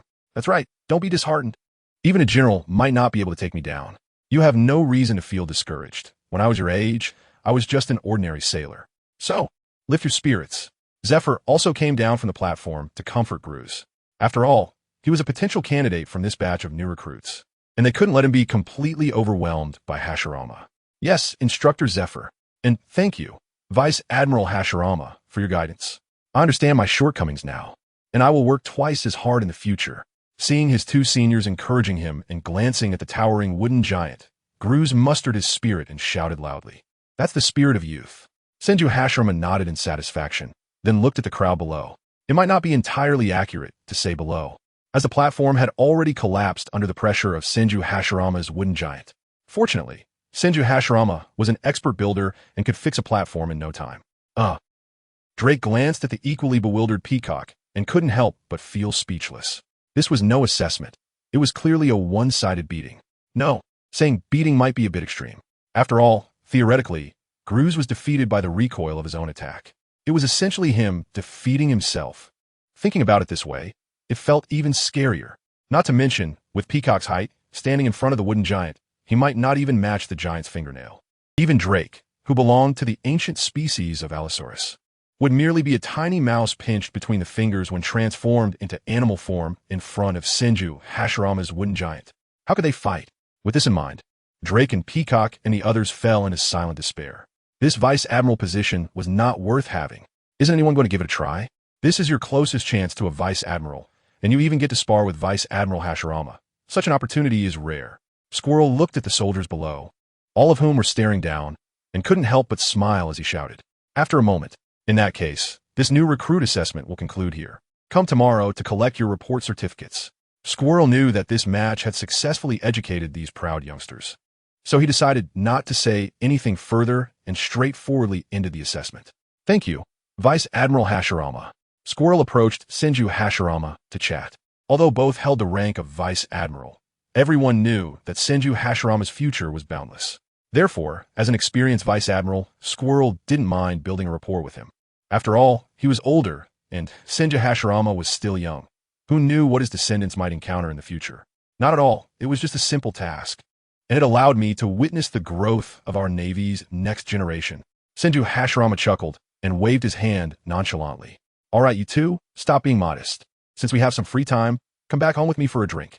Watching the two of them exchanging pleasantries, Zephyr directly waved his hand and pulled the two back home for a drink. There's nothing that can bring people closer than sharing a drink together. At least in the pirate world, drinking and feasting are definitely the best ways to strengthen relationships. New World, Donut Island. Due to the devastating blow from Kildas, the center of the island turned into a massive lake. Thus, This island, originally named Hive, was humorously dubbed Donut Island by passing pirates. Although the battle severely impacted the island's ecosystem, it didn't stop pirates from stopping here. In fact, precisely because the area lost its value and the Navy rarely passed through, it led to more pirates intentionally traveling this way to avoid Navy pursuits. Consequently, a trading market specifically for black market goods thrived here, attracting a large number of pirates for trading. Inside a pirate tavern, the sounds of clinking glasses and the raucous voices of pirates intertwined. "You know what?" a burly pirate exclaimed, downing a mug of rye beer, his face flushed, and asked mysteriously, "What? Did you get the captain's girl again?" Another slightly leaner pirate looked at his mysterious companion, skeptical of his claims.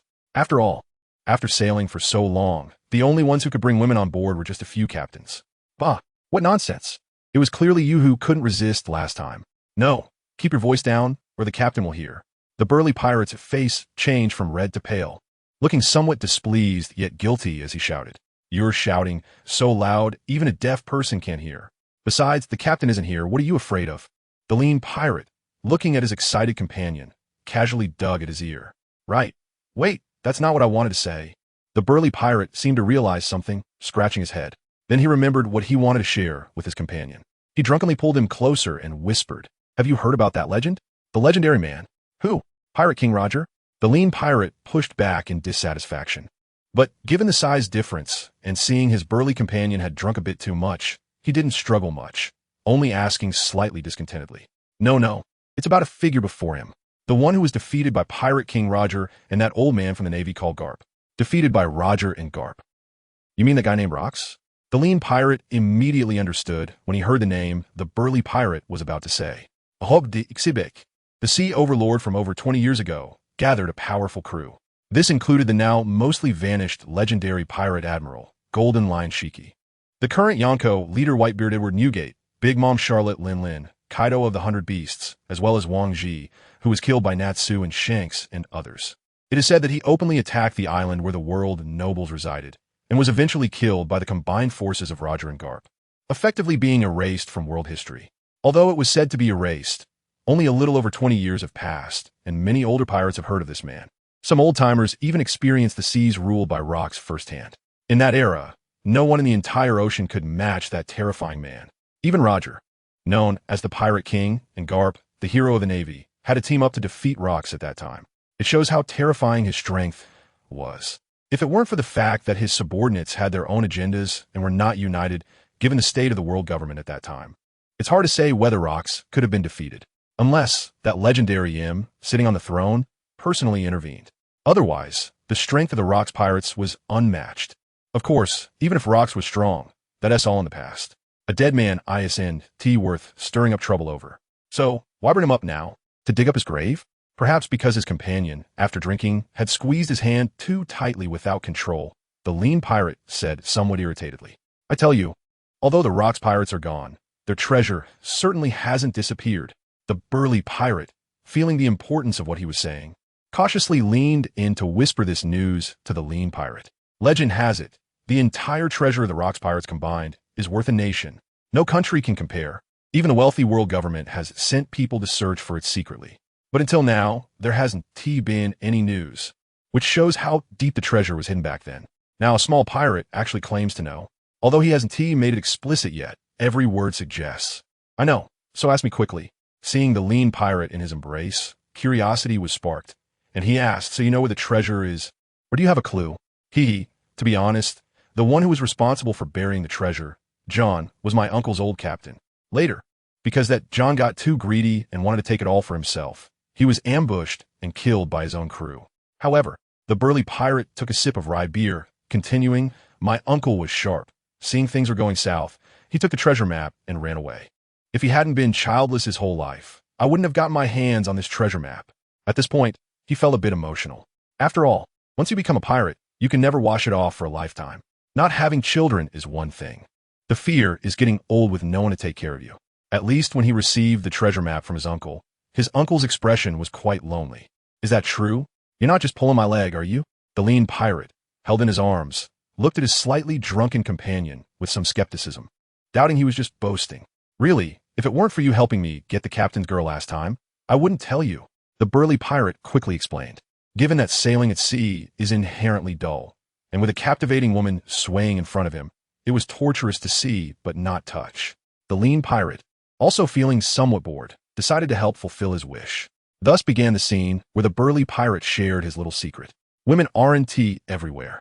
I guarantee you will be satisfied when you return. By the way, where did you put the map? You can't read, can you? Let me see it. Don't let your uncle fool you. The lean pirate casually responded to him a few times, a hint of heat flashing in his eyes as he tentatively asked. This guy, with a not-so-smart brain, filled with thoughts of women. If this treasure map is real, then it's worth a fortune. Just by giving it to a big pirate as a token of allegiance, he wouldn't have to worry about his next life. All right, you said it. He not noticing the lean man's perfunctory tone, the burly pirate chuckled and handed him a treasure map. Be careful, don't break it. Although I can't understand it either. My uncle said this thing can save my life. Otherwise, I wouldn't carry it around. But I still can't understand it. And it's so stiff that I don't even want to wipe my hands on it. The burly man took another sip of rye beer and casually explained. Okay, don't worry. You know what I'm like. Let me take a look. The lean pirate, focusing all his attention on the treasure map, looked at the rolled-up paper with burning eyes, as if he were gazing at an unparalleled beauty, not blinking at all, unrolling the entire piece of leather paper. There were various island topographic maps, and some things that looked like coordinates with some markings at the top. It was unclear whether it was written by John or marked by the burly pirate uncle. The squiggly lines resembled a code or a secret language, quite perplexing. Ignoring those ambiguous symbols, the lean man directly compared the island icons. Let me see. Here is Skull Island? Unlike the illiterate burly pirate, he quickly gained insight as a trained individual. Skull Island, which is the island they are currently on, also known as Hive Island, it can now be called Donut Island. Who would have thought? It was right under their noses. The lean man sighed in realization. No wonder the world government and many pirates couldn't find Rock's secret treasure despite searching the seas. It turns out it was hidden in their stronghold. It is likely that the treasures on the surface of the island were just a decoy.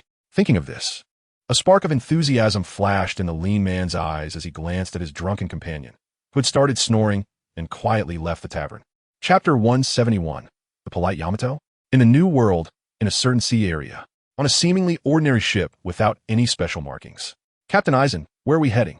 Uchiha Ichigo, holding the blood sword, asked with a bored expression while leaning against the window of the cabin. Skull Island, a legendary island, is also our destination this time.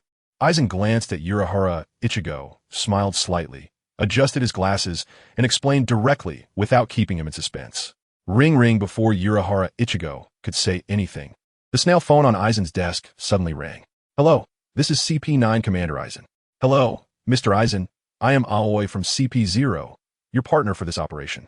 A gentle voice came from the other end of the snail phone, giving a feeling of being bathed in spring breeze, completely lacking the coldness typical of other CP0 agents. Miss Aoi, do you have any instructions? Despite the soft and pleasant voice, Aizen showed no reaction, still wearing a smile as he spoke softly. No instructions to give. According to the orders of the five elders, this operation is entirely under Mr. Aizen's command. I am just here to assist. The gentle voice sounded again, and just from her tone, one could imagine a virtuous and nurturing Yamato woman, making people instinctively feel close. All right, then I will trouble you, Miss Aoi. I look forward to meeting you. I also look forward to meeting you, Mr. Aizen. Hearing the other party's words, Aizen knew he couldn't extract any further information, so he politely ended the hurried conversation. Captain Aizen, what is wrong? Seeing Aizen hang up the phone and close his eyes in thought, Uchiha Ichigo asked with some confusion. It was clear that the other party had stated that this operation was entirely under Aizen's command, so why did he look dissatisfied? It's nothing. I just feel that this CP0 agent named Aoi is a bit different from those I encountered before. Aizen explained casually while looking at the calm sea outside, his expression unfazed, unlike those he had met before, who all had an arrogant demeanor, as if they were the top of the celestial dragon hierarchy. This person claiming to be Aoi, just from the tone of the conversation, was clearly an elegant woman with a gentle demeanor and a balanced approach to things. Such people often possess a remarkably strong inner strength, especially since she stood out in the ruthless CP0. According to the information Aizen received, the person responsible for this operation was one of the only 3 deputy commanders in CP0. This meant she was on par with that ice hockey guy he fought against the Revolutionary Army last time. Such individuals are not as simple as they appear. However, the specifics would have to wait until Aizen met this person named Aoi in person to judge. Therefore, Aizen did not share his thoughts with Urahara Ichigo. After all, the latter was a one-track-minded person who had no special skills apart from fighting. Regardless, he hoped she would be a capable individual. Otherwise, it would be hard to catch big fish. With that in mind, Aizen's face returned to its gentle smile. In the New World on Swallow Island, Joy Town. Unlike other places in the New World that are oppressed by pirates or aristocrats, Joy Town lives up to its name. It is a place that brings joy to people. Or rather, the people here are warm-hearted good folks who welcome outsiders with enthusiasm and generosity. Perhaps because Joy Town had once suffered destruction at the hands of pirates. The residents who were reborn from that suffering established a motto to bring joy and warmth to everyone. Therefore, those living here do not have to worry about discrimination or unfair treatment. For example, Daddy, look, another bear. A little girl, about half a meter tall, held her father's hand and excitedly pointed at the large bear walking into the town. It really is. Let's go say hi to the bear, okay? Following the direction the little girl pointed, the man also saw the large bear that had just entered the town and was pausing to observe. Hello, are you a traveler who has just arrived on the island? I am the mayor of this town. You can call me Talus. By the way, this is my daughter, Lilith. She loves furry creatures and wants to make friends with you. The man lifted the little girl onto his shoulder, smiling as he greeted the bear. Hello, Mayor Talus. And you too, adorable little one. The serious face of the martial arts bear master barely managed to squeeze out a smile. Clearly, for someone who usually maintains a serious expression, making a smile was a bit of a challenge. Cute bear. Lilith wants a hug. Perhaps it's because she grew up in this harmonious and joyful town. The little one clearly isn't afraid and seems rather excited to hug the imposing martial arts bear master. I'm so sorry, Mr. Bear. Looking at his adorable daughter, Tally's expressed his helplessness with an apology. No problem. I quite like this cute little one too. The martial arts bear master, also known as Bell, took the little girl into his arms. Looking at Lilith, who was still smaller than his own calves, he bared his teeth and tried to put on a smile. But unfortunately, to outsiders, it looked like he was about to eat the child. If it were an ordinary child, they would have been frightened and started screaming, but Lilith was giggling and even boldly reached out to touch the bear master's fur at the back of his head, resembling a headscarf. Sorry to trouble you, Mr. Bear. Lilith might be a bit too excited. Watching his daughter's boldness, even the mayor felt a bit embarrassed. No worries. Mayor Tallies, by the way, you can call me Bell. While teasing the little one in his arms, the martial arts bear master, Bell, introduced himself. Mr. Bell? Upon hearing Bell's words, Tallies clearly paused, as if he thought of something. What is wrong, Mayor Tallies? Seeing Tallies lost in thought, Bell asked. Nothing. A while ago, a bear person moved into the town. If I remember correctly, his name was Beepo. I wonder if you know him? Tallies explained without hiding anything. Oh, a fellow? I wonder if Mayor Tallies can take you to meet them. To be honest, I came out to sea this time to find my way home, and it might be easier if they're a fellow tribesman. Bell placed Lilith on his broad shoulder and casually explained to Tallies. It's our pleasure.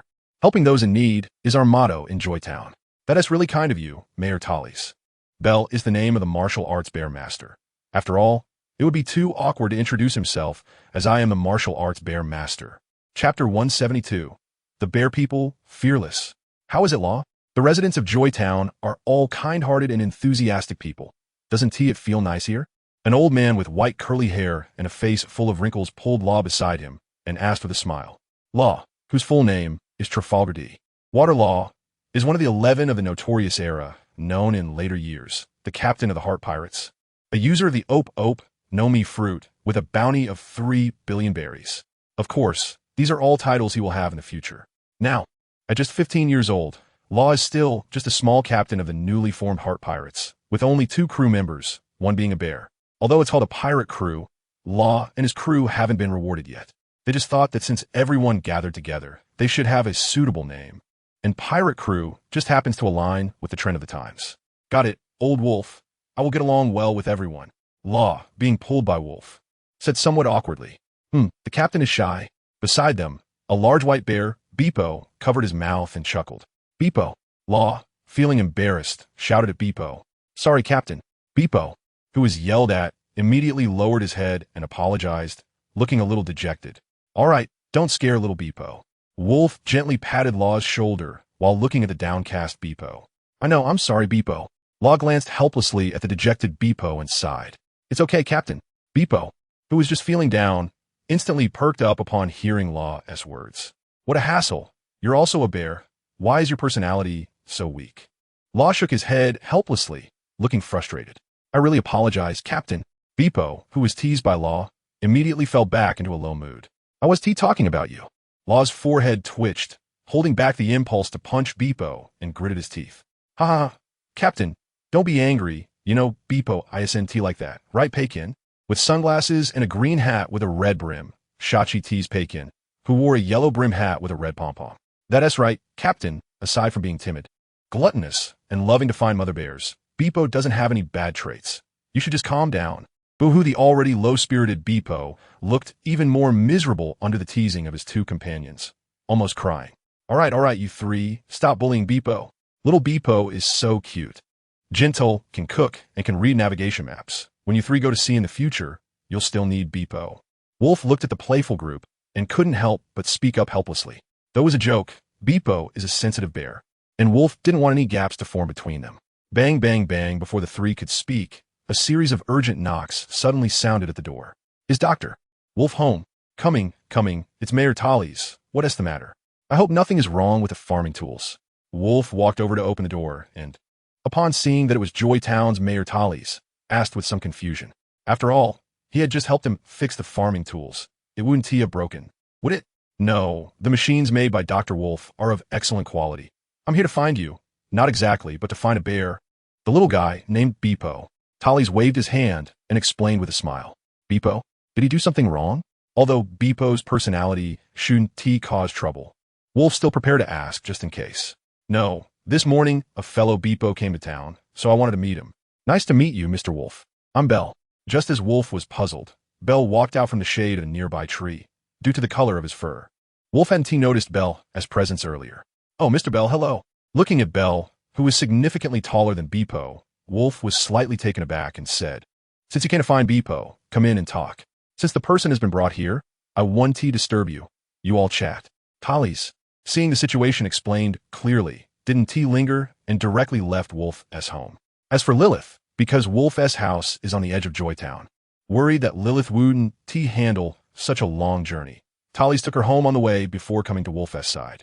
Beepo, come look, there's your fellow. Wolf brought Bell inside and shouted energetically to the room. Coming, your voice is too loud.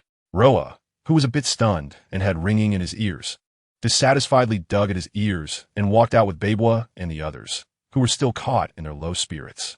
Wow, what a big bear. Yeah, it's much bigger than Bebwa. Look how strong it is compared to Bebwa. It's true. When Bebwa is compared to him, it's like he's a little girl. What nonsense. Bebwa should be a little boy. Seeing Bell's imposing demeanor, Peijin and Xiachi exchanged sarcastic comments. Hearing their words, Bebwa could no longer hold back, tears welling in his eyes as he rushed to Wolf for comfort. You are Bebwa? Before Bebwa could reach Wolf, Bell swiftly blocked his path and asked seriously. I am. Who are you? Looking at the tall figure in front of him, Bebwa finally recognized that the newcomer was also a member of the Bearkin tribe. However, he had left Zou at a very young age, so he didn't have much impression of his fellow fur tribe members from Zou. This was also the reason he desperately learned navigation skills, wanting to go home. As a Bearkin, how could he be so timid? Show me some backbone. Originally intending to ask his fellow tribesmen about the route to Zou, Bell, seeing Bebwa's timid demeanor, felt an anger rising within him. According to the setting of Mushu, Bell was a martial arts enthusiast, and as a fellow practitioner of the Red Child martial arts, he could not tolerate seeing his fellow tribesmen so weak. It was simply a disgrace to the Bearkin tribe. Bebwa, remember this. The Bearkin tribe fears nothing. Now, dry your tears, come over and fight me. Bell grabbed the terrified Bebwa, whose face was pale, and said sternly, I. Faced with the towering, seemingly godlike Bell, Bebwa was so frightened that he couldn't speak, only looking at Wolf and the others with pleading eyes. Chapter 173, Whoa, yes. Wolf, feeling somewhat helpless, rubbed his forehead, looking at the pitiful Bebwa, then glanced at Bell, whose arm was thicker than his waist. In a gentle tone, as if afraid to provoke Bell, he tentatively asked, Mr. Bell, how about? Before Wolf could finish, Bell shot him a glance. In that sharply contrasting gaze, a flicker of blue lightning flashed by. And in that moment, Wolf felt as if he were seeing a giant bear standing between heaven and earth, bathed in thunder beneath a sky full of clouds. And he was startled. Coming back to his senses, Wolf looked at Bebwa again, only able to give him a helpless gaze. Bebwa, Bell is your fellow tribesman. He won't harm you. Hang in there. Strive to become a strong bear. Since he couldn't change the current situation, Wolf could only hope that Beibo would work hard and seize this opportunity to change himself. That's right, Beibo, go for it. Come on, Beibo, become strong. Shachi and Peijin, who were a bit shaken by Bell's imposing presence, could only huddle together and cheer for Beibo. Mr. Bell, could you please teach me as well?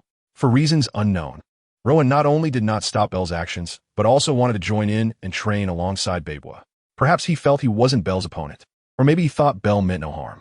You? Bell, intrigued, looked at Roa. Bell's sharp black and white eyes fixed intently on Roa's youthful face. Sure, I like ambitious people.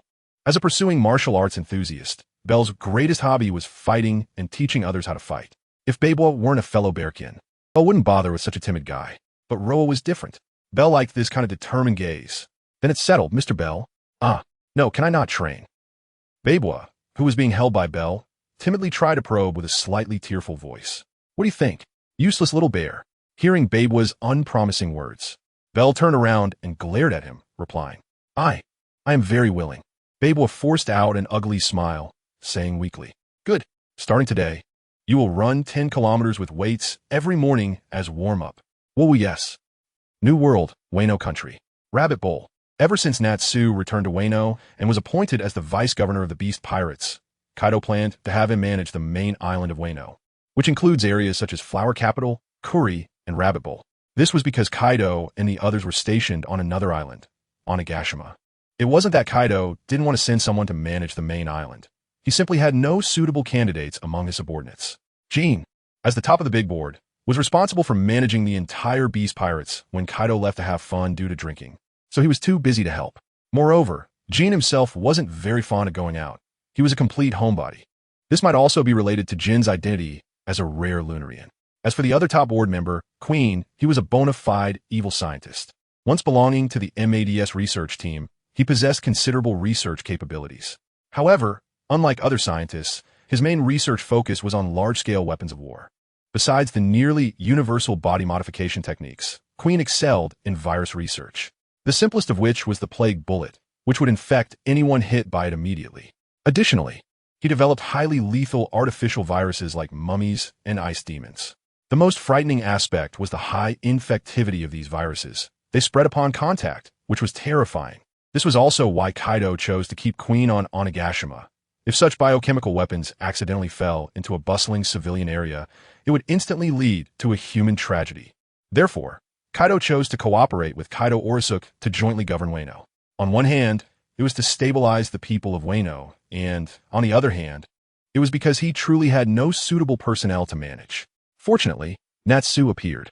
Although Natsu wasn't keen on managing state affairs, that didn't matter. As long as he had subordinates who could handle it, like the Hippo Man, Dopon, who followed Natsu early on. He was a small expert in management, and one could say that all of Natsu's logistics work so far had been handled by him.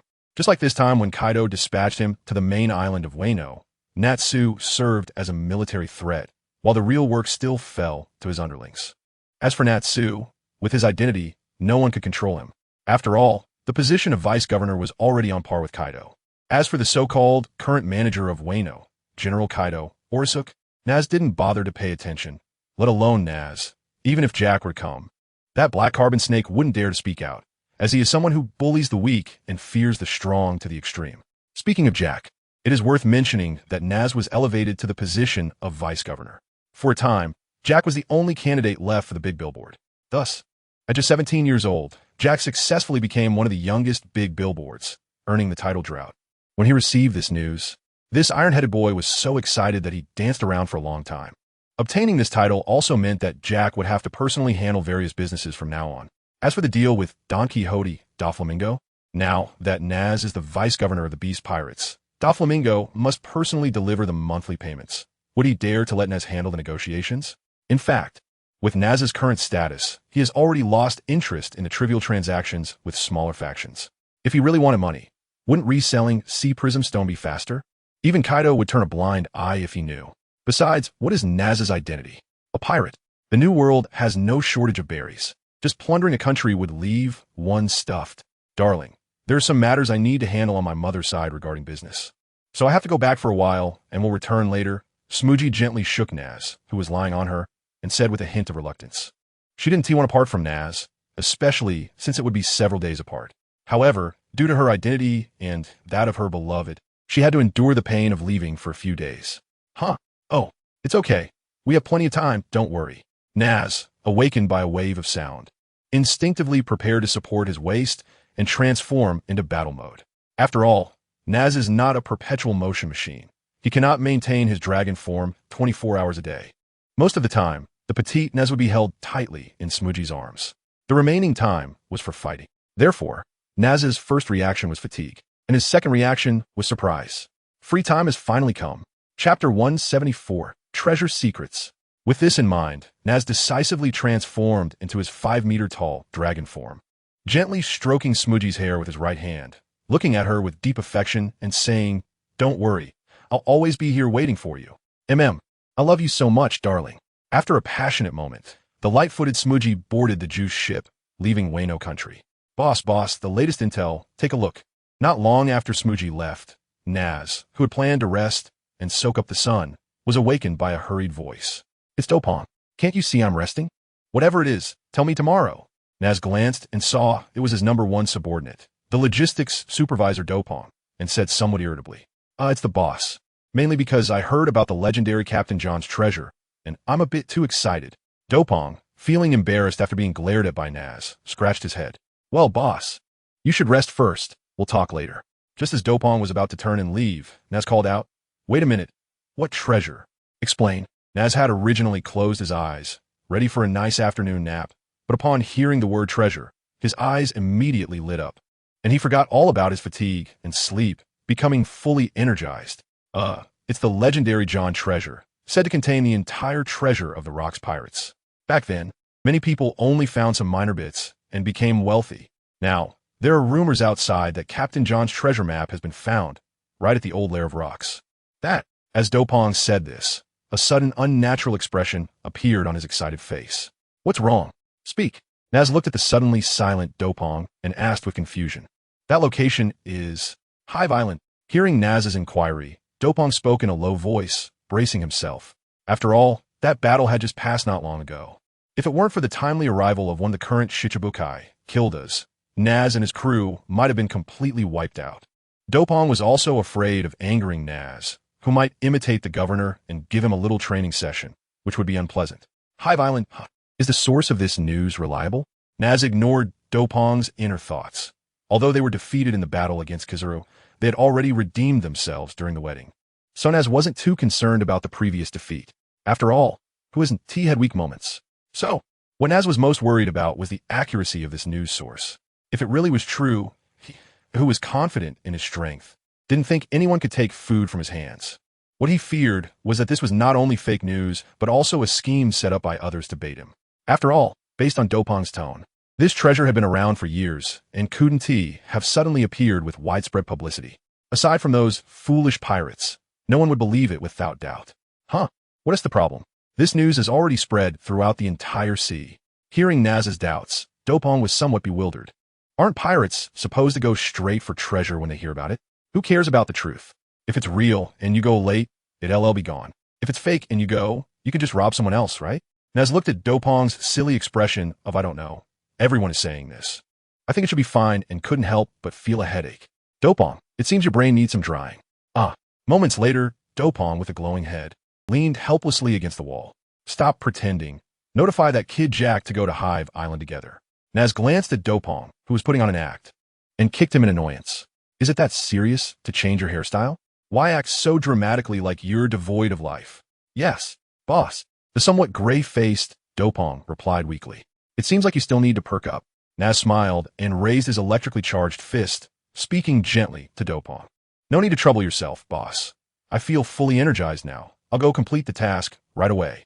Thinking back to when Naz said that electricity could stimulate cells and enhance physical training, and how he had foolishly endured being shocked for a month, Dopong instantly felt invigorated and dashed out.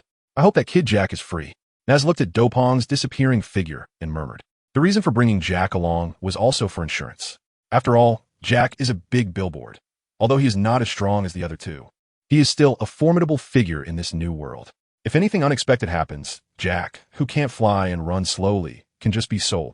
No, I mean, the brave Jack, gallantly holding the rear. In a new world, high above the sky that few people pay attention to. Strong world. An island floating in the air, once a land that stood in the sea, was named Vermio, known for producing a miraculous plant called IQ. One day, it was uprooted by an old man and was taken away from the sea it had depended on since its birth. It became a lonely island floating in the air, as if it had no roots. On the island, there is a dense forest. Many strange creatures wander and sleep among the trees. Although they look peculiar, they all share one common trait.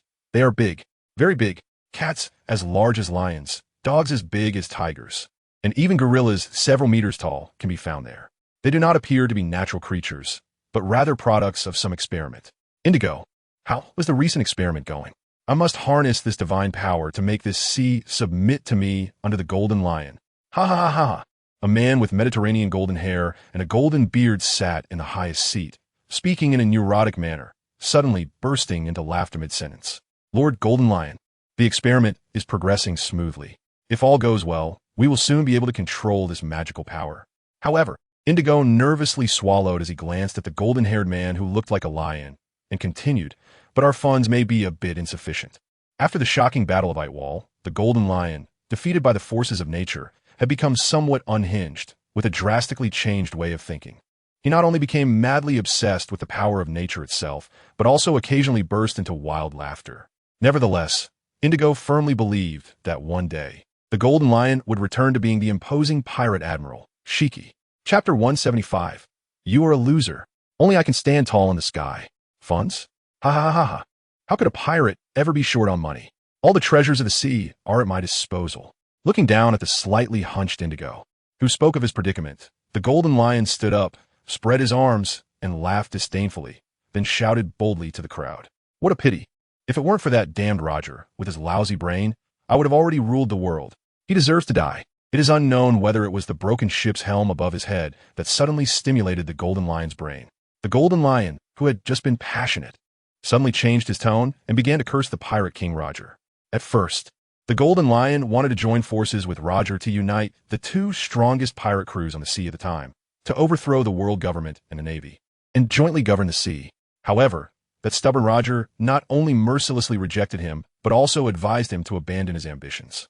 In his youth, the hot-tempered and stubborn Golden Lion took Roger's rejection as a sign of contempt. In a fit of rage, the legendary Battle of Whitewall was set to erupt. With the advantage of his devil fruit powers, the Golden Lion was on the verge of annihilating Roger's crew. However, disaster struck unexpectedly with an unprecedented maritime calamity. Even the Golden Lion, a top-tier powerhouse with the floating fruit, was not spared from the forces of nature, and the entire flying pirate crew was wiped out. He, once with a full head of golden hair, was pierced through the head by a ship's helm during that disaster. As a result, he became an aged man with a Mediterranean hairstyle and a broken ship's helm on his head. Perhaps because of this, the Golden Lion's personality changed drastically. He became unpredictable and occasionally went mad. Even after Roger surrendered to the Navy and was imprisoned and impelled down, he single-handedly stormed the Navy headquarters, battling then-Admiral Sengoku, Admiral Zifa, and Vice Admiral Karp, among others. In a fit of emotion, he did not retreat even when at a disadvantage, but fought until he was exhausted, ending up imprisoned in the 6th level of Impelled Down, Infinite Hell. Finally, during a brief moment of clarity, he severed his own legs, becoming the first prisoner in history to escape from the so-called Iron Wall of Impelled Down. This also made the name of the pirate admiral, the Golden Lion, Shiki, renowned once again across the seas. Unfortunately, now old and with a ship's helm on his head, having severed his legs and sealing away his signature swordsmanship. His two famous swords, Sakura and Drywood, were strapped to his legs to be used as feet.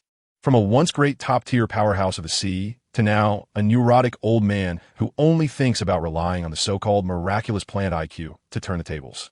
What a tragic ending. Lord Golden Lion is right, Indigo. Didn't you mention something about the treasure of John? Hurry up and tell Lord Golden Lion. A super gorilla in a well-fitted pink suit chimed in from the side. Although this gorilla was dressed in a suit, it did not hide its wild nature. Evidenced by the hot air, it occasionally snorted from its nose, revealing it was not as gentle as it seemed. What?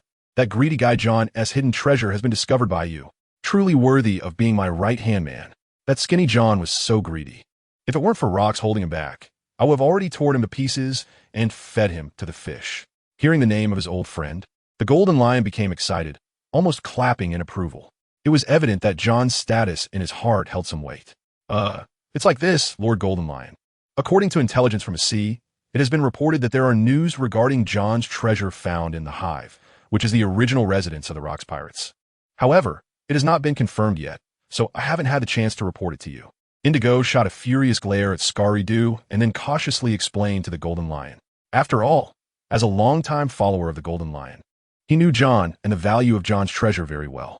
To exaggerate, the current royal faction developed on the sea stands on the corpses of the Rocks Pirates. Back then, Rock spent a lot of treasures to entice this greedy bunch to gather the strongest pirates. Otherwise, relying solely on brute force, he could never have assembled such a large group of capable individuals. Later, when the Rocks Pirates disbanded, John, as Rock's confidant, hid nearly half of the treasure. This showed how rich it was. Therefore, Indigo dared not be careless.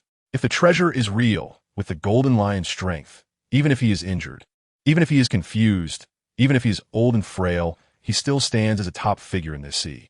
By then, it would be easy to seize it. But if the treasure is fake, the Golden Lion, who would be filled with rage over a false joy, would definitely kill everyone in sight, and, at the very least, he would destroy the island without hesitation.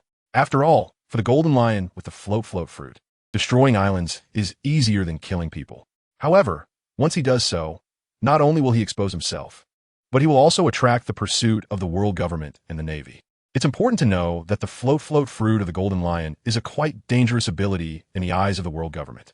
To be safe, the 5 elders have always had the intention to take action against the Golden Lion, ideally sealing him away forever like Bondi Wall did back in the day.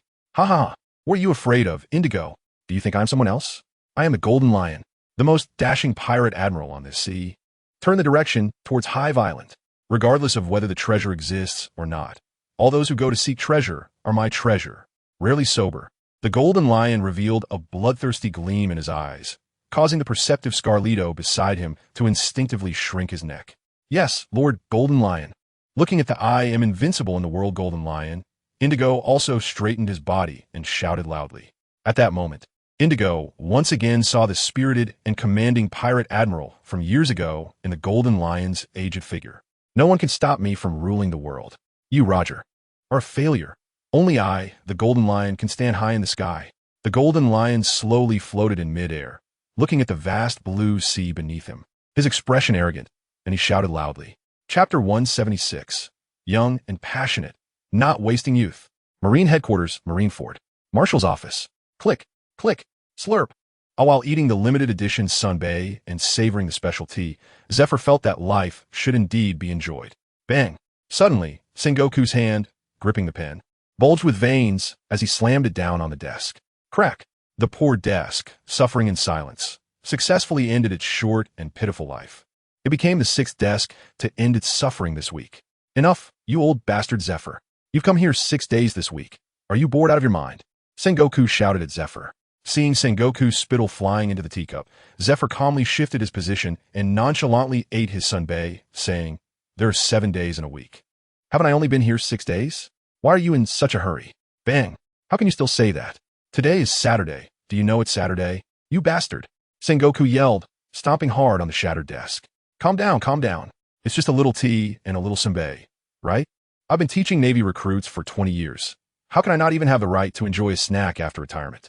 Sigh, after retiring, even old friends look down on me. I can only stay in that empty, cold big room with no one to take care of me, eating cold food all alone, miserable and pitiful. I didn't expect to dedicate my life, only to end up in a situation where no one wants me. What a sad and pathetic old man I am. Zephyr put down his teacup, pretended to wipe away a tear, and complained in a very low voice. In the end, he looked at the ceiling at a 45-degree angle, self-deprecatingly sighing. Sengoku, who was stunned, had his hand hovering in the air, pointing at Zephyr, trembling slightly. Then he felt a tightness in his chest, his lips slightly parted, wanting to say something but not knowing how to start. What's going on? Clearly, I am the victim. But why do I feel like I've become the perpetrator? For a moment, even Sengoku, known as the wise general, didn't know what to say. So I forget it. I'm truly afraid of you. You are worse than that bastard carp. At least his mouth is more foolish than yours. Really, it's so annoying. Sengoku took a deep breath and then sat down in his chair with a wry smile, constantly lamenting his misfortune in choosing friends. Two war comrades. Both the same kind of goods, really infuriating. Ha ha ha. Well, it's not that I see you sitting in the office every day. I'm afraid you might get bored. Don't be angry, have a sip. To be honest, your special tea is really good.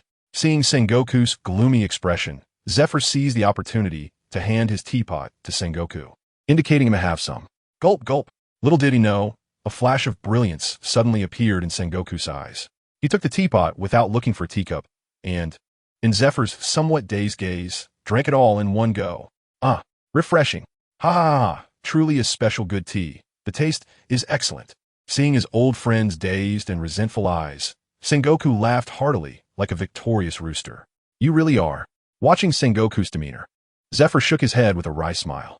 He lamented that Sengoku truly was a wise general, quick-witted, and good at acting. Bala bala, bala bala. Just as Sengoku was immersed in his joy, the sound of a din, mushy, suddenly rang out from the wreckage of the desk. Coming back to his senses, Sengoku hurriedly found the shivering din mushy from a pile of broken boards. Hello, this is Sengoku. Okay, I understand. Click. Soon, Sengoku hung up the din mushy, his expression becoming somewhat serious and silent. What's wrong? Seeing Sengoku's furrowed brows, Zephyr also put down his teacup and asked with a serious face. It's nothing, just a rumor about the treasure of John for back then. Ultimately, it's just a group of pirates fighting over it. Besides, the location of the treasure is on Hive Island, which has basically become a pirate stronghold. So there's no need to pay attention. We'll let the nearest warship investigate when the time comes. Sengoku rubbed his temples, thought for a moment, and spoke lightly. Seeing that Sengoku quickly thought of a countermeasure, Zephyr didn't say anything more, picked up his teacup, and began to quietly savor the remaining half cup of tea. As for whether Sengoku's strategy was right or wrong, good or bad, Zephyr didn't know. After all, their positions were different, and their thoughts were also different. He just needed to listen quietly. When Sengoku needed him, he naturally wouldn't refuse. New world. On a large warship with ice blue patterns. Bala bala, bala bala. Hello, what's the matter? Going to inspect? All right, got it. Click side. A tall man with a black afro, wearing a green eye patch, dressed in a white vest and dark blue shirt, with a healthy bronze skin, seemed to have just woken up. After hanging up the din mushy, he wiped the dirt from the corner of his eye, yawned, stood up leisurely, stretched his body, and sighed helplessly. This person is none other than Kazan, one of the 3 admirals of the current Marine headquarters, known as Akiji. He is a user of the ice fruit, extremely powerful, yet always appears unenergetic. He even wears an eye patch, as if he could fall asleep at any moment. People who don't know him think Kazan is a man who slacks off even more than Borsalino. But in reality, this person was once a passionate young man who believed in burning justice. Unfortunately, the O'Hara incident in the West Sea not only destroyed the all-knowing tree, known as the Encyclopedia of Knowledge, but also extinguished the blazing fire in Kuzan's heart. Since then, the confused Kuzan's burning justice quietly transformed into lazy justice, which has left many who know Kazan's past feeling a sense of regret. The once reckless young man who consumed the coldest fruit in the world but had the hottest heart is gone forever, and not even 40 years old. In the prime of his life, Kazan lives like an old man. Every day he either sleeps soundly or rides his bicycle around aimlessly, just like a retiree living on a pension. This makes Borsalino, who also enjoys slacking off, incredibly envious. Unfortunately, due to his abilities, Borsalino is always busy running around and can't sit still. Turning his head towards Hive Island, Kazan lazily called out, then pulled his eye mask down and began another round of deep sleep. It's unclear whether he is truly asleep or just doesn't want to see something. Chapter 177. Hello. Aoi. Thank you, Aoi. In the New World, near Skull Island. On an ordinary ship that cannot be distinguished from the outside. Hello, Mr. Aizen. Nice to meet you. Please take care of me. A woman with long green hair, sparkling eyes, and a gentle smile appeared at the bow of the ship. Unlike other CP0 agents who wear full-face masks, this lady, who introduced herself as Aoi through a transponder snail, wore a half mask that covered the upper half of her face. The mask, like the ice hockey man Jin, is pure white. The difference is that Aoi's half mask is adorned with beautiful green patterns, giving it a fresh and pleasant look. Nice to meet you for the first time, Miss Aoi. Please take care of me. Aizen also responded warmly with a smile on his face. This is my deputy, Kenpachi Zaraki. After greeting, Aizen pointed to Kenpachi Zaraki behind him for the introduction. Nice to meet you, Mr. Zaraki. I heard that Mr. Zaraki captured the intelligence minister of the Revolutionary Army. That's quite an achievement. Aoi did not treat Kenpachi Zaraki coldly due to his lower status. On the contrary, unlike those arrogant CP0 agents, Aoi was very polite and complimented him like a refined young lady. From her words, it was clear that she had done her homework. It seems Aoi is quite attentive to the intelligence regarding Aizen and the people around him. I didn't expect you to know quite a bit. But it's not a big deal, ha ha ha. According to Aizen's previous instructions, Kenpachi Zaraki was encouraged to exchange boldly. Although Aizen didn't say it, Kenpachi Zaraki wouldn't necessarily be polite either. Hehe, Mr. Zaraki is indeed a straightforward man. Aoi didn't seem to mind Kenpachi Zaraki's words, only lightly covering the corner of her mouth with her fair hand and then gently smiling. Let's go, Miss Aoi. We'll discuss the specific plans inside. Aizen squinted his eyes, smiled at Aoi, and extended his hand to signal her to enter. In that case, I will respectfully comply. Thank you, Mr. Aizen. Aoi, revealing her two slender, beautiful legs, stepped gracefully into the ship's cabin. Aizen silently watched Aoi's back, not saying a word, and it was unclear what he was thinking. After a moment, he pulled Kenpachi Zaraki and walked inside together. CP0, fully named Cipher Pole, has 10 departments numbered 0 to 9. Among them, CP1-8 are the overt intelligence agents, while CP9 belongs to the covert assassination personnel. CP0 is the head of the entire CP organization, directly serving the Celestial Dragons. Within CP0, there is 1 commander and 3 deputy commanders. The commander is responsible for managing all CP0 personnel and arranging the protection of the Celestial Dragons in Mariehua, while directly liaising with the Gorosei to complete special tasks. The 3 deputy commanders include 1 responsible for external combat management, who possesses the Zoan-type ice fruit, Gen. 1 is responsible for internal training management, who has yet to make an appearance. The last one is the management captain responsible for intelligence collection and analysis, Aoi, who is also a Zoan-type fruit user. This shows the level of importance the CP division places on John S. Treasure, or rather, the significance this agent named Aoi gives to John S. Treasure. However, the only strange thing is that last time, the ice hockey man brought a group of people, while Aoi is alone. This is also a puzzling aspect. However, everyone has their little secrets, don't they? As long as it doesn't affect the plan, everything is negotiable. In the New World, Skull Island, the port. It might be a bit exaggerated to call it a port. In fact, after that great battle, the port of Skull Island has been completely abandoned. Although many pirates continue to come to Skull Island to spend, they often curse at this dilapidated and often blocked port. However, those greedy and bloodthirsty underground forces and pirates don't care. Perhaps they know that a good port can make people feel more pleasant. But what does it matter if others are happy? They are not good people. Moreover, even if the environment is poor, what does it matter to those daring pirates who live day by day? There are not many places where they can spend their money, right? Boss, this is Skull Island. If we find a legendary treasure, we'll be rich. Who is our boss? He is a pirate with a bounty of 360 million berries. Do we need the boss to find the treasure? Those worthless guys will definitely come to us. A one-eyed pirate first scoffed at the pirate who spoke, then stood next to his boss, flattering him in a cheap tone. Ha ha ha, that's right. I'm a Zoan-type elephant fruit user. Even if that Kaido of the Beasts or that fire dragon Natsu comes, I'll make them kneel and bow. For a moment, the pirate captain, who was being praised by his subordinates, began to boast loudly, giving off a vibe that everyone present was trash. It's clear that he is a young man who has just arrived in the new world and hasn't yet experienced the harshness of it. Bang, bang, bang. Just as the pirate captain was lost in his joy, a series of low footsteps, resembling a battering ram hitting a wall, echoed. What's going on? Is it cloudy? The pirate captain felt his vision dim and curiously asked his stunned subordinates beside him. What's wrong? Why is everyone so quiet? It's just cloudy, really disappointing. The pirate leader looked at his pale-faced subordinate and said with a hint of dissatisfaction. Suddenly, a heavy wave of heat came from above the pirate leader. Who the hell is blowing? Air, Emmy.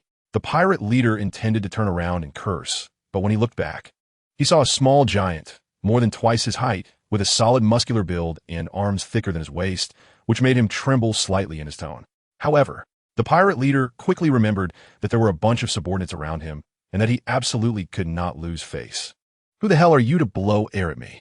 That's right. Our boss is a big pirate with a bounty of 360 million berries. Who the hell are you? Exactly. What level are you that you dare to bring 2 tusks like our boss? Seeing their boss's confident demeanor, the subordinates, who were just shocked by the giant size, immediately started to mock the newcomer. "What's wrong, Jack?" "It's nothing, brother Natsu. Just a few little bugs." This character, Aki, was created based on a reader with the ID, Aki who loves mushroom wontons, when I was writing chapter 17. Because I really like the number 7, I placed this segment in chapter 177. Although his profile states he is male, I still think the name Aki sounds more feminine funny. At that time, I had just published my book and did not quite understand the mechanism of tomato. Aki was the first to leave a paragraph comment, the first to tip me, the first to give me a 5-star rating, and also the first person to encourage me. To be honest, if it weren't for him, I might be on another platform writing another book right now. That afternoon, I was curled up in bed, and when I saw his encouragement, I was really touched. In that moment, I found my motivation to write. Sometimes, a small act of kindness can lead to unexpected results. So to thank him, I decided to create a character named after him, who is the vice captain of CP0. Of course, I also thank all the readers who see this. Since I don't know him very well, I can only imagine based on this randomly generated name. Whether it resembles him is not important. What matters is that I appreciate his kindness. Right. By the way, the above paragraph does not count towards the 2,000 words. This chapter is 2,500 words. So don't say I'm padding, okay? I mainly worry that if I put in the comments, he won't see it. Although I don't know if he's still reading. Aki who loves mushroom wontons. Thank you, kind person. I hope that in your life, there are kind people to warm you. I also hope that every reader encounters kind people in their lives. Chapter 178. You are my treasure. Hearing Jack's response, Natsu didn't say anything more, just calmly said, "Don't get distracted, the important matters come first." Then, he led a group of subordinates towards the center of the island. "What? Little bugs. You dare to look down on me?" Bang! Before the pirate leader could finish his sentence, Jack's strong, dark arm delivered a hammer blow that embedded him into the ground. "Boss, are you okay?" The subordinates, stunned by the scene before them, stammered, "Damn it, I'm an elephant man who ate the elephant fruit." A furious roar echoed from the smoke, and a nearly 5-meter-tall, blood-soaked elephant man, with a slightly collapsed right shoulder, appeared before everyone. "Great, the boss is going to show his power." That's right, the boss after transforming is invincible. Watching their boss stand tall, the subordinates instantly became excited, cheering him on. "Little dwarf, you dare to call yourself an elephant?" Jack, seeing the transformed elephant man, was not flustered at all. Instead, he scoffed coldly. "Roar." Then, with a low growl, Jack summoned a giant mammoth over 20 meters tall, its eyes slightly lowered, coldly gazing at everyone present. Bang! Jack didn't say anything more. With a simple application of armament hockey and a flick of his trunk, he easily cleared the area. That's right, it was just entertainment. Don't think that Jack had no ability to fight back in front of Natsu, Erza, and Jinx because he was weak. It was just that the enemies were too strong. When facing a trash pirate with a bounty of only 500 million and a dull mind, Jack was practically a killing machine on the battlefield. His towering physique and massive tusks were lethal tools for reaping novices. This scene was not unique. Because John's treasure had inexplicably spread across the seas, many fools blinded by profit recklessly came here. The Hive Island, already a gathering place for pirates, was suddenly in chaos. Fighting, brawling, killing, and arson were rampant. Just as most pirates thought, even without treasure, those who dared to search for treasure were treasures themselves. Hive Island, named for its overall shape resembling a skull, is also known as Skull Island. During the battle at Gildarts, the center of the island became a sunken terrain, presenting a shape similar to a large bowl. The center of the bowl, or the sunken area, was filled with seawater, forming a lake on the island, or one could say a sea within the island. Everyone thought that the island had been turned into a hollow, circular ring. So some good-natured people called it Donut Island. However, in reality, Rocks did not randomly choose an island as his base. Indeed, this island initially had many pirates, but there were also many civilians and countries. The reason Rocks chose this island was due to its foundation, meaning the vertical depth of the island towards the seabed. An ordinary island can be easily destroyed by a strong person. For example, Whitebeard Edward Newgate, who possessed the Tremor fruit with a wide range of destructive power. Or, for instance, Carp, a top-tier powerhouse with extremely strong armament hockey, who relies solely on physical skills. Or Big Mom Charlotte Linlin, who is massive and possesses extraordinary talent. And Kaido of the Beasts, among others. Each of these top-tier powerhouses in the sea has the ability to destroy a small island. However, islands are not all the same. Some islands may be only a few hundred meters long, a lone island that could be submerged by seawater at any moment. Some islands may stretch for several dozen kilometers, even hundreds of kilometers, and host various miraculous creatures. And some islands can be hundreds of kilometers in size, with entire countries existing on them. I think Alabasta is roughly less than 1 million square kilometers in size, but some say it is 10 million square kilometers, comparable to the size of a European continent, which is a bit confusing, but it's not important. I mentioned this mainly to illustrate the differences between islands and to provide a preliminary understanding for future power level classifications. This clearly illustrates the vast differences between the islands. Therefore, when Rox initially considered his base, this island, which appeared to be just an ordinary medium-sized island from the sky, was nothing remarkable except for its strange shape. However, if you delve into the depths of the sea, you will find that the island protruding above the water is just the tip of the iceberg. Its vertical depth beneath the surface far exceeds that of ordinary islands, making it difficult to destroy. Even the original Kildas only created a massive depression at the center of the island instead of shattering it into pieces. Rox also considered the possibility of failure at that time. Despite his extraordinary talent and lofty aspirations, he had to admit that relying solely on his own strength was not enough to overturn the entire world. Therefore, he chose to coerce and entice various heroes of the sea to join his ranks, hoping to fulfill his long-held ambition. But the results were disappointing. The individuals, who were already not united in heart, were all calculating their own interests, leading to the downfall of the world's largest pirate crew. And Rox became a lost piece of history on the seas. The victors and the vanquished are merely this. However, as a member of the D-Clan, Rox was not without a backup plan.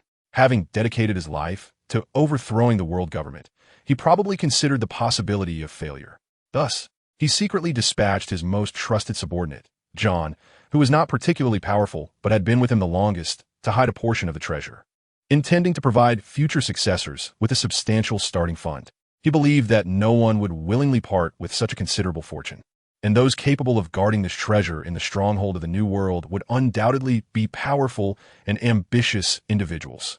After all, those who have the intention to seize this treasure are certainly not mediocre, and those who possess the strength to guard it must be top-tier individuals. Only those who possess both strength and ambition would be considered by Rox as the ideal inheritors of his will. Although he said nothing, the one who obtains this treasure will surely have ambitions grow. However, even someone as formidable as Rox could not account for everything.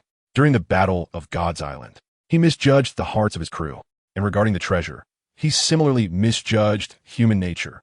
Pirates are ultimately thieves, and among thieves, those with ambition are always in the minority. Upon seeing such a vast fortune, enough to sustain several countries, even Rox's old crew member John began to have ulterior motives. After all, John is human too. He has a family and a beloved daughter. He was terrified of Rox's audacious dreams, but he equally admired and respected them. Therefore, John initially buried the treasure according to Rox's arrangements. But since everyone could potentially obtain it, why couldn't it be his child who gets it? Thus, he secretly drew a treasure map and left clues for his child. For this reason, he often ventured out alone in the dead of night. John's actions appeared to his subordinates as an attempt to monopolize the treasure, and they feared he might even kill them to keep it a secret. The outcome was predictable. John's strength was not outstanding, and he met his demise on the spot.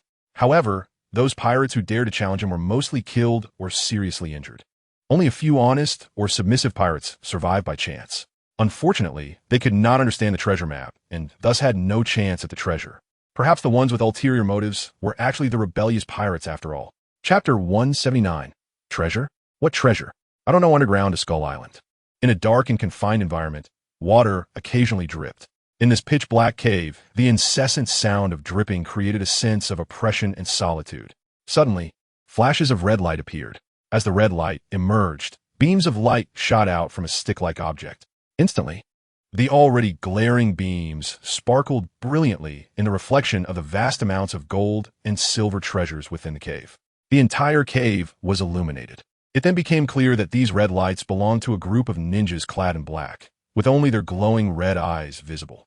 One of the black-clad ninjas extended his hand, bringing his index and middle fingers together and waved gently. In an instant, all the black-clad ninjas sprang into action, boxes and bags of various gold and jewels disappearing at a visible speed. In no time, apart from a massive boulder standing at the edge of the cave, all the treasures had mysteriously vanished. If it weren't for the dazzling golden light moments ago, it would indeed be hard to believe that there had ever been treasure in the cave. If one hadn't seen it with their own eyes, no one would believe that a force could transport such a massive amount of wealth in the blink of an eye. EC, Frost Moon Village. Did we succeed? On a fishing boat not far from the shore, Mushiwa, enjoying a moment of tranquility, murmured upon receiving news from Hatake Kakashi. Indeed, those mysterious shadow ninjas were sent by Hatake Kakashi specifically to collect this batch of treasure. Ever since Aizen discovered the treasure map, he reported it to Mushiwa. Although Aizen intended to use this batch of treasure as bait, there was no rule stating that one had to let others see the bait, right? Isn't painting a big pie also a way of fishing? Following the principle that fishing can fail, but the bait must not go to waste. Aizen hoped Mushiwa would send someone to collect this vast amount of treasure in advance. Thus, there came the scene of Hatake Kakashi traveling thousands of miles, dispatching numerous shadow ninjas to loot the cave. As for the issue of how to handle the treasure, Mushiwa was not worried at all. Not to mention the black market. Even Natsu, the overlord of the New World, could sell it without anyone daring to interfere. Just take Uchiha Madara, a vice admiral of the Navy, who occupies a large portion of EC business through the dawn of Dawn Chamber of Commerce under Kakuzu. Which of these forces couldn't quietly digest the wealth? In fact, even Hatake Kakashi, who was involved in the underground industry, could liquidate a large batch of treasure. The only difference is a matter of timing. Only Natsu could recklessly sell without considering the amount. Others, for the sake of caution, had to sell in a timely and measured manner.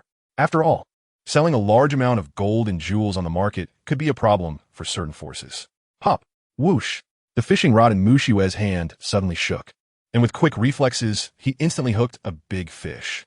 Not bad, grilled fish for dinner, just in time for that little girl Kuina, whose skills have improved. Holding the lively fish in his hand, Mushiwa smiled slightly.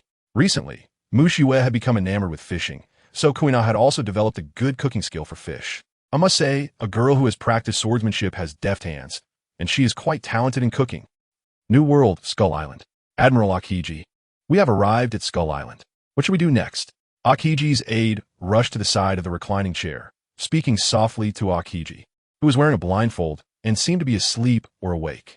Aha! Hearing someone call him, Akiji first yawned, then lazily lifted the corner of his eye mask with his finger, slightly raised his eyelids, and looked at his adjutant beside him. Has it arrived so soon? Just find a corner with no one and stay there. The warlord Sengoku asked us to observe which force ultimately takes the treasure. Akiji tapped the corner of his eye, somewhat listlessly replying, Ah, yes, Admiral Akiji. Although the adjutant felt speechless at his superior's demeanor, he didn't say much. After all, this wasn't the first time. Akiji always liked to slack off. Unless he encountered something that piqued his interest, he usually lounged in a recliner all day. Let me see. Isn't this the little brat who used to follow that old bastard Garp around? He can lead an army now. Just as Akiji was about to close his eye mask to catch some sleep, his expression suddenly sharpened, and a wild laughter echoed from above the warship. Akiji followed the direction of the sound, slightly raised his hand to shield his eyes from the glaring sunlight, and squinted to look at the newcomer. He saw an old man with golden hair and swords for legs floating in the air, arms crossed. So it's you, Senior Shiki. What brings you here? After recognizing the visitor's appearance, Akiji didn't rush to take action, but cautiously asked. After all, this seemingly arrogant old guy was indeed a powerful figure with the capital to be arrogant. Back in the day, his strength was so formidable that even his benefactor, the Iron Fist Garp, had to treat him seriously when he came. If it weren't necessary, Akiji didn't want to engage in a battle with this relic of the past. After all, on the sea, facing Shiki, who possessed the float fruit, Akiji was already at a disadvantage. Moreover, with an entire warship behind him, things could escalate into a significant issue if a fight broke out. To protect his subordinates, Akiji didn't mind saying a few nice words. After all, Shiki was a respected powerhouse in terms of strength. You kid are much more polite than that old bastard Garp. Back in the day, that monkey would start a fight at the slightest disagreement. Perhaps hearing the polite compliment from Garp's subordinate, Shiki was in a surprisingly good mood, praising Akiji in a senior's tone while mocking Garp. Senior, you're joking. Mr. Garp is a predecessor I deeply respect. Akiji initially didn't want to fight, but upon hearing Shiki openly insult his most respected predecessor, he couldn't help but frown, and his tone inevitably carried a hint of hostility. That's how it is. You can't be a dullard at such a young age. Although I hate that old bastard Garp, I have to admit he is a worthy opponent. Seeing Akiji's increasing fighting spirit, Shiki laughed excitedly. He gave off the impression of a mad old man looking for trouble, with every word aimed at igniting Akiji's desire to fight. Perhaps, in Shiki's view, only fighting those with ambition head-on could uphold his reputation as the Golden Lion. Chapter 180, Natsu vs. Golden Lion vs. Akiji. Skull Island, at the lake in the island. So, you mean the treasure is beneath this lake? Natsu asked Dubin, who was in charge of the map, with some confusion. According to the location indicated on the map, it should be here without a doubt. Originally, there shouldn't be this lake, but Dubin didn't continue, as those who understood would understand, and those who didn't need to. All right, if it's underwater, forget it. I'm too lazy to go down. Jack, you're a fishman. It's up to you. Natsu waved his hand, looking disinterested, and casually walked to a sunny spot to enjoy the warmth for a while. Just moments ago, Mushiwa had informed Natsu about the treasure, telling him not to dwell on it, and that he could act freely from now on. Knowing the treasure had been confiscated, Natsu naturally lost interest in treasure hunting, but didn't want to say it outright. After all, he had brought his subordinate all this way, and it wouldn't be right to just look and leave without doing anything. So, Natsu decided to do as he pleased. Then Lord Jack, what should we do? Jack glanced at Natsu with some exasperation, but, due to his strength, didn't dare say much. He could only come up with a makeshift plan to proceed. Then, Jack sat down by the lake, watching his subordinates get busy. Boom! Suddenly, a rumbling sound echoed from afar. It sounded like something had crashed into the sea. Natsu, sunbathing, perked up, spread his dragon wings, and flew into the air. You guys stay here. I'll be back soon. Natsu's eyes lit up as if he had discovered something interesting. And after excitedly throwing out a sentence, he left gracefully. What? Lord Jack, what'll we do? The subordinates watched Natsu fly away, feeling somewhat at a loss. The leader ran away before the work even started. What kind of situation was that? Didn't you hear what Brother Natsu said? Just do what you need to do. Jack felt somewhat speechless. After all, he had been forcibly dragged over by Natsu to serve as muscle, and now being left behind felt a bit resentful. He could only angrily shout at his subordinates. However, still caught up in his frustration, Jack didn't notice that an uninvited guest was approaching in the forest. Skull Island Sea Area. In the waters near the island, a stretch of several kilometers was completely frozen solid. Its thickness was such that even the giant race could run on it. This showed the strength of the perpetrator. Ha ha ha ha ha. Interesting, so interesting. Let's try this move again. Lion's Will, earthquake. The land of the neighboring island suddenly surged, accompanied by the frozen sea water, emanating a powerful aura mixed with a biting cold. Amidst Shiki's wild laughter, a lion with ice-blue whiskers charged towards Akiji, who stood alone on the frozen sea. To protect his subordinate's safety, Akiji deliberately left a navigable channel for them to retreat safely. Freezing the entire sea wasn't difficult, but doing so while accurately leaving a route for the warship to escape required an incredible level of control over his powers. Something not just anyone could achieve. This finely tuned control demanded not only talent, but also a gentle and meticulous heart. It was evident that beneath Akiji's seemingly indifferent and laid-back exterior lay a warm heart. Ice Ball. Facing the charging lion made of frozen earth, Akiji raised his eye mask above his head, his expression serious as he focused on the approaching giant figure. Then, he placed his left hand on his right wrist. Suddenly, a stream of white cold air continuously emerged from the right palm of Akiji. 5 ice-blue ice pillars gradually solidified in midair. With a low shout from Akiji, the 5 ice pillars instantly shot out, aiming directly at the charging lion. Bang! After a loud crash, the once powerful lion was frozen in midair, like a robot that had lost power and fell onto the ice surface. Ha ha ha! Not bad. Not bad. Now that's more like it. Come again. Lion Thousand Cuts Valley. The golden lion laughed wildly, and then used 2 famous swords as substitutes for his legs. Under the golden lion's kicking technique, enormous slashing waves erupted, attacking Akiji. Boom! Boom! The immense power easily sliced through the ice surface that could support a giant's run. It was evident that even without using his hands to wield a sword, the golden lion's swordsmanship was still terrifying. Ice Block Violent Akiji. Akiji's expression was serious, but he was not flustered. Once again, chilling air emerged from his right hand, and a lifelike ice bird gradually solidified in front of him, flapping its wings to skillfully avoid the incoming slashes, accurately arriving in front of the golden lion. Lion Slash Wave. Seeing the ice bird approaching, the golden lion, not daring to be careless, tensed his thigh muscles and swung the famous swords on his legs with force. A powerful slash flew out, shattering the flying bird. "Oh, are the two of you fighting fiercely? Do you want to count me in?" Just as the Golden Lion was preparing to counterattack, a slightly excited voice came from the direction of the island. "Damn it!" Interrupted while casting. The Golden Lion's forehead bulged with veins. Already somewhat mentally unstable and emotional, he exploded in anger like a zombie that had lost its newspaper. Lion might earth roll. Before the Golden Lion could see who it was, he directly used the power of the float fruit to create a huge water blue lion's head from the exposed seawater and large chunks of ice below, biting towards the direction of the voice. Transform Dragon, Thunder, Flame, Dragon Mode. The roar of the Thunder Flame Dragon. Boom! Ziz! A fiery pillar mixed with lightning collided with the ice water lion's head. The clash of flames and seawater produced a hissing sound of boiling water, turning into a thick white mist that covered the entire battlefield. "Get out of my way!" With his vision obscured, the Golden Lion angrily waved his arms. In the next moment, all the white mist was blown away by an invisible wave, allowing the Golden Lion to finally see who had just withstood his attack. It was none other than the Vice Admiral of the Beast Pirates, Fire Dragon, Natsu, in Dragon Man mode. Chapter 181. I have never lost to anyone in my life.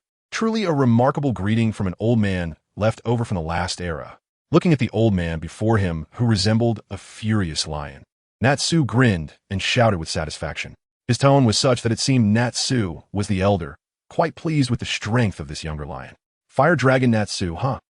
Akiji's originally bronze-colored skin darkened even more upon seeing Natsu's arrival. Dealing with one Golden Lion was already challenging enough.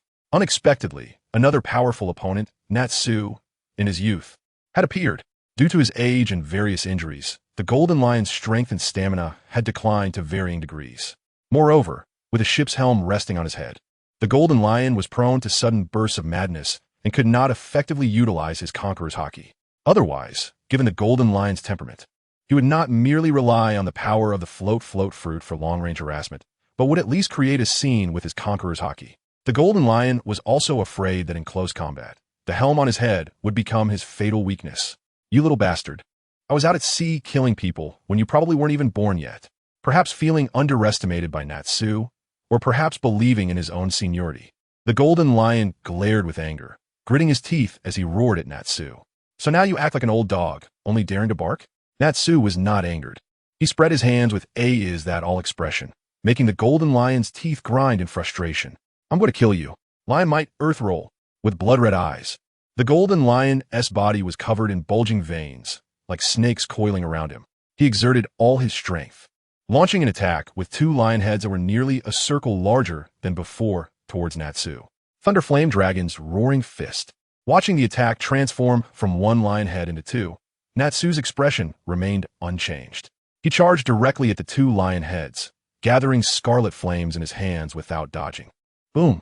Old man, a soft sponge. Even with one more, still doesn't he hurt at all. Natsu, having shattered the two massive lion heads, floated carelessly in mid-air without a single wound on his body. Clearly, in front of Natsu, who possessed an S physique and was in the powerful dragon mode. The Golden Lion, who could not unleash his full strength, was like a child, utterly powerless. Even Akiji, watching from the ice, couldn't help but narrow his pupils upon seeing Natsu completely unscathed. Even he, if he were to meet that attack with pure physical strength, would probably be severely injured. After all, as a Logia-type fruit user, his pure physical strength was not as monstrous as that of a Zone-type fruit user. And now, Natsu not only took the hit head-on, but emerged completely unharmed. It made Akiji recall the news of Kizaru being defeated by Natsu. He had initially thought it was because Kizaru was too lazy to fight. Now it seemed, perhaps he really couldn't win. Ah! Bastard! I am the Golden Lion. The Golden Lion, completely ignoring Akiji, who was present at the beginning, was now consumed with thoughts of Natsu's annoying figure, unable to endure such humiliation from a younger generation. The Golden Lion gripped the helm embedded in his head, which had been there for 17 years, tightly. In the next moment, a mixture of red, yellow, white, and other colored liquids followed the helm as it detached from his head. Hiss! As if he hadn't pulled it out enough. The Golden Lion slightly raised his leg and brutally pulled out the two famous swords from the root of his thighs, gripping them tightly in his hands. "Old friends, I'm truly sorry. This might be the last time we fight side by side." The golden lion ignored the murky liquid above his head and the blood flowing from his wounds on his legs. His eyes gradually lost their bloodthirst, regaining a hint of clarity as he held the twin swords and muttered to himself, "Little brat, listen well, I have never lost to anyone in my life. Whether it's Roger, Garp, or this world, remember it well. I am called the Golden Lion." A tremendous and overwhelming pressure erupted from the Golden Lion, whose body was riddled with wounds, hair disheveled, as if he could die at any moment. That almost tangible aura of dominance made even Natsu, who bore the advanced conqueror's haki, feel a sense of tightness in his chest. It had nothing to do with strength.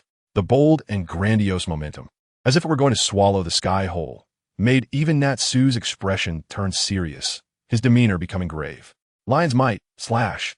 Without any flashy abilities from the float fruit, the Golden Lion seemed to return to the days when he first set sail, relying solely on his twin swords and haki to fight. That slash, accompanied by tremendous conqueror's haki and pitch-black armament haki, carried an unstoppable momentum as if it could split the heavens. Dragon God's Thunderfire, faced with the Golden Lion's ultimate strike, which he executed with all his life force. Even Natsu had to respond with all his might. Similarly entwined with haki and armament, a crimson fireball with astonishing impact collided with the slash. Boom bang. The enormous roar made the Navy on the warships several kilometers away instinctively cover their ears. The previously frozen sea surface shattered into floating ice, and the melted waves surged violently in this clash, creating tumultuous tides. "You are a worthy and respected opponent." Natsu touched his chest, where the wound from the dual-colored haki slash had yet to heal, and whispered as he looked at the ice-covered sea. After the explosion, the Golden Lion's figure was no longer in the air. In fact, when he chose to draw the helm from his head, his life force had already begun to irreversibly fade rapidly. But he had no regrets. He resolutely drew the twin swords he had held for a full decade and executed his last brilliant slash. The lion is the king of all beasts, and the Golden Lion truly lived up to his name, becoming a legendary king of the sea. So, even if his body was battered and worn, even if he was nearing death, even if he faced mortality, he wanted to leave a resounding mark on the world. Perhaps shaken by the Golden Lion's final spirit, Natsu felt a deep sense of regret. Regret that, on this sea, there was one less opponent worth respecting. With no desire to fight for the time being, Natsu glanced at the equally astonished Akiji and then turned to fly toward the island. At the coast of Skull Island, due to the previous fierce battle, the ice at the shore had already shattered. One extraordinary figure. Only the sea deserves your identity. Aizen, holding a uniquely patterned fruit, gazed at the sea before him, where a massive object seemed to be falling. A strong person, especially one with great spirit, even if an enemy, deserves respect. Let us go back and find the guys who discovered the treasure. With the two famous swords secured, Aizen leisurely walked toward the lake where the treasure was buried. Chapter 182. Not in a hurry, not enough. East Sea, Frost Moon Village. Time, disasters, diseases. The great power of nature cannot be escaped by even the heroes who dominate an era. Through Natsu's perspective, Mushiwa looked at the last brilliance before the fall of the era-defining tyrant, and couldn't he help but sigh. The pirate king Roger, who led an era, succumbed to illness and surrendered to the Navy headquarters, ultimately being executed. The pirate admiral who almost annihilated Roger's crew, the Golden Lion, Shiki, lost his entire army in a maritime disaster. The man known as the world's strongest, wielding the power to destroy the heavens and the earth, Whitebeard, also succumbed to the passage of time, unable to suppress his injuries, relying on medicine to survive. Alas, only by controlling nature, controlling this planet, perhaps can one truly control their own fate. In an instant, an aura of pressure spread from Mushiwa, stunning all mosquitoes, snakes, and ants, as well as the wild beasts in the wilderness, leaving them silent. Not in a hurry, not enough. Mushiwa looked up at the sky obscured by dark clouds, murmuring solemnly. At the lake on Skull Island. "Master Jack, we found it, we found it." Jack, who was bored in maintaining the newly acquired ivory, quickly stood up upon hearing his subordinate's excited report. "Found it? Where? Take me there quickly." After a long wait, Jack was somewhat impatient. If it weren't for Natsu's orders to wait here, he would have run away long ago. Jack didn't care about treasures. After all, money was just something to be grabbed when needed. Soon, Jack followed the tunnel dug by his subordinate to a massive stone door. "Master Jack, it's here." According to the map, behind this stone door is the treasure location of John. his subordinate excitedly reported to Jack. Just thinking about the invaluable treasure being so close made him tremble with excitement. Clap, clap. Thank you all for your hard work. Now could you please leave this place? Before Jack could respond, a round of applause sounded behind them. Accompanying, it was a gentle female voice that seemed like a warm breeze and light rain. Although the tone was gentle, the meaning expressed was far from friendly. Who? Jack didn't expect someone to sneak up behind him. Although his observation hockey was indeed a bit weak, it wasn't something just anyone could avoid. What are you chattering about? Didn't you hear me telling you to scram? Or do you want to fight me? Before Aoi could say anything else, Kenpachi Zaraki, who was carrying the bloodsucker sword, initiated a friendly conversation, looking for death. Before Jack could see the appearance of a newcomer, he instantly exploded with rage upon hearing an incredibly irritating voice. Jack was known for his notoriously bad temper. It didn't matter if it was a nameless person or even the fleet admiral of the Navy. He wouldn't retreat an inch, roar, although it was a tunnel. His subordinates also considered their master SIs. Plus, the beast pirates mostly comprised Zoan fruit users, and even those who had consumed devil fruits had impressive physiques. This allowed for the creation of such a large passage for Jack to transform. Just right, I've got an itch for a fight. Leave this guy to me. Kenpachi's eyes were filled with bloodthirsty battle intent, and after giving Aoi a nod, he suddenly sprang into action with a powerful kick. Mr. Kenpachi is really bold. Watching Kenpachi, who was in a frenzy during battle, even the well-informed Aoi couldn't help but be surprised. She had seen those who loved to fight, but this was the first time she saw someone who enjoyed trading injuries, even becoming more excited when Kenpachi was injured. This left Aoi somewhat bewildered. She didn't expect to encounter something that would astonish her so much, even while managing the CP0 intelligence department. Bang! Too weak, come on. Put in a bit more effort. Kenpachi shouted strange things while clashing hard against Jack. Even someone as stubborn as Jack feels a bit frustrated. After all, no one enjoys fighting a madman. What's going on, Miss Aoi? Just as Aoi was lost in thought, Aizen's voice quietly came from behind her. Aoi, who had been distracted, stiffened and then looked at Aizen with some uncertainty. According to the information, this CP9 rookie commander named Aizen is intelligent, but of average strength. How could he sneak up behind her without her noticing? Even though she was somewhat distracted by Kenpachi Zaraki, her instinctive observation hockey was a basic defensive skill of CP0. It's Mr. Aizen. The treasure is right there. We just need to wait for these pirates to leave. As the most professional intelligence agent, Aoi quickly adjusted her mindset and replied in a gentle tone. Dragon roar.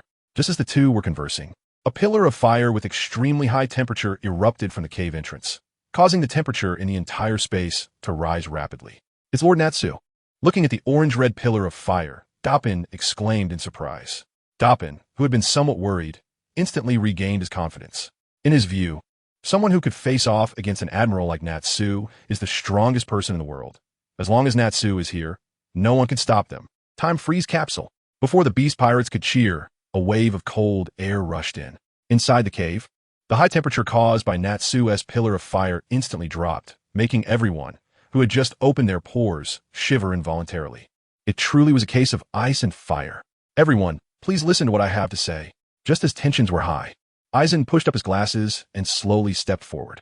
His seemingly slow, yet quick pace made the weaker pirates feel dizzy and nauseous. Stop. Upon seeing Aizen appear, Natsu frowned slightly and then gestured for Jack and the others to stop.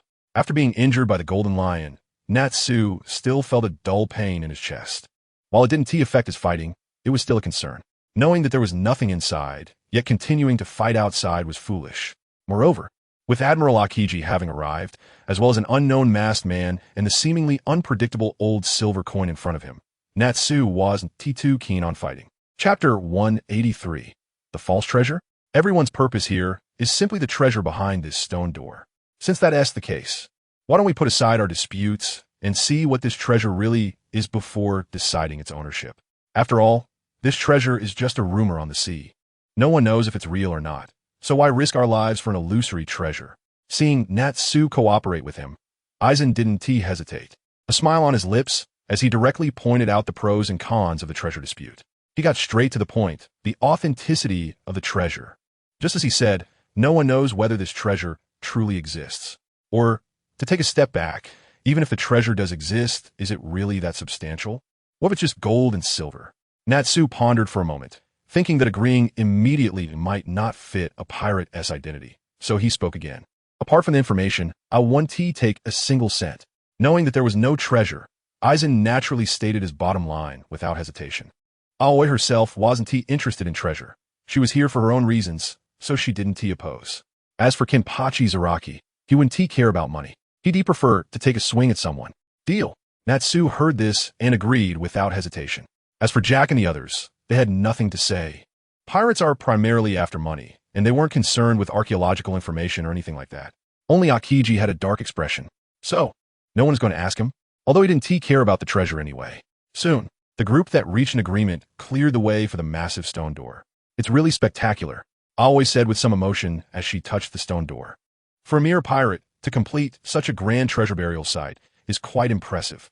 Rumbling accompanied by Aoi's knocking, the door, triggered by the mechanism, slowly opened. Everyone, please go ahead. Aizen gestured for Natsu and the others to enter first as a sign of cooperation. Jack, take the lead and see what's inside. After a moment of contemplation, Natsu let Jack, the strongest fighter among his subordinates, go in first to check what was inside. Before long, after Jack and the others entered, Natsu and Aizen followed them inside. It's impossible. How can there be nothing? Jack, who entered first along with Doppin and others, stood at the cave entrance, shouting in disbelief. The cave was so empty that it echoed. The entire cave was clearly visible under the firelight. Saying it was completely empty might be an exaggeration, but in reality, apart from a stone tablet leaning against the cave's edge, there was indeed nothing else. I can't believe that a cadre of the Rocks Pirates would use a fake treasure to lure everyone. Akiji looked at the empty cave and murmured, feeling a bit lost. This sea indeed has all kinds of people. If it weren't for this false treasure rumor, would so many pirates rush here? Spilling blood on the spot? I also wonder if the one piece that Pirate King Roger spoke of is real. For a moment, Akiji's thoughts began to drift. Brother Natsu, there really is nothing. After looking around, Jack tried to dig a bit of dirt with his hands and found nothing but dirt. Not a hint of gold. Somewhat unwilling, Jack quietly reported to Natsu while casting a fierce glance at Aizen and the others. Forget it, since there's nothing. Let us not waste time here. Inform the brothers to retreat. Natsu pretended to be indifferent, trying to comfort Jack. After all, he knew very well whether there was treasure or not, but he couldn't show any flaws on the surface. Since that's the case, everyone take care. We'll meet again, Aizen said to Natsu with a smile. Until we meet again. Hearing Aizen's words, Natsu turned back and gave him a meaningful smile. At least to outsiders, this smile seemed somewhat sinister. However, they didn't know how Aizen perceived it. Since there's nothing, I'll take my leave first. After the beast pirates retreated, Akiji didn't delay either. After saying a few words to Aizen and the others, he leisurely left, preparing to return to the ship for a nap. Miss Aoi, I wonder if this stone tablet is the thing you are looking for? Aizen waved his hand, signaling Kenpachi Zaraki to take the others out first, then asked Aoi with a smile. Mr. Aizen, you don't need to worry about that. Kawai smiled slightly, not responding to Aizen's words, and walked gracefully to the stone tablet, observing it closely. Once the dust on the tablet was wiped clean, the carved characters were revealed. There were many bizarre symbols, each corresponding to a character, resembling a method of translating some kind of code. Miss Kawai, I think you need this. Just as Kawai was lost in thought, Aizen handed over a treasure map made of unknown parchment. It was the original treasure map taken from the robust pirate. As for the one used by Doflamingo and the others, it was a fake treasure map that Aizen had forged himself. Even the route on the treasure map was planned by Aizen. Otherwise, the original route would have collapsed long ago. The treasure was buried relatively deep, which is why it hadn't been flooded. Thank you very much, Mr. Aizen. After receiving the parchment treasure map, Kawai took a deep look at this mysterious man who seemed to know everything, yet others knew nothing about him, and expressed her gratitude. Looking at the string of seemingly meaningless symbols on the treasure, combined with the characters on the stone tablet, even Kawai, the deputy commander of CP0 in charge of intelligence management, was left speechless. The unease in her heart was evident from her cherry lips. You already know? With her heart a little unsettled, Kawai omitted the honorifics this time and looked at Aizen with a calm expression, her tone devoid of any emotion. Miss Kawai, what are you talking about? I don't quite understand. There's nothing here, is there? Aizen remained unaffected by Kawai's emotions, still wearing that harmless smile, replying cheerfully. Mr. Aizen is right. It was my rudeness. After a pause, Kawai regained her spring-like smile and extended her hand to Aizen, saying, I hope to have more cooperation with you in the future. My honor, Miss Kawai. Their hands lightly touched, and then Kawhi quickly disappeared from Aizen's sight. Just as she had come. Captain Aizen, what's going on? Why am I standing here? Kenpachi Zaraki, who had been in shadows, scratched his head and stepped out. Nothing, let's go. Huh, alright. Chapter 184, The Real Treasure. Grand Line. A mysterious island that does not appear on any nautical map. CP0 Logistics Training Department. A department specifically dedicated to collecting orphans under the age of 2 from around the world for agent training. After more than 10 years of brainwashing and training, qualified agents join CP1-9 in key positions, while outstanding graduates may rotate back to CP0 for further training depending on the situation. Some individuals are naturally gifted and are directly assigned to CP0. Kawhi is one such person. From a young age, she possessed an extraordinary talent, a unique charm. She could unconsciously elicit goodwill from others. If that were all, her gentle appearance and slender figure might have led her to be assigned under Stussy, becoming one of the secret agents of the Pleasure District. However, Kawhi is clearly more than that. Not only does she have an innate charm, but her physical abilities, or rather her talent for training, also far exceed her peers. Under the rigorous training of the current CP0 logistics chief, who is also one of the 3 deputy commanders of CP0, Kawhi, at the age of 28, possesses strength comparable to that of a candidate for an admiral, making her a strong contender for the next generation of CP0 commanders. In fact, this is indeed the case.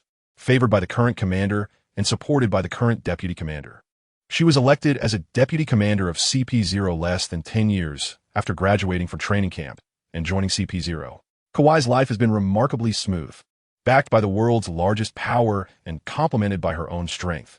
It is not an exaggeration to call her a child of destiny. As for serving the Celestial Dragons, ordinary CP organizations strive for the position of CP0 Deputy Commander, which only takes orders from the 5 elders, and even ordinary Celestial Dragons cannot see them. Unfortunately, even so, Kawhi has her own troubles. Like all CP agents, Kawhi is also an orphan.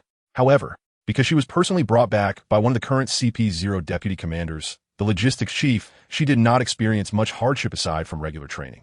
This is also one of the reasons she can act freely now.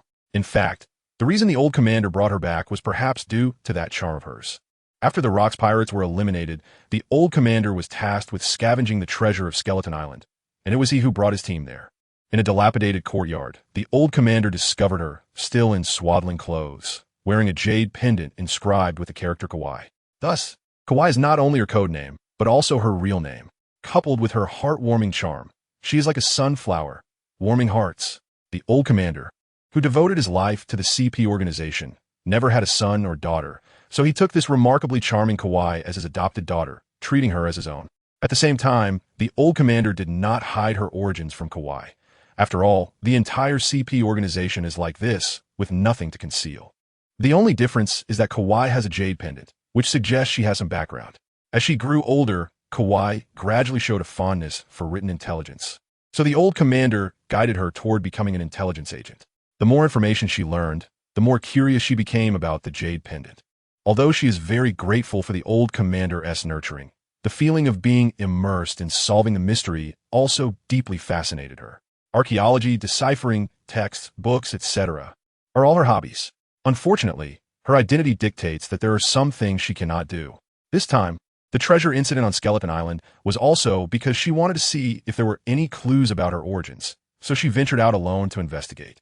As a result, there indeed were. Upon discovering the truth, she became even more curious about what was hidden beneath history. Welcome back, little Kawhi. An old man with a shiny bald head, white beard, and a face full of wrinkles but rosy complexion strode out.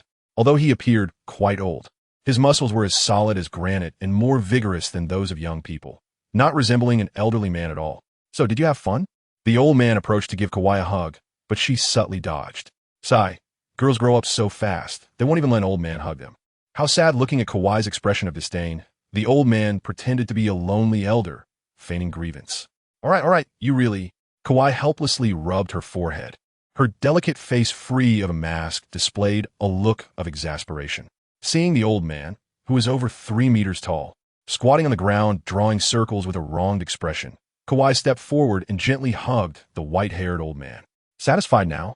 Watching the old man instantly brighten up with a smile, Kawhi said with a hint of annoyance. Unlike when she's outside, back at home, is more like a lively and lovely girl next door than a noble young lady full of interests. Ha ha ha, that's my good daughter. The old man, whose mouth was almost grinning from ear to ear, touched his smooth bald head and smiled happily. By the way, what made you think of coming back to see this old man? After the jokes, the old man asked Kuei, who was leisurely sipping tea in front of the coffee table. Look at this. Kuei didn't say anything, just handed him the translated treasure map. Does anyone else know? The old man's previously kind face instantly darkened, and in that moment he looked nothing like a friendly old grandpa, but rather like a ruthless executioner. You know how I work? Don't worry. For some reason, Kuei's mind flashed with Aizen's unfathomable smile, and she inexplicably didn't say it out loud. After all, even someone like Kuei, who has seen countless people, felt that man looked very dangerous, and she didn't want to get too involved with him unless necessary. She also didn't want to involve the old man, who was clueless about anything other than fighting and training, with such a dangerous person. That's good. It's ultimately not a good thing. I didn't mean that. The straightforward old man's words just came out, and seeing his daughter's smiling eyes, he immediately changed his tone, scratching his head and pretending nothing happened. In any case, you handle it. After taking a sip of tea, the old man looked at Kuei seriously and advised her. Don't worry, I will handle it well. After all, I'm at your level now, right? At the end of her sentence, Kuei playfully winked at the old man. Yes, back then you were no bigger than my palm. And in the blink of an eye, I've been caught up by you. Sigh. Time waits for no one. The old man looked at the now graceful girl. If it weren't for her identity, he would prefer her to live a simple and happy life like an ordinary person, supporting her husband and raising children. All right, no matter how long it's been, you are still my esteemed father. Aren't you? Ha ha ha. My little Kuei is so eloquent. Come give me a kiss, go away. Old man. Chapter 185. Unjust Disaster? New World, near Skull Island. A certain unnamed small island. A tall but somewhat thin man lay weakly on the beach, spitting out something left behind by an unknown creature. Damn, this is disgusting. Even worse than a devil fruit. The man dug out the white, clumpy substance left by a passing bird from his mouth and disgustedly ran to the sea to rinse his mouth. Captain Buck, are you okay? A dark-skinned pirate underling ran over and asked Buck, who was rinsing his mouth frantically. I'm fine. What's the situation? Buck wiped his face and asked the underling with a gloomy expression. Originally dreaming of becoming the Pirate King, he was on a perfectly normal voyage. However, a large shadow suddenly appeared in the sky. Perhaps because he had experienced many abnormal weather conditions in the New World, Buck didn't think much of it. As a result, a massive island, like a meteorite, fell from the sky. Unfortunately, Buck's pirate crew was caught in it. Fortunately, they didn't suffer total annihilation. At least counting him as the captain, 5 people survived. Captain Buck, here. This is a deserted island. If we don't hurry to find fresh water, I'm afraid. The dark-skinned underling didn't finish his sentence. Clearly, the current situation was not good. Damn it. Buck waved his hand, and a light yellow liquid shot out, hitting a big tree directly. Zzz boom. The tree was visibly corroded away, collapsing with a bang. Hurry up. Buck shouted fiercely at the clueless dark-skinned underling. Yes. Captain Buck. It looks like I need to go back first. Buck muttered helplessly as he watched the foolish underling run far away. EC Lowtown. After the destruction by Kildas years ago, Lowtown, as the most important transportation hub in the East Sea, received a lot of relief funds from the world government for rebuilding the town.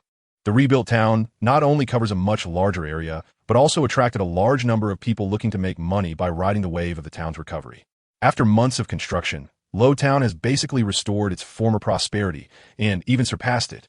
In one of the less crowded streets of the town, there is a shop marked with blue guns and swords emblems, which doesn't have the same foot traffic as other shops.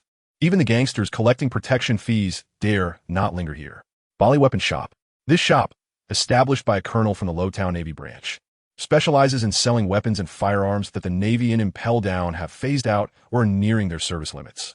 A mere branch colonel may not have such great power and influence to openly sell naval arms in this most important transportation hub in the EC. Even if they are phased out military arms, they cannot be privately sold by individuals. However, if a high-ranking official from the Navy headquarters stands behind this person, that would be a different story. Indeed, this shop was established when Uchiha Madara came to the EC to support the dawn of the Akatsuki when he casually set up a shop in the EC. For someone as skilled and bold as Uchiha Madara, who holds a high position, selling military arms is nothing to fear. Let alone the phased-out military arms from the Navy and Impel Down, as long as the price is right. Even military weapons during his tenure in the Navy could be sold. It's just that no one dares to mention it to Uchiha Madara. Times have changed. Mushue has long passed the initial period of poverty. Naturally, there were no strict regulations imposed on Uchiha Madara. Therefore, given Uchiha Madara's pride, he would never engage in such business. You have money, just bring it over. For example, at that time, Mushue only asked Uchiha Madara to return to support the Akatsuki while casually making some small money. Mushue hadn't expected Lord Madara to do business. She just mentioned it in passing. As a result, unexpectedly, our proud Lord Madara single-handedly defeated the strongest war group dominating the North Sea, Germa 66, directly making them submit and willingly offering military arms worth 2 billion berries. It is worth noting that the East Sea is not like the North Sea, which is constantly in turmoil. In fact, aside from pirate disturbances, the mountain bandits can be easily dealt with by the national defense forces of various countries. Therefore, this batch of military arms was eventually sold to the mafia in the West Sea and some countries in the North Sea. The price was considerably cheaper than if Germa 66 sold it themselves. However, Uchiha didn't mind. After all, it was a case of making a profit without any investment. Moreover, he doesn't even need to take action himself. He just needs to tap his upper lip against his lower lip and arrange for that branch colonel to handle it. Therefore, for the subsequent arms supplied to Germa 66, he let that branch colonel arrange everything himself. At first, it was fine, but in the last 2 months, that greedy branch colonel has been making all sorts of excuses to explain the reasons for the decreasing profits each month. He says things like the world is too peaceful, and weapons can't be sold at all. Or he complains that the weapons have been stored for too long, are getting damp, damaged, and affecting sales, and so on. According to Uchiha Madara's temperament, he should have directly slapped him to death. However, because of the ongoing construction of warships, and since he has been reassigned from Impel Down under the world government to the Navy headquarters, killing a colleague for personal reasons would ultimately have a bad influence. Moreover, Uchiha Madara is publicly known as the representative of the East Sea Chamber of Commerce, Dawn of the Dawn. If anything happens to him, it would directly affect Mushue's revenue every month. Therefore, after learning about this situation, Mushue instructed Kakuzu to handle the matter entirely. As for Uchiha Madara, he only needs to bear the pressure from the world government. That's right. The reason that greedy naval branch colonel dared to make this deal with Uchiha Madara is that he thinks he has some connections among the world government officials. Unaware of the strength of the world's powerhouses, he naively believes that the high-ranking officials of the world government are the greatest power in the world. If it weren't for Aizen and the others being busy with other matters, and the fact that the inexplicable death of a high-ranking world government official would raise unnecessary alarms with the 5 Elder Stars, Mushue would have wanted Aizen to find an opportunity to eliminate this so-called world government official directly, to avoid unnecessary offenses. Mushue could only let the avatars belonging to the pirate faction or the professional assassin Kakashi find an opportunity to deal with this world government official. If it weren't for the fear of alarming him, who is in the Holy Land with countless shadow ninjas, Kakashi could easily kill an ordinary person. Chapter 186. Captivating, addictive, breeding desire, taking risks. Bang! Who the hell are you? Can't you knock? The sudden sound of a door being kicked open startled the clerk, who was leaning over the counter reading a comic book, causing him to go weak at the knees. Although he felt weak, his heart instantly hardened, and a surge of unnamed anger rose from within him, leading him to roar at the figure who kicked the door. As the nephew of the branch colonel of the Rogtown Navy, ever since he took this well-paying job as a clerk at the weapons shop, he's been living comfortably. Moreover, with a bunch of big shots backing him, he practically walked around with his head held high. Usually, no one comes to disturb him. Even if someone comes to restock, they respectfully call him sir. Who would have thought that today, feeling bored and wanting to read the latest comic, he would encounter such a situation? Not knowing whether he could regain his composure after feeling weak, he instantly became furious. If it weren't for the fear that this sudden visitor might have some status, he would have wanted to shoot the intruder on the spot. Bari? A figure wrapped up tightly, with only a pair of green eyes visible, walked in. Following him was a man wearing a black hat, with a scope over his right eye and holding a long gun in his left hand. You, who are you? What do you want with my uncle? Hearing the somewhat intimidating face of the other party, even the confident clerk couldn't help but feel a shiver in his heart. Those green eyes were like a hungry wolf searching for prey, sending chills down his spine. Bang! The man in the black hat, Van Oka, expressionless, shot the clerk in the right leg, then nonchalantly blew away the smoke that had risen from the barrel. Call! Kakuzu's emotionless gaze coldly fixed on the clerk. who was holding his wound and howling in pain, his tone carrying a hint of chill that made the sweating clerk feel as if he had fallen into an ice cave. Call, I'll call. Bara, given such a lucrative job, the most basic means of communication, a din mushi, naturally had to be carried around. Hello, what is it? As soon as the din mushi was answered, Bari's impatient voice came through. In 15 minutes at the weapons shop. Without waiting for the clerk to speak, Kakuzu reached out, and a series of strange black lines extended from his hand, directly snatching the din mushi away, coldly stating, WH. Bang. Before Bari could respond, Kakuzu hung up the din mushi. Then, Kakuzu glanced at Van Oka. Understanding, Van Oka nodded and dragged the clerk, who was howling and begging for mercy, into the back of the weapons shop. Bang! Soon, with a crisp gunshot, all sounds came to an abrupt halt. The world returned to silence. Kakuzu pulled out a belly from the counter, his expression softening as he felt the rough texture of the belly. What a beautiful thing, captivating, addictive, breeding desire, prompting one to take risks. Sniffing the unique scent of paper currency, Kakuzu couldn't help but squint and sigh. Covered in a bit of blood, Van Oka came out and saw Kakuzu sitting at the counter like a junkie, respectfully bowed and then stood in the shadows. He knew that Kakuzu, in this state, hated being disturbed the most. The last guy who didn't know better was already 6 feet under. Bang! Who are you? Where's my nephew? Just as Kakuzu was lost in the beauty brought by the belly, a sudden loud crash interrupted him. Bari, dressed in a naval officer's uniform, arrived at the weapons shop with a few of his most trusted subordinates. Not knowing who had come to cause trouble, Bari didn't dare to be careless and ordered his subordinates to bring all the idle sailors from the Rogtown Naval Branch. However, due to time constraints, the main force would still take a while to arrive. Thus, Bari planned to use verbal tactics to stall for time. Kakuzu, interrupted from his reverie, said nothing, merely using his deep green eyes to glare at Bari and the others. Even Bari, as a branch colonel, couldn't help but break out in a cold sweat. You, Colonel, he seems to be Uchiha Madara's brother and the president of Dawn of the Dawn. One of Bari's trusted subordinates, seeing Kakuzu's appearance, immediately recognized who he was and cautiously whispered in Bari's ear. So it's Brother Kakuzu, we're all family here. Why didn't you say so earlier? This is quite the misunderstanding. Upon hearing the names Uchiha Madara and Dawn of the Dawn, Bari immediately understood that this was someone coming to collect a debt, and his face broke into a beaming smile. Come on, Brother Kakuzu, let me treat you to some of Rogtown's specialties. Bari originally thought it would be a tough fight, but he didn't expect it to be a relative of his partner coming to collect a debt. Although letting go of some belly made Bari feel a bit pained. Since they had come to his door, he had to at least show some goodwill. At worst, I can comfort this Uchiha Madara's younger brother, and then sell a sob story myself to reduce the cost a bit.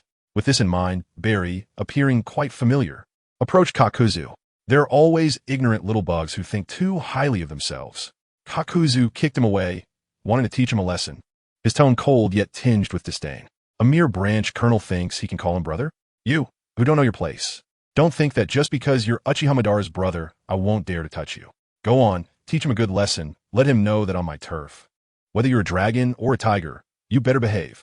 Bari, who was kicked to the ground, angrily pointed at Kakuzu and shouted. The Navy, receiving the order, immediately surrounded them. Before the Navy could act, Kakuzu's arms instantly detached from his body, and strange black threads shot out, wrapping around the necks of these Navy men, causing their veins to bulge and their faces to turn red. A monster, although Bari knew the legends of devil fruits. Such powerful users were rare in this small East Blue. Seeing such a bizarre ability for the first time, Bari was so scared that he collapsed to the ground, a foul smell spreading beneath him. Useless. He had initially planned to ask where Bari hid the berries, but looking at Bari, who had soiled himself, Kakuzu instantly lost interest. Watching Kakuzu turn to leave, Bari, trembling all over, sighed in relief and muttered to himself, that damn guy. Don't let me find an opportunity. Bang! Before he could finish grumbling, a gunshot silenced him. Knowing that his master despised such filth, Van Oka had no choice but to take action himself. Spare him? Kakuzu never leaves survivors. Colonel Bari, the late-arriving Navy, looked at the ground covered in red and yellow, covering their mouths and noses, exclaiming in shock. How could a person just vanish like that? Chapter 187. No, next time. The death of a Navy colonel, even if it was just a branch colonel, was a matter of great concern. However, with the serious-faced Uchiha Madara and the equally indignant Senju Hashirama, bringing a large amount of evidence of Bari's corruption, abuse of power, oppression, and even the killing of civilians to the marshal's office, Sengoku fell silent. Looking at Zephyr and Garp, who were casually eating sunbae nearby, Sengoku sighed helplessly. No, next time. With just this sentence, the matter was closed. It perfectly illustrated the saying, having someone in the court makes things easier. Of course, all of this was based on the strength of Uchiha Madara and Senju Hashirama, a piece of trash who relied on the world government as connections to become a branch colonel, compared to two future admiral candidates and the goodwill of two old friends. Sengoku chose to let it go and not pursue the matter further.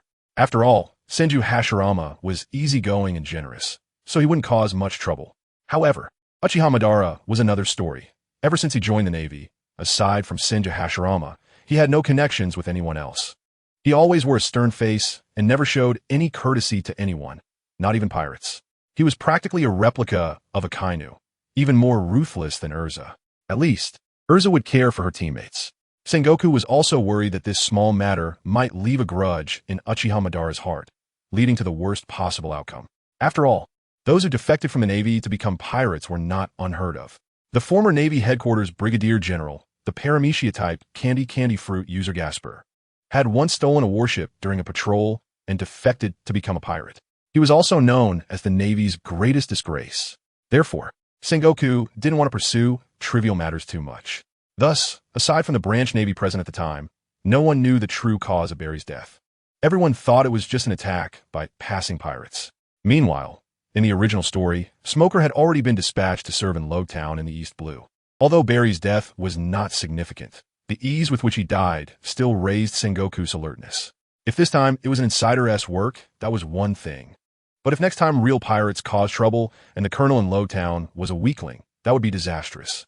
Therefore, Sengoku sent Smoker to take up the post, also to train him and temper his bad temper. East Blue, Frost Moon Village. Through Uchiha Madara's perspective, Mushiue understood Sengoku's attitude toward such matters. Overall, it was a small punishment for a big warning, nothing too serious. After all, that branch colonel was no good bird. He was merely a disaster born out of a pure exchange of interests. As the fleet admiral of the Navy, Sengoku wouldn't argue with Uchiha Madara over such trivial matters. As expected, strength is the only thing that matters. Mushiue sat at the bow of the ship, feeling somewhat emotional as he spoke. He hadn't intended for Kakuzu to kill anyone directly. After all, he was still a Navy branch colonel. If Mushiue truly wanted him to die quietly, there were plenty of methods. Why choose such an outrageous way? Mushiue's original intention was to let Kakuzu, who happened to be leaving, give this branch colonel a warning. After all, with Aizen's assistance, that pile of information would be enough to keep him from turning back. As for the high-ranking officials of the world government, their next course of action had also been figured out, and it was just a matter of time before taking action against them. In the end, it seemed Kakuzu misunderstood and directly took out the branch colonel. However, it didn't matter. Taking this opportunity, Mushiue would know the standing of Hashirama and the others in Sengoku's heart. It seemed to be quite good. With this thought, a faint smile appeared on Mushiue's lips. A year's time had already been enough to sway the judgment of the Navy's fleet admiral. Perhaps it wouldn't be long before the mysterious veil of the world government was lifted. East Blue, Kokoyashi Village. In an orange grove. Nami, where have you run off to again? Hurry up and come help pick oranges. Today is the day those big merchants come to the island to collect oranges. A woman wearing a checkered shirt, slender in build, with deep red, long hair, tied up and a lady's cigarette in her mouth, shouted into the empty bedroom. Looking at the veins bulging on her forehead and her hands on her hips, one could tell her mood was not very pleasant. Norkageo, have you seen that little girl Nami? Seeing Norkageo, who was shivering while holding a basket of oranges, Belmere suppressed her anger and asked, No, I haven't seen her. She disappeared early this morning. Belmere, please don't be angry. Whether it was because Belmere's imposing presence was too intimidating or because he felt guilty for lying, Norkageo, whose skin was already a bit dark, turned red and lowered his head, not daring to meet Belmere's gaze. Fortunately, Belmere, who was already angry, didn't pay attention to these small details from Norkageo, thinking that she had scared him. It's fine, I'm not angry. You go put the oranges away first. Since it's still early, I'll go pick some more. Belmere bent down and gently rubbed Nokigao's little blue-haired head, softly comforting her. Seeing that Belmere was no longer angry, Nokigao let out a sigh of relief and wobbled out of the yard with a basket full of oranges. Bang! Huff! Nokigao struggled to place the basket onto the small cart, then wiped the beads of sweat from her forehead. Since the family was not well off, All expenses relied on the oranges from this yard. Nokigao, who had been sensible since she was little, started helping out early. Although her height was not particularly outstanding due to nutritional issues, she was quite good at working. Apart from the effort it took to move the oranges, she was even better at picking them than Belmare, at least when it came to the lower-hanging oranges. "Let's go early, so I can buy you some new clothes," Belmare said as she carried 2 baskets of oranges over to Nokigao. "If that girl Nami doesn't apologize properly this time, I'll make her regret it." As Belmare walked down the road, she couldn't help but think of Nami, who had the same hair color as the oranges, and muttered her dissatisfaction about Nami sneaking out to avoid farm work. "This time, you mustn't plead for that girl. I need to teach her a good lesson." Finally, as if remembering something, Belmare complained to the silent Nokigao beside her. Ever since the 2 girls became sensible, every time Nami made a mistake, it was always Nokigao who stepped up to take responsibility.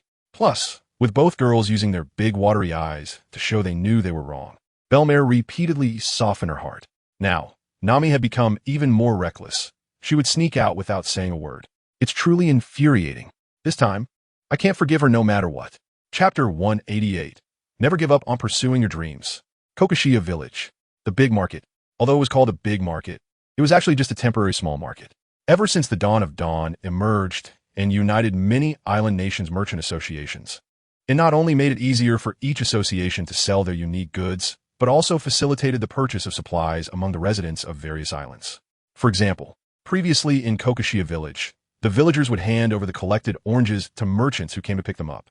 However, sometimes merchants would arrive early or late, resulting in many people's oranges going unsold or rotting. Additionally, merchants wouldn't always take all the oranges. They would only select the better-looking ones, and due to exclusive business practices, there would sometimes be price reductions. To earn more money, many residents would choose to go out to sea alone to sell their goods in the neighboring rock town. Although they could earn more, sailing out had its dangers, and there were risks of damage, which could render their efforts futile. Now it was different. The Dawn of Dawn Merchant Association was a super large alliance that spanned most of the East Sea. In the middle of each month, the merchant ships would travel to islands with small towns to collect and sell goods. They would then stay for 3 to 7 days, depending on the next island's distance, ensuring maximum transactions on each island without delaying the next voyage. It's worth mentioning that there wasn't just one merchant ship, but multiple ships sailing together. This way, several ships could help each other out and better fend off small pirate groups. Moreover, having multiple ships allowed for a richer variety of goods and the collection of more items. It also meant that Mushiue could enjoy the unique foods from different parts of the East Sea without leaving her home. As for whether they would make slightly less money, Mushiue didn't care at all. If they were really short on cash, they could always rob the heavens. And the East Sea's cost of living could only be described as a slow trickle. Of course, there were multiple such fleets categorized by the types of goods, and they were divided into several fleets. Then, they would sail in a loop, ensuring that each island would experience a small market every 3 months. This not only solved the difficulties of individual residents setting out to sea, but also helped the Merchant Association earn a steady stream of income. With goods circulating, people's quality of life improved significantly, to the point where the frequency of pirates going out to sea has greatly decreased recently in the East Sea. Even many small nations treated the Dawn of Dawn Merchant Association as honored guests, rolling out the red carpet and not daring to be negligent in the slightest. As for whether it was giving Uchiha Madara face, that was uncertain. Come and see. Farm tools crafted by top artisans from Frost Moon Island, guaranteed to turn the soil effortlessly. Big Brother Shoe, roasted sweet potatoes, delicious and sweet. Eat one and you'll want 3. Pork leg meat from the unique wild boars of the Goya Kingdom, crispy and fragrant. The bustling calls of vendors were endless. The entire market was filled with a lively, noisy, yet happy atmosphere. It's worth noting that around this time last year, everyone still had to risk going out to sea alone to sell oranges. Ouch. I'm sorry, sir, I didn't mean to. A little girl with orange hair, hugging a set of blueprints, plopped down on the ground, rubbing her little bottom while apologizing shyly. Because she was holding the blueprints and was a bit too excited, she hadn't seen the road clearly and accidentally bumped into a passerby. It's fine. As Jiaodu bent down to pick up the scattered blueprints, he suddenly paused, his expression changing. Little girl, where did these sea charts come from? Jiaodu examined the sea charts carefully, realizing the level of detail in these blueprints was on par with those drawn by the navigators he had recruited. Although those navigators were indeed of average skill. Huh, I drew these sea charts myself. Aren't they impressive? Nami, who had been rubbing her sore spot, immediately exclaimed with pride upon hearing someone marvel at her drawings. You drew these? Jiaodu looked at the little turnip head, who was less than half his size, with an incredulous tone. What's your name? My name is Nami, and my dream is to draw maps of the entire world.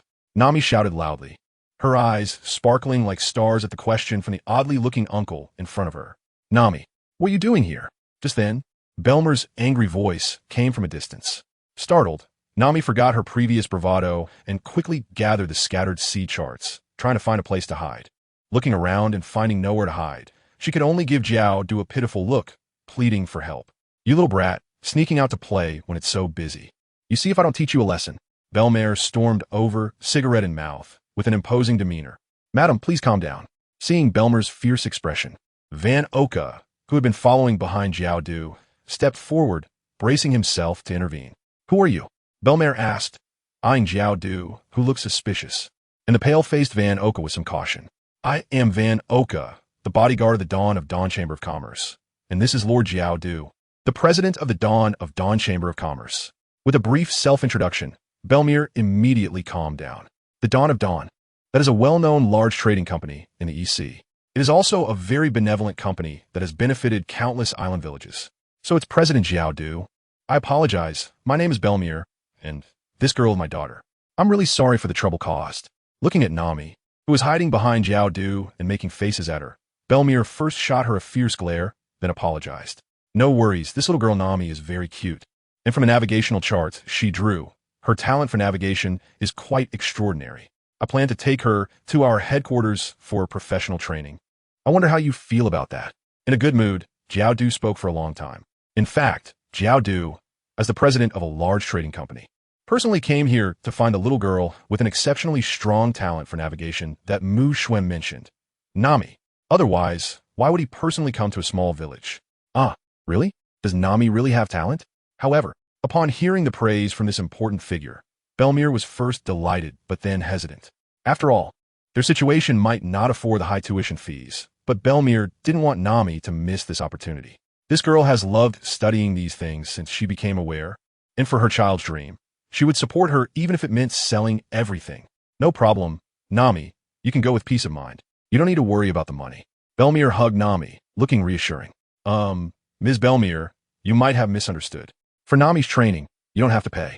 On the contrary, according to our chamber's welfare policy, capable individuals can enjoy better treatment. For example, we can purchase your oranges at the highest market price. So you can rest assured. At Jiaodu's gesture, the aloof sniper Van Oka reluctantly took on the role of announcer again. Chapter 189, The Genius Navigator. I have tamed her. Ah, really? That's wonderful. Hearing Van Oka's explanation, Belmer couldn't help but shout excitedly. In her excitement, she gave Jiaodu a big hug. In response, the cold Jiaodu showed no reaction, and Belmer, coming back to her senses, was not shy like an ordinary girl. Although Belmer was a genuine young woman, her time in the Navy had made her completely ignore the fact that she was a woman. Or rather, the burden of family had made her no longer consider these trivial matters. If it weren't for the war that led her to adopt these two little ones out of kindness, she might still be serving in the Navy. Nami, what do you think?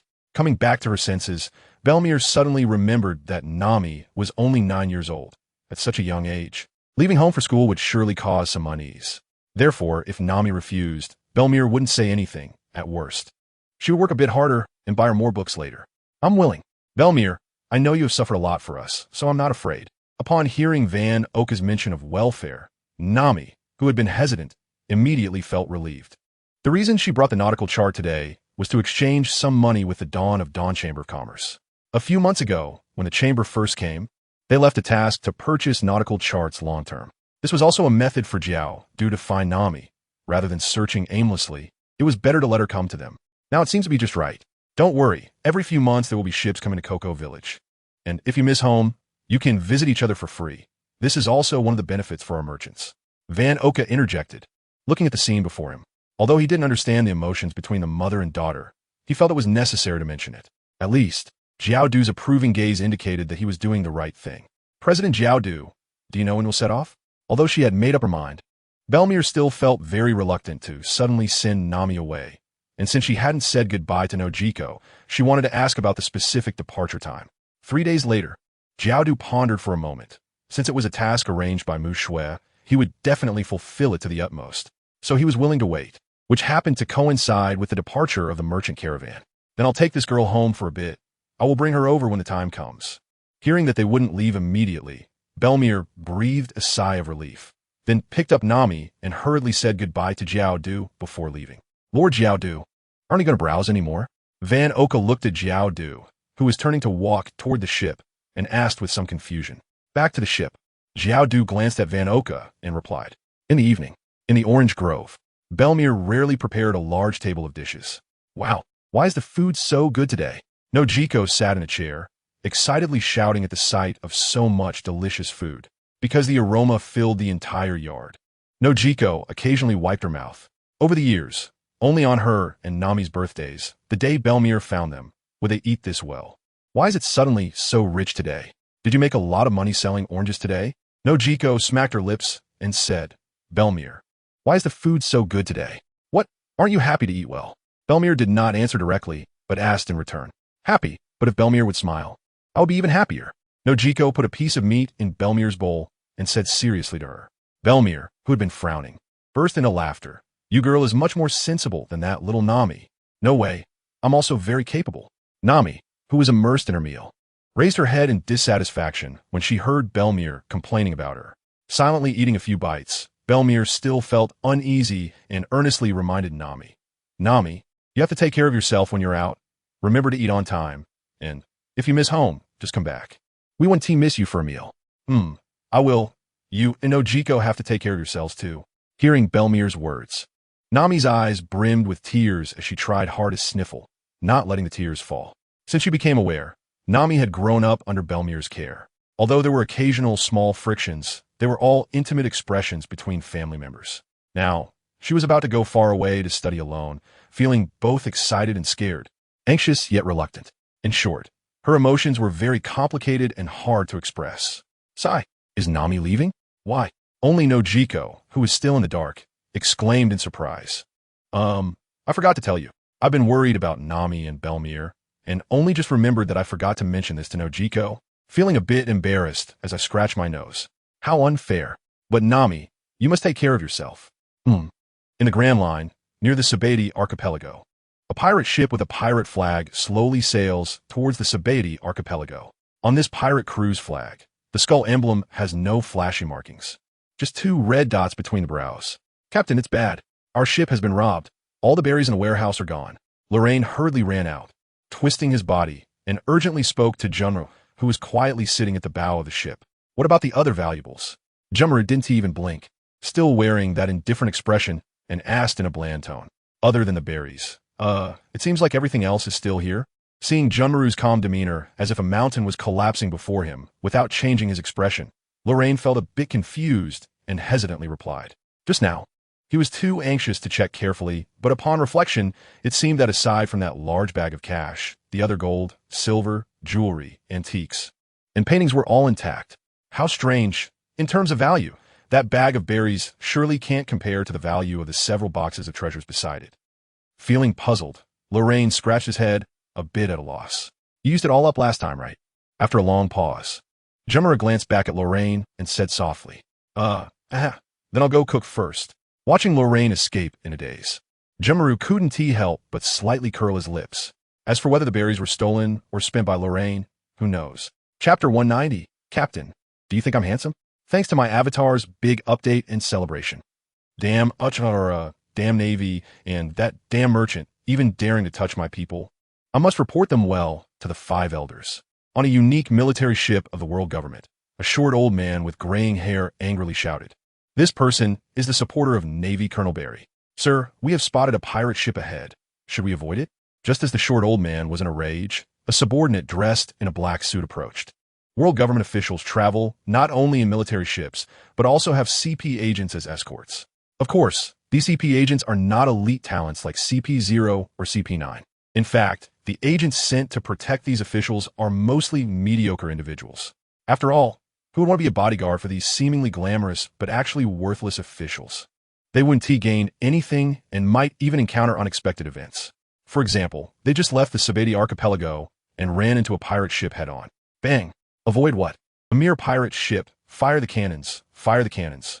The short old man, already furious, couldn't he tolerate such humiliation and slapped the black-suited agent. If we run upon seeing pirates, wouldn't he that be losing face? Yes. The slapped agent didn't he dare to retort and could only quickly retreat to convey the orders. Boom. Bang. Whether it was due to distance or the crew's lack of strength, none of the cannonballs hit the pirate ship. As the pirate ship drew closer, even the agents on board were a bit flustered. After all, they were not the kind trained at CP0 headquarters. Or rather, being not much stronger than ordinary people was the norm for these regular agents.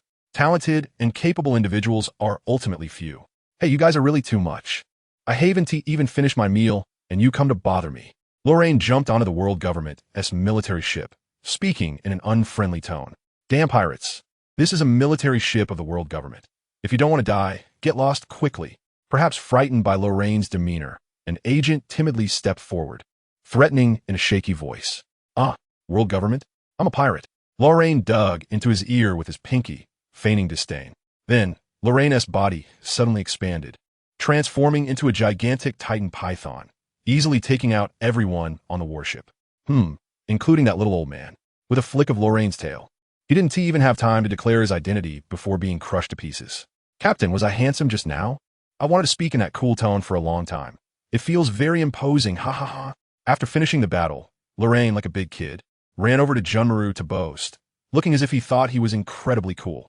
Junmaru looked at Lorraine's foolish expression, didn't he say anything, just pointed to his head, then shook his head and turned back to the cabin. What does that mean? Does it mean I'm smart? Lorraine scratched his head in confusion, uncertainly muttering to himself. No, Captain, please say something. Not understanding, Lorraine quickly followed behind. Am I? Hey, don't hit me. I'm dodging. Haha, can't hit me, No, Captain, it really hurts. New World, Swallow Island. Happy Town, under a patch of shade. I'm so tired. Carrying a basket of large stones, Beepo leaned against a tree, panting and complaining. Due to sweating heavily, Beepo's white fur was all matted together, looking like a drenched dog, very disheveled. Let's take a break. I'm so tired. Beepo, gasping heavily, looked at Law, who was also drenched in sweat with his clothes soaked, and pleaded with a pitiful and helpless gaze. Beepo, you are a bear. Law stood on the grassy area under the shade, looking at Beepo with a disappointed expression, implying, aren't you a strong bear? Can't you handle this little exercise? But according to the lifespan of the fur tribe, I'm still a child. Seeing Law's disdainful look, Beepo felt wronged like a 2-meter-tall baby. For a moment, Law didn't know how to refute. I really can't believe you. Just take a little break, don't let Teacher Bell find out. Looking at Beepo's pitiful appearance, Law rubbed his trembling legs and waved his hand helplessly. Yeah, don't worry, Teacher Bell is definitely exercising over by the waterfall now. He went to find us. Hearing Law's words, Beepo instantly perked up, confidently stating his deduction. After all, Bell has his own training plan and can't keep an eye on them all the time. So, taking a little break wouldn't be noticed, right? A deep voice sounded from the treetop above Babwa. Bang! After a loud noise, a giant bear with gray fur jumped down from the tree. Bell teacher, what are you doing here? Babwa asked in disbelief, as Bell should have been training alone at this time. Usually, during morning exercises, Bell lets Luo supervise. So why did he suddenly show up today? What's wrong? Surprised to see me here? Hurry up and stand up. Bell grabbed Babwa by the scruff of his neck and lifted him up, looking fierce, which made Babwa's eyes well up with tears. I'm sorry, Bell teacher. I was wrong, please forgive me. Babwa, being lifted off the ground, clung to Bell's arms with both hands, his little legs flailing as he cried and pleaded for mercy. The whole scene could be said to be heartbreaking for those who heard it and tear-jerking for those who saw it. Well, it was also a bit comical. At least, judging by Luo's efforts to suppress his laughter, it was like that. After all, the fluffy, snow-white Babwa, curled up in the air, was really cute. At least, compared to the imposing martial arts bear master, Bell, who looked fierce with his black-gray fur, Babwa was definitely the embodiment of harmlessness. Stop talking nonsense. Keep up. The last one to arrive will train with me alone when we get back. Seeing Babwa's appearance, Bell didn't say anything more. Personality isn't something that can be changed in a day or two. Perhaps only with powerful strength can Babwa gain confidence. At least that's what Bell thought. Bell teacher, is something wrong? Luo asked curiously while keeping pace with Bell. Bell could be said to be the most monk-like person Luo had ever seen. At least in terms of training, he was definitely a tough guy. Every day before dawn, he would go to the waterfall, sitting on the smooth, round boulder to start his day of practice. At noon, he would dive into the sea to punch. And it was only in the evening that they would see him at the dinner table. Only during that time would Bell teach them, and also arrange the training plan for the next day. So, unless something unexpected happened, Bell rarely returned to the town. Chapter 191. It would be better if it were a bit bigger. Dr. Wolf, had a backache and asked me to help him buy some things in town. Otherwise, I wouldn't have known that Babewa dared to slack off. Saying this, Bell shot a fierce glare at Babewa. Babewa shrank his neck in fear and stumbled a bit. Fortunately, Luo was there to support Babewa just in time, preventing him from falling. Since he was caught red-handed, Babewa didn't dare to explain anything. He could only quietly follow behind Bell like a little kitten. Following Bell's pace, the three quickly arrived at Joytown. Unlike Bell, who didn't even break a sweat, Luo and Babewa were already drenched in sweat from the heavy morning run. Under Bell's intimidating presence, they had no choice but to grit their teeth and keep up with his speed. The result was that by the time they reached Joytown, both were nearly exhausted, collapsing on the ground without the strength to speak. It is worth mentioning that Luo deliberately stumbled at the end, allowing Babewa to arrive first. This little trick naturally didn't escape the notice of Bell, the martial arts bear master.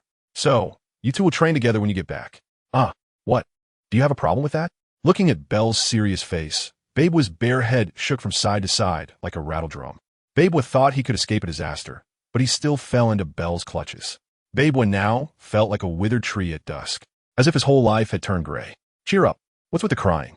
Seeing Babewa's dejected appearance, Bell wished he could give him a series of water flow punches to wake him up.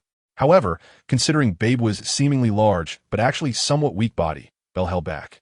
What if he accidentally knocked out the only fellow of his kind so far? That would be awkward. All right, you two just wait here. Bell glanced at the two who were really out of energy and didn't push them to get up. As Bell turned to enter the town, Babewa quietly moved beside Luo and whispered, "Luo, does practicing like this really help? It feels like there's no change at all." Saying this, Babewa seemed to remember something and, feeling frustrated, rubbed his increasingly hard belly muscles, complaining, "I feel like the fat on my belly is almost gone. If I don't have a soft belly, will there be no mother bears who like me in the future?" Wah. Luo had been carefully listening to Babewa's troubles, thinking about how to comfort him. However, as Babewa kept talking, he strayed directly into the topic of mother bears. Luo was left speechless. "You, Sai." Luo initially wanted to tease him a bit, but seeing Babewa rubbing his little belly, he sighed in resignation, making a defeated expression and stopping his words. "Wah, I'm not joking, Luo. Am I going to end up like Bell Teacher, just a single bear pursuing martial arts in the future? I don't want that. That kind of life is too pitiful. I want to cuddle with pretty mother bears." Seeing Luo's confused expression, Babewa continued to lament, even specifically bringing up Bell, who clearly looked like a lifelong single bear, to emphasize that he wasn't joking but was seriously contemplating. It was precisely Babewa's serious contemplation about mother bears that left Luo speechless. Just a moment ago, during training, he claimed he was a baby bear. Now that they were resting, he started emphasizing finding a mother bear. Truly ridiculous. Aren't you still a baby? Why are you in such a hurry?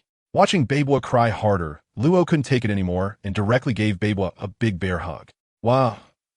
I'm sorry.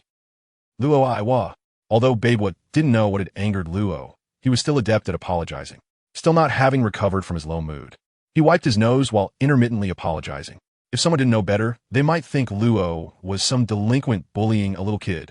"I forget it. Stop crying. I'll definitely find you a mother bear in the future. Okay?" Seeing Babewa's submissive and aggrieved expression, Luo recalled how he looked when they first met, so pitiful. Back then, Babewa, despite being nearly 2 meters tall, was bullied by the little Summer Chi and Pei Jean, only able to curl up and cry. It's hard to understand why such a mighty bear folk would have a timid character even more than a rabbit. The problem is that the rabbit knows how to run, while Beepo, this guy, can only cry in place. Really, he must find someone soft and pretty, preferably a bit bigger than me. Hearing Luffy's words, Beepo stopped sobbing and instead began to seriously discuss his request with Luffy. By the end, it seemed like he had thought of something wonderful, and Beepo started to chuckle. With his super big snot bubble, he looked like a big silly fool. "You, this guy, really hopeless." Looking at Beepo, who had stopped being sad and was lost in beautiful fantasies, Luffy helplessly covered his face and weakly complained. "It seems like training makes you very happy, Beepo." Just as Beepo was immersed in his dreams for the future, a deep, eerie voice reached his ears. Hissed the alluring figure, and Beepo's mind instantly expanded into a nearly 3-meter tall, black-gray giant bear, scaring him into a gasp, his whole body shivering. Seeing Beepo come back to his senses with a terrified and uncomfortable expression, Luffy couldn't help but smile. "Teacher Bell, are you done so soon?" Looking at Bell, who had nothing in his hands, Luffy asked with some confusion. After all, according to the time, even if he counted the time he spent chatting with Beepo, it was only a little over 10 minutes. Such a short time should not be enough for Bell to finish acquiring materials. "I suddenly had a bad premonition, so I ran back to check on you too." Bell glanced at the curious Luffy and explained in a calm tone. With a pure heart and top-level observation haki, Bell is exceptional in perception. Therefore, Bell trusts this intuition or sixth sense of his. Since the premonition suggested something bad was going to happen, it must be related to him or someone he cares about. Being in a peaceful and joyful town, along with having many skills, buffs, and explosive abilities, it was unlikely that a major crisis would occur, as long as it wasn't someone like Garp, a master of pure martial arts. Even the 3 admirals of the Navy would find it hard to keep him. In fact, facing Bell, who has the ability to withstand, they might even suffer a counter-blow.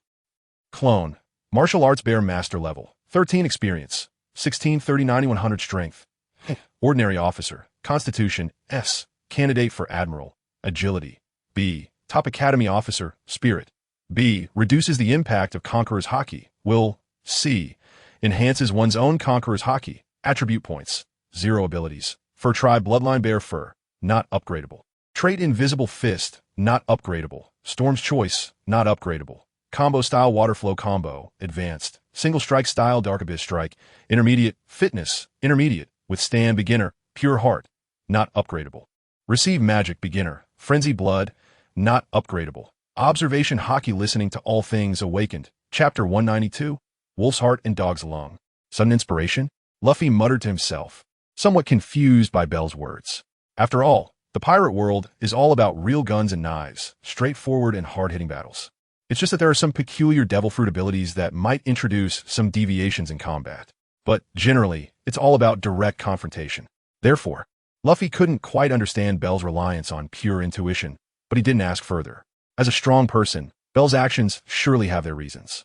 Just because he didn't understand doesn't mean others are wrong. It might just be that he hasn't reached that level yet, hence the lack of understanding. Let's go back and check on Dr. Wolf and those 2 little guys first. Bell squinted his eyes, looking in the direction they came from, and after leaving that sentence, he directly vanished. This. Beepo looked at Luffy, his eyes revealing a hint of confusion. "Hurry up." Luckily, Luffy reacted quickly, told Beepo to follow, and without caring about the burden, he quickly used his legs to chase after Bell's departing figure. "Ah, wait for me." Watching Bell and Luffy leave, Beepo didn't think much and hurriedly followed with his little short legs. In a small wooden house in the forest. This was also where Wolf had built a residence after arriving at Joytown with Luffy and the others. Because he loved inventing and building, which often caused various noises, Wolf chose such a remote place to avoid disturbing the residents of Joytown. Today, like any other day, Wolf was seriously adjusting a closed cylindrical object when an unexpected visitor suddenly broke in. "Old man, long time no see." A frivolous voice reached Wolf's ears. Despite not seeing each other for over 10 years, he immediately recognized the identity of the visitor, Captain Buck of the Buck Pirates, who was also his biological son. "Old man, after all these years, you still only know how to fiddle with this junk." Buck looked down on him and approached to pat the yellow cylindrical object. "If you're just here to check, you can leave now. If you're here to ask me for money, not a single cent." Wolf raised his eyelids slightly, and a rare serious expression appeared on his wrinkled face. It was clear that he despised this son of his by blood. "Bang! I don't want to waste time talking to you. Although what you've done over the years is just scrap metal, you probably made a lot of money. So hurry up and bring it out, or don't blame me for getting rough." Buck slammed the yellow cylindrical object, and with a sizzling sound, a visible palm print appeared on it. Wolf was not surprised by this scene because he knew that Buck was a Paramecia-type devil fruit user, the dissolve fruit. Not only could he dissolve this object, but if used to the extreme, he could even dissolve conceptual things, like a person's heart. Anyone who has had their heart dissolved by Buck will die directly if not freed within 24 hours. The method too is simple. Just knock Buck out. No money, just a worthless life. Wolf also knew that at his age, he definitely couldn't overpower the strong Buck, so he didn't struggle and simply grabbed a small stool nearby, sitting there casually as if waiting to be dealt with. "You stubborn old fool. I'll slap you to death."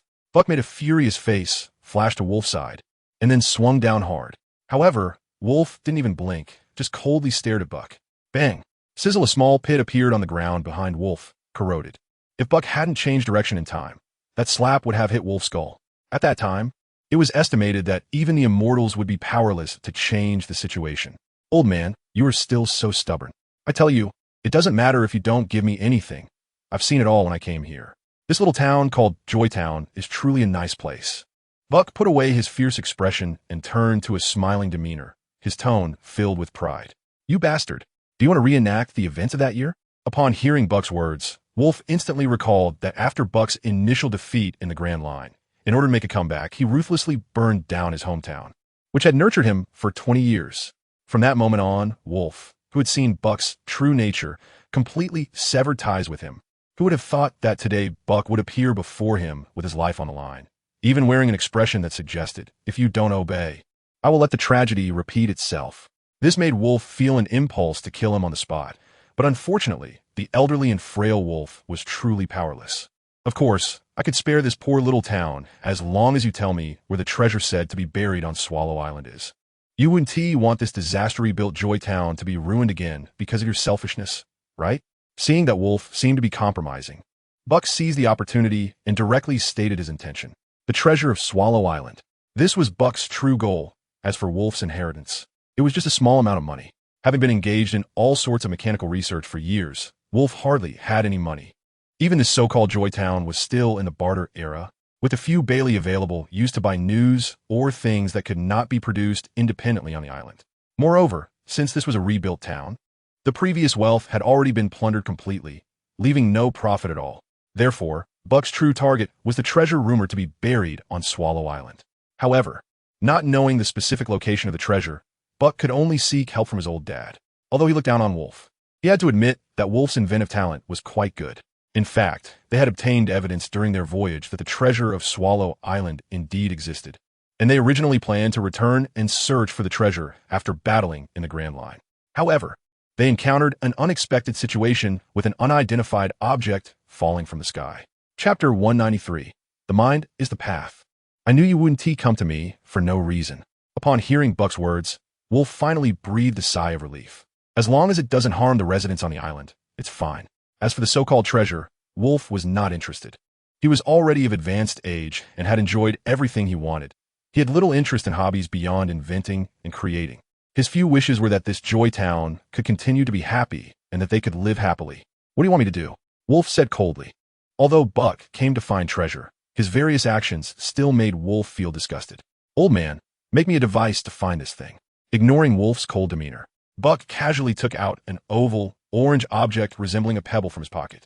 But from its appearance, it looked like an opaque piece of amber. Wolf took the object, unsure of its exact material. It felt smooth and delicate, looking like a fine piece of art. What is this? Wolf put on his glasses and examined it for a moment, asking with some confusion. Having studied in Future City for a while, he considered himself quite accomplished in materials. But this strange, stone-like object seemed to be something he had never seen before. How would I know? If I knew, why would I need you? Buck shrugged, spreading his hands in a gesture that implied Wolf was foolish. Hearing this, Wolf shot Buck a glance, but said nothing further, instead taking the strange object to the laboratory, preparing to study it carefully. Hey, old man, can you really do it? I advise you not to play tricks, or else. Buck didn't finish his sentence. But anyone with eyes could tell he surely had ill intentions. Anxious? If you're anxious, you do it yourself. Seeing Buck's anxious demeanor, Wolf maintained a calm demeanor. Knowing that Buck's true goal was that rumored treasure, Wolf was not anxious at all. Because if Buck wanted to make a comeback in a short time, relying solely on the few resources from Joy Town was utterly insignificant. Only by finding the rumored treasure, which was said to contain a vast amount of wealth hidden on Swallow Island, could Buck fulfill his ambitions. Thus, the confident Wolf became the more stable party. You, Buck, who was rebuffed by Wolf, was somewhat humiliated and angrily pointed at Wolf, but he couldn't find the words to respond. In the end, he could only retreat to the side, muttering angrily, "Damn old man. Please remain quiet, or get out of the laboratory, don't disturb me." Seeing that Buck was indeed under his control, Wolf was not polite and issued an eviction order. I advise you not to play tricks, otherwise, even if I don't want a treasure, I will make you suffer. Buck, who had been retorted, had a dark expression and threatened in a harsh tone. Noticing that Buck was getting a bit emotional, Wolf didn't provoke him further, but silently turned around, closed the door, and kept him outside. Captain Buck, can this old man really do it? A little brother nearby asked in confusion. Slap. He can't do it, but can you? If you can find it, go find it yourself. Why are you telling me? Buck, already on the verge of an emotional explosion, was directly enraged by the little brother's casual question, going up to give him a hard slap that left the little brother in shock. Keep an eye on this old man. Don't let him play tricks. Seeing that several little brothers had become obedient, Buck whispered an order and then swayed out the door. What are you showing off for? You can't find it either. The little brother who had just been slapped muttered in frustration. All right, stop talking. If Boss Buck hears you, you'll be dead. Another little brother kindly advised. After all, Buck had a bad temper, and if not careful, dissolving a few limbs was a common occurrence. Upon hearing this, the little brother who had been slapped stopped speaking, merely covering his abdomen silently, a glint of brilliance flashing in his eyes. In the woods, outside the wooden house. Teacher Bell, how is it? Luo and Babua hurriedly rushed, but ultimately did not catch up to the fully armed Bell. However, strangely, Bell did not enter the wooden house, but instead hid in the woods, as if waiting for them. Aren't you always curious about the martial path I practice? Bell did not turn around. Through his top-notch observation haki, he had already sensed the arrival of Luo and Babua. My path, all that I practice, exists in my heart. The greatness of the heart is the extremity of the path. Saying this, Bell pointed his finger at his chest. But Teacher Bell, how do you practice the heart? Do I have to go into the waterfall every day like you? Just as Luo was still trying to think about what Bell said, Babua covered his chest with his hand, feeling for a long time without understanding Bell's meaning. Suddenly, Babua remembered Bell's daily practice under the waterfall and asked in confusion. Cultivating the heart is too ethereal and premature for you. Your first step is to refine your body. A strong physique is the foundation of refining the heart. Bell glanced at Babua and said meaningfully, these are things you need to pay attention to in the future. The martial arts I cultivate are divided into single strike and combo styles based on different training and combat methods. As the name suggests, the single strike style is to strike with the force of thunder and kill in one blow. The combo style is like continuous waves of water, giving the enemy no breathing space. As the saying goes, prolonged defense will lead to loss, and prolonged attack will lead to break. After briefly introducing his martial arts, Bell glanced at Luo, who seemed to have some understanding, and Babua, who was still in a fog. Next, I will show you the power of both styles. Pay close attention. Without giving the too much time to think, Bell suddenly pushed off with his legs and arrived in front of the wooden house. Just as he said at the beginning, Bell, relying on his powerful observation haki, had already determined the situation inside. The other two little guys were not in the house. They should have gone out, and Dr. Wolf was temporarily in the laboratory, so there was no danger. The only one who looked like the leader was still alone outside. Just right. Bell, who hadn't fought in a long time, wanted to stretch his muscles and also demonstrate the martial arts he practiced to these two. That's why he stood there for quite a while, waiting for them to come over. Chapter 194. It's good to be dead. It's good to be dead. Who is there? Buck, startled by Bell's sudden appearance, shouted loudly. I am a martial artist, Bear Master Bell, here to seek advice. Bell struck a pose and said something inexplicable. At least, that is how it seemed to Buck. Are you out of your mind? Looking at Bell, who suddenly ran out, introduced himself, and struck a pose to battle. Buck's eyelids twitched, and he asked somewhat speechlessly, I thought you were a bounty hunter or something, but instead, you're a bear that looks impressive but acts clumsily? Forget it, no matter what you are, since you dare to declare war on me. Be prepared to die. Not knowing if he was affected by Bell, Buck unconsciously struck a pose, and yellow-green liquid continuously appeared in his hands. Dissolving rain. Without any martial ethics. As soon as Buck finished speaking, he directly swung both hands, and droplets of yellow-green liquid shot towards Bell like rain. Sizzle, sizzle, accompanied by the dripping liquid, the tree trunks, grass, and even the dirt road emitted a terrifying sound, as if they were being corroded by strong acid. Combo style, water flow strike. Bell, who had struck a pose, calmly began to swing his fists, and invisible air was propelled by his rapidly moving arms, forming an invisible shield. He knocked down all the liquid that came flying towards him to the sides. Single strike style, dark abyss strong strike. Before Buck could charge up again, Bell exerted force with his legs, and the ground beneath him cracked open as if it had been smashed by a giant, instantly hitting Buck's head with a howling sound. Bang! Buck, struck by an overwhelming force on his head, didn't he even have time to leave a last word. He left this world with shock, confusion, and regret.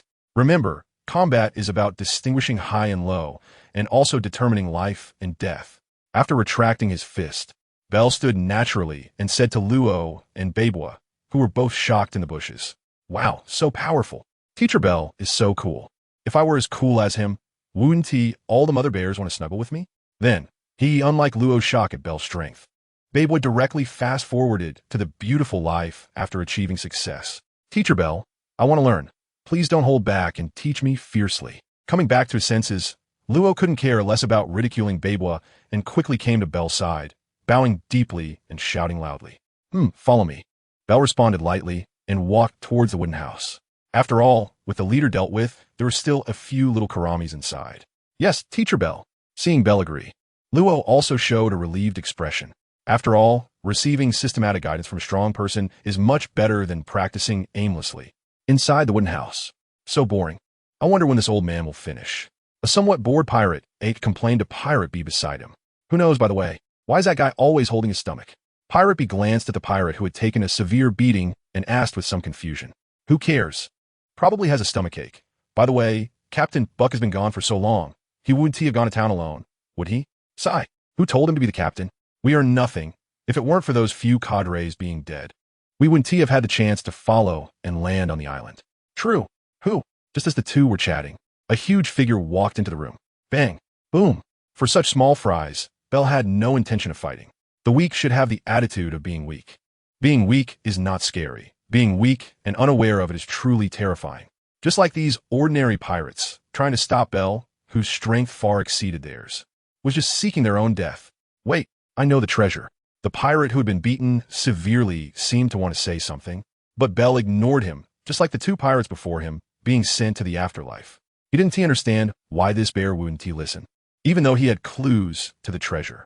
"Bang, bang, bang, Dr. Wolf. It's me. Are you okay?" Bell politely knocked on a laboratory door and asked. It's Bell. I'm fine. How did you get in?" Still studying that strange material, Wolf, upon hearing Bell's voice, replied with some confusion. After all, Buck was guarding outside. Although he looked down on Buck's character, he had to admit Buck's strength, especially that troublesome, superhuman ability, the dissolving fruit, which could even leave a handprint on the submarine he invented, showing Buck's power. "Just a few little bugs. No problem. I've already dealt with them." Bell's tone was very calm, as if the few he had just killed were really just a few bugs. "They are all dead? Good. Hearing Bell's words, Wolf was first taken aback. Then his lips trembled slightly, his words mixed with a hint of relief and a hint of release. Although Buck is Wolf's biological son, he burned down his hometown, slaughtered villagers, and even threatened Wolf with the lives of the residents of Joytown. Wolf had long regarded him as a damned devil. In fact, the various tools he studied in the latter half of his life were all to deal with Buck. For example, the submarine that had a palm print on it. Don't be fooled by how easily Buck pressed his palm on it. In reality, that submarine could penetrate the ground from the sea and reach land. If it weren't for Buck's unique fruit ability, being hit by that submarine would at least cost him half his life. However, even so, when Wolf truly heard the news of Buck's death, he felt a bit melancholic. Perhaps he was reminiscing about the little Buck who used to follow him around, constantly amazed by his inventions. "Wolf, are you okay?" Luo and Beepo, seeing the limp bodies scattered on the ground, hurried to Wolf's side with concern. "I'm fine, or rather, I'm better than ever, better than any time before." Looking at Luo, who was worried about him, a smile returned to Wolf's wrinkled face. Emotions do not dissipate, but they can shift. Perhaps Wolf's initial decision to take Luo in, and even his constant moving for Luo's better living environment, was due to the guilt he felt back then. Who knows? By the way, this is why you came to find me. There is said to be treasure buried on this island. If you're interested, you can go look for it. I'm a bit tired, so I will go rest first. Wolf handed Luo a strange object that looked like amber and a pebble, along with a compass, then hunched over and staggered back to his bedroom. Luo wanted to chase after him, but was stopped by Beepo's hand. "Don't go. Let it be alone for a while." With the ability to hear the sounds of all things, Beepo easily discerned Wolf's current emotions, which were the most complex he had ever seen, a mix of joy, anger, sorrow, fear, and sadness, all tangled together like a chaotic ball of yarn, difficult to untangle. A heart's knot cannot be undone by mere words from outsiders. Rather than adding to his troubles, it's better to leave enough space for him to think alone. Chapter 195, Demon Blade. Let's go, since we have some time. I'll take you to find the so-called treasure. Beepo looked at Luo, who was not in high spirits, and spoke.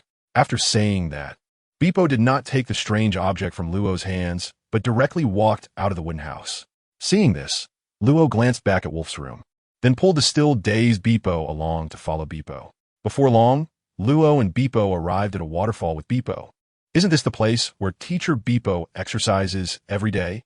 Seeing this familiar scene, Luo thought in surprise. Go behind the waterfall and press that thing in. Looking at Luo's puzzled face, Beepo indicated. Okay. Hearing Beepo's words, although Luo was still a bit confused, he didn't say much and jumped directly into the waterfall. This is a cave? Luo and Beepo, entering the waterfall for the first time, curiously looked around. They had lived here for so long, but had never been behind the waterfall, and to their surprise, it was a whole new world inside. After looking around, Luo found a groove in a corner, the shape of which perfectly matched the strange object in his hand. Remembering Beepo's words, Luo didn't hesitate and pressed it in. Crack! Boom! A crack opened in the wall, and in an instant, the long-abandoned cave was filled with dust and sand. What came into view was a circular altar and a stone tablet, with scattered white bones and various gold and silver treasures on the ground. On the altar was a long knife, primarily black, resembling a wild katana, with a scabbard covered in cross-shaped pattern from top to bottom. It looked eerie yet beautiful. What is this? Luo looked at the long knife that emanated an ominous aura and curiously turned to Beepo, who seemed to know everything. This is a blade with a spirit, but it carries too much death aura, which will burden the wielder greatly, both physically and mentally. Beepo explained the situation of the demon blade in a calm tone. So this blade is very strong? Luo asked directly, not caring about the side effects, as long as it was powerful enough. He wanted revenge for that person. Very strong, whether good or evil. Power is power. If you have confidence, you can try it. Beepo looked at Luo's resolute expression with interest. To be honest, Beepo admired Luo's personality. Otherwise, he wouldn't help him or train him. In fact, Beepo sensed the aura of the demon blade as soon as he first set foot on the island. Although it was eerie, to Beepo, it was just a mischievous little rascal. If Beepo were to intervene, he would definitely make this blade submit. Luo, it's too dangerous. Why don't we just forget it? As a member of the fur tribe, Beepo's instincts were more sensitive than Luo's as a human. So he felt the evil aura from the blade, or rather, an uncomfortable feeling. Trust me, I won't fall until I achieve my goal. Luo took a deep breath, seriously telling Beepo. It was unclear whether he was comforting Beepo or encouraging himself. Luo stepped over the scattered white bones on the ground and approached the demon blade on the altar. He calmed the turmoil in his heart, slowly raised his hand, and grasped the hilt of the demon blade. An indescribable sense of weightlessness and a dizzying nausea filled Luo's chest.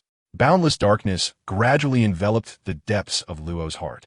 It reminded him of his parents and sister who passed away from plumbism in Fravans during his childhood, and Corazon, who sacrificed himself while trying to steal the surgical fruit for him.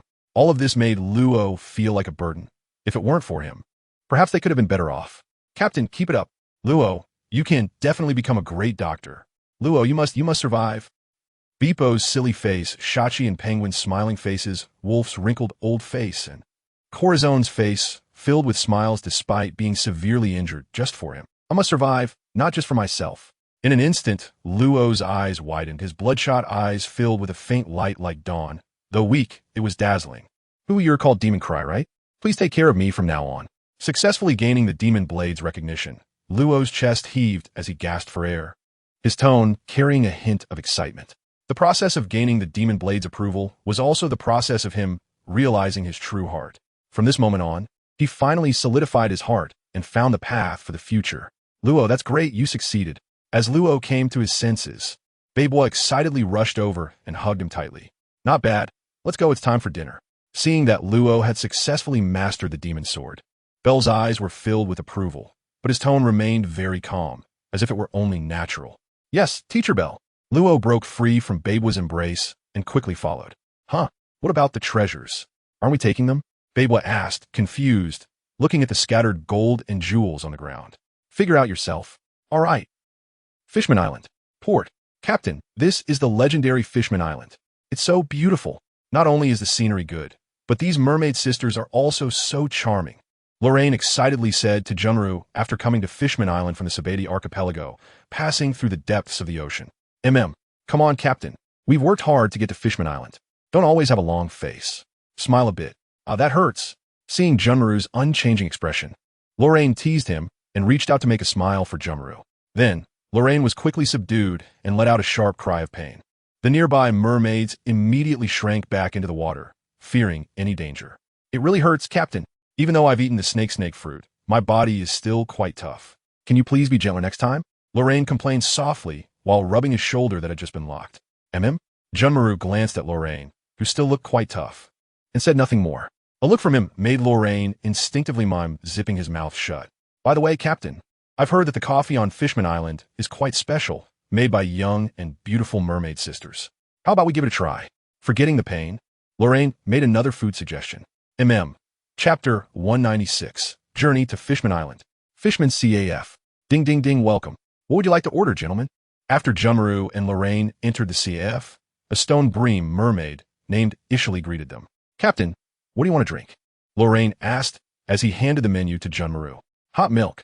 Although Junmaru had become a pirate, he didn't drink like those rough pirates, smoking cigars and drinking rye beer. Instead, he preferred coarse tea and milk. But since this was a CF, Junmaru, not wanting to impose, naturally ordered a cup of hot milk. Captain, this is Fishman Island. 10,000 meters deep in the ocean. Where do we get cows? Lorraine couldn't help but tease Junmaru, who looked serious. In response, Junmaru merely shot Lorraine a cold glance, causing Lorraine to instinctively shrink his neck. We do have it, sir.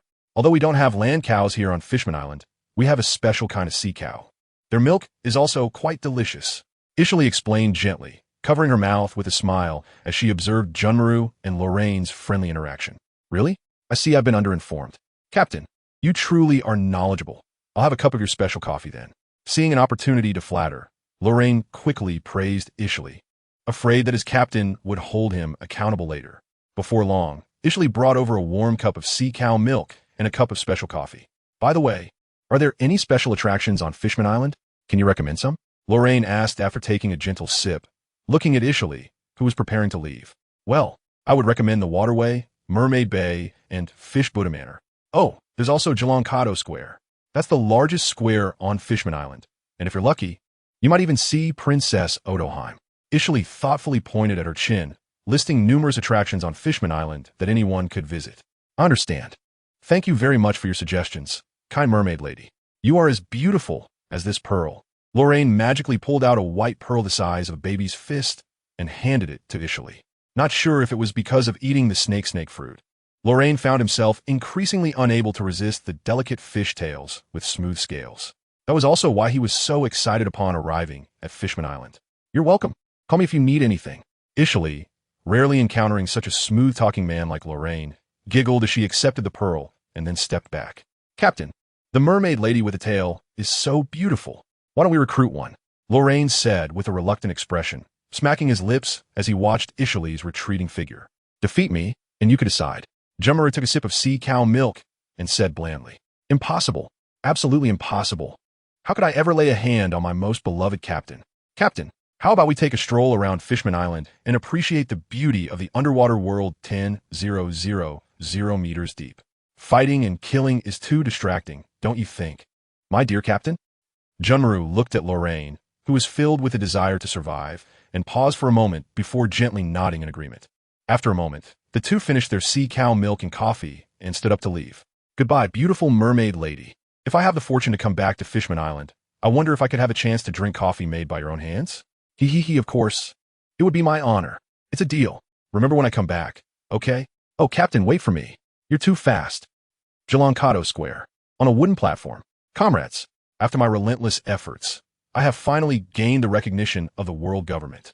As long as we gather enough signatures from the residents of Fishman Island, they will agree to let us live on the surface. At that time, we will be able to roam freely under the sun and enjoy the entire ocean.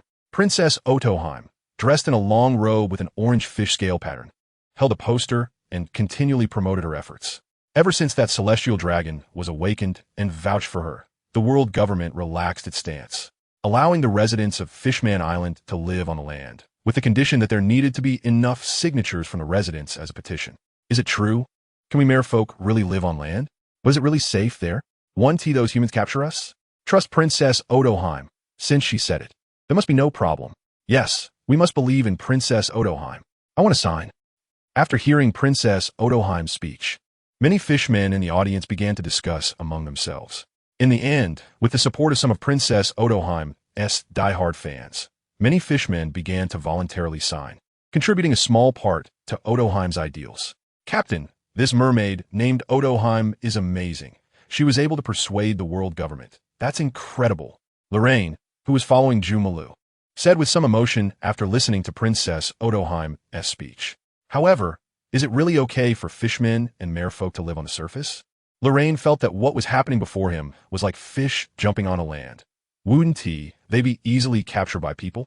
As long as there is power, anything is possible, Jumalu said, looking at the enthusiastic Princess Otoheim on the platform. What recognition from the world government? What petition from Fishman Island residents? In Jumalu's view, it all seemed like bubbles, dreamlike and fragile. Only power is truth. Only power is authority. Only by grasping power can one control their own destiny and live the life they want. Yes, power. Lorraine felt emotional upon hearing Jumalu's words. Without power, how could he be living so freely now? Teacher Jinbei, do you think Mother's dream will succeed? At the edge of the crowd, the disguised shark star asked Jinbei with a hint of expectation in his tone. Who knows? Maybe, at least after trying hard, there will always be opportunities, right? Jinbei looked at Sharkstar, who stood out with just a cloak draped over him, and said nonchalantly. Jinbei didn't know whether success would come in the future, but he did not agree with Princess Otoheim's approach of entrusting fate to others. If it weren't for Jinbei, the last invasion of Little Eater could have left an unforgettable scar on Fishman Island. Chapter 197, The Sorrow of Otoheim. Such a naive princess. How could the high and mighty royalty know the pain of the lower class? In a hidden corner, Hody Jones, dressed in the attire of Ryugu palace guards, spat and sneered. Clearly, as the leader of the lowest Fishman Street in Fishman Island, Hody Jones did not recognize Princess Otoheim's naive dream. Or rather, Hody Jones hated humans and everything related to them, even his fellow fishmen. Therefore, he secretly obtained a set of Ryugu palace guard clothing and waited at this high point for Otoheim's arrival. Due to the distance, neither Jinbei nor Jumalu noticed him. Or rather, because he did not directly show hostility towards them, they were unaware of Hody Jones's actions. Moreover, even if Jumalu knew, he would not react, as it had nothing to do with him. In the crowd, Boss Jinbei, why did you sneak out to play with Brother Sharkstar without me? A crisp little girl's voice rang out behind Jinbei, and then a large figure completely enveloped him. It was His Highness Sharkstar who insisted I keep it a secret. How could I not bring our lovely Princess Shirahoshi? Feeling the warmth behind him, Jinbei showed a hint of helplessness in his expression, directly distancing himself and throwing all the blame onto Sharkstar. I was wrong, third sister. Sharkstar, overwhelmed by the sudden blame, looked a bit at a loss. Then helplessly turned to the tearful Shirahoshi, who looked like she would cry if not comforted, and straightforwardly apologized. After all, his third sister was the family's treasure. And Jinbei himself did not dare to refute, only sighing in frustration. All right, Princess Shirahoshi, what made you want to come out to play? Seeing that the matter had moved on, Jinbei curiously asked. After all, Shirahoshi's personality was not much different from that of a homebody. She rarely left Ryugu Castle unless there was something significant. Mother is giving a speech today, and I'm here to support her. Hearing Jinbei's words, Shirahoshi shook her little fist vigorously, looking very proud. What a big cutie. Okay, then let's go sign Princess Otoheim's petition poster. Sure, let us go, Boss Jinbei. Shirahoshi moved off Jinbei's back, making a face at Sharkstar and teasing him. Luckily, Jinbei's physical fitness was extraordinary. Otherwise, being pinned down by little Shirahoshi might have turned him into a pancake. Bang! Just as everyone was laughing and joking, a sudden gunshot rang out. Following the sound, they saw Princess Otoheim, who had just been smiling brightly on the platform, instantly turn pale and fall off the stage. Mother, Princess Otoheim. This scene made Sharkstar's eyes instantly turn red. Disregarding the fishmen around him who were still in shock, he forcefully pushed through the crowd to Otoheim's side. Mother, how are you? Sharkstar hugged the weak Otoheim, tears streaming down his face, filled with sorrow and pleading. Mother. Shirahoshi also squeezed out of the crowd with Jinbei's help, crouching beside her and crying out. As for Jinbei, after bringing Shirahoshi over, he rushed towards the direction of the gunshot. Baby, don't cry. If you cry, you'll ruin your pretty face and then you won't be cute anymore. Odoheim smiled with blood at the corner of her mouth, trembling as she raised her right hand to touch Shirahoshi's tear-streaked face, comforting her. Sharkstar, you are the elder brother. Take good care of your younger siblings, okay? After comforting Shirahoshi, Odoheim turned to Sharkstar and instructed, and this, keep it safe. Don't let anger drive you, and don't let tragedy continue. You must protect all of Fishman Island like your father. I will, mother. You will be all right. Listening to Odoheim's words, which were like a last testament, Sharkstar tried hard to hold back his tears, his voice hoarse. After finishing her explanation, Yuki endured the intense pain in her body and the sudden wave of drowsiness that hit her. She looked back at White Star and said, Baby, you must take good care of yourself. Listen to your father and brothers. Be happy every day. Yuki's voice grew weaker, and as she spoke the last few words, the once bright light in her eyes gradually dimmed. Finally, her right hand, stained with tears and blood, slipped down helplessly. Mother, seeing Queen Yuki take her last breath and her body gradually lose its vitality, Sharkstar let out a roar of grief. White Star, already on the verge of emotional collapse, could no longer contain the sorrow in her heart upon witnessing her mother's death and cried out loud. In an instant, an invisible wave began to spread outward from White Star. In the deep sea, far from Fishman Island, in a place that should be a forbidden zone of life, pairs of differently colored eyes suddenly opened. The king is calling. Protect the king. A series of deep, resounding blasts erupted from the seabed, followed by enormous sea kings, several thousand meters in size, awakening from their long slumber and heading towards Fishman Island. On the other side, after Hody Jones shot and killed Queen Yuki, he immediately fled the scene, trying to disguise himself as a patrolling royal guard to escape suspicion. Unfortunately, after the gunshot, the nearest groups of guards rushed to the square, and Hody Jones, unable to blend in, was caught by the first to arrive, Donkey Shark. Armed, Shark Skin, flying chain slash. Seeing Hody Jones turn to run, Donkey Shark threw his sword, Shark Skin, with force. The handle of Shark Skin suddenly extended over 10 meters, twisting like a chain. The blade curved as it thrust toward Hody Jones. Damn it, you annoying bastard. Hody Jones, realizing he couldn't escape as Shark Skin approached rapidly, turned abruptly, exerting force in his waist, and his right arm bulged with veins like coiling snakes, filled with intimidation. Confident in his bloodline of the great white shark, Hody Jones prepared to take Donkey Shark's strike head-on. With a tearing sound, to Hody Jones's disbelief, his right arm was brutally ripped apart. The sudden pain made Hody Jones let out a howl. Go tell Mr. Neptune whatever you have to say. Before Hody Jones could say anything, Donkey Shark went up and knocked his jaw off, then, ignoring the bleeding wound, dragged him away like a dead dog toward the Giancato Square. Chapter 198, Super Large Sea Kings. Giancato Square. Due to the horrific incident of Queen Yuki being attacked, all the royal guards who rushed over dispersed the crowd in the square to prevent anyone from taking the opportunity to harm the two princes. Yuki, Mother, Neptune, who arrived late with two other princes, looked at Yuki, who had lost all signs of life, and couldn't help but tear up, crying out in sorrow. Father, Mother. Sharkstar looked at the tearful, yet seemingly strong Neptune, wanting to say something, but when the words reached his lips, he found he couldn't say anything. Mr. Neptune, please accept my condolences. The one who killed Queen Yuki is in your hands now. Not wanting to linger, Donkey Shark handed over the culprit to Neptune and left. Why? You damn bastard. Why did you kill my mother? She was so kind. Tell me why. Seeing the culprit right before him, Sharkstar, who had been repressing his anger, went mad and pulled the nearly dead Hody Jones up from the ground. His face, twisted like a demon, was pressed close to Hody Jones as he spoke in a hysterical tone filled with hatred and fury. He speed. Fishmen and humans are natural enemies. She was just a fool. When fishmen go to the surface, they're just lambs to the slaughter. Hody Jones spat out a mouthful of blood, his mocking expression mixed with disdain, as if Yuki were nothing but an idiot. Bang! You die. I won't allow anyone to mock my mother or trample on her dreams. Enough. As Sharkstar was about to stab Hody Jones to death, Neptune intervened. But father, Yuki wouldn't want others to lose control because of her, nor does she want anyone to die because of her. Sharkstar, you must learn to control your emotions. Neptune said firmly, looking at Sharkstar's eyes filled with rage. Ha ha, weak fishmen. It is your kind of cowardly thinking that makes fishmen playthings for humans. Hody Jones, who had been spared, not only felt no gratitude, but instead mocked them even more recklessly. From his words, it was clear that he was dissatisfied with the series of policies established by the royal family of Fishman Island. Lock him up. Neptune, ignoring Hody Jones's taunts, waved his hand in pain, signaling the royal guards to take him away. Not good, Your Majesty Neptune. The island. Outside the island. There are super large sea kings.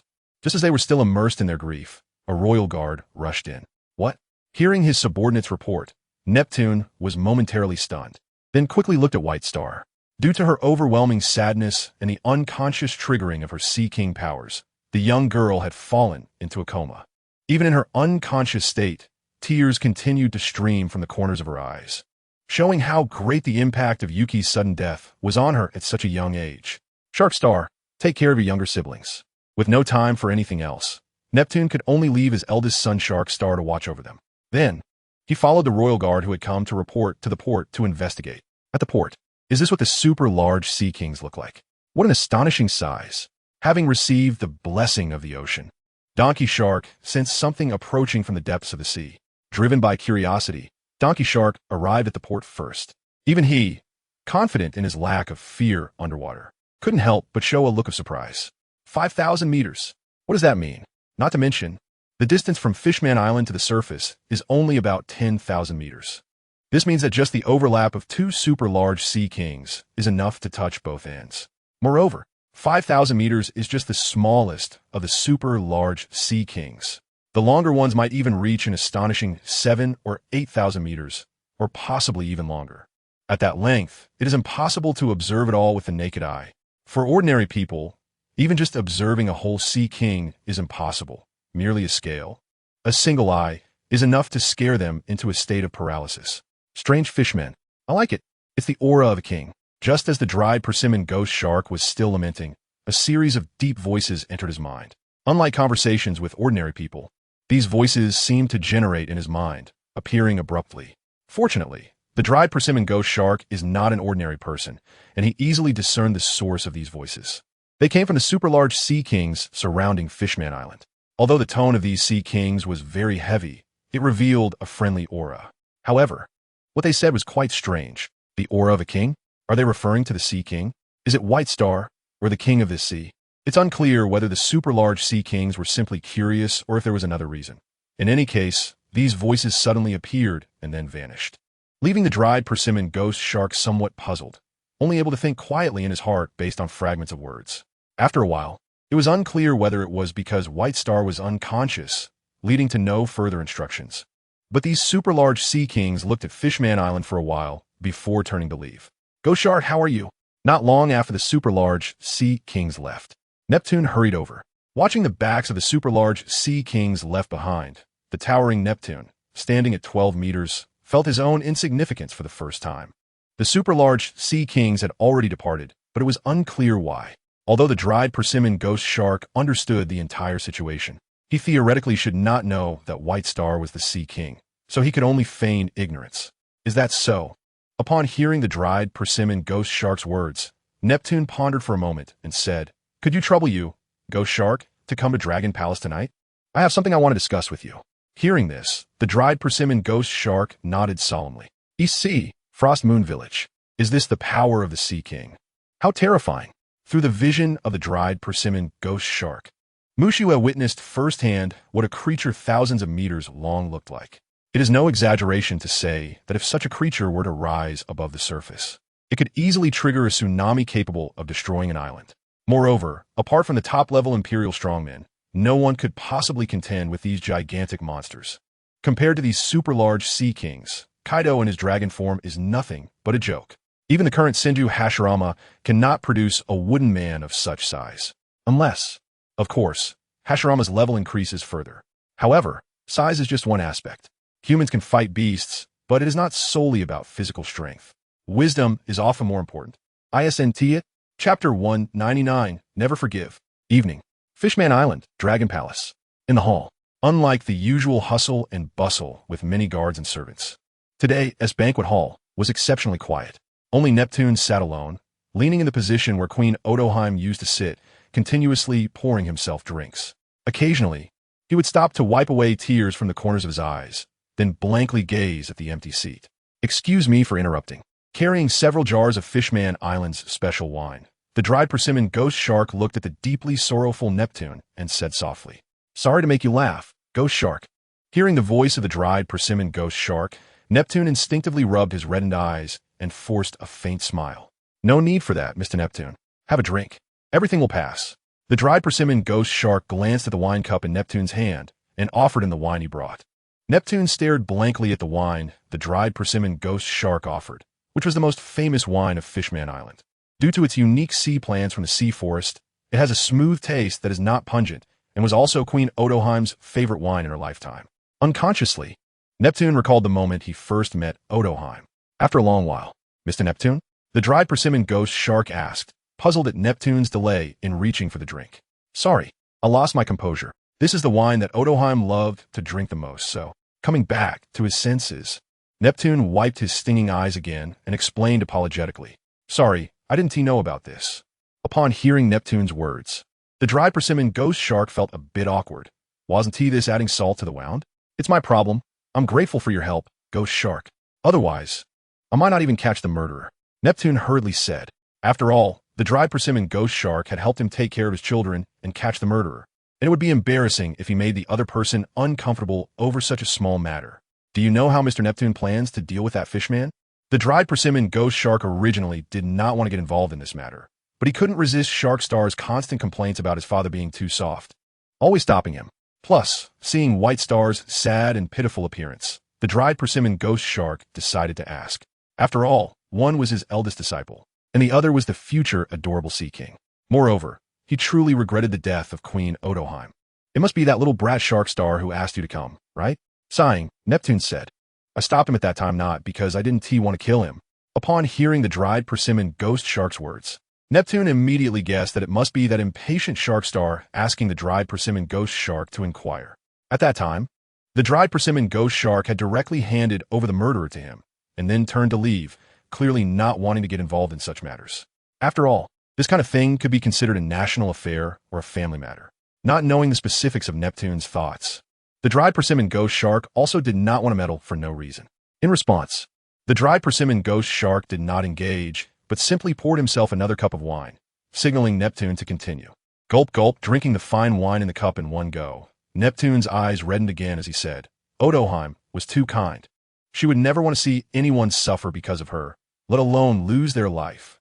Saying this, Neptune gently caressed the seat where Odoheim used to sit. Bang! However, as a ruler of a nation and the king of Fishman Island, I will never allow the queen of Fishman Island to be harmed by a petty person and remain unscathed. Turning back, Neptune slammed the wine cup in his hand onto the ground and shouted angrily, his face flushed. Tomorrow, I will summon all the residents of Fishman Island, including those fishmen from Fishman Street, to witness the fate of those who dare to act recklessly. In that instant, Neptune was no longer the husband who had lost his beloved wife, but a king, bearing the spiritual support of countless people from Fishman Island. Seeing Neptune regain his heroic spirit, the dried persimmon ghost shark said nothing, only grinned and nodded.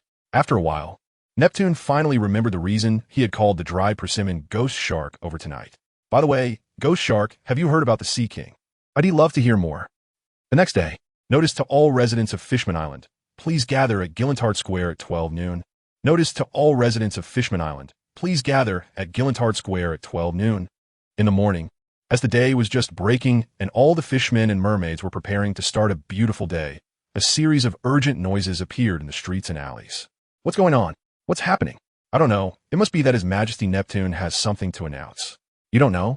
I heard that Princess Odoheim was attacked yesterday. What? Such a kind Princess Odoheim was actually attacked. How could there be such cold-blooded people? Who knows? We'll find out at noon. Hearing the news from the Dragon Palace guards, the residents of Fishman Island couldn't help but whisper among themselves, wanting to know what had happened. Fishman Street. Notice to all residents of Fishman Island, please gather at Gildarts Square at 12 noon. Unlike other places, the Dragon Palace guards were running around spreading the news. On Fishman Street, even the Dragon Palace guards didn't dare to step in easily. After all, this place was home to various thugs and underworld forces from Fishman Island. Known as the lawless area of Fishman Island, it could be compared to certain regions of the Sabati archipelago. Brother Arlong, are we going? Little 8, who was pondering the use of kitchen utensils, asked the expressionless Arlong beside him.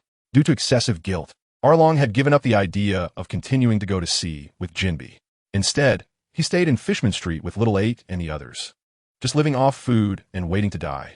Relying on his past authority and reputation, Arlong was living decently here. You want to go? Then let's go take a look. Lying on a chair, somewhat dejected, Arlong agreed without much thought after hearing Little Eight's words. After the tiger incident, Arlong had changed from his previous violent temper, becoming more like a fish out of water who had lost his fighting spirit. If it weren't for his remaining strength, he might have been defeated by the new generation of fishmen. Deep in Fishman Street, in a corner rarely visited by fishmen. What's going on? Have you seen Boss Jones, Dose? The blue-skinned Dose asked the blue and white striped Jew beside him. No, I don't know where the boss went. Should we go to the square? It seems like Brother Arlong and the others are going. Dose, let's go take a look. We can also look for Boss Jones. Haha, hearing the conversation between Dose and Jew, the red-skinned Dama chimed in. Chapter 200, Sentencing to Death. Gildarts Square. On the high platform that was built for Odoheim to promote her ideas, now knelt a blue and white fishman, missing one arm. To prevent Hody Jones from speaking out of turn, Donkey Hody Jozu had completely dislocated his jaw, rather than simply misaligning it as before. Fellow fishmen of Fishman Island, I believe you are all very familiar with this place. Seeing that most people had arrived, Neptune floated with his fishtail and landed on the high platform. Here, this was my beloved, and also our Fishman Island's princess, Odoheim, who fought for more rights for us. Odoheim spent her entire life striving for a better life for all of us on Fishman Island. As he spoke, Neptune's eyes reddened again. Even the fishmen residents below, recalling the warm princess who was like the sun, couldn't help but feel a bit sad, with some even quietly sobbing. However, just yesterday right here, this person publicly attacked Princess Odoheim, which is simply audacious and unforgivable. I know that some of you may not agree with Princess Odoheim's ideals, but violence is never the best way to solve problems. Violence only breeds more violence. If we resort to violence just because we dislike what others do, taking lives, then how are we different from those murderous pirates who do evil without restraint? There are national laws and family rules.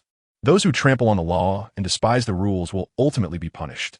Here, I sentence Hody Jones to death for intentional homicide, to be executed immediately. Neptune's voice grew louder, and with his massive figure, it caused everyone to tremble. Damn it, Boss Jones has been caught. Haha, what should we do? Should we go save Boss Jones? Dose, leave it to me. You all prepare to assist. In a corner of the crowd, several cadres who called themselves the new Fishman Pirate Crew were discussing restlessly, and ultimately, the invisibility-capable Jew made the decision to go rescue their boss. That's right. As the lowest tier of Fishman Street, they didn't care about any princess or prince. If the princess was really so good, where was she when they were homeless and wandering the streets of Fishman? In their hearts, they only acknowledged Hody Jones, who made their lives better. They wouldn't accept anyone else, no matter who it was. Brother Arlong, look, they seem to be going to save someone. Little Eight said to the lazy Arlong as he watched Dose and the others move. Don't mind them, just a bunch of clowns. Others may not know, but as one of Jinbe's closest friends, he clearly knew that the guy named Donkey Hody Jozu was currently staying in Dragon Palace. Donkey Hody Jozu had strength surpassing that of Boss Tiger, so how could those few young fishmen who couldn't even defeat him compare? Therefore, the disinterested Arlong couldn't even be bothered to remind them. People must pay for their own mistakes, right? Arlong understood this principle quite well now. Stop. Let go of Boss Jones. Just as the Dragon Palace guards were about to carry out the execution, Dose and the others rushed beside the Dragon Palace guards and shouted, "A good opportunity." Seeing Dose and the others causing a commotion, Jew immediately concealed himself, preparing to rescue Hody Jones. Then, bang! Sneaky little fish. Getting caught won't end well for you. Donkey Hody Jozu had long anticipated that someone would come to rescue him and had been waiting with focused attention. Just right. A faint aura passed right in front of him, and he caught it perfectly. Soon, a few cadres of the new Fishman Pirate Crew, all in their teens, were captured. After all, this is not the future year of 1522. These people didn't want to venture out into the Grand Line like Arlong. Growing up listening to the legends of Arlong and others, they were not very old. Moreover, it was still the year 1511, and these young thugs, who hadn't even fully grown, were no match for the strong Dragon Palace guards. If the EX lethal drug had been developed, they might pose a bit of a threat. But unfortunately, there are no ifs. After temporarily subduing these disruptors of the execution, Neptune stepped forward. Since this farce ended in just a few minutes, it did not delay the execution time. As the time reached 1:10 p.m., Neptune personally picked up his trident and ended Hody Jones's life. 1:10 corresponds to January 10th. That day was not only Princess Odoheim's birthday, but also the day Neptune first met Odoheim. Let's go back to Fishman Street, There will likely be a big mess afterward. Although Arlong originally didn't want to get involved, he was unusually spirited. Despite Fishman Street being dirty, chaotic, and impoverished, it was the place where he had lived since childhood. With Tiger gone and Jinbei having left, he was all that was left. In the crowd, the captain, that blue-skinned shark man, looked really formidable. I feel like I'm not his match. Lauren, who was feeling a bit proud due to his sudden surge in strength, immediately felt a sense of crisis upon seeing Kisame Hoshigaki make his move, even though he wasn't targeting him. He was very strong. So, Captain, can you beat him? Hearing Kimimaro praise someone's strength for the first time, Lauren curiously asked. On land, yes. Kimimaro glanced at Lauren and replied. Ah, so that means you can't beat him in the water, huh? He's so strong. Hey, Captain, don't make a move. I was just joking. You must be unbeatable underwater too. Seeing Kimimaro's expression turn a bit dark, as if he was about to loosen his muscles himself, Lauren immediately shouted from the heart. Captain, let's hurry up and leave. What if he decides to attack us? After the joking, Lauren's expression turned serious. After all, they were pirates. And if the other side treated them as slave catchers, it would be bad. Although Kimimaro wasn't afraid, he also didn't have many opponents on Fishman Island, so he didn't refute Lauren's suggestion. As for their relationship as colleagues, Kimimaro didn't care. Kisame probably wouldn't care either. After all, although they were colleagues, without Mushiue's intervention, they wouldn't sit down and communicate amicably.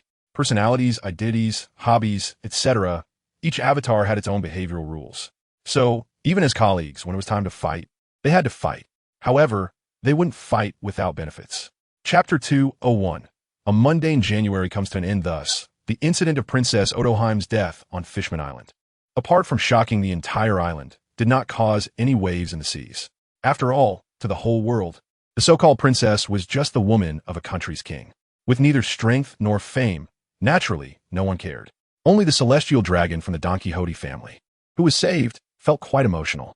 However, although Princess Otoheim was dead, the awakened Masquerade Saint still insisted on protecting Fishman Island, although his role was minimal. And so, the first month of 1511 ended blandly. The monthly shop refreshed again, bringing a new round of abilities without fail. Opening the system shop. 1. Armament Haki, top level of magical power from the pirate world that can grant avatars stronger attack and defense, while top level Armament Haki can endow avatars with hardening, wrapping, and external release abilities. Price, for 100 million berries. 2. Bloodline of the Red Dragon. From a certain fantasy world, this bloodline comes from a legendary creature, the Crimson Dragon bloodline. Situated at the peak of the world's races, can grant avatars innate dragon powers, significantly enhancing physical qualities and immunity to most elemental damage. Price, 500 million berries. 3. Sage Mode, a special combat mode from the Naruto world that allows one to harness the power of heaven and earth to unleash unexpectedly powerful forces. Price, 200 million berries. 4. Super Regeneration, a race from a certain world with extremely strong self-healing abilities that can visibly heal injuries on avatars. Price, 200 million berries. 5. Fragment of the Shattered Jade, unripe, a legendary object developed by someone from the Death God world, possessing magical and powerful abilities. Said to evolve almost infinitely based on the host's inner desire for power, with the evolution limit depending on the host's innate potential. This unripe version of a Shattered Jade cannot fully release the host's potential due to the lack of a key counterpart. Price, 500 million berries. 6. Essence Absorption, a powerful ability from the soul world that absorbs the essence of living beings' flesh and blood, unlike blood and flesh magic. The caster can gain part of the target's abilities by contacting their body or blood, with enhanced effects when used alongside blood and flesh magic. Price, 200 million berries. 7. Human Modification Technology, someone's lifelong experience from the Naruto world, allowing significant changes to the human body to gain abilities one would not normally possess. Price, 300 million berries. 8. Top-level Research Ability, a talent from the Naruto world that grants avatars stronger thinking abilities and a higher probability of inspiration and research. Price, 500 million berries. 9. Gene Modification Technology, someone's lifelong experience from the Naruto world that can modify ordinary people at the genetic level to gain other abilities, more refined than forcibly implanting cells, essentially inheriting others' abilities into one's own bloodline. Price, 400 million berries. 10. Cell Transplant Technology, someone's lifelong experience from the Naruto world that allows one to gain all bloodline abilities and talents of others by transplanting their cells into one's body. Price, 200 million berries. 11. Cloning technology. Someone's lifelong experience from the Naruto world that uses biotechnology to produce offspring with completely identical genetic structures through asexual reproduction. Price, 200 million berries. 12. Orochimaru's ninjutsu. A self-created ninjutsu from the Naruto world that allows for rapid summoning of snake-type creatures when needed by raising and contracting them. Price, 200 million berries. 13. Kusanagi sword. A sword said to be made from the hardest material in the world, capable of freely changing its length. After system modification, the maximum extension limit is determined by the highest attributes of the holder's avatar. Price, 200 million berries. 14. Mecha manufacturing technology. Someone's lifelong experience from the Naruto world that can develop special modified mechas with various magical artillery and missile-type firearms using some powerful individuals. Price, 300 million berries. 15. Top-level research kit portable. A scientific instrument kit from a certain sci-fi world that is easy to carry, containing various small and medium-sized scientific instruments that can be deployed and stored at any time. Price, 300 million berries. 16. Zoan Devil Fruit Snake Fruit Mythical Beast-type Syrinx. A legendary creature from the pirate world that exists in undocumented tales, said to have 9 heads, devours countless beings. Wherever it goes, it turns into a marshland, spewing forth water that rivals a flood, a truly fearsome being in the world. After system modification, the avatar only gains the fruit's abilities without the side effects, specifically the fear of sea prism stone factors. Price, 500 million berries. The level 14 system shop refreshed a total of 16 abilities, with a total value of 1 billion berries, approximately equivalent to the ability of a surgical fruit. It's a bit expensive, but for Mushiue, there's no pressure. With a wave of her hand, she bought everything, as the remaining Bailey on the system panel dropped instantly. The system level also reached 15, 174,000 and 450,000. Mushiue decided not to rush into creating a new avatar, but to first check what abilities the system had refreshed this time. The first ability was top-level armament hockey. It's a very common, but indeed useful ability. Top-level proficiency is something only the top-tier kings possess, especially those specialized in physical combat. For example, the current 3 admirals, being natural-type users, tend to favor observation hockey for support in battle, and since they need to develop their natural devil fruits, their proficiency in armament hockey isn't high. In his younger days, Zephyr had this level of armament hockey, but unfortunately, his physical decline made it hard for him to maintain the hockey state for long periods. In fact, aside from Carp, who is a freak with max-level armament hockey, other strong users are generally at top-level proficiency. Characters like Whitebeard and Kaido rely not just on armament hockey, but more on Conqueror's hockey, along with various other abilities. Only Carp is a pure physical-type fighter. Looking at all of Mushiue's avatars, basically everyone has dual-color hockey, the difference being in proficiency. After some thought, Mushue decided to give this top-level armament hockey to Artoria, who is still enjoying life on Women Island.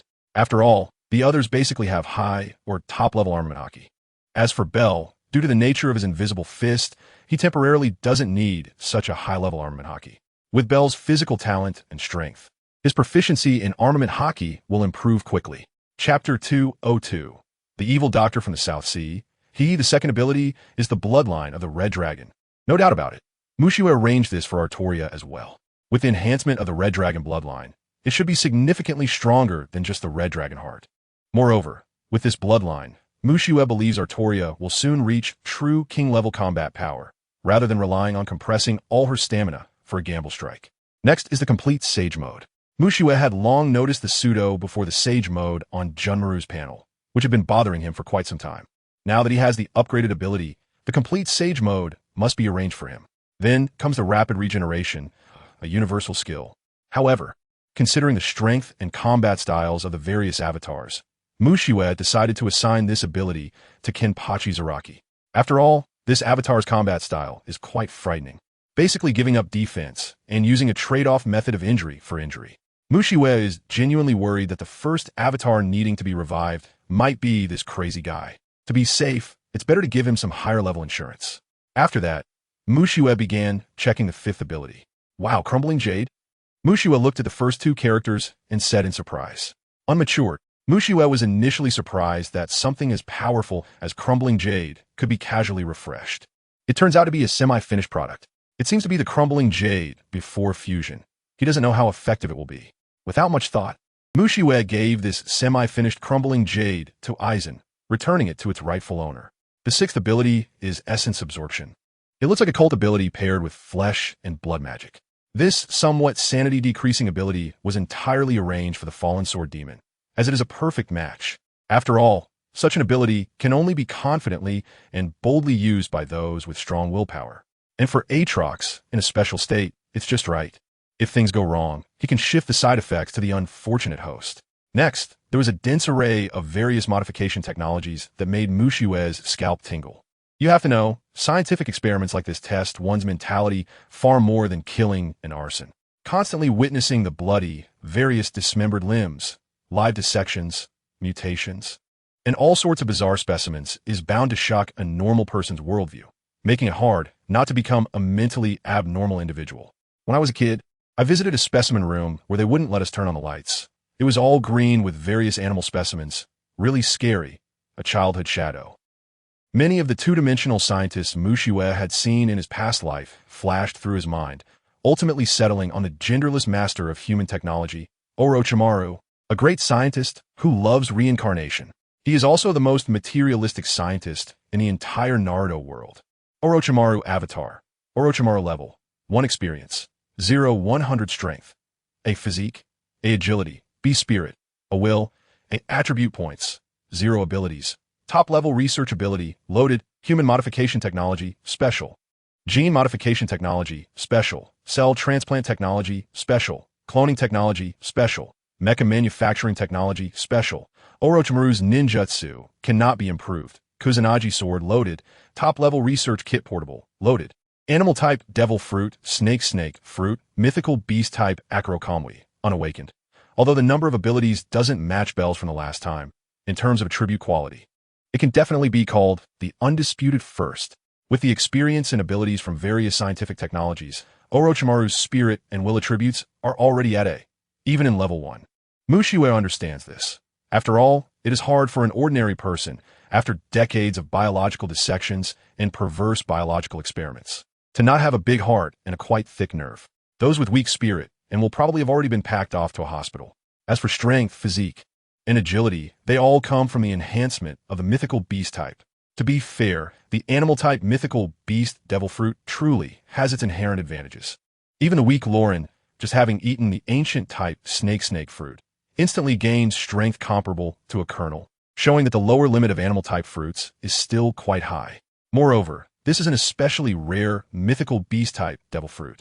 Just having swallowed it, Orochimaru was endowed with body qualities not less than an average major general. With a bit of development, he could at least be a Vice King level powerhouse. This is still purely relying on the fruit's abilities. You have to know, Orochimaru's positioning is that of scientist. As long as he grasps the scientific laws of this world, at that time, raising an army alone won't be a dream. Even that Vinsmoke judge could rely on a lineage factor to establish a powerful group of modified humans, let alone someone with the world's top scientific talent like Orochimaru. Even compared to Vegapunk, who is 500 years ahead of the world's technology, Orochimaru's talent is not to be underestimated. In the future, Mushiue will never lack high-end combat power, but the world is so big, and to maintain stability, a large number of mid to low-end combat powers are absolutely indispensable. The emergence of Orochimaru just happens to meet Mushiue's requirements. A batch of absolutely loyal and powerful legions may soon emerge. Thinking of this, Mushiue couldn't help but smile. If it weren't for the overly rich experiences of the past year, she might have directly performed a classic scene right now. The birth of the Five Mad Laughter. South Sea, Fast Island, Greenock Town. Damn little brats, how dare you touch our Doghead Gang stuff? You must be tired of living. In a dark alley, a muscular man shouted fiercely. What should we do, kid? A messy-haired boy, whose hair covered his eyes and looked to be only 15 or 16, asked a nearby boy with a red spiky hairstyle and black sunglasses, who also seemed to be just a teenager. Since we can't run, let's take them out. The red-haired boy, kid, pulled out a large wrench from his waist, grinning as he stared fiercely at the group of muscular men across from them. It looked as if the two of them were surrounding a whole gang. All right, I'll follow your lead. The messy-haired boy, Kira, also pushed his bangs back and responded eagerly. Unlike the composed and calm Kira 10 years later, he was still in his youth and had the same impulsiveness as any young person. Plus, with the always arrogant kid by his side, Kira instantly became pumped up. Just two kids who haven't even grown hair. What are they pretending to be? The leading muscular man, startled by the aura of Kid and Kira, then pulled out a metal rod from his waist with a hint of annoyance, shouting at the two as if to rally himself. Go! Chapter 203. Congratulations. The surgery was successful. From today on you. Damn, it looks like we're done for this time. Kid, with a bleeding wound on his head, leaned against Kira and said somewhat self-deprecatingly, No way, I'll hold him off. You find a chance to escape.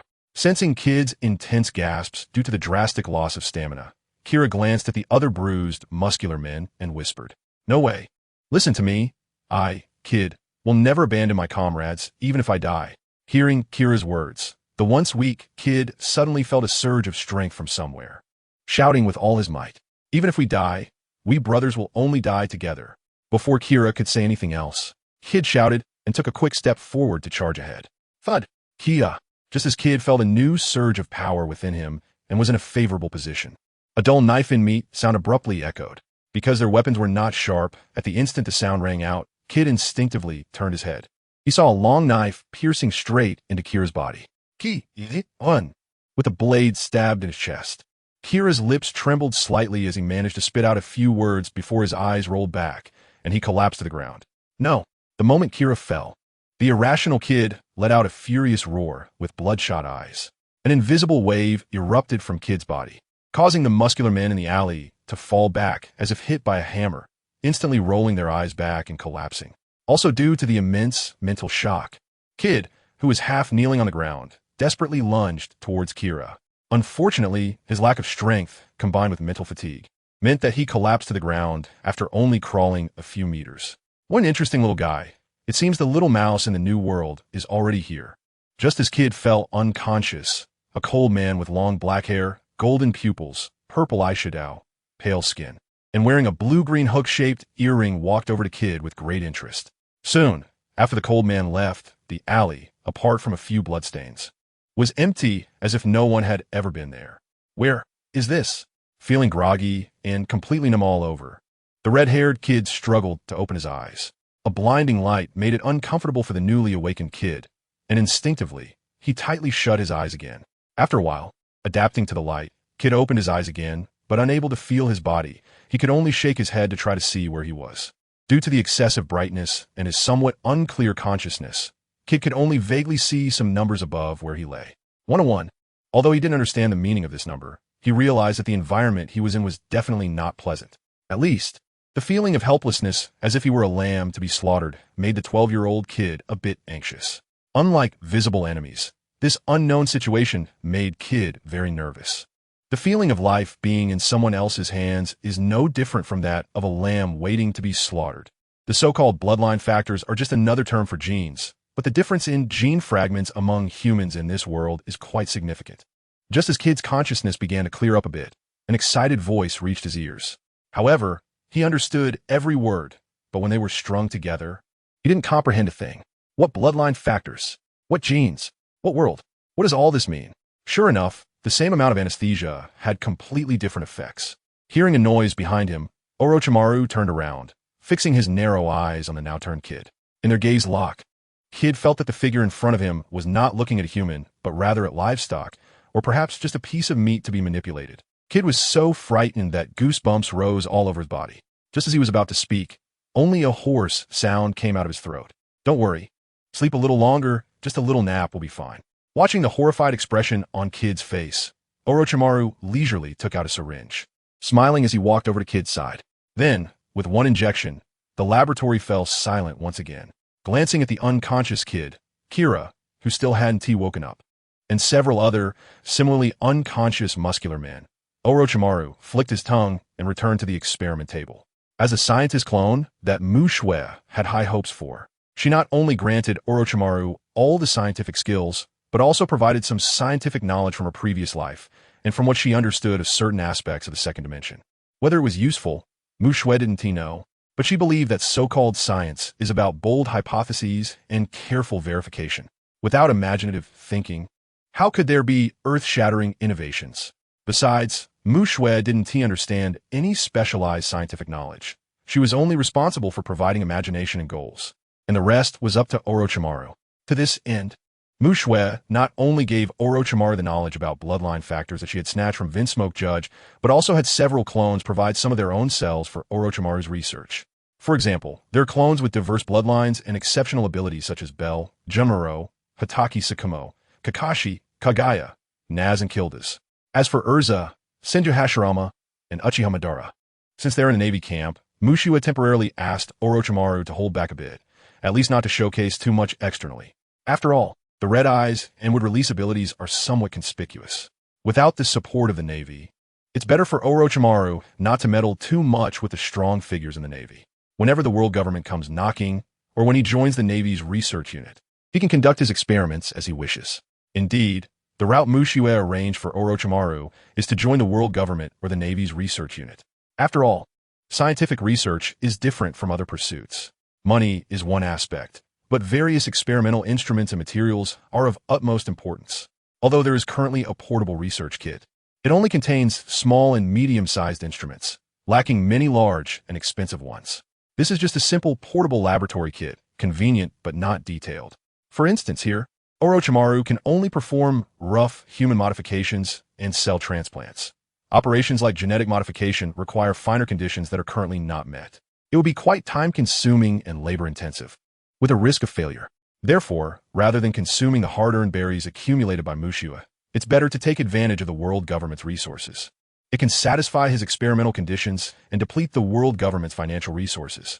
Why not? Chapter 204, The Cost of Power. South Sea, Fast Island. Greenock Town. Doghead Gang's base. Ah, devils, they are devils. Run, hurry. Originally filled with all sorts of thugs and villains, the place is now littered with corpses and severed limbs flying everywhere. A bunch of trash.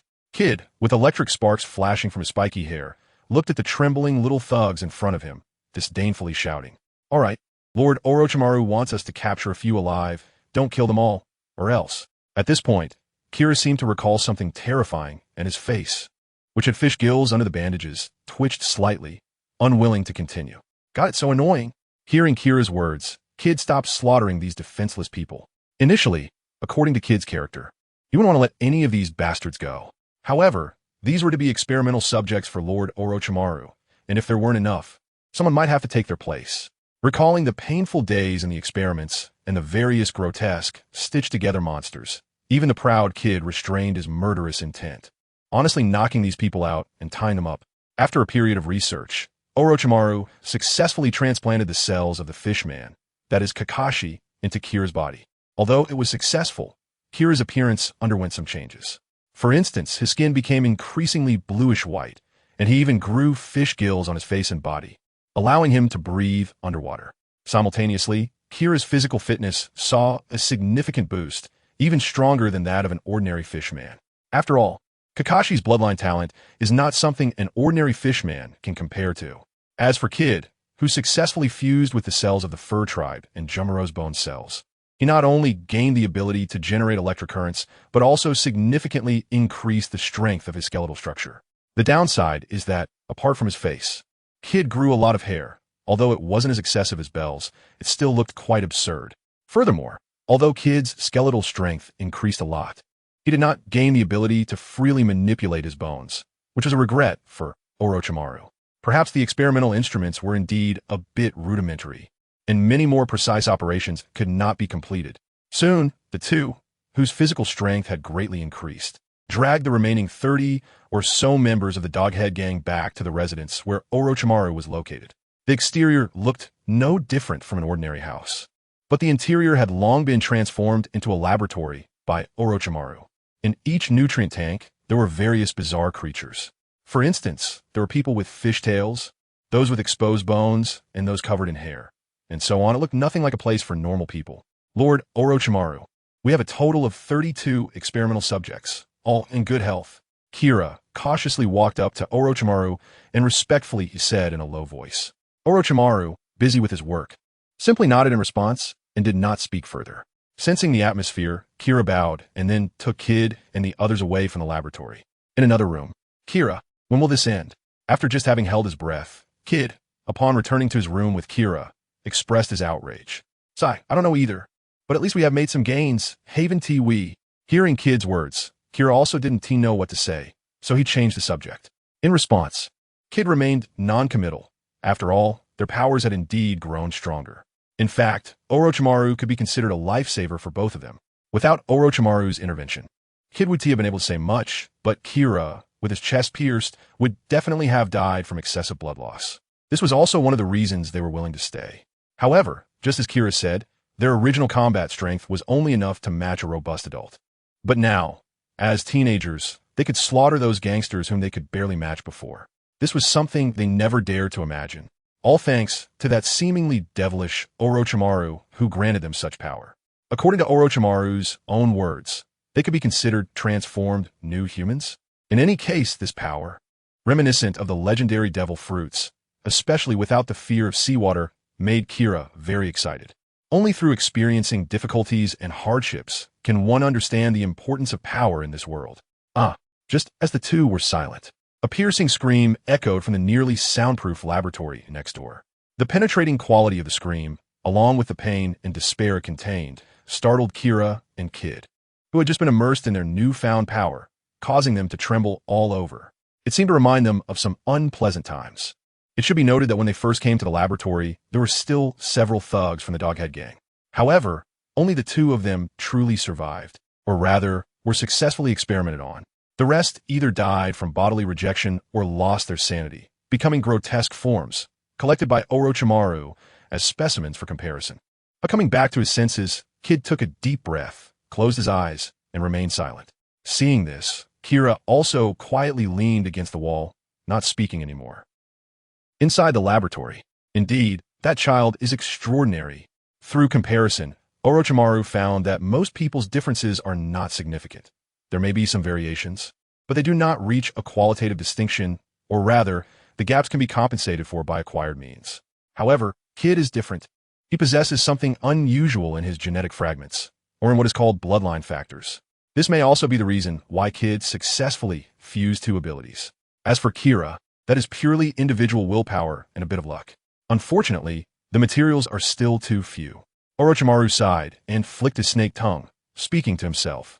Clones are fundamentally different from those beings who gain abilities through native devil fruits. Each clone, under the great power of the system, seems to be perfectly natural. Each ability perfectly integrates into itself, not appearing as an outsider at all. Even the devil fruit ability that Orochimaru possesses feels as natural as a human breathing, with no apparent differentiation.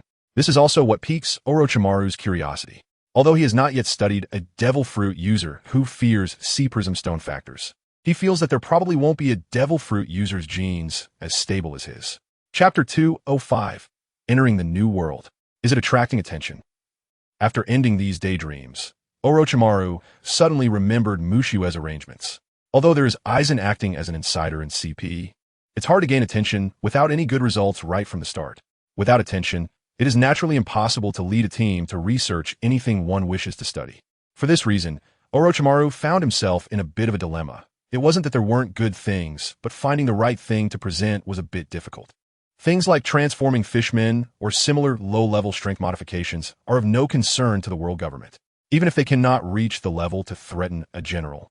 At least the modified products must have the strength of a major officer to attract the world government's attention, and they also need to be mass-producible. Thinking of something interesting suddenly, Orochimaru's bright golden pupils slightly constricted, as if he thought of something, and a confident smile bloomed at the corner of his mouth. New World, Mikiad Island. It is one of the islands indicated by the New World pointer after Fishman Island. Unlike the islands in the first half of the Grand Line, which have a large number of naval ships patrolling, as one of the first batch of islands entering the New World, Mikiad Island's liveliness or prosperity is not high. The reason is simple. After experiencing the baptism of the first half of the Grand Line, combined with the back-and-forth travel through the depths of 10,000 meters under the sea at Fishman Island, every pirate crew that just entered the New World has a sense of superiority, seeing everyone else as trash.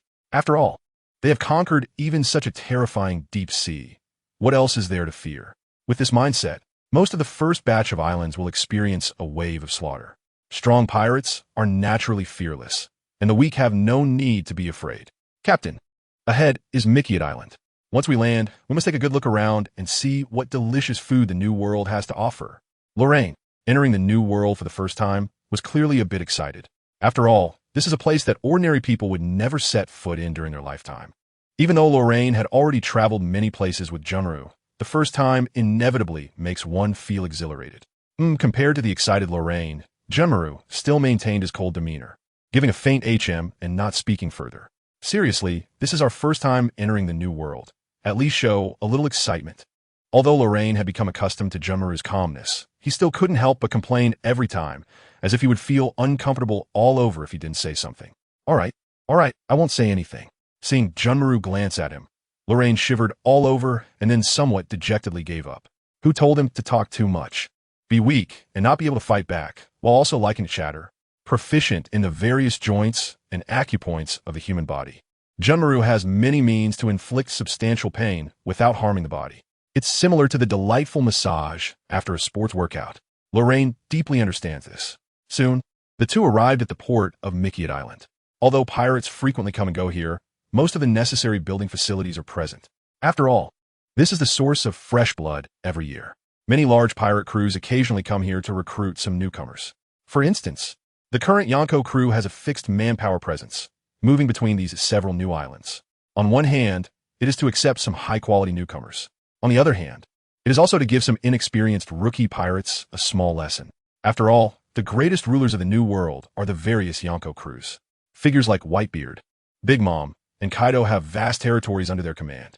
The tax revenue each year is considerable. Corresponding to the large tax revenue is the complex security work. Since they pay you protection fees, regardless of reputation or profit maintenance, Yonko crews will regularly dispatch personnel to patrol their territories. However, the most wonderful aspect of this world is that people are always different.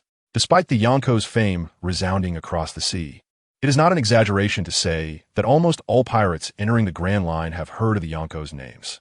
After all, those brave enough to venture into the Grand Line are all seeking wealth and fame. How should wealth and fame come to pirates? By robbing, plundering civilians, towns, and even nations. And in the New World, the strongest nations are the territories of the Yonko. For those rookie pirates who wish to achieve fame and fortune overnight, stepping on the Yonko is the fastest way. As for strength, after going through countless hardships, they have enough confidence in their own power. Therefore, to avoid unnecessary trouble, Yonko crews will send some subordinate pirate crews or cadres, such as captains, to regularly visit the entrance of the New World. This not only provides a lesson for these rookie pirates, making them aware of the dangers of the New World, but also saves them from accidentally provoking the Yonko's territory. They can also conveniently recruit some not-so-promising individuals. Otherwise, if these inexperienced youths recklessly plunder islands under the Yonko, the losses would be to the interest of the Yonko themselves. Even if they eliminate these rookie pirate crews, it cannot compensate for the losses. After all, inexperienced youths are plentiful. But the recovery of islands is not something that can be achieved overnight. Therefore, the numerous capable people under the Yonko crews choose to solve this problem at the source. This way, they can filter out the vast majority of inexperienced youths, and for the small number of fish that slip through the net, it will be easier to handle if something goes wrong, at least minimizing the losses.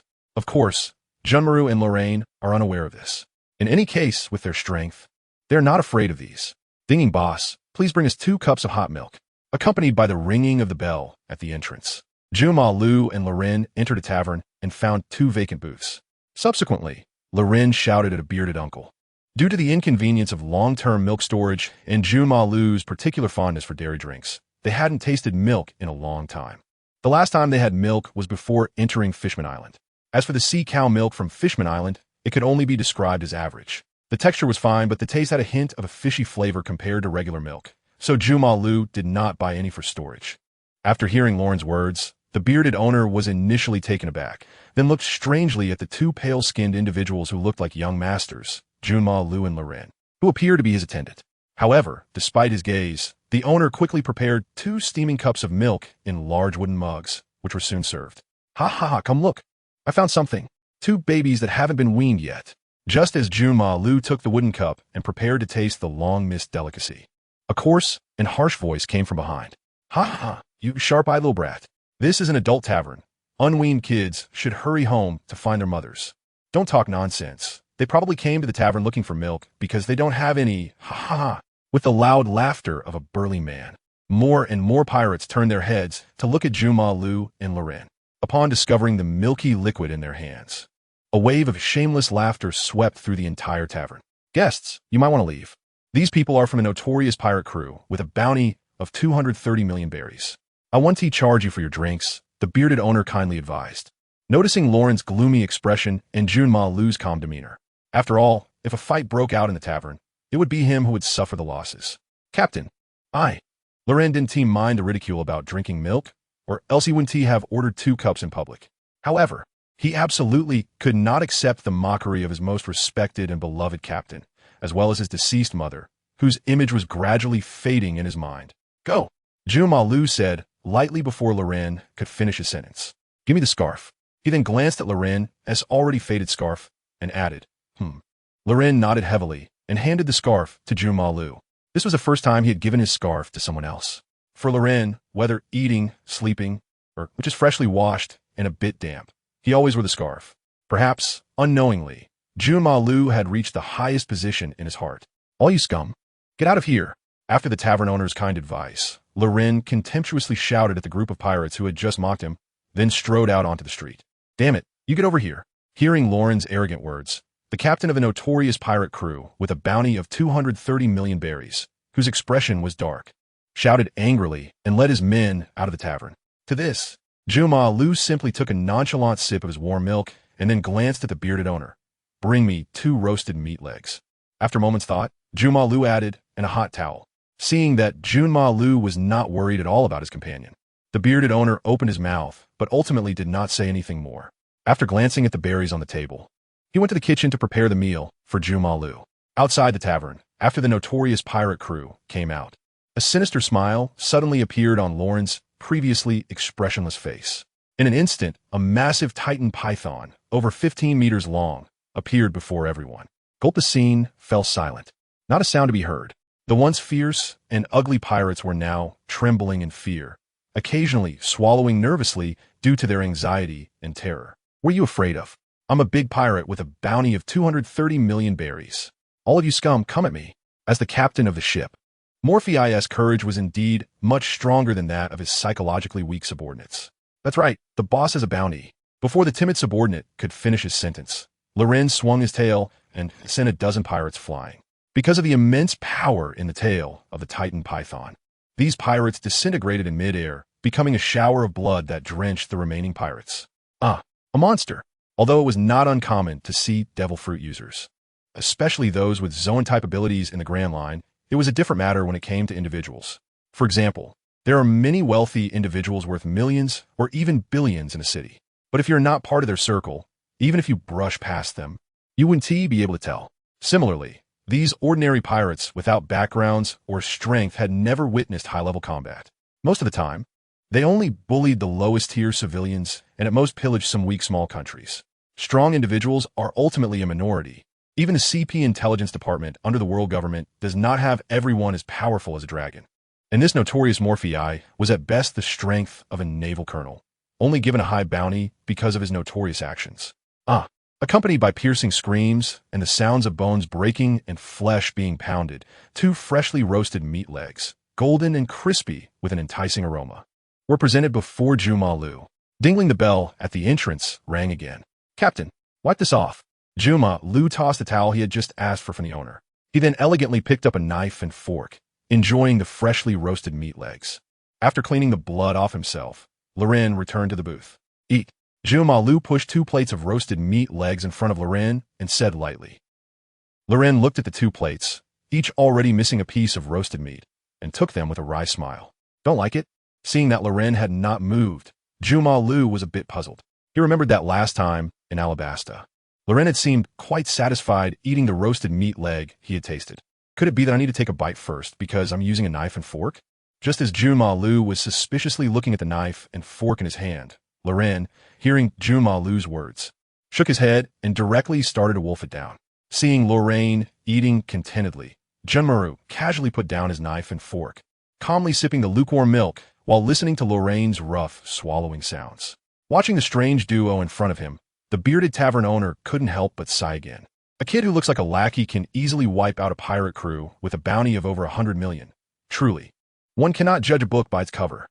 Near the waters of Mikiad Island, on a pirate ship many times larger than the one Jumru and Lorraine were on, a giant with red hair, an odd appearance, 2 horns on his head, and light green skin sat cross-legged on the deck. Captain Oz, right ahead is Mikiad Island. Are we going ashore? Let's go take a look and see the level of this year's newcomers.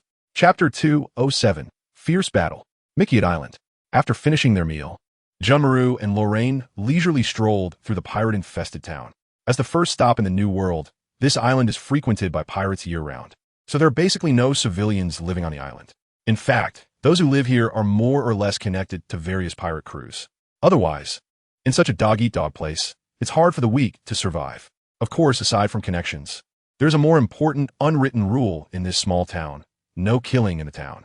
Yes, it's quite ironic that a gathering place for ruthless pirates, who have committed countless murders, has such a seemingly ridiculous rule. The reason is that this place, aside from being the first stop in the New World, also serves as an outpost for the major Emperor crews. As an Emperor crew, they're the strongest force in the entire New World.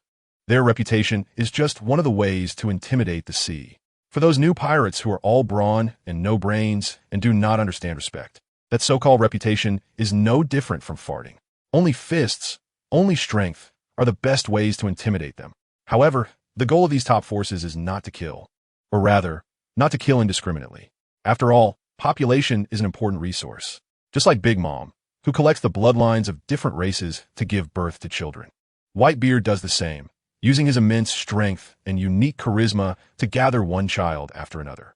Even the perpetually drunk Kaido of the Beasts, far away in Wano country, also welcomes Zoan-type users to join. To achieve this, it certainly cannot rely solely on reputation to make those thick-headed new pirates surrender. Therefore, giving them a lesson, a show of strength, is the simplest and most straightforward method. It doesn't even require particularly strong officers to take action. Any pirate crew under an Emperor crew has considerable strength. Don't be fooled by their lack of prominence in the original work. That's just due to perspective. Those who can secure a place under the top Emperor crews are certainly not useless people. Squard is naturally one of them. Although his bounty is only a mere 210 million, that's only because after losing to Roger in his early years, he joined Whitebeard's crew and stayed in the New World instead of running back to the first half of the Grand Line to flaunt his power. This has led to the world government and the Navy not raising his bounty again. It's important to know that this seemingly small bounty of 210 million is from before the Great Pirate Era. Nowadays, it would at least be equivalent to a bounty of over 500 million for a great pirate. Not to mention being on par with a rear admiral. He could at least hold his own against one. Such a level of fighter, even among the captains directly under Whitebeard, can definitely secure a place. Captain Squard, someone is causing trouble on our turf. In a tavern just a few streets away from Jumru and the others, a panting pirate ran to a man with a spider pattern on his forehead and a bald head with pink curls. Really, every year there are newcomers who don't understand the rules. Stop drinking, let us go teach the new guy a lesson. Upon hearing his subordinate's report, Squard leisurely put down his wine cup, his tongue extending far beyond normal, and exclaimed excitedly. After all, every time someone causes trouble, it means he can conveniently reap a reward. So he actually looks forward to more of these hot-headed newcomers. After picking up the nearly 4-meter-long big sword beside him, Squard rushed out of the tavern, then paused and shouted, "Lead the way." On the street, "Captain, look, there are vendors selling oranges." Just in time. The oranges on the ship are almost gone. I'll go buy some. Wait here for me.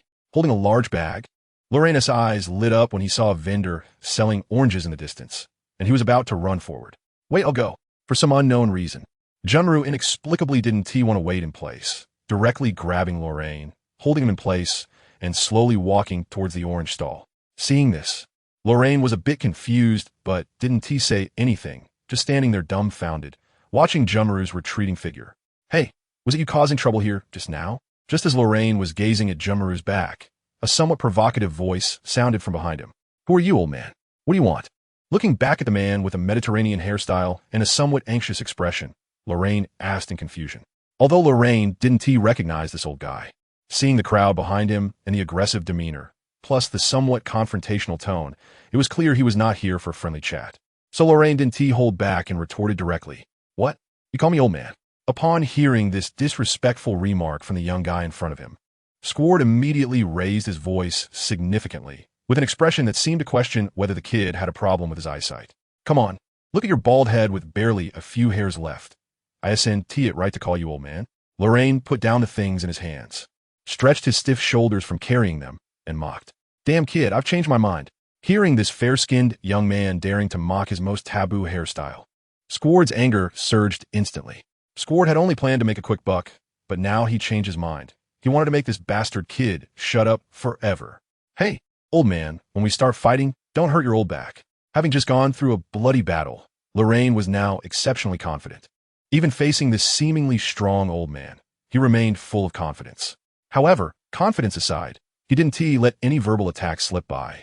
After all, a crazed beast is much easier to deal with than a calm hunter. Damn guy, I'm gonna knock your teeth out one by one into your stomach. Squard, who had been with Whitebeard's crew for many years, hadn't encountered someone who dared to mock him repeatedly in a long time. Some emotionally charged Squard members, disregarding any sense of decorum, were determined to teach that foul-mouthed guy a lesson. One sword style, Great Vortex Spider Sting. Squard drew his large sword from its sheath and lunged forward. The massive blade aimed directly at Lauren. Clang! Lauren, already prepared, quickly covered his arms with a layer of dark scales, deflecting the blade away. Then, with a swift movement, Lauren dashed to Squard's side and delivered a powerful punch to his abdomen. Cough! Kid, you got some skills. Squard, who had just been fueled by emotion, wiped the blood from the corner of his mouth after being pushed back by Lauren's punch, and quickly regained his composure. After all, he was a veteran of the sea for decades. Even if he momentarily lost control, he settled down quickly. Chapter 208, Bone Forest. This is just the beginning, old man, Lauren thought, feeling a twinge of anxiety as he realized his punch had not done much harm to Squard, yet he did not show any signs of fear. Calling you fat, and you're out of breath. Armament. Great Vortex Spider Sting. This time, fully seeing his opponent as a threat, Squard infused his large sword with armament haki and charged at Lauren again. The momentarily darkened blade tip resembled the legs of the legendary creature, the Great Vortex Spider, delivering a piercing pain that felt like it could penetrate anything. Dragon Tail. Due to Squard's incredible speed, Lauren, unable to dodge in time, transformed into his Titan Python form, using all his strength to whip at the incoming Squard. Thud! As the blade pierced Lauren's massive python body, Squard was sent flying by the force of the blow. With the collapse of the building, Squard was momentarily silenced beneath the rubble. Captain, seeing Squard buried under the debris, the nearby subordinates, unable to help, gasped in disbelief. Vengeance for the captain. One pirate drew his long knife and shouted to the others still stunned, charging forward. Cough! Although Lauren had avoided a fatal blow thanks to his agile snake form, he was still pierced by the blade infused with armament haki. He struggled to maintain his Titan Python form, clutching his chest where the blade had struck, continuously coughing up blood. Captain, I'm sorry. As Lauren's vision gradually blurred, he saw the silhouettes of the approaching pirates getting closer. Just as he was about to collapse, a white-haired figure suddenly appeared in front of him, supporting him. Is that you? Captain, with a sense of warmth in the embrace. A dazed Lauren kept murmuring, "Don't worry, I'm here." A calm voice, devoid of emotional fluctuation, echoed in Lauren's ears. Despite the flat tone, Lauren miraculously smiled upon hearing it before slipping into unconsciousness.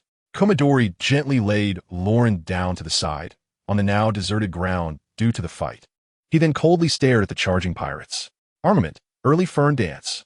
As soon as he finished speaking, sharp-boned spikes abruptly rose from the ground, piercing through the incoming pirates in an instant. Accompanied by their horrified screams, bright red blood gradually stained the pale bone spikes. The once aggressive pirates were now, like candied hawthorns, pinned to the ground by the bone spikes.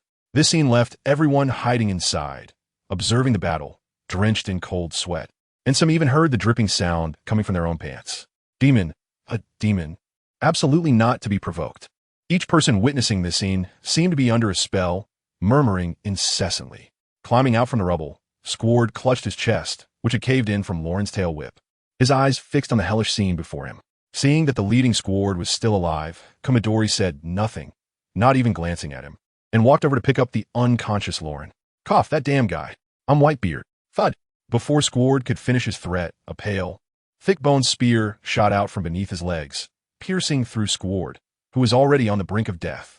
Until Komodori disappeared at the end of the street with Lauren in his arms, no one dared to come out and loot the spoils. The sight of the bone forest filled with pirates who couldn't close their eyes in death was too terrifying. This would definitely be a forbidden zone at night. Under dim light, it squared from the great vortex pirates. Just when everyone in the house was at a loss, a shocked voice rang out from outside in the street. It was the first mate of the Oz pirates, who had come to the town for a stroll. Damn it, how dare anyone attack our Whitebeard pirates? Seeing the corpse of a fellow pirate captain under Whitebeard's flag, the first mate, filled with fear and anger, rushed into the bone forest, ready to see if there were any survivors and to question witnesses about who had the audacity to attack those under Whitebeard's command. In a clinic on Mickey Island. Although it's called a clinic, it was actually just a shabby wooden house belonging to a retired pirate doctor. Most pirates bandaged themselves, so this pirate doctor spent most of his time leisurely. Occasionally, he would sell some medical supplies to earn a little retirement money. Hey there, your companion is out of danger. Wiping the sweat from his forehead due to nervousness, the pirate doctor cautiously spoke to Commodore, who was holding a bone spear. No wonder he was so tense. Anyone would be scared to silence if someone suddenly barged in with a pale bone spear at their throat while they were having tea. Fortunately, the stranger wasn't there to rob the old man, but was there to save someone. However, every time he made eye contact with Commodore's emotionless, dark green eyes, he couldn't help but tremble, as if being stared at by some ancient beast. After sensing that Lauren's life signs had stabilized, Commodore nodded to the pirate doctor. Toss him a few pieces of gold jewelry, and left with Lauren. What a strange guy, but he's quite generous. Weighing the gold jewelry in his hand, the old pirate doctor grinned, revealing his yellowed teeth, and muttered to himself. Bang! Old man, have you ever seen a white-haired kid carrying someone? Just as the old pirate doctor was lamenting, another loud crash sounded as the door was kicked open again. The wooden door, which had already been kicked open twice in a day, finally collapsed under the pressure. The pirate doctor, who had intended to scold someone, saw a group of people rushing in aggressively and immediately shrank his neck. Pointing in the direction Commodore had departed, he obediently replied, That way, they just left a short while ago. The intruder who received the news quickly thought of chasing after Junmaru's direction. Sai looking at the dilapidated wooden door that had been kicked down and then at the gold ornaments in his hand. The old man couldn't help but feel a mix of laughter and tears. He then leisurely went to the back room, found a new wooden door, and installed it. Chapter 209. You look so good when you smile. At the shore of Mickey Island, the Oz pirate super large ship was docked. Because it was a pirate ship specially made for the giant oars, its size far exceeded that of ordinary large ships, making it impossible to dock at the small island's port, so they had to find a random spot on the shore to anchor. Captain Oars, something has happened. Just as little Oars was standing in front of a giant rock, rubbing the giant blade, a sweating pirate rushed over in a hurry. Captain Oars, all members of the great whirlpool pirates, including Captain Squard, are dead. What? Who did it? Upon hearing this, little Oars yelled angrily. Due to his gigantic size, a gust of wind erupted from his mouth, causing the surrounding trees to sway and rustle. It was a new pirate called Silver Skull. The vice captain has gone to find them.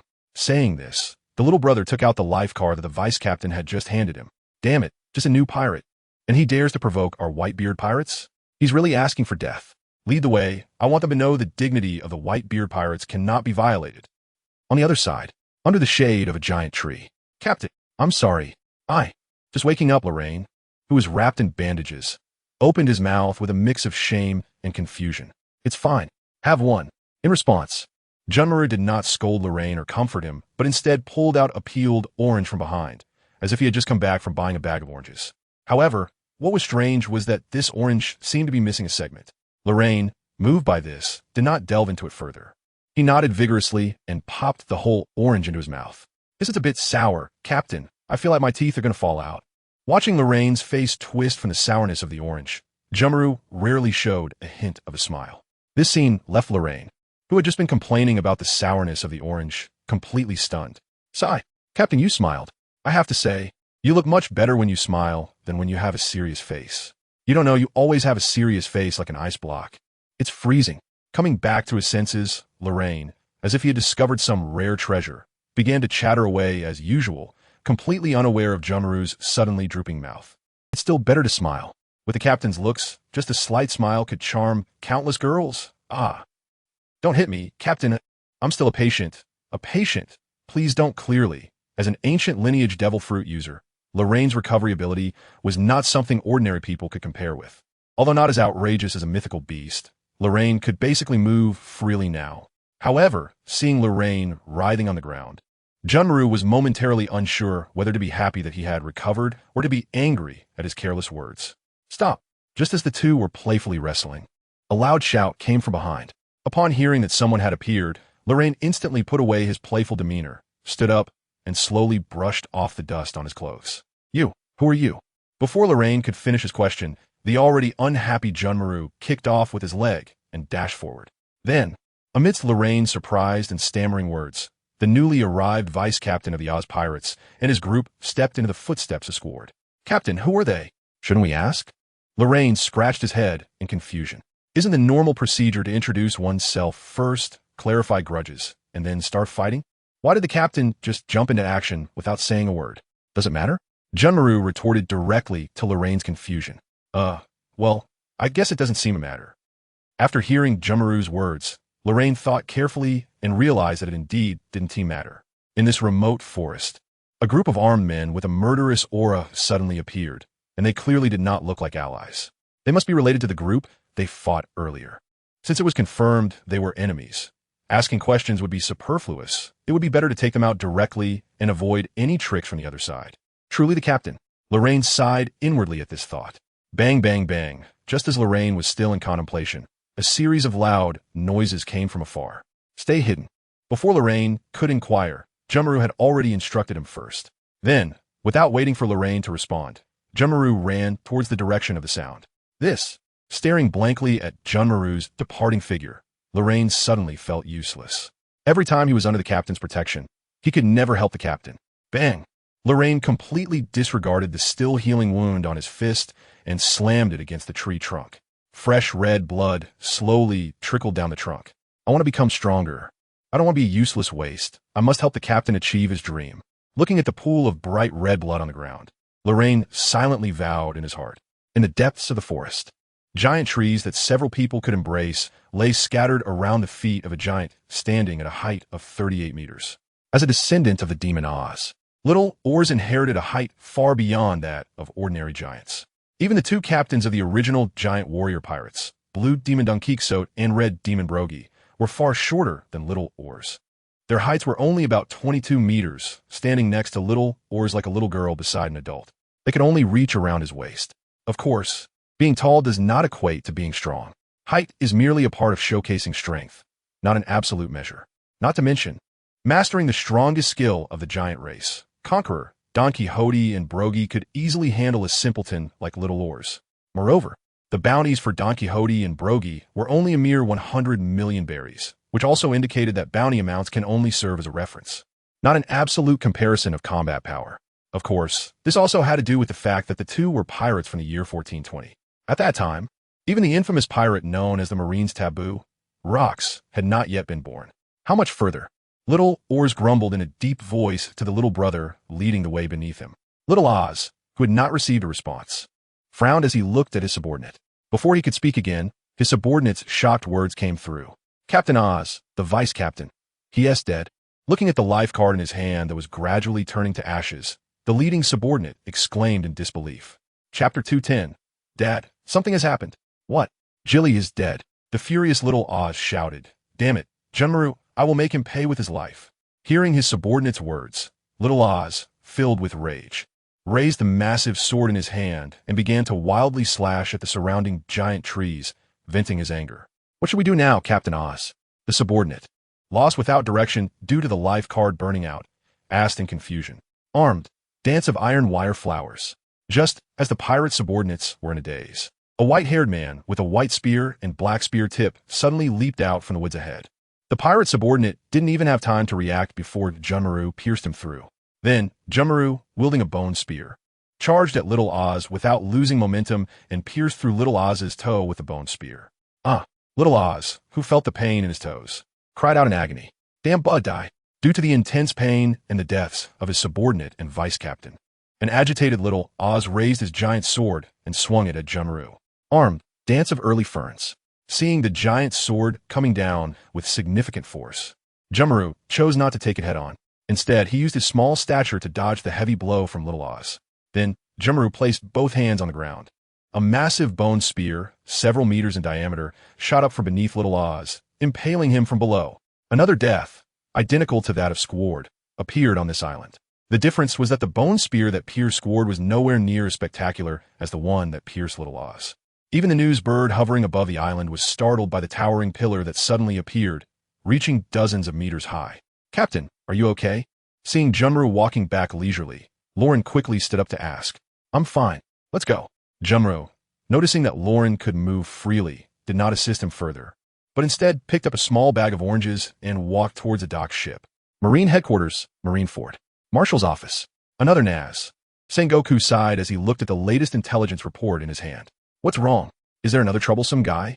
Zephyr, who was drinking tea and reading the newspaper nearby, curiously asked Sengoku, who seemed contemplative. Generally, small pirates do not cause Sengoku trouble. However, there hadn't been any significant news in the newspapers recently, which made Zephyr curious about who could make Sengoku sigh. "Take a look for yourself." Sengoku didn't hide anything and directly handed the intelligence report to Zephyr. Captain Squard of the Great Whirlwind Pirates and Captain Little Oz of the Oz Pirates. A bone spear dozens of meters high, truly astonishing power. Even Zephyr, a former admiral of the Navy, was somewhat shocked after seeing Junmaru's achievements. It wasn't that the pirates Junmaru defeated were particularly strong, but rather the ruthless way he killed members of the Whitebeard Pirates and the astonishing size of the bone spear that surprised Zephyr. After all, in most cases, no one would recklessly provoke the Emperor of the Sea in the New World. Although as a Navy officer, Zephyr shouldn't think that way. Even the Navy cannot provoke an Emperor of the Sea without proper preparation. After all, the area under the Navy's jurisdiction is vast, and without sufficient time to mobilize, it is difficult to take down an Emperor's crew completely. It should be noted that no pirate who can become a Sea Emperor is insignificant. What a troublesome season. Zephyr placed the intelligence report back on Sengoku's desk and sighed before returning to the sofa to continue drinking tea and reading the newspaper, as if he hadn't seen anything. "Isn't it?" Sengoku also sighed in agreement. "Set a bounty of 530 million berries on him. Let Whitebeard worry about it himself." After a moment of thought, Sengoku decided on a bounty for Junmaru that was neither too high nor too low. If it weren't for the fact that Junmaru killed pirates this time, just based on that dozens of meters high bone spear, he would have had at least a 1 billion berries bounty. However, now Sengoku was more interested in seeing Whitebeard's reaction and probing into Whitebeard's current situation. Thinking of this, Sengoku felt less gloomy and instead revealed a slight smile. New World, Wano Country. On Onigashima. "Lord Kaido, look, there's a new pirate who has consecutively slaughtered 2 pirate crews under Whitebeard, one of which is the descendant of that giant race." The 8-meter-tall Black Maria knelt beside Kaido, poured him a glass of wine, and reported the latest newspaper news. "Ha ha ha ha ha. That old man Whitebeard is indeed finished. Even his subordinate pirate crews have been taken out. He is really getting old." Hearing Black Maria's words, Kaido laughed heartily, openly mocking the old man who once sailed on the same ship as him. "I hope that little guy has some strength, and I can see how much charm that old man still has." Kaido downed the fine wine in his cup, his eyes shining as he muttered to himself. New World, Red Force. "Boss, look, there's a newcomer who has taken down 2 pirate crews under Whitebeard." Luffy, gnawing on a large meat leg, surprisingly tossed the latest newspaper to Shanks, who was still drinking. "Junmaru, what an impressive newcomer. Don't worry about him. Whitebeard isn't too old to lift his sword yet. Keep drinking, everyone."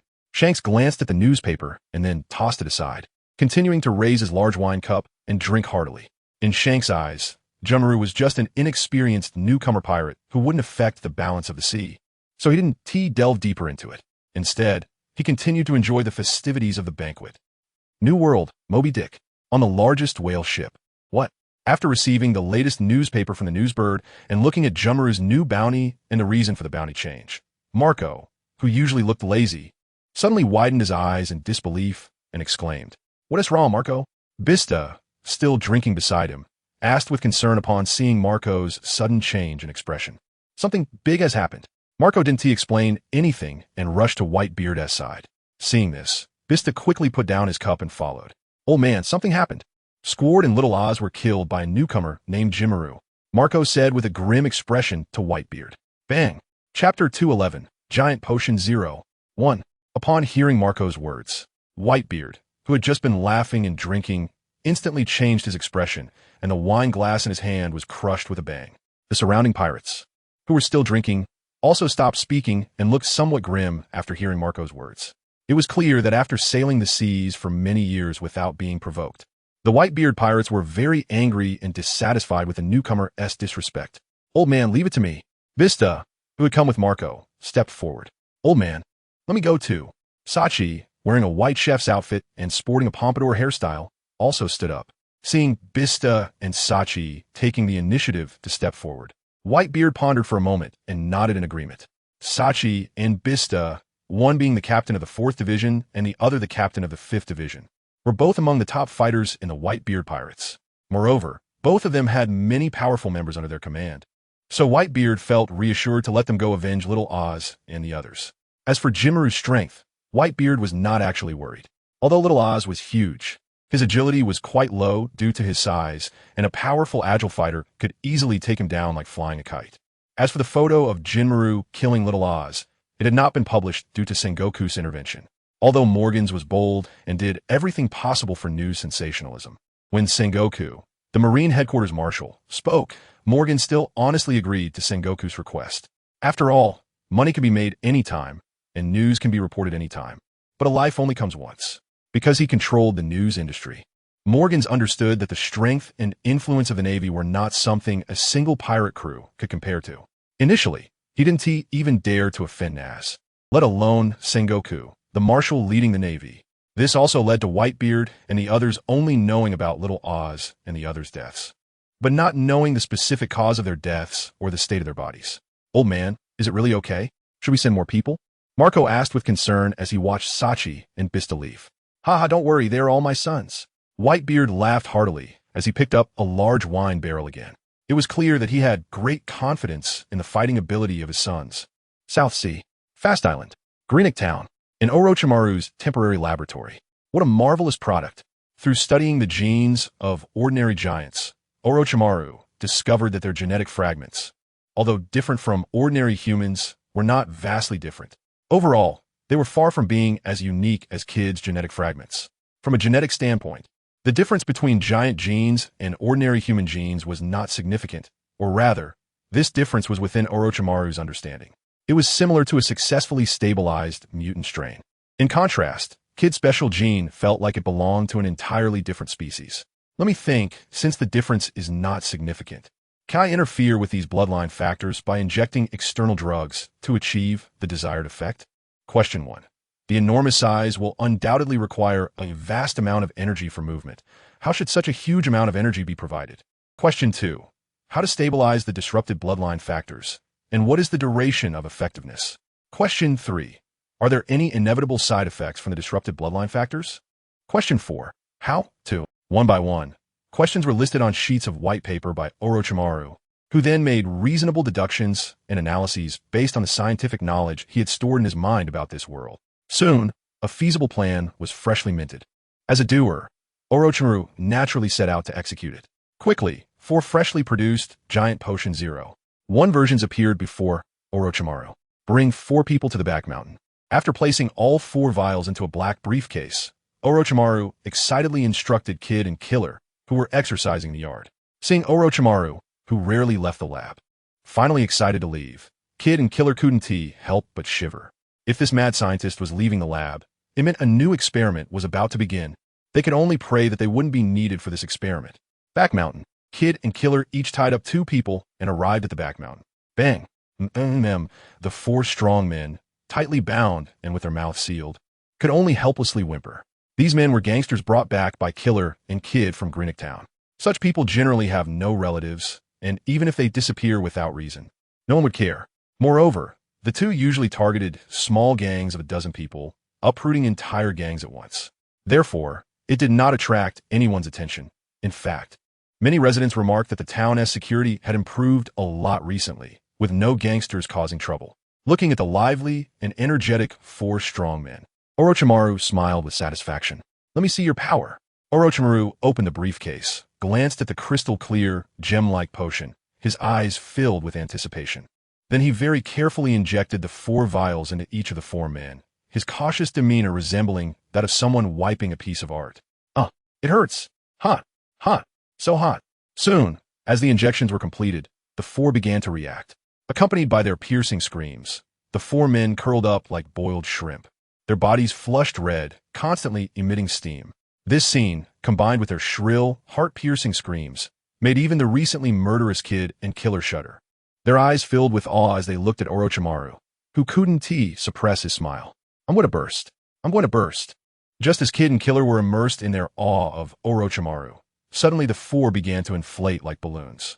A small giant, nearly 6 or 7 meters tall, appeared before everyone. Before these small giants could react, they collapsed on the ground like they had no bones. Soon, accompanied by the painful howls of these humanoid monsters, the small giants gradually dissolved into a pool of flesh and blood. This, Kid and Killer exchanged glances, both seeing shock in each other's eyes. Chapter 212. You won't regret joining. It seems that they have lost their sanity, and the duration is very short. I don't know if it's due to insufficient energy supply, or if the genetic factors are self-destructing.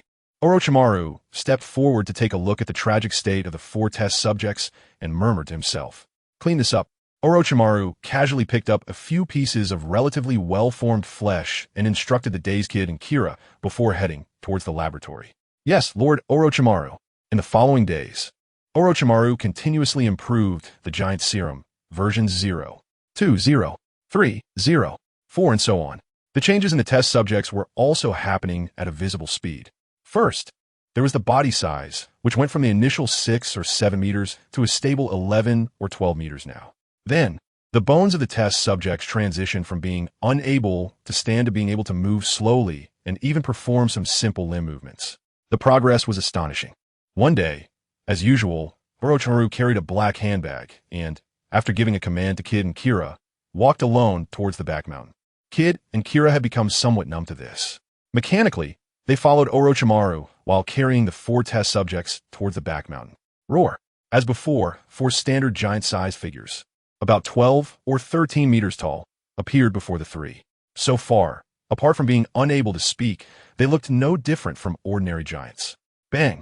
Perhaps due to the serum's effects causing immense pain, these obviously somewhat violent giants began to swing their fists wildly at the surrounding woods with red eyes. With their powerful physiques and overwhelming strength, they truly lived up to the title of the strongest race, the giants. How wonderful! Orochimaru skillfully dodged the giants' attacks, marveling at the wonders of creation. 10,000 snakes, it's time to eat. Looking at the 4 giants going berserk, Orochimaru slapped the ground with his palm. A burst of white mist swirled. A massive snake over 30 meters long, adorned with purple stripes, appeared in the forest. It was a giant serpent that Orochimaru had cultivated using the genes of the demon Oz. Compared to the human experiments, Orochimaru had an unparalleled advantage in cultivating serpent creatures thanks to experience from another world and the special techniques of the snake-style ninjutsu, resulting in astonishing speed. Although he could not yet cultivate the legendary serpent beast, Xianglu, this newly cultivated 10,000 snakes also had a terrifying size and toxin. Indeed, unlike ordinary non-venomous pythons, this 10,000 snakes was a giantized venomous snake, possessing not only a massive physique, but also an almost insurmountable toxin. Hissed the purple-striped 10,000 snakes flicked its tongue, its cold vertical pupils fixed intently on the 4 little giants. Feeling the pressure from the 10,000 snakes, the 4 giants that had just gone mad suddenly quieted down, instinctively looking towards the 10,000 snakes. Strangely, none of them showed any signs of fear. Instead, there was a sense of eagerness to try. Truly, they were born warriors, perfect weapons. Watching the performance of the 4 giant test subjects, Orochimaru sighed again. In a battle with such a significant size disparity, normal humans would either be paralyzed with fear or flee immediately. Yet now, not only were they unafraid, but they also wanted to take the initiative to attack. Unfortunately, the outcome of the battle has never been determined solely by will and perseverance. The absolute size difference allowed the 10,000 snakes to easily take down the 4 giant test subjects. In fact, even if the 10,000 snakes did not intervene, in 3 hours, the 4 test subjects would naturally collapse and disintegrate. After all, they essentially represented enlarged humans, temporarily unable to sustain the energy needed for the giant race. They could only serve as disposable combat power at critical moments. However, it was enough for now, because, clap, clap, clap, what an amazing invention. Mr. Orochimaru is truly a genius. Just as Kid and Kira were shivering behind a boulder, a crisp female voice came from behind. Orochimaru didn't respond, merely gazing at the newcomer with his golden eyes. The newcomer was a woman with emerald green hair, glimmering eyes, and a gentle smile. Indeed, she was one of the current vice captains of CP0, a female agent codenamed Aoi. I'm sorry, I am an agent of CP0. You can call me Aoi? Seeing Orochimaru remain silent, Aoi slightly bowed and explained, CP0 is a secret intelligence agency directly under the world government. I am just a team leader among them. As she spoke, Aoi walked towards Orochimaru. In fact, just a few days after Orochimaru began researching the giant serum, a CP agent arranged by Aizen happened to pass by and relayed news of the giant experiments. Aizen then reported this information to Aoi, who was responsible for intelligence collection and analysis within CP0. Upon receiving the news, Aoi became very interested in someone who could independently research the giant serum. After consulting with the 5 elders, Aoi personally rushed to the South Sea to contact Orochimaru. After a few days of observation, she chose to step forward today. CP, your actions are quite swift. After hearing Aoi's self-introduction, Orochimaru, who was already prepared, said blandly, "For capable, talented, and gifted individuals, we extend our utmost sincerity, hoping we have the honor to invite Mr. Orochimaru to work with us. Then, what kind of terms can you offer?" Orochimaru, uninterested in the flattering words of the gentle green-haired woman before him, directly inquired about the treatment they could offer him. We, CP0, are directly under the highest leader of the world government, the 5 elders. Therefore, we will provide someone like Mr. Orochimaru, who possesses extremely powerful research capabilities and significant achievements, with the highest treatment. The world government will build you an independent large laboratory and provide various precious resources. Of course, our security is absolutely guaranteed. Not only do we have the Navy's scientific unit led by Admiral Kizaru, one of the 3 admirals, but we also have dedicated CP agents to attend to your daily needs.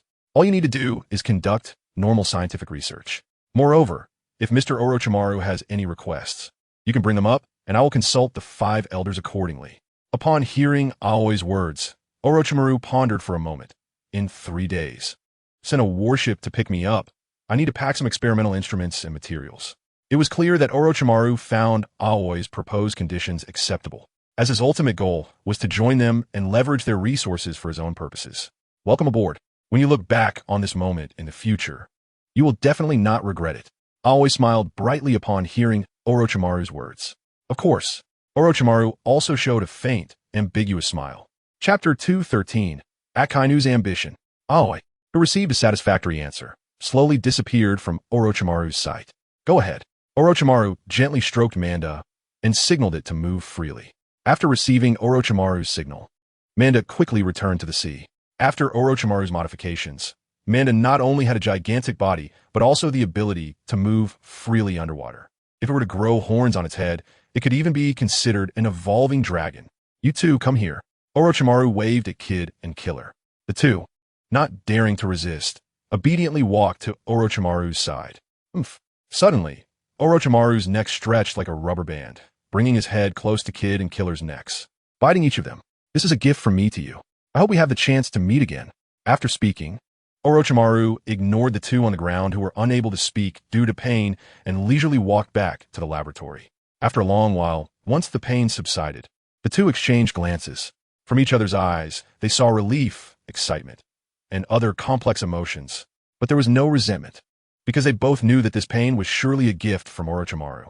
Although the process was painful, they endured it. Killer, I'm going to set sail. I will definitely become the Pirate King. Come be my first mate. Kid, feeling invigorated and brimming with confidence after regaining his freedom, shouted loudly at the sea, then seriously extended his hand towards Killer. Killer did not hesitate and directly grasped Kid's outstretched hand with a smile on his face. What a great opportunity, Captain Kid. New World, G1 Branch. One of the Navy's branches stationed in the New World. It serves as a stronghold for the Navy to intercept pirates heading to the first half of the Grand Line. Because this is the Navy's most important and unique branch in the New World, it is always guarded by Navy admirals on rotation. However, since Kizaru also holds the position of head of the Navy Science Unit, generally, the G1 branch is manned in rotation by a Sakazuki and a Kazan. Currently, it is Sakazuki's turn to guard the branch. In the branch commander's office. Barabara, this is the G1 branch. Understood. Click. Sakazuki put down the transponder snail, and his face, always with a stern expression, seemed like that of a stubborn old man, despite being just over 40. The Whitebeard Pirates. These scum will never settle down. Sakazuki lit his cigar with his finger, leaned back in his chair, and muttered to himself. Perhaps, This is an opportunity. Suddenly, a gleam of light flashed in Sakazuki's eyes, and he dialed the transponder snail again. New World Test C, the place where Alusha captured Jack, and where Senju Hashirama and Uchiha Madara first teamed up to repel Kaido. Because this sea area is closer to the Red Line, it is near various Navy branches. This means that this sea area is close to the entrance of a new world. At the same time, it is somewhat distant from the territories occupied by the various emperors. It can be considered a buffer zone between the major forces. On a large warship with green patterns, the Mars. What's up, Madara? Okay, I got it. Click. Senju Hashirama put down the transponder snail. His expression serious as he pondered the words that Uchiha Madara just told him. In summary, the Whitebeard pirates have 2 division commanders heading to the entrance of the new world, and Sakazuki wants to capture them alive to further weaken the pirates' power, even trying to lure Whitebeard himself into the trap. To this end, Sakazuki deliberately avoided Sengoku and personally informed the hawkish Alusha and the dovish yet equally ruthless Uchiha Madara. As for why it was Madara who informed Senju Hashirama instead of Sakazuki himself, it was because Sakazuki believed that Hashirama was indeed a dovish person. If Sakazuki said it himself, Hashirama might pass the message to Sengoku. Given Sengoku's personality, he would absolutely not agree to such a risky move. However, if it came from Madara, who is close to Hashirama, it was highly likely that Hashirama would not leak the information. Sakazuki mainly felt that it would be difficult for him alone to handle the entire Whitebeard pirates. Moreover, once they actually captured Whitebeard's division commanders, Sengoku, as the fleet admiral, would definitely learn of this news and might even guess that it was Sakazuki's plot. After all, Sakazuki's personality and goals are well known. If it weren't for Sengoku holding him back, Sakazuki might have even moved the headquarters to the New World. However, once the division commanders of the Whitebeard pirates were captured, it would be a situation where the arrow is on the string and must be shot. Sengoku would not release the captured pirates unharmed. Otherwise, it would absolutely affect the Navy's prestige in the world. Regarding Sakazuki's plan, Alusha and Uchiha Madara agreed without a second thought. Fighting was what they craved, especially under circumstances where someone else would take the blame. As for Senju Hashirama, he did not oppose it. Although he preferred sustainable development, an occasional quick profit wasn't bad. Near Test C, on a pirate ship flying a crescent moon skull flag. Teach, what are you doing?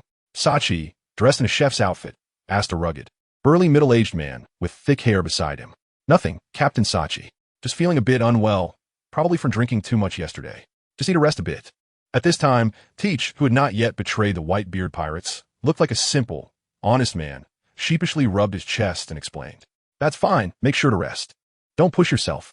Hearing Teach's words, Sachi did not ask further, patted Teach on the shoulder, and walked towards the kitchen.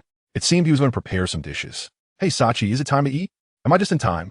Before Sachi could enter the kitchen, Vista jumped over from the nearby pirate ship, approaching Sachi and pretending to bump into him. Come on, you weren't here at this time the other day. Go wait over there. Hearing Vista's words, Sachi shot him a sideways glance, knowing Vista was the kind of guy who always showed up at mealtime. However, Sachi was not angry. On the contrary, he enjoyed cooking for his partners, whom he considered family, and watching their satisfied expressions as they ate the meals he prepared. Perhaps it is precisely because of this that Sachi's popularity is the best among the Whitebeard pirates. Not good, Captain Sachi, there's the Navy ahead. Chapter 214, terrifying. The wound is as deep as 30 centimeters. What's there to panic about? With Captain Sachi and Captain Vista here, even the Navy wouldn't dare to make a move against us. Besides, we are the Whitebeard pirates. Teach, who was nearby, said nonchalantly as he saw a pirate running over with a panicked expression. Just as Teach said, as one of the kings of this sea, the Whitebeard pirates have always been fearless. All right, don't rush. Can you tell whose fleet it is? Sachi, who was originally about to head to the kitchen, returned reluctantly after hearing the commotion behind him. It's the new Navy candidate admiral, known as Senju Hashirama. Candidate admiral. Senju.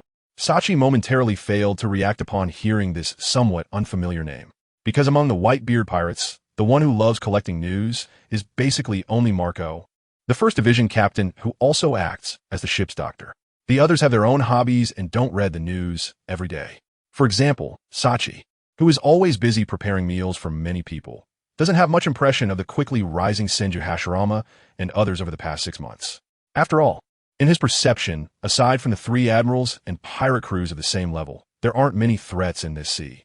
Are you sure it's that Senju's fleet? Vista, who was beside him, asked seriously.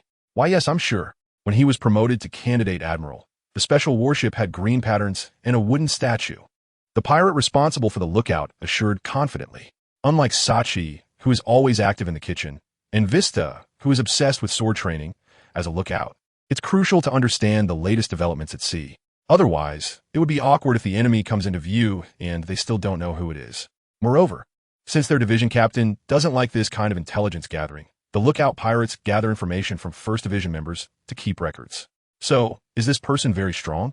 Seeing Vista's increasingly serious expression, Sachi asked with some confusion. Very strong. It's said that this guy named Senju Hashirama, along with another candidate admiral from the same period named Uchiha Madara, once teamed up to repel Kaido of the Beasts. If we can avoid it, we should try to steer clear of them. Vista succinctly recounted what he knew about Senju Hashirama. Senju Hashirama, hearing Vista's words, a hint of surprise flashed in Teach's eyes. After all, Kaido is a powerful figure on par with their old man, not someone who could be defeated easily. Then we'll follow your advice and try to avoid them.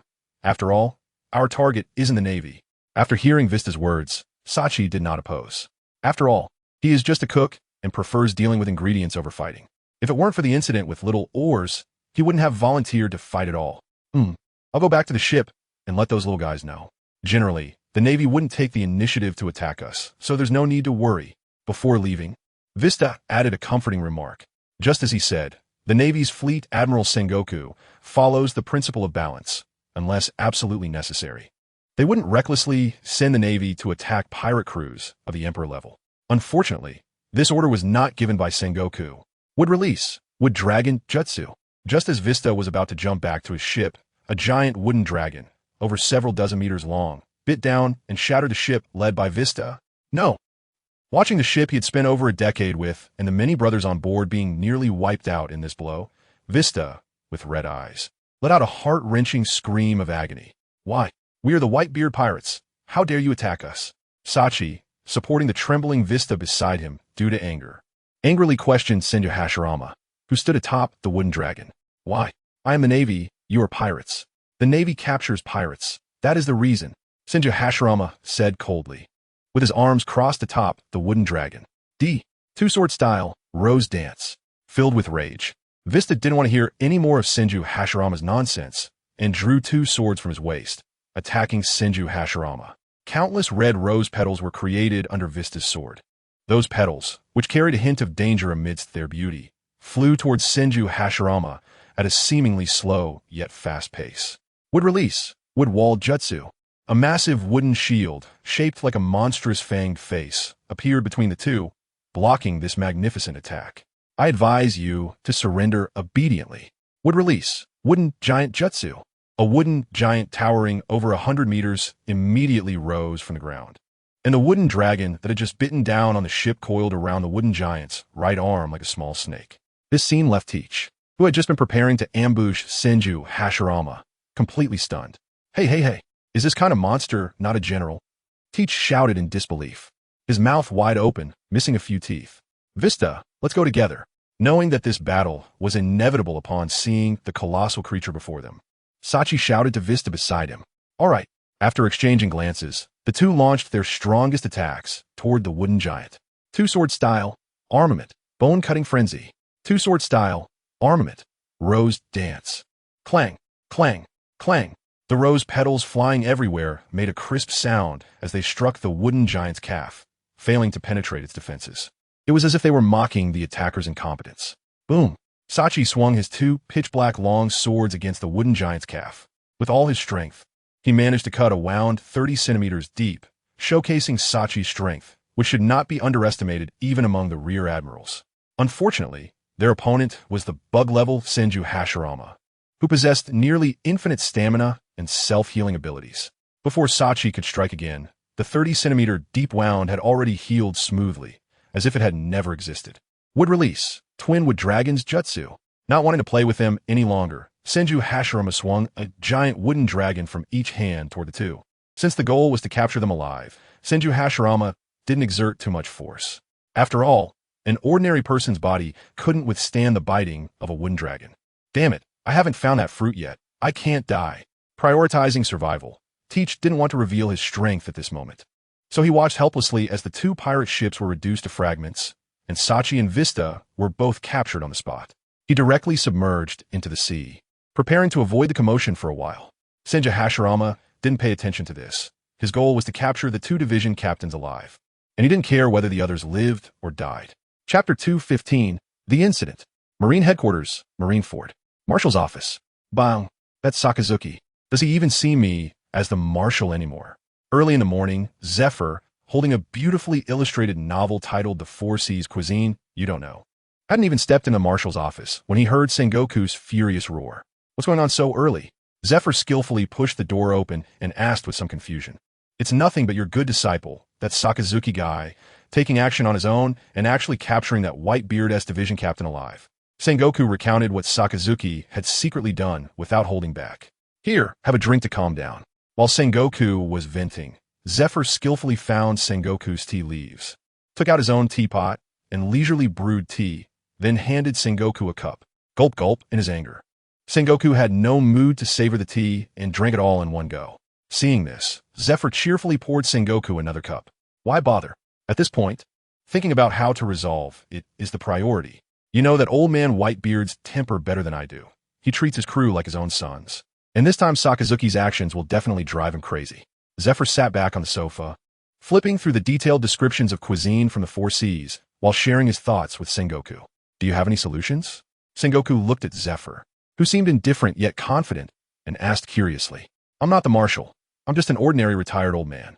Why are you asking me? Zephyr leisurely sipped his tea and retorted to Sengoku. Bang, bang, bang, just as Sengoku was at a loss for words. A rhythmic knock sounded at the door. Come in, Tsuru. As soon as Sengoku heard the familiar knock, he knew it was Vice Admiral Tsuru. Sengoku, do you have arrangement for this matter? After Tsuru entered the room and greeted Zephyr, she got straight to the point with Sengoku. Not yet. Right now. Kizaru is settling a newly recruited scientist, and that old bastard Garp has secretly gone on vacation in the East Blue. Other than Akiji, we only have Uchiha Madara and Senju Hashirama in the New World. If Whitebeard goes himself, the mid-level combat power will be terrifyingly insufficient. Hearing Tsuru's words, Sengoku furrowed his brows and expressed his concerns. Then let us summon the 7 warlords. According to the intelligence, apart from Moria, Crocodile, and Bartholomew Kuma, the other 4 are in the New World. We can issue a summon now to supplement our combat power. Upon hearing the words 7 warlords, Zephyr couldn't help but grip the book in his hand tightly, then seemed to think of something, sighed, and weakly let go. Tsuru, unable to do anything about it, gently patted her old friend's shoulder. All right, then let us do it. Notify them. Summon the warlords of the sea, Dracula Mihawk, Don Quixote da Flamingo, and Boa Hancock, to gather at Fort G1 in 5 days. In the New World, aboard the Moby Dick. I wonder how Sachi and the others are doing. When will they be back? The burly and muscular Jozu was eating a not-so-tasty meat leg and felt a bit nostalgic. What's wrong? Missing Sachi's cooking? By the timeline, they should have succeeded by now and be preparing to return. Just hang in there a few more days. Marco, leaning on the railing and watching Jozu with a face full of disdain, comforted him. Having gotten used to Sachi's cooking, they were a bit unaccustomed to the ordinary chef skills all of a sudden. But being pirates, enduring hardships is part of the deal. Only Jozu, this iron fool, would keep complaining. Oh, today's newspaper has arrived. Let me see what news there is. Marco saw a messenger bird flying in, quickly finished off the meat leg in his hand, then handed a berry to the bird before leisurely opening the newspaper, ready to see today's maritime news. Let us see Marine Reserve Admiral in the Test Sea captured. Capture the captain of the Whitebeard Pirates. Originally, Marco was ready to have some fun, but upon seeing the words Whitebeard Pirates, his heart sank. Sure enough, the last line reported that Sachi and Vista had been captured. What? Sachi and the others were caught by the Marines. Jozu, upon hearing Marco's words, immediately threw away the meat leg in his hand and quickly walked over to Marco, incredulously exclaiming, Damn Marines, are they declaring war on US? Jozu squeezed beside Marco, and upon seeing the photo of Sachi and Vista being captured, he gritted his teeth and shouted, Let's go find Dad, Marco said with a grim expression, extending his fiery wings and flying towards the largest ship in the fleet, the Moby Dick. On the Moby Dick, Dad, due to the previous incident with little Oars, Whitebeard, who was already over 60 and had numerous hidden injuries from overusing the tremor fruit in his youth without proper rest, had to hang up in 4 for recuperation. Although Whitebeard kept emphasizing that he wasn't old yet, he couldn't refuse the concern from his sons, so he simply agreed. What's wrong? During the drip. His personal nurse wouldn't let him drink alcohol, leaving Whitebeard bored, leaning back in his chair with his eyes closed. Upon hearing Marco's anxious shout, Whitebeard instantly opened his fierce eyes and asked solemnly, Dad, Sachi, and Vista, they were captured alive by the Marines. Boom!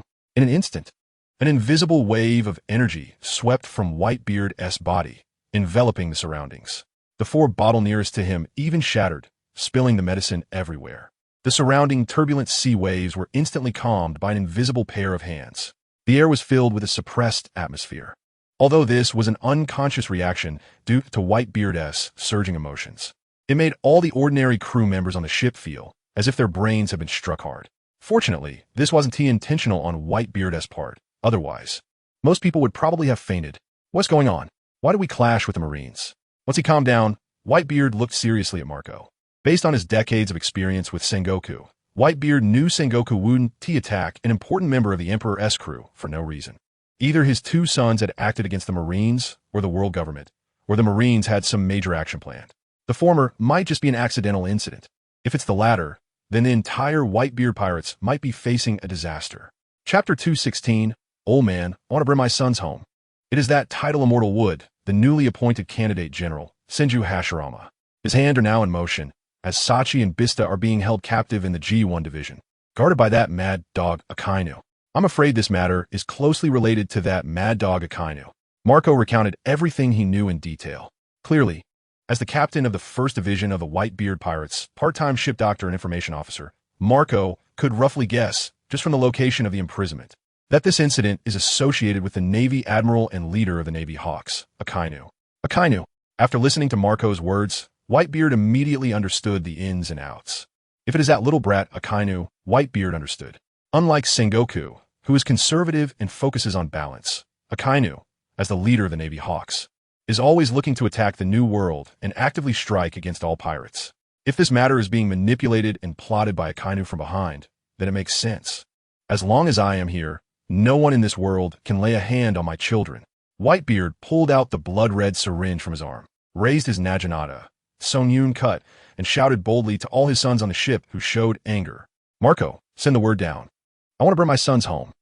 The Grand Line, the Calm Belt, Amazon Lily, Ruska Island. This is a magical island that has 48 seasons in a year, averaging just over 7 days for each season. Due to the obvious seasonal changes, many strange species have survived here. The diversity of species means that there are many organisms with considerable edible value. Bang! As expected of Lord Artoria, her hunting skills have become so exquisite in just a few months. Boa Hancock, watching the gallant Artoria swiftly take down a large bear, expressed her admiration and praised her nonstop. Even Artoria, who is used to being expressionless, felt her cheeks slightly flush when faced with a beautiful, capable, and strong female, who kept showering her with admiration without repeating herself. Then let's return to the palace. We can taste this fresh bear paw. Hancock took the giant bear paw that Artoria had cut off and pulled Artoria's hand as she spoke. Sister, it's bad. There's a Navy warship. Just as Hancock was feeling the smooth and tender hand of Artoria, a green-haired Sandersonia rushed over in a panic. The Navy?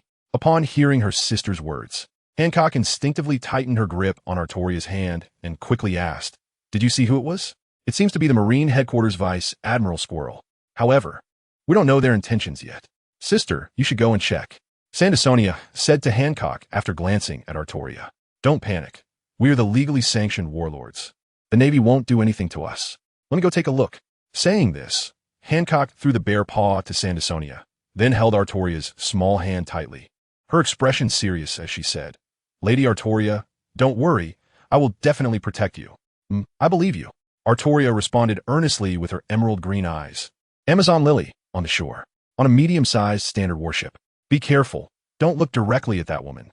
Although she is said to be the most beautiful woman in the world, she is also a monster who can petrify people." "Ah, then are you going to look at her?" "Idiot, you can't look directly. You can't even sneak a glance. It's such a rare opportunity." "Aren't you going to take a look?" "That's true. You're so clever." The nervous whispers of the Navy below quickly reached the ears of Vice Admiral Squirrel at the bow of the ship.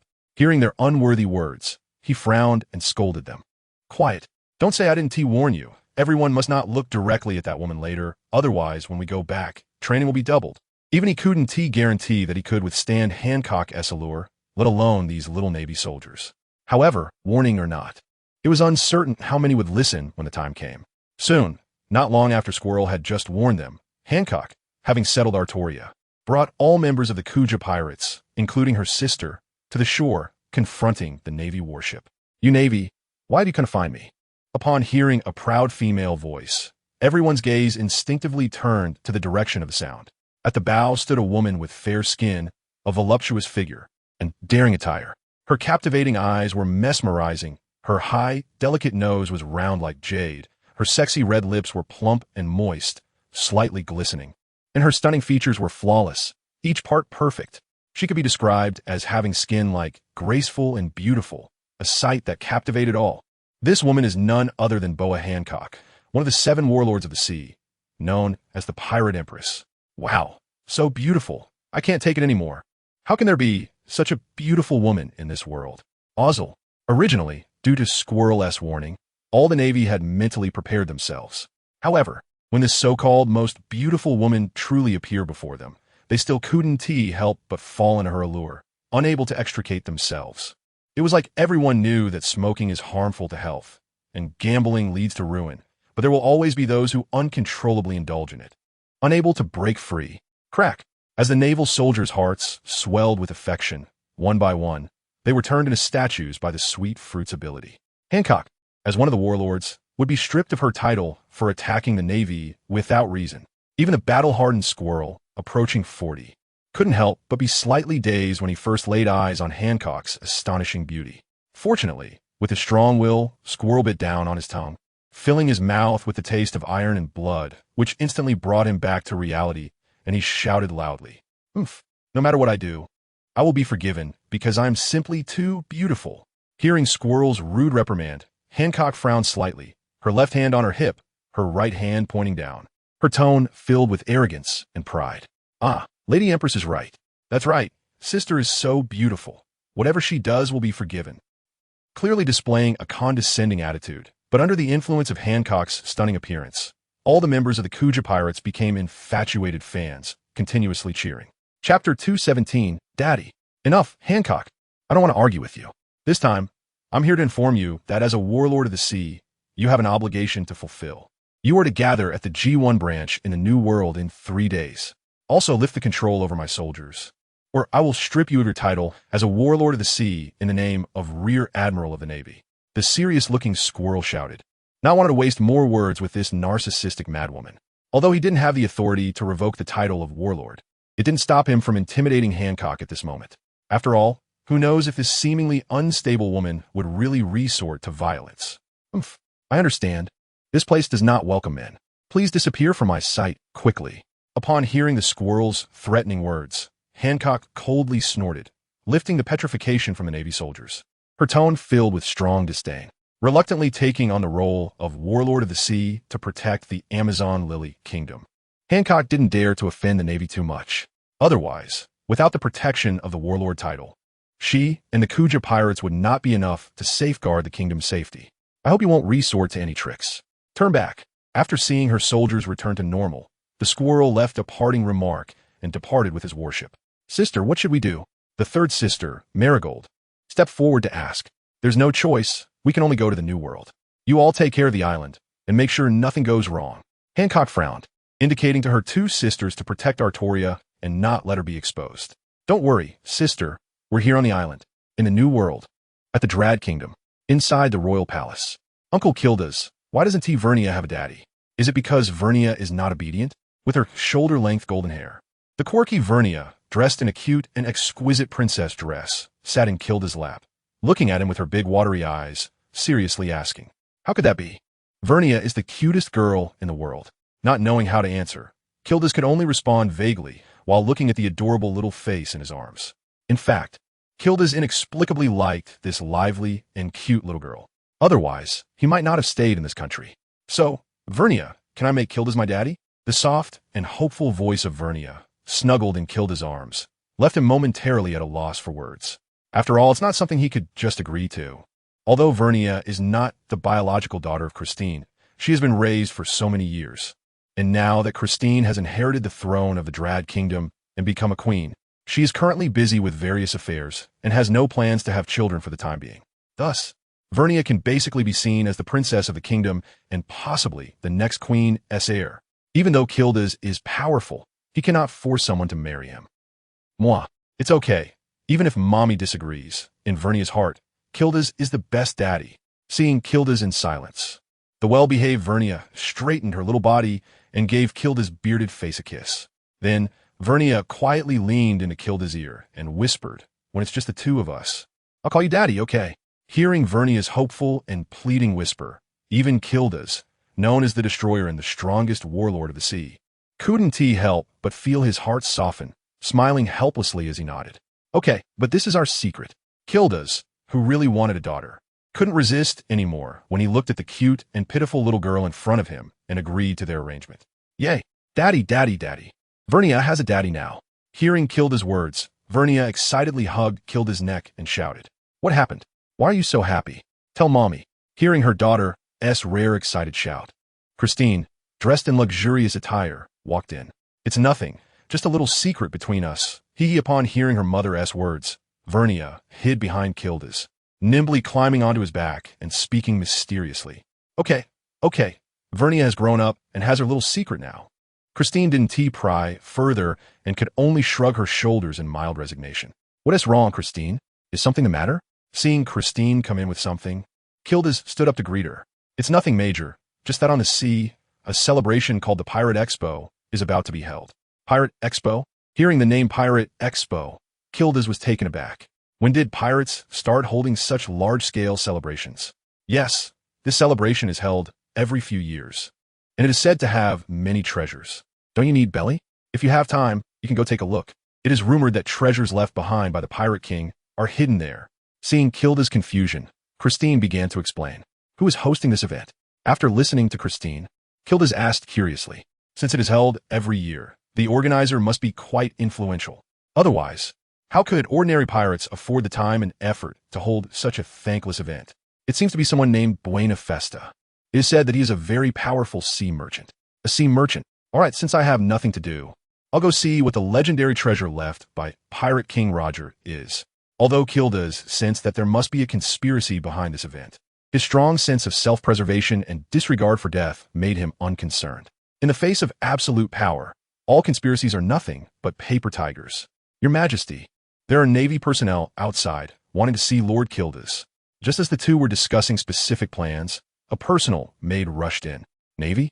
Gildarts and Christine exchanged glances, both seeing confusion in each other's eyes. "Let us go see what the Navy wants." Seeing that they couldn't figure anything out by just staring at each other, Gildarts shrugged nonchalantly. Chapter 218. I want to have a child, our child. At the port of the Drad Kingdom, on a Navy standard warship, the tall and bony Stolo Berry quietly watched Gildarts and the others approaching from a distance.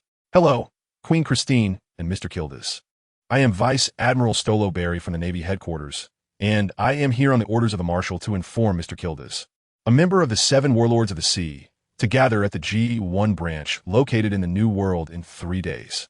Feeling the invisible pressure from Gildarts, Stolo Berry squinted his eyes and stated his purpose directly. "Go to the G1 branch. What is happening?" After hearing Stolo Berry's words, Gildarts took a step forward, stared at Stolo Berry, and said in a deep voice, although he joined the 7 Warlords of the Sea, it did not mean he had to accept the Navy's orders and be commanded around. Unless a reason was provided, Gildarts absolutely would not go. After all, he was not afraid of the Navy's bounty. The situation is that, according to the information, the Whitebeard pirates may attack the Navy's branch stationed in the New World. So we need the assistance of the 7 warlords. Faced with a powerful individual far beyond himself, Stolo Berry did not dare to conceal the truth. After all, this person in front of him was the one who destroyed Road Town in the East Sea upon debut, and even his superior, Admiral Kazuru, had to treat him with caution. "Whitebeard, you all wait at the port. I'll come over after I finish my instructions." After speaking, Gildarts ignored Stolo Berry's reaction and pulled Christine towards the palace. "Continue gathering information about the Pirate Expo, but we'll discuss specific actions after I return," Gildarts said with a serious expression. After all, he was the strongest combat force on the island, and he felt somewhat uneasy when he was not around. "Yes, you also need to pay attention to safety and make sure to protect yourself. As the king of a new world nation, Christine was aware of Whitebeard's reputation, so she was very concerned about Kilda's safety. Then, Christine bit her lips somewhat shyly and suddenly stepped forward to embrace Kilda's. Her warm breath whispered in Kilda's ear, "Vernia has called you Dad. You mustn't let her down. You heard that?" Feeling the warmth and softness of the woman in his arms, Kilda, somewhat dazed, asked, "That child, when she first saw you, kept insisting that you be her dad. I don't even know what she likes about you. She sticks to you every day and doesn't come to me anymore." Hearing this, Christine's eyes sparkled slightly as she seriously examined the man in front of her. Apart from being handsome, considerate, strong, and occasionally a bit absent-minded, had no other merits, and lightly complained. "Haha, who knows?" Kilda scratched the back of his head shyly, but the joy on his face was unmistakable. Once on the battlefield, don't get too complacent. You must protect yourself. Still somewhat worried, Christine reminded him repeatedly. "Rest assured, don't forget, I still have some strength." Saying this, Kilda playfully extended his right hand, forming a small gap with his thumb and index finger, just like when they first met. Upon seeing this, Christine, who had been worried, burst into laughter. Then, with a regal demeanor, Christine gently rested her head on Kilda's chest, feeling the warmth and broadness of this man's chest, and fell silent. Kilda also wrapped his arms around Christine, who had transformed into a petite woman, quietly savoring this rare beauty. After a long while, "Go on, Vernia will be lonely by herself." Kilda smiled and took a step back, separating from Christine, gently stroking her water-blue long hair before turning and flying towards the port. Until Kilda's figure was no longer visible, Christine reluctantly withdrew her gaze and murmured, "I want to have a child. Our child. New World, Navy Fortress, G1 branch. Inside the branch commander's office. Blah blah blah, this is the G1 branch." Hearing the voice of the transponder snail, Sakazuki picked it up without hesitation. "Sakazuki, remember this. During this operation, we absolutely cannot let that guy Whitebeard rescue his two captains, do you understand?" On the other end of the transponder snail, Sengoku's furious roar came through. Although Sengoku had always adhered to a policy of balance since taking office as Fleet Admiral, this did not mean he lacked the drive or courage to confront pirates. On the contrary, Sengoku was a fierce person who chased the Whitebeard pirates all over the world when he was young. Therefore, upon learning of Sakazuki's unauthorized actions, Sengoku was very angry about Sakazuki acting alone without applying for permission. However, as the Fleet Admiral and leader of the Navy, he knew this was not the time to blame Sakazuki. Instead, this was a time to test the unity of the Navy. Due to time constraints, many Navy generals could not be mobilized. After all, the Navy's operations were vast and required oversight in many areas. This time, Sengoku had no choice but to summon some of the nearby 7 warlords. On one hand, it was to assist Sakazuki in defending the G1 branch against the Whitebeard pirates. On the other hand, Sengoku also wanted to see if the 7 warlords policy proposed by the world government, which gathered these pirates, would have any effect. Otherwise, even though Sengoku disliked the 7 warlords policy, without any practical examples or negative news, he could not shake the decision of the Gorosei. "Yes, Fleet Admiral Sengoku." Hearing Sengoku's roar, Sakazuki's mouth, which was holding a cigar, slightly curled up, and he pressed down on the brim of his navy hat with his hand, his tone filled with confidence. It was clear that Sakazuki was very confident in his side's lineup and combat power. The summoned 7 warlords and accompanying vice admirals would arrive soon. Also, be sure to take Whitebeard seriously. Don't let his age and declining health fool you. Anyone who underestimates him will pay a painful price. With that said, take care of yourself. Clack. After finishing his last instructions, Sengoku hung up the transponder snail before Sakazuki could respond. Although Sengoku, as Fleet Admiral, wanted to remain rational at all times, some personal emotions inevitably had an impact. Still feeling angry, Sengoku could only warn Sakazuki in this way, suggesting that such things should not happen again. After hanging up the transponder snail, Sakazuki exhaled a deep puff of smoke, staring at the photo on his desk, lost in thought as if he were trapped in some memories, speechless for a long time. Chapter 219. This is just a warning. Pay attention to your attitude in the future. New World, Navy Fortress, G1 branch. Because a monumental battle was about to occur here, the entire G1 branch felt unusually gloomy and oppressive. So this is the Navy's power to suppress the New World. It truly is astonishing. The first to arrive at the G1 branch was the Warlord of the Sea, Don Quixote Doflamingo, as he sensed the overwhelming pressure within the fortress.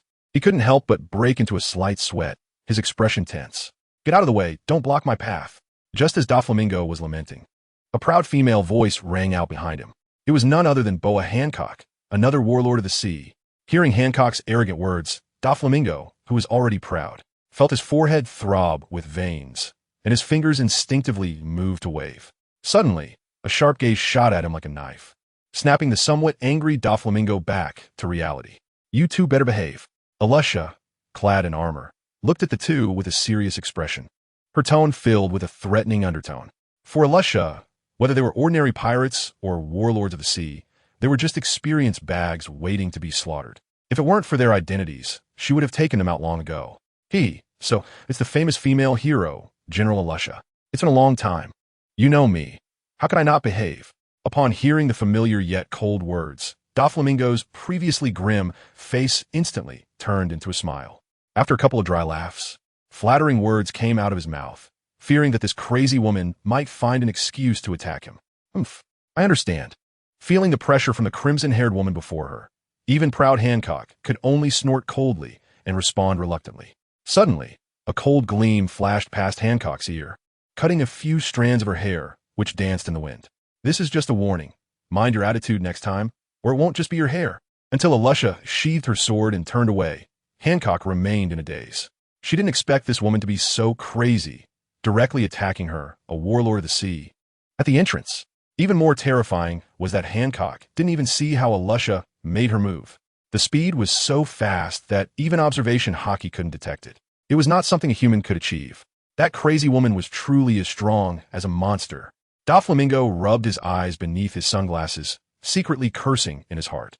Although he was a bystander, he was still pricked by Alusha's sword intent, causing his eyes to ache slightly, unsure if it was intentional. A little bird and a little snake were scared into a daze at the door. How interesting, a teasing voice snapped the dazed Hancock back to reality, causing Doflamingo's veins to bulge again. "Oh, it's Lord Gildarts. It's been a long time." Seeing the arrival's appearance, Doflamingo once again put on a smile. He couldn't help it. This was another monster comparable to an admiral, someone he couldn't afford to provoke. In just 10 minutes, Doflamingo's emotions had gone through several ups and downs, and even his mental fortitude was beginning to wear thin. As for Hancock, she had learned her lesson this time. However, with her proud nature, she couldn't quite match Doflamingo's smoothness, merely nodding at Gildarts as a greeting. Gildarts, for his part, didn't mind and strode into the base. For him, these were just trivial interludes among the warlords of the sea, except for a swordsman named Mihawk, who was somewhat interesting. Gildarts didn't even need to use the 8 gates of death. He could easily crush the others with just his physical strength and armament hockey. Soon, Dracula Mihawk also arrived at the G1 branch. Unlike Gildarts, the cold Mihawk didn't even glance at Doflamingo and Hancock. He merely nodded in acknowledgement when he saw Gildarts. After that, Mihawk's gaze was fixed on Alusha. The heat and fighting intent in his eyes were almost palpable. There was no helping it. Just over 30 years old, having earned the title of the world's greatest swordsman, Mihawk was in a phase where he craved an opponent. If it weren't for the circumstances and his identity, he would have insisted on having a match with Alusha. In the G1 branch's conference room, the serious Akainu sat at the head of the table, with Alusha and Senju Hashirama seated on either side of him, while the warlords of the sea and naval officers sat below them. As for Uchiha Madara, he had yet to arrive due to the distance from the sea area. Regardless, Madara was already aware of the specific plans, and the content of this meeting was mainly for the warlords of the sea and other naval officers to hear. I believe you all should know that the opponent we are about to face is the Whitebeard Pirates. As the largest pirate force in the New World, the Whitebeard Pirates have always been a tumor on these seas. This time, our goal is to annihilate the entire Whitebeard Pirates here. According to intelligence, the Whitebeard Pirates will arrive near the G1 branch in 3 days. I hope you all do not cheat or slack off and understand your identities. At the end, Akainu's brown eyes glanced at the 4 warlords of the sea below, his gaze filled with warning.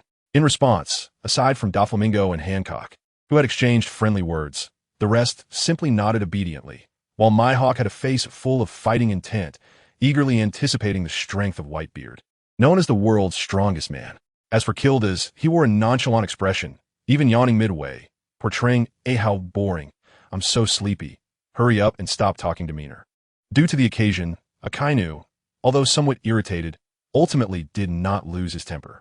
After all, Kildas was not like Doflamingo and the others, who were weaker and could be easily managed. Even someone as confident as Akainu had to admit he felt a hint of threat in the face of Kildas. According to Borsalino, Kildas also had a very powerful explosive state. In that state, the speed Kildas generated was so fast that even Borsalino, a user of the Pika Pika no Mi, could not keep up with his nerve reactions and had to rely on preemptive predictions to dodge based on probability. This showed just how terrifying Kildas' strength was. The meeting is adjourned. You all can rest for 2 days at the G1 branch. But some special places are absolutely prohibited from entering without orders. Those who violate this will bear the consequences. After Akainu left, Elusha stood up and said coldly. Chapter 220. Cruel, Sad, and Helpless. New World, Red Force. Captain, that guy Whitebeard is probably going to launch a major attack on the Navy Station G1 branch in the New World. Ben Beckman, with a black ponytail and a cigarette in his mouth, approached Shanks with a serious expression. G1 branch? Who is stationed there? A somewhat tipsy Shanks asked blankly after hearing his first mate's words. He clearly remembered that there was a new pirate who had killed a crew member of the Whitebeard Pirates. How did it suddenly turn into a confrontation between the Whitebeard Pirates and the Navy? It's still bizarre that the Whitebeard Pirates are taking the initiative to attack the Navy branch. A few days ago, the Navy's newly appointed Vice Admiral, Senju Hashirama, captured 2 division commanders from the Whitebeard Pirates, which made Whitebeard furious. According to intelligence, Whitebeard seems to have summoned nearly all of his pirates, preparing to destroy the Navy's G1 branch in one fell swoop, possibly to establish his authority. As for the guard of the G1 branch, it's that guy Akainu. However, based on Sengoku's personality, he should call for other admirals for support, even those 7 warlords. Ben Beckman, holding his forehead, glanced helplessly at his clumsy captain and explained. Akainu. Huh. Hearing Ben Beckman's explanation, Shanks sorted out the recent events, his brows furrowing in thought. Captain, there's no need to worry so much. With Whitebeard's strength, even if there are other vice admirals supporting him, that guy Akainu might not be able to hold him back. Seeing Shanks frowning, Ben Beckman comforted him. As the first mate of the red-haired pirates, Ben Beckman understood well what his captain was trying to do, which is to maintain stability in these seas as much as possible. Although Ben Beckman didn't understand the reasons behind it, once he chose to follow Shanks, he had already made a firm decision to help him achieve his dreams. No, I'm not worried about that Navy admiral. On the contrary, I'm more worried about that Kildas who joined the 7 warlords. Kildas? That guy with red hair like yours? Is he that strong? Hearing Shanks' words, Ben Beckman was taken aback. According to the intelligence, Kildas should have barely escaped under Kazuru, so why would his captain worry about this? That's right. I met him before in Water Tower Town in the Drad Kingdom. He has my life card, which Rayleigh gave him, so, in a way, we're from the same school. However, Kildas didn't inherit Rayleigh's swordsmanship. Instead, he resembles Cartmore, relying purely on physical techniques, but he has a strange power, somewhat similar to Buggy's Chop Chop Fruit. Very bizarre and powerful. Shanks recalled his first meeting with Kildas and their friendly sparring. That terrifying hockey comparable to Barrett's, the physical strength far beyond normal humans, and the remarkably skilled 3-color hockey all deeply shocked Shanks at that time. However, from what I know about him, he shouldn't sincerely help the Navy, but I still feel a bit uneasy. Besides Akainu and Kildas, are there any other people? Shanks rubbed his throbbing temples and asked with concern. Besides Kildas, the 7 warlords include Hancock, Doflamingo, and that Mihawk guy. As for the Navy, aside from a few veteran vice admirals, it should just be those new vice admirals, who likely won't pose a threat to Whitebeard. After thinking carefully, Ben Beckman listed the candidates he knew and guessed. By the way, it said that the guy named Senju Hashirama teamed up with Uchiha Madara to repel Kaido, but since we don't know the specifics, it might have been exaggerated by the Navy. Finally, Ben Beckman suddenly mentioned this piece of news as if he remembered something. Repelling Kaido, huh? Can we still make it to the G1 branch in time? After pondering for a moment, Shanks decided to go and take a look. If the Whitebeard pirates have the upper hand, he wants to avoid a massacre against the Navy as much as possible. If the Whitebeard pirates are at a disadvantage, he wants to ensure Whitebeard's safety. After all, without Whitebeard, the Whitebeard pirates can't hold their position as one of the 4 emperors. And once one of the emperors is gone, the hard-won stability of the seas might plunge into chaos again. If we set off now, it will take at least 3 days, I'm afraid. Ben Beckman thought for a moment and gave the result. Sigh, let's try to catch up. Shanks sighed helplessly. It has come to this. We can only do our best and leave the rest to fate. In the New World, Wano country. On Onigashima. Boss. That old man Whitebeard has mobilized most of his forces to head towards the Navy's territory. Do you think he's gone mad? Jack, holding a jug of wine, leaned beside Kaido and complained. That old man Whitebeard really doesn't know when to quit. Do you know who is stationed at that Navy base? Kaido said dismissively. It's said to be an admiral, 3 vice admirals, and a bunch of pirate traders. Jack replied in a muffled voice upon hearing Kaido's question. Oh ho ho ho. Hearing this, Kaido burst into laughter as if he had gone crazy. Others might not know the strength of those vice admirals, but as one of the parties involved, Kaido knows very well that just that armor giant is enough to drag down the already over 60-year-old Whitebeard. Not to mention, there are Navy admirals and other commanders. Let alone Whitebeard successfully rescuing his men. He might even be in danger himself. Send the word out. Prepare to attack the Whitebeard pirates.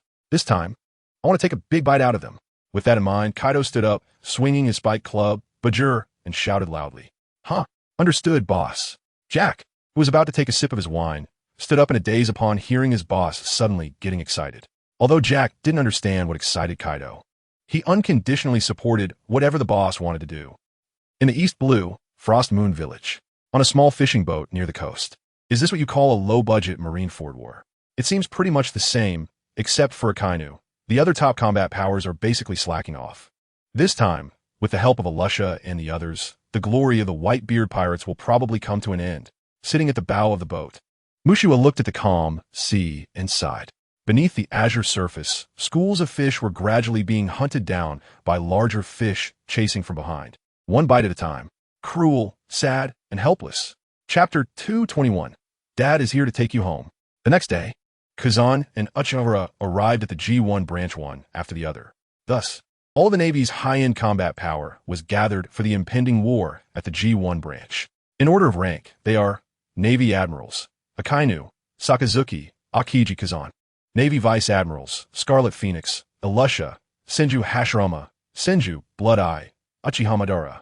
Navy Headquarters Rear Admirals, Weasel, Stalaberry, Dalmatia, Menard. These 4 rear admirals were tasked with inviting the warlords of the sea to the G1 branch, and were also one of the main forces in this battle. There were also a few commodores and some officers for combat command, logistics management, and other tasks. Thus, the Navy gathered all possible forces in a short time, and all that was left was to wait for the arrival of the Whitebeard pirates. Naval Fortress G1 branch. On the fortress wall, lookout tower. Do you think the Whitebeard pirates really dare to attack our branch? Who knows, but the base not only has Admirals Akainu and Akiji, but also 3 new candidate admirals. Even if the Whitebeard pirates come, we have nothing to fear. You're right, these pirates shouldn't even exist. Blah blah blah. Just as the 2 stationed Navy soldiers were quietly discussing, the voice of a Din Din Mushi suddenly rang out. Hello, this is G1 branch. This is the 7th patrol ship. We have spotted a large number of pirate ships, suspected to be under the Whitebeard pirates. Repeating, this is... Boom. Bang. Before the Navy on the other end of the Din Din Mushi could finish speaking, a series of cannon fire interrupted the communication. Damn. I didn't expect the Whitebeard pirates to really come. Quickly notify Admiral Akainu. Putting down the Din Din Mushi, one of the Navy quickly left the lookout tower and ran towards the command office of G1 branch.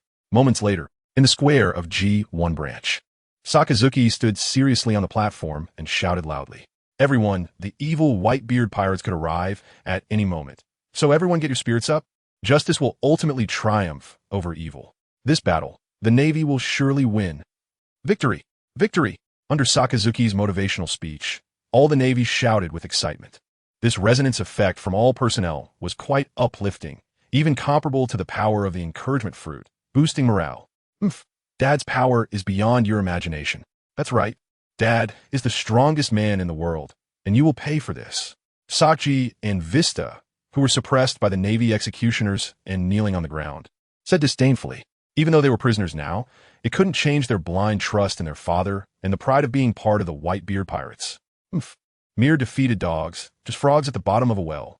Hearing the arrogant remarks of the defeated Sakji and Vista, Uchiha Madara scoffed coldly. You, Buzz. Seeing that Sakji and Vista wanted to argue further, Uchiha Madara directly shot them a glance, and the 2 fell into a daze, unable to speak. How terrifying. No wonder he is known alongside that madwoman Erza. What a bizarre ability.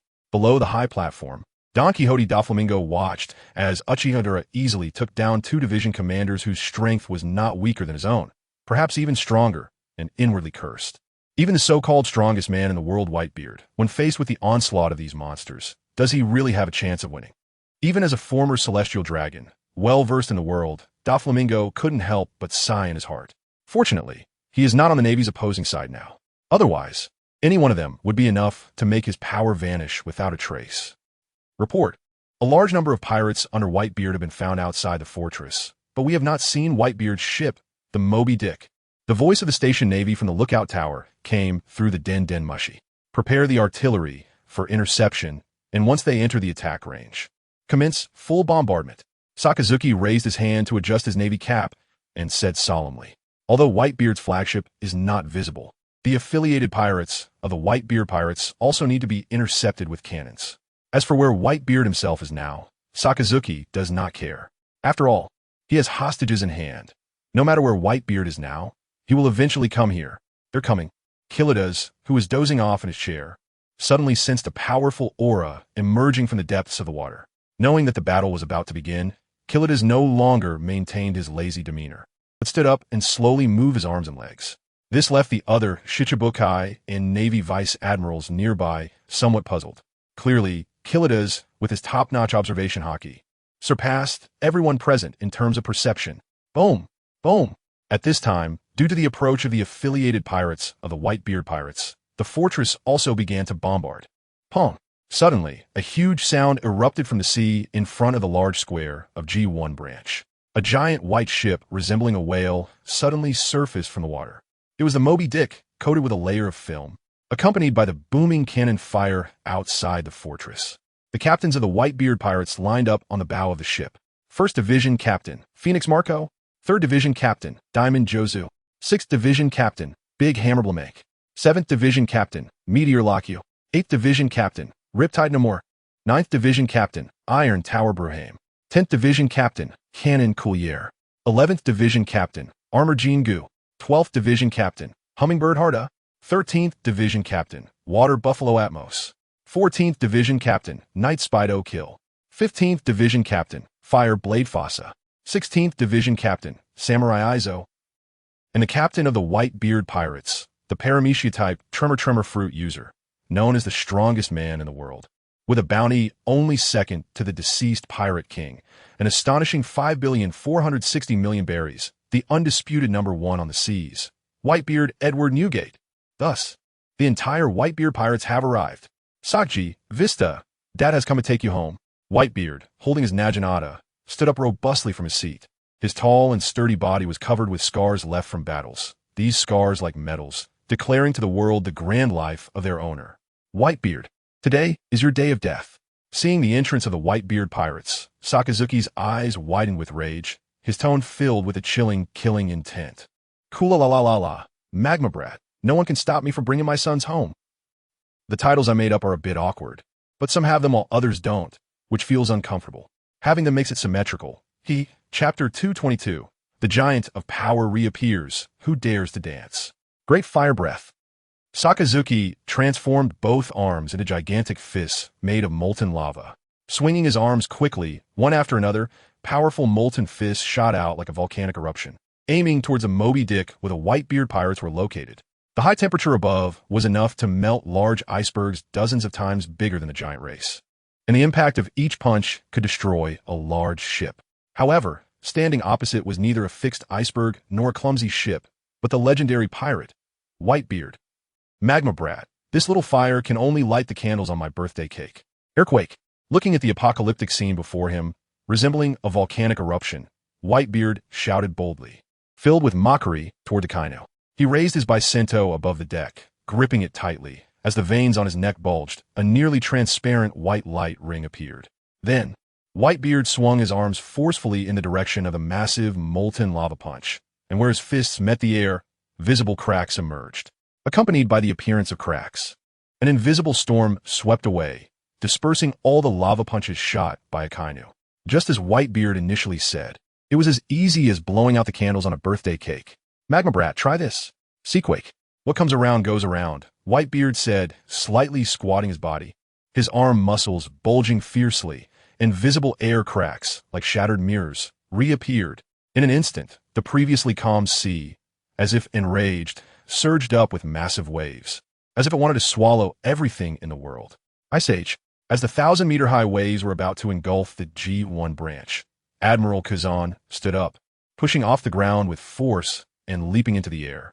With a point in his hands, 2 streams of icy blue extreme cold air instantly froze the restless sea. From Akainu's rain of molten lava to Whitebeard easily neutralizing the attack and manipulating the sea at will, to Kazan freezing the entire ocean with a wave of his hand. These scenes shocked everyone present. Whether they were Marines or pirates, all were stunned by the opening act of this battle. Truly, standing at the pinnacle of this sea, they were terrifying. Wiping his forehead that wasn't sweating, Doflamingo muttered in shock. Oof, a mere pirate dares to be so arrogant. Uchiha Madara crossed his arms and sneered proudly. Then, a blue giant, 100 meters tall and clad in full armor, appeared before everyone. What kind of power is this? Taller than the ancient giant Oz, it's terrifying. The pirates who had never seen Uchiha Madara use Susanoo were stunned by this scene. Even the warlords Doflamingo, Hancock, and Mihawk were rendered speechless by Madara's display. Doflamingo initially thought that this guy named Uchiha Madara was a master of mental attacks, but unexpectedly, he was a melee powerhouse. I can't let you get close to old man. Just as everyone was astonished, Marco, the captain of the 1st Division, summoned wings made of blue flames and swiftly charged at Uchiha Madara with his fiery claws. A mere little bird dares to dance. 10-fist sword.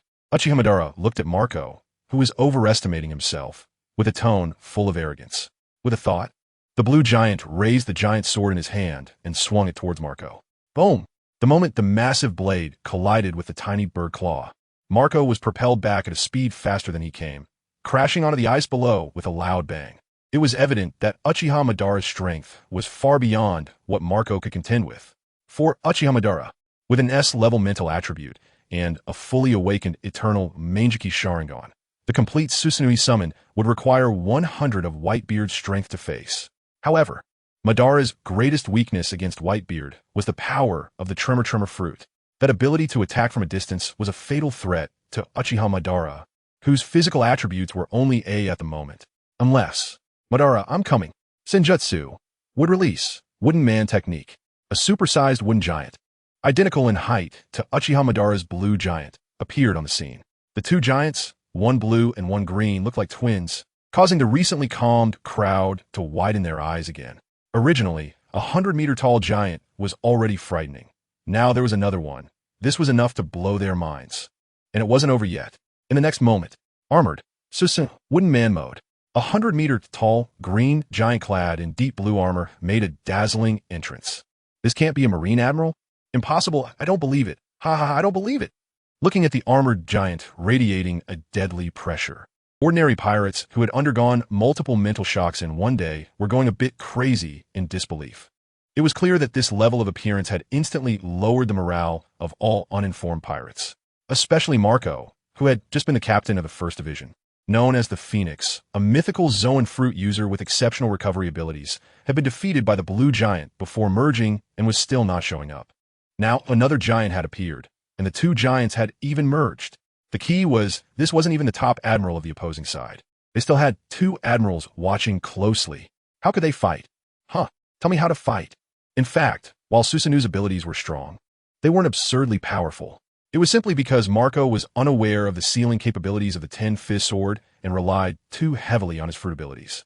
After losing the enhancement of his fruit powers, he was directly severely injured by Susanoo's immense strength. If it weren't for his decent physical condition, he might have been finished by now. This highlights that in the pirate world, excessive reliance on devil fruits is both an advantage and a disadvantage. The advantage is that the fruit abilities are powerful. Otherwise, one wouldn't rely on them so much. The disadvantage is also clear. Because of over-reliance, once one temporarily loses the support of their fruit abilities, their combat power is significantly reduced, often by more than half. This is also why Zephyr, the former chief instructor of the Marines, always criticized Fujitora. In this world, only physical attributes and haki are the most real and reliable powers. Every peak powerhouse stands not because of how strong their fruit abilities are, but because of how well they control haki. Chapter 223. First Kill. Double kill. Triple kill. With his eyes slightly narrowed, Whitebeard let out a quiet sigh of relief upon sensing Marco's presence beneath the ice. Although Marco's presence was somewhat weak, at least he was still alive. Based on his understanding of Marco, as long as there was still a breath left, Marco would not die and would soon be back to his lively self. Whitebeard rearranged his thoughts and fixed a sharp gaze on the armored giant. Let me see the difference between me and this man before me. As everyone was immersed in the awe of the giant formed by Uchiha Madara and Senju Hashirama, Mihawk, who was standing nearby, whispered something before drawing his supreme sword, Blackblade. Night. Immediately, a sharp greenish-blue slash shot towards Whitebeard. The power was so immense that it carved a massive chasm in the sea, which had just been frozen by Kazan. Facing the oncoming giant slash, Whitebeard remained unfazed, his sharp gaze still fixed on the towering giant. Bang! In the next instant, the diamond-bodied user of the Shining Fruit, Whitebeard's 3rd Division Captain, Diamond Jozu, intercepted Mihawk's slash. Jozu roared, raising his hand to deflect Mihawk's attack into the sky. Shining Charge. After deflecting the slash, Jozu let out another roar and charged towards Mihawk like a raging bull. Charge! As Jozu began to unleash his might, all the pirates who had been immersed in fear of the giant were awakened, and they followed Jozu's lead, shouting to rally their spirits as they charged towards the navy. Captive Arrow. Seeing this, Hancock, who had been warned by Alusa, dared not be too blatant in her actions and could only unleash her fruit ability to block the oncoming pirates. Hancock lightly touched her red lips with her fingers, conjuring a giant red heart. Then, she gently pinched the center of the heart with her right hand, mimicking a bow and arrow stance. And with a series of whooshing sounds, pink heart-shaped arrows shot towards the pirates. Many pirates charging forward were hit by the pink arrows before they could dodge. All the areas struck by the arrows began to turn a chalky gray, becoming stiff and numb until they could no longer feel the affected parts. This was Hancock's Paramecia-type Sweet Fruit's special ability, Petrification. Thread Shot. Seeing Hancock make her move, Don Quixote Doflamingo naturally couldn't afford to be idle. Almost transparent threads shot from his hands, moving faster than ordinary firearms, hitting the charging pirates with loud thuds, and some even had their bones shattered, unable to fight on. Fine, I should stretch a bit too. Looking at the numerous experience points in front of him, Gildarts also cracked his neck and prepared to join the fray. Although he didn't want to help the Navy, he also couldn't bear to see the pirates. So, evil breaking, justice revealed, crushing fist. Gildarts delivered a simple straight punch that unleashed an invisible massive wave, directly sending it out. Those affected, both Navy and pirates, didn't even have time to scream before being crushed into invisible matter. Hey, there are plenty of Navy personnel among them. What are you doing? The animal-type Dalmatian fruit user, Navy Headquarters Rear Admiral Dalmesia, roared furiously upon seeing this. Sorry. My bad. Gildart shrugged, offering an insincere apology. Damn, pirates are just pirates. Though Dalmesia was furious, after measuring the power gap between them, he ultimately refrained from confronting Gildarts and could only curse him harshly. All right, let's go stop those division commanders first. The nearby Navy Headquarters Rear Admiral, Maynard, stepped forward and patted Dalmesia on the shoulder, offering comfort. On the icy surface, armament, thunderclap, accompanied by flashes of lightning, pirate after pirate fell beneath Ilusa's sword, her crimson hair flowing.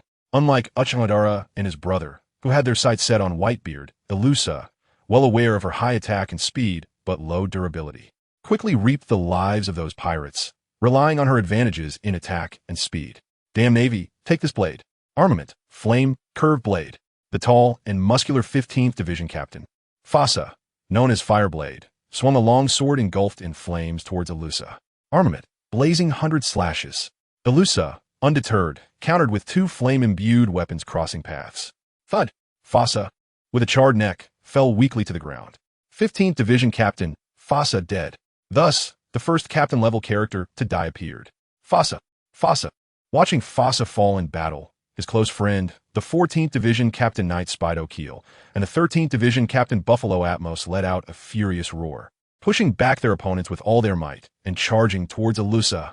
Spido Keel, wielding a triangular military shield and a knight spear, and Atmos, wearing a gray horned helmet and wielding dual blades, flanked her from both sides.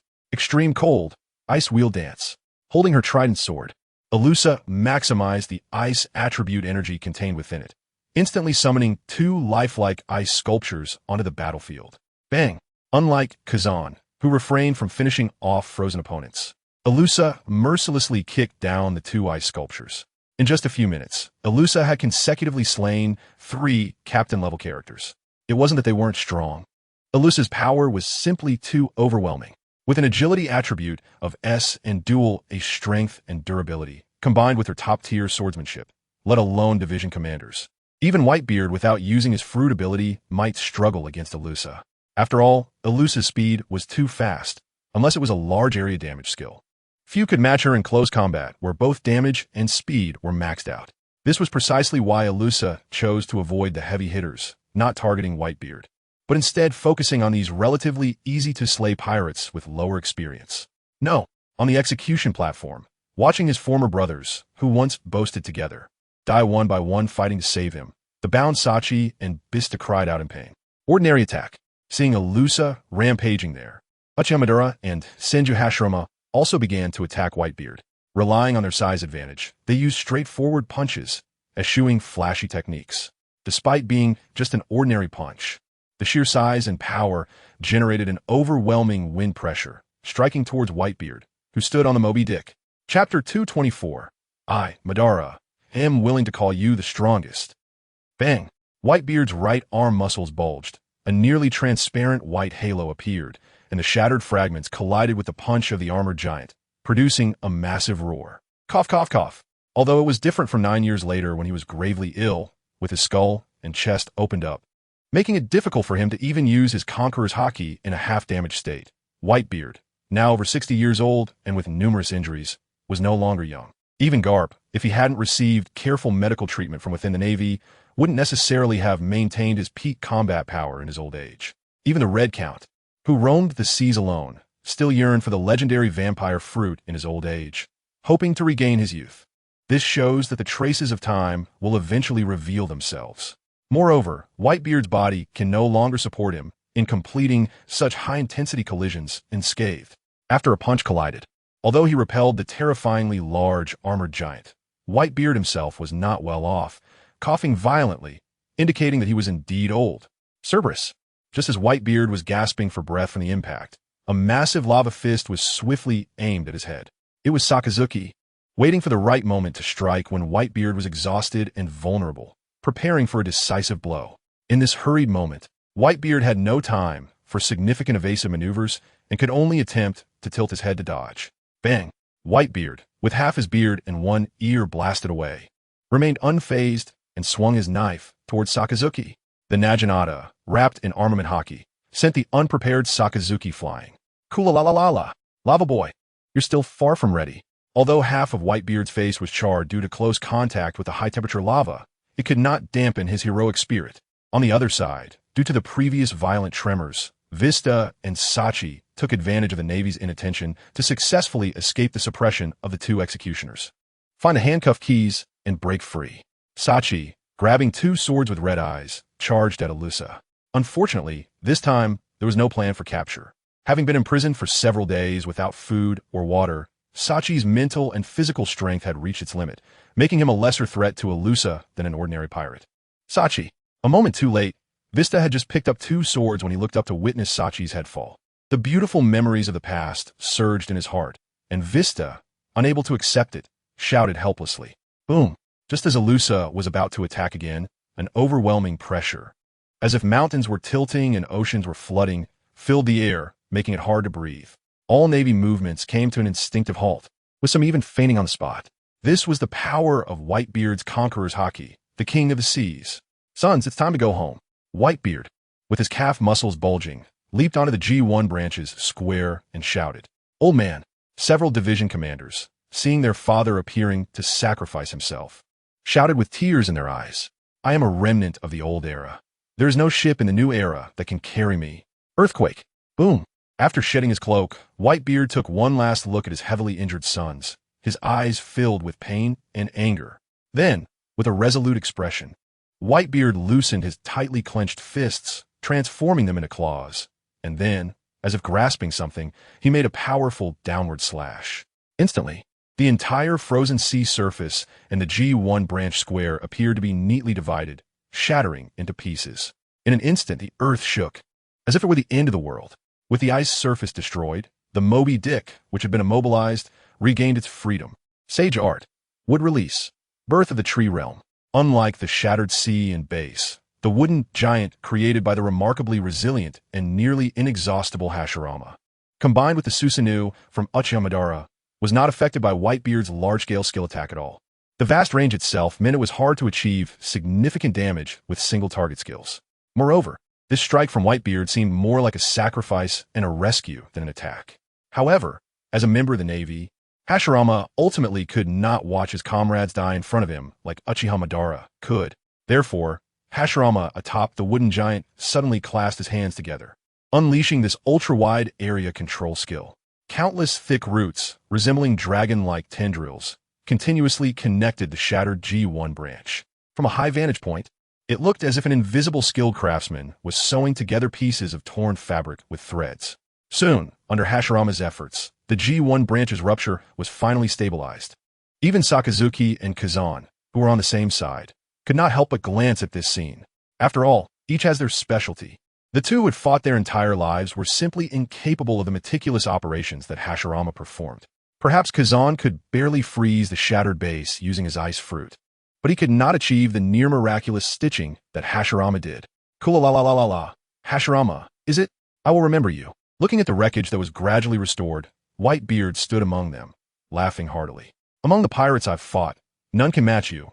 I, Madara, am willing to call you the strongest. Standing atop the armored giant, Uchiha Madara looked at Whitebeard's all-out, earth-shattering strike with a tone of affirmation. Kula-la-la-la-la-la. I don't need anyone's affirmation. Haki Conqueror's Strike. Due to the excessive use of the Tremor Fruit's power and forcibly utilizing his Conqueror's Haki, Whitebeard's life force had begun to irreversibly wane. Through perception, Whitebeard felt like a funnel, unable to stop the dissipation of life. Hashirama, use that technique. Seeing Whitebeard burning through the last of his life force for one final strike, Uchiha Madara decided to unleash his strongest attack to show their respect for the strong. Chapter 225. The era of Whitebeard comes to an end. Sage Art. Wood Release. True Thousand Hands.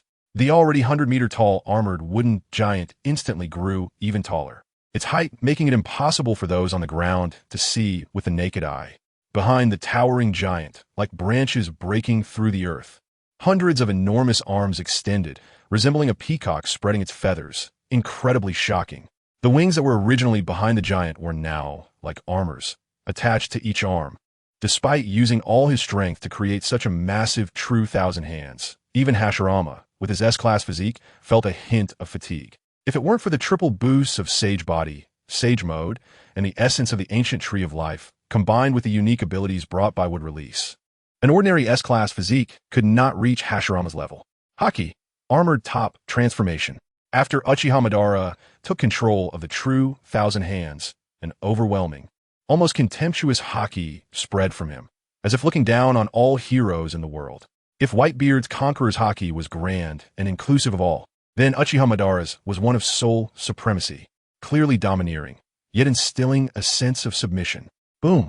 As fists and blades collided, a surge of pressure shattered the dark clouds above everyone's heads. With a single strike, it was a draw, unfortunately. Boom! Boom! Boom! Boom! Whitebeard had only one sword, while the formidable Senju had a name that matched his appearance, possessing as many as 1,000 arms. Under the relentless bombardment, the entire base was in ruins. Even though beneath the base, there were fixed roots created by Senju Hashirama's Wood Release. The destruction caused by the overwhelming and fierce Buddha transformation was even greater than that caused by Whitebeard's earthquake. This kind of power, Mr. Carp could hardly match. Just looking at Senju was enough to be astounded by his incredible might. Kazan, who had hidden far away, stared in shock at the sight before him, where Senju was even more destructive than the enemy, his tone filled with astonishment. Damn! Trying to escape from Senju's attacks with some threads, Doflamingo, who had already lost his proud eloquence, could only express the turmoil in his heart with the most primitive words. He vowed never to boast in front of the Navy again. This guy was far more ferocious than the Pika from the Stone Fruit. The moment Hancock saw the giant, she felt an immediate sense of crisis, gently rubbing her violently trembling heart, relieved that Senju was not her enemy. Even Kildas, watching his colleague's masterpiece, couldn't help but feel a bit embarrassed. Without opening the 8th gate, the Death Gate, He thought he wouldn't be able to withstand the combined ultimate techniques of the two. Old man, Marco, who was rescued from beneath the ice by his subordinates on the Moby Dick, cried out in grief as he watched Whitebeard turn to dust along with the base's square. In this battle, the Whitebeard pirates suffered countless casualties. They not only lost more than half of their ordinary crew members, but even the powerful commanders were reduced to just 6. If it weren't for the fact that Senju's attack range was too large, causing Erza to retreat early, it's likely that besides Marco, Jozu, and the 8th Division captain, the fisherman Samuel, who jumped into the water, Vista, Haruta, and Ikuzu would have had no chance of surviving. This was not the most painful part for the Whitebeard pirates. What saddened, angered, and filled them with despair the most was that their captain, their old man, their most revered Whitebeard, had died in battle. Don't think you can escape. Meteor Volcano, coming back to his senses from the shock of Senju, Akainu glanced at the remnants of the Whitebeard pirates that were already fleeing and snorted coldly. Then his fist transformed back into lava, and one massive lava fist after another, like a volcanic eruption, smashed down towards the Moby Dick. As the meteor-like magma fists continued to fall, the captains of the Whitebeard pirates could only watch helplessly, their injuries rendering them powerless to stop the onslaught. Buzz! A flying slash came from behind the Moby Dick, preventing a catastrophe of ship destruction and loss of life. Still, it was a step too late. Watching the dwindling numbers, familiar faces nearly extinct, and the expressions of despair on the Whitebeard pirates, Shanks murmured to himself. In this battle, the Whitebeard pirates had already lost their status as one of the 4 emperors, and it was even possible that they would be swallowed by the new pirates. As for this, Shanks had no good solutions, only doing his best to help block Kaido and others' actions as a way to honor the friendship between Whitebeard and Roger. From a distant shore, Shanks stared seriously at the imposing Senju, who still exuded a powerful sense of oppression even from afar, and for a moment, only silence remained. As for returning to fight the Navy, don't joke around. Shanks was just a swordsman skilled with his left hand, but left with only his right hand. Just a swordsman like Erza, high attack, high agility, but with a fragile body, facing the super specifications of Uchiha Madara and Senju Hashirama, whose combined form was a super heavy tank comparable to Kaido. It was simply impossible to fight well. East Blue, Frost Moon Village. What a terrifying power Madara and Hashirama, these 2 good brothers, are truly an excellent duo. It's just a pity about that iconic scene with the face fruit. I wonder if Red-Haired still has a chance to say this. Given Akainu and the others' temperaments, they definitely wouldn't give Red-Haired any face. There is basically no issue of face among pirates. Sigh, the era of the face king ended before it even began. What a pity. Through the best perspective of Senju Hashirama, Mushue observed this battle, which was smaller in scale than the Marineford War, but in terms of cruelty, visual effect, and intensity, far surpassed the Marineford War filled with actors. Just the nearly 10 years younger Whitebeard, with his overwhelming conqueror's haki and the super specifications of the Tremor fruit application, was enough to give Mushue a visual feast. Unfortunately, this kind of hero has now exited the stage. Speaking of which, since the world government can replicate the 7 warlords of the sea, can Orochimaru also create a legendary pirate, the Sea Demon Ace? By then, Roger, Gold Lion, Whitebeard, and Red Count could form a new 4 emperors. However, it's questionable why the world government only replicated the 7 warlords of the sea and not these old-school strongmen's aces. Was it due to insufficient technical standards at the time, leading to a lack of stored genetic samples, or were there technical flaws? Or perhaps, true strongmen are not so easily replicated, just like the inferior would release architectural master, Yamato. Forget it, I'm not a researcher.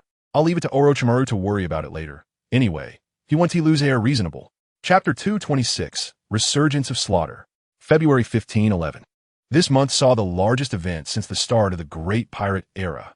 After the era of Rock's domination, the tripartite stalemate with Roger and Gold Lion, and now the division by the 4 emperors, the figure respected by the world as the strongest man, Whitebeard Edward Newgate, has died. He died in the battle to attack the Navy branch. This event shook the entire sea. At the same time, in this battle, the standout figures Senju Hashirama and Uchiha Madara were once again remembered by the world. That towering giant, like a pillar reaching the heavens, refreshed the world's understanding of Navy power. Among them, the name most often discussed was Senju Hashirama, who forcibly patched the entire branch during the battle at G1. It is rumored that the current admiral of the Navy holds Senju Hashirama in high regard. His ability to manage the entire battlefield amidst chaos has drawn the attention of many in the Navy. Even more, some have hailed Senju Hashirama as the new generation hero of the Navy. The old generation hero Carp killed the strongest pirate at sea at the time, Rocks. The new generation hero Senju Hashirama killed the currently recognized strongest pirate at sea, Whitebeard.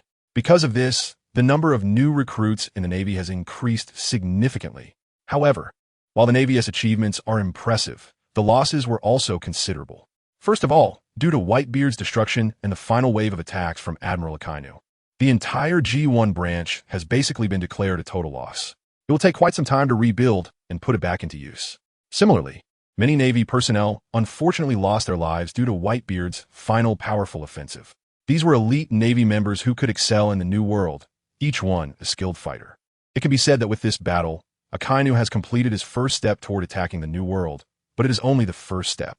With the loss of the outpost and the absence of a large number of elite Marines, the advance into the New World must temporarily halt. Of course, aside from these objective reasons, the main factor is Sengoku's firm decision to recall Akainu to the Navy headquarters.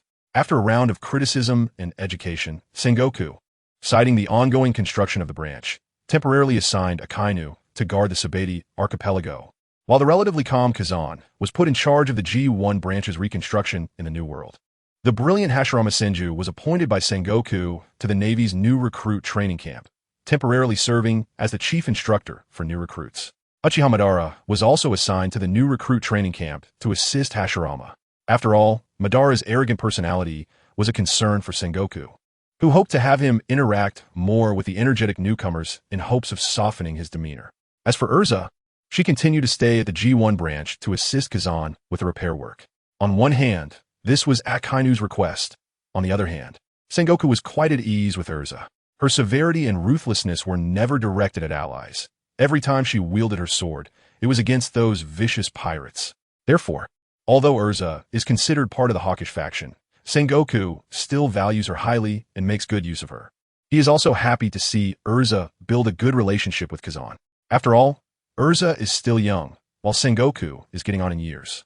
Regardless of whether the next fleet admiral is Kazan or Akainu, he hopes that the others can sincerely assist and avoid duplicity to not undermine the Navy's deterrent power.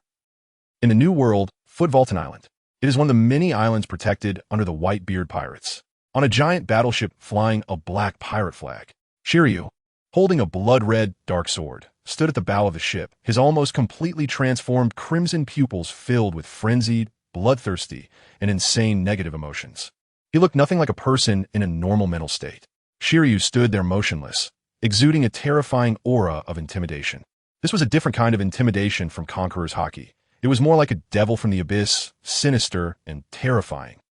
Captain, ahead, is Footvolton Island, said the long-nosed Katarina Devon with her signature laugh as she approached Shiryu. Unlike the all-evil Rain Pirates, which had just been established and was in its early stages with uncertain loyalties, after nearly 2 months of adaptation, everyone had been completely subdued by Shiryu. They, who had various flaws and were seen as notorious villains by others, seemed like obedient children compared to Shiryu. Holding the dark sword, Shiryu thrived in the New World, where the Navy was incapable of defense, like a fish in water, a tiger entering a flock of sheep. At first, it was still manageable. Perhaps it was due to the fear of the Four Emperors' deterrence or some other reason. Shiryu only targeted pirates with little background. However, one day, with blood-red eyes, Shiryu recklessly attacked the first country he reached in the New World. Not only did he crazily slaughter the royal family and national soldiers, but he also mercilessly killed every living being that appeared in his sight, whether man or woman, human or beast, even babbling children and elderly on the brink of death. Shiryu slaughtered them with madness. It can be said that under the magic sword, all beings are equal. Since Shiryu's drastic change in temperament, the Rain Pirates had successively destroyed 3 countries in just a month. If it weren't for the recent shocking news circulating the world and the fact that islands in the New World often experience the rise and fall of nations, it might have attracted more attention. Instead, due to the suffering and rivers of blood, he was called the legendary demon by passers-by. The other members, who originally lacked humanity, said nothing. They were not only shocked by Shiryu's ruthlessness but also feared his power. Back when they had just been released from prison, Pizarro and Devon felt that Shiryu was strong, but they were confident that the two of them together could definitely defeat him. However, now, with the increasing number of destroyed countries and the rising death toll at Shiryu's hands, his aura became increasingly dark. They even felt that even if the four of them teamed up, they might not be able to defeat Shiryu. For them, who were teetering on the edge of life and death, trusting their instincts was crucial. This led each of them to obediently follow Shiryu's commands without questioning why. Just getting the job done. The only strange thing was that these three countries seemed quite poor, resulting in them not acquiring much treasure. They didn't mind this, as it was understandable that countries in the New World would always face pirate plundering, making gold and silver treasures rare. Chapter 227, Despicable. In the New World, Footvolton Island. The base of the Whitebeard Pirates. Bang! Damn Navy. After escaping in a panic that day, Blackbeard Teach, having successfully evaded danger, finally encountered a supply ship of the Whitebeard Pirates, and after several twists and turns, returned to one of the bases belonging to the Whitebeard Pirates. As a result, he heard the news of Whitebeard's death. For a moment, Teach was shocked to the core and utterly disoriented. According to his plan, he was supposed to lurk within the strongest pirate crew in the world, waiting for the opportunity to find the so-called strongest Logia fruit, the dark fruit. Unexpectedly, in just a week, his major backing was gone. Truly a twist of fate. With a heart full of grief and anger, Teach didn't know what to do. After all, his first half of life was a gamble. If successful, he could achieve great things and become king overnight. If he failed, he would have to obediently live his life as a Whitebeard pirate. Hence, now without the dark fruit as his backing and no opportunity to seize Whitebeard's trimmer fruit, Teach, filled with ambition, neither had the spirit to awaken Conqueror's haki nor a powerful fruit to rely on. His strength was nowhere near capable of taking on the role of an emperor, nor could he compare with those long-established emperor-level powerhouses. Run, the devil. Just as Teach was contemplating his future path, a sudden commotion erupted outside. Teach's already dark complexion became even gloomier. Since the news of Whitebeard's death spread, pirates have been coming to take advantage of the chaos every few days. They don't even look in the mirror, even without Whitebeard's presence. The remnants of the Whitebeard pirates are not just any random scum that can be easily dealt with. Bang! With anger boiling inside, Teach kicked open the wooden door, ready to teach these blind pirates a lesson. Blood, slaughter, evolution, eternity. Ha! Covered in blood, Shiryu, glowing with a crimson light, laughed maniacally while listening to the devilish whispers in his ears. Each laugh represented a life, forever lost its heartbeat. More, I want more. Shiryu, who slaughtered all living beings and animals in sight, had his eyes shining red, and his mouth was almost grinning from ear to ear, looking extremely eerie. Even more terrifying was that Shiryu's originally normal right arm had begun to swell and wither after 2 months of adjustment. Its appearance resembled old tree bark or granite, seemingly lifeless yet solid and powerful. Between the skin's textures, faint red lines continuously emitted a deadly red glow. With the emergence of his mutated body, Shiryu's physical attributes had significantly increased. According to the system's attribute panel, Shiryu's physique was now infinitely close to S, with strength and agility stabilizing around S-. After all, not every swordsman follows a speed attack style. Coupled with the bizarre abilities of the Dark Blade and the increasingly powerful blood magic, Shiryu was now basically capable of rivaling Imperial-level powerhouses. The Rain Pirates, Shiryu of Rain. Teach, equipped with steel claws, looked at Shiryu, who was slaughtering everyone, with a sense of dread. He initially thought it was some small-time thief, but upon closer inspection, he realized it was one of the notorious pirates from the legendary Impel Down. A rich target indeed. Hearing someone directly call his name, Shiryu turned his head and felt a substantial vitality from the crimson eyes. Although it couldn't compare to Barrett and Redfield, it was already on par with Vardo, who escaped with them. For Shiryu, who had changed significantly, his eyes were filled with a desire for Blackbeard's body. That damn guy, Teach, who initially wanted to take a step back, instantly became furious when he saw Shiryu's intent to devour him. He admitted that he couldn't defeat a Marine Admiral now, nor could he match other Yonko captains, and he couldn't even handle the 3 monstrous Vice Admirals of the Marines. But that didn't mean he was a weakling that anyone could bully. Armament. Iron Claw. Filled with rage, Teach suddenly dashed forward like a bullet, launching himself toward Shiryu. Clang! A heavy collision echoed. The blood-red Dark Blade easily blocked the pitch-black steel claws. Impossible. A hint of surprise flashed in Teach's eyes, his tone filled with disbelief. He clearly remembered that the guy named Shiryu in front of him had a bounty of less than 1 billion. How could he possess such strength? Even among the Whitebeard pirates, apart from Marco, no one could match him. Yet now some random person could easily block him. Ha! With a bit of power, eat this. Death Grant slash. Feeling the formidable force on the blade, Shiryu grinned widely and laughed. Then a red light surged from the blade, and an evil and deadly aura spread from the dark blade. Not good. Startled by the shock, Teach couldn't dodge in time and was deeply cut across the chest. Blood oozed from the wound, gradually turning in a blood mist and being absorbed by the sword. Unique blood. Aatrox's voice was filled with surprise and satisfaction. This was the first time he had come into contact with such special human blood since his descent. It felt quite tasty. That damn guy. Once I find that fruit, I'll make you pay. Holding his wound, Teach watched Shiryu's ability to absorb blood and vowed silently in his heart. Eat this. Teach pulled out 2 black spherical objects from behind his waist and ran toward Shiryu. Through his perception, Shiryu couldn't sense any danger from these 2 unknown spheres. Zing! Just as Shiryu prepared to slice the 2 spheres apart with a casual swipe, a blinding white light flashed, causing Shiryu's eyes to widen, and he was blinded, making his already red eyes even redder. Damn! Cursing under his breath, Shiryu closed his eyes and braced himself to face Teach's ambush, but after a long while, he still couldn't sense any killing intent. When Shiryu opened his eyes, he was momentarily stunned by the thick smoke around him. That's right. The 2 spheres Teach threw a flashbang and a smoke bomb. These 2 could be considered typical examples of underhanded weapons. For Teach, who had been patient for decades, he would use any means necessary to survive, and he never cared about others' opinions of him. Life is a single thread. Once dead, it's truly over. After realizing Shiryu's strength, Teach immediately contemplated retreating. After all, he knew that there were several others in the Rain Pirates with similar strength. If he exhausted himself here, he might not even have the strength to escape, which would be disastrous. Chapter 228. It might freeze thus, with Whitebeard's death, a free-for-all began in the New World. The first to anticipate the outcome was Kaido, who led the 3 calamities to swallow a large amount of territory from the Whitebeard pirates.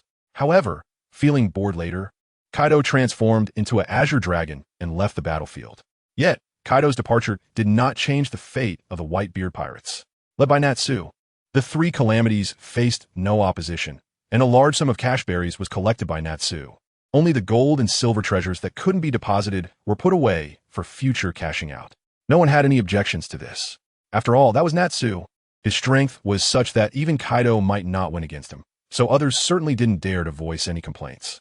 Apart from the Beast Pirates, who attacked first and gained the most, Shiryu and his crew also had the richest rewards. After all, they fought anyone they encountered. Whether it was members of the Whitebeard pirates or those coming to plunder them, all were cut down under their swords. In no time, the name of Sword Demon Shiryu spread throughout the New World. As for Marco and the others, they retreated back to Whitebeard's hometown, Sphinx, to concentrate their forces and protect this last sanctuary. Fortunately, while Marco's strength was not on par with Whitebeard's, it was enough to handle other non-Yonko pirates. Moreover, Red-Haired had promised Marco that if he encountered any insurmountable troubles, he could seek him out. If Whitebeard were still around, Marco would definitely have proudly refused. Unfortunately, times have changed, and Marco, knowing his own situation, ultimately accepted Shank's favor. Perhaps at that moment, Marco realized the importance of power in this vast sea. Of course, this turmoil mainly occurred in the waters controlled by the Whitebeard pirates, while other areas remained relatively calm. In the New World, near Meccan Island, the instigator of this war, or rather the catalyst, Junmaru and Lorraine, were sailing as usual on this sea. Captain, ahead is the legendary Meccan Island, the hometown of Vegapunk, who possesses 500 years of wisdom ahead of the world. It is said to be an island covered in snow all year round, where winter prevails. By then, Captain, don't leave your chest exposed, or you'll freeze. Originally, Lorraine was introducing it well, but suddenly he turned mysterious and leaned closer to Junmaru, saying, "Ouch, ouch. I know I was wrong, Captain. Let go, or I'm really going to fall." Lorraine, who was pinched by Junmaru at his pressure point, was crying and wailing, making it quite a scene that could make listeners sad and onlookers laugh. After their playful interaction, the two arrived on Meccan Island. Lorraine, wrapped in a thick cotton coat, was blowing warm air and rubbing his hands together, clearly very cold. Normally, Someone with Lorraine's physical strength should have enough resistance to cope with abnormal temperatures, but seeing him constantly huffing and rubbing his hands, it was evident he was really cold. This might be related to the devil fruit he consumed. After all, snakes are cold-blooded creatures without an internal temperature regulation system. If the external temperature is too low, they may become stiff and unable to move. Thus, in winter, snake-like creatures typically need to enter a hibernation state to alleviate the temperature pressure from the outside world. However, Lorraine is not a real snake. Perhaps due to eating a zoan-type devil fruit, his bloodline factors have undergone some changes, resulting in a certain degree of mutation in his temperature regulation ability. Put this on, looking at Lorraine, who was freezing and puffing out breaths. Jummaru took off his large cotton coat and threw it to Lorraine. This super long cotton coat was specially prepared by Lorraine for Jummaru.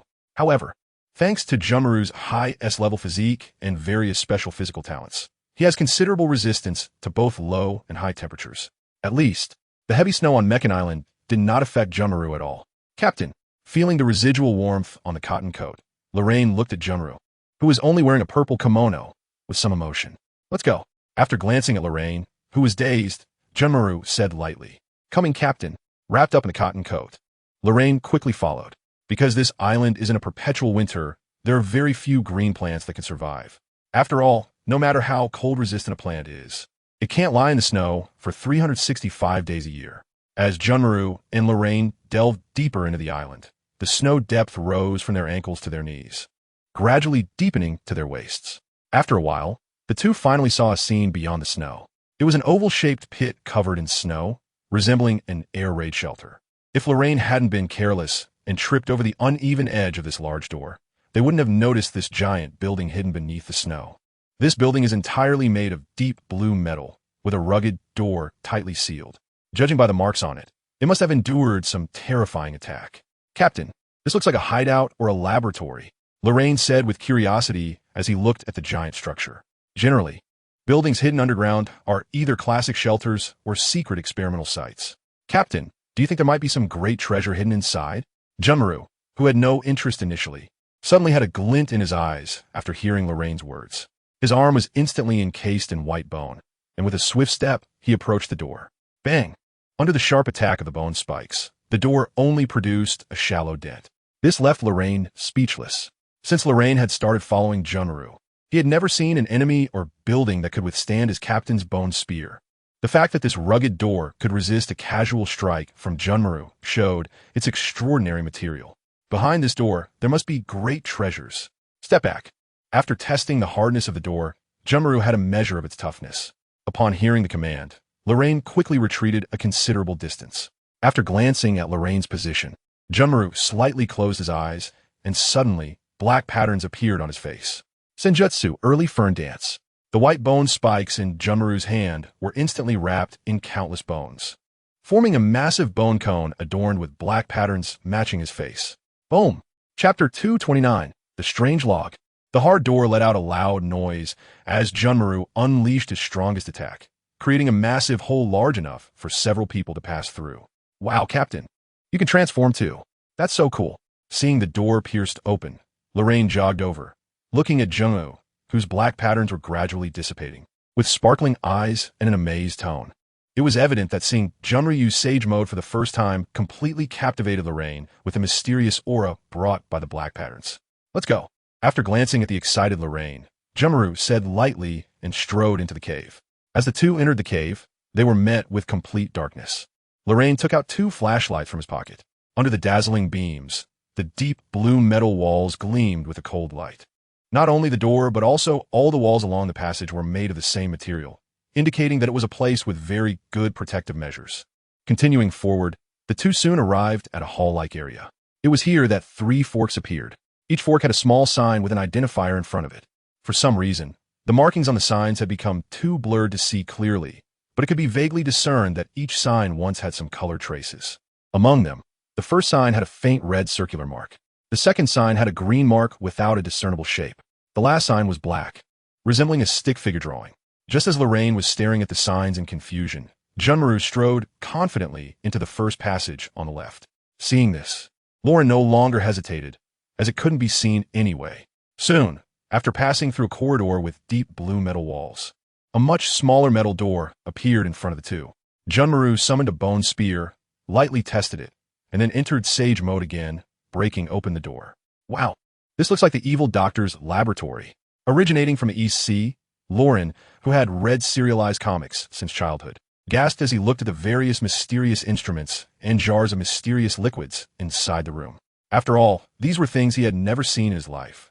And for someone like him who had been educated from a young age, this decor filled with scientific knowledge deeply attracted him. Do you recognize these things? Junmaru walked to a glass jar, looking at the blue or green liquid inside, and asked lightly, Captain, I only read serialized comics when I was a child. I don't understand these professional things. Hearing Junmaru's question, Lauren paused for a moment and replied somewhat speechlessly. Then, as if recalling something, he quickly added, but wait for me to study it a bit. Maybe there are some leftover experimental logs or something. That's what I always read in comics. All right. Hearing Lauren's seemingly lucky plan, Junmaru did not refute. After all, he didn't understand these professional things either. Lauren rummaged around, and in no time, he had turned the entire laboratory upside down. I found it. Finally, in a cabinet, Lauren dug out a notebook resembling an experimental record. See Circle Calendar Year 1271, July 7th. Today is the starting point of the dream. After 3 years of exploration, I have finally found that power. At the center, snow. Eternal ice. That is the power of the gods, a power that mortals can never reach in their lifetime. And I will be the great father who leads humanity to become gods. Supreme and Great Father, Prometheus D. Ross. Handwritten. After reading the first page of the experimental record, both Junmaru and Lauren were somewhat confused. The large amount of text was smudged, making it difficult to decipher. However, seeing the date of 1271, both Junmaru and Lauren somewhat understood. After all, this was something left over from more than 200 years ago. Just being able to see it was good enough. However, strangely, the text that was not smudged was clear, meaning that the smudged text was definitely not faded because of time. The specific reason for that remained unknown. With a head full of confusion, Lauren continued to turn to the next page. See Circle Calendar Year 1272, July 7th, after a year. I have finally completed this world-class laboratory using the essence of the deep sea. Truly a miraculous product of that era. Even after hundreds of years, these metals still have such strong hardness and toughness. Next, it's time to collect experimental materials. Supreme and Great Father, Prometheus D. Ross. Handwritten. So this metal is called the essence of the deep sea? But what was that era? Lauren asked Junmaru, who was staring at the notes beside him. Keep reading. All right. See Circle Calendar Year 1275, March 7th. Damn. It's just a few people died. What's there to be surprised about? When we were doing experiments back then, weren't there fewer people who died at your hands? I will never give up, you all. Supreme and Great Father, Prometheus D. Ross. Handwritten. Year 1277, July 7th. Ha ha ha. Now no one can stop me. I will definitely succeed. I am the future father. I am the creator of gods. Those mere celestial dragons dare to call themselves gods. They're just a bunch of pigs. Unfortunately, I've used up most of the materials. I have to go out again. I hope those bastards don't find me. Supreme and Great Father, Prometheus D. Ross. Handwritten. Year 1287, April 1st. Impossible. Absolutely impossible. I don't believe it. It's all a lie. Yes, it's all a lie. I am the father. I am the creator of gods. By the time of this record, Prometheus D. Ross's words had become increasingly mad, and he didn't even leave behind the earlier arrogant self-proclamation of being a father. Captain, do you think this guy has a problem? Lauren frowned, pointing to his head, somewhat speechlessly. By the way, this thing looks like a mad scientist's delusional diary. There's not a single thing related to experiments, just absurd dreams. I don't even know what kind of mental state this person was in when recording this. Closing the experimental record, Lauren sighed. Who knows? Chapter 230, God? Although there was no useful information in the experimental record, it did not prevent Lauren from collecting all the well-preserved reagents. When the time comes, selling them on the black market would yield a hefty sum. As for whether the potions were useful, who cares? Captain, let's go check the other 2 rooms. Maybe there will be some gains. With his backpack on, Lauren suggested. Before long, the 2 entered the second laboratory, marked with a green stain sign. Junmaru opened the door again. What came into view were large cultivation chambers filled with withered plants. Clearly, these should be the experimental materials mentioned by that mad scientist. Unfortunately, due to insufficient energy supply and the passage of time, these plants had long lost their vitality. The two were not too disappointed. After all, these were things from hundreds of years ago. Whether there were any good things left depended on luck. However, not wanting to return empty-handed, Lauren still rummaged through every corner. Unfortunately, this seemingly abandoned cultivation room really looked like just a cultivation room, with nothing special. Reluctantly, Lauren could only leave with Junmaru, heading to the last place. Bang! After Junmaru opened the door, he took the lead into the laboratory, suddenly stopping, but soon continued walking as if nothing had happened. Because the environment was somewhat dim, Lauren, who did not notice Junmaru's small action, followed him in. Whoa! Lauren exclaimed as he saw a pair of glowing eyes staring directly at him from shadows. After calming down, he took a closer look, and it turned out to be a pair of eyeballs floating in a jar. Then, Lorraine cast a slightly resentful glance at Junmaru, who was standing nearby, as if nothing were wrong. Captain, you didn't remind me at all. Are you scared? Hearing Lorraine's resentful words, Junmaru glanced at him and replied, Scared? How could I be? I just didn't pay attention. How could I be scared? Upon hearing Junmaru's retort, Lorraine's tone involuntarily rose, like a cat whose tail had been stepped on. Then let's look for it. Upon hearing Junmaru's words, Lorraine tried his best not to look at those somewhat eerie eyes, steeling himself to search the area. Overall, this place felt similar to the second room, with the only difference being that what was cultivated here might not be plants, but humans. Various strange, severed limbs and broken arms were soaked in a mysterious liquid. After hundreds of years, they still looked as fresh as if they had just been pulled from a body. I found it. Suddenly, Lorraine pulled out a deep blue safe from a drawer. Captain, look, there's a safe made from deep-sea essence. There must be good stuff inside, Lorraine exclaimed excitedly, holding the small safe aloft. Well done. Junmaru nodded in praise as he took the small safe from Lorraine. Then, his arm transformed into a bone spear with black markings, and he carefully stabbed it into the side of the safe, to avoid damaging any potential treasures inside. Junmaru was very cautious and poked at it for a long time before finally opening the safe. Inside the safe was a vial containing a golden liquid and an envelope. Lorraine took out the envelope and opened it.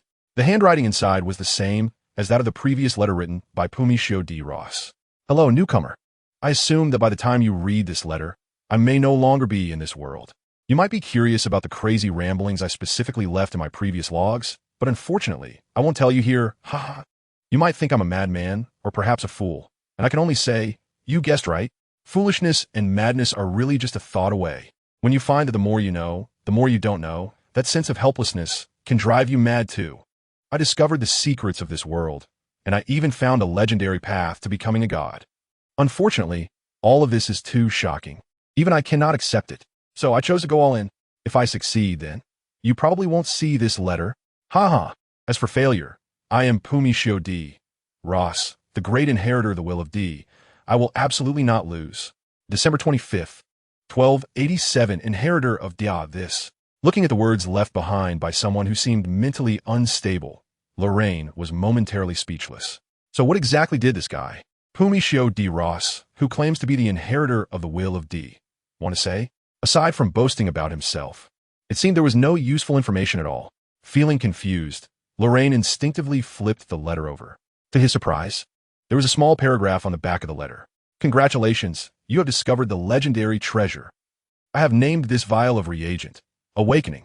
As the name suggests, you will awaken divine power, break free from your mortal form, and become a god. Of course, the consequence might be that your life force could be depleted. After all, becoming a god is not that easy.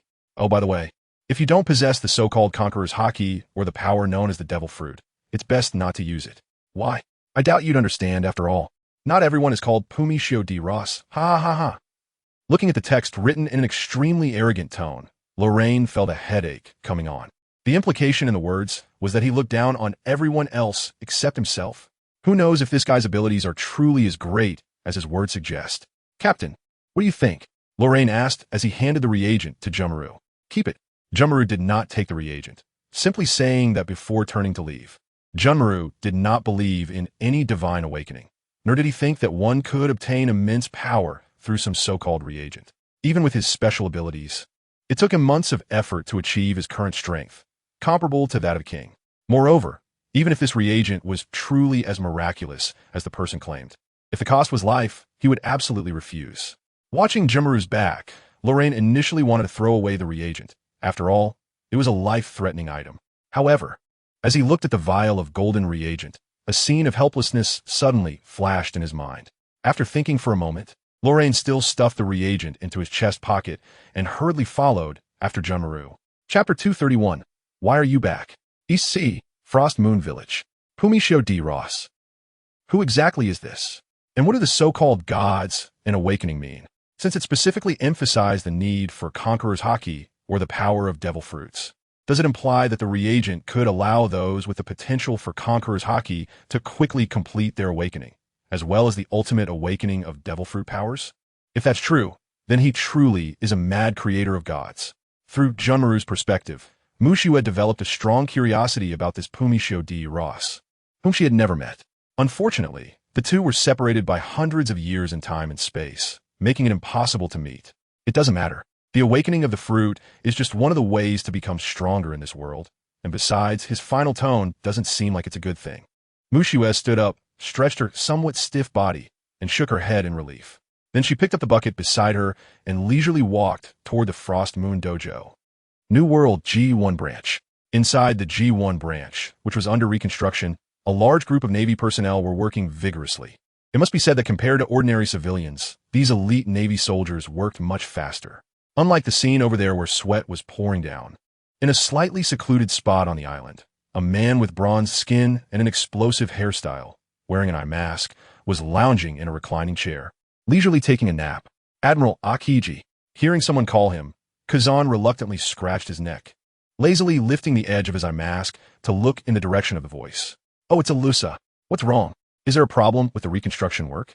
Wanting to slack off, Kazan had handed over the reconstruction of the G1 branch entirely to Alusa, who was left behind by Sengoku. So, upon seeing Alusa, Kazan's first reaction was to wonder if there was some trouble with the reconstruction of the G1 branch. Otherwise, based on Erza's personality, it wouldn't be likely for her to come looking for him. Take a look at this. Regarding Kazan's lazy demeanor, Erza didn't say much, just handed him the paper in her hand. What? The pirate festival? You don't want to go, do you? After receiving the information, Kazan casually glanced at it and roughly guessed Erza's intentions. After all, he hadn't known Erza for just one day. Her reputation in the Navy was well known to everyone. Not only does she have an attractive appearance and impressive figure, but her personality is also exceptionally stubborn, or rather, determined. Once Erza decides to do something, it is basically unstoppable. So Kazan felt quite uncomfortable now. He definitely couldn't stop Erza, but if he allowed her to go, he wouldn't know how to explain it to Sengoku. The key issue was that without Erza to oversee the rebuilding work of the G1 branch, he would have to step in personally. A nice vacation would be completely ruined. Sigh, go ahead. But remember that the New World is not our Navy's home turf, especially now that the situation in the New World is chaotic due to the Whitebeard pirates. So try to ensure your safety. Looking at Erza's determined gaze, Kazan sighed helplessly, straightened up, and solemnly advised. After a pause, Kazan added, there will always be pirates. And as long as the roots remain unchanged, some things will never change. His ambiguous statement made Erza look up and closely observe the man whom others jokingly referred to as the laziest admiral. The weary eyes, full of experience, revealed that he wasn't as dispirited as he appeared. I will be careful, so I'll leave the rebuilding work to you. After saying that, Erza strode toward her vehicle. The Artemis. Sigh. Sengoku is going to nag again. It's really troublesome. Watching Erza's figure gradually disappear, Kazan scratched his wild hair in annoyance and muttered helplessly. New World, Sphinx Island. This is the birthplace of Whitebeard, the place he dedicated his life to protecting. It can be said that this is the origin of the legendary figure, Whitebeard. Currently, the Whitebeard pirates, which are in a complete downturn, are all huddled on Sphinx Island under the leadership of the current captain, Marco. According to Marco's thinking, territory can be reclaimed at any time, but their father's homeland must not be tainted by war. Bang! Teach, why are you back? Weren't you stationed on Footvaulton Island? Hearing the sound of the door opening, Vista, sitting on the sofa, drinking in silence, looked up at the figure entering. Upon realizing that it was Teach, who should have been on another island, Vista asked in surprise. At that time, Vista thought that besides him and Sachi, there shouldn't be any survivors on the ship. Unexpectedly, Teach had a stroke of luck and managed to come back alive. Because of manpower issues and Teach's own request, he had been sent to guard Footvaulton Island. So why was he now appearing here without a word? Gulp, gulp. Teach didn't speak, but first picked up a bottle of rum and took a big swig. Only after that did he wipe his mouth and point helplessly to his chest. What's going on? Who did this? Vista, who was still somewhat tipsy, looked at the large, hideous scar on Teach's chest, and his expression instantly darkened. His tone inevitably mixed with some anger as he asked in a low voice. It was the Rainy Sea Pirates. They're the guys who escaped from Impel Down. Their captain is that traitor from Impel Down, a swordsman named Shiryu of the Rain.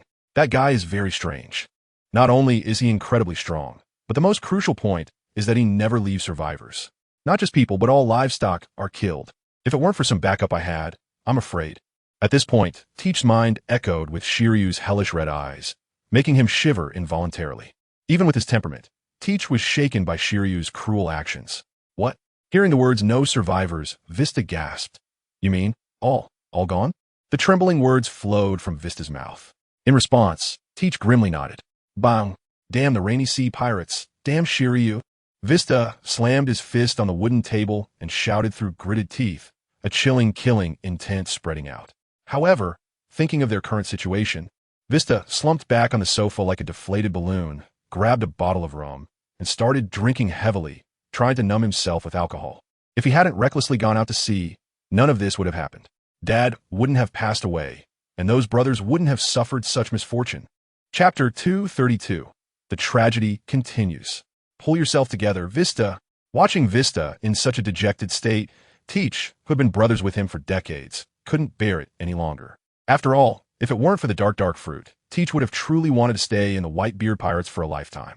Compared to the deceit and intrigue among other pirates, the Whitebeard Pirates were simply a paradise. Let him drink. At least it's a form of consolation. Wearing a kimono and looking more beautiful than an average woman, Aizen walked in holding a plate of food, interrupting Teach's actions. Let him be for a while. He will figure it out. Aizen placed the food in front of Vista and signaled Teach to step out with him. Let's go. You know our situation. In a bit, you should explain the specifics to Marco to avoid being caught off guard when we encounter those guys.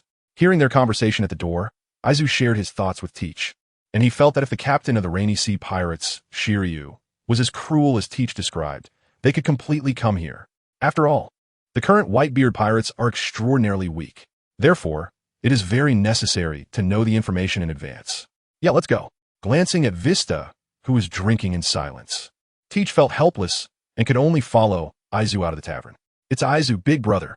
Idiot. I told you I'm not an older sister. I'm your big brother, Aizen. But such a beautiful person. Shouldn't she be an older sister? Even if she is very beautiful, that is still a big brother. On the way to Marco's residence, a little boy and a little girl approached the two and greeted them enthusiastically.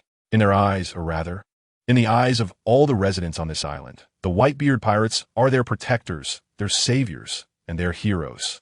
In this chaotic sea, no one helped them. Only the Whitebeard Pirates, who protected them like family, taught them, and provided them with food, allowing them to live peacefully, as if they were truly human. So, no matter what others say, in their hearts, the Whitebeard Pirates are the greatest. Even though this time, the Whitebeard Pirates suffered heavy casualties, they still firmly believe that the Whitebeard Pirates will protect them as before. All right, you two little rascals, hurry back home. If you keep running around, I might just have to spank you. Looking at the two children laughing and playing, Izuku, who had been wearing a frown due to recent stress, rarely showed a hint of smile, rolled up his sleeves, and half threatened, half joked. He, big brother Izuku is trying to scare me. I don't believe it. The older boy made a face and quickly pulled his sister away, running off in a flash. It was clear that although he claimed not to be afraid, his body was quite honest.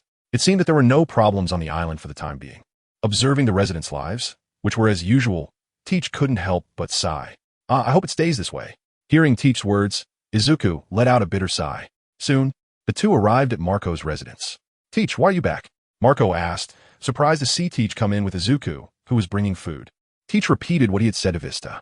The Rainy Pirates, huh? After listening, Marco rubbed his brow, feeling a headache coming on. The already unstable Whitebeard Pirates truly had the heart, but lacked the strength to engage in battle at sea. As the one in charge of intelligence gathering, Marco knew very well the structure of the Rainy Pirates. They were a crew composed of powerful pirates, each no less than a division commander. According to Teach, the leader, Shiryu, was probably quite formidable. You should go rest. After thinking for a while and not finding a good solution, Marco could only let Teach rest and recover from his injuries. As for revenge, given the current state of the Whitebeard Pirates, it was basically not something to consider. Unless he called in a favor from Shanks, But Marco didn't want to waste a Yonko's favor on such a small matter. Reluctantly, he had to put it aside for now. Boom, just as Marco was feeling troubled, a sudden violent shaking sound erupted. Marco could clearly feel the ground beneath his feet tremble violently. Realizing something was wrong, Marco immediately left the house that seemed about to collapse and spread his wings to fly high into the sky. Ah, help! Someone save my child, please! My leg! My leg! Someone help me! Because the earth shook violently without warning, the entire island seemed to have experienced a major earthquake, with the ground cracking, houses collapsing, and crowds panicking. Many residents who couldn't escape their homes were buried beneath the rubble. The wails, cries, and screams pierced Marco's ears like needles, causing his heart to feel like it was being twisted by a knife. This was a place he had vowed to protect, yet it now resembled a hell on earth. Damn it, how could there be an earthquake out of nowhere? Marco looked at the scene before him, filled with anger and confusion. It should be known that Sphinx Island hadn't experienced an earthquake in decades. Moreover, it was this kind of sudden, highly destructive earthquake. Ah, help! Just as Marco was deep in thought, a series of piercing screams rang out again. Following the direction of the sound, Marco saw Shiryu, who was wearing the warden's uniform, wielding a blood-red magic knife, mercilessly killing the residents of the island. Damn it! Armament! Eagle Claw! With a flap of his flaming wings, Marco shot a black eagle claw wrapped in armament haki towards Shiryu like an arrow, creating a whooshing sound. Clang! The captain of the Whitebeard Pirates 1st Division. The immortal bird Marco. No, he should now be referred to as the captain of the Whitebeard Pirates. Marco. Shiryu easily blocked Marco's kick. A cruel smile curling at the corner of his mouth, and his tone was filled with mockery. Is this all you're doing? Hearing Shiryu's words, Marco's pupils contracted as he shouted in shock and anger. That's right, let me see what makes the legendary Whitebeard Pirate's blood so special. Chapter 232, A Desperate Struggle. When Aatrox first tasted Teach's blood, he remembered this unique flavor.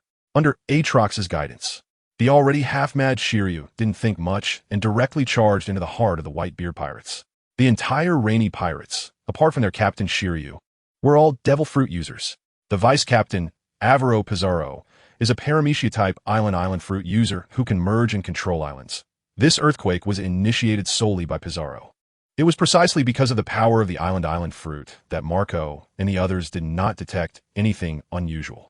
Besides Pizarro, the other three also possessed powerful devil fruit abilities. Saint Juan Wolf, known as the Giant Warship, is a Paramecia-type balloon fruit user, whose height after inflating can reach 180 meters, far exceeding that of the ancient giant oars. Bastard Choke, who is always red and drinks heavily, is also a Paramecia-type devil fruit user, controlling the power of alcohol with the sake fruit. As for Katarina Devon, she is different from them. She is a Zoan-type mythical beast, a nine-tailed fox fruit user. Not only does she have strong physical qualities, but she also possesses the ability to mimic others at will, making her a favorite among ace agents. Is this the Whitebeard Pirates? Truly pathetic, Katarina Devon mockingly said, with one hand on her hip and the other feigning a pout, looking at the pirates who were easily knocked down. Damn it, old witch, take this. The petite former 12th Division captain, Harta, looked at the bodies of her fallen comrades, filled with rage, and shouted as she quickly rushed towards Katarina Devon. Damn little brat. I am the most beautiful woman on the sea. Watch me tear your filthy mouth apart. Katarina Devon, who valued her appearance above all, narrowed her eyes sharply when she heard someone call her an old witch, her hands transforming into nine-tailed fox claws, striking fiercely. Bang! As the sword clashed with the claws. The petite Harta was completely no match for the Zoan-type devil fruit user Katarina Devon in terms of strength. Boom! With one blow, Harta, who had slightly underestimated her opponent, was sent crashing into the ruins behind her. Harta! Izuku, who rushed over, exclaimed in shock at the sight of Harta being knocked away. Damn it! Ignoring Harta's injuries, Isan drew out 2 flintlock pistols from his waist and quickly aimed at the side of Catherine Butterfly. Armed bullet slash. The bullets infused with armament haki shot towards Catherine Butterfly with a whistling sound. Unlike ordinary firearms, every bullet fired by Isan was surrounded by a circular slash, achieving both shooting and slashing effects with the weapon. This is Isan, a warrior from Wano country, a successor of the Hanamatsu style. A man who does not adhere to form, but walks his own path of the samurai. Armed tail guard.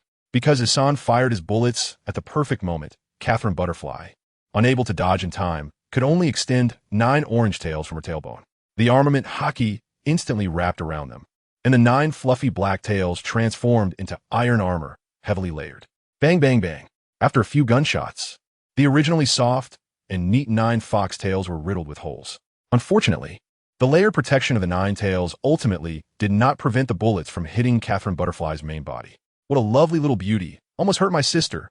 Catherine Butterfly glanced at her pierced tails and then looked at Hassan with envious and jealous eyes. Clearly, she cared more about Hassan's astonishing beauty than her injured tails. Although there was a scar on Hassan's right eye, it could not hide his beauty. In fact, the scar added a touch of heroism to him. This made Catherine Butterfly, who prided herself on being the most beautiful woman at sea, very jealous. Unfortunately, this person is a man. Meow, a huge face suddenly appeared at Catherine Butterfly's feet. It was Pizarro, who had used his fruit ability to merge with the island. He originally intended to capture this beauty, but when he was wandering around the island, he overheard the conversation between Teach, Isan, and others. Only then did he realize that this astonishingly beautiful guy was actually a man. In a fit of rage, he found the weakest point of the island and triggered a massive earthquake. Otherwise, according to Shiri's instructions, Pizarro was supposed to surround the entire island and not let anyone escape. Isan Adeyoalu. The late arriving Jozu and Namor also rushed over from a distance. Because the earthquake came suddenly, they could only gather people to evacuate the residents first, so they arrived a bit late. Burp, I didn't expect the Whitebeard Pirate's wine to be quite good. Buster Call floated over on a bubble and threw the unconscious Vista down.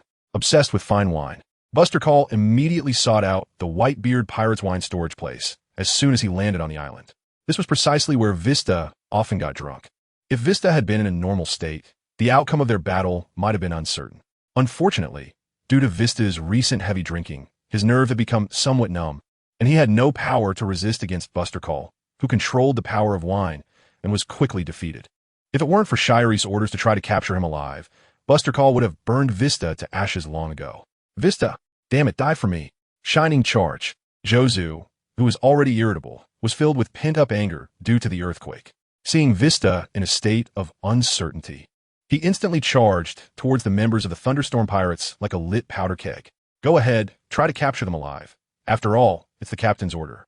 Meow Pizarro stood up from the ground, transforming into a stone giant several dozen meters tall, and commanded in a deep voice. If Pizarro didn't have his strange speech quirks, his intimidation would be quite significant. Compared to the chaos over here, Shiri and Marco's side was much simpler. However, while Marco and Shiri were engaged in fierce combat, a pair of eyes were watching them from the ruins.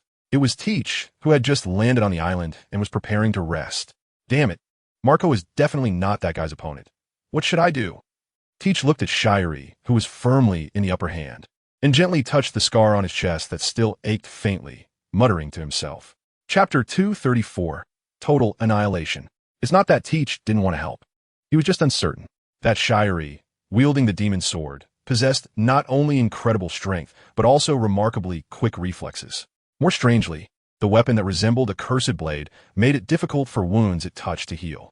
Even with his special physique, the wound on Teach's chest still hadn't healed, merely forming a layer of scar tissue that occasionally throbbed with pain. Although Marco was the first division commander of the Whitebeard Pirates, and his strength was undoubtedly second only to Whitebeard, it wasn't solely because of Marco's own strength, but rather due to the power of the Phoenix Fruit, a mythical Zoan-type devil fruit. The nearly limitless regenerative flames essentially placed Marco in an undefeated position. As long as he wasn't killed instantly, he could drag down anyone who faced him. If it weren't for the special sealing power of the 10th sword summoned by Uchiha Madara, Marco wouldn't have had to withdraw early in the battle at the G1 base. Even though Shiri didn't have the ability to instantly kill Marco due to his strength, that strange weapon still kept him suppressed. Aatrox, who mastered armament haki, only needed to make contact with Marco to continuously siphon off his blood. Excessive blood loss meant reduced stamina and mental fatigue. Even a user of the Phoenix Fruit ability had to avoid physical contact when facing this sinister weapon. This meant that Marco had to give up his most adept tactic, exchanging injury for injury. He could only resort to using his hardest claws, combined with armament haki, to hit and run against Shiri. The more important reason was that Teach didn't believe that the current strength of the Whitebeard Pirates could withstand the Thunderstorm Pirates' assault. Not to mention the powerful Shiri, even that guy capable of causing such a massive earthquake. Teach knew nothing about their capabilities. with worry and unease. Teach couldn't help but feel the urge to retreat. After all, he was a Marco. He wouldn't grow wings. Once surrounded, relying on some underhanded tricks wouldn't ensure his survival. I will avenge you. In the end, Teach gritted his teeth, turned around, and walked toward the direction of the sailboat hidden in the island's secret place. With ambitions in his heart, Teach ultimately refused to be reduced to history alongside the Whitebeard pirates. He still wanted to try to seek out that legendary dark fruit. As long as he obtained that fruit, combined with his special physique, he would be able to gather multiple devil fruit abilities and become the uncrowned king of the seas. He could even rival the strongest pirate of the past, Rox. By then, with his enhanced strength, he could easily destroy the Thunderstorm pirates, kill Shirey, and avenge the brothers of the Whitebeard pirates. Therefore, he had to survive. After Teach left, the battle on the entire island continued for nearly a day before finally coming to an end. In the end, with Aatrox's covert assistance, Shiryu successfully severed Marco's leg, forcing the hopeless Marco to retreat. Unfortunately, Marco, with his wings, ultimately managed to escape. As for the other captains of the division, they were all taken down. Because of this, the members of the Thunderstorm Pirates were also battered and bruised, with the most severe injuries being sustained by Buster Call and Catherine Butterfly. Buster Call's left arm was ambushed and severed by Harda, who had awakened from the ruins, while Catherine Butterfly's proud figure was directly collapsed under Jaw's frenzied attacks. Consequently, Jaws was brutally dismembered by the furious Catherine Butterfly. Had it not been for a fear of Shiryu's cruelty, she might have even considered tearing him apart completely. In fact, as a user of the Shining Fruit with exceptional defensive capabilities, Jaws could have easily escaped. However, in order to support Izo and the others, he chose to stay and fight alongside them. He performed admirably. Shiryu, with only a few wrinkles on his body and no wounds, approached wielding the Dark Blade. Looking at the remaining captains who were still alive, Shiryu offered them a rare compliment. "Captain, I'm back." The massive San Juan wolf set down the ship he was holding and spoke to Shiryu in a low voice. To prevent the island's residents from retreating under the cover of the Whitebeard pirates, Shiryu had specifically sent the gigantic San Juan wolf to intercept any fleeing ships outside the island. Clearly, Jaws and the others, unaware of Shiryu's treachery, had completely overlooked this matter. Aside from the 8th Division captain, who remained on the ship to guard the residents, they all came to the island to fight against the Thunderstorm pirates. Faced with the size difference, that was just ridiculous for Namor. It was like a mantis trying to stop a car.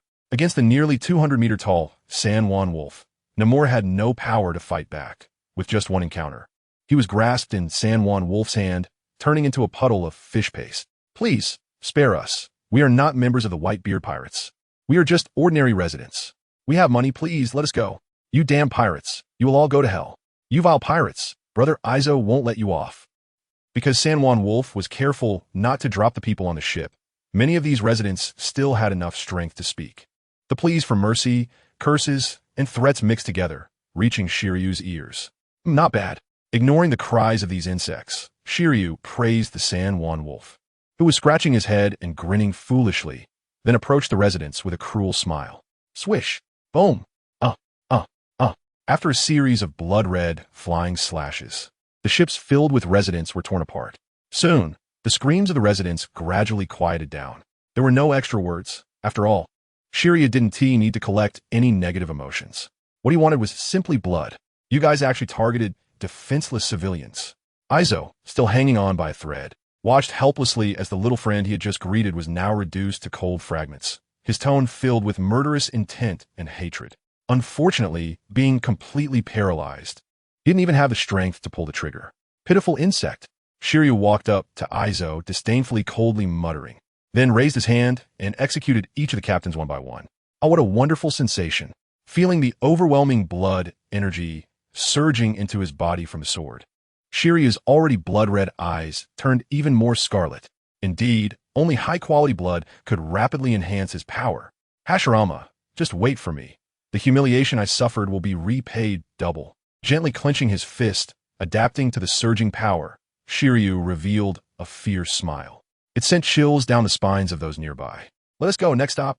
Chapter 235, Utterly Heartless. New World, Red Force. After a night-long banquet, it was already late morning, and Jesus Burgess and the others lazily crawled up from the deck.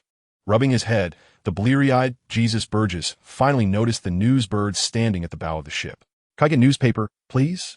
The newsbird took the berries with its beak and then handed the newspaper to Jesus Burgess before soaring off to the next buyer. Let me see. The latest bounty from the Thunderstorm Pirates. The warden of Impel Down, Shiryu, indiscriminately slaughtering civilians. A heinous crime. Bounty of 84 billion berries. According to incomplete statistics, the number of people who died directly or indirectly due to the Thunderstorm Pirates has reached over 100,000. Looking at the numbers on the newspaper, Jesus Burgess, who was still half asleep, instantly woke up. Those are not just chickens, sheep, cows, or pigs. Those are lives. What does over 100,000 imply? A small, ordinary country in the New World, with a land area no bigger than a small island, might only have a population of a few thousand. Given the timeline of the Thunderstorm Pirates' rise, unless they went on a rampage, leaving no survivors on the islands they passed through, could they possibly reach this number? If the figures in the newspaper aren't fabricated, then this pirate crew is undoubtedly a group of remorseless, cold-blooded, brutal demons. What's wrong, Jesus Burgess? Why are you shouting so early in the morning? Shanks, still not fully sober, rubbed his messy hair and complained somewhat unhappily. Captain, look at this. Jesus Burgess ignored Shanks's complaints and handed the newspaper in his hand to Shanks. Is there something big going on? Do I have to read it myself? Thunderstorm Pirates. Shiryu, over 100,000. Upon reading this, even Shanks, with his usual composure, couldn't help but narrow his eyes in shock. Are these guys insane? Hearing his captain's words, Jesus Burgess didn't know what to say. It's important to note that this was not happening during a massive war. Rather, these numbers were from the Thunderstorm Pirates personally slaughtering island after island. That's over 100,000 living lives. Would any rational, mentally healthy person do such a thing? Someone's coming. Suddenly, an unstable life force entered Shanks's perception. Forgetting about the shocking news, Shanks focused on the direction of the unmistakable aura. Is that Marco? Seeing Marco, who was in a disheveled state and even missing a part of his lower leg, Shanks exclaimed in surprise. After all, Marco is a mythical Zoan-type phoenix fruit user, and a mere severed limb can easily regenerate in the flames. Therefore, the occurrence of a disability must either be due to the interference of sea prism stones or other special sealing powers, or Marco himself is completely exhausted, both physically and mentally, unable to control the flames for regeneration. Marco, what happened to you? Soon, the bloodied and exhausted Marco flew onto the deck of the Red Force. All the way, Marco relied on the life card given to him by Shanks, traveling day and night without stopping, not even able to take a sip of water. His body had long reached its limit, and he was supported only by the rage in his heart to finish this journey. No, it's gone. The Whitebeard pirates, gone. The moment he saw Shanks, Marco, who was already on edge, could no longer hold on. His cracked lips kept murmuring shocking words that stunned Shanks. Subsequently, Marco fainted as his mind went from extreme tension to sudden relaxation. Quick, go wake up Doflamingo. Shanks supported the collapsed Marco and said solemnly to Jesus Burgess. Soon, the members of the red-haired pirates fell into a heavy atmosphere due to Marco's sudden visit. It should be noted that when Marco and the others retreated to Sphinx Island, the red-haired pirates had supported them out of recognition for Whitebeard himself. Otherwise, with Marco and the others alone, they wouldn't have been able to stop the attacks from numerous pirate crews, although this was also due to the ulterior motives of those pirate crews. However, it cannot be denied that as one of the four emperors, the red-haired pirates had a significant deterrent effect on those pirates who had been mixing in the New World for a long time. Now, Marco suddenly appeared alone on the Red Force, and even before fainting, he kept murmuring that the Whitebeard pirates were gone. Combined with the numerous wounds on Marco's body and his broken leg that he didn't have time to fix, it was enough to indicate that the Whitebeard pirates had probably completely become a part of history this time. How is it? Doflamingo, who couldn't read Marco's expression, came out and asked Shanks with a worried look. It's nothing serious, just exhaustion and not in a good mental state. However, as a user of the Phoenix Fruit, once he wakes up and replenishes his energy, these are all minor issues. But, at this point, Doflamingo's face showed a serious expression as he continued. However, there seems to be some strange power at his wound. It's not clear what caused it yet, but judging by the appearance of the wound, it should be from a special large sword-type weapon. If we encounter it, we should be cautious. It seems to be a weapon similar to a cursed sword. After hearing Doflamingo's words, Shanks' expression darkened. It was clear that Shanks was not in a good mood. Special weapon? Great sword? Upon hearing Doflamingo's words, Jesus Burgess seemed to remember something and murmured a few words before quickly retrieving the newspaper he had just bought that morning. Doflamingo, does this weapon match? Jesus Burgess handed the newspaper with Shiryu's bounty notice to Doflamingo. The picture showed Shiryu holding a blood-colored greatsword. It looks very similar.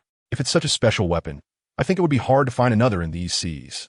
Doflamingo replied, after observing carefully. Although he spoke conservatively, it was not hard to tell that he had already given a positive answer. After all, as he said, it was unlikely that several weapons of this shape would exist. However, I feel like I've never seen this weapon before. Do you recognize it, Captain? Doflamingo handed the newspaper to Shanks, who was nearby. After receiving the newspaper, Shanks looked at the sword in the picture, his brow furrowed. I don't recognize it, but it should belong to a cursed weapon.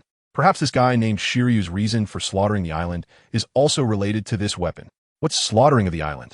The other members, because of Marco's situation, hadn't had time to check today's news, so they were unclear about their captain's meaning. You guys take a look.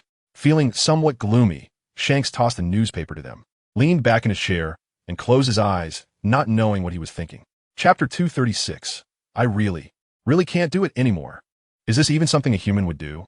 This guy named Shiryu is simply a demon in human skin. Could it be, just as the captain said, related to this somewhat sinister-looking greatsword? Nonsense. The so-called cursed sword merely amplifies certain emotions of the sword wielder. Throughout history, how many wielders of cursed swords have committed such inhumane acts? I can't help but want to tear this Shiryu bastard into pieces. That's right. This bastard was the former warden of Impel Down. How could he possibly be controlled by a mere cursed sword? It's probably his inherent bloodlust that got him dismissed from his position. Now it's just a release of his true nature. After reading the newspaper, all the members of the red-haired pirates were shocked by what Shiryu had done and began to curse loudly.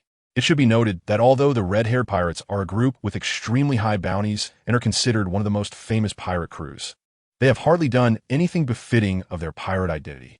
Arson, murder, looting civilians, attacking nations, none of these things have they ever done, except when they were short on money. They would occasionally blackmail fellow pirates to earn enough travel funds. Otherwise, they were not much different from maritime adventurers. They were simply somewhat stronger adventurers, although they occasionally encountered the Navy and would deliberately approach them before fleeing, enjoying the feeling of slipping away right under the Navy's nose. This was because they considered such things as part of their adventures. Even when they encountered other pirates, most of the time, they would not intervene unless the other party had truly committed some heinous act.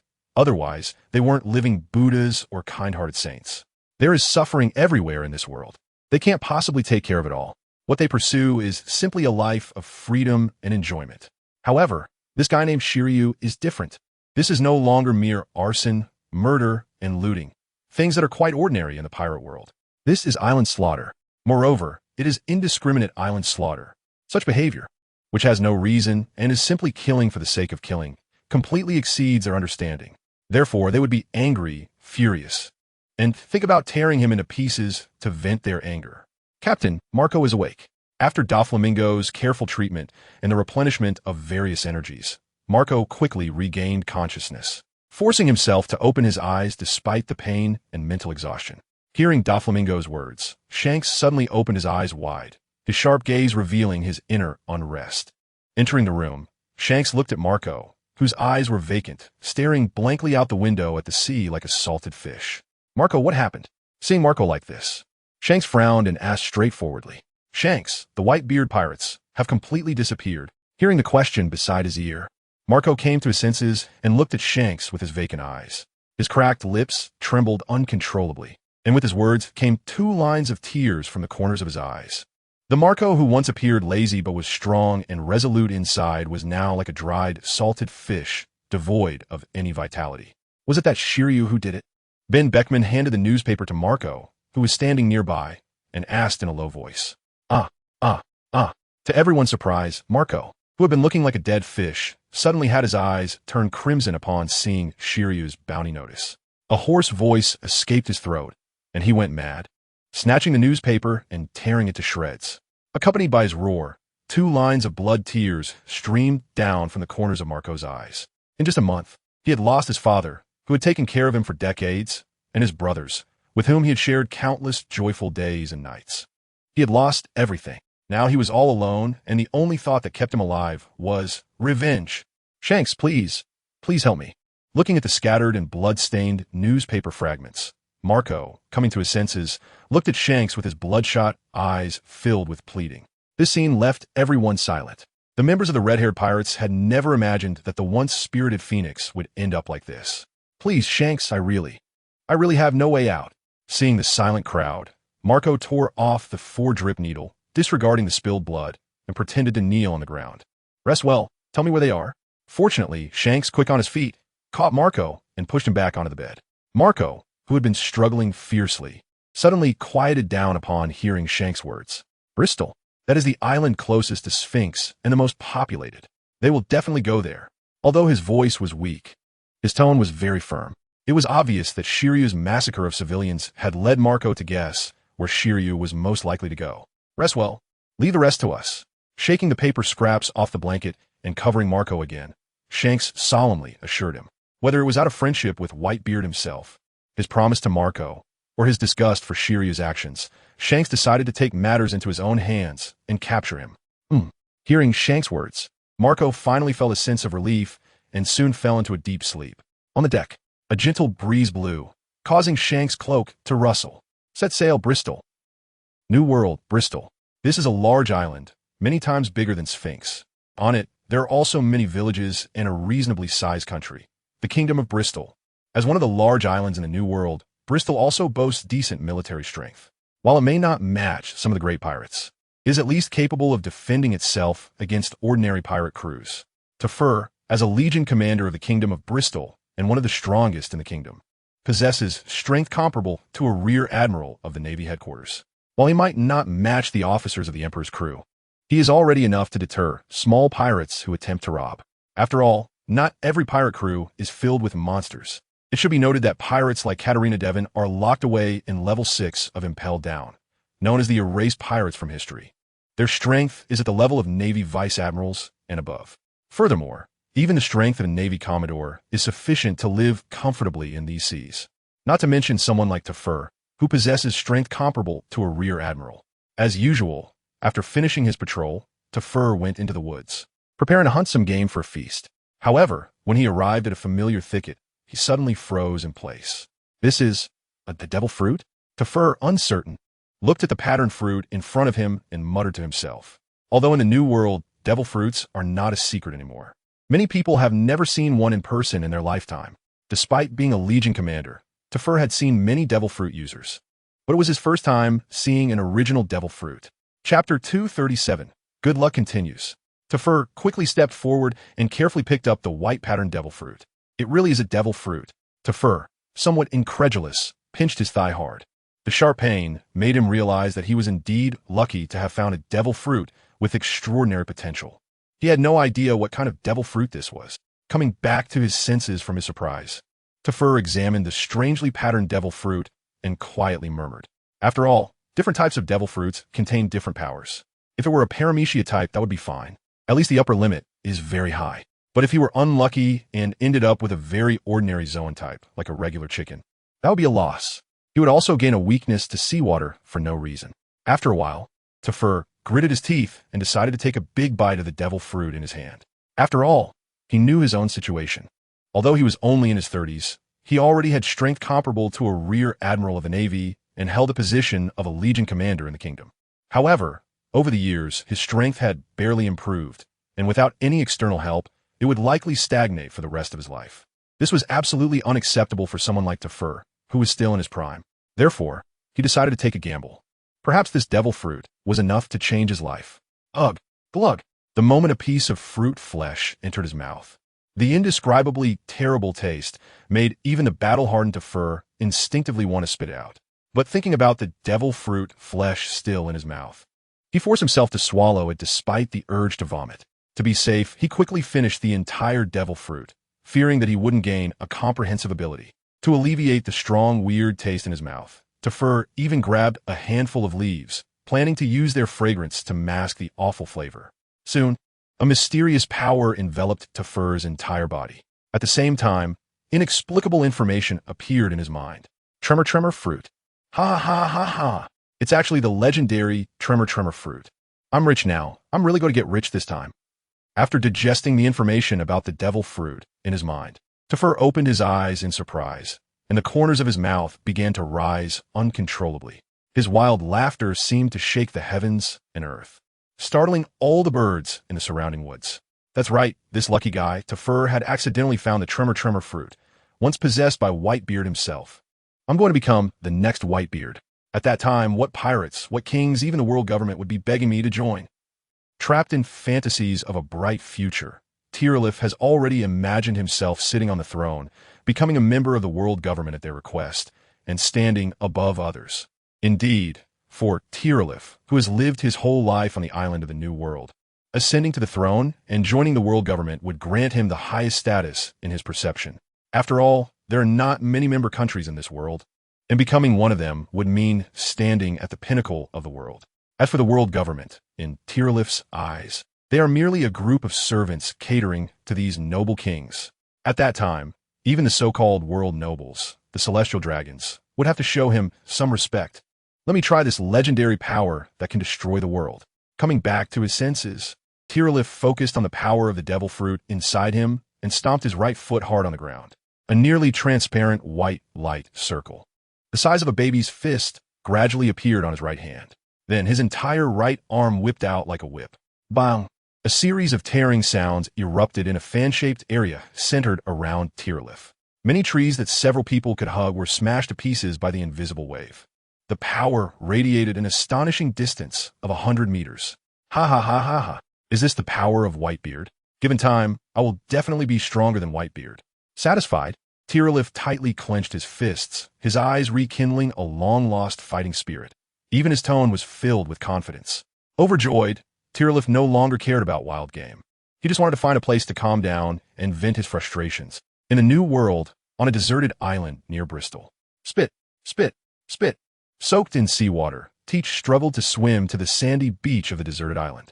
His originally fluffy black curly hair was now damp and stuck to his forehead and neck, and the fine wine and firearms that were once at his waist had long disappeared without a trace. Even his favorite black pirate hat would have been lost with the wine and firearms if he hadn't stuffed it in his pants in time. Indeed, Teach had secretly slipped away in a small boat loaded with emergency supplies, originally planning to find an island farther from Risfinx to avoid running into Shiryu and the others again. However, a sudden downpour ended the already difficult journey of the small boat. Just 2 waves shattered the boat, which was like floating duckweed.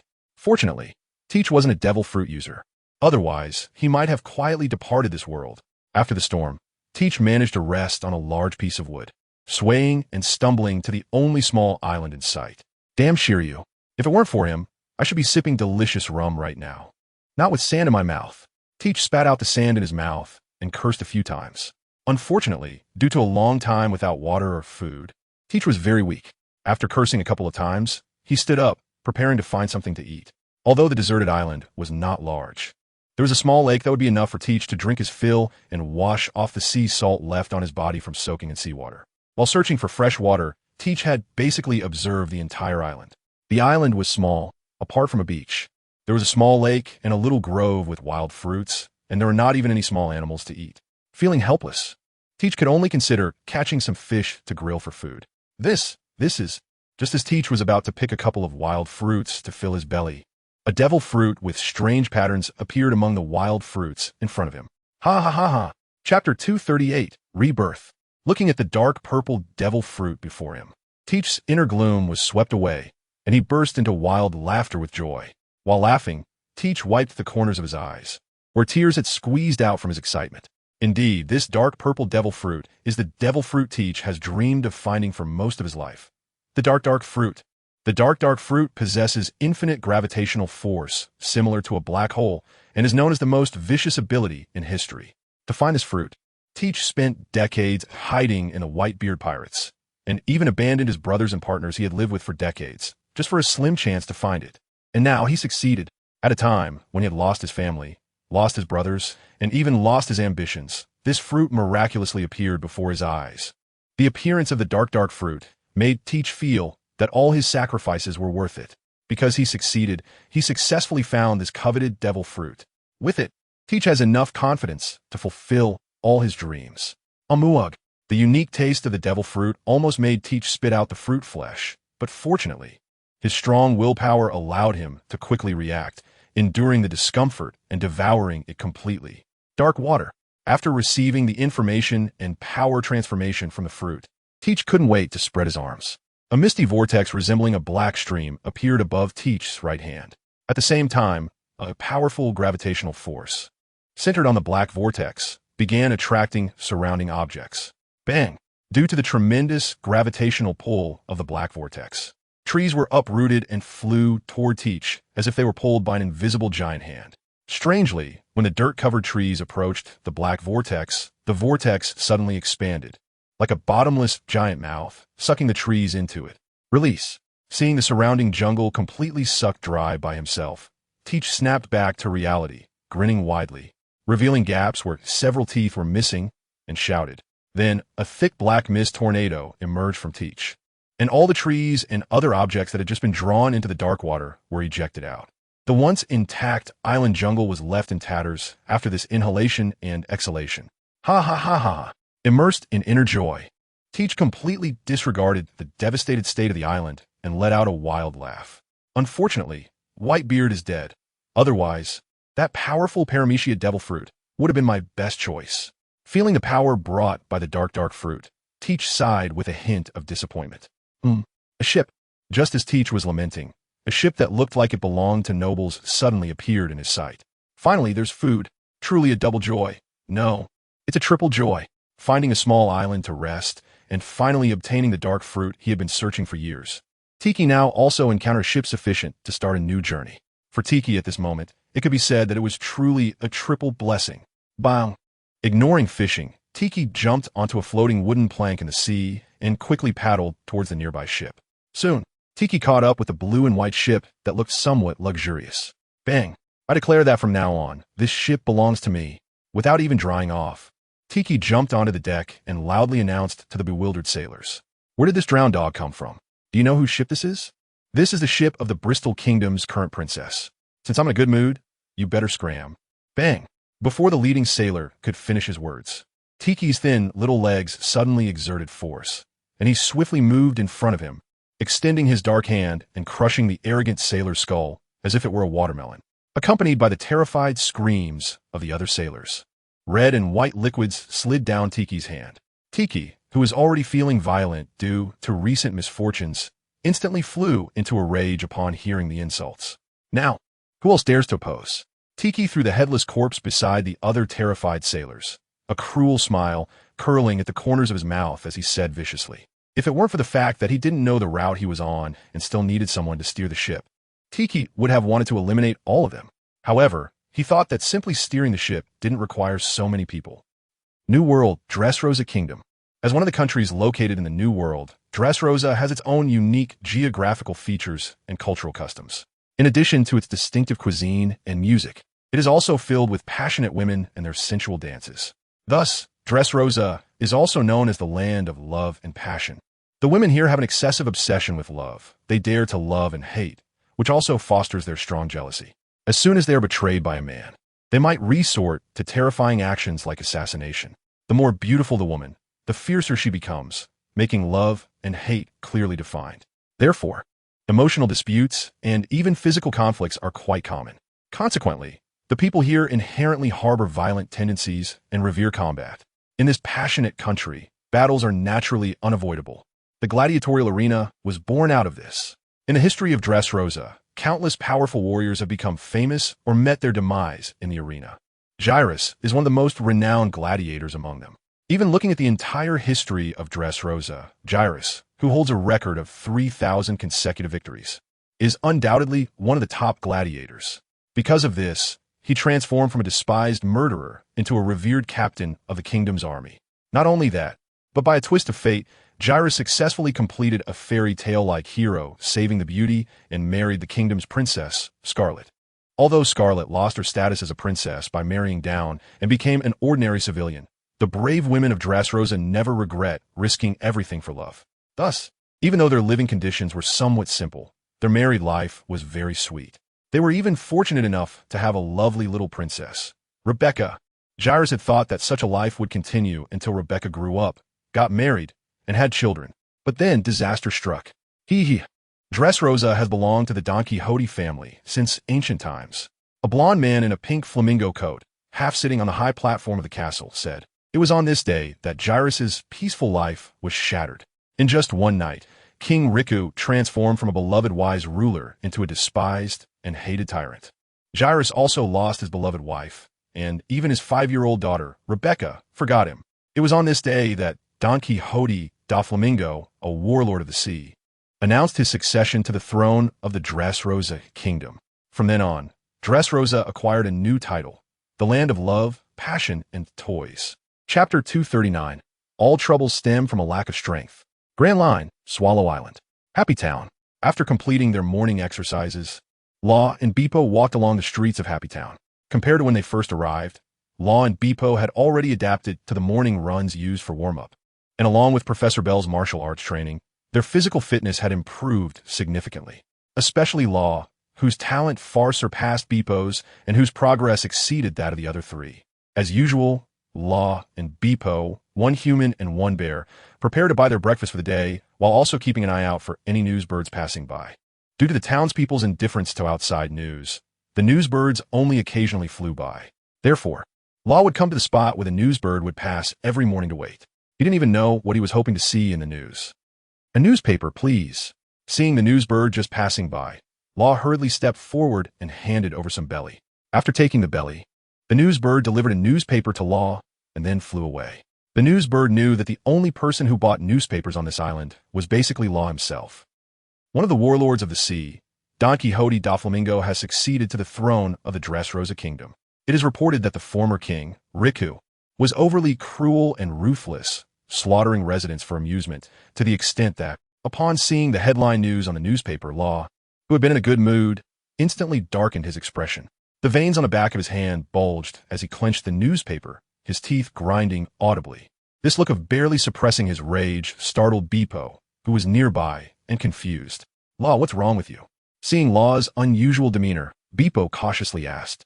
"Huh, it's nothing." Hearing Beepo's words, Law took a deep breath, folded the newspaper, and forced out a smile that looked more like a grimace. Although Beepo noticed that Law's emotions were somewhat unstable, his timid personality made him hesitant to ask further. He could only carry the breakfast and silently follow behind Law, contemplating whether he should mention it to Professor Bell. After a long time of contact, Beepo had come to view Bell as the most reliable bear. Aside from being a bit too strict and painful during training, whenever they encountered trouble, Bell would step in like a guardian. Mainly because that old man wolf, aside from doing research, really wasn't good at teaching. Following the path through the woods, Law and Beepo quickly returned to the wooden house. "Beepo, what's wrong with Law? Did you make him angry again?" It must be that Beepo annoyed Law again. He's always so silly. Seeing Law's face not as calm as usual, but rather somewhat gloomy, Pecan and Shachi were both a bit worried. But the two who also dared not talk to Luo at this time could only run to the easy-to-bully Beepo, trying to find out something. "Don't say that about me. I didn't do anything wrong, okay?" Beepo, who was wrong for no reason, pointed at himself with his two sturdy fingers, retorting with a face full of grievance. "What's wrong, Beepo?" The white-haired Dr. Wolf, with a smile, glanced at the downcast Beepo, then stepped forward, gently rubbing Beepo's fluffy head, and inquired, "Doctor, just now." Soon, after understanding the whole story, Dr. Wolf let out a helpless sigh. Recalling how he first met Luo and how Luo initially resisted using the surgery fruit, Wolf had some guesses in his heart. However, sometimes outsiders also shouldn't say too much. After all, empathy can only be imagined but can't be genuinely felt. Let Luo be alone for a while. He is a smart and strong child. You all go clean the table and have breakfast first. After stroking his beard, Wolf decided not to disturb Luo for the time being, letting him calm down by himself. Maybe he would figure things out on his own soon. On the other side, Luo, holding a newspaper, walked somewhat confusedly towards the depths of the forest. Whoosh! Soon, the sound of rushing water from the waterfall in the valley reached Luo's ears. "Got something on your mind?" Through his observation hockey, Bell sensed Luo's approach and leaped from the rocks washed by the waterfall to Luo's side, speaking in a calm tone. Luo, soaked from head to toe, looked at the tall and strong Bell and recalled how he casually wiped out pirates back then, giving a somewhat dazed him. "Luo, remember this. All troubles stem from a lack of strength." Bell did not ask Luo about his troubles because he understood that heart matters are called heart matters because they are not meant to be shared with outsiders.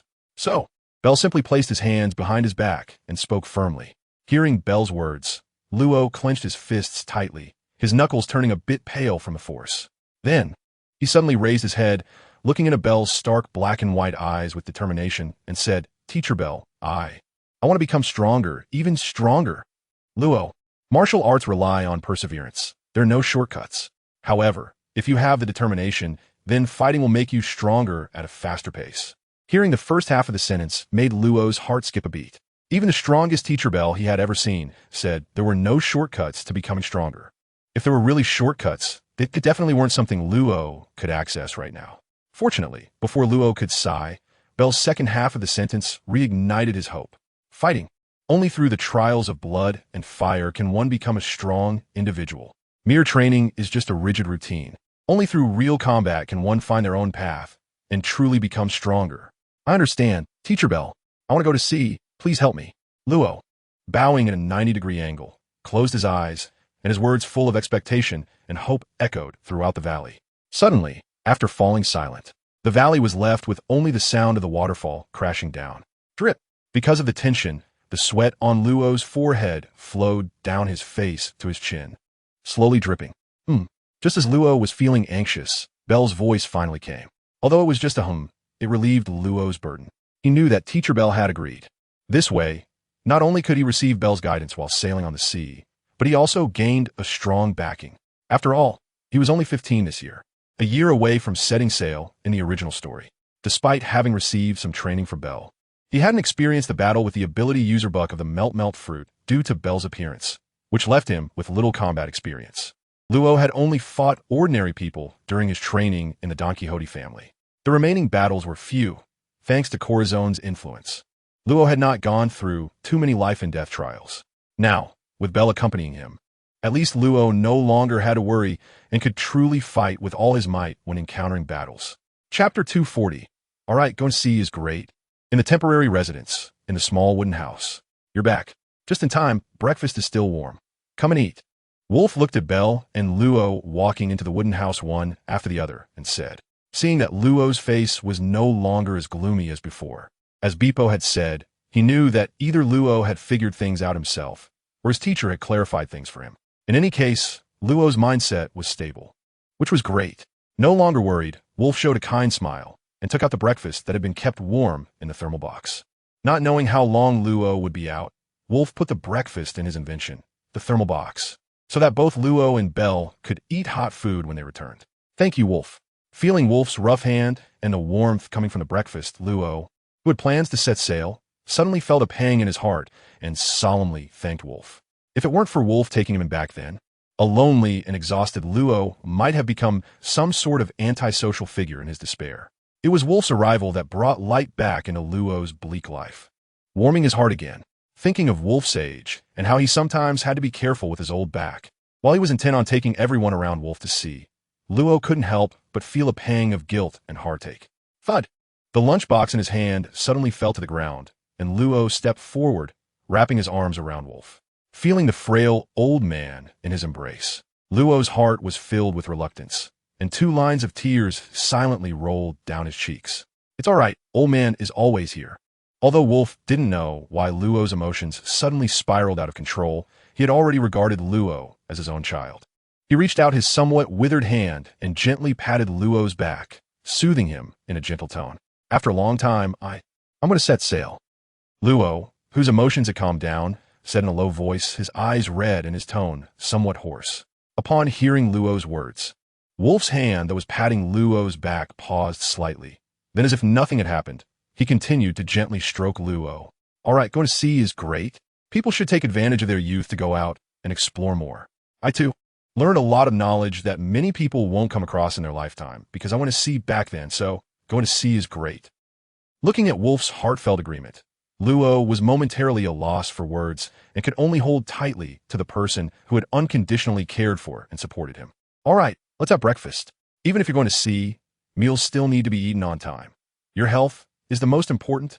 Wolf gently pushed Luo aside and then trembled as he picked up the lunchbox that had fallen to the ground.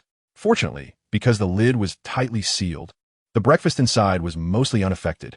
You eat first. I still have some experiments to finish. After placing the lunchbox on the table, Wolf waved his hand and walked into the laboratory without looking back. Wolf! Before Luo could step forward, Bell grabbed him and shook his head. then sat down at the table, silently eating his breakfast. As Wolf entered the laboratory, he gently caressed the creation he had spent over a decade refining, and suddenly, he felt drops of water falling onto it. However, due to the material, the droplets couldn't adhere to it and continued to roll off in a spherical shape. This was the incredible submarine Wolf had developed to deal with Buck, capable of submerging underwater and burrowing underground. Now, that Buck was dead and Luo was about to set sail, keeping this thing was of no use except for putting it in a coffin. That evening, Luo, as the captain of the Heart Pirates, announced the decision to set sail soon.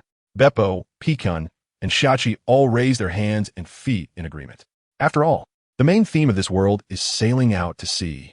Ever since Luo saved the two from the brink of death and rescued them from the scoundrel uncle's home, they had recognized Luo as their captain. Luo, what kind of ship should we get? What to buy? We are pirates. We should definitely steal one. For the necessary ship for sailing, Shachi and Pikun engaged in a heated discussion. Steal? Isn't that bad? Beppo, who was shrinking back, quietly retorted. All right. Although we're pirates, we're not the kind of scum pirates. Having experienced hardships from a young age, but also encountered the brilliance of humanity, Luo couldn't bring himself to act like those ruthless pirates who would randomly target anyone. Unless the other party was a pirate, had hostile intentions, or was a scumbag themselves. Luo didn't want to target civilians. After all, he was once a victim on the island, and he clearly understood that feeling of helplessness, pain, and the constant threat of death. Don't worry, leave the ship issue to the old man. Looking at the lively crowd, Wolf stroked his beard and said with a smile, Come on, let me show you the greatest masterpiece of my life, so you won't complain every day about the old man only developing farming tools. Wolf stood up and joked with everyone. Soon, Luo and Beppo followed Wolf to the underground laboratory. Even Bell, who was usually indifferent to many things, rarely stood up to follow. After all, it was the transportation tool for their future sea journey, and Bell was still quite concerned about it. Wow, so cool. Upon seeing the streamlined beauty of the submarine, Pikun and Shachi rushed over, eagerly touching and examining it, clearly very fond of it. What is this? Luo, who had never seen a submarine before, looked surprised at the fully enclosed vessel, which was completely different from his impression of a ship. This is a submarine I redesigned based on the diving-coated ships of the Sabeti archipelago. It can submerge directly without needing a coating and can even burrow underground. Since it's different from traditional ships, I've named it a submarine. What do you think? Isn't it great? Seeing everyone's astonished expressions, Wolf boasted about its origins and effects like a child introducing a long-treasured treasure. Submerge? Burrow? Wow, is this vessel? No, this submarine really that amazing? Come on, everyone get in. I'll personally demonstrate it for you. Perhaps sensing Luo's doubts, Wolf took his hand to show him that his lifelong masterpiece was not just talk. Boom, boom, boom. The activated submarine slid into the water, easily breaking through the rock wall with the powerful thrust from the engine and the hardness of the metal used in the submarine. Before long, the submarine reached the surface of the sea above the island. How about it? Isn't the old man's invention impressive? Under the moonlight, standing on the submarine's surface platform, Wolf laughed heartily at everyone's astonished expressions. In the moonlight, the corners of Wolf's eyes sparkled. Chapter 241. I want to patrol New World, Bristol, on a luxurious blue and white ship. My lord, ahead is my homeland, Bristol. I beg you to show mercy and let me go. A princess dressed in splendid clothing stood nervously beside, pale-faced, cautiously offering a grape to Teach, who was lazily lying on a chair. No problem. I just want money, not people. Teach bit into the grape, laughing carelessly in response. Just as he said, he had little interest in beauty, which might be related to the environment he had lived in for many years. Having spent decades in the White-Beard Pirates, which was mostly men, he had long gotten used to a life surrounded by men. Coupled with his hidden ambitions, Teach's pursuit of women was almost non-existent. If it weren't for the fact that Teach was currently broke and had no money, and was on a deserted island without any direction, he wouldn't have resorted to hijacking an ordinary princess's ship. The reason for kidnapping the princess was primarily to reduce trouble.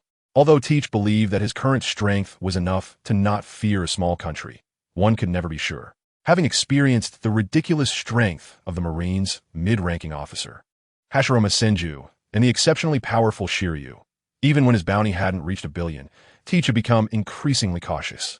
Now, with the dark fruit, he just needed to calm down and develop. After secretly acquiring a few powerful devil fruits, he would reach a complete state and could definitely sweep everything away. This was also the reason he hadn't killed many people besides the initial person he had taken down with a sharp tongue. He wanted to establish his power, not engage in meaningless slaughter. After all, not everyone is like Shiryu, who kills simply for the sake of killing. At the port, a luxurious blue and white ship docked near the pier as usual. Because the princess returned earlier than expected, there were no guards to welcome her. Only some workers unloading goods at the dock cast envious and awed glances at the seemingly valuable ship.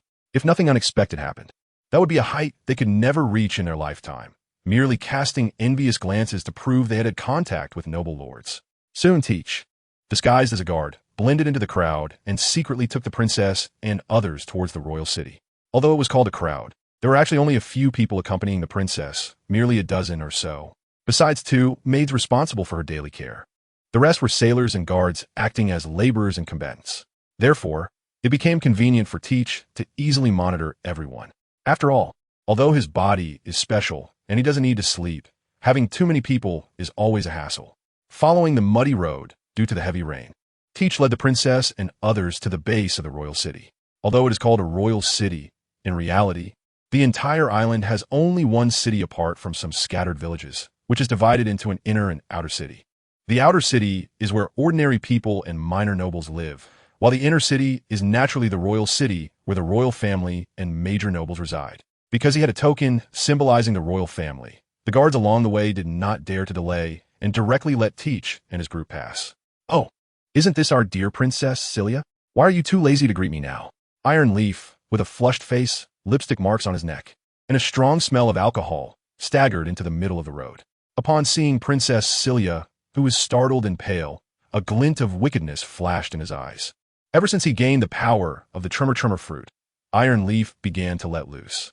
He believed he had an incredibly bright future, and even the current high and mighty old king would eventually have to respectfully abdicate the throne to him.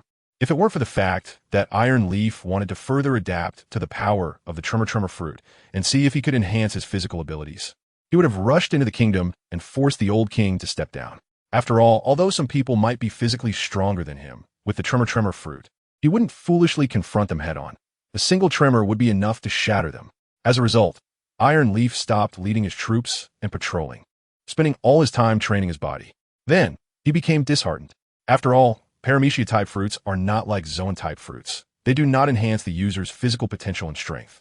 The limitations of his talent prevented Iron Leaf from further improving himself. Feeling somewhat depressed, he dove into a pink bar to unwind. It wasn't until his legs began to tremble that he finally stopped his outrageous behavior. Regaining a bit of rationality under the influence of alcohol, Iron Leaf prepared to take over the kingdom and ascend to the throne today. As soon as he stepped outside, he saw the most beautiful daughter of the old king, Princess Cilia. Iron Leaf thought that the entire kingdom would soon be his, and the so-called princess should also be at his beck and call.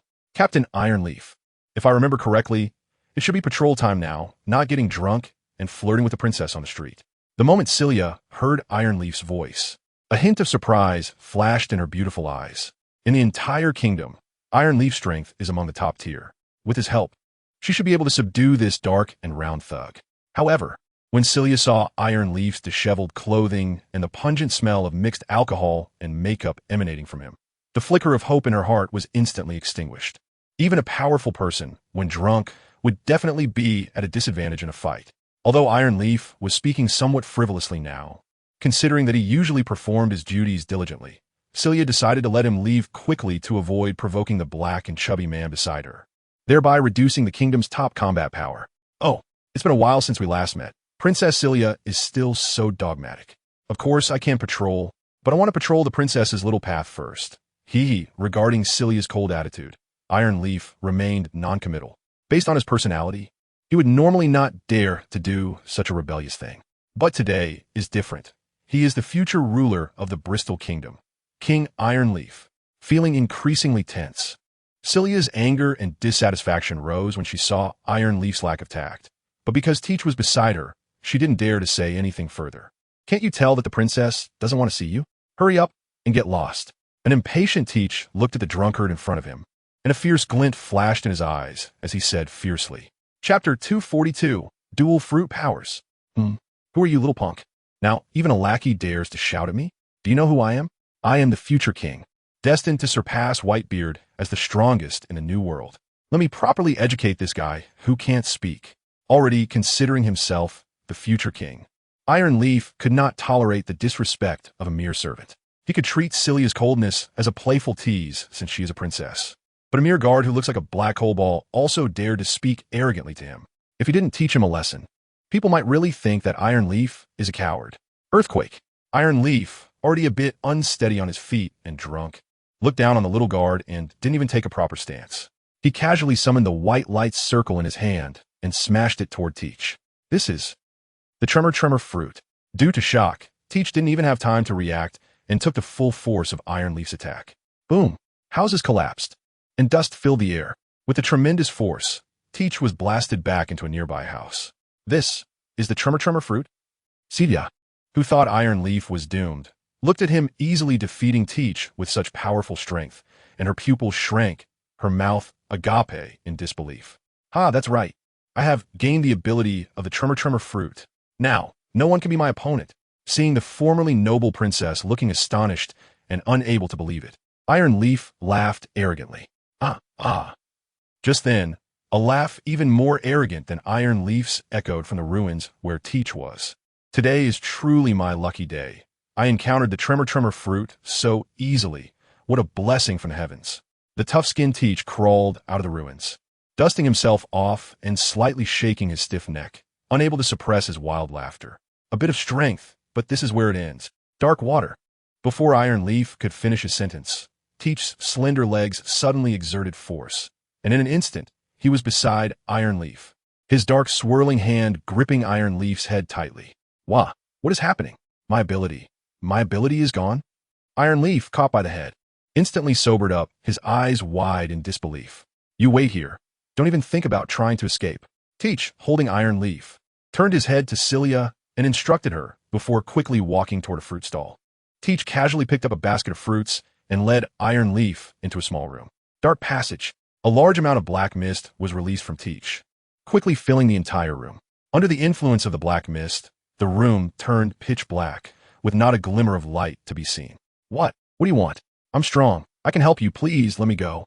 The darkness, where one couldn't see their own hand, combined with the fear of losing his devil fruit powers, made the once arrogant Teflon collapse to the ground like a cripple, constantly begging for mercy. Next, let me see the true power of the legendary dark fruit. Dark water. Ignoring Teflon's pleas for mercy, Teach, with his armament-coated left hand, pierced through Teflon's heart in one swift motion. As Teflon's life force gradually dissipated, Teach's right hand moved in the air, searching through the black mist. Got it. Release. Teach used his unarmored left hand to casually grab a basket of fruits, enveloping them in the black mist.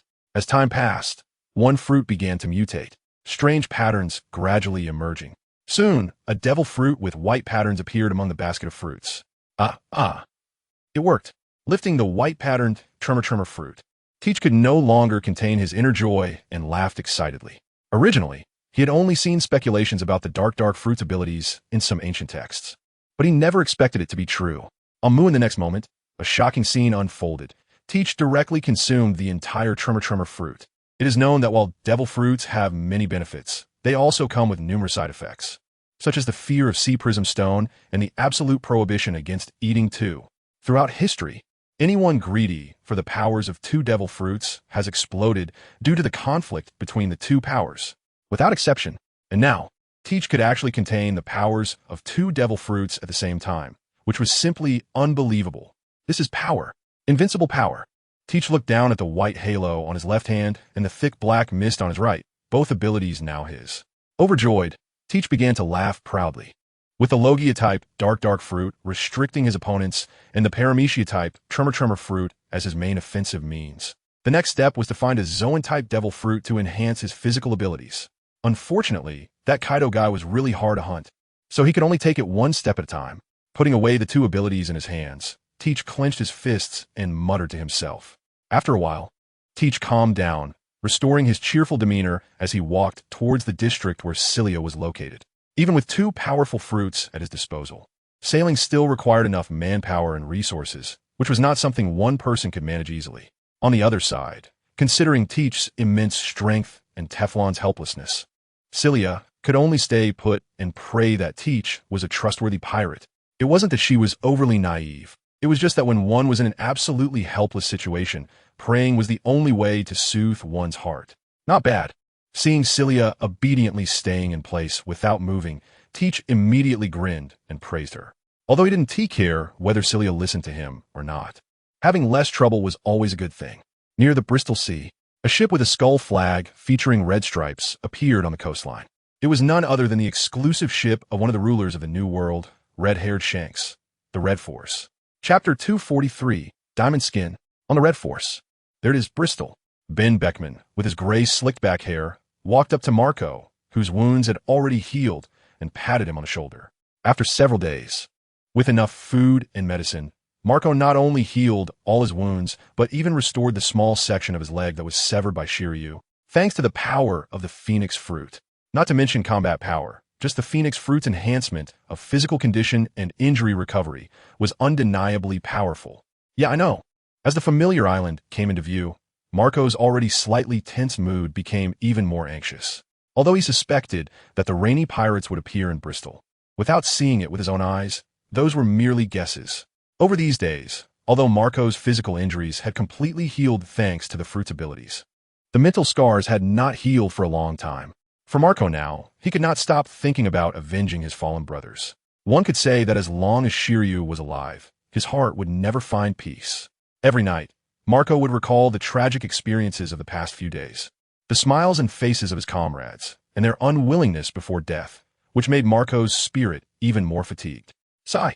One must always look forward. I believe they wouldn't want to see you like this now. Seeing Marco's bloodshot eyes, Ben Beckman sighed helplessly and thought for a moment before trying to comfort him. The pain from mental anguish is far more difficult to heal than physical injuries. Even Marco, known as the Phoenix, could not heal his own mental scars. Yeah, I know.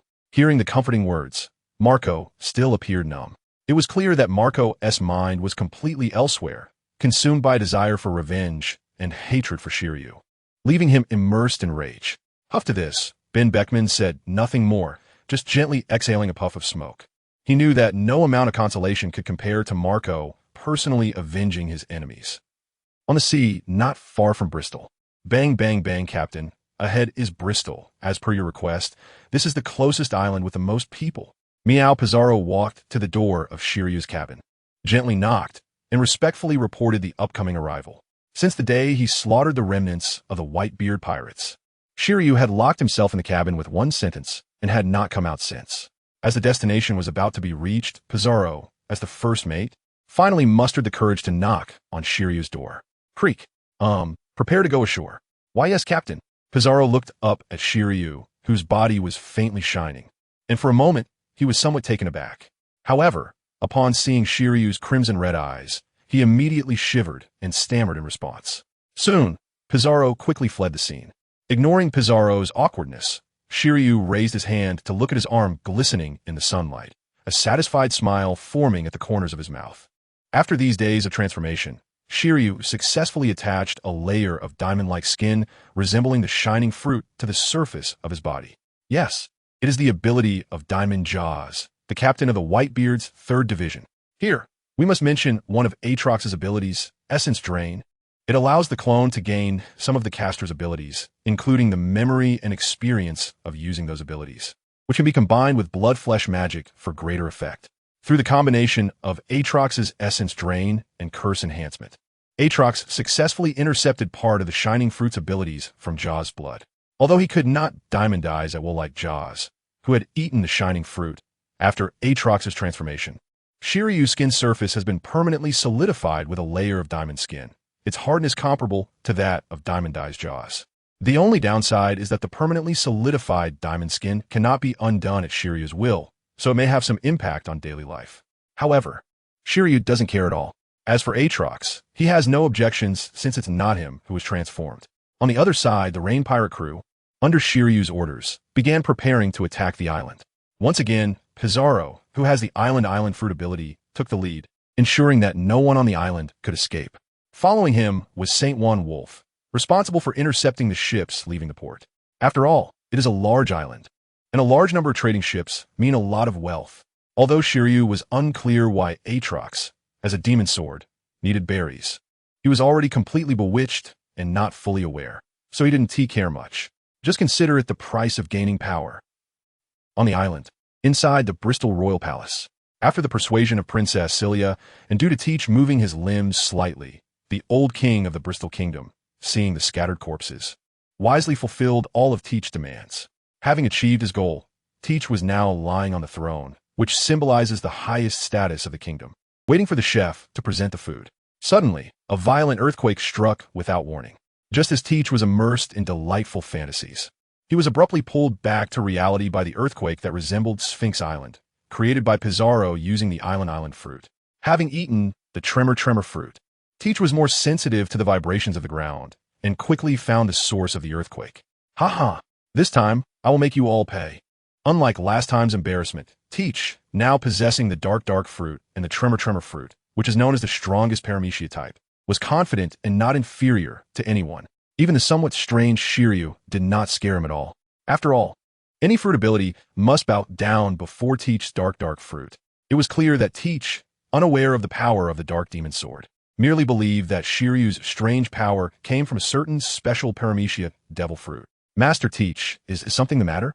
Seeing Teach suddenly stand up with a wicked grin, Cilia, already blushing from the earthquake, instantly became nervous and cautiously asked, "Haha, prepare the fine wine and delicacies for me. I'll be right back." Chapter 244, Severed Arm. More severed arms. Swish. A weak body, a fragile soul, is better off becoming my nourishment to grow stronger, climbing to the peak of the world together with me. Strolling through the streets filled with severed limbs and rivers of blood, Shiryu shouted chilling words like a madman, ruthlessly ending one life after another. Run, it's a pirate. Watching Shiryu kill without blinking, many residents regretted having only 2 legs, fearing that they would be cut down by Shiryu. Swish. Noise. One by one, residents who couldn't escape became dry corpses under Shiryu's sword. Shiryu, die for me. Just as Shiryu was rampantly slaughtering, a voice filled with hatred and anger came from above him. It was Marco, who rushed over impatiently after seeing the inflated Saint One Wolf, fearing that Shiryu would escape. Incredible recovery ability. After consuming the blood of the remaining division commanders of the Whitebeard Pirates, along with the diamond skin granted by the Shining Fruit, Shiryu could easily block Marco's claw strikes.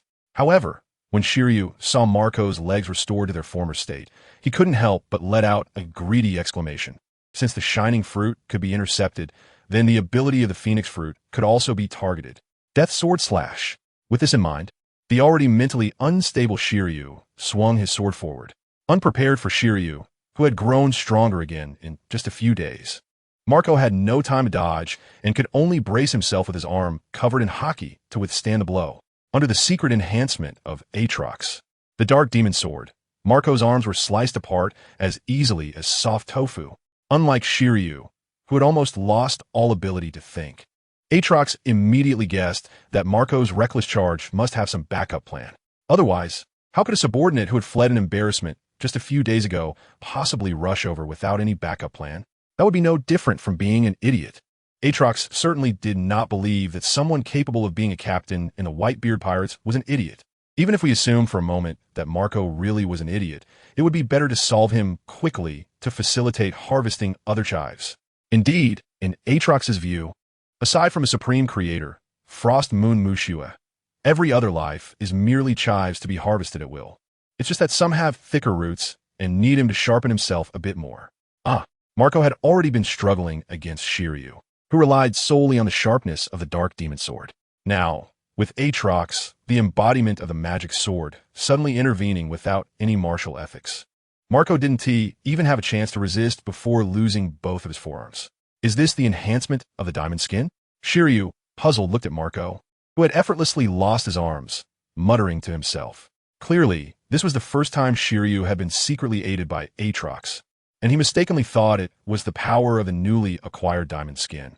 Otherwise, it was hard to explain why Marco, who was evenly matched just a few days ago, suddenly became as weak as a chicken. Marco, Teach, arriving just a moment too late, exclaimed upon seeing Marco lying on the ground, missing a portion of his arms. Teach, you're still alive?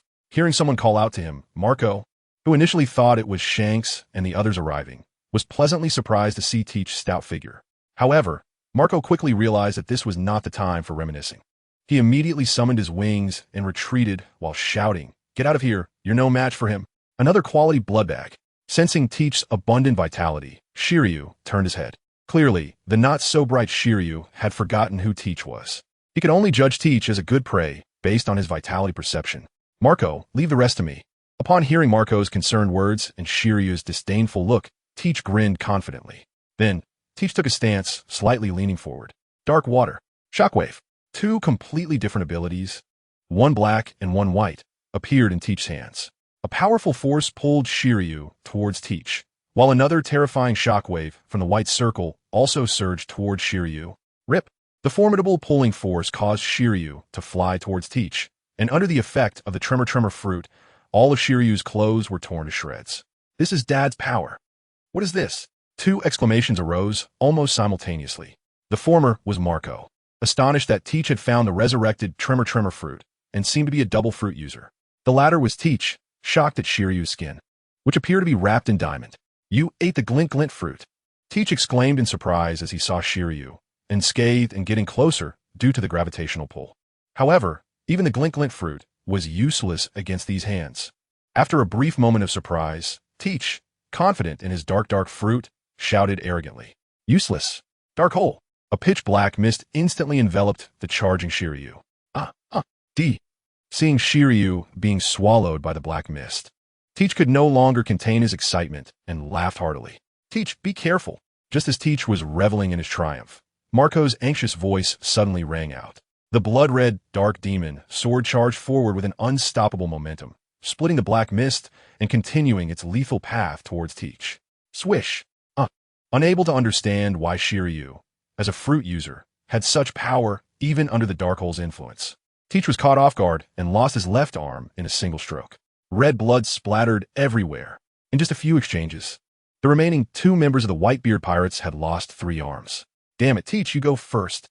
I'll hold him off." Seeing Teach rolling and screaming in agony due to the double pain from the dark fruit, Marco gritted his teeth and decided to stay behind. He was unsure if Shanks and the others could arrive in time, so he had to do everything he could to keep the evidently more promising Teach alive. The Tremor fruit was a symbol of the Whitebeard Pirates. Last time he failed. This time, he vowed to protect this power, even if it meant death. Boom! The Great Sword Demon has arrived. Chapter 245. Mere humans dare to touch the power of darkness. Boom! The sudden gunshot forced Shiryu to stop fighting against Marco and Teach. Ben Beckman blew the smoke from the gun's muzzle and tilted his head, signaling Dunga to hurry and take Marco and Teach away to heal, since they had dealt with Pizarro, the source of the earthquake, on their way. Shanks and the others were slightly slower than Marco, but fortunately, they arrived just in time. "Next, leave it to us."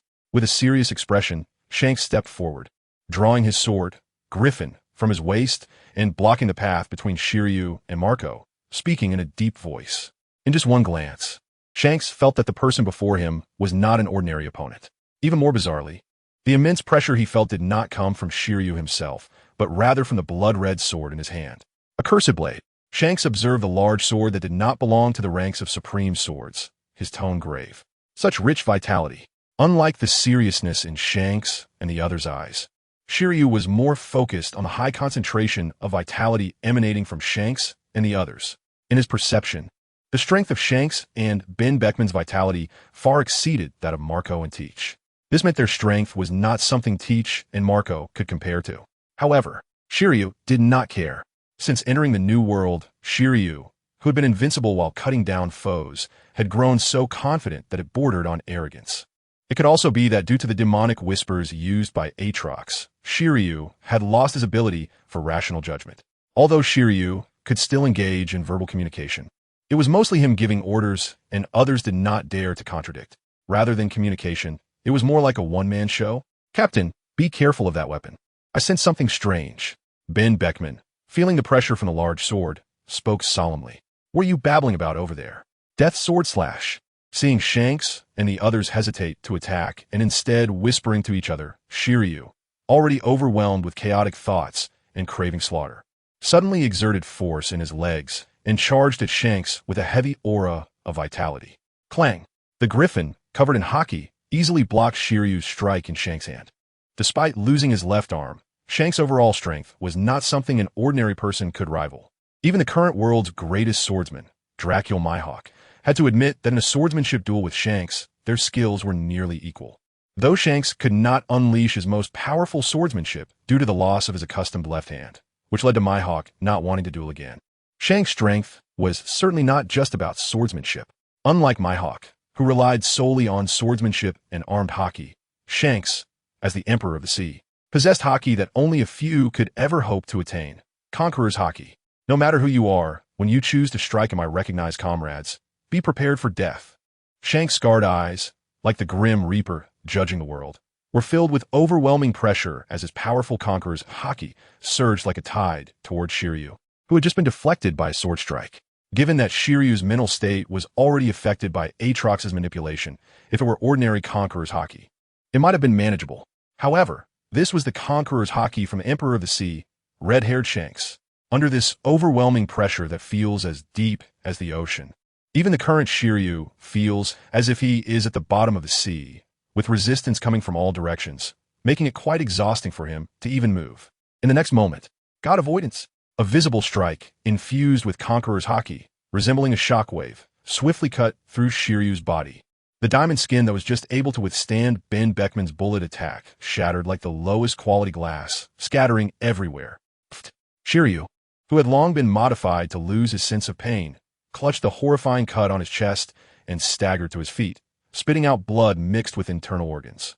Ha ha ha ha ha, truly worthy of the king of this sea. But this battle has only just begun. Although Shiryu's body was nearly severed in half, there was still an invisible force, like a thread, forcefully stitching his remains together. How could this be? Ben Beckman, witnessing Shiryu standing up and speaking even after being cut in half, was so shocked that the cigarette he had in his mouth fell to the ground. It is worth noting that since he set sail with Shanks, no one has survived after enduring Shanks' God Avoidance attack. This move is called God Avoidance because even gods must avoid it. Otherwise, they die upon contact. And now, although Shiryu looks terribly tragic, he can still speak with full vigor, which is quite horrifying. Aatrox, give me strength. I want even greater power. Under the serious gazes of Shanks and others, Shiryu suddenly shouted almost madly. Blood-red energy surged from the darkened sword, enveloping Shiryu's entire body in the blink of an eye. The dark, dry skin gradually spread across Shiryu's body. What are you doing? I am your... Before Shanks and the others could react to Shiryu's transformation, a chilling scream erupted from Shiryu's mouth. It is known that Shiryu has been modified to lose his pain nerves, yet now he lets out a wailing scream akin to a vengeful spirit, indicating that this pain does not stem from the body, but from the soul. After the scream faded, a tall, bizarre humanoid creature with dark brown skin appeared before everyone. It stood nearly 4 meters tall, with 2 horns on its head, its body covered in muscles resembling granite. And every joint had sharp, knife-like black bones. Between the skin's textures, crimson veins glowed like a burning furnace, constantly emitting a deadly red light. This was the Darkin sword demon, Aatrox, who had reshaped its demonic body using the remains of the completely defenseless Shiryu, along with the countless blood it absorbed.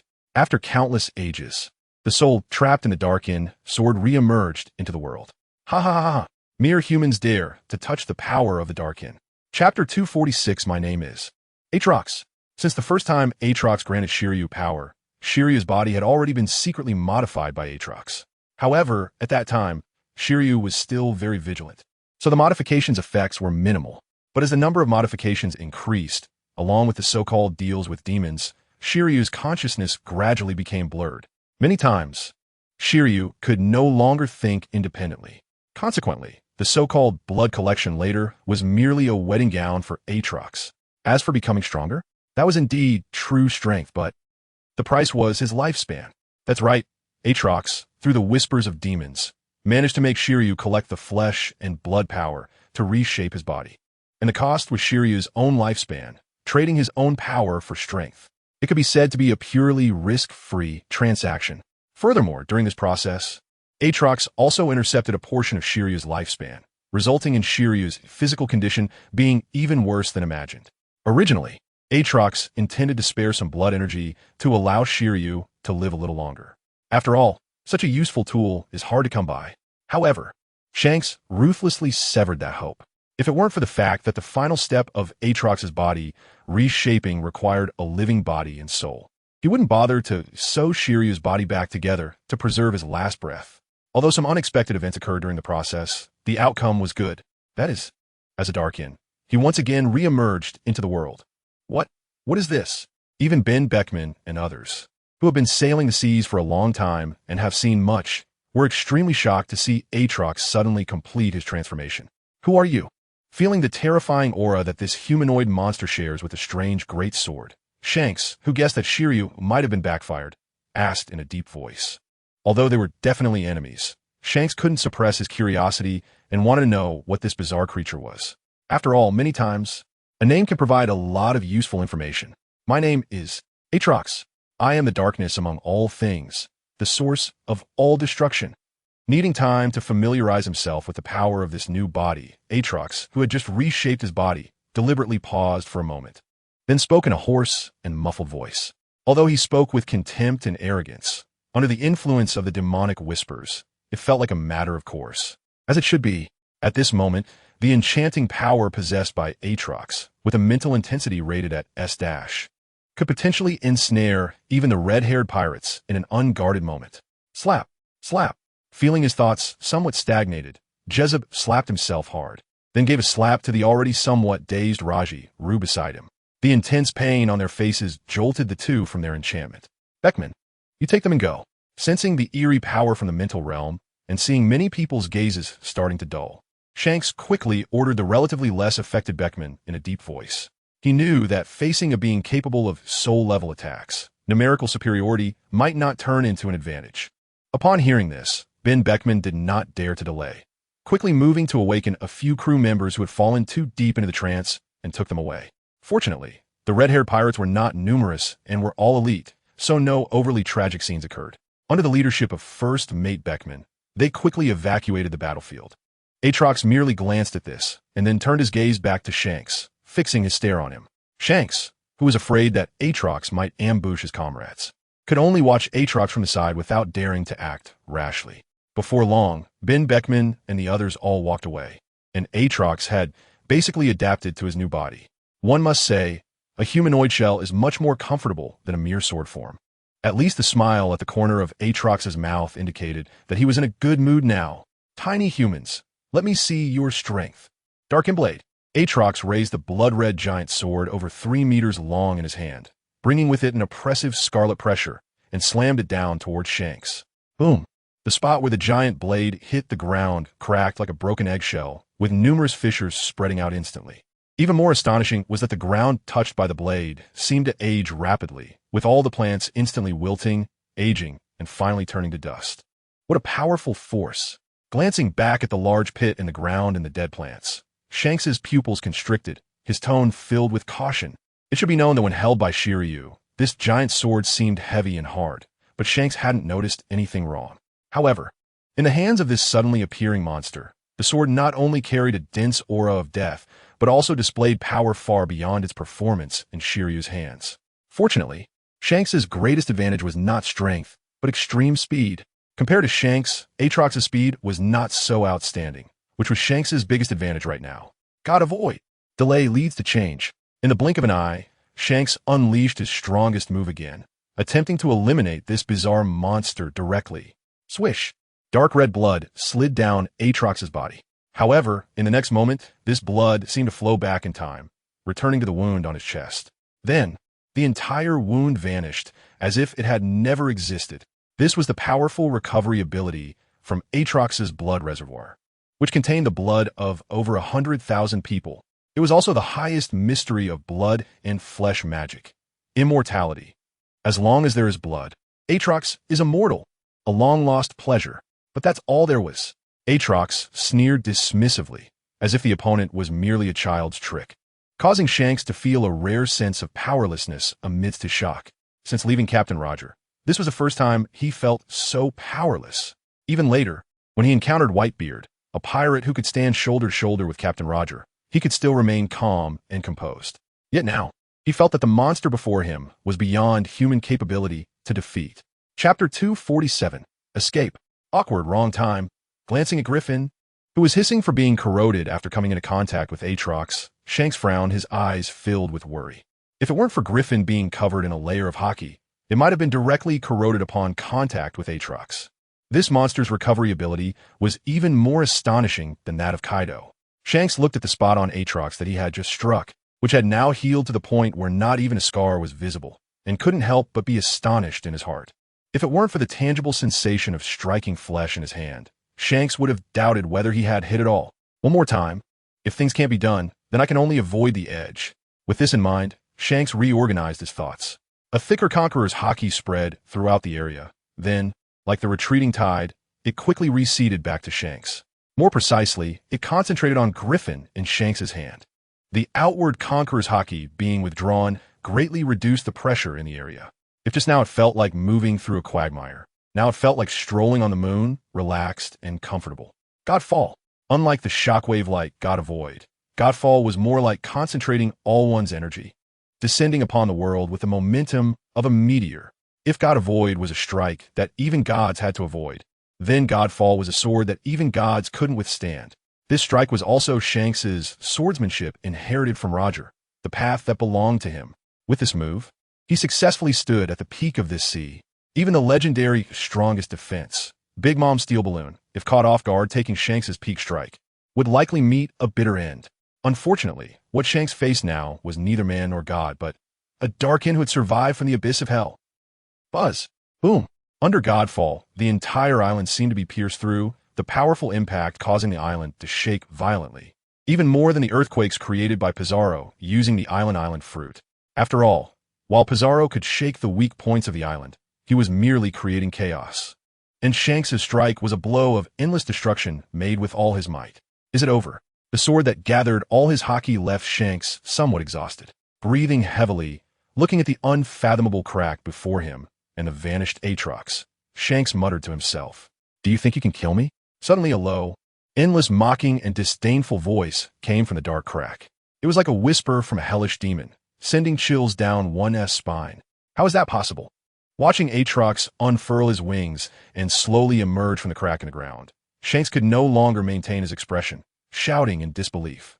From just his appearance, he could see no injuries on Aatrox at all. It was as if Aatrox had just appeared, without a single scratch. You mere ants dare to speculate on the power of the Darkin. My will transcends death. Although Aatrox's words were filled with arrogant disdain for the world and unrealistic arrogance, Shanks had to admit that he could not see through this monster before him at all. He even began to believe what this monster was saying. Perhaps the so-called Darkin truly is immortal. Evil fire binding chain. Just as Shanks was distracted, a gigantic black gold chain was summoned by Aatrox from his right hand. Unlike the slenderness of his left hand holding the sword, Aatrox's right hand was many times larger, containing the binding power of the evil fire binding chain. This was the manifestation of the binding force that had imprisoned Aatrox for countless years, after Aatrox broke through the cage with a blood sacrifice and regained his freedom. He used his soul to gather the broken binding power, reshaping it with blood into his own strength. Those bound by this chain would suffer the pain of their souls being burned as if scorched by hellfire. That is the hellfire formed by the intertwining of all negative emotions such as anger, hatred, and unwillingness from Aatrox, who has fallen from a hero to an abyssal. The power of imprisonment also grants the chain of evil fire a strong sealing ability.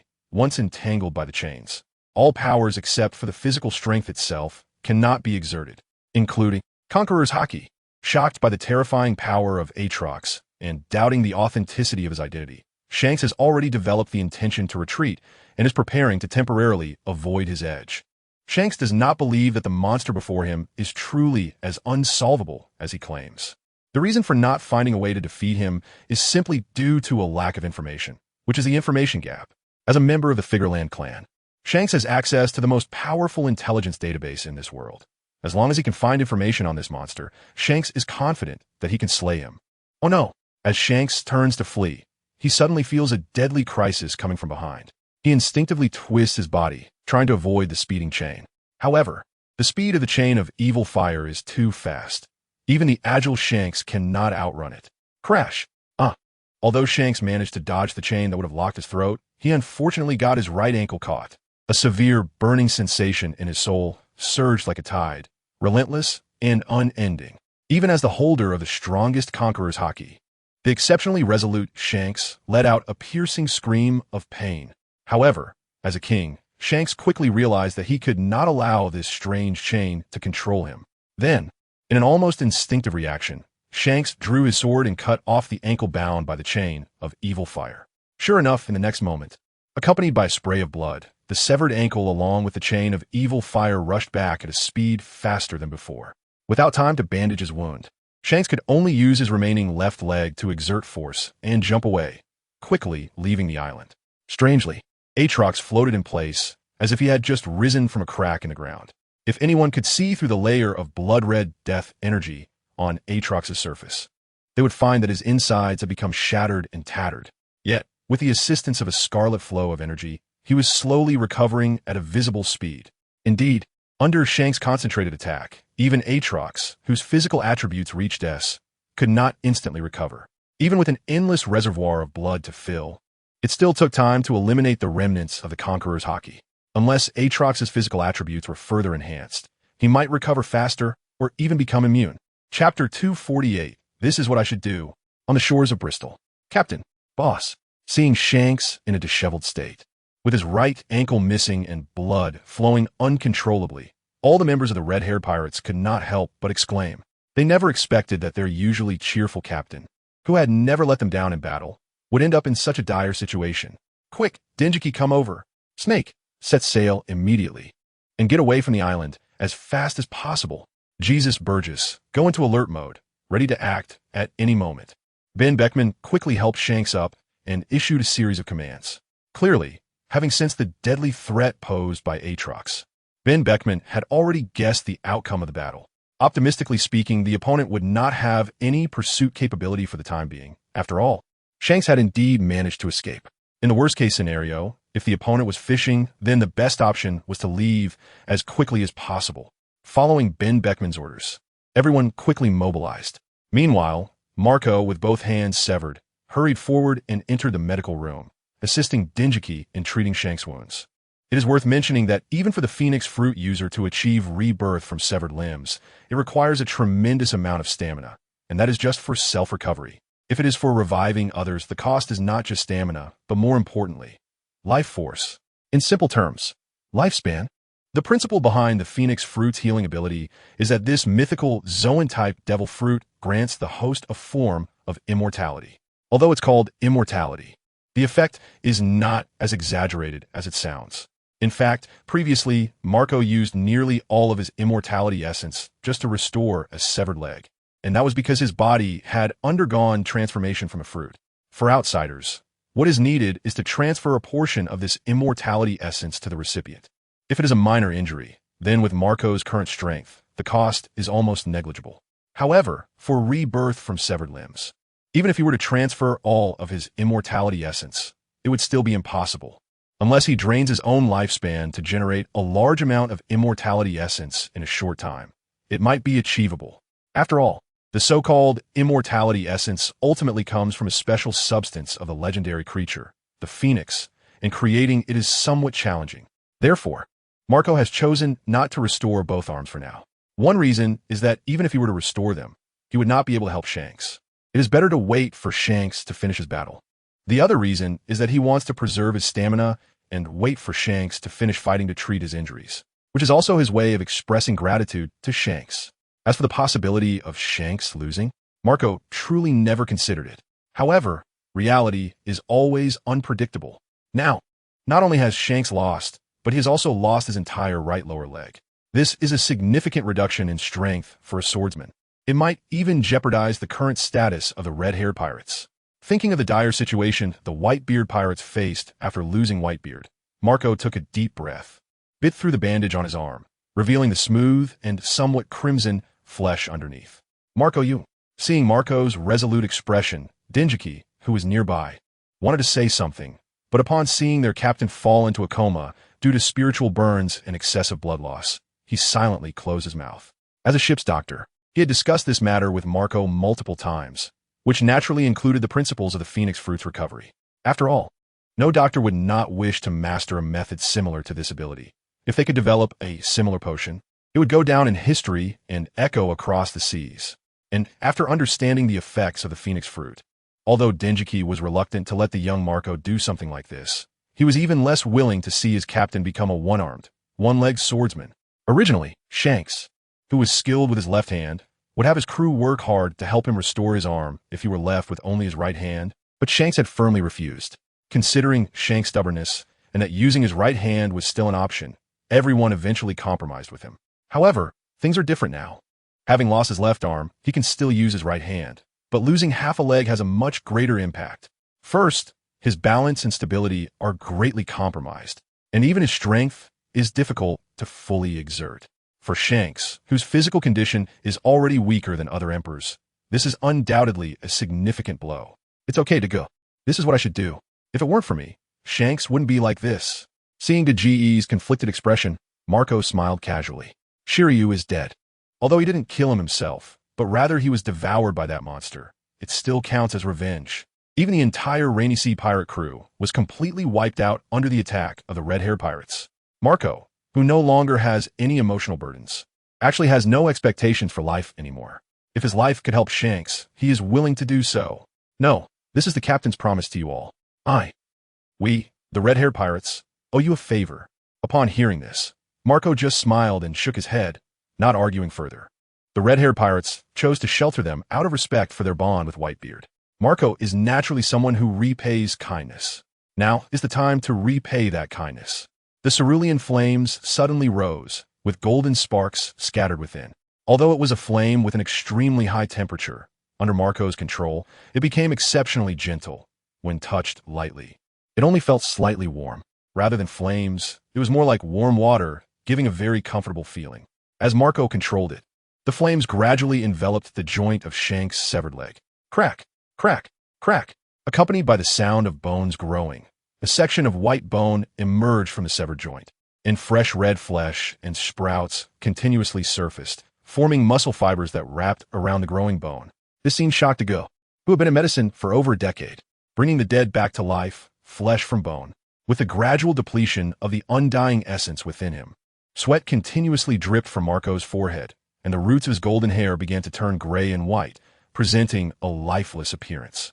As the holder of the phoenix fruit, Marco's sensitivity to life force was exceptionally keen. With the loss of life force, an indescribable pain made Marco grit his teeth, fearing that his body would faint due to its self-protective mechanisms. Once the rebirth of the severed limb begins, it must be done in one go. If interrupted, he would have to start over, meaning that the life force consumed earlier would be wasted. In the midst of unconsciousness, Shanks began to sweat profusely due to the intense pain caused by the regrowth of his leg, indicating how severe this pain was.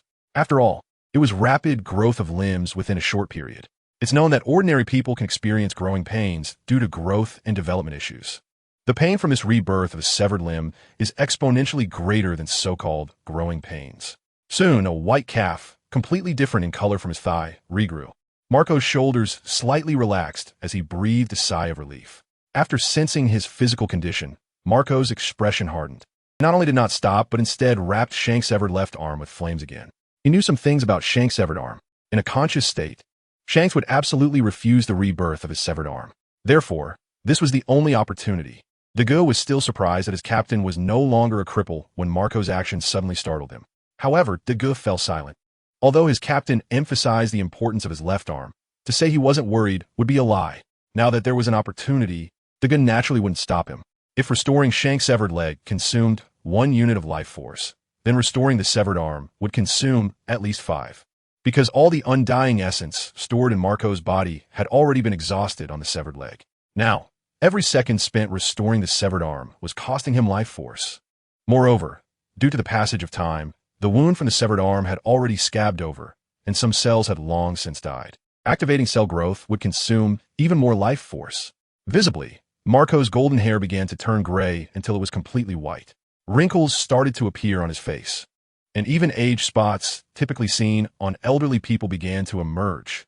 At just 36 years old, Marco, who should be in the prime of his life, now resembled an old man on the verge of death. If his physical condition were examined, it would be found that Marco's current condition resembled that of a nearly 60-year-old man. In fact, due to the massive loss of life force in such a short time, he appeared even older than an average elderly person. In contrast, Shanks transformed from a disabled person with one arm and one leg to a fully capable individual. Marco, are you okay? Seeing Marco about to collapse from exhaustion, Dago hurriedly rushed forward to support him, asking with concern. No, I'm fine, just a little. A little tired. I just need to rest a bit. Don't forget, I'm also a ship's doctor. Marco forced a smile, speaking in a halting manner. Before he could finish his words, he fainted from sheer exhaustion. Cough. Shanks, whose body had healed from his injuries and who had endured the intense pain of regrowing his severed limb, slowly regained consciousness. Instinctively moving his arm, a familiar heaviness surprised Shanks. Looking down at his fair left arm, he couldn't help but feel a bit dazed, then seemed to recall something, glancing at Marco, who appeared haggard and unconscious, and Dago, who was holding him. Suddenly, everything became clear to him. Clearly, he had been the one to propose owing a favor to the Whitebeard pirates, and now Marco had ended up like this. Silence. Take good care of him. At a loss for words, Shanks could only leave that one sentence before struggling to stand up. Having a bit of difficulty adjusting to his newly regrown leg and left arm, Shanks walked a little slowly at first, but being a powerful individual with finely tuned body control, he quickly adapted to his new limbs and left the makeshift infirmary. Captain, are you okay? Captain, your hand. Seeing Shanks walk out of the infirmary with a serious expression, Lacey and others hurriedly approached to inquire about their captain's condition. As a result, upon seeing Shanks with his intact limbs, everyone exclaimed in surprise. It was clear they were very happy that their captain had regrown his calves and left arm. All right, let's get back to what we need to do. The captain just recovered and needs to rest. In the end, it was Ben Beckman, the vice captain, who stepped in to disperse the ecstatic crowd. After all, this is a tense time for preparations, not a celebration. Beckman, I'll leave it to you from here. Try to keep away from this sea area. Once the crowd dispersed, Shanks walked over to Ben Beckman and said, Captain, what exactly is that thing? Even you can't deal with it? Glancing at Shanks' newly formed pale arm and calf, Ben Beckman asked with a serious expression. Although Ben Beckman is quite a bit older than Shanks and has a sharp mind, some information, or rather some understanding of things, does not depend on the individual. After all, the world is so vast, to travel around and understand everything is nearly impossible. Therefore, even someone as clever as Ben Beckman still couldn't figure out what Aatrox really is. He claims to be in Darkin, but his exact origins are unclear, and his strength is somewhat strange yet very strong. Recalling the brief encounter with Aatrox, Shanks, while moving his newly formed left arm, said with a serious face, the recent battle seemed to show that Shanks had the upper hand due to his speed advantage. However, in reality, he did not inflict any effective damage and instead lost a calf and had to flee in embarrassment after one of Aatrox's strikes. The superiority was evident. Therefore, to be safe, he must adapt to his newly formed left arm as quickly as possible. Upon hearing this, Ben Beckman took out a cigarette and quietly pondered, clearly thinking about the next strategy. By the way, I need to handle something. Can you help me guard the door and not let those brats barge in? After relaying the known information to Ben Beckman, Shanks said seriously, Okay, don't worry. Although Ben Beckman didn't understand why Shanks was suddenly so serious, he nodded without hesitation. Here, Aatrox's attribute panel. I based the combat results on the character's own attributes and skills. Aside from some environmental and emotional factors, the recently revived Aatrox cannot use his ultimate ability, so his attributes aren't high. Given that he is less agile than Shanks, it is difficult for him to hit him. The specific reasons for the combat results are also in the book. Here, I'm just showing everyone. The clones have levels, so they cannot fully represent the true strength of Aatrox. Otherwise, it would be a bit overpowered. The worldviews of many worlds are different, making comparison impossible. However, when all placed within my worldview, there emerges a clear distinction of strength. Reasonable, right? Reasonable. Hee. Since the main body is a sword. Balanced stat allocation is necessary because the ultimate ability enhances all attributes. Clone. Aatrox level. 27 experience. 243203760 strength. S constitution. S agility. S spirit. S will. S attribute points. 2 abilities. Dark-in sword. Loaded. Curse enhancement. Cannot be upgraded. Demon whisper. Cannot be upgraded. Blood magic. Cannot be upgraded. Swordsmanship. Top level. Armament hockey. Top level. Observation hockey. Top level. Conqueror's hockey. Top level. Essence absorption. Cannot be upgraded. The three types of haki are enhanced by absorbing the essence of various masters, which is why the improvement is so rapid. For example, someone Escaf Chapter 250, The Knights of God, Touching Brotherhood, Holy Land, Mariewa, inside an extremely luxurious palace. An old man with crescent-shaped hair and a beard, wearing small round glasses, was leisurely enjoying a moment of relaxation with a glass of red wine in hand, propped up on one leg. This man is none other than the celestial dragon, Kuina and Saint, the current commander of the so-called Knights of God. During the battle in God Valley, he led the Knights of God alongside Karp and Roger to defeat the legendary pirate, Rox D. Zebek. Of course, those are all stories from the past. Nowadays, there are very few events at sea that warrant his attention, let alone require him to take action himself. Suddenly, a series of urgent calls from a Den Mushi rang out. Under normal circumstances, Kuina and Saint would never answer the Den Mushi during his relaxation time. Even if the so-called five elders were trying to reach him, he would ignore it, except for this one. A special Den Mushi he carries with him 24 hours a day. Gently placing his wine glass down, Kuina and Saint took out the small Den Mushi from his pocket. "It's me." A familiar voice came from the other side of the Den Mushi, causing Kuina and Saint's hand to tremble slightly. It's important to note that with his strength, he has achieved perfect control over every muscle in his body. Under normal circumstances, such a reaction would never occur, unless, of course, there was some emotional disturbance that affected his control. But soon, Kuina and Saint resumed his indifferent demeanor and asked, "Is there something you need? I want to check on someone. Name, Darkin, Atrox." On the other side, Marco slowly walked out of the cabin with the support to go. Due to the significant loss of vitality, Marco's body was no longer what it used to be.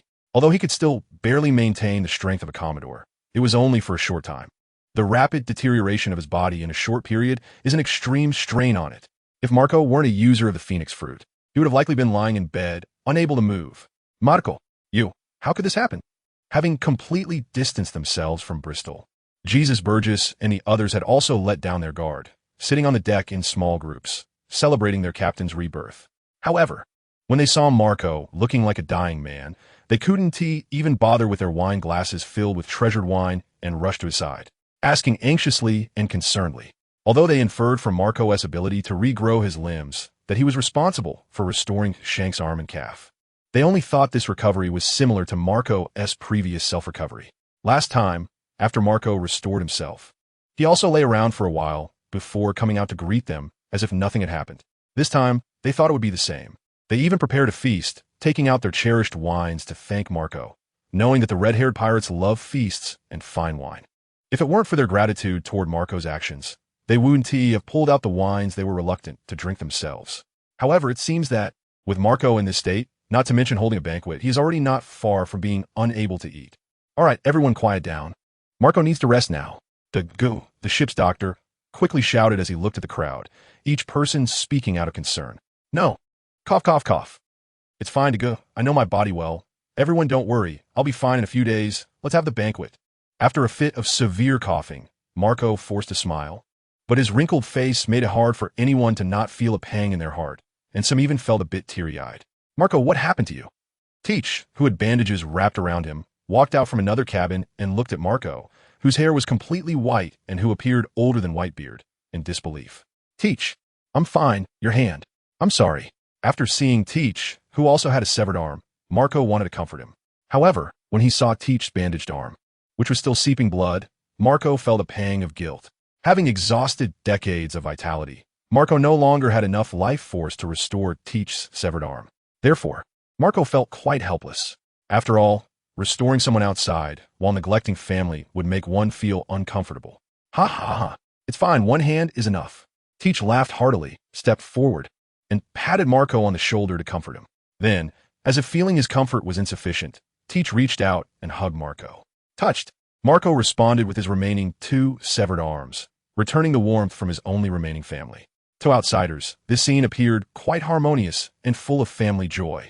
If one were to overlook the hint of hatred and bitterness that flashed in Teach's eyes as he kept his head down while embracing Marco, it would indeed be like that. "Snake, where's the nearest island?" After releasing Teach, Marco seemed to think of something and asked Bendick Snake, the navigator of the red-haired pirates, who was standing nearby. "Charleston Island." Snake glanced at the nautical chart and replied, Marco, your current condition. Upon hearing Marco's words, Dagu immediately realized that Marco was preparing to leave the ship. Before Dagu could finish speaking, Marco waved his hand and said, "It's fine. Don't forget I'm also the ship's doctor. And I remember Charleston Island has a flower called the Phoenix Flower, which might help me recover faster, don't you think?" The Phoenix Flower is also known as the Immortal Bird Flower. Dagu didn't know what to say about this. Just as Marco had always emphasized, he was also a ship's doctor, and he naturally understood his own physical condition. Perhaps this was his choice. "Please, when you arrive, let me know.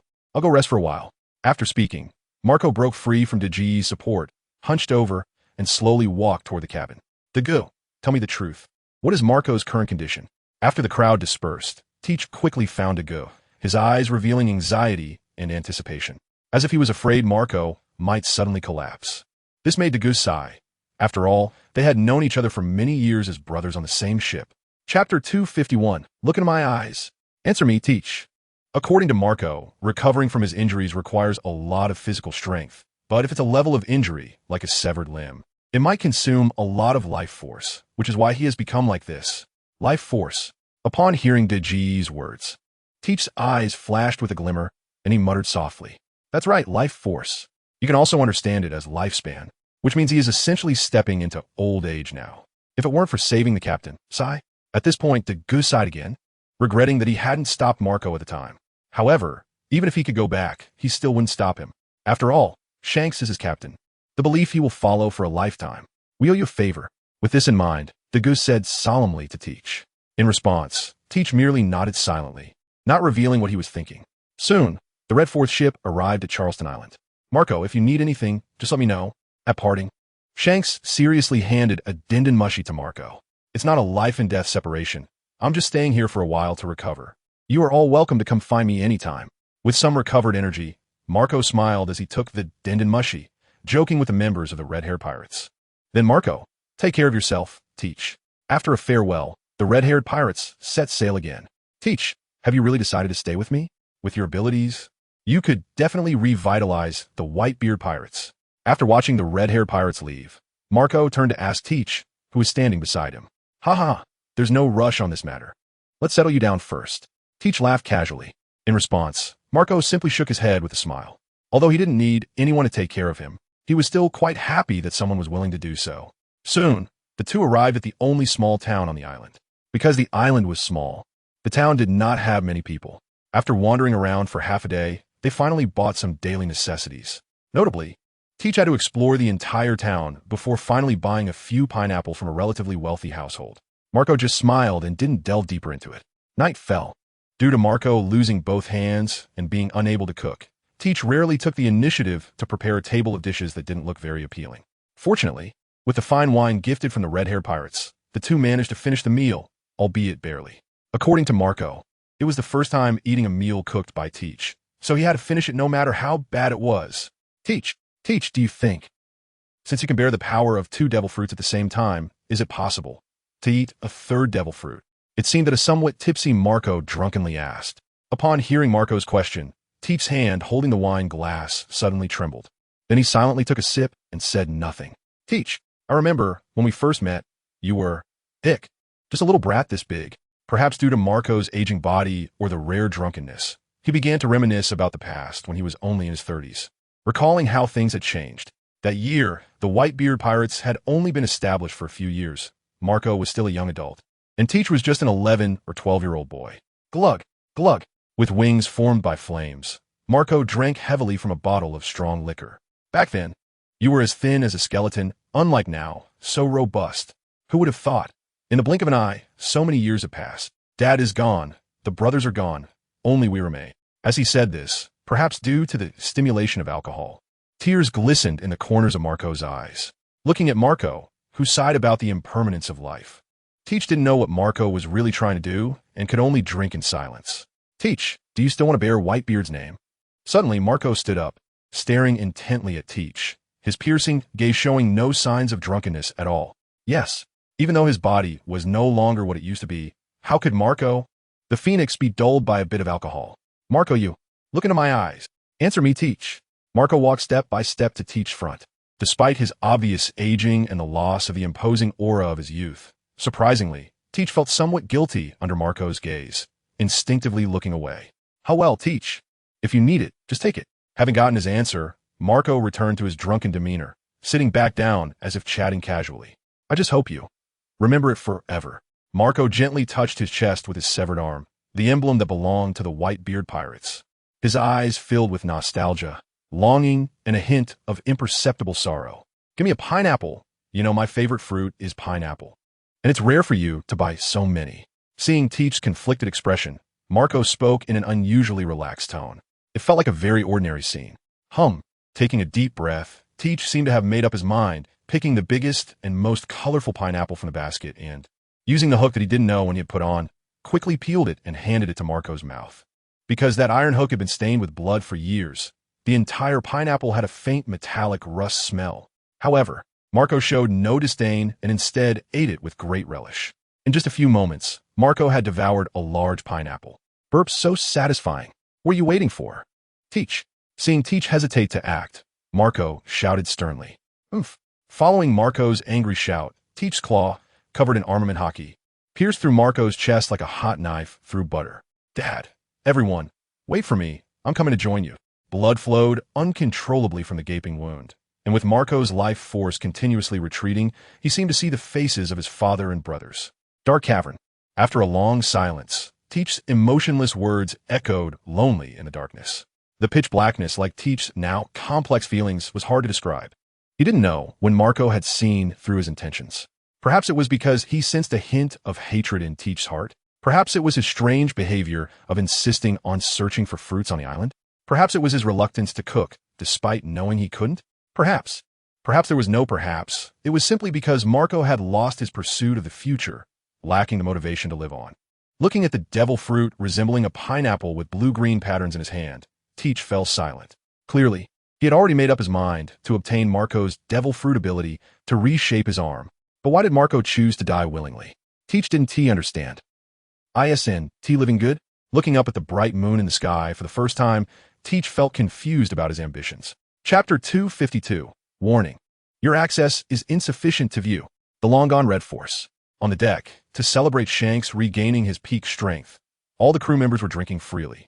Unlike the laughter on the deck, Ben Beckman pulled Shanks into a quiet cabin and handed him a din-din mushy. What's up, Beckman?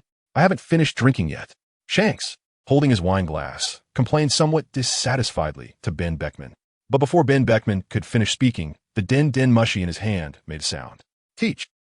Dark cavern. After a long time, the voice on the other end of the din-din mushy ended, and Shanks' expression gradually darkened. Captain, this is Marco's decision. Just as Shanks was about to turn back to take revenge for Marco, Ben Beckman spoke up to stop him. Marco's decision? At these words, Shanks was taken aback, thinking it was Marco who, unable to escape, secretly called the din-din mushy to leave him a message. However, from Ben Beckman's tone, there seemed to be more to it. That's right, Marco knows he doesn't have much time left, so he voluntarily gave his fruit ability to Teach. He was also afraid we wouldn't know, which is why he specifically told me about it. Just this afternoon, when you're clamoring for a banquet, this is also his last request, hoping we won go after Teach. At least, if we really encounter him, let him go once. At this point, even Ben Beckman couldn't help but sigh, lamenting the impermanence of the world. After a while, Shanks' gloomy expression gradually faded. In that case, let us go enjoy the banquet with everyone. This time, I must drink you under the table. Originally planning to persuade Shanks further, Ben Beckman saw his captain's nonsensical demeanor and shrugged, smiling helplessly. You guys, the first mate is here. Drink him under the table. Oh. Holy Land, Mary Geos.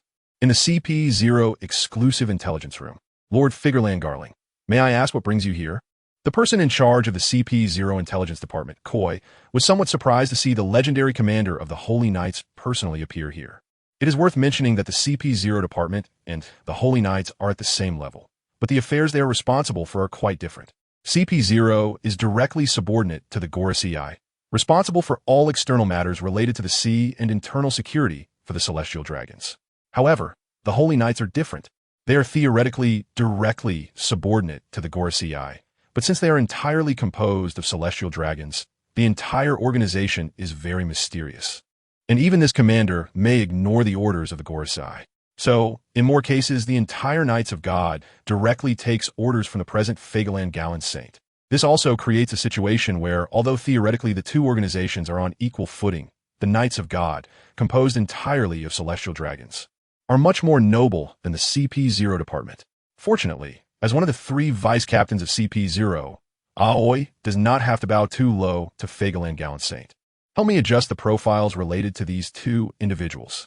Fagaland Gallant Saint directly threw the paper in his hand to Aoi. His indifferent demeanor was as if he was commanding a servant. To this, Aoi dare not say anything and could only honestly take the paper filled with handwriting. Impel down former warden, Shiryu, and the Dark One, Aatrox. Looking at these two names, Aoi was a bit taken aback. The former, he knew, was a madman who took pleasure in killing, while he had not heard of the latter. However, it was not the time to delve deeper. Carrying the information, Aoi quickly arrived at the database front and began to query using a device resembling a computer. This was one of the products of future technology, later modified by Vegapunk, specifically used for storing various intelligence information. It is precisely because of this device that the world government does not need to waste manpower searching through one bookshelf after another. Soon, the system gave a prompt. Warning, your permission is insufficient to view. Warning, your permission is insufficient to view. Looking at the blood-red warning on the screen, Aoi was momentarily stunned. Who is she? She is the vice captain responsible for the entire CP0 intelligence management. How could they tell her she has no permission? Isn't that ridiculous? Unfortunately, the fact is she indeed has insufficient permissions. Step aside. Seeing this, Fagaland Gallant Saint stepped forward. Ding! Verification successful. Esteemed Fagaland Gallant Saint, the information you requested is located at 0 to 7. After verifying his fingerprint and iris, the system quickly provided the location of the information. 0 means this is top secret information, and, aside from the current 5 elders, the CP0 captain, and the commander of the Knights of God, no one else is qualified to access it. And 7 means that the information is located in the 7th secret compartment. It is worth mentioning that uploading information does not require corresponding permissions. The system automatically classifies the information according to its original intelligence level and assigns it to the appropriate room. After all, sometimes cold machinery is more reassuring than the complex human heart. Soon, Fagaland Gallant Saint, having received the message, followed a technologically advanced metallic passage to a room made entirely of deep blue metal. Here, countless mechanical products resembling robots exist, systematically transporting intelligence from around the world for summarization, classification, storage, and so on. Ding! Scanning. Scan successful. Welcome, esteemed first-level permission holder, Fagaland Gallant Saint. A blue light swept across, and the metallic door before him slowly opened. After passing through 3 metal doors of different colors, Fagaland Gallant Saint finally entered the storage room containing level 0 intelligence. He opened the corresponding secret compartment 7. A somewhat yellow document came into Fagaland Gallant Saint's view. Taking out the document made from an unknown biological leather, an ancient and aged feeling hit him. The somewhat yellowed and blurred handwriting indicated that it had existed for quite some time. This, surprised, Fagaland Gallant Saint's forehead creased tightly, and his eyes revealed an expression of disbelief. Who sent this information? After closing the document, Fagaland Gallant Saint walked out of the level 0 storage room, his expression serious as he looked at the nearby intelligent robot. Chapter 253. Target. Annihilate the Dark One. Ding. Hello, esteemed first-level permission holder, Fagaland Gallant Saint. It's my pleasure to serve you. According to System Data Inquiry, this information originates from the former Cypher Pole, Aegis 0 Captain Soul. Hearing the robot's response, Fagaland Gallant Saint said nothing, only pondering for a moment before hurriedly leaving the storage room. Because there are regulations in the intelligence room, no matter what level of permission a person has, they are not allowed to take original intelligence documents outside to prevent accidents. Take care, Lord Fagaland Gallant Saint. Watching the hurriedly departing Fagaland Gallant Saint, Aoi said skillfully, "What is this old guy going crazy about again?" Confused, Aoi curiously looked in the direction Fagaland Gallant Saint had left, her mind filled with thoughts about what information was hidden beneath that blood-red warning. In the Holy Land, Mariehua, in the meeting room of the 5 elders. Gallant Saint, what are you doing here? The bald, mustached 5 elder, known as the Justice War God, Topman Wokuli Saint, frowned upon seeing Fagaland Gallant Saint enter, clearly not very welcoming. After all, under normal circumstances, The proud and stubborn old man Fagel Gallon Saint would not come to seek them out. How much do you know about this person?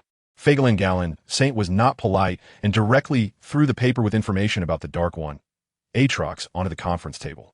Regarding Fagel Gallon Saint's impolite act, the other said nothing.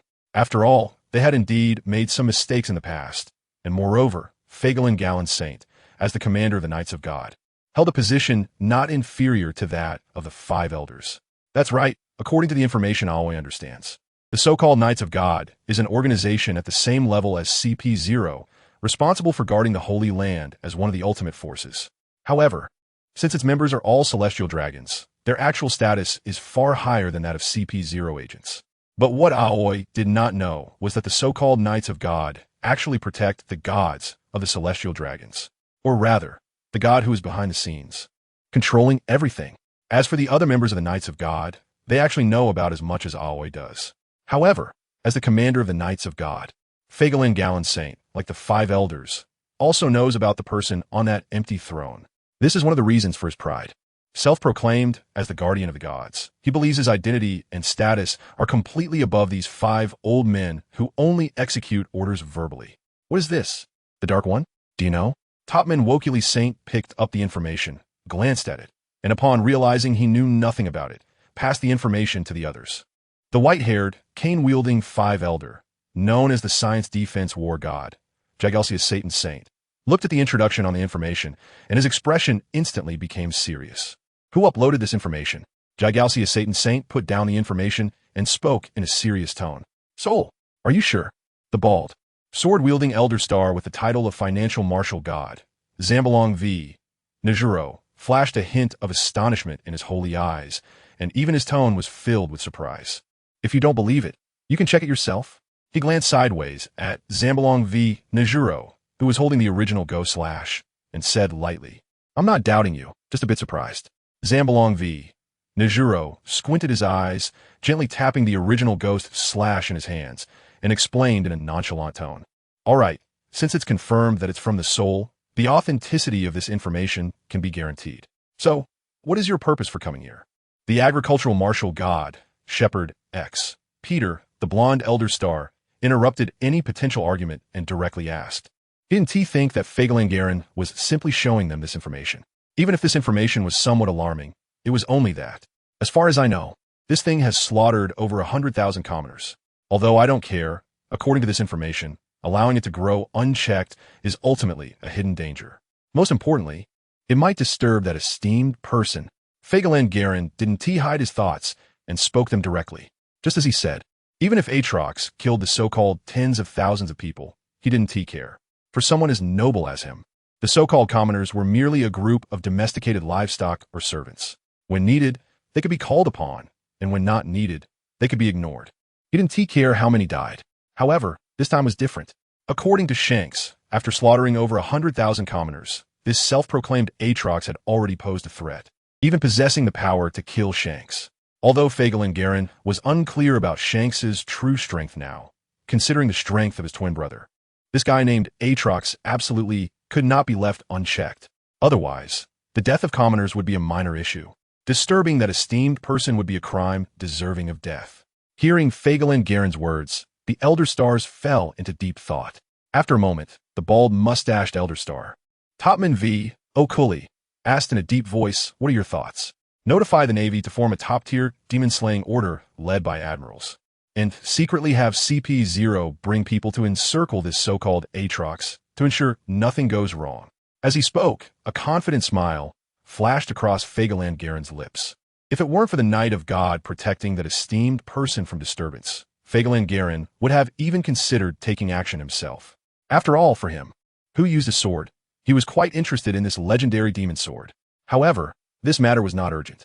After the battle, whether the Navy or CP0 succeeded, ultimately this sword would have to be sent to the Holy Land for safekeeping. At that time, there would naturally be opportunities for him to observe it closely. I have no objections. What about you? Sure, it's just right to see how strong the Navy is now. Agreed. Agreed. Agreed. Then it's up to you. Seeing all the Elder Stars agree, Fagel Garen didn't want to stay any longer. After leaving a sentence, he turned and left. Arrogant guy, Zambalong V. Nejuro placed the original ghost slash across his legs, somewhat dissatisfied.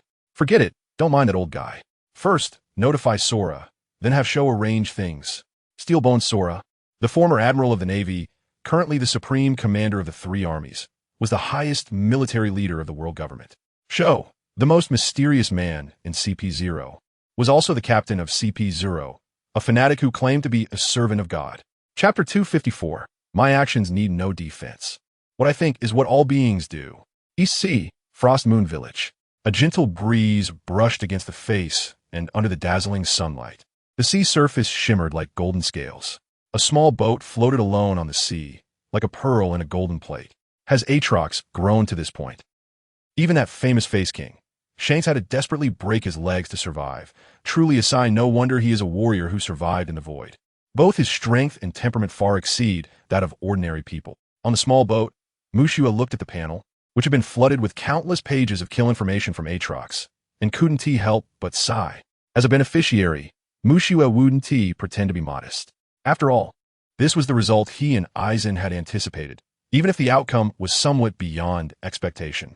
Mushua had discussed with Aizen multiple times about strategies for testing the world government's strength, including the world government's own attitude towards controlling the world's pattern, and the views of him, who looms over the void throne, on various anomalies, etc. However, so far, they hadn't gleaned any information about him. Even Aizen, who was the commander of CP9, still couldn't touch any information regarding the void throne. Even information about the missing 100 years of history was basically inaccessible. Therefore, to achieve the purpose of testing, Mushua had never stopped any actions of his avatars, including Aatrox's temptation of Shiryu to carry out large-scale slaughter. Perhaps it was due to the influence of that initial world-class talent enhancement. Mushua felt that, apart from his strength growing rapidly without bottlenecks, even his mindset had undergone subtle changes. Clearly, in his previous life, he was just an ordinary unemployed drifter, even somewhat socially anxious, unwilling to communicate with others, merely playing games and watching anime alone. However, now, he could turn a blind eye to his subordinates carrying out such large-scale slaughter. Perhaps it was because he hadn't witnessed it with his own eyes, leading to the simple numbers recorded on the panel not causing enough psychological impact on Mushua. Perhaps it was because he had envisioned it from the very beginning of the plan. Perhaps it was because he had already been changed by the world. Even aside from accompanying Gina and observing the general state of his avatars, what Mushua preferred to do was to drift aimlessly on the sea, feeling the ebb and flow, observing the clouds rolling and curling. In short, apart from the people who are visibly real, with flesh and blood and warmth around him, Mushua simply didn't care who the so-called world was. Who am I? I am me. My actions need no defense. A slow ripple, like an invisible hand, gently brushed over the surroundings, and the sea, like golden scales, instantly became as smooth as a mirror. Quiet, peaceful, yet revealing an inherent dominance. What I think is what all beings do. New World, a small island. On the streets of the town, an old man with gray hair, wearing a blood-red cloak, strolled through the streets, occasionally attracting curious glances from others. This person is none other than one of the notorious pirates who escaped from Impel Down, the Red Count, Barolik Ladefield. Due to his age, Ladefield's body has begun to deteriorate, and in order to restore his peak combat power, he is constantly searching the seas for the legendary devil fruit that grants its user eternal youth, the bat fruit. Mythical Zoan type, vampire form. During his journey, Ladefield also meets a new companion, a small raccoon named Pato, who is only a few dozen centimeters tall, wearing a red cloak and perched on his shoulder. Has Lade found the information about the fruit? Pato lazily asks Ladefield with a melancholic expression. No. Glancing at the lazy little raccoon on his shoulder, who does nothing, Ladefield replies indifferently. And get down and walk yourself. Saying this, Ladefield shakes his shoulder, and Pato bounces off like a ball. The stingy Ladefield, Pato complains, rubbing his little bottom after being bounced to the ground. In response, Ladefield doesn't even look at him and strides toward tavern. If it weren't for the pure-hearted little guy in front of him, who brings Ladefield a sense of purification in this filthy world, he would have long since gotten rid of this raccoon of unknown origin. After all, the Red Count is not a benevolent person. In his early years, due to his disdain for the ugliness in others' hearts, countless nobles, pirates, and Navy personnel have died at Ladefield's hands. It was precisely because he could not tolerate the world's corruption and rampant killing that he attracted the pursuit of Steelbone Kong, who was then a Marine admiral. If it weren't for the fact that many of the people Laidfield killed were nobles, the world government wouldn't have allowed the Marines to act against such a lone wolf. After all, in the pirate world, a lone wolf with his strength is usually left alone by the world government unless there are special reasons. Moreover, Laidfield's reputation at that time was already considerable. The current Marine Admiral once said that Laidfield stood on equal footing with Roger, Whitebeard, and others solely by his own strength. Even the Marine hero Garp has said that Laidfield is not a being worthy of leaving a name in history. But Laidfield believes that after witnessing the battles of Roger and Whitebeard at their peak, he is inferior to both. This is why, after giving up the dream of becoming the Pirate King, he actively faced Steelbone Kong, who was pursuing him, and fought a great battle, ultimately being captured and imprisoned and impelled down due to exhaustion. Even after losing his dream, Laidfield did not choose to escape prison once his physical condition recovered without the power of a devil fruit. He ignored even the invitation from Shiki the Golden Lion to escape together. If it weren't for the prison riot incident initiated by Shiryu, Laidfield might have lived a boring and monotonous retirement life on the 6th level of Impel Down until his death. However, the reason why accidents are called accidents is that they are always beyond your expectations. During the prison riot, Laidfield ultimately could not resist the temptation of freedom and left the prison. With the news of the deaths of Pirate King Roger, Golden Lion Shiki, and Whitebeard Newgate, Laidfield reignited his fighting spirit, preparing to continue sailing the seas with their will. Therefore, having a young body is very necessary. After decades of honing, his 3 types of haki have been trained to their limits, and the only thing limiting his strength is this aging body. Just like Roger, who surrendered due to illness, Whitebeard, who died from injuries, and Shiki. If they had the same appearance as they did during their peak battles, how could they have fallen to such a state? Chapter 255, Short-Legged Pado, the melancholic little raccoon, Pado. So what will Laidfield do next? Pado quickly scurries along with his short legs, asking with a cheerful yet melancholic expression, despite being ruthlessly shaken off Laidfield's shoulder. I don't know. Laidfield replies indifferently, glancing at Pado, who is following him. Then let's check the tavern. Humans always like to gather information there, Pado says. Seeing Laidfield walking faster, Pado, due to his short legs, jumps on a Laidfield's calf and tightly grabs his pants. Then Pado skillfully climbs up Laidfield's thigh to his shoulder, relaxing his limbs and slumping on his shoulder, suggesting adorably. Laidfield, feeling the weight on his shoulder, stares at Pado for a moment, ultimately giving up the impulse to shake him off and silently walks toward tavern. Just as Pado said, aside from organizations that specifically sell information, taverns are undoubtedly the best places to gather various scattered intel. Welcome. What can I get for you, esteemed guest? The tavern owner greets Laidfield warmly as he walks in. After all, this old man with a pet exudes an imposing aura that suggests he is either wealthy or noble. A glass of red wine and another glass of juice. Laidfield places a belly on the bar and speaks indifferently. After a while, Laidfield picks up a glass of red wine and glances with some disgust at the rowdy men in the tavern. If it weren't for the need to gather information, he could hardly suppress his desire to kill. To him, these guys in the tavern are all heartless demons in human skin, including the seemingly enthusiastic bartender. After all, those who survive in the new world have to have something up their sleeves. Have you heard?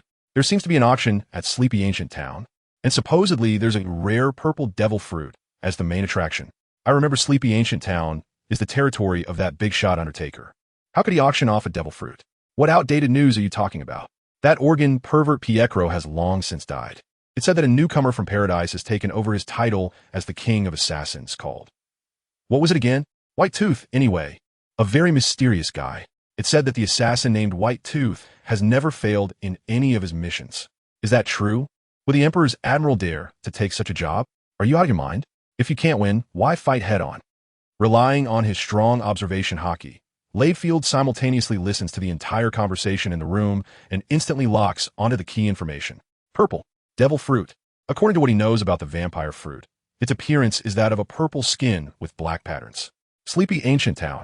After repeating the name a few times, Laidfield stands up and leaves the tavern.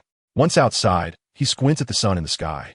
After a moment, Laidfield draws the long sword from his waist. It was a strange, slender sword entirely in blue and purple, with 2 decorations resembling bat wings at the end of the hilt, looking both noble and eerie. Swish! A flash of sword light cut through, and a massive purple sword aura suddenly appeared on the street. Boom! The once bustling tavern instantly turned into a pile of ruins. Considering the intelligence at hand, Riderfield decided to give him a chance. Those who could survive this sword strike were simply lucky. Ryder, why are you doing this? As a raccoon, Padoon didn't quite understand why Riderfield, a human, would suddenly attack his own kind without reason. Clearly, there was no conflict over food or possession of the opposite sex between them, right? Because I won't allow darkness to exist under this sunlight. Riderfield replied vaguely. Isn't the sun too hot this afternoon? Won't it damage your fur without shade? Although Padoon didn't understand why Riderfield suddenly shifted the topic from humans to the sun, his innocent mind still picked up the conversation and asked in confusion.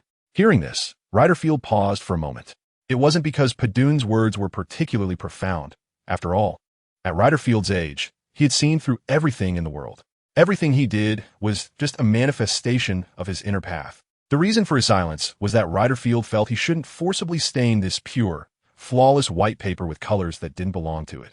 He knew all the so-called profound truths, but precisely because he had seen everything, he was even more determined in his heart. What he did was not for justice. It was merely following his own heart. Ryder, why aren't you saying anything? Is the sun too hot? Umbrella. Looking at the silent Riderfield, Padoon transformed with a puff from a raccoon into something resembling a brush, and then wrote the word umbrella on a leaf. The leaf released a large amount of smoke, and as the smoke dissipated, a blue-purple sunshade appeared in Riderfield's hand, matching the color of the slender sword. With an umbrella, it won't be hot, Padoon said, having seen human females do this. Transforming back into raccoon form, Padoon lazily lay on Riderfield's shoulder and said, Is this your ability?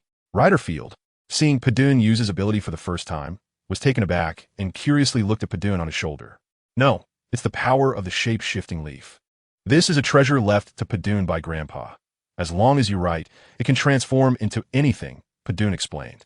Then, turning into a pen is also the ability of a shape-shifting leaf? That's not it. When Padoon was little, he ate a strange fruit that was just like the one Ryder is looking for, and then he naturally learned to transform. But Padoon can't swim now, so it's really hot for Padoon. I hate the big sun. Ryder, quickly help Padoon hold the umbrella. You.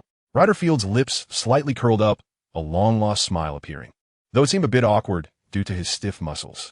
Fortunately, no one saw this scene.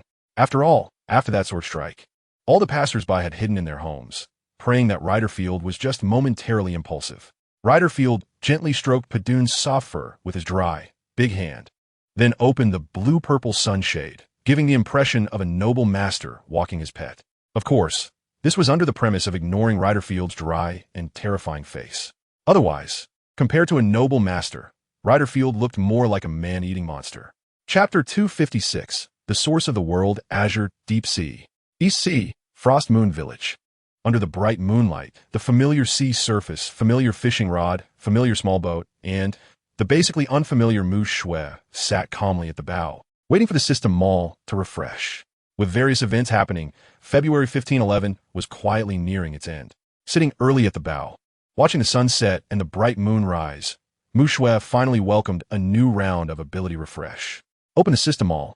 As the voice in his heart sounded, the system mall panel appeared before Mu Shui. 1. Heavenly Divine Armor. A set of armor with special powers from the world of fairy tale. Due to the immense magical power required to wear it, those who can wield it are rarely seen in 10 years. Wearing this armor will make one a peerless sword that can cut through magic. After system modification, physical strength replaces magical power to drive the armor set. Price, 500 million berries. 2. Demon Path Binding Path Number 81 Void Break. A special power controlled by a profession called Shinigami from the world of Death Note. It can form a massive defensive wall through chanting or instant activation, resisting attacks based on the user's own mental strength. After system modification, it consumes mental power to release skills. Price, 300 million berries. 3.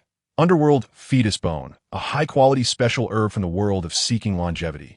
It can significantly enhance the skeleton of a clone, and when the clone fights using its own skeleton, it will carry a special corrosive effect, corroding the enemy's body and soul. Even if the corroded body is severed, the soul will still be corroded for a period until the corrosive power dissipates. Price, 500 million berries. 4. Source of the World, Azure, Deep Sea. One of the source powers from a certain world, said to condense the power of an entire ocean from a planet, granting the clone the authority to control the ocean. It can borrow the power of seawater, and the higher the clone's level, the greater the power that can be borrowed. After reaching a certain level, it can ignore distance and freely traverse the ocean. Price: 1 billion berries. 5. Trait Rainfall, a special ability from the Pokemon world.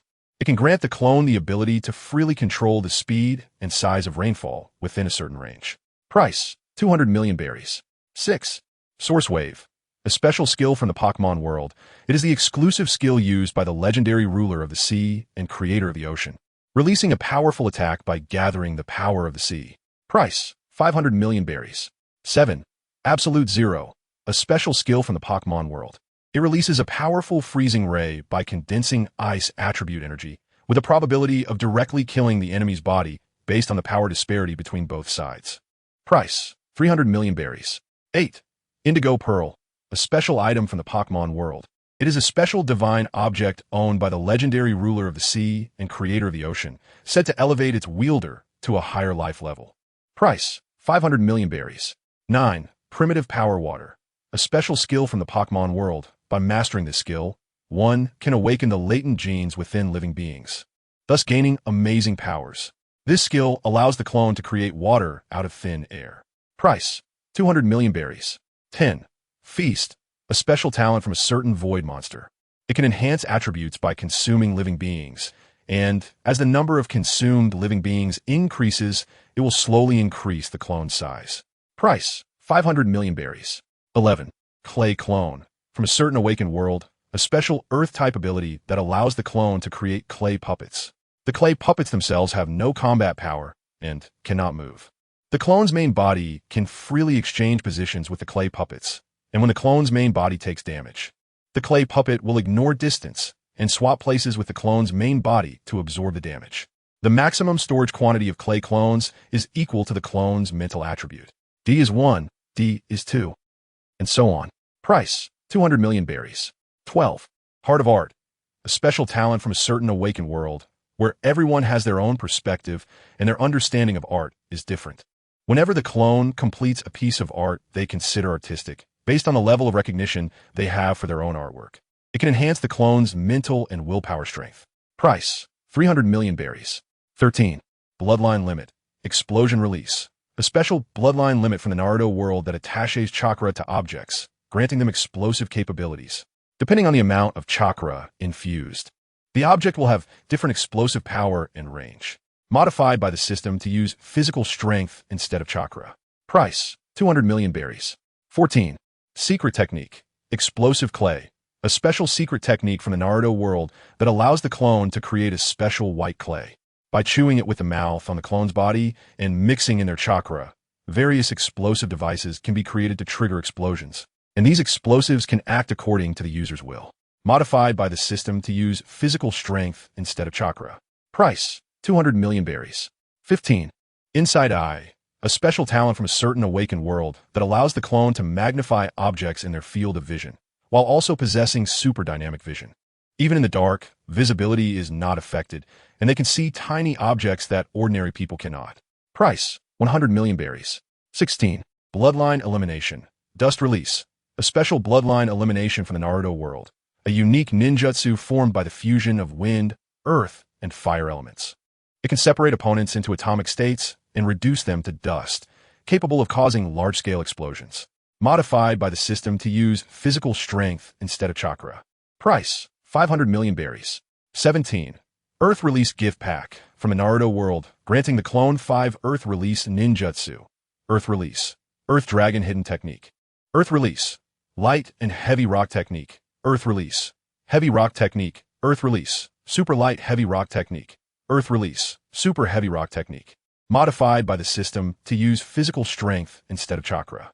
Price: 200 million berries. 17 luxurious items are laid out in the system mall. Already accustomed to this moment, Mushiue did not have much emotional fluctuation and first purchased all the items before calmly scanning them all. Then, WC, the source of the world. What is this? Mushiue, who thought his state of mind had been tempered to be calm and unshakable, was still surprised by the system's generosity. Source of the world. Azure Sea. Is this the rhythm of God-making? It seems that the true 3 gods have a chance to reappear in this world. Thinking of this, Mushue checked the system level 17, 344,000 and 6,500,000. After purchasing items worth over 6 billion berries, the system level also rose from level 15 to level 16, which means he can create a new clone. Chapter 257, the long-awaited personal panel, ability distribution. However, after taking a glance at the abilities, Mushue hesitated, because the abilities refreshed in this mall seem suitable for creating 2 clones. No, I remember there was something in the lottery that could increase the system level. After pondering for a moment, Mushue seemed to recall something and opened the personal space obtained from a previous lottery after a long time. Among several strange cards, he found a card named System Level Upgrade Card. This was an item drawn during a lottery when the system level reached level 7, which instantly increases the system level by 1. At that time, Mushue thought the system level was still low and the required consumption of berries was low. Such an item, which clearly becomes more cost-effective the longer it is saved, was naturally best kept for later use. As a result, after leaving it for a while, Mushue had not opened the personal space again. After all, he was in the safest East Sea, still under the protection of Xuanyue Jingsairo in Xuanyue Village. And there was basically no fighting. Naturally, there was no need to hide weapons in the space to avoid others. So much so that Mushue almost forgot about the existence of this personal space. Speaking of the lottery, it seems Mushue hasn't opened the personal panel for a long time, and he almost forgot about the lottery altogether. System. Use the System Level Upgrade Card. Ding. Item card. System Level Upgrade Card used successfully. Current System Level 17, 0, 550,000. System. Open the personal panel. Host. Xuanyue Mushue Level 17 Experience. 0, 550,000 number of clones summoned. 15 number of unsummoned clones. 2 available lottery chances. 5 host zone abilities. World-class talent. Current anchored world pirate planet. Conqueror's Haki.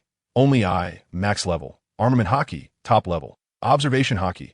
Listening to all things, top level. Swordsmanship, top level. Master of physical arts, synchronizing. Navy 6 styles, max level. Water control soft technique, max level. Gunfighting technique, max level. Fishing technique, max level. Compared to the first activation, which only had intermediate swordsmanship, Mushue's panel is quite luxurious now.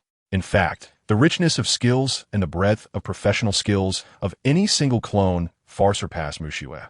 After all, possessing the top talent of this world means that no matter what Mushue wants to learn, he can easily master it. If it weren't for Mushue later being obsessed with the elusive process of enlightenment, he might have been able to level every skill to the max, or even reach higher realms. After all, the so-called max-level Conqueror's Haki is still not enough to transcend the mortal realm. It merely stands at the peak of humanity. Mushue always felt that whether it was the ancient 3 kings or the legendary M, who lived for 800 years, they wouldn't only have the level he possesses now. To be on the safe side, Mushue decided to operate behind the scenes more cautiously. 2 clone creation slots, plus 5 lottery chances.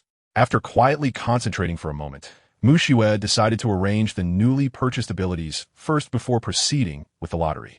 So, as usual, he arranged them from top to bottom. The first item, the Divine Armor of Tiani, is an ultra-powerful armor that can only be wielded after Erza developed the second magic source, which naturally is arranged for the original owner, Erza. The second item, Binding Path, one of the techniques of Kido, is still a rather advanced powerful skill. Since it is a Shinigami's ability, it is naturally arranged for Aizen.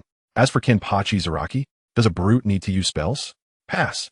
The third item, the Underworld Bone, which increases bone strength and has special effects, is undoubtedly arranged for the ruthless guy who often extracts his own bones.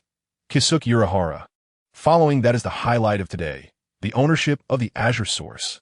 To be honest, if it were just this one ability, without the subsequent array of highly compatible abilities, Mukuksu had considered assigning this ability to his only fishman avatar, Kisame Hoshigaki.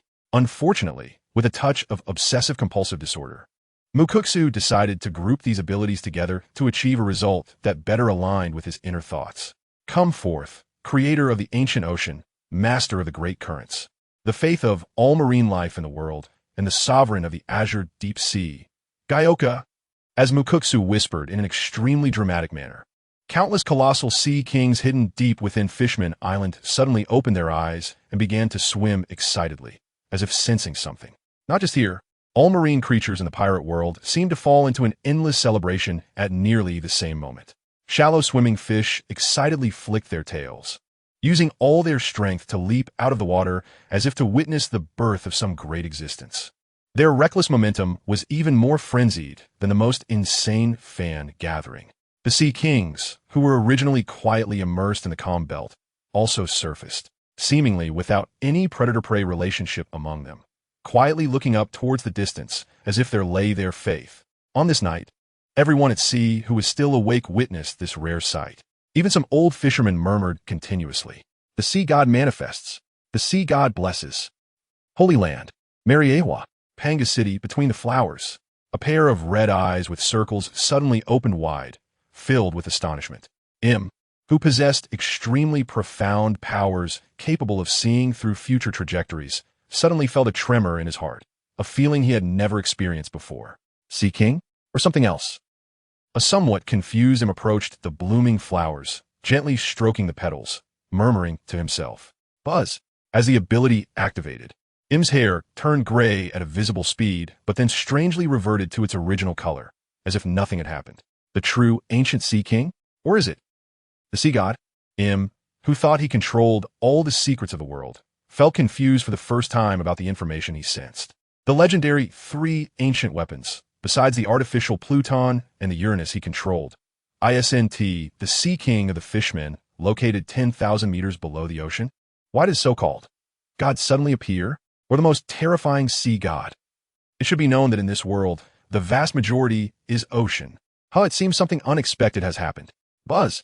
At this moment, the exclusive conference room of the 5 elders was brightly lit, even though it was already late at night. To respond to Lord Im's summons anytime and anywhere, one of the 5 elders would keep watch at night, ensuring someone was on standby 24 hours a day. Today, the elder on watch was the white-haired, white-bearded Marcus Mars. As the invisible wave from Im's body burst forth, Marcus Mars, who was still handling documents, immediately sensed the summons from Lord Im. He put down the documents he had nearly finished processing, took out the special golden transponder snail he carried, and dialed the other 4 elders. Blah blah blah assemble. Meet the Lord. Chapter 258. The True Sea God. Mukuksu was unaware of everything happening far above the red soil continent. After all, his observation haki was not the same as the observation haki of others. A low, whale-like sound echoed in Mukuksu's mind. Then, a deep blue marine creature resembling a whale appeared directly in front of Mukuksu's small boat. It had 2 enormous pectoral fins, each with 4 white protrusions at the tips, resembling a human hand missing its thumb. Blood-red patterns extended from the white protrusions at the tips of the pectoral fins all the way to the tips of the dorsal fin behind. Its dazzling golden eyes shone with nobility against the black backdrop of its scara. Its tail featured 4 small, ribbon-like blue strips, exuding both elegance and a sense of grandeur. Dots of azure light blossomed on Gyoka's smooth skin. It slowly floated into the air, gathering into a light blue halo, which then, under Gyoka's mental control, fell onto Mukuksu's head and gradually merged into his body. As the light fell, a refreshing sensation spread throughout Mukuksu's body. Ding! The protective power from the ocean of the pirate world. Do you accept? Yes. Hearing the system prompt, Mukuksu was taken aback, then decisively agreed. Ding! Protection successful. Ding! Blessing of the Deep Sea. A blessing from the master of the azure deep sea in the pirate world, bestowed upon the holder, allowing them to ignore all water pressure and resistance while moving in the sea, breathe freely, and all marine creatures will instinctively befriend the holder of the blessing, willing to obey their commands. Additionally, after consuming a devil fruit, they can be exempted from the curse of the sea. Did you do this? Although Mukuksu knew very well, upon seeing Gyoka's eager gaze for praise, he still approached and gently stroked Gyoka's smooth fin, playing along. Cute little sea god him, yes, father god. The voice of Gyoka, sounding like a small child, echoed in his mind. If it weren't for the fact that this giant was over 10 meters long, anyone would have thought this was truly an adorable child, given the sound. Moreover, unlike other avatars, Gyoka, born from the oceanic power of this planet, was not comparable to any other avatar in terms of rank. Likewise, based on the inheritance it came with at birth, Mukuksu, as the creator, naturally became Gyoka's father god. Awesome. Upon hearing Mukuksu's praise, Gyoka happily chirped, akin to a rewarded baby over 10 meters long. Indeed, different from the few meters in the game, Gyoka, endowed with the essence of the azure deep sea and under Mukuksu's intentional control, was already over 10 meters long at birth. This was because the world's essence primarily enhanced Gyoka's potential and strength, rather than just increasing its size like other Sea Kings. As Gyoka continued to grow, drawing power from the ocean, and with the special talent of Feast, its size would gradually become even larger. Even the largest Sea King could eventually become Gyoka's food. Although, relying on Gyoka's rank, these not-so-intelligent Sea Kings might willingly come to offer themselves up as Gyoka's power under its command.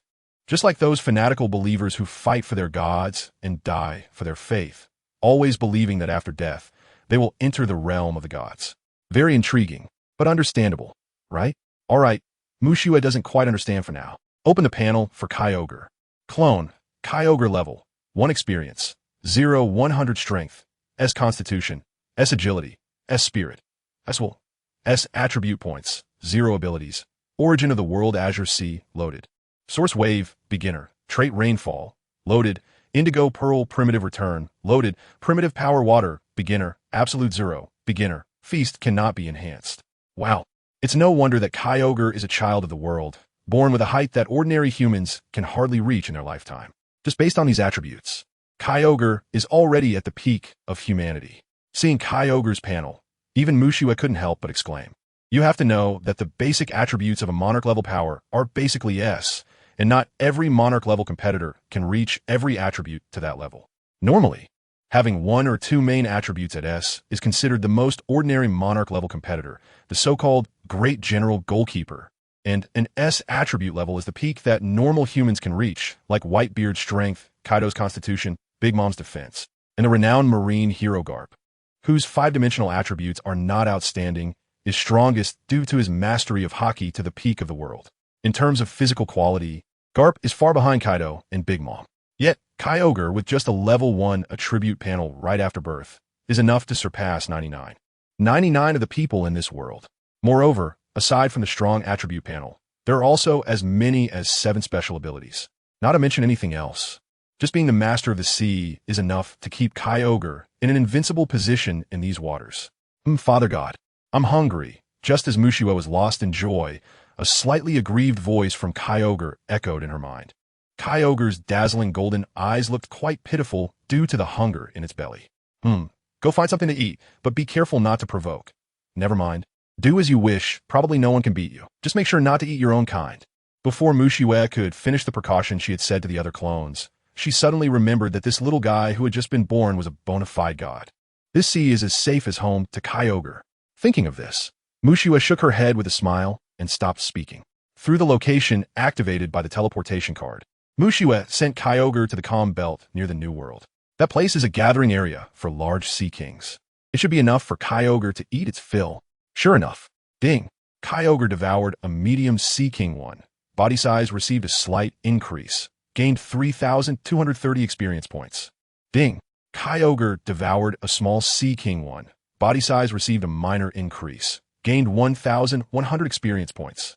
Ding, Kyogre devoured. In just a moment, the screen was flooded with system notifications, and as Kyogre's body size slowly increased, its level also soared like a rocket. The experience required for low levels is already low, and with Kyogre hunting high-level prey right from the start, it was able to enter a rapid leveling phase. Attribute point requirements. A to S requires 2 points S, to S requires 3 points S, to S requires 4 points S, to SS requires 6 points SS, to SS requires 8 points SS, to SS requires 10 points. In addition to the distribution of the 5 attributes, and for SS and above, the attributes cannot exceed 1 level between them, because each level is a world apart. That is to say, even for Kyogre, in purely relying on attribute points, it needs to reach level 27 to have the first SS attribute. Although attributes cannot simply serve as a guide to combat results, they are sufficient to affect the power of skills themselves. As for the final combat power distribution in this book, it is related to these. That's about it. Over. Chapter 259, The Blonde Artistic Young Man. After arranging Kyogre, Mushiwa opened the panel for creating clones again, preparing to allocate the remaining abilities to the new clone. As for who the new clone would be, Mushiwa looked at the shop, and with the artistic heart and clay explosion, it naturally reminded her of one of the art duo of Akatsuki, the artistic young man. Deidara, artistic young man clone. Deidara level, 1 experience, 0 100 strength, D constitution, D agility, D spirit, D will, D. Attribute points, 0 abilities. Artistic Heart, effective attributes combined, 0. Clay Clone, available quantity 0-2. Bloodline Limit Explosion, beginner. Secret Technique Exploding Clay, beginner. Insightful, Eye Loaded. Bloodline Elimination Dust Release, beginner. Earth Release Gift Pack, Earth Release Earth Dragon Hidden, Earth Release Heavy Rock Technique, Earth Release Heavy Rock Technique, Earth Release Super Light Rock Technique, Earth Release Super Heavy Rock Technique. Aside from the slightly luxurious skill panel, Deidara's attributes can be said to be quite ordinary, especially after just seeing Kyogre's luxurious panel. It seems even more mundane, except for Spirit and while being slightly better. All other attributes are just like the first clone, Elusa, just newly born, all at a D level, on par with an ordinary person. Are you the art god who created me? It's truly filled with the essence of art. A non-mainstream young man with blonde hair and a top knot, his left eye covered by long golden bangs, stood on a small boat, seriously commenting on Mushiwa's appearance and temperament. This person is the rebellious blonde, artistic young man, the holder of the terrifying explosion, Deidara. At this moment, he was wearing a black coat with red clouds of the Akatsuki organization, and the overall impression he gave was a bit abnormal. It is worth mentioning that when Mushiwa created Kakuzu, she did not use the black and red cloud uniforms commonly worn by the Akatsuki organization. After all, Kakuzu is used for making money, and such a coat that fits the atmosphere of causing trouble should naturally be reserved for unconventional troublemakers. For example, this quirky young man in front of her. A very nice little island. It can serve as my first artwork. Seeing that Mushiwa was ignoring him, Deidara looked at the Frost Moon village behind Mushiwa, mumbling words that left others puzzled. To those unfamiliar with Deidara, what he said sounded like he wanted to transform the island, making it full of artistic atmosphere. But in reality, Deidara's art is a kind of super realistic art that transcends ordinary people's understanding. Through changing the very existence of things, he performs a deeper level of artistic processing, commonly known as explosion. Don't mess around in the East Sea, and be more restrained when encountering seniors. I'm not responsible for mediating conflicts.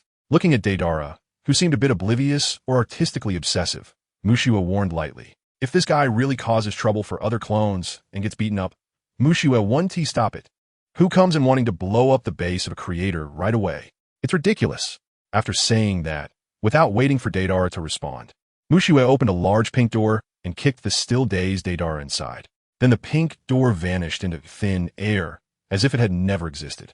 After dealing with the new clone, Mushiwa opened the system panel again, ready to use the 5 accumulated lottery draws all at once. If it weren't for the need to create 2 clones this time, Mushiwa might not have remembered that the system had such a lottery function for a while. System, let's draw 5 times at once. Ding, congratulations to the host for obtaining 2 system level up cards and 3 same category item refresh cards. Ding, same category item refresh card. After using it on items that have been purchased, the next refresh will definitely include an item similar to this type. Only one can be used before each refresh. 2 system level up cards and 3 same category item refresh cards. Is this the kind of homogenized items you get from accumulating lottery draws? Fortunately, they're all good items.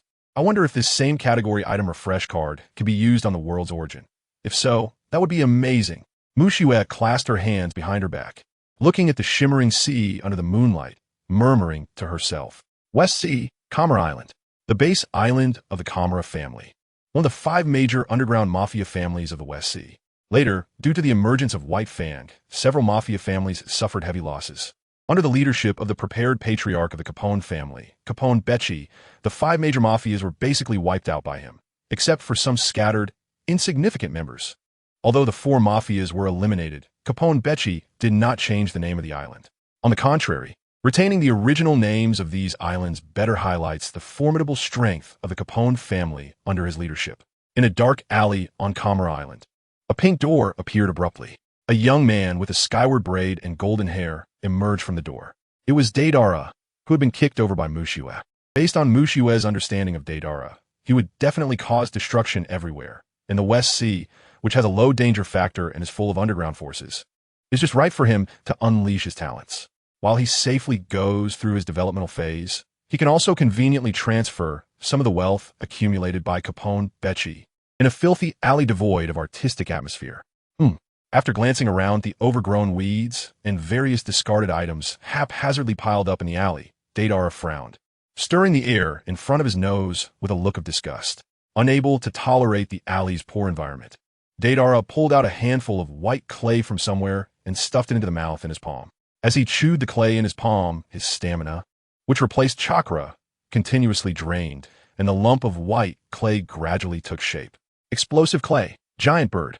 As the mouth in Deidara's palm spat out a small white clay bird, the bird instantly expanded into a massive white clay giant bird. A weak body indeed hinders the birth of art. Feeling the depletion of his stamina, Deidara muttered discontentedly. Then, he leaped onto the giant bird's broad back. Cough, cough, cough. As the giant bird spread its wings, dust filled the alley, and Deidara, who was about to say something, was suddenly filled with a mouthful of strange-tasting smoke and dust. Spit, spit, spit. Fortunately, the giant bird quickly soared into the sky. Deidara, who already hated dirtiness, desperately spat out the mixed dust and phlegm, feeling somewhat better after a while. Damn stupid bird. After cursing, Deidara took out another lump of clay to clean out the dust in his mouth. Explosive clay, winged bird. A small winged bird, about a few centimeters in size and covered in filth, was spat out by Deidara. Then, the few centimeter bird visibly expanded to dozens of centimeters in size. As the first art piece born, it was really unqualified. Looking at the small size of the winged bird, Deidara muttered to himself, somewhat dissatisfied. Got it? I'm truly a genius. Chapter 260. Presenting a beautiful painting to the world. Clay substitute. After a flicker of light, Deidara instantly split in two. A pure white clay doll, identical to Deidara, appeared on the back of the giant bird. Then, the pure white clay doll gradually revealed other colors, and soon, it transformed into a version of Deidara with a black background and red clouds, identical to him. This is Deidara's special ability, Clay Substitute. It can create a clay doll that is 100% similar to the original. But the drawback is that the clay doll has no self-awareness like a shadow clone and cannot move, only serving as a tool for survival. Huff huff. After creating a clay substitute, Deidara, having expended a lot of stamina, wiped the sweat from his forehead while gasping for breath. For Deidara, who had just been born and whose physical attributes were somewhat average, creating such a clay substitute was quite exhausting. After catching his breath, the invigorated Deidara excitedly looked at the clay substitute doll in front of him, which was indistinguishable from himself. Let's give the world a grand symphony. Deidara placed his hand on the shoulder of the clay doll. As his stamina continued to deplete, Deidara murmured excitedly. Substitute version, self-detonation clone. Looking at the masterpiece he had completed, Deidara nodded in satisfaction. Go, my declaration of birth in this world. Deidara kicked his clay substitute onto the back of the winged bird, and with a thought, the winged bird flew straight toward the center of the island. What is that? On the street, drunken gang members saw a large bird flying across the sky and asked in confusion. Don't talk nonsense. Can't you stop drinking? If you're scared, just say it. Impossible, I can't handle this much. Hearing the disdain from the man next to him, the first gang member disdainfully held up a finger. A barrel of alcohol? Keep drinking. Ha ha ha ha ha. What are you bragging about? All right, wake up quickly, get up and clean up. The boss has ordered that Kamara Island will be our new gun production line. Don't mess it up tomorrow. A bald man who looked like a small leader stood up and said, Rest assured, Brother Guang, those guys don't have any weapons. And all the merchants are under our control. No one can cause trouble. Hearing his older brother speak, a man who had a bit too much to drink scoffed and then approached to embrace Brother Guang, signaling him to drink together. Just as he said, ever since Capone Becci unified the underground forces in the West Sea, many residents living on the islands of the 5 major mafia strongholds have been completely controlled. This is mainly because those living in a mafia stronghold are mostly people closely related to the local mafia, generally relatives of gang members. To be on the safe side, they naturally had to be kept under control. Of course, the large island couldn't possibly be filled with relatives of gang members. There must be some other civilians or merchants.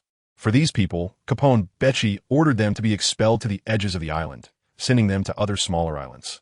The reason for this is also because Capone Becci is a mafia boss, and he needs people to do business. He is not a world-destroying demon like Aatrox, so it is impossible for him to simply wipe everyone out. Moreover, the 5 major mafias have been entrenched in the West Sea for many years, and there are more or less connections between them. This is something even Capone Becci, as a boss, finds difficult to handle. Aside from those relatives of the gang leaders who were eliminated and were forcefully kept as laborers, he wouldn't stop the other civilians and merchants from leaving. After all, the mafia does not engage in production, and collecting protection fees requires a large number of civilians to exist. Burp. Brother. Brother Guang, look. Someone is flying over on a bird. The first man to see the blurry figure of the double-winged bird, due to the large amount of alcohol consumed, stuttered as he saw the double-winged bird getting closer. Stop spouting nonsense. Brother Guang, someone really is coming. Brother Guang turned impatiently to look in the direction pointed by his little brother. Sure enough, there was a blond man dressed in black with red clouds, awkwardly lying on the back of a small white bird only a few dozen centimeters in size. Who the hell is this? Do they know where this is? Watching the white bird and the blond man getting closer, Brother Guang sneered and was about to stand up. Then, an astonishing scene occurred. The figure on the bird's back suddenly swelled up like an inflated balloon. Immediately after, boom! A blazing white light flashed, followed by a deafening explosion that sounded like the world was collapsing. Accompanied by the shockwave from the explosion, a mushroom cloud quietly rose. In the center of the island, everyone still asleep perished quietly in this explosion. Boom! Another loud explosion sounded, as the gunpowder materials stored for making firearms were also accidentally affected by this explosion, triggering a chain reaction. What is this? It must be the gods punishing these evildoers. On the edge of the island, the expelled civilians and some small merchants woke up to the massive roar, looking at the scene in the sky that was as bright as day, murmuring continuously.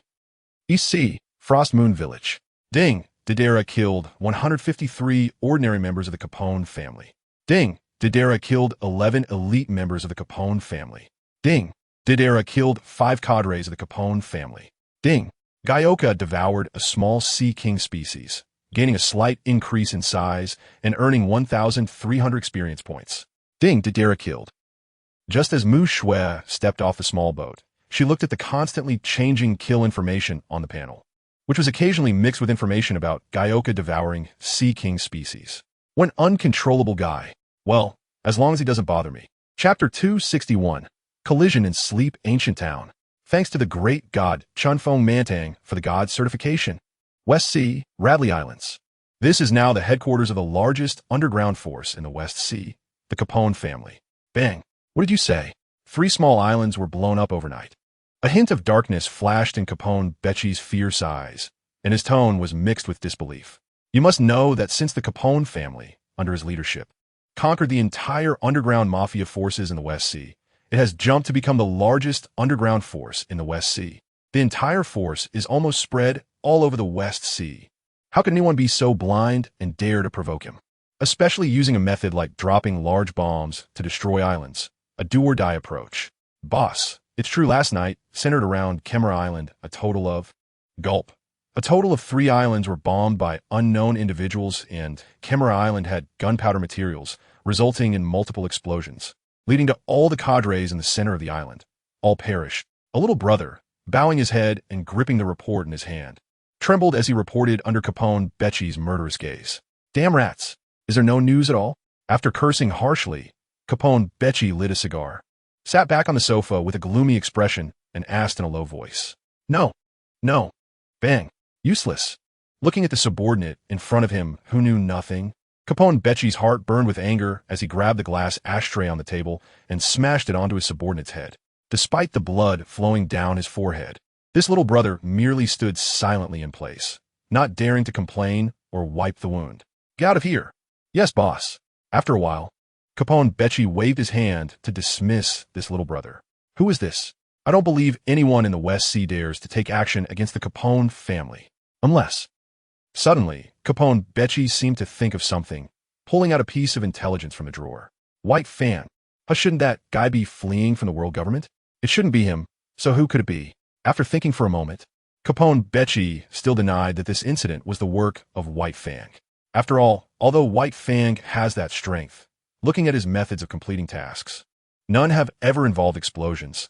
They're basically precise assassinations point to point. But aside from White Fang, who else has he offended that would use such a crazy method? Don't let me catch you. Looking at the lost report in his hand, Capone Becci, whose heart ached unbearably, said fiercely, New World, Sleep Ancient Town. Unlike Capone Becci, who was searching in vain, Reed Field, having received some news, brought his little follower, Pato, to this Sleep Ancient Town, which is said to host an auction for a fruit resembling a vampire devil fruit. Reed, is there a strange fruit you are looking for here?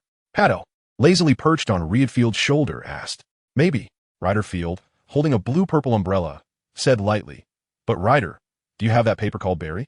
Bang Grandpa and I said that humans need a kind of paper called Berry to exchange things. Bang hearing Padong's words, Riderfield fell silent for a moment. According to his plan, he intended to directly snatch the fruit once the auction confirmed it was the one he wanted. After all, although he despised darkness, he currently couldn't produce such a large amount of berry. Furthermore, as a pirate now, he felt no psychological burden in robbing items auctioned by dark forces. Anyone who could survive in the new world and host an auction couldn't be a good person, right? What surprised him more was that Padong, as a Tanuki, actually knew about spending money to buy things. Upholding the idea of not contaminating his pure heart, Riderfield decided to gather some berry. As for where to gather it from, who among the attendees of an underground auction could be a good person? They were all ripe sheep ready for the taking. You're right. Wait for me here for a moment. I'll go get some berry. After saying this, without waiting for Padong to react, Riderfield dropped him from his shoulder and disappeared from Padong's sight. What the heck? He didn't take me with him. That annoying Rider. Bang holding the umbrella, Padong, looking like a mushroom ball under the tree, complained angrily and then curled up without saying anything. At the edge of Sleep Ancient Town. Captain, ahead is Sleep Ancient Town. According to the information from the pirates they encountered earlier, there would be an auction here. And it was rumored that the hidden auction item was an extremely rare, mythical Zoan devil fruit. I wonder if it's true. If it is, that would be a huge profit, at least tens of billions of berry, Lauren said excitedly, standing at the bow of the ship, looking at Jumaru beside him. You want to buy it? Looking at the smug Lauren, Jumaru replied. Don't joke around, Captain, I can't afford it. Lauren scratched his head, giving a bitter smile, shrugging his hands. But even though I can't buy it, there will definitely be someone who can.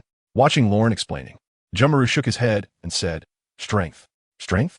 Hearing Jumaru's words, Lauren was taken aback. What's strength got to do with buying a devil fruit? Snake. Watching Lauren fall silent and lost in thought, Jumaru spoke again. Snake? Me? What's wrong with me? Oh, I understand. You say my devil fruit, right? I get it. People or forces who can afford such an expensive devil fruit must have considerable strength, and they definitely won't trade with us honestly. On the other hand, those who really want this fruit's ability won't have that much money, right? That makes a lot of sense, Captain. You're amazing. Upon hearing Jumaru's hint, Lauren's mind turned, and he grasped the key point. Subsequently, his excited expression immediately drooped. Since it wasn't easy to sell, it seemed this trip was in vain. Lauren thought he could help his captain pull off a big score, but it seemed like a wasted effort. Don't worry. Seeing Lauren's suddenly low mood, Jumaru stepped forward and patted his shoulder. Just as Jumaru was comforting Lauren, a shrill scream suddenly pierced the air. Today's pirates are really up to no good. Riderfield, shaking the blood off his sword, looked at the treasures collected from the cabin and remarked with some emotion.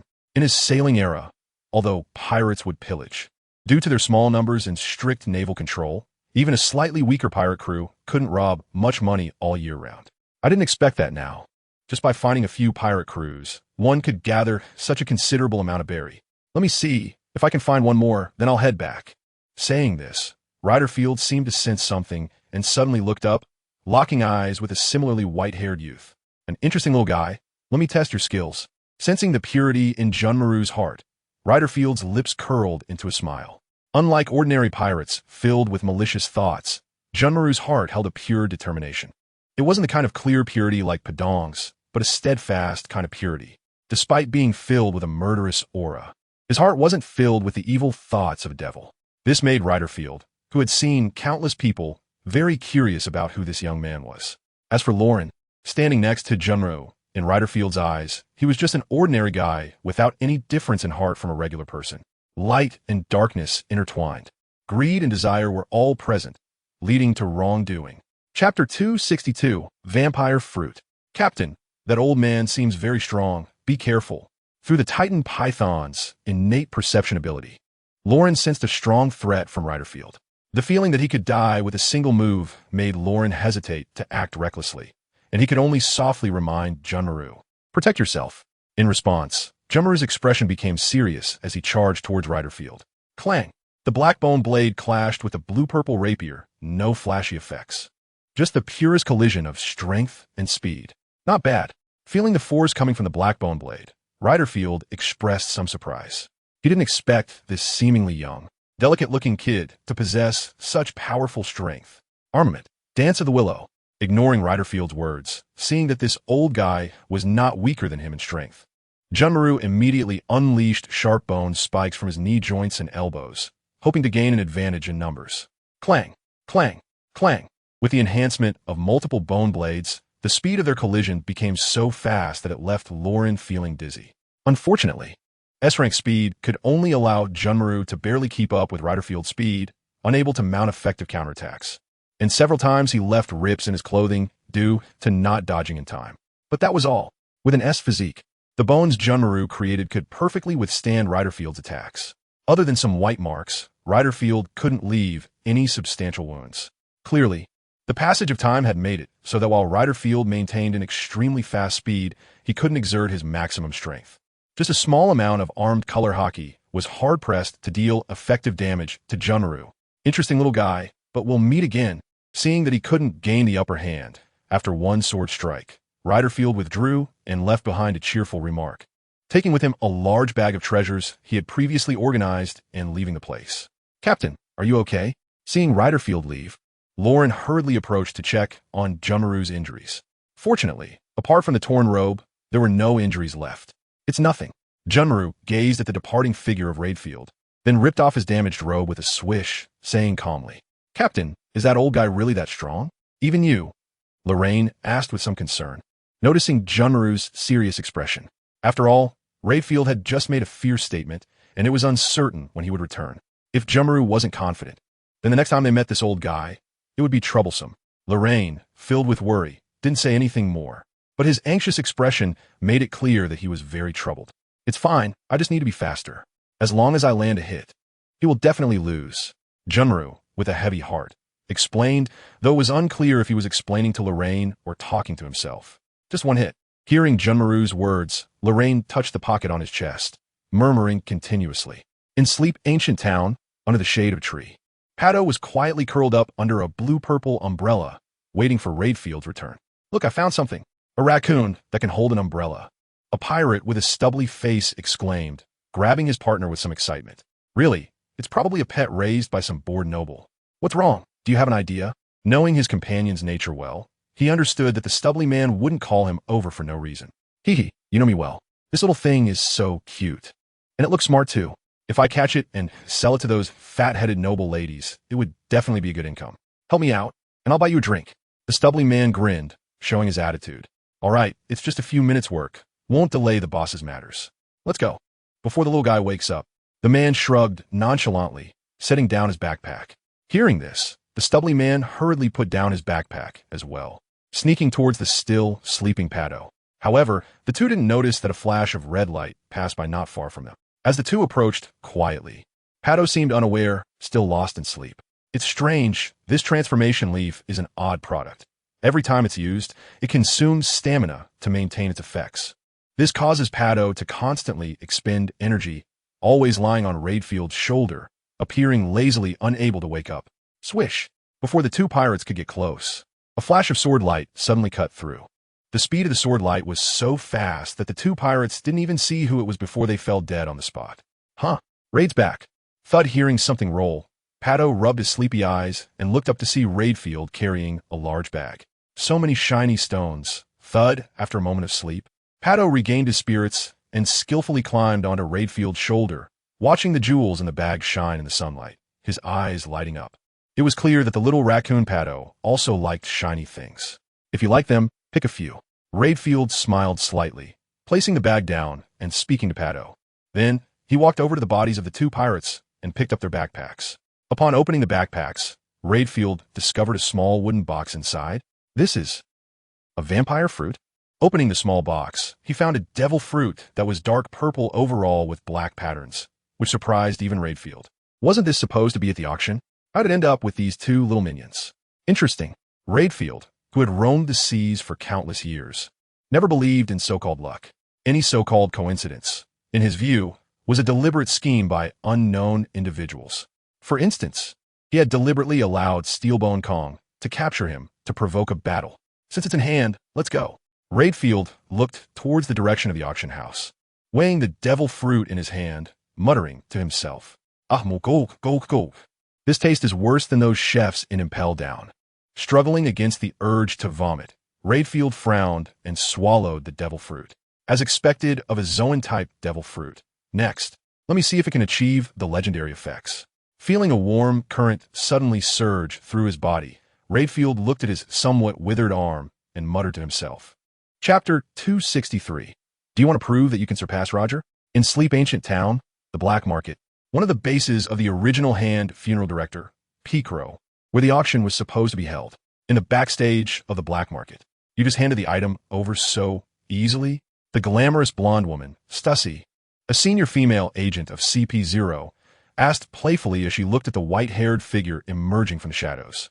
Indeed, that vampire devil fruit was placed in the backpack of the two little minions by Kiki Sakumo, who used the Shadow Army to traverse the shadows while Raidfield was leaving.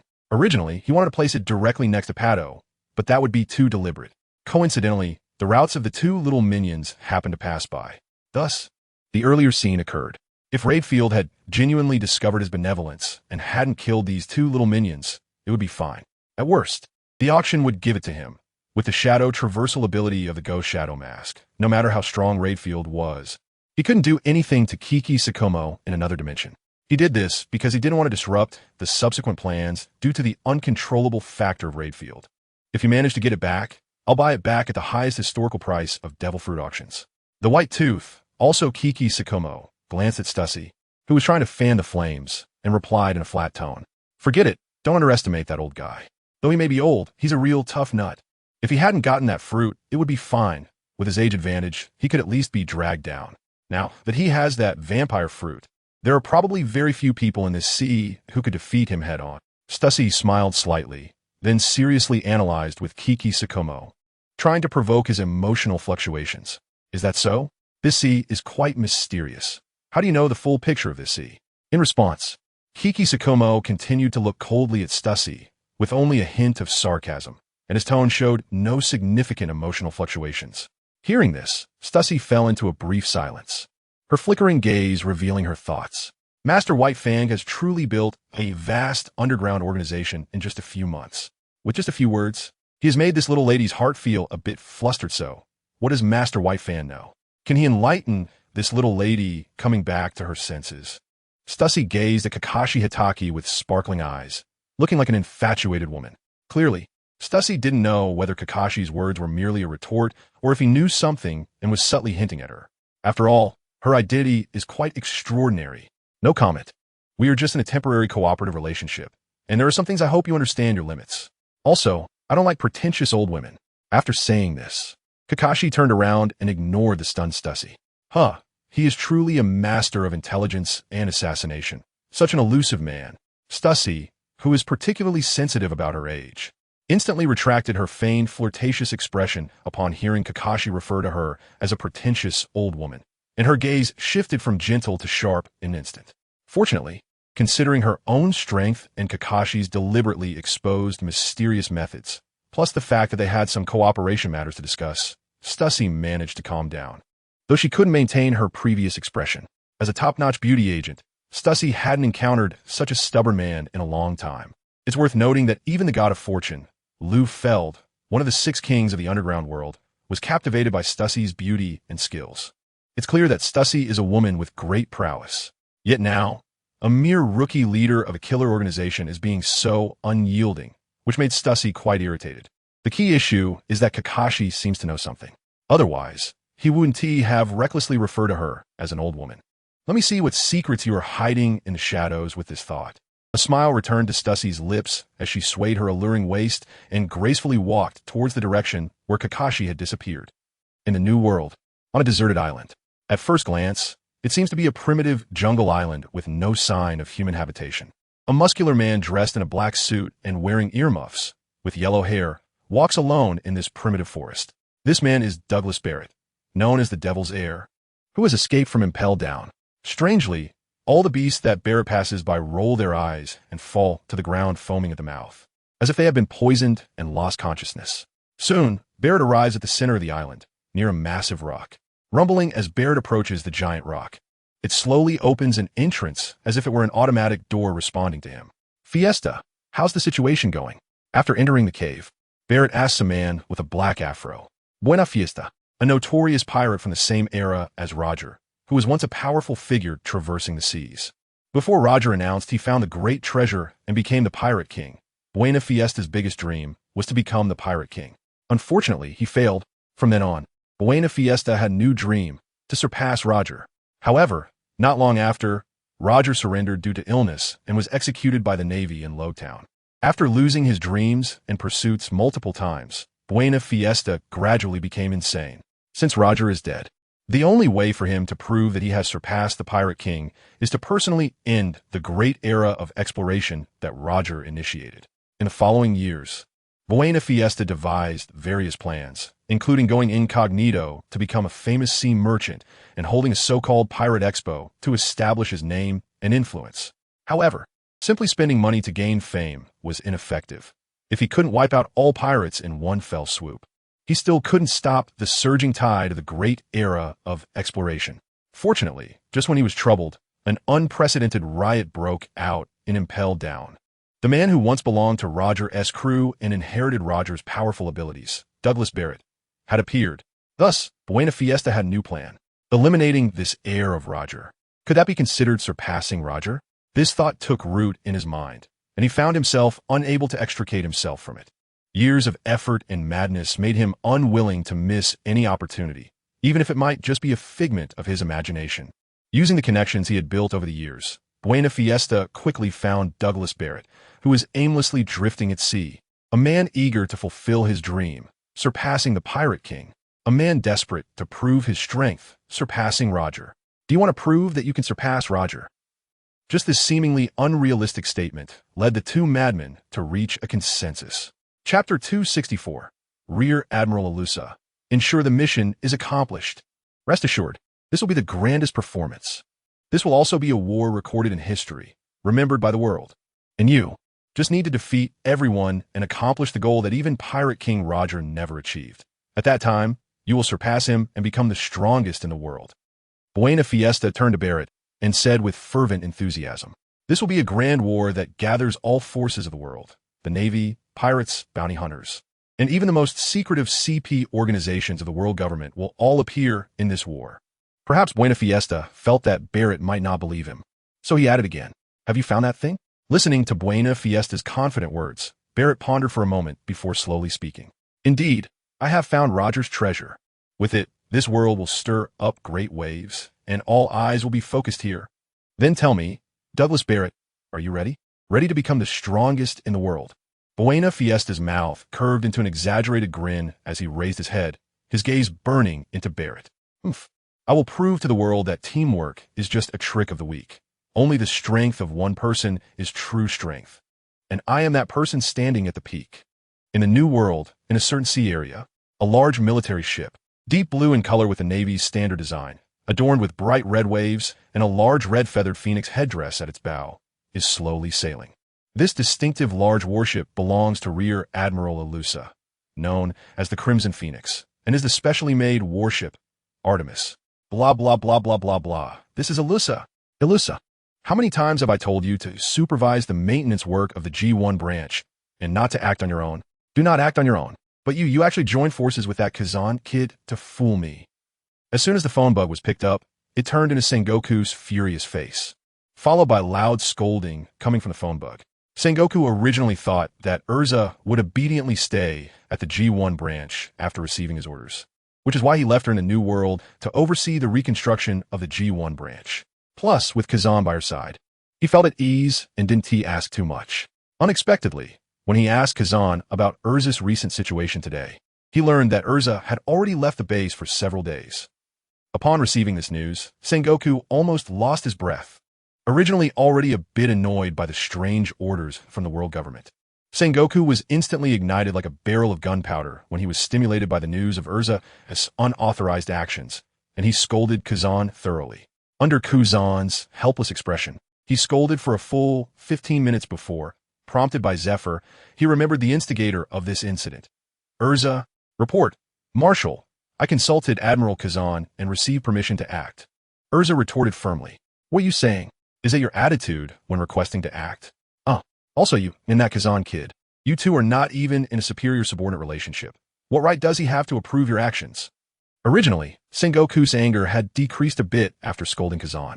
But Erza's tone made it sound like she was in the right, reigniting his fury like a flame doused in gasoline. Well, I don't know. Seeing that this reason was untenable, Erza fell silent for a moment before tentatively adding, "Uft." Originally, when Erza was silent, Sengoku thought she realized her mistake and was considering how to repent, so he picked up a cup of tea to calm his anger.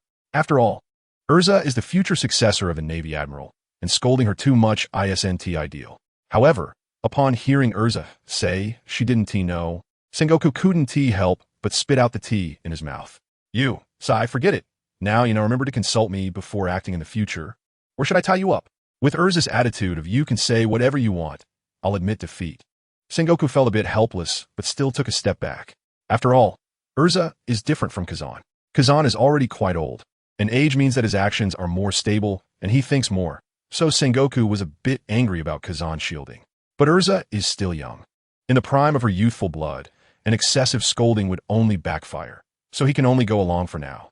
Anyway, Erza is still young and has plenty of time to grow. In response, Erza remained silent. She couldn't exactly counter with a question about what Hashirama and Madara were doing now. Could she? All right, this matter is settled. Where are you now? The test The test time. Hearing Erza's answer, Sengoku carefully thought about the distribution of the seas in the New World. After a long while, he said, "You find an island to station yourself for now. There will be a large encirclement operation soon, led by Admiral Borsalino himself. You will join them when they arrive, which will be in about 3 to 4 days. This time, do not act on your own. This operation is a direct order from the world government to encircle a humanoid creature called Aatrox. This operation is mainly led by Borsalino, and you're responsible for overseeing those CP organization people. Just make sure they don't trip us up. And what if the situation is urgent?"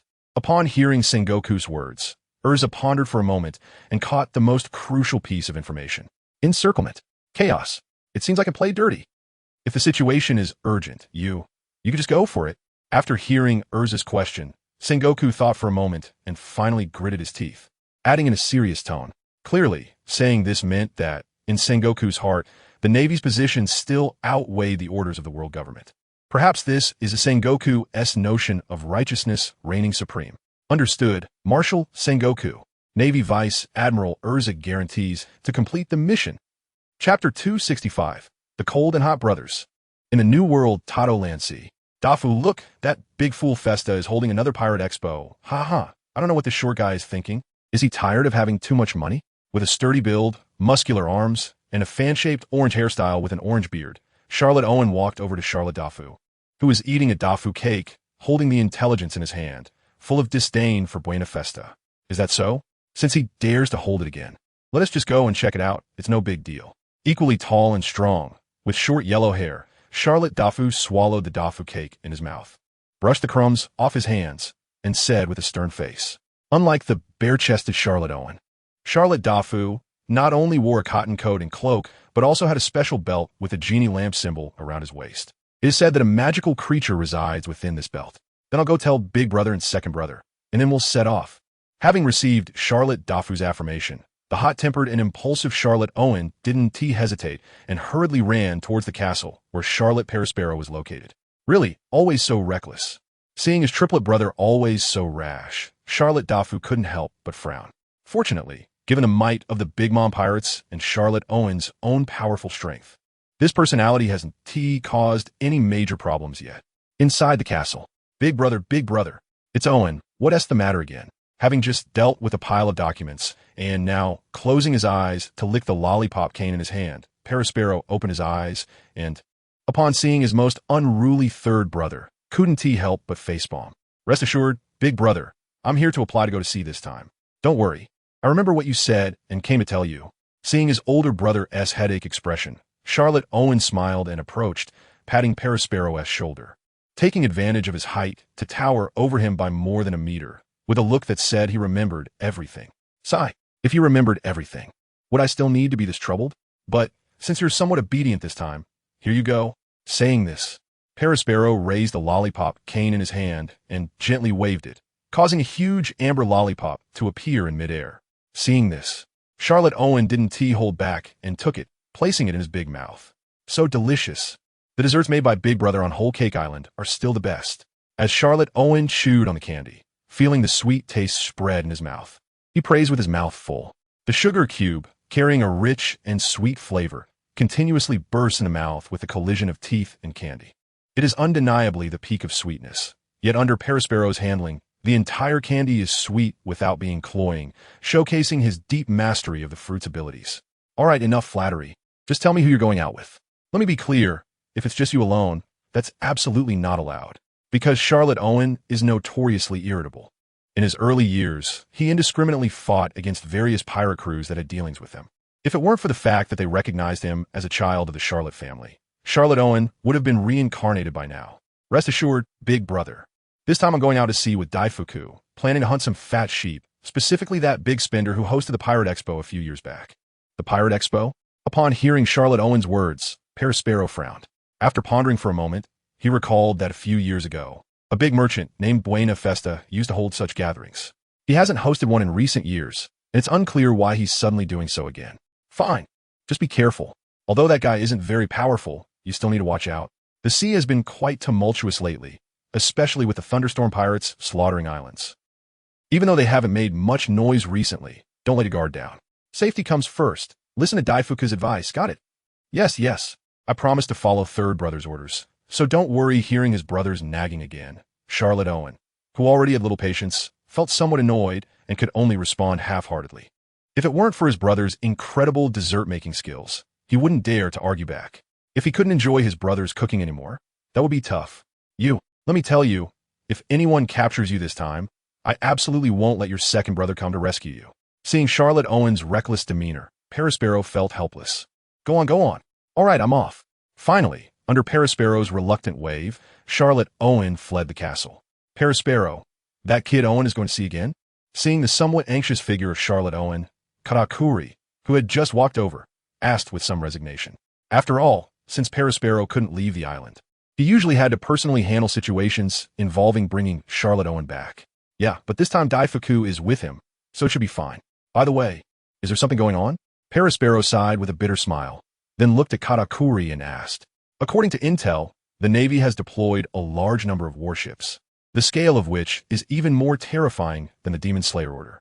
It's unknown who is leading them, but if there aren't any urgent matters, it's best to keep the younger siblings on the island to avoid trouble.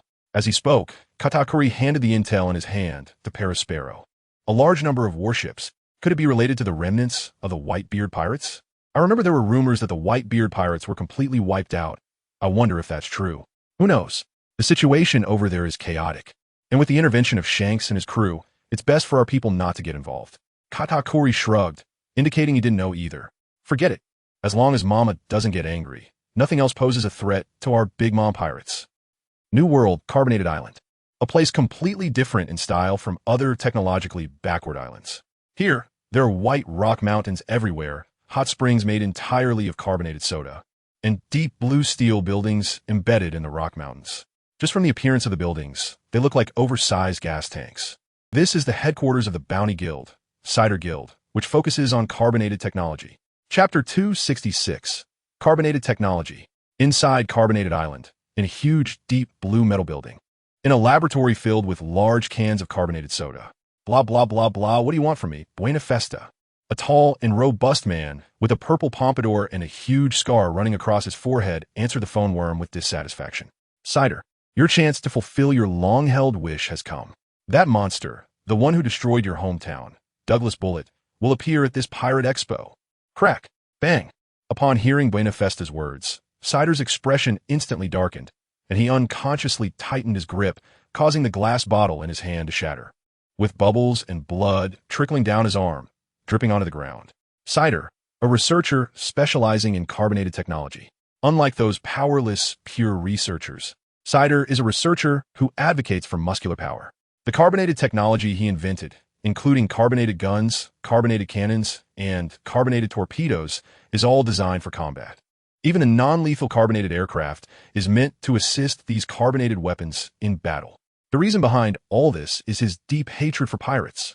Born in the South Blue, Cider lost all his family due to pirate chaos from a young age. Thus, carrying resentment and hope, he joined the Navy for training. But due to bad luck, he ended up in a Navy branch similar to East Blue's Captain Mouse, which was corrupt and ineffective. Disillusioned, Cider left the Navy branch and began to wander in the South Blue, and fortunately learned some research techniques, combined with his inherent talent for scientific research. He achieved considerable success. Later, Cider ventured into the Grand Line. With his impressive physical fitness and solid scientific knowledge, he gained the admiration and adoration of the little princess of the Tatar kingdom, who was sailing out into the New World. Having lost the warmth of family from a young age and wandering alone, Cider quickly became enamored with the gentle nature of the Tatar kingdom's little princess. Thus, with his exceptional talent, Cider became the chief scientific officer of the Tatar kingdom and the chief instructor of the Tatar kingdom's special forces, Carbonated Brigade. He even married the little princess of the Tatar kingdom. Newlywed, Cider spent every day glued to the little princess of the Tatar kingdom. Naturally, the little princess became pregnant, and at the same time, the Carbonated Brigade discovered this island filled with carbonated hot springs during an outdoor training session. For Cider, it was a spring breeze and double happiness. Just when he thought life could go on perfectly, fate played a cruel joke on Cider. During an expansion war by the Tatar kingdom against the Gildarts kingdom, the Tatar kingdom provoked a monster, the Devil's Air Douglas bullet. In just one night, the Tataya kingdom, which had become a powerful nation thanks to carbon technology, vanished into history, and Cider's pregnant wife also perished in that disaster. Fortunately, Cider was leading a part of the Carbon Squad for scientific research on Carbon Island at the time, thus preserving his life. Unfortunately, aside from his life, he lost everything beautiful, just like the pirate plague in his childhood. He lost his family once again and became all alone. Cider felt regret. Regret for being obsessed with a false sense of beauty. If he had not been enamored with the fleeting beauty and had developed carbon technology to a higher level, perhaps the tragedy would not have occurred. When he finally set aside all his sorrow and devoted himself wholeheartedly to the study of carbon technology, news of Douglas's arrest came. With anger having no outlet, Cider transformed the Carbon Squad, which originally belonged to the Tataya kingdom, into a bounty hunter guild specifically for capturing pirates, and vowed to kill every pirate in the world. You better not be joking with me. Buena fiesta? Cider gritted his teeth and threatened word by word. How could I? After all, we are old partners. Just as Buena Fiesta had said. When he held the Pirate Expo back then, he actively sought out the newly famous Cider to collaborate on a pirate trapping plan, specifically targeting those pirates who were greedy for treasure but had average strength. If it were the four emperors, who were tough nuts to crack, Buena Fiesta wouldn't force it. At worst, he would just scatter money to avoid disaster. After all, Buena Fiesta was not doing this for money. Who, hearing Buena Fiesta's affirmative words, Cider took a deep breath and said, "Time and place." 1 week later, Costa Island. With a click, after receiving the accurate information, Cider stopped speaking and directly hung up the transponder snail. "Vini, don't worry. I will soon help you take revenge for our daughter." Cider opened his pocket watch, which contained a somewhat yellowed photograph. In the photo was a woman with smooth, golden long hair, a delicate and beautiful face, lovingly touching her noticeably protruding belly, radiating a maternal glow. This was a photo of Cider's wife, Tataya Vini, taken during her pregnancy, and it was the last time Cider saw her. Cider gently caressed the woman in the photo, his eyes filled with love and nostalgia. After a long time, Jinga. "Yes, what's up, boss?" Jinga, who had dreadlocks and had developed a muscular build due to Cider's influence, came over. He was also one of the earliest members of Cider's Carbon Squad and the assault team leader of the carbon shooting team under Cider's guild. "Notify everyone. Level 1 combat readiness. Target: annihilation of a nation." "Yes, sir." Jinga was momentarily taken aback upon hearing Cider's command, then excitedly responded loudly. Level 1 combat readiness requires the entire Cider guild to mobilize to the maximum extent, a complete mobilization without regard to consequences. Annihilation of the nation refers to the demon, Douglas Barrett, who single-handedly destroyed their entire country that year. It was clear that this time, their action had only one purpose: revenge. Chapter 267, Aizen, Aoi, and Treasure. In the first half of the Grand Line, Judicial Island, CP9 Commander's Office. "Captain, what are you waiting for?" Kuratsuchi Kenpachi leaned against the wall, holding a blood-red sword, looking at Aizen, who was gazing out the window with some confusion. Upon hearing this, Aizen turned his head and smiled slightly, waiting for an opportunity. Opportunity? Kuratsuchi Kenpachi furrowed his brows, scratching the back of his head as he pondered Aizen's words. "Knock, knock. Knock. Kumin. Report, Commander Aizen. This is the latest intelligence from CP6. Please take a look." An agent in a black uniform respectfully handed the latest intelligence to Aizen. All right, thank you for your hard work. Aizen took the intelligence, smiling and expressing concern. It is my honor to serve you, sir. The agent, overly excited and slightly flushed, immediately straightened his posture and replied loudly. Aizen merely smiled and acknowledged with a sound, then prepared to check the latest intelligence information. Seeing this, the black-clad agent tactfully withdrew, casting an envious glance at Kuratsuchi Kenpachi standing nearby before leaving. Captain, what is this? Ignoring the black-clad agent's gaze, Kuratsuchi Kenpachi, seeing Aizen engrossed in the reading, curiously leaned over. It's about a war maniac named Buena Fiesta, but he does have some guts to use this as bait. Aizen handed the completed intelligence to Kuratsuchi Kenpachi, speaking in a calm tone. Here, it's worth mentioning the general process of how the world government gathers intelligence. As the largest organizational entity in the world government consists of many departments, each with its own unique channels for obtaining intelligence. For instance, the strongest military department in the open, responsible for maintaining order in these seas, is made up of the three armies: the Navy, the Army, and the Air Force. The highest commander of these three armies is the former Admiral of the Navy, Steelbone Kong. As the largest military department under the world government, they naturally have their own intelligence-gathering institutions. For example, the Advisory Group, led by Admiral Crane, is a direct intelligence agency under the Admiral of the Navy. In addition to maintaining order through military might, the world government also uses another political means to unify the member countries of various seas, by placing and bribing some high-ranking political figures in each country to obtain some secret information about those countries. Furthermore, as part of the world nobility, the Celestial Dragons also have their own intelligence agency, which is the espionage organization, Cypher POL, established by the first generation of the Five Elders. It is also the department that can obtain information most conveniently and collect information the fastest among the other departments of the entire world government. Aside from CP0, which is directly under the Five Elders and specializes in high-end operations, the information submitted by other CP divisions in various seas must go through the information database of CP9. This is also the reason why CP9, stationed on Judicial Island, hold a far superior position compared to the other 8 departments. In fact, most of the intelligence collected by CP organizations, unless particularly attended to by the Five Elders and taken over by CP0, is generally passed on by the commander of CP9. Although it seems extensive, in reality, these are just intelligence about the mid to lower tier forces in the sea, which is quite trivial for the Five Elders. Nevertheless, many powerful forces at sea still want to win over CP9's personnel. After all, what is considered trivial depends on the person. Unfortunately, aside from some combat personnel, the rest of the agents responsible for intelligence processing in CP9 are not allowed to leave Judicial Island freely. So, many major forces settle for less and buy off some lower-level CP-1-8 agents.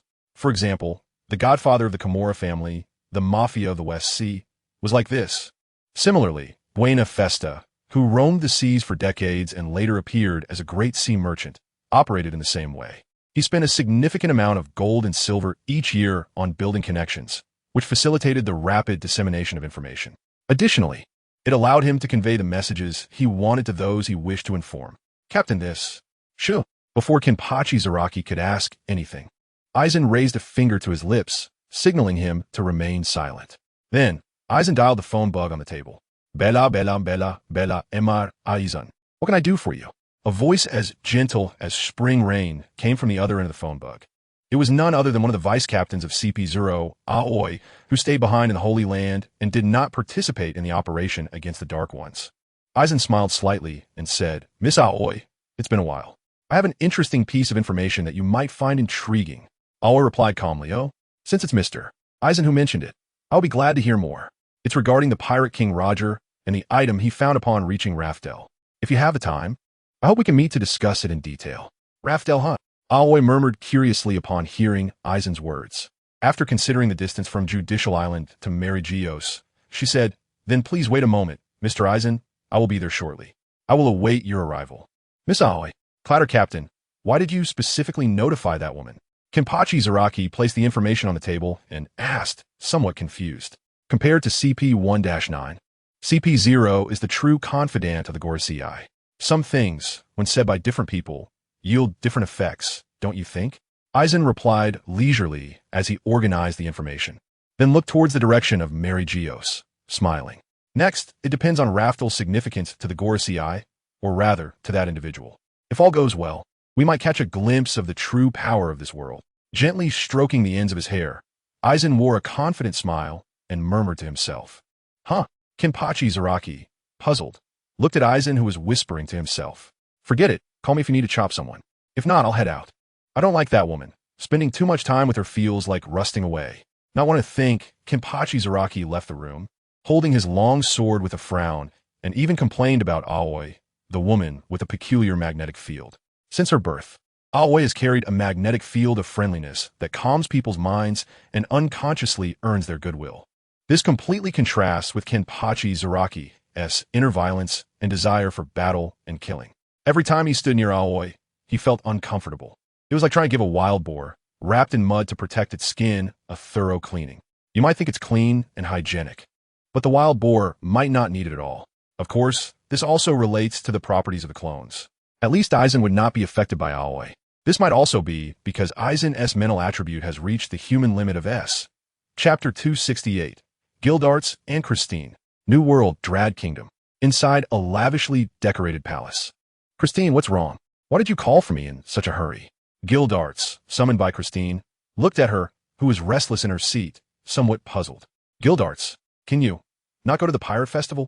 Christine, with a pale face, looked at Gildarts with pleading eyes, tightly gripping a bounty notice in her hand, her fingers turning blue from the tension. What happened? Is there something going on? Seeing this, Gildarts hurriedly stepped forward and hugged Christine. Although he didn't know what was happening, Christine's pitiful appearance made him feel compassion. That person, the demon who destroyed a kingdom overnight, has appeared. Feeling the warmth of Gildarts, Christine trembled slightly, then handed the bounty notice to him.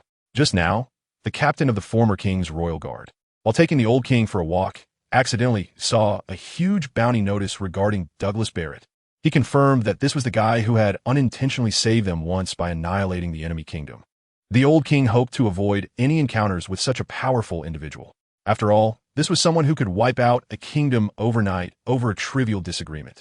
Therefore, after getting permission from the old king, the royal guard captain found the most renowned underground assassin in the underground forces, White Fang, and purchased intelligence regarding Douglas Barrett. The captain then handed the acquired information to the current king, who was Christine. Upon learning the news, Christine immediately sought out Gildarts. The intelligence indicated that Douglas Barrett was heading towards the sea region where Costa Island is located, seemingly intending to participate in this pirate festival. Given the ferocity of pirates and Douglas Barrett's terrifying bounty and track record, Christine was very concerned about Gildart's safety. After all, last time, it was the Navy's main force, Whitebeard, and Gildarts only assisted from the side, but this time, it wouldn't be the same. Douglas Barrett? Gildarts took the bounty notice and said, somewhat surprised, "Isn't this the guy who just escaped from Impel Down not long ago? What? Is he also going to participate in this festival?" Gildarts casually tossed the bounty notice aside with a "what's the big deal" expression. "That's right, Gildarts, let's not go, okay? The treasure of the Pirate King must be his scam." Seeing Gildarts' nonchalant attitude, Christine still expressed her concern. Don't worry. Don't forget, I am the man who wiped out the Whitebeard pirates. A mere crew member of the Pirate King is nothing to me." Gildarts laughed heartily, then gently stroked Christine's soft blue hair, his eyes filled with confidence. For Gildarts, who possesses top-tier Conqueror's Haki, has mastered all techniques of armament Haki, and has the most advanced techniques of Conqueror's Haki, it wouldn't matter if it were a mere crew member of the Pirate King. Even if Roger himself were resurrected in his peak state, facing Gildarts, who wield shattering magic and the 8 gates, it would be a matter of being injured by a touch or killed by a brush. Well, you must pay attention to safety. Seeing that Kildas had made up his mind, Christine, knowing that her persuasion had been in vain, bit her lip and said, "Don't worry. I'm going to accompany Vernia now. That little guy is getting more and more clingy." Seeing Christine's emotions stabilize, Kildas nodded and prepared to turn away. "Wait." Christine suddenly hugged Kildas from behind, her face filled with envy and reluctance. She envied Vernia for being able to be carefree by Kildas' side, while she had to deal with state affairs every day and could rarely see Kildas. Even when they did meet, it was just a few hurried words. Moreover, her previously tense body suddenly relaxed, and the emotions of reluctance instantly filled her heart, prompting her to reach out and hug Kildas. "I have the whole afternoon free today. Can you keep me company?" Upon hearing this, Kildas paused, turning to look at Christine, whose cheeks were flushed and her eyes glistening. The so-called tide rises during the day and ebbs at night. The pirate planet is a world predominantly covered by the sea, so the ebb and flow of tides is a common natural phenomenon. Throughout the day, under wave after wave of impacts, Gildarts and Christine witnessed the surging tides that flowed over the coast, each wave taller than the last. Even Christine, who had become filled with nobility after becoming queen, seemed to return to her carefree childhood under this gift from nature, singing joyfully, harmonizing with the crashing waves, making even the resolute Gildarts involuntarily lost in the moment. Even Gildarts, a master of martial arts, had to admit that even the hardest rock would produce fine fragments under the relentless washing of the sea, returning to the ocean with the waves. But because of this, the stones became smoother after being washed, sparkling under the sunlight, making them irresistible. At least, Christine definitely liked these stones that had been polished by the sea, even until the sun set, captivated by the beautiful tidal scenery. She still held on tightly with her fair little hands as she fell asleep. Under the afterglow of the setting sun, Christine's slightly flushed little face appeared particularly alluring.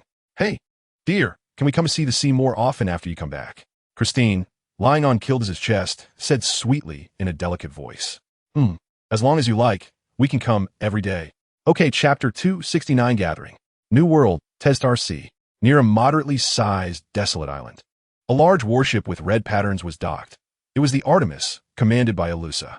"Oh, isn't that Major General Elusa?" Long time, no see a golden light suddenly flashed onto the ship's deck, quickly coalescing into the form of a lecherous old man. It was none other than Borsalino, one of the current 3 admirals of the Navy. Long time no see, Admiral Kazuru. Looking at Borsalino's unkempt appearance, Elusa replied coldly, just as she had when she was still a major. Elusa didn't think highly of Borsalino. At least, she didn't like his lazy demeanor. Borsalino shrugged off Elusa's cold attitude indifferently. After all, he was Golden Bell and couldn't make everyone like him. You know about Admiral Sengoku's orders. So it's time for you to follow us. Saying this, Borsalino took out a small wooden box from his pocket and tossed it to Elusa. "What is this?" Elusa caught the small box and opened it to find a glass sphere containing a life card. "This is the life card of Rear Admiral Fireburn Mountain. The island you are on is not on this mission's route, and since I'm fast enough, it's uncertain whether the fleet will find you when they reach the designated location. Where's the final target this time?" Seeing that Borsalino had been rambling on without stopping, Elusa timely interrupted. "According to current intelligence, the final target of this humanoid creature should be Costa Island." Upon hearing Borsalino's words, Elusa seemed to recall something, murmuring, "Costa Island? Pirate Expo? You should know that her initial goal was to go to this Pirate Expo for a monster hunting adventure. Who knows, it's probably true. After all, that thing kills anything it sees, regardless of people or animals, probably because it sees a lot of people there. Alright, since I've given you the life card, I'll be on my way. Remember to follow our instructions as quickly as possible." After saying this, Borsalino stopped talking and instantly transformed into a beam of golden light, disappearing into the air. Elusa-sama, the navigator exclusive to the Artemis, after Borsalino left, quickly approached and took the life card glass sphere from Elusa's hands. "Full speed ahead." "Yes." "New World, Costa Island. On an unknown pirate ship." "Is this Costa Island? It doesn't look like anyone lives here. You must have taken the wrong way." A burly pirate, covered in thick hair and with dark skin, looked at the island, reminiscent of an ancient jungle, and angrily shouted at the navigator beside him. On this island called Costa, the trees were tall, and even at the very edge of the shoreline, one could see trees thick enough for several people to hug growing there. "Oh, old man, it's not wrong. The record pointer is pointing right here." The navigator, somewhat intimidated by his captain's authority, could only tremble as he raised his wrist with the record pointer, trying to explain. "Slap. I know that. No need for you to say." The hairy captain, already somewhat angry, felt humiliated when he saw his navigator rationally rebutting him, and he slapped him without hesitation. Although a navigator is essential when sailing the sea, they can always be replaced. "Damn hairy brute, don't let me catch you in the act." The slapped navigator could only lower his head, resentfully covering his reddened face, cursing in his heart. "Oh, Captain, it seems something is coming." Just then, a startled voice suddenly rang out behind him. A humanoid creature with skin like obsidian, covered in blood-red patterns and sporting a pair of horns, was rushing towards them from the sea. "What the hell? Who dares to be so reckless in front of me?" The already irritable hairy captain instantly got angry upon seeing an unknown creature charging towards him without restraint. He suddenly tore off his clothes, and then his entire body began to swell continuously, muscles rising rapidly like granite. The already dense fur that exceeded that of an ordinary person grew wildly, spreading all over his body, including his entire face. Roar! Bang! Bang! Bang! A massive black gorilla appeared before everyone, fiercely pounding its chest. This person was the Zoan-type black gorilla fruit user, the notorious pirate with a bounty exceeding 400 million berries. Black Gorilla Nigra. You lowly bastard, dare to bark at me.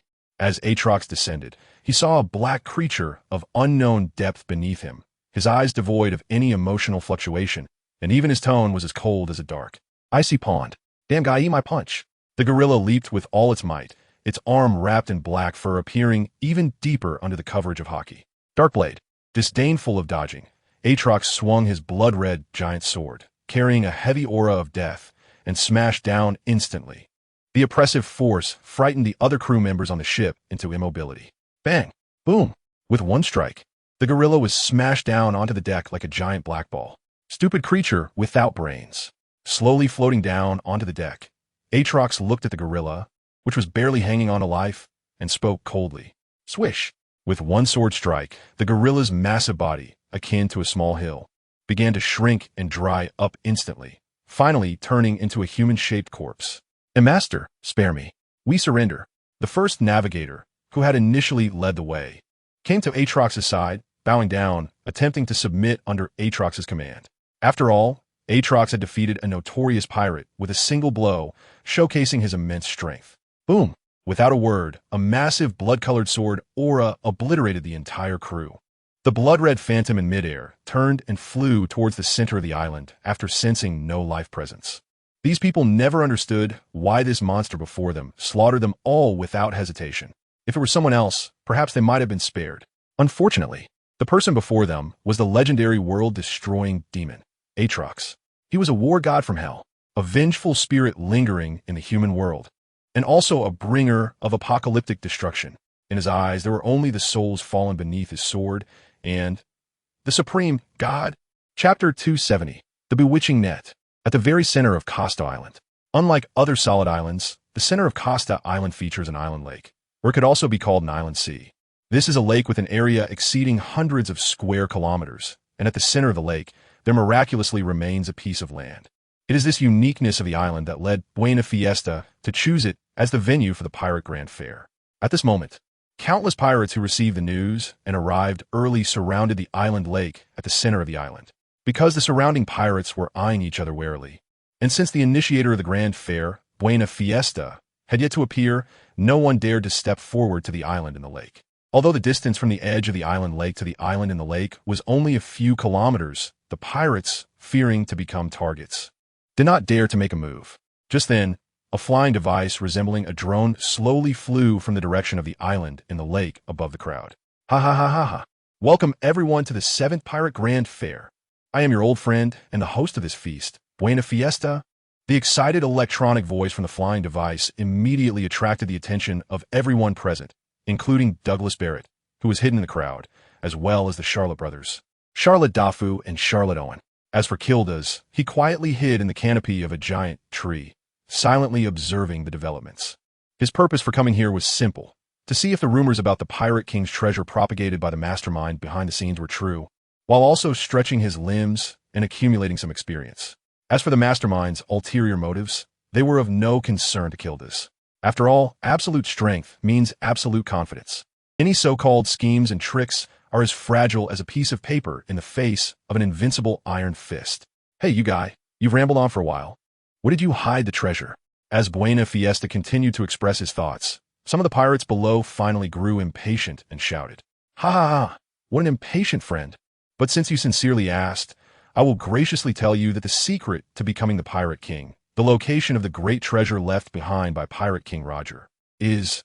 The moment of pause felt particularly long. The mention of the Pirate King and treasure made the pirates below redden their eyes, gasping for breath, as if the hope of becoming the Pirate King was right before them. Fortunately, Buena Fiesta did not linger too long and continued. Is at the highest peak of this island in the lake. Go find it. Only the bravest and luckiest can uncover the secret to becoming the Pirate King. Roar! As the words fell, countless pirates charged towards the island in the lake like frenzied wild buffalo. Of course, not everyone lost their minds in this bewitchment. Even though Buena Fiesta, as a paramecia-type bewitchment fruit user, possessed the ability to sway people's hearts with mere words, it also depended on who was being swayed. Whether it was the Charlotte brothers or the notorious Billionberry pirates, they appeared exceptionally powerful before Buena Fiesta, who relied solely on his bewitchment fruit ability. Not to mention Douglas Barrett, with a bounty reaching billions, whose strength rivaled that of the Four Emperors and Kildas, the holder of formidable martial arts and powerful three-color hockey, who was recognized as the strongest of the 7 warlords of the sea, unlike the Charlotte brothers, who were not in a hurry due to their thoughts of benefiting from the conflict. Douglas Barrett purely looked down on these pirates who couldn't even resist the bewitchment ability of the worthless Buena Fiesta. The remaining pirates, who barely resisted the bewitching power and generally had bounties in the hundreds of millions, such as the Charlotte brothers and the Poison Blade Master Scott, could only be considered acceptable in Barrett's eyes, far from piquing his interest to take action. What he craved was a battle with the strongest at the pinnacle of this world to prove that he had surpassed Pirate King Roger. All of this required an audience to witness, not only pirates, but also the Navy. So, he waiting for the arrival of the Navy. As for Kildas, I'm sorry, but Douglas Barrett's observation hockey is not strong enough to sense the more powerful hockey of Kildas. That's why Douglas Barrett stands silently in place. Otherwise, he wouldn't mind warming up a bit before facing the Marine Admiral. Soon, the first batch of pirates reached the shore of the island in the lake. Charge! The treasure is definitely mine. Get lost. I'm the one who will become the Pirate King. Bang! Go to hell, you idiot. Don't block my way. I'm the future Pirate King. The sounds of fighting, cursing, and the screams of flesh and blood flying under sharp blades blended together. The already somewhat mentally unstable pirates, under the stimulation of blood, were further provoked into their most primal ferocity. On a hilltop of the island in the lake, through surveillance equipment, the members of the Seidel Guild watched the pirates fight each other as if they were watching monkeys and the endless stream of pirates joining this ceaseless melee. This made those who had lost their hometowns to pirates feel extremely comfortable, as they harbored deep hatred for pirates. Ah, what a bunch of foolish pirates, boss. Let me lead the brothers to take the lead. The flaxen-haired, dreadlocked Kinja, dressed in an advancing type of exoskeleton powered by carbonation technology, volunteered to step forward. Pay attention to energy consumption. There's still a tough battle ahead. Seidel, seeing Kinja's restless appearance, didn't stop him but nodded approvingly. If it weren't for Douglas Barrett being the main event later, he would have loved to put on the exoskeleton and engage in a thrilling battle with the pirates outside. Don't worry, boss, I know. With Seidel's approval, Kinja grinned widely. He then gathered his brothers from the carbon cannon squad and flew towards the shore of the island where the pirates were landing, riding on carbonation flying devices. Boss, aren't we waiting a bit longer? The slim carbon sword and halberd squad captain Karana stood up after Kinja left, quietly asking with some concern. No problem. These pirates who can be manipulated by Buena Fiesta are all weak. With the latest carbonation cannons, Kinja will have no issues. The biggest trouble is still that guy. As he said this, Seidel's gaze towards the screen seemed to spark with fire. Right in the center of the screen stood the coldly observing Douglas Barrett. Chapter 271. What flashing water, arrow turtle. At the shore of the island in the lake. Ha! You trash. Eat my grandfather's move. Super stimulating tornado carbon cannon. Just as the many pirates were in a melee, Kinja, wearing a heavy carbonation-powered exoskeleton, appeared above everyone on a carbonation flying device. Then, 2 thick, dark cannons behind Kinja, after a brief charge, suddenly spewed out 2 rotating high-pressure water cannons. 1 yellow and 1 red, which instantly shot down onto the many pirates on the ground. My eyes. Damn it, you bastard, die. In this sudden attack, many pirates caught off guard were directly hit by the high-pressure carbonation water cannon. The tremendous impact made their bodies feel as if they'd been rammed by a giant truck, their bones shattered, skin torn like mud. Some unfortunate souls who were directly struck on the head died on the spot. The luckier pirates who weren't directly hit by the water cannon still couldn't avoid the intensely irritating tornado carbonation water. Just getting splashed on the skin was okay. At most, their skin would turn bright red while experiencing a sharp, intense pain like being bitten by a swarm of ants. Although somewhat uncomfortable, for these pirates who had lived a life on the edge and bore countless scars, it was still bearable. The most unfortunate were those who weren't directly hit by the water cannon, but had the tornado carbonation water splash into their eyes. It's known that the eyeball is one of the most vulnerable parts of the human body, not to mention such an irritating carbonation liquid. Even a drop of sweat or a light poke from a hard object can cause uncontrollable tears to flow. Even these pirates, who weren't afraid of blood, were brought to tears by the severe pain in their eyes, their eye sockets turning blood red as tears mixed with blood flowed uncontrollably. The already fearsome faces of the pirates appeared even more terrifying at this moment. The shrill screams made the surrounding pirates snap back to reality and filled their gazes towards Kinja with dread. "Brothers, let us take down this guy first, otherwise none of us can get the treasure." A pirate, seeing the bloody and tearful state of his companion, immediately shouted to everyone. Although they didn't know where Kinja came from, this guy had displayed a one-against-many attitude from the moment he appeared. If they didn't quickly unite with the other pirates present, they might just get wiped out by him. Ha ha ha ha. Even if the trash gathers together, it's still just bigger trash. Kinja, seeing the pirates beginning to show signs of teaming up, calmly mocked. However, despite the bravado, Kinja, whose carbonation supply was limited, decisively increased the power of his carbonation flying device and flew to a higher altitude to prevent any accidents. Then Kinja shouted into the intercom, "Go boys, attack!" Countless members of the Carbon Cannon Squad, wearing exoskeletons several sizes smaller than Kinja's and stepping on the same type of carbonation flying devices, swarmed into the sky like bees from a hive. The number of pirates had already decreased significantly due to the initial melee, and with Kinja's unorthodox ambush, their numbers were further reduced. Even though many pirates were merely injured and not dead, they had lost their ability to continue fighting. They had originally thought to rely on their numerical superiority to defeat the detestable ambusher Kinja first, but unexpectedly, the greatest advantage, which was their numbers, was instantly reversed. "Boys, take them down." As Kinja's words fell, countless members of the Carbon Cannon Squad raised their specially designed carbonation high-pressure water guns and simultaneously pulled the triggers, aiming at the pirates. Streams of water comparable to the thickness of an adult man's arm, controlled by the well-trained members of the Carbon Cannon Squad, rushed towards the pirates on the ground like an impenetrable net, creating an immense sense of pressure. Damn, their water guns are even more powerful than fire cannons. Without top-tier combat power backing them, merely a bunch of fish manipulated by the manipulation fruit were soon completely wiped out by the Seidel Bounty Guild, which was renowned throughout the seas for its years of warfare in the New World. It must be said that even in a world where individual strength is extraordinary, the power of technology should not be underestimated. Perhaps it cannot make an ordinary person leap to become the top powerhouse in the world, but it is enough to give countless ordinary people the strength to defeat those who were once stronger than them. Moreover, the most advanced technology can even enable ordinary people to accomplish unbelievable feats, killing gods. All right, Kinja, that's enough for now. Come back and replenish your energy. The main event is still to come. The intercom on Jinja's chest crackled with the somewhat satisfied voice of Seidel. Given the orders, Jinja was too lazy to pick up the spoils from a battlefield. To be honest, the worth of their guild, which excelled in technological power, was not something that a bunch of unproductive, impoverished pirates could compare to. On the shore of the island's lake, I knew that this bastard must have some backup after we robbed him last time. Dressed in a dark blue cotton coat, with two large balls of blue and white stripes on his shoulders, the blonde buzzcut man, Charlotte Dafu, looked disdainfully at the island in the lake. During the last Pirate Expo hosted by Buena Festa, due to the critical progress of the Seidel Bounty Guild's research, coupled with the fact that many of Buena Festa's subordinates were also equipped with second-rate carbon technology weapons sold by the Seidel Bounty Guild, the confident Buena Festa didn't wait for Seidel and others to free up their time and directly held the Pirate Expo.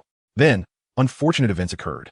The Charlotte family, which rarely showed interest in anything other than ingredients, unexpectedly learned about the last Pirate Expo during their return journey, led by Charlotte Kreja, one of the 10 sons of the Charlotte family, and then a member of the Desert Four Stars.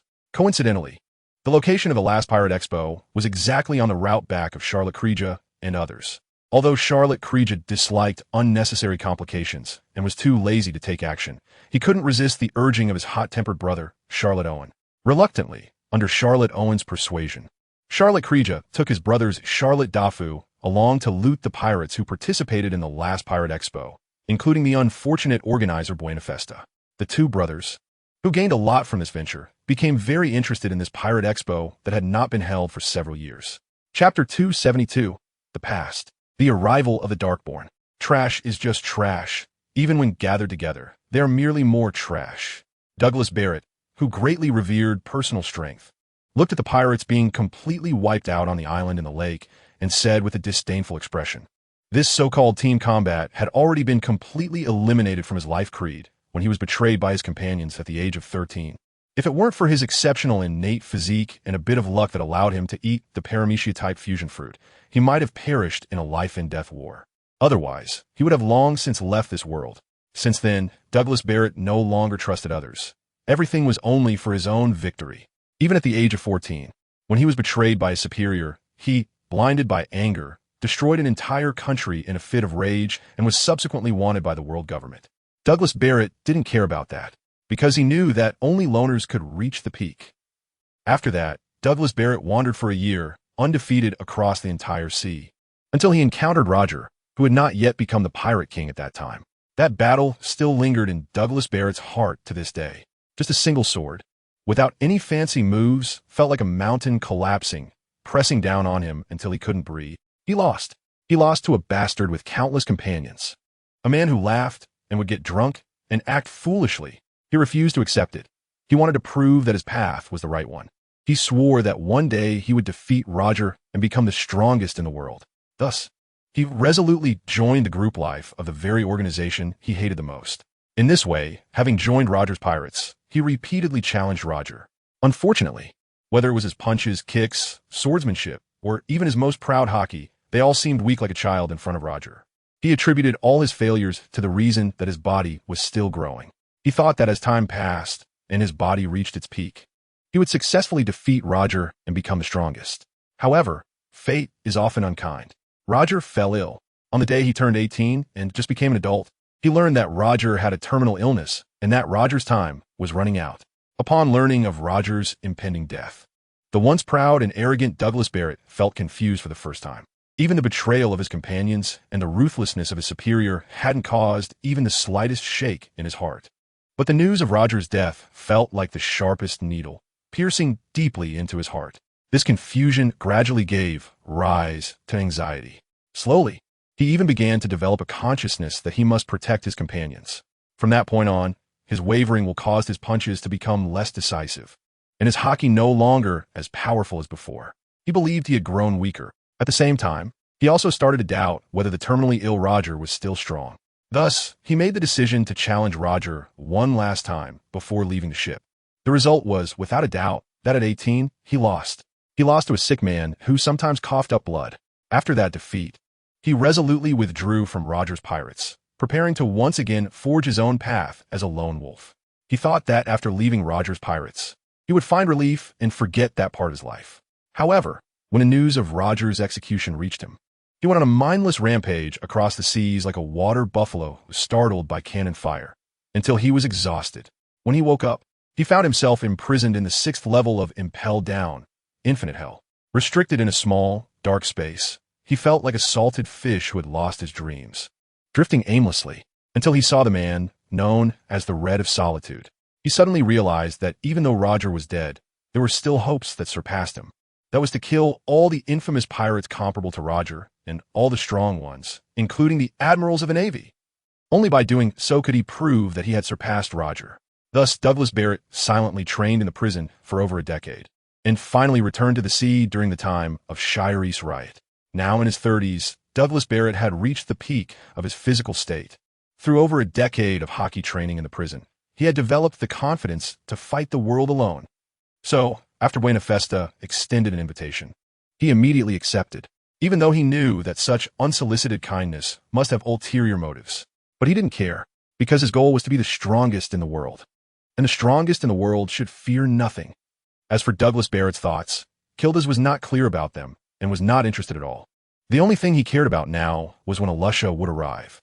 Indeed, this time, due to the terrifying strength of each of his avatars, Mushiwa had no choice but to give a precautionary measure to the avatars that might clash, especially the battle-loving Alusha. Although Erza is the first avatar of Mushiwa and has received the most attention from her, it must be admitted that among Mushiwa's many avatars, none can rival the bug-level abilities of Gildarts in a one-on-one fight. Whether it is Natsu, who has reached the pinnacle of the sea and serves as the vice captain of the royal fleet, or Hashirama and Madara, who he suppressed with a wave of his hand. None could defeat Gildarts in a duel. Even the powerful and terrifying Dark Blade Demon, who has slaughtered countless foes and possesses a transformation state, would absolutely not be able to defeat Gildarts, who is equipped with the 12 trials. The abilities that Gildarts possesses mean he would never lose to opponents of equal level or even those several levels higher. They cannot withstand his life-for-life combat style. Perhaps the most likely avatar to defeat Gildarts would be the yet-to-grow-up Gyoka.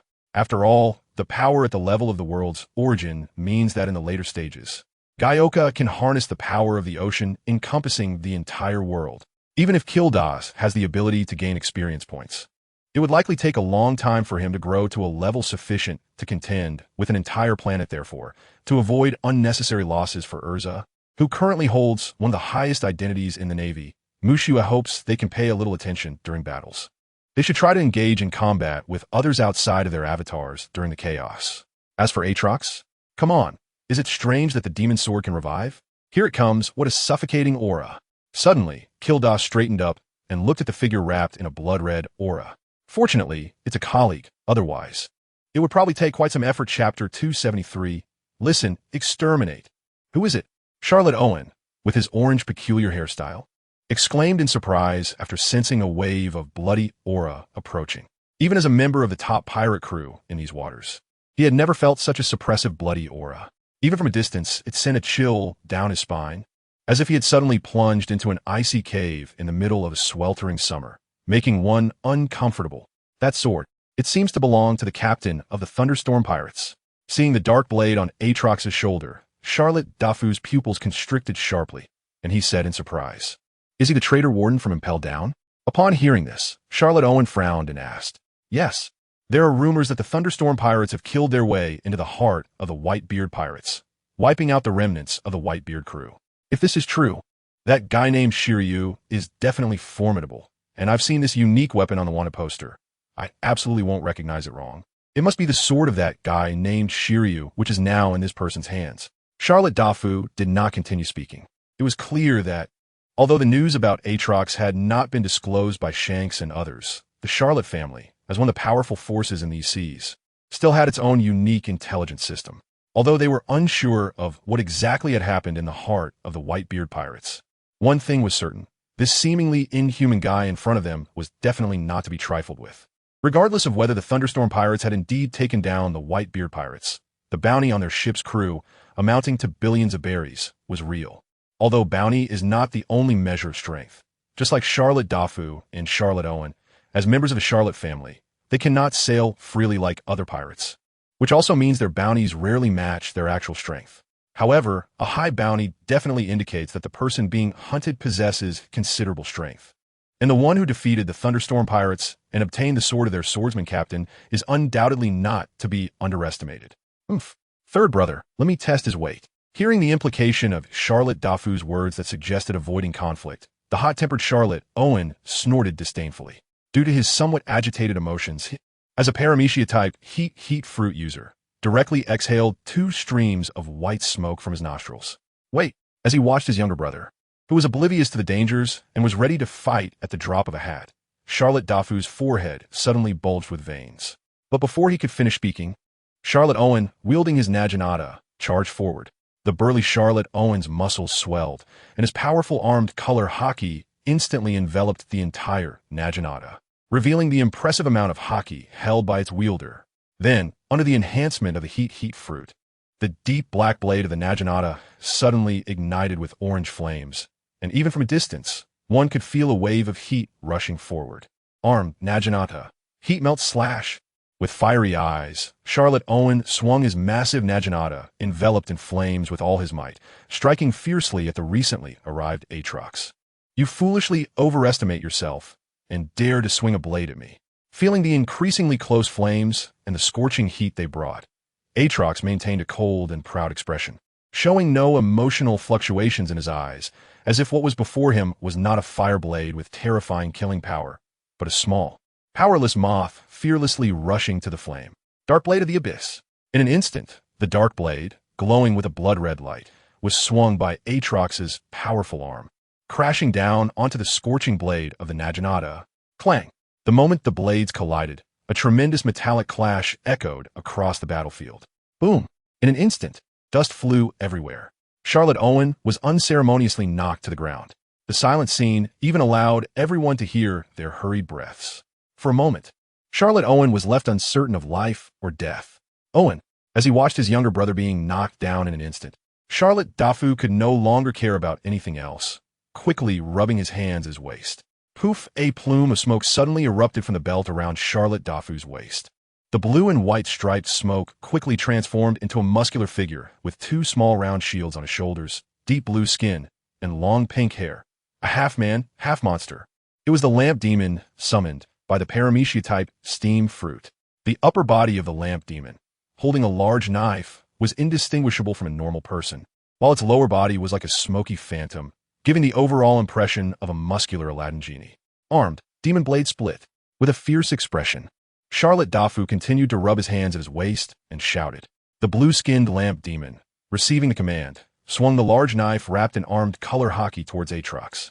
The force was so great and the speed so fast that it stirred up a gust of wind, rustling the leaves around. This vengeful strike brought forth a whirlwind that even the observing pirates felt their faces stinging from a gust. Another overconfident fool. Shadow Rush. A trace of cold light flashed in Aatrox's eyes as his wings behind him slightly fluttered. The blood-red figure instantly transformed into intangible phantoms, effortlessly evading the slash of the lamp demon. Aatrox then charged rapidly towards Charlotte Doflamingo without losing momentum. This is bad. Seeing Aatrox directly bypassing the summoned lamp demon and charging towards her, Charlotte Doflamingo widened her eyes, thinking to herself that it was a terrible situation. Hiss! Just as she wanted to command the lamp demon to retreat, it was too late. With the sound of flesh being sliced apart by a sharp blade, Charlotte Doflamingo's massive body crashed to the ground. In just one encounter, the Charlotte brothers, who had a bounty of hundreds of millions of berries and ranked among the top of the Big Mom pirates, were easily dealt with by Aatrox. Their S.A. flaw. Armed scorpion slash. Bang. Just as everyone was immersed in Aatrox's terrifying power, a proud voice suddenly rang out. A man wielding a long sword glowing with purple light, with deep purple long hair and a somewhat smug expression, rushed out. This person was the infamous poison swordsman from the New World, Scut, a swordsman known for his insidious and unconventional methods, famous for coating his sword with poison. Once you're hit by my poison, even an admiral will have to kneel before me. As the blade was about to touch Aatrox's back, Scut proudly showcased his poison blade. This was a unique poison he had developed after collecting countless bizarre toxins. He was confident that his poison was unresolvable under the heavens. Insects should be crushed to death. Time and again being provoked by someone he considered an ant, Aatrox felt a surge of anger. According to the instructions from Mushiwa, he was supposed to avoid involving other avatars in battle, so he planned to first see where his colleagues were before making a move. However, as soon as he revealed himself, he was continuously provoked by these little bugs. It was truly infuriating. Listen, be extinguished. A low, chilling voice instantly spread throughout the venue. Everyone was struck speechless by the overwhelming killing intent emanating from his presence. A dominating aura that seemed capable of cutting down the world pressed down on everyone, causing their knees to bend involuntarily. Accompanied by a low growl reminiscent of a hellish demon, the blood energy coiling around Aatrox's body transformed into a pillar of energy that shot into the sky. In an instant, it broke through the clouds, dyeing the previously gloomy sky a blood-red color, as if doomsday were approaching. As the sky turned a suffocating blood color, the once dark wings transformed into a blood-red hue even more dazzling than the sunset. This was the true form of the Darkin, Great Destruction. Chapter 274, Landing on the Island. In the waters near Costa Island, a magnificent naval fleet was slowly approaching the island. Report to Admiral Kazuru. Ahead is Costa Island. Please proceed to the conference room. All the Vice Admirals are waiting for you. As the outline of the island became visible, Vice Admiral Paisalino ran to his side and whispered the report. So soon? Really, my rare afternoon nap has been interrupted. It's quite annoying lying on a sun lounger. Paisalino casually pushed up his sunglasses and spoke in a lazy tone. Hearing this, his deputy, who was familiar with Kizaru's personality, remained silent, quietly standing by, waiting for Paisalino's next instruction. Seriously, got it.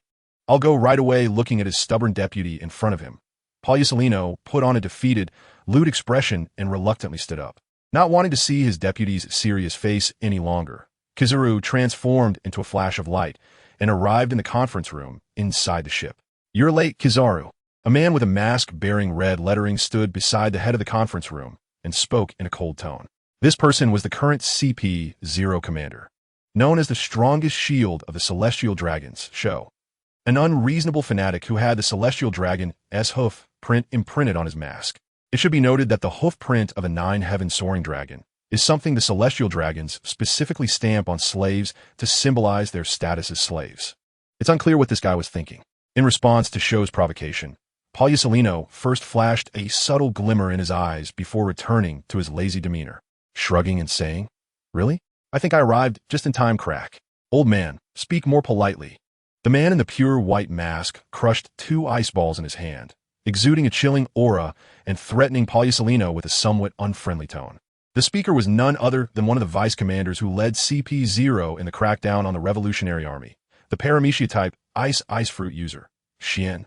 Such a lively young man. Within the mouth glancing at the self-important Shien, Pagliusolino instantly transformed into a burst of golden light, appearing at the head of the conference room in the blink of an eye, teasingly saying in a slightly irritating tone, "Enough, Shien. Now is not the time for caprice." Before Shien could speak again, the bald old man with a bear paw print on his mask, who was standing nearby, reached out to stop him, intentionally casting a glance at the silent show.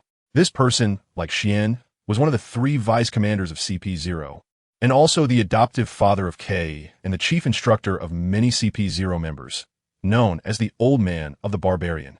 It is said that he possesses the powers of the ancient Zoan-type bear fruit, Barbarian Bear, and his strength is extraordinary. Even at his advanced age, he could still hold the position of chief instructor and vice commander of CP-0, which speaks volumes. Long time no see, old man Barbarian. You're still as strong as ever, seeing Barbarian step in to smooth things over. Pagliusolino also took the opportunity to greet him. It was evident that compared to other CP-0 members, Pagliusolino had a good impression of Barbarian. "You're still as lazy as ever, kid. Let us catch up after we discuss important matters." Despite Barbarian's imposing figure and the somewhat intimidating mask he wore, his tone was as amiable as a friendly neighbor. The way he spoke to Pagliusolino was also very casual, indicating that he indeed had some rapport with Pagliusolino. "Everyone take a seat. Standing is quite tiring." Seeing the atmosphere lighten up a bit, Pagliusolino spoke. Subsequently, Vice Admirals Alusa, Ghost Spider, Fire Mountain, and others, along with the members of CP-0, took their seats one by one. Notably, the CP-0 commander, Sho, sat in a subordinate position below Pagliusolino. Although he believed his status as a celestial dragon was far above these mortals, due to positional reasons, the Admiral of the Navy was formally slightly higher than the CP-0 commander. After all, the Admirals of the Navy were the highest combat power of the world government on the surface, and it was normal for them to have a high status. Unlike CP-0, which operates behind the scenes, most people are completely unaware of this department. This was also one of the reasons Sho felt displeased. The flames burned fiercely on the mountain. "And you, tell us about the arrangements of Marshal Sengoku." The lazy and sharp-tongued Admiral Kizaru spoke up. "Yes, Admiral Kizaru, according to Marshal Sengoku's orders." Boom! Before the flames on the mountain could say anything, a visible blood-red pillar of light suddenly shot up from Costa Island. The ominous aura emanating from the pillar, which dyed half the sky red, spread out widely. Even the fish and shrimp in the sea panicked and swam away from the island. Even those far away, like Kizaru and others, felt a faint sense of deadly threat. Is this our target? How terrifying, although Kizaru's tone was still annoying. His unconsciously stiffened body indicated that the threat posed by this target was definitely not low. Plan changed, attack directly, feeling that long-lost sense of oppression. The face of the one guarding the celestial dragon's hoof print mask rarely revealed a bloodthirsty smile. After speaking, without caring about the reactions of others, he vanished and stepped onto the island. "Admiral Kizaru, will you say?" The somewhat restless Erza also smiled and asked. "Hey, be careful, act freely. Since he has already gone to the island first, the demon-slaughtering Order S bombardment can't be used." Although he looked down on that guy, he wouldn't be harmed by artillery shells, but it still raised suspicions of harming teammates. Not wanting to deal with it, he sighed helplessly and instructed. Chapter 275, Projecting Hell, Costa Island. At the lakeshore on the island. Yes, this is the feeling, such a long-lost feeling. Feeling the overwhelming pressure that permeates the entire island from the blood-red figure, Douglas Barrett began to tremble involuntarily due to excitement. All his muscles instinctively tensed, and his eyes shone with a fighting spirit. After more than 10 years, he once again felt that long-lost sense of oppression. This feeling was astonishing, as if facing the peak Roger from that year. What kind of monster is this? The remaining pirates with some consciousness were all stunned into silence. Only a few relatively powerful pirates managed to stay conscious under Aatrox's dominating pressure, but they also fell into disbelief. This power, no wonder the master was worried. Even I, without activating a special state, would probably have no chance of winning against such a powerful opponent. Shielding himself from the howling wind, Gildarts squinted his eyes and sighed inwardly. He initially thought that Mushiwa was just simply hinting for him to be cautious in battle. After all, with Gildarts' current strength, if he fully activated the 8th gate of the 8 gates of Duinjia, aside from the unknown Aim and ancient weapons, he could hardly find an opponent on this sea. Now it seems that Aatrox, in the state of great destruction, is also strong enough to stand at the top of this sea. Come on, let us fight. Let me see, you weak scum, your last wail before falling into eternal darkness. The deep, hoarse voice of the demon, like a sound from hell, echoed in the ears of those present, causing their vision to sway. The environment in everyone's eyes instantly transformed from towering trees into another world. The ground there was a despairing reddish-brown, filled with terrifying cracks, resembling the patterns on Aatrox's skin, exuding an aura of death. The acrid smell of sulfur seemed to be right beside them, causing people to frown instinctively, their nostrils twitching. Furthermore, some even saw demons resembling the Oni clan, with 2 horns on their heads and dark red skin, slowly approaching them, their faces filled with mockery and ridicule. This is the area of effect. Mental manipulation skill, Hell's Boundary, gained by Aatrox after reaching S level in basic spiritual attributes, utilizing the demon whisper and blood magic. By enhancing the cursed view of hell, relying on powerful mental strength and the inherent manipulation power of the demon whisper, it mimics or reflects scenes resembling the borders of hell, thus achieving the effect of manipulating hearts and even directly polluting the environment and the weak. Just projecting the outermost scenes of hell turned Costa Island, resembling an ancient forest, into a desolate dead land. So painful. What is coming out? Some mentally weak pirates began to undergo strange changes. Their skin gradually turned red, and bumps began to appear on their heads, as if they were morphing into the appearance of those hellish demons they saw. Truly worthy of being a colleague. Quite interesting. Gildarts, whose mental power level also reached S, was the first to react. If it weren't for the significant enhancement of Aatrox's mental attributes in the Great Destruction state, along with having top-tier Conqueror's Haki and Observation Haki, Gildarts, whose martial will was extremely firm, wouldn't he have been manipulated for so long? It wasn't he until some pirates began to mutate that he barely broke free. Even so, Gildarts decisively distanced himself from Aatrox. After all, they were ultimately on the same side, and without Mushiwa's orders or any significant benefits, they would try to avoid conflict as much as possible. Now is not the time when Erza and Natsu were of very low level and had low status. Back then, even if something happened to them, it was a small matter and the world's attention was low, they could handle it. In this situation, one cannot be too reckless. Damn, what kind of fruit ability is this? The second to react was Douglas Barrett. He was also one of the only 2 who escaped Aatrox's full area mental skill. As for the others, they either lost their true selves under the mental manipulation of Hell's Boundary, fully immersing themselves in Hell's embrace, transforming into chaotic, slaughter-driven demons, or they didn't even withstand the transformation and directly became nourishment for the hellish land. The entire scene was chilling. Even Douglas Barrett, who feared nothing and claimed he would punch the 4 emperors and kick the 3 admirals, cautiously retreated to the edge of the reddish-brown ground the moment he regained consciousness. The only regret was that this was Aatrox's first use of this move, and due to the limitations of his attribute level.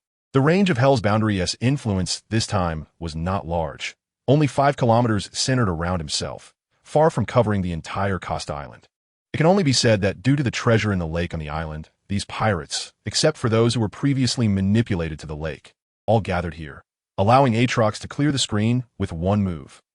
On the island in the lake, at the hill where the Seidel Guild is located, glug, a group of people gathered in front of the monitor unconsciously made swallowing sounds, clearly frightened by Aatrox's eerie and terrifying move. Are we really going to deal with such a monster? Just after winning a battle, the somewhat arrogant Jinja, whose dark skin even appeared a bit pale, spoke with a trembling voice. If it weren't for the carbon-powered exoskeleton supporting Jinja's body, one might doubt whether Jinja, whose legs felt a bit weak, could continue to stand. It should be noted that while Aatrox's ability to directly alter the battlefield and the range of its effects wasn't that vast, the overwhelming pressure from the red half of the sky when Aatrox entered his annihilation state covered the entire island under the influence of his powerful conqueror's haki. Many soldiers who relied on technological means in battle had their eyes roll back and fainted. Only a few officers led by Seidel remained conscious.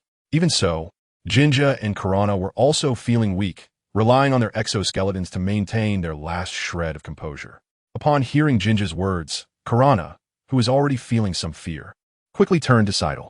To be honest, if possible, Kurana didn't want to fight Aatrox. Fighting against other pirates could lead to death.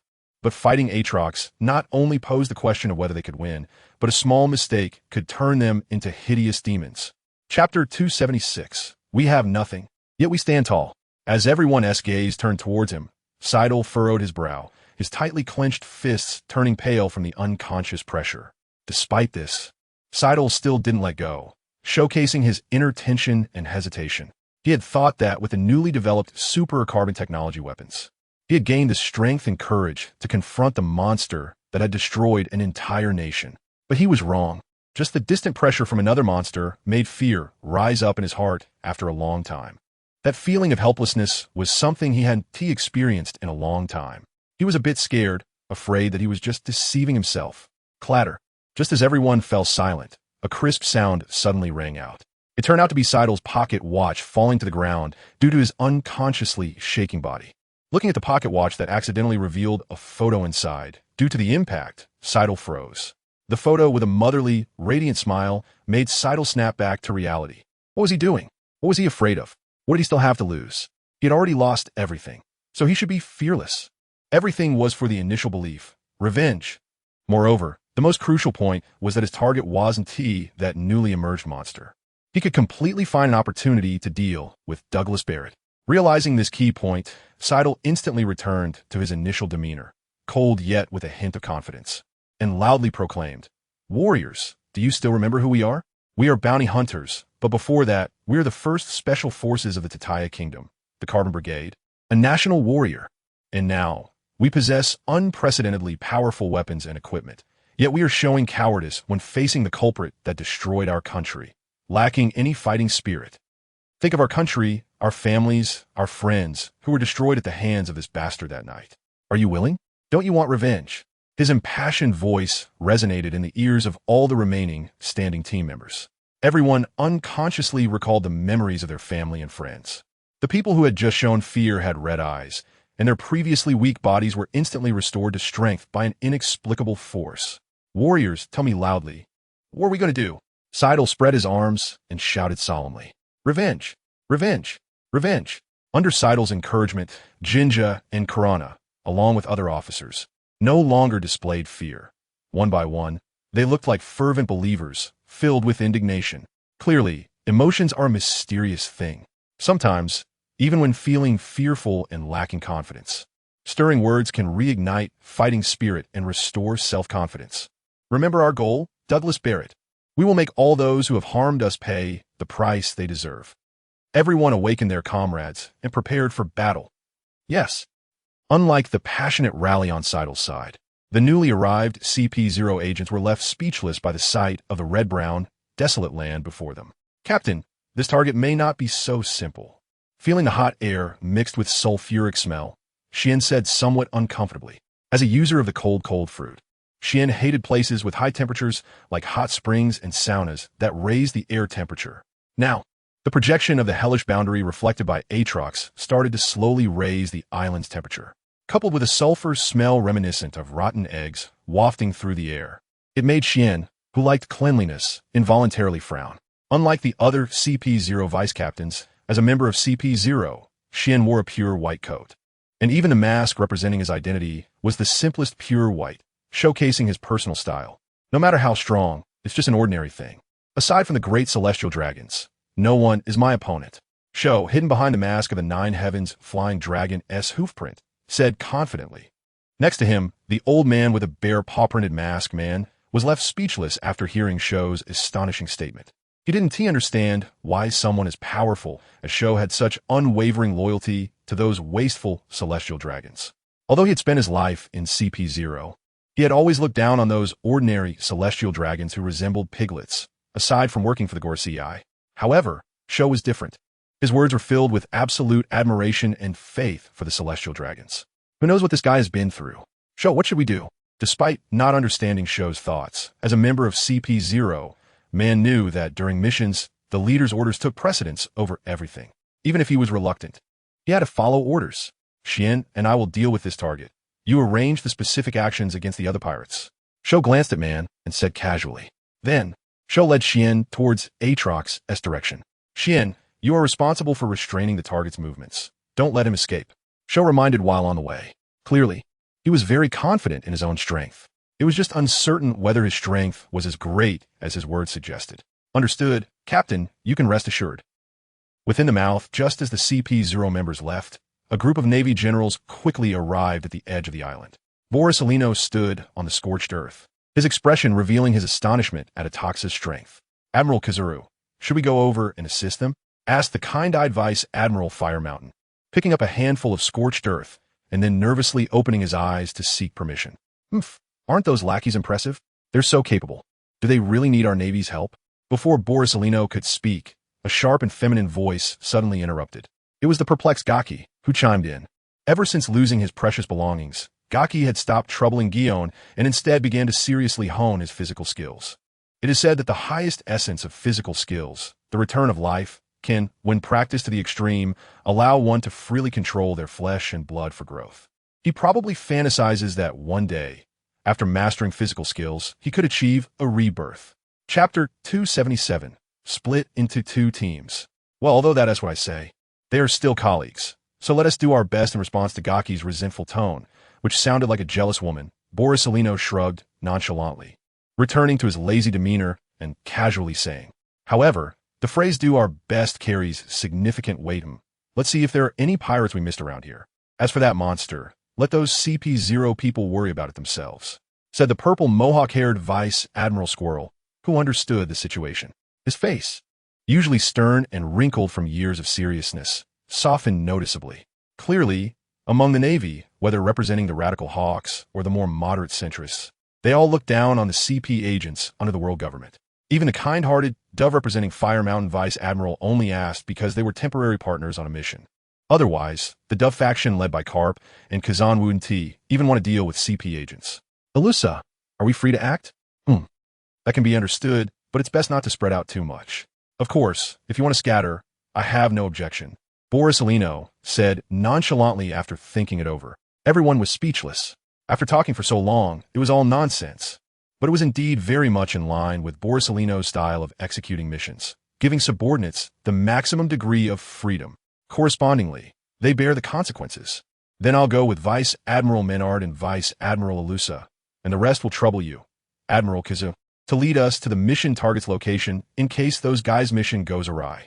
Finally, the veteran Vice Admiral Squirrel, second only to Borsalino in seniority, spoke up. His idea was to let the two strongest, Borsalino and Alusa, each lead a team, while the others were grouped based on the tasks to be completed. That is, Alusa, Squirrel, and Menard form one team. On the other side, Borsalino, Gaki, Fire Mountain, Bastiu, and Dalmesia form another team. Indeed, this time, the enhanced demon-slaying order dispatched a luxurious lineup of 1 admiral and 7 vice admirals. Not only did they have Alusa, a candidate admiral comparable to an admiral, but also elite vice admirals like Squirrel, Fire Mountain, and Gaki, who ranked among the top of the vice admirals. This shows how much the world government valued this mission. Sengoku also realized that the target's strength might be formidable, which is why he tried to arrange some powerful vice admirals to prevent casualties. Okay, I have no objections. How about you? Seeing that the most troublesome personnel arrangement task was completed by Squirrel, Borsalino naturally had no objections. After all, no matter how it was divided, there would always be someone dissatisfied, and following the principle of avoiding more trouble, Borsalino always supported whoever stood up. This way, he avoided the effort of trying to please everyone while accomplishing the task, achieving 2 goals at once. We have no objections either. Seeing that the leader of the mission, Borsalino, agreed, the others exchanged glances and nodded in agreement. Since everyone had no objections, it was decided that Vice Admirals Ilusa, Squirrel, and Minard would be responsible for clearing out the remaining pirates, while the 5 of us would assist the CP0 agents in completing this mission. After completing the mission, we will regroup here. Seeing that everyone had no dissent, Borsalino made the final decision. Admiral Kizaru, is there a list of pirates we need to capture alive for this mission? Suddenly, the previously silent Ilusa unexpectedly spoke up. I don't think. There is, Borsalino replied, momentarily taken aback and uncertain after hearing this. He remembered that before coming, Sengoku only said to cooperate with CP0 and to complete the capture mission target as much as possible. Of course, if things were unmanageable, they could act according to the situation.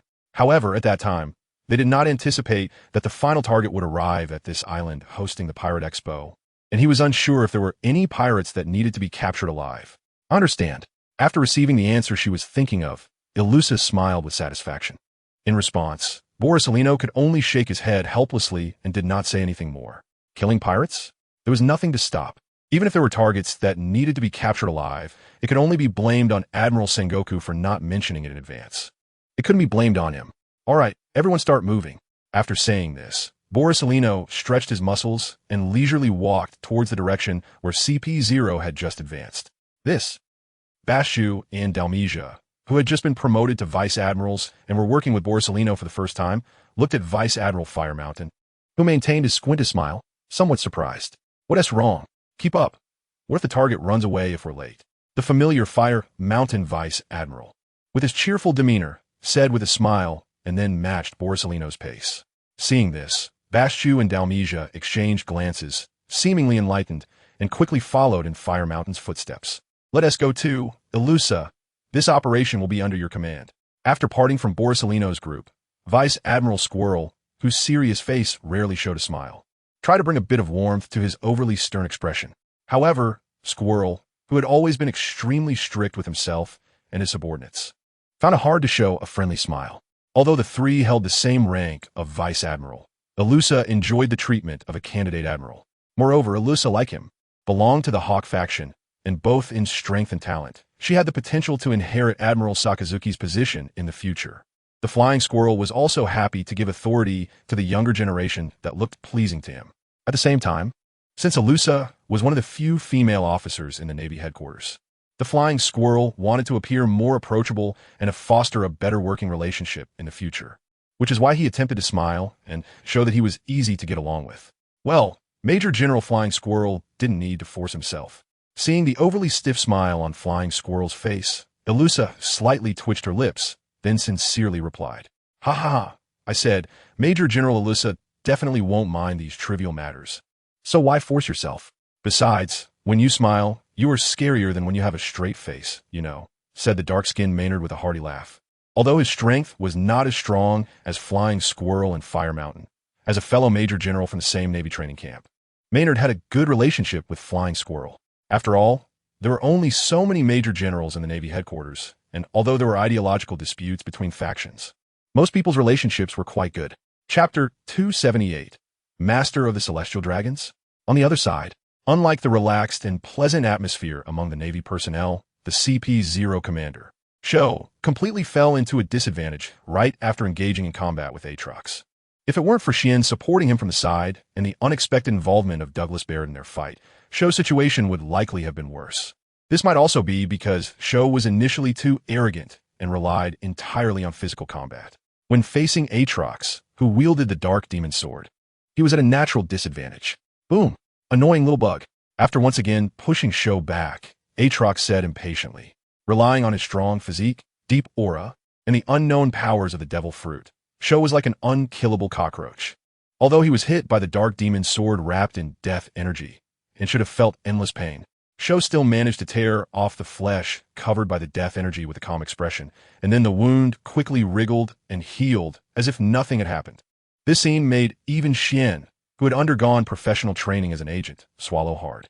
Although Shien had heard some news about this boss, he didn't expect him to be so fierce in battle. A wound was cut across his chest, directly tearing it open. His palm was cut, directly severed. The decisiveness of his actions left Xian stunned. Even with the enhancement of the fruit's ability, this scene was too shocking. Accustomed to relying on the fruit to crush opponents and kill without bloodshed, Xian found it hard to adapt to this long-lost return to the most primal form of combat. Rip, Bug, I see you as the real frog at the bottom of the well. After tearing off the flesh on his left arm that was stained with death energy, Sho snorted coldly and said disdainfully. Then, after glancing at Douglas Barrett, who was watching closely from the side, Sho decisively retreated a considerable distance. He reached up to remove the mask from his face, which was already covered in cracks, and placed it on the ground before him. Thud! Under the astonished gaze of everyone, Sho, revealing a face imprinted with the hoof print of the celestial dragons, suddenly knelt down, respectfully praying loudly to the mask. Great master of the celestial dragons, you are the ruler of all living beings, the supreme immortal. Please look upon the pious heart of your humble believer and grant your humble believer a trace of divine grace. Holy Land, Mariehua. In Panga City between the flowers, on the towering throne, a pair of red eyes with circles suddenly opened, revealing a hint of barely perceptible dissatisfaction. Is that all there is? It seemed like a sigh of both sentiment and complaint. In any case, the figure on the throne was certainly somewhat dissatisfied deep down. Buzz waves of ripples radiated from this figure, spreading further and further away, as their hair turned white at a visible speed, only to quickly revert back to its original color, appearing very strange yet natural. Invisible waves, after leaving the space between the flowers, instantly reached the distant island of Costa in the New World at an unimaginable speed. However, rather than saying the ripples were moving at high speed, this strange transfer method seemed more like directly crossing the so-called spatial distance, being teleported to this location. As this part of the ripples continued to converge on Sho, who had removed his mask, his body, which had appeared somewhat withered due to the excessive consumption of the devil fruit's power, began to visibly expand, quickly returning to its original fullness, and even becoming larger and stronger. Even the reddish-brown land beneath Sho's feet, which had become desiccated and filled with the aura of death due to Aatrox's hellish influence, began to emit a breath of life once again. The reddish-brown land gradually expanded outward from Sho, transforming back into a more vibrant black land than before, with emerald-green branches slowly poking their heads out.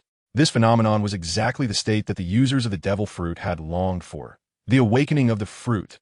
It is said that within every devil fruit resides a demon. When a living being consumes the devil fruit, the demon within the fruit merges with the fruit and resides in the host's heart, entering a long slumber. Unless another devil fruit enters, the sleeping demon will only awaken to fight to protect its territory when another demon intrudes, regardless of who wins or loses between the new and old demons. The price is that the host will ultimately explode and die due to the inability to withstand the battle. This is the most widely circulated reason why one cannot consume two devil fruits at the same time. The truth remains uncertain, but it is indeed an ironclad rule recognized by everyone in this sea, except for certain special individuals. Based on this legend of demons, whether the demon residing in the host's heart can be awakened has always been something everyone desperately wanted to know. After all, the power of the devil fruit is already formidable, and the power possessed by the legendary demon is undoubtedly unimaginable for humans. After countless years and many people risking their lives to try, finally, people discovered the way to awaken the demon. That is the awakening of the fruit, also known as the awakening of the demon, by continuously developing the power of the devil fruit. When a certain devil fruit is developed to its limit, the sleeping demon will awaken, thus granting the host even more powerful abilities. However, just like people's personalities differ, the personalities of the demons residing in each devil fruit also vary. Fortunately, although the awakened demons of different types of devil fruits behave differently, the effects triggered by a major category of devil fruits are generally similar. For example, if an animal-type devil fruit user is not firm enough in their heart, they may transform into a creature that retains some intelligence, but completely maintains an animal form, similar to some animal-headed guards in Impel Down.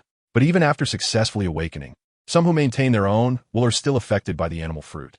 For example, there is the Vice Admiral who has maintained his orc form for years, the Dalmesia who is a spot dog fruit user, or the members of the Beast Pirates, who prefer to carry some animal symbols. It is worth mentioning that animal fruits are also the only type that, even after awakening, do not have a particularly large range of fruit types. After all, The upper limit of Zoan-type devil fruits is inherently related to the species of the animal. For instance, Kaido's Azure Dragon fruit is definitely much stronger than an ordinary kitten or puppy fruit. But no matter which type it is, as long as it is a Zoan-type devil fruit, after awakening, it will come with a dark flame cloud and grant the host superhuman recovery and immense stamina. This is also what most martial artists need the most.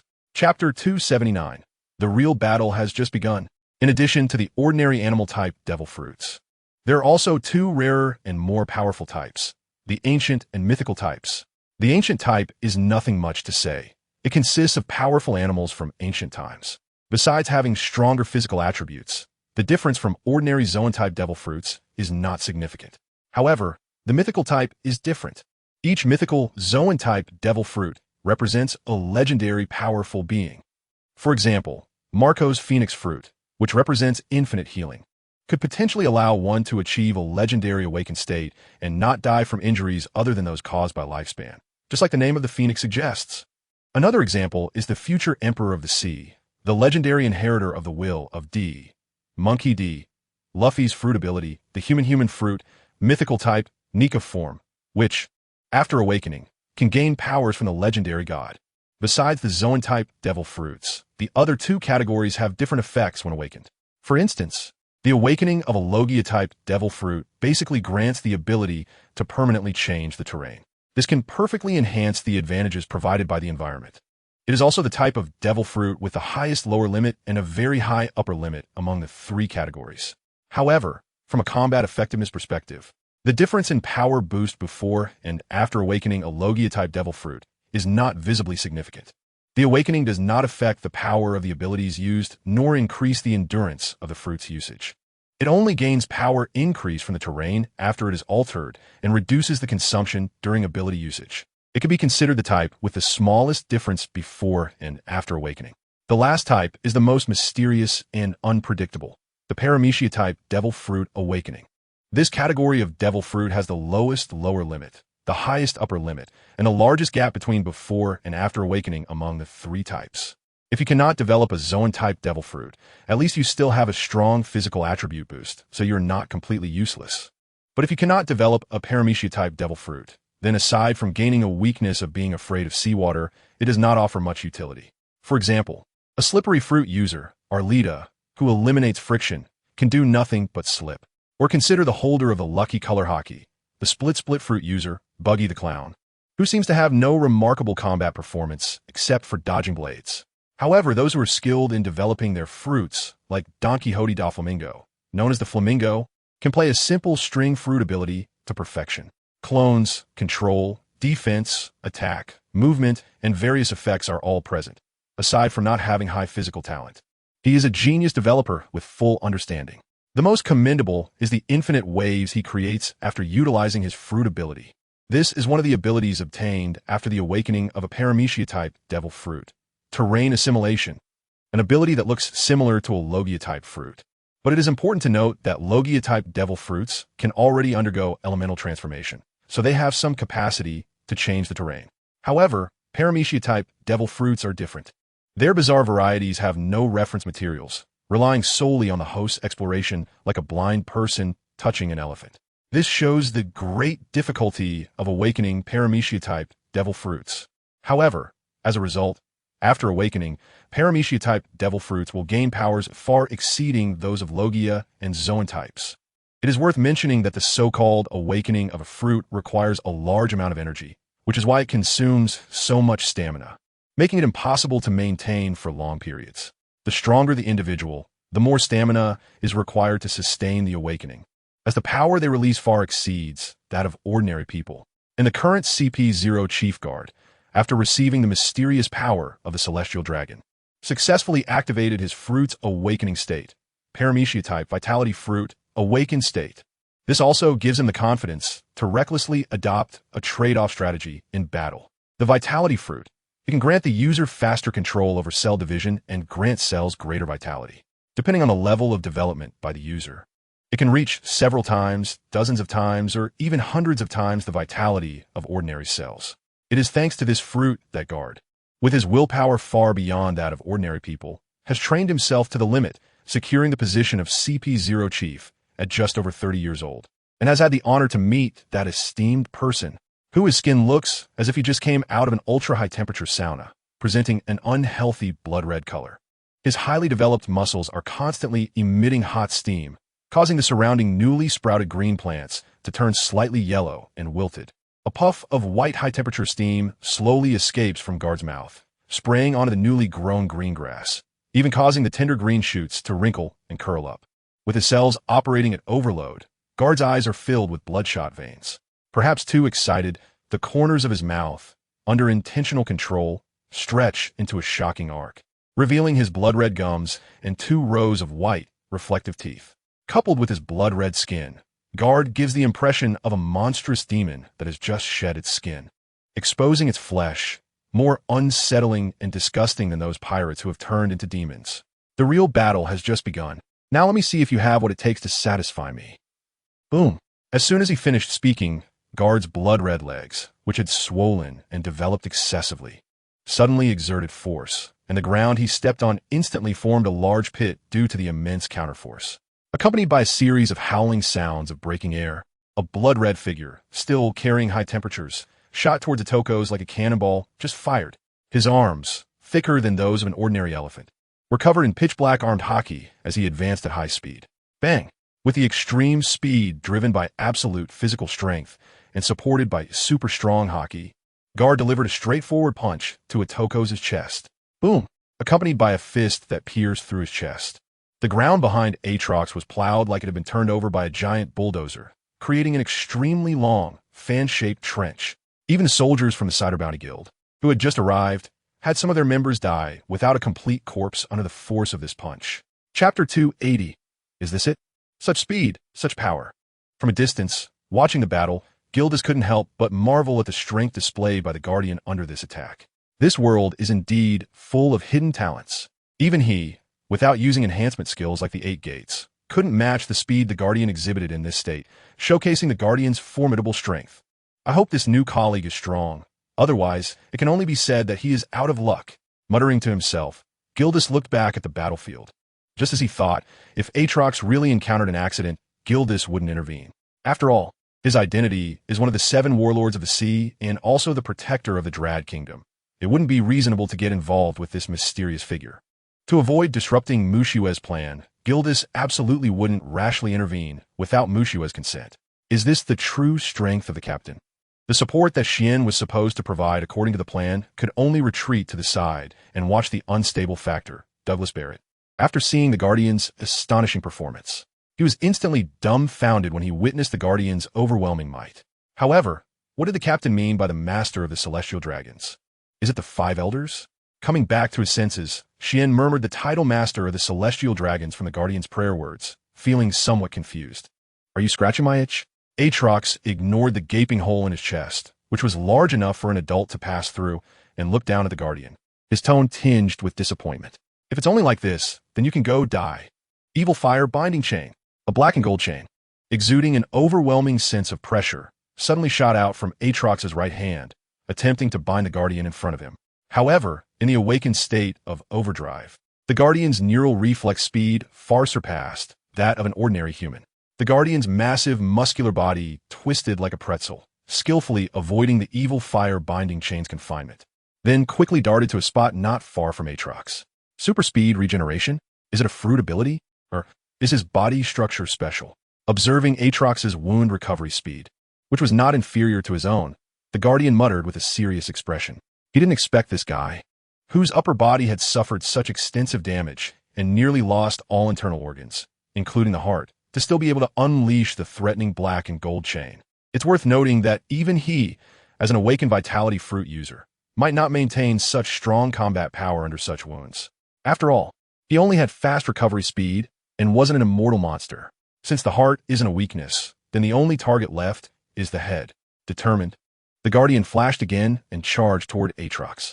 Unfortunately, Aatrox, now prepared, wouldn't remain stationary like before. Bang! Clang! Boom! The sound of fists and feet wrapped in armed color clashing with the dark blade produced a deafening metallic symphony. The newly formed land and the dead, dark brown earth were pockmarked like they had been bombed, with numerous pits and cracks scattered throughout. This power is truly astonishing. Even Douglas Barrett, who firmly believed he could sweep everything away, began to waver internally upon witnessing the Guardian's displayed might, especially since Aatrox could still fight him to a standstill. Damn it. I am Douglas Barrett, the man who will surpass Roger.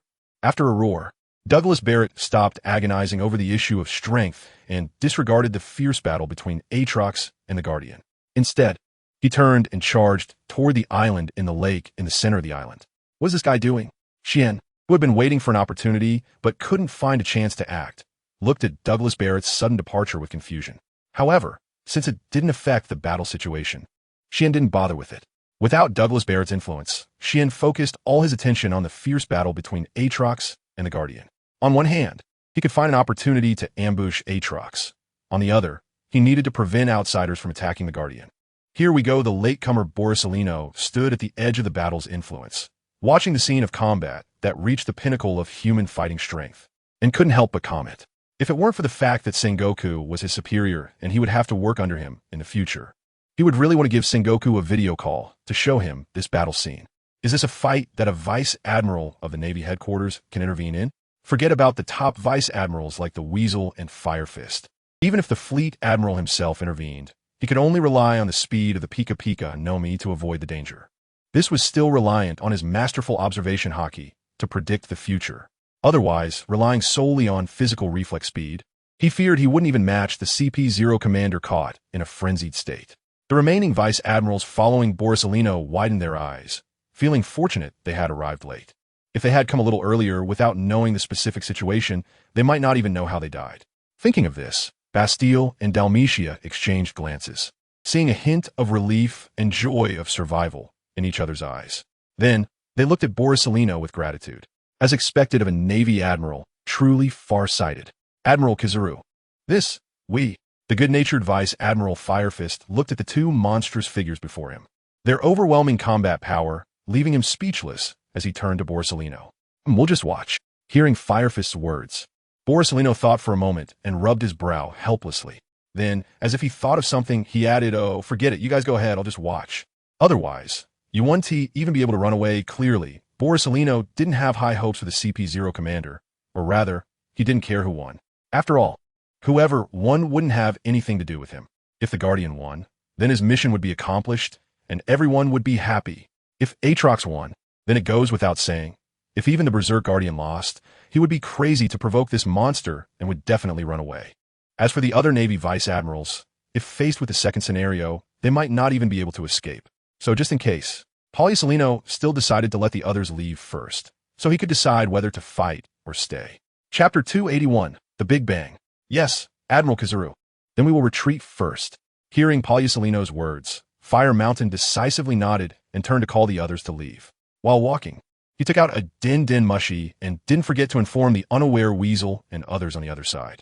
Faced with such an unbeatable enemy, as a veteran Vice Admiral with rich combat experience, Fire Mountain couldn't act impulsively. After all, he was a good person, not a foolish one. Watching Borsalino and Fire Mountain make decisions in a few words, Bastille and Dalmatia quickly followed Fire Mountain's lead.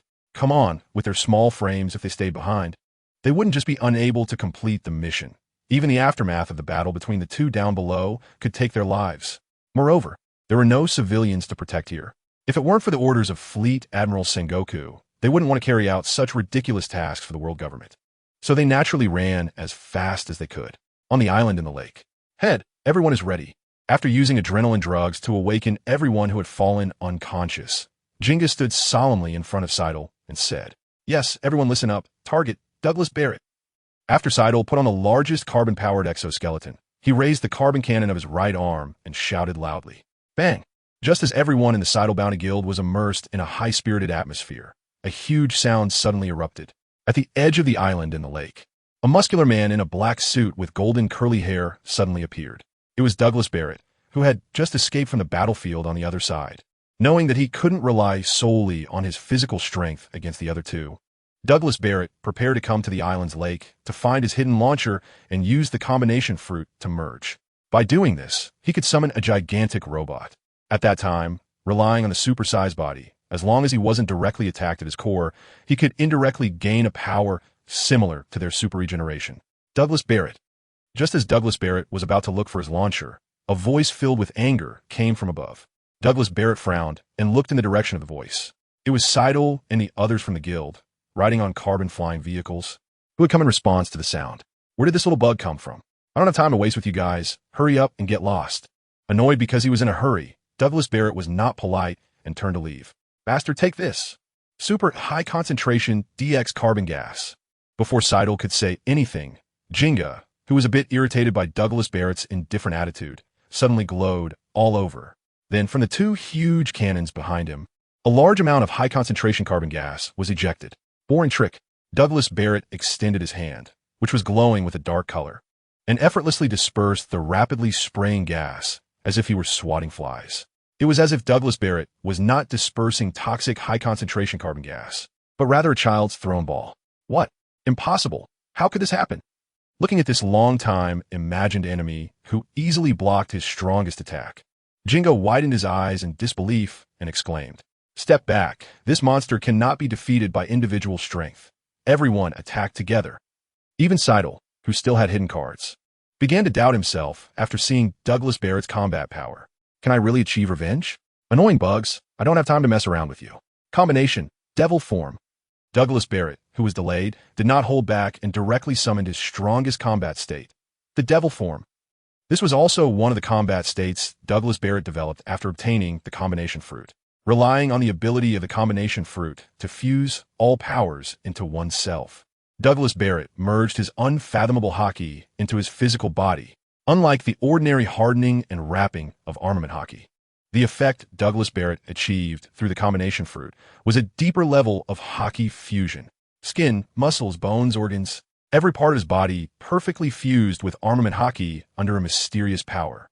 With the 360 all-around protection of armament haki, Douglas Barrett could further unleash his body's potential, significantly enhancing both speed and power. Die, you bastard!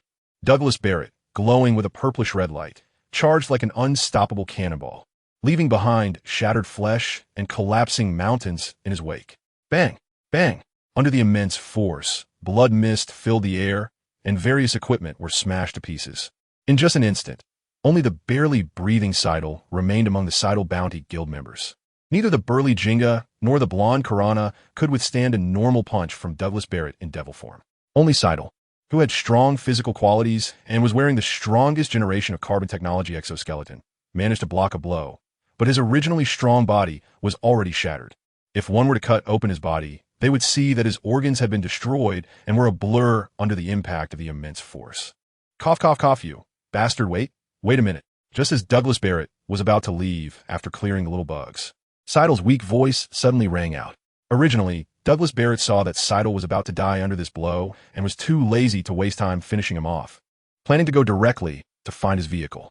He didn't expect that, even in this state, Seidel still wanted to hold on and do something. Bugs should have the awareness of being bugs. Wouldn't it be better to quietly wait for death? A bit annoyed, Douglas Barrett flashed to Seidel's front and looked down at him. Ha! Ha! You demon! Even if I die, I will take you down with me. Seeing Douglas Barrett approach, Seidel suddenly sprang up from the ground, as if rejuvenated, tightly hugging Douglas Barrett with the powerful force of the exoskeleton. Taste my gift, bastard! Carbon explosion. Boom. Chapter 282. Little thing? You really are something, Seidel, to think of a way to go down together. Buena fiesta, who was hiding in a concealed place, sighed after witnessing the big explosion on the island in the lake. The situation has developed to this point, and everything about the World Pirate Expo has deviated from his original plan.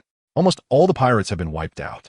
Either they died at the hands of the Seidel Bounty Guild, or they were transformed into another kind of monster by that black and red-skinned creature on the island. The late-arriving Navy, for some reason, did not launch a demon-slaying order, but instead seemed to avoid battle. It was the agents dispatched by the world government who fought with that black and red-skinned monster. Then, Douglas Barrett, for some unknown reason, returned to the lake island and completely annihilated the members of the Seidel Guild. This thing seems to be of no use, considering the permanent pointer in his hand. Buena Festa muttered to himself with a hint of boredom. Although there were many mishaps at this Pirate Expo, it didn't actually affect him much. After all, his ultimate goal was to create a chaotic battle. No matter who lost or won, he wouldn't suffer any losses. At worst, he could just try again. One day he would succeed. With this in mind, Buena Festa continued to look at the surveillance instruments. Holy Land, Mariewa, Panga City, on the Void Throne. Im sat quietly on it, waiting for the arrival of the five elders. Great Creator, your most loyal servant pays the highest respect to you. Led by the judicial martial god, Topman Wokuli Saint, the five elders knelt respectfully on one knee under the Void Throne, bowing their heads to show their respect to the Great One above the throne. What has happened recently on the seas? Im, with his eyes lowered and devoid of emotion, looked at the five elders below. Hearing Im's question, the five were momentarily stunned. After all, most of the time, it was Im who summoned them to give orders rather than asking them. After a moment of silence, the five exchanged glances. In the end, the mustachioed elder, Topman Wokuli Saint, stepped forward and said, reporting to the Great One, under your leadership, the entire sea has been very calm, though there have been some minor fluctuations recently. Minor fluctuations. Upon hearing this, Im seemed to remember something and murmured. Due to the distance, Im's voice was very soft, so the five elders did not hear it. Seeing that Im had no reaction, Topman Wokuli Saint continued. There has been a report of an ancient dark artifact that has somehow escaped from the treasury, but we have already sent people to retrieve it. Ancient times? Dark artifact? Hearing these two terms, even the usually expressionless Im was taken aback. He had been behind the scenes, controlling the world government for 800 years, hearing countless secrets and epic legends, but this was the first time he had heard of dark artifacts. Although he was unclear about this news, judging by the tone and respectful demeanor of Topman Wokuli Saint, he was certainly not lying to him. Interesting. Im picked up a vibrant petal, a faint smile appearing at the corner of his mouth, as if lamenting that there were still stories in this world that he did not know. Continue. Hearing Im's words, Topman Wokuli Saint continued. In addition, there are also reports of a permanent pointer that seems to lead to Laugh Tale. But the incident happened suddenly and is still under investigation. After saying this, Topman Wokuli Saint returned to his original position, waiting for Im's next command. A permanent pointer to Laugh Tale? Just a useless toy, compared to the previous rumor about the dark artifact. This so-called permanent pointer to Laugh Tale completely failed to pique his interest. What is its exact location? After thinking for a moment, Im asked again. The dark artifact and the suspected permanent pointer to Laugh Tale both appeared on Costa Island in the second half of the Grand Line.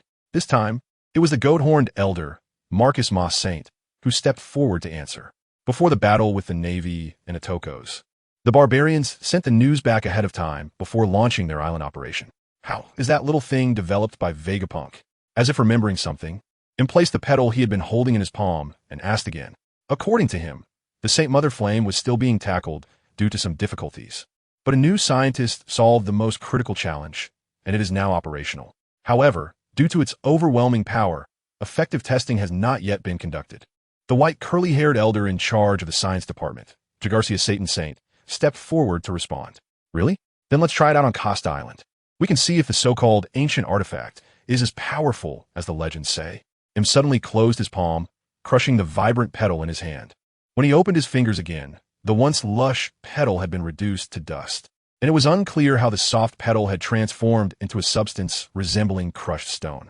But the goat-horned elder, Marcus Moss Saint, seemed to want to say something, but was pulled back by the blonde elder, Shepherd X, Peter Saint. Stand down, as per your will.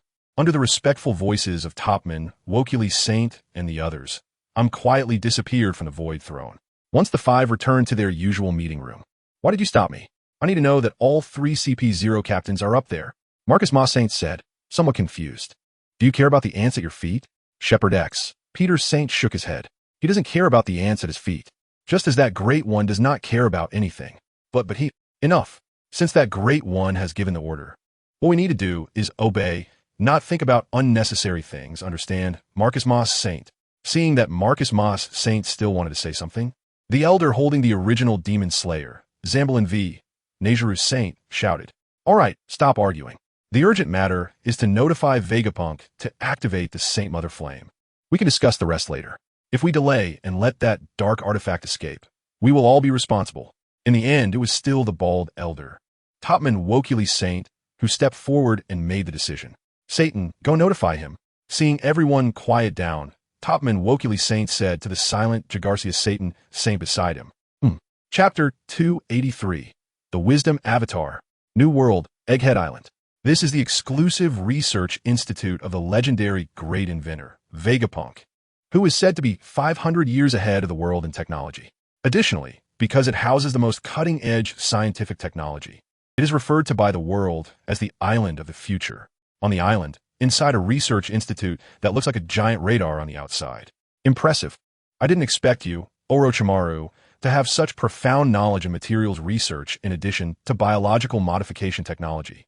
A robot, adorned with a spring-like ornament on its head, bearing the imprint Punk 04 on its right chest and the symbol of knowledge on its abdomen, made of lightweight metal, exclaimed. This special robot, which maintains a melancholic expression all year round, is one of the legendary clones of the great scientist Vegapunk, who consumed the brain fruit and represents wisdom, Pythagoras. Initially, Vegapunk, with his genius brain, gained nearly infinite brain capacity after consuming the brain fruit. His brain expanded like an infinitely growing data disk, capable of storing all the information he encountered without forgetting due to the passage of time. It is a kind of ability similar to hyperthymesia, allowing him to remember everything at a glance. This ability to store information infinitely and recall it made Vegapunk incredibly efficient in his research. But nothing is absolute. Like the two sides of a coin, nothing has only benefits without drawbacks. The brain fruit is no exception. While it granted Vegapunk unlimited memory storage, it also caused his brain to grow without restriction. Eventually, Vegapunk found himself working with a head that was dozens of times larger than his body. This not only affected his mobility, but also his experimental efficiency. After some time of research, Vegapunk discovered a special use for the brain fruit, human brain separation.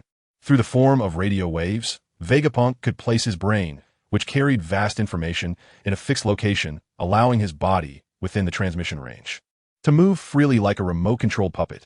However, even so, Vegapunk still felt that his experimental efficiency was too low. He had many great ideas that he did not have time to explore. Thus, taking his own successful example, he decided to create other clones to conduct experiments. Unfortunately, materials that could achieve near-zero latency and lossless information reception were extremely rare. After a series of experimental studies, he ultimately developed 6 robot clones with distinct personalities to work for him. Through brainwave communication, Vegapunk's main body and the 6 robot clones could share a brain information library while performing multiple tasks without interference, which was quite perfect. This unique working mode also piqued the interest of Orochimaru, a science enthusiast. Using the excuse that the semi-finished giant reagent needed some special materials, Orochimaru successfully arrived at Egged Island, where Vegapunk resided. After all, if their SA placed with the most comprehensive experimental materials in the world, it must be here. Accompanied by the captain of the Scientific Defense Force, Admiral Borsalino, Orochimaru met one of Vegapunk's clones, Pythagoras, who represents wisdom. This was also the reason Borsalino did not participate in the encirclement battle at G1 branch. By chance, he got inspired, by the way. I wonder if I could take a look at the legendary information library of Egged Island, as I have some materials I need to check. Orochimaru chuckled modestly. Then a glint flashed in his eyes as he extended his long tongue in a probing manner. After getting familiar with Pythagoras upon arriving at Egged Island, Orochimaru wanted to use the excuse of querying materials to witness what the brain, said to hold knowledge surpassing 500 years, looked like. Unfortunately, that was a crucial part of Vegapunk and the important source that allowed his main body and 6 clones to work together. So it was naturally impossible to let anyone view it casually. Therefore, Pythagoras, who was busy with research and didn't want to refuse directly, hoped that Orochimaru would take the hint and leave by saying he had experiments at hand and no time to take him there. Unfortunately, Orochimaru is who he is. Whatever he wants to do, he will spare no effort and use any means to accomplish it. He is truly a model of perseverance. Coincidentally, with the entire repository of scientific knowledge from the Naruto world and top-tier research capabilities, as well as mecha manufacturing technology, Orochimaru had quite a rich research experience regarding materials needed for weapon drives. In the astonished gaze of Pythagoras, within less than 2 weeks, Orochimaru solved many key issues, leaving Pythagoras in disbelief. It's worth noting that Vegapunk, in his youth, had encountered the legendary giant kingdom that vanished from history, which possessed extraordinarily advanced scientific technology and even stored all the knowledge of the Tree of Knowledge. It would not be an exaggeration to say that the entire world's research methods and theoretical knowledge were contained within his mind. According to his deductions, if Vegapunk did not concentrate all his computational power on Pythagoras, solving these problems would take at least 6 to 10 years. Yet Orochimaru, upon just beginning, had already found inspiration. Within just over 10 days, he presented an effective solution and, in less than a week afterward, successfully manufactured a new type of replaceable material. The experimental methods and logical thinking employed by Orochimaru were unprecedented for Pythagoras, who had been born into this world.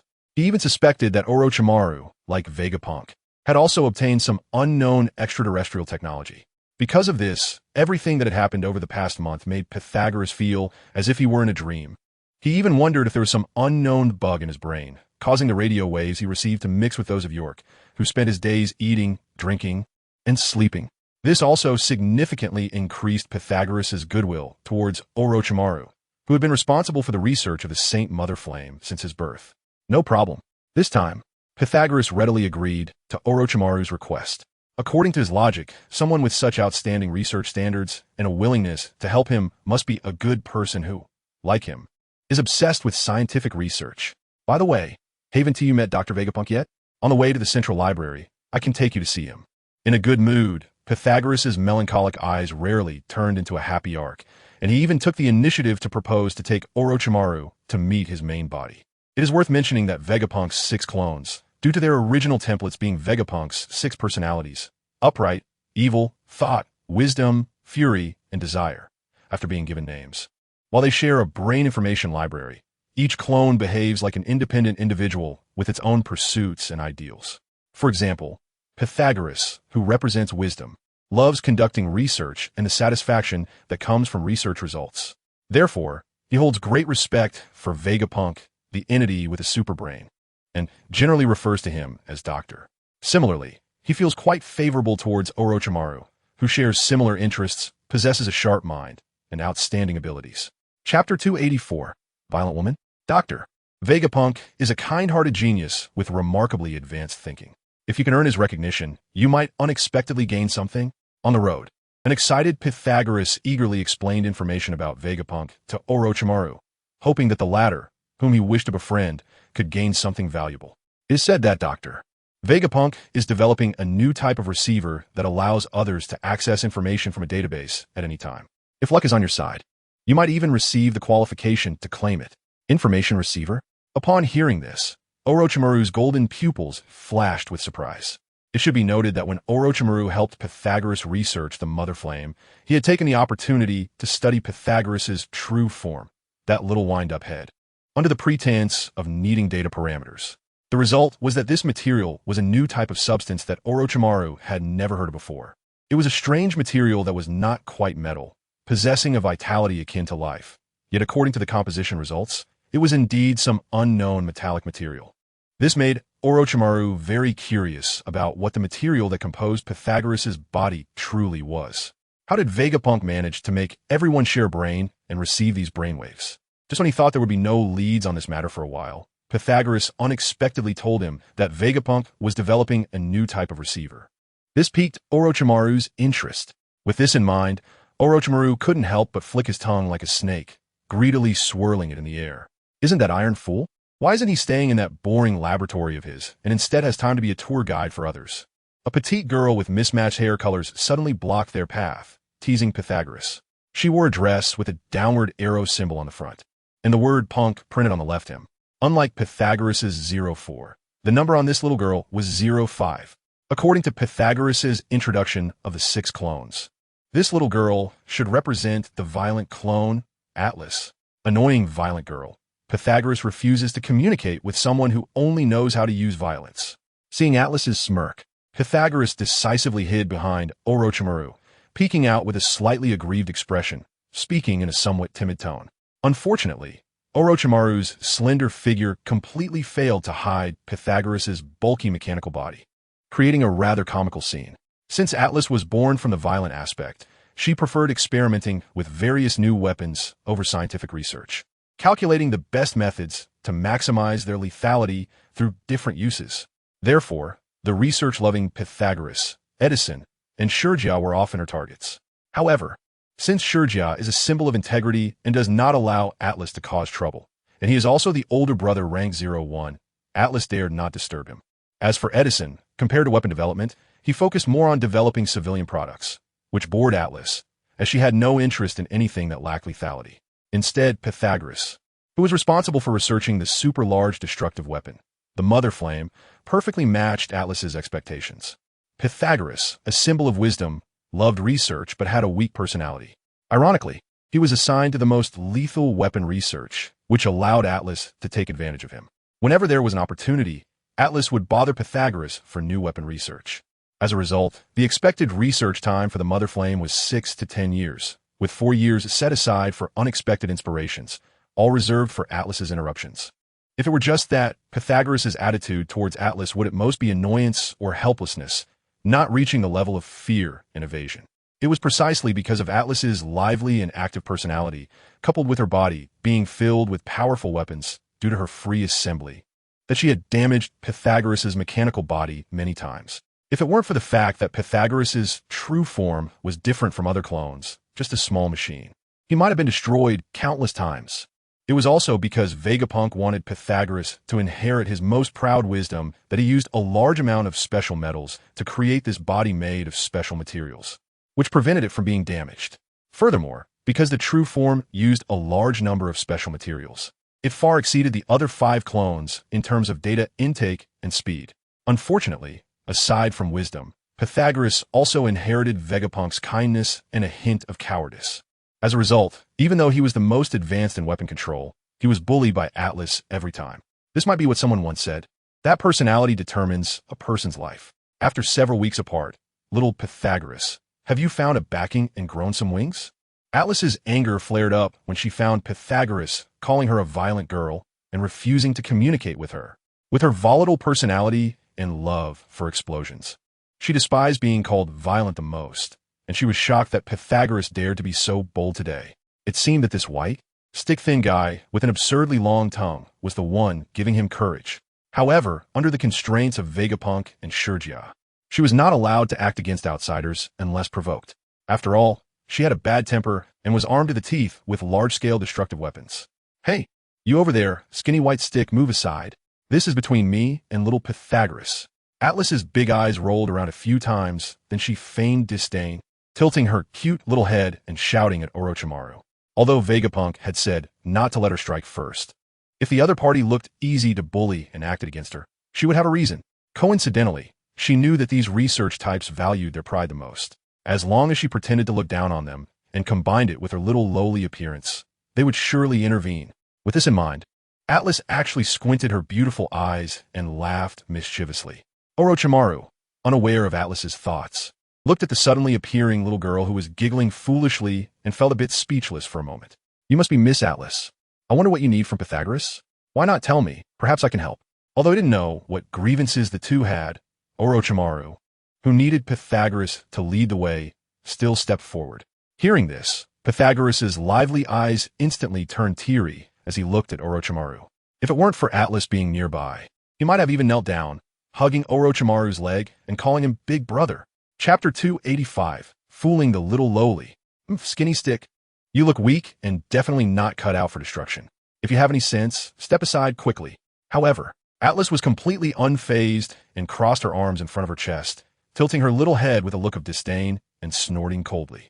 Upon seeing this, Orochimaru was not angry, just feeling somewhat helpless inside. After all, this is someone else's territory, and it's someone else's avatar, so it's not good for him to take any dark actions. Orochimaru, come here for a moment. Just as Orochimaru was pondering what to do, Pythagoras quietly tugged at Orochimaru's sleeve and whispered, Hey little boy, what secret are you discussing with the white bamboo pole? Is there something I can't hear? Seeing Pythagoras unabashedly whispering to Orochimaru, the hot-tempered Atlas immediately shouted, Aye. Pythagoras was startled by Atlas's shout, and after hesitating for a long time, he didn't dare to retort. Miss Atlas, please don't be anxious. Pythagoras might have something to discuss with me. I wonder if we could have a little time. Rest assured, we will definitely meet your demands. Seeing Pythagoras's submissive demeanor, Orochimaru stepped forward at the right moment, looking at him with a pleading gaze. That's not possible. What if you run away? Atlas, somewhat unwilling, quickly retorted. Don't worry, we definitely won't run away. Besides, Miss Atlas, you are so powerful. Even if we did run, you would definitely find us. Orochimaru continued to smile and coax. You're quite perceptive, knowing that I have the ability. Atlas, who was initially a bit angry, instantly changed her expression upon hearing Orochimaru's compliment. Her face slightly flushed, revealing a hint of embarrassment, but she forced a proud expression, as if to say, "You are right." Even her self-reference changed from I to the somewhat tsundere this lady. Clearly, as one of Vegapunk's avatars, specifically the fifth avatar, Atlas had met very few people. Aside from Vegapunk's main body, most were cold machines or strange robots. Even when encountering some people who occasionally came for training, upon learning she was Vegapunk's avatar, they would show either respect or fear, which made her feel uncomfortable. Besides the few months or even a year between meetings with Vegapunk, who occasionally complimented her and reassured her not to be too irritable, the other avatars would either criticize her, avoid her, or ignore her, which made her, with a childlike disposition, very uncomfortable.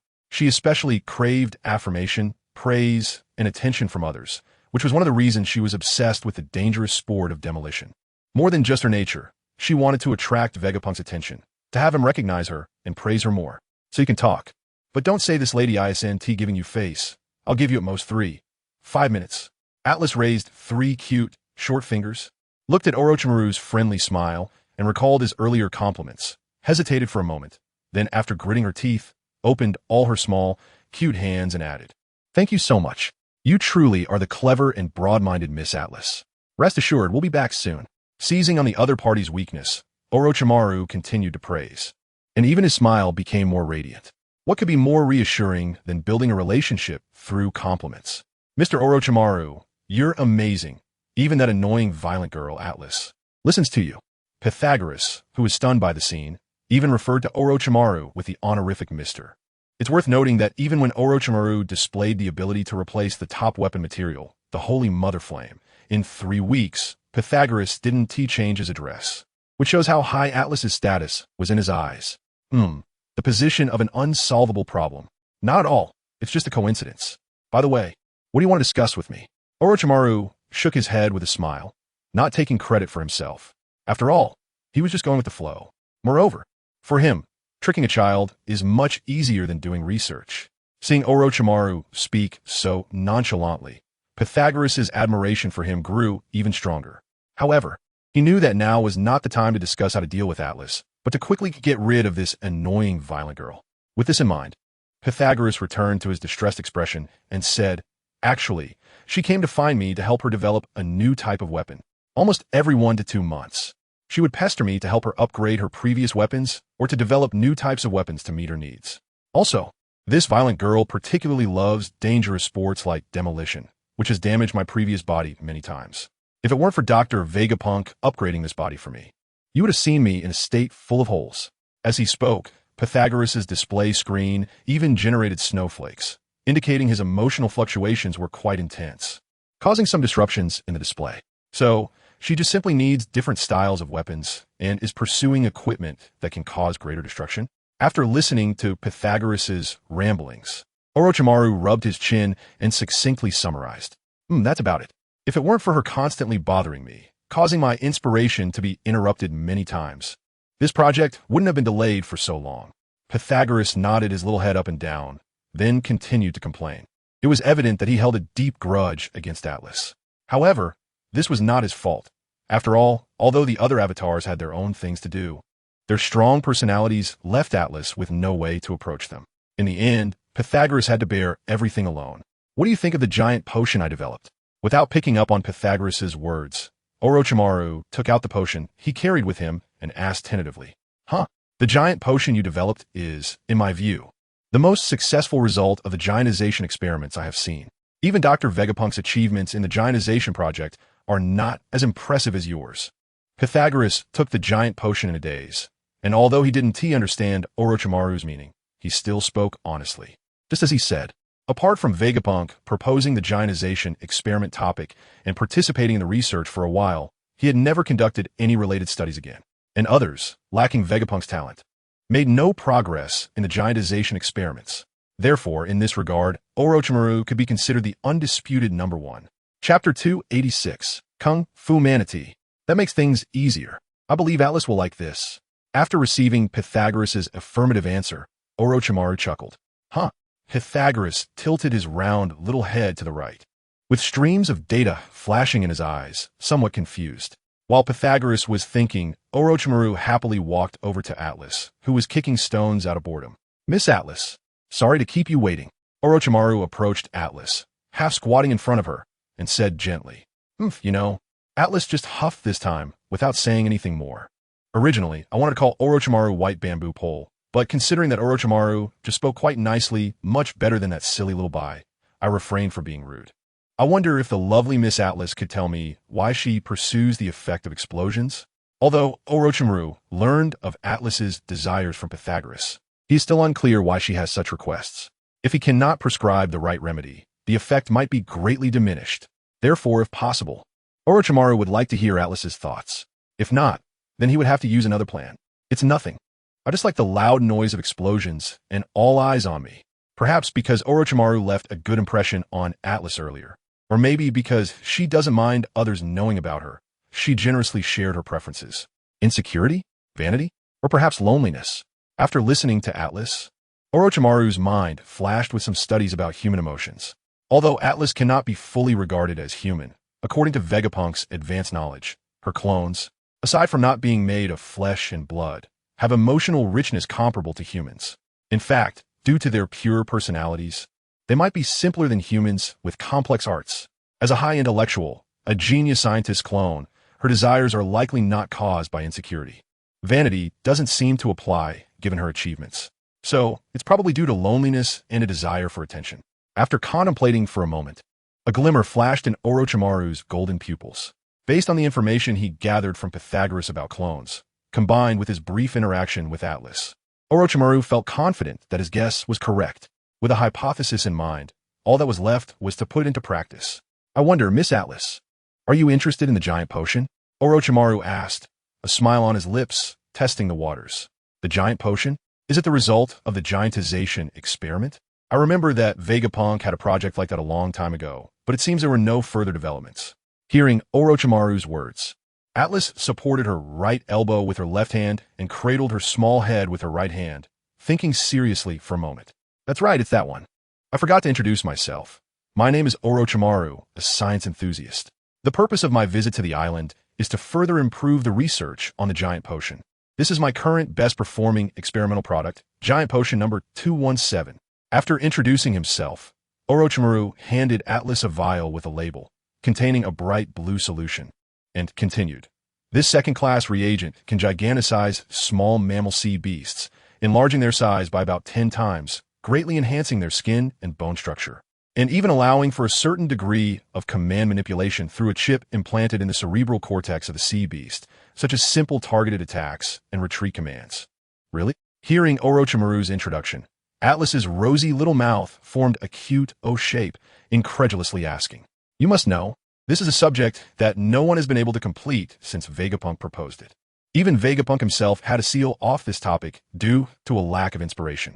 Of course, there might also be a benevolent reason behind Vegapunk not unsealing it later. However, this illustrates the difficulty of the subject. After all, human experiments are not like technological research. You just need to sort out the materials and energy, and you can conduct experiments step by step. The human body is an ultra-precision instrument. Any slight issue could cause the experiment to fail. I didn't expect this pale, thin, seemingly weak guy to be a genius scientist. But what does this have to do with explosions?" Atlas asked, looking at the bright blue reagent in her hand with some confusion. Although Atlas admitted that Orochimaru has a good talent and achievements in scientific research, especially concerning human studies, she wondered how this relates to her request. It is well known that the giant race is a born warrior, possessing not only tall and strong bodies, but also innate combat talents, which makes their destructive power far exceed that of other races. Orochimaru did not answer the question directly, but first shared some knowledge about the giant race, then continued smilingly. "Miss Atlas, do you happen to have any underwater combat weaponry?" "Ah, underwater?" Upon hearing this, Atlas thought carefully for a moment and realized that she really didn't have any underwater combat weapons. After all, Vegapunk's main research projects are mostly about air conditioning, bloodline factors, and biological modifications, which are not closely related to combat. The few combat-related weapons are mainly about the body modification of pacifists and seraphs, with not much research on underwater combat. At most, Pythagoras has various weapon studies related to air-to-ground or ground-to-ground combat. Thinking of this, Atlas shook her head, somewhat disappointed. As someone who loves various terrain weapons, she actually overlooked the most important underwater combat weapons. Seeing Atlas shake her head, Orochimaru smiled satisfactorily. In that case, this remotely controlled giant sea beast must fully meet Miss Atlas's demands for underwater destruction. You must know that in the first half of the Grand Line, there is a sea beast called the Kung Fu Manatee, which possesses quite impressive combat abilities. If combined with the giant potion, its destructive power underwater is many times stronger than ordinary artillery shells. The key point is that this is not a one-time use item. Sea beasts injected with the giant potion still retain a lifespan of 3 to 5 years, making it a highly cost-effective weapon. Moreover, if Miss Atlas makes any breakthroughs using this potion, she might even receive praise from Dr. Vegapunk. Really? Originally still pondering, Atlas's eyes sparkled with surprise upon hearing Orochimaru's last sentence. Clearly, for her, Vegapunk's praise is what she desires most. Introduction: traveling through the pirate world, becoming the adopted son of Gung Shiro and the senior brother of Kuina and Zoro. Mu Shui awakens the clone creation system, summoning all the characters from his past life into this world, including Erza, Natsu, Gildarts, Uchiha Madara, Senju Hashirama, Hatake Kakashi, Kisame Hoshigaki, Aizen, Orochimaru, and more, gathering together to bring excitement to this great pirate era. Was the true Three Kings? Was the true God?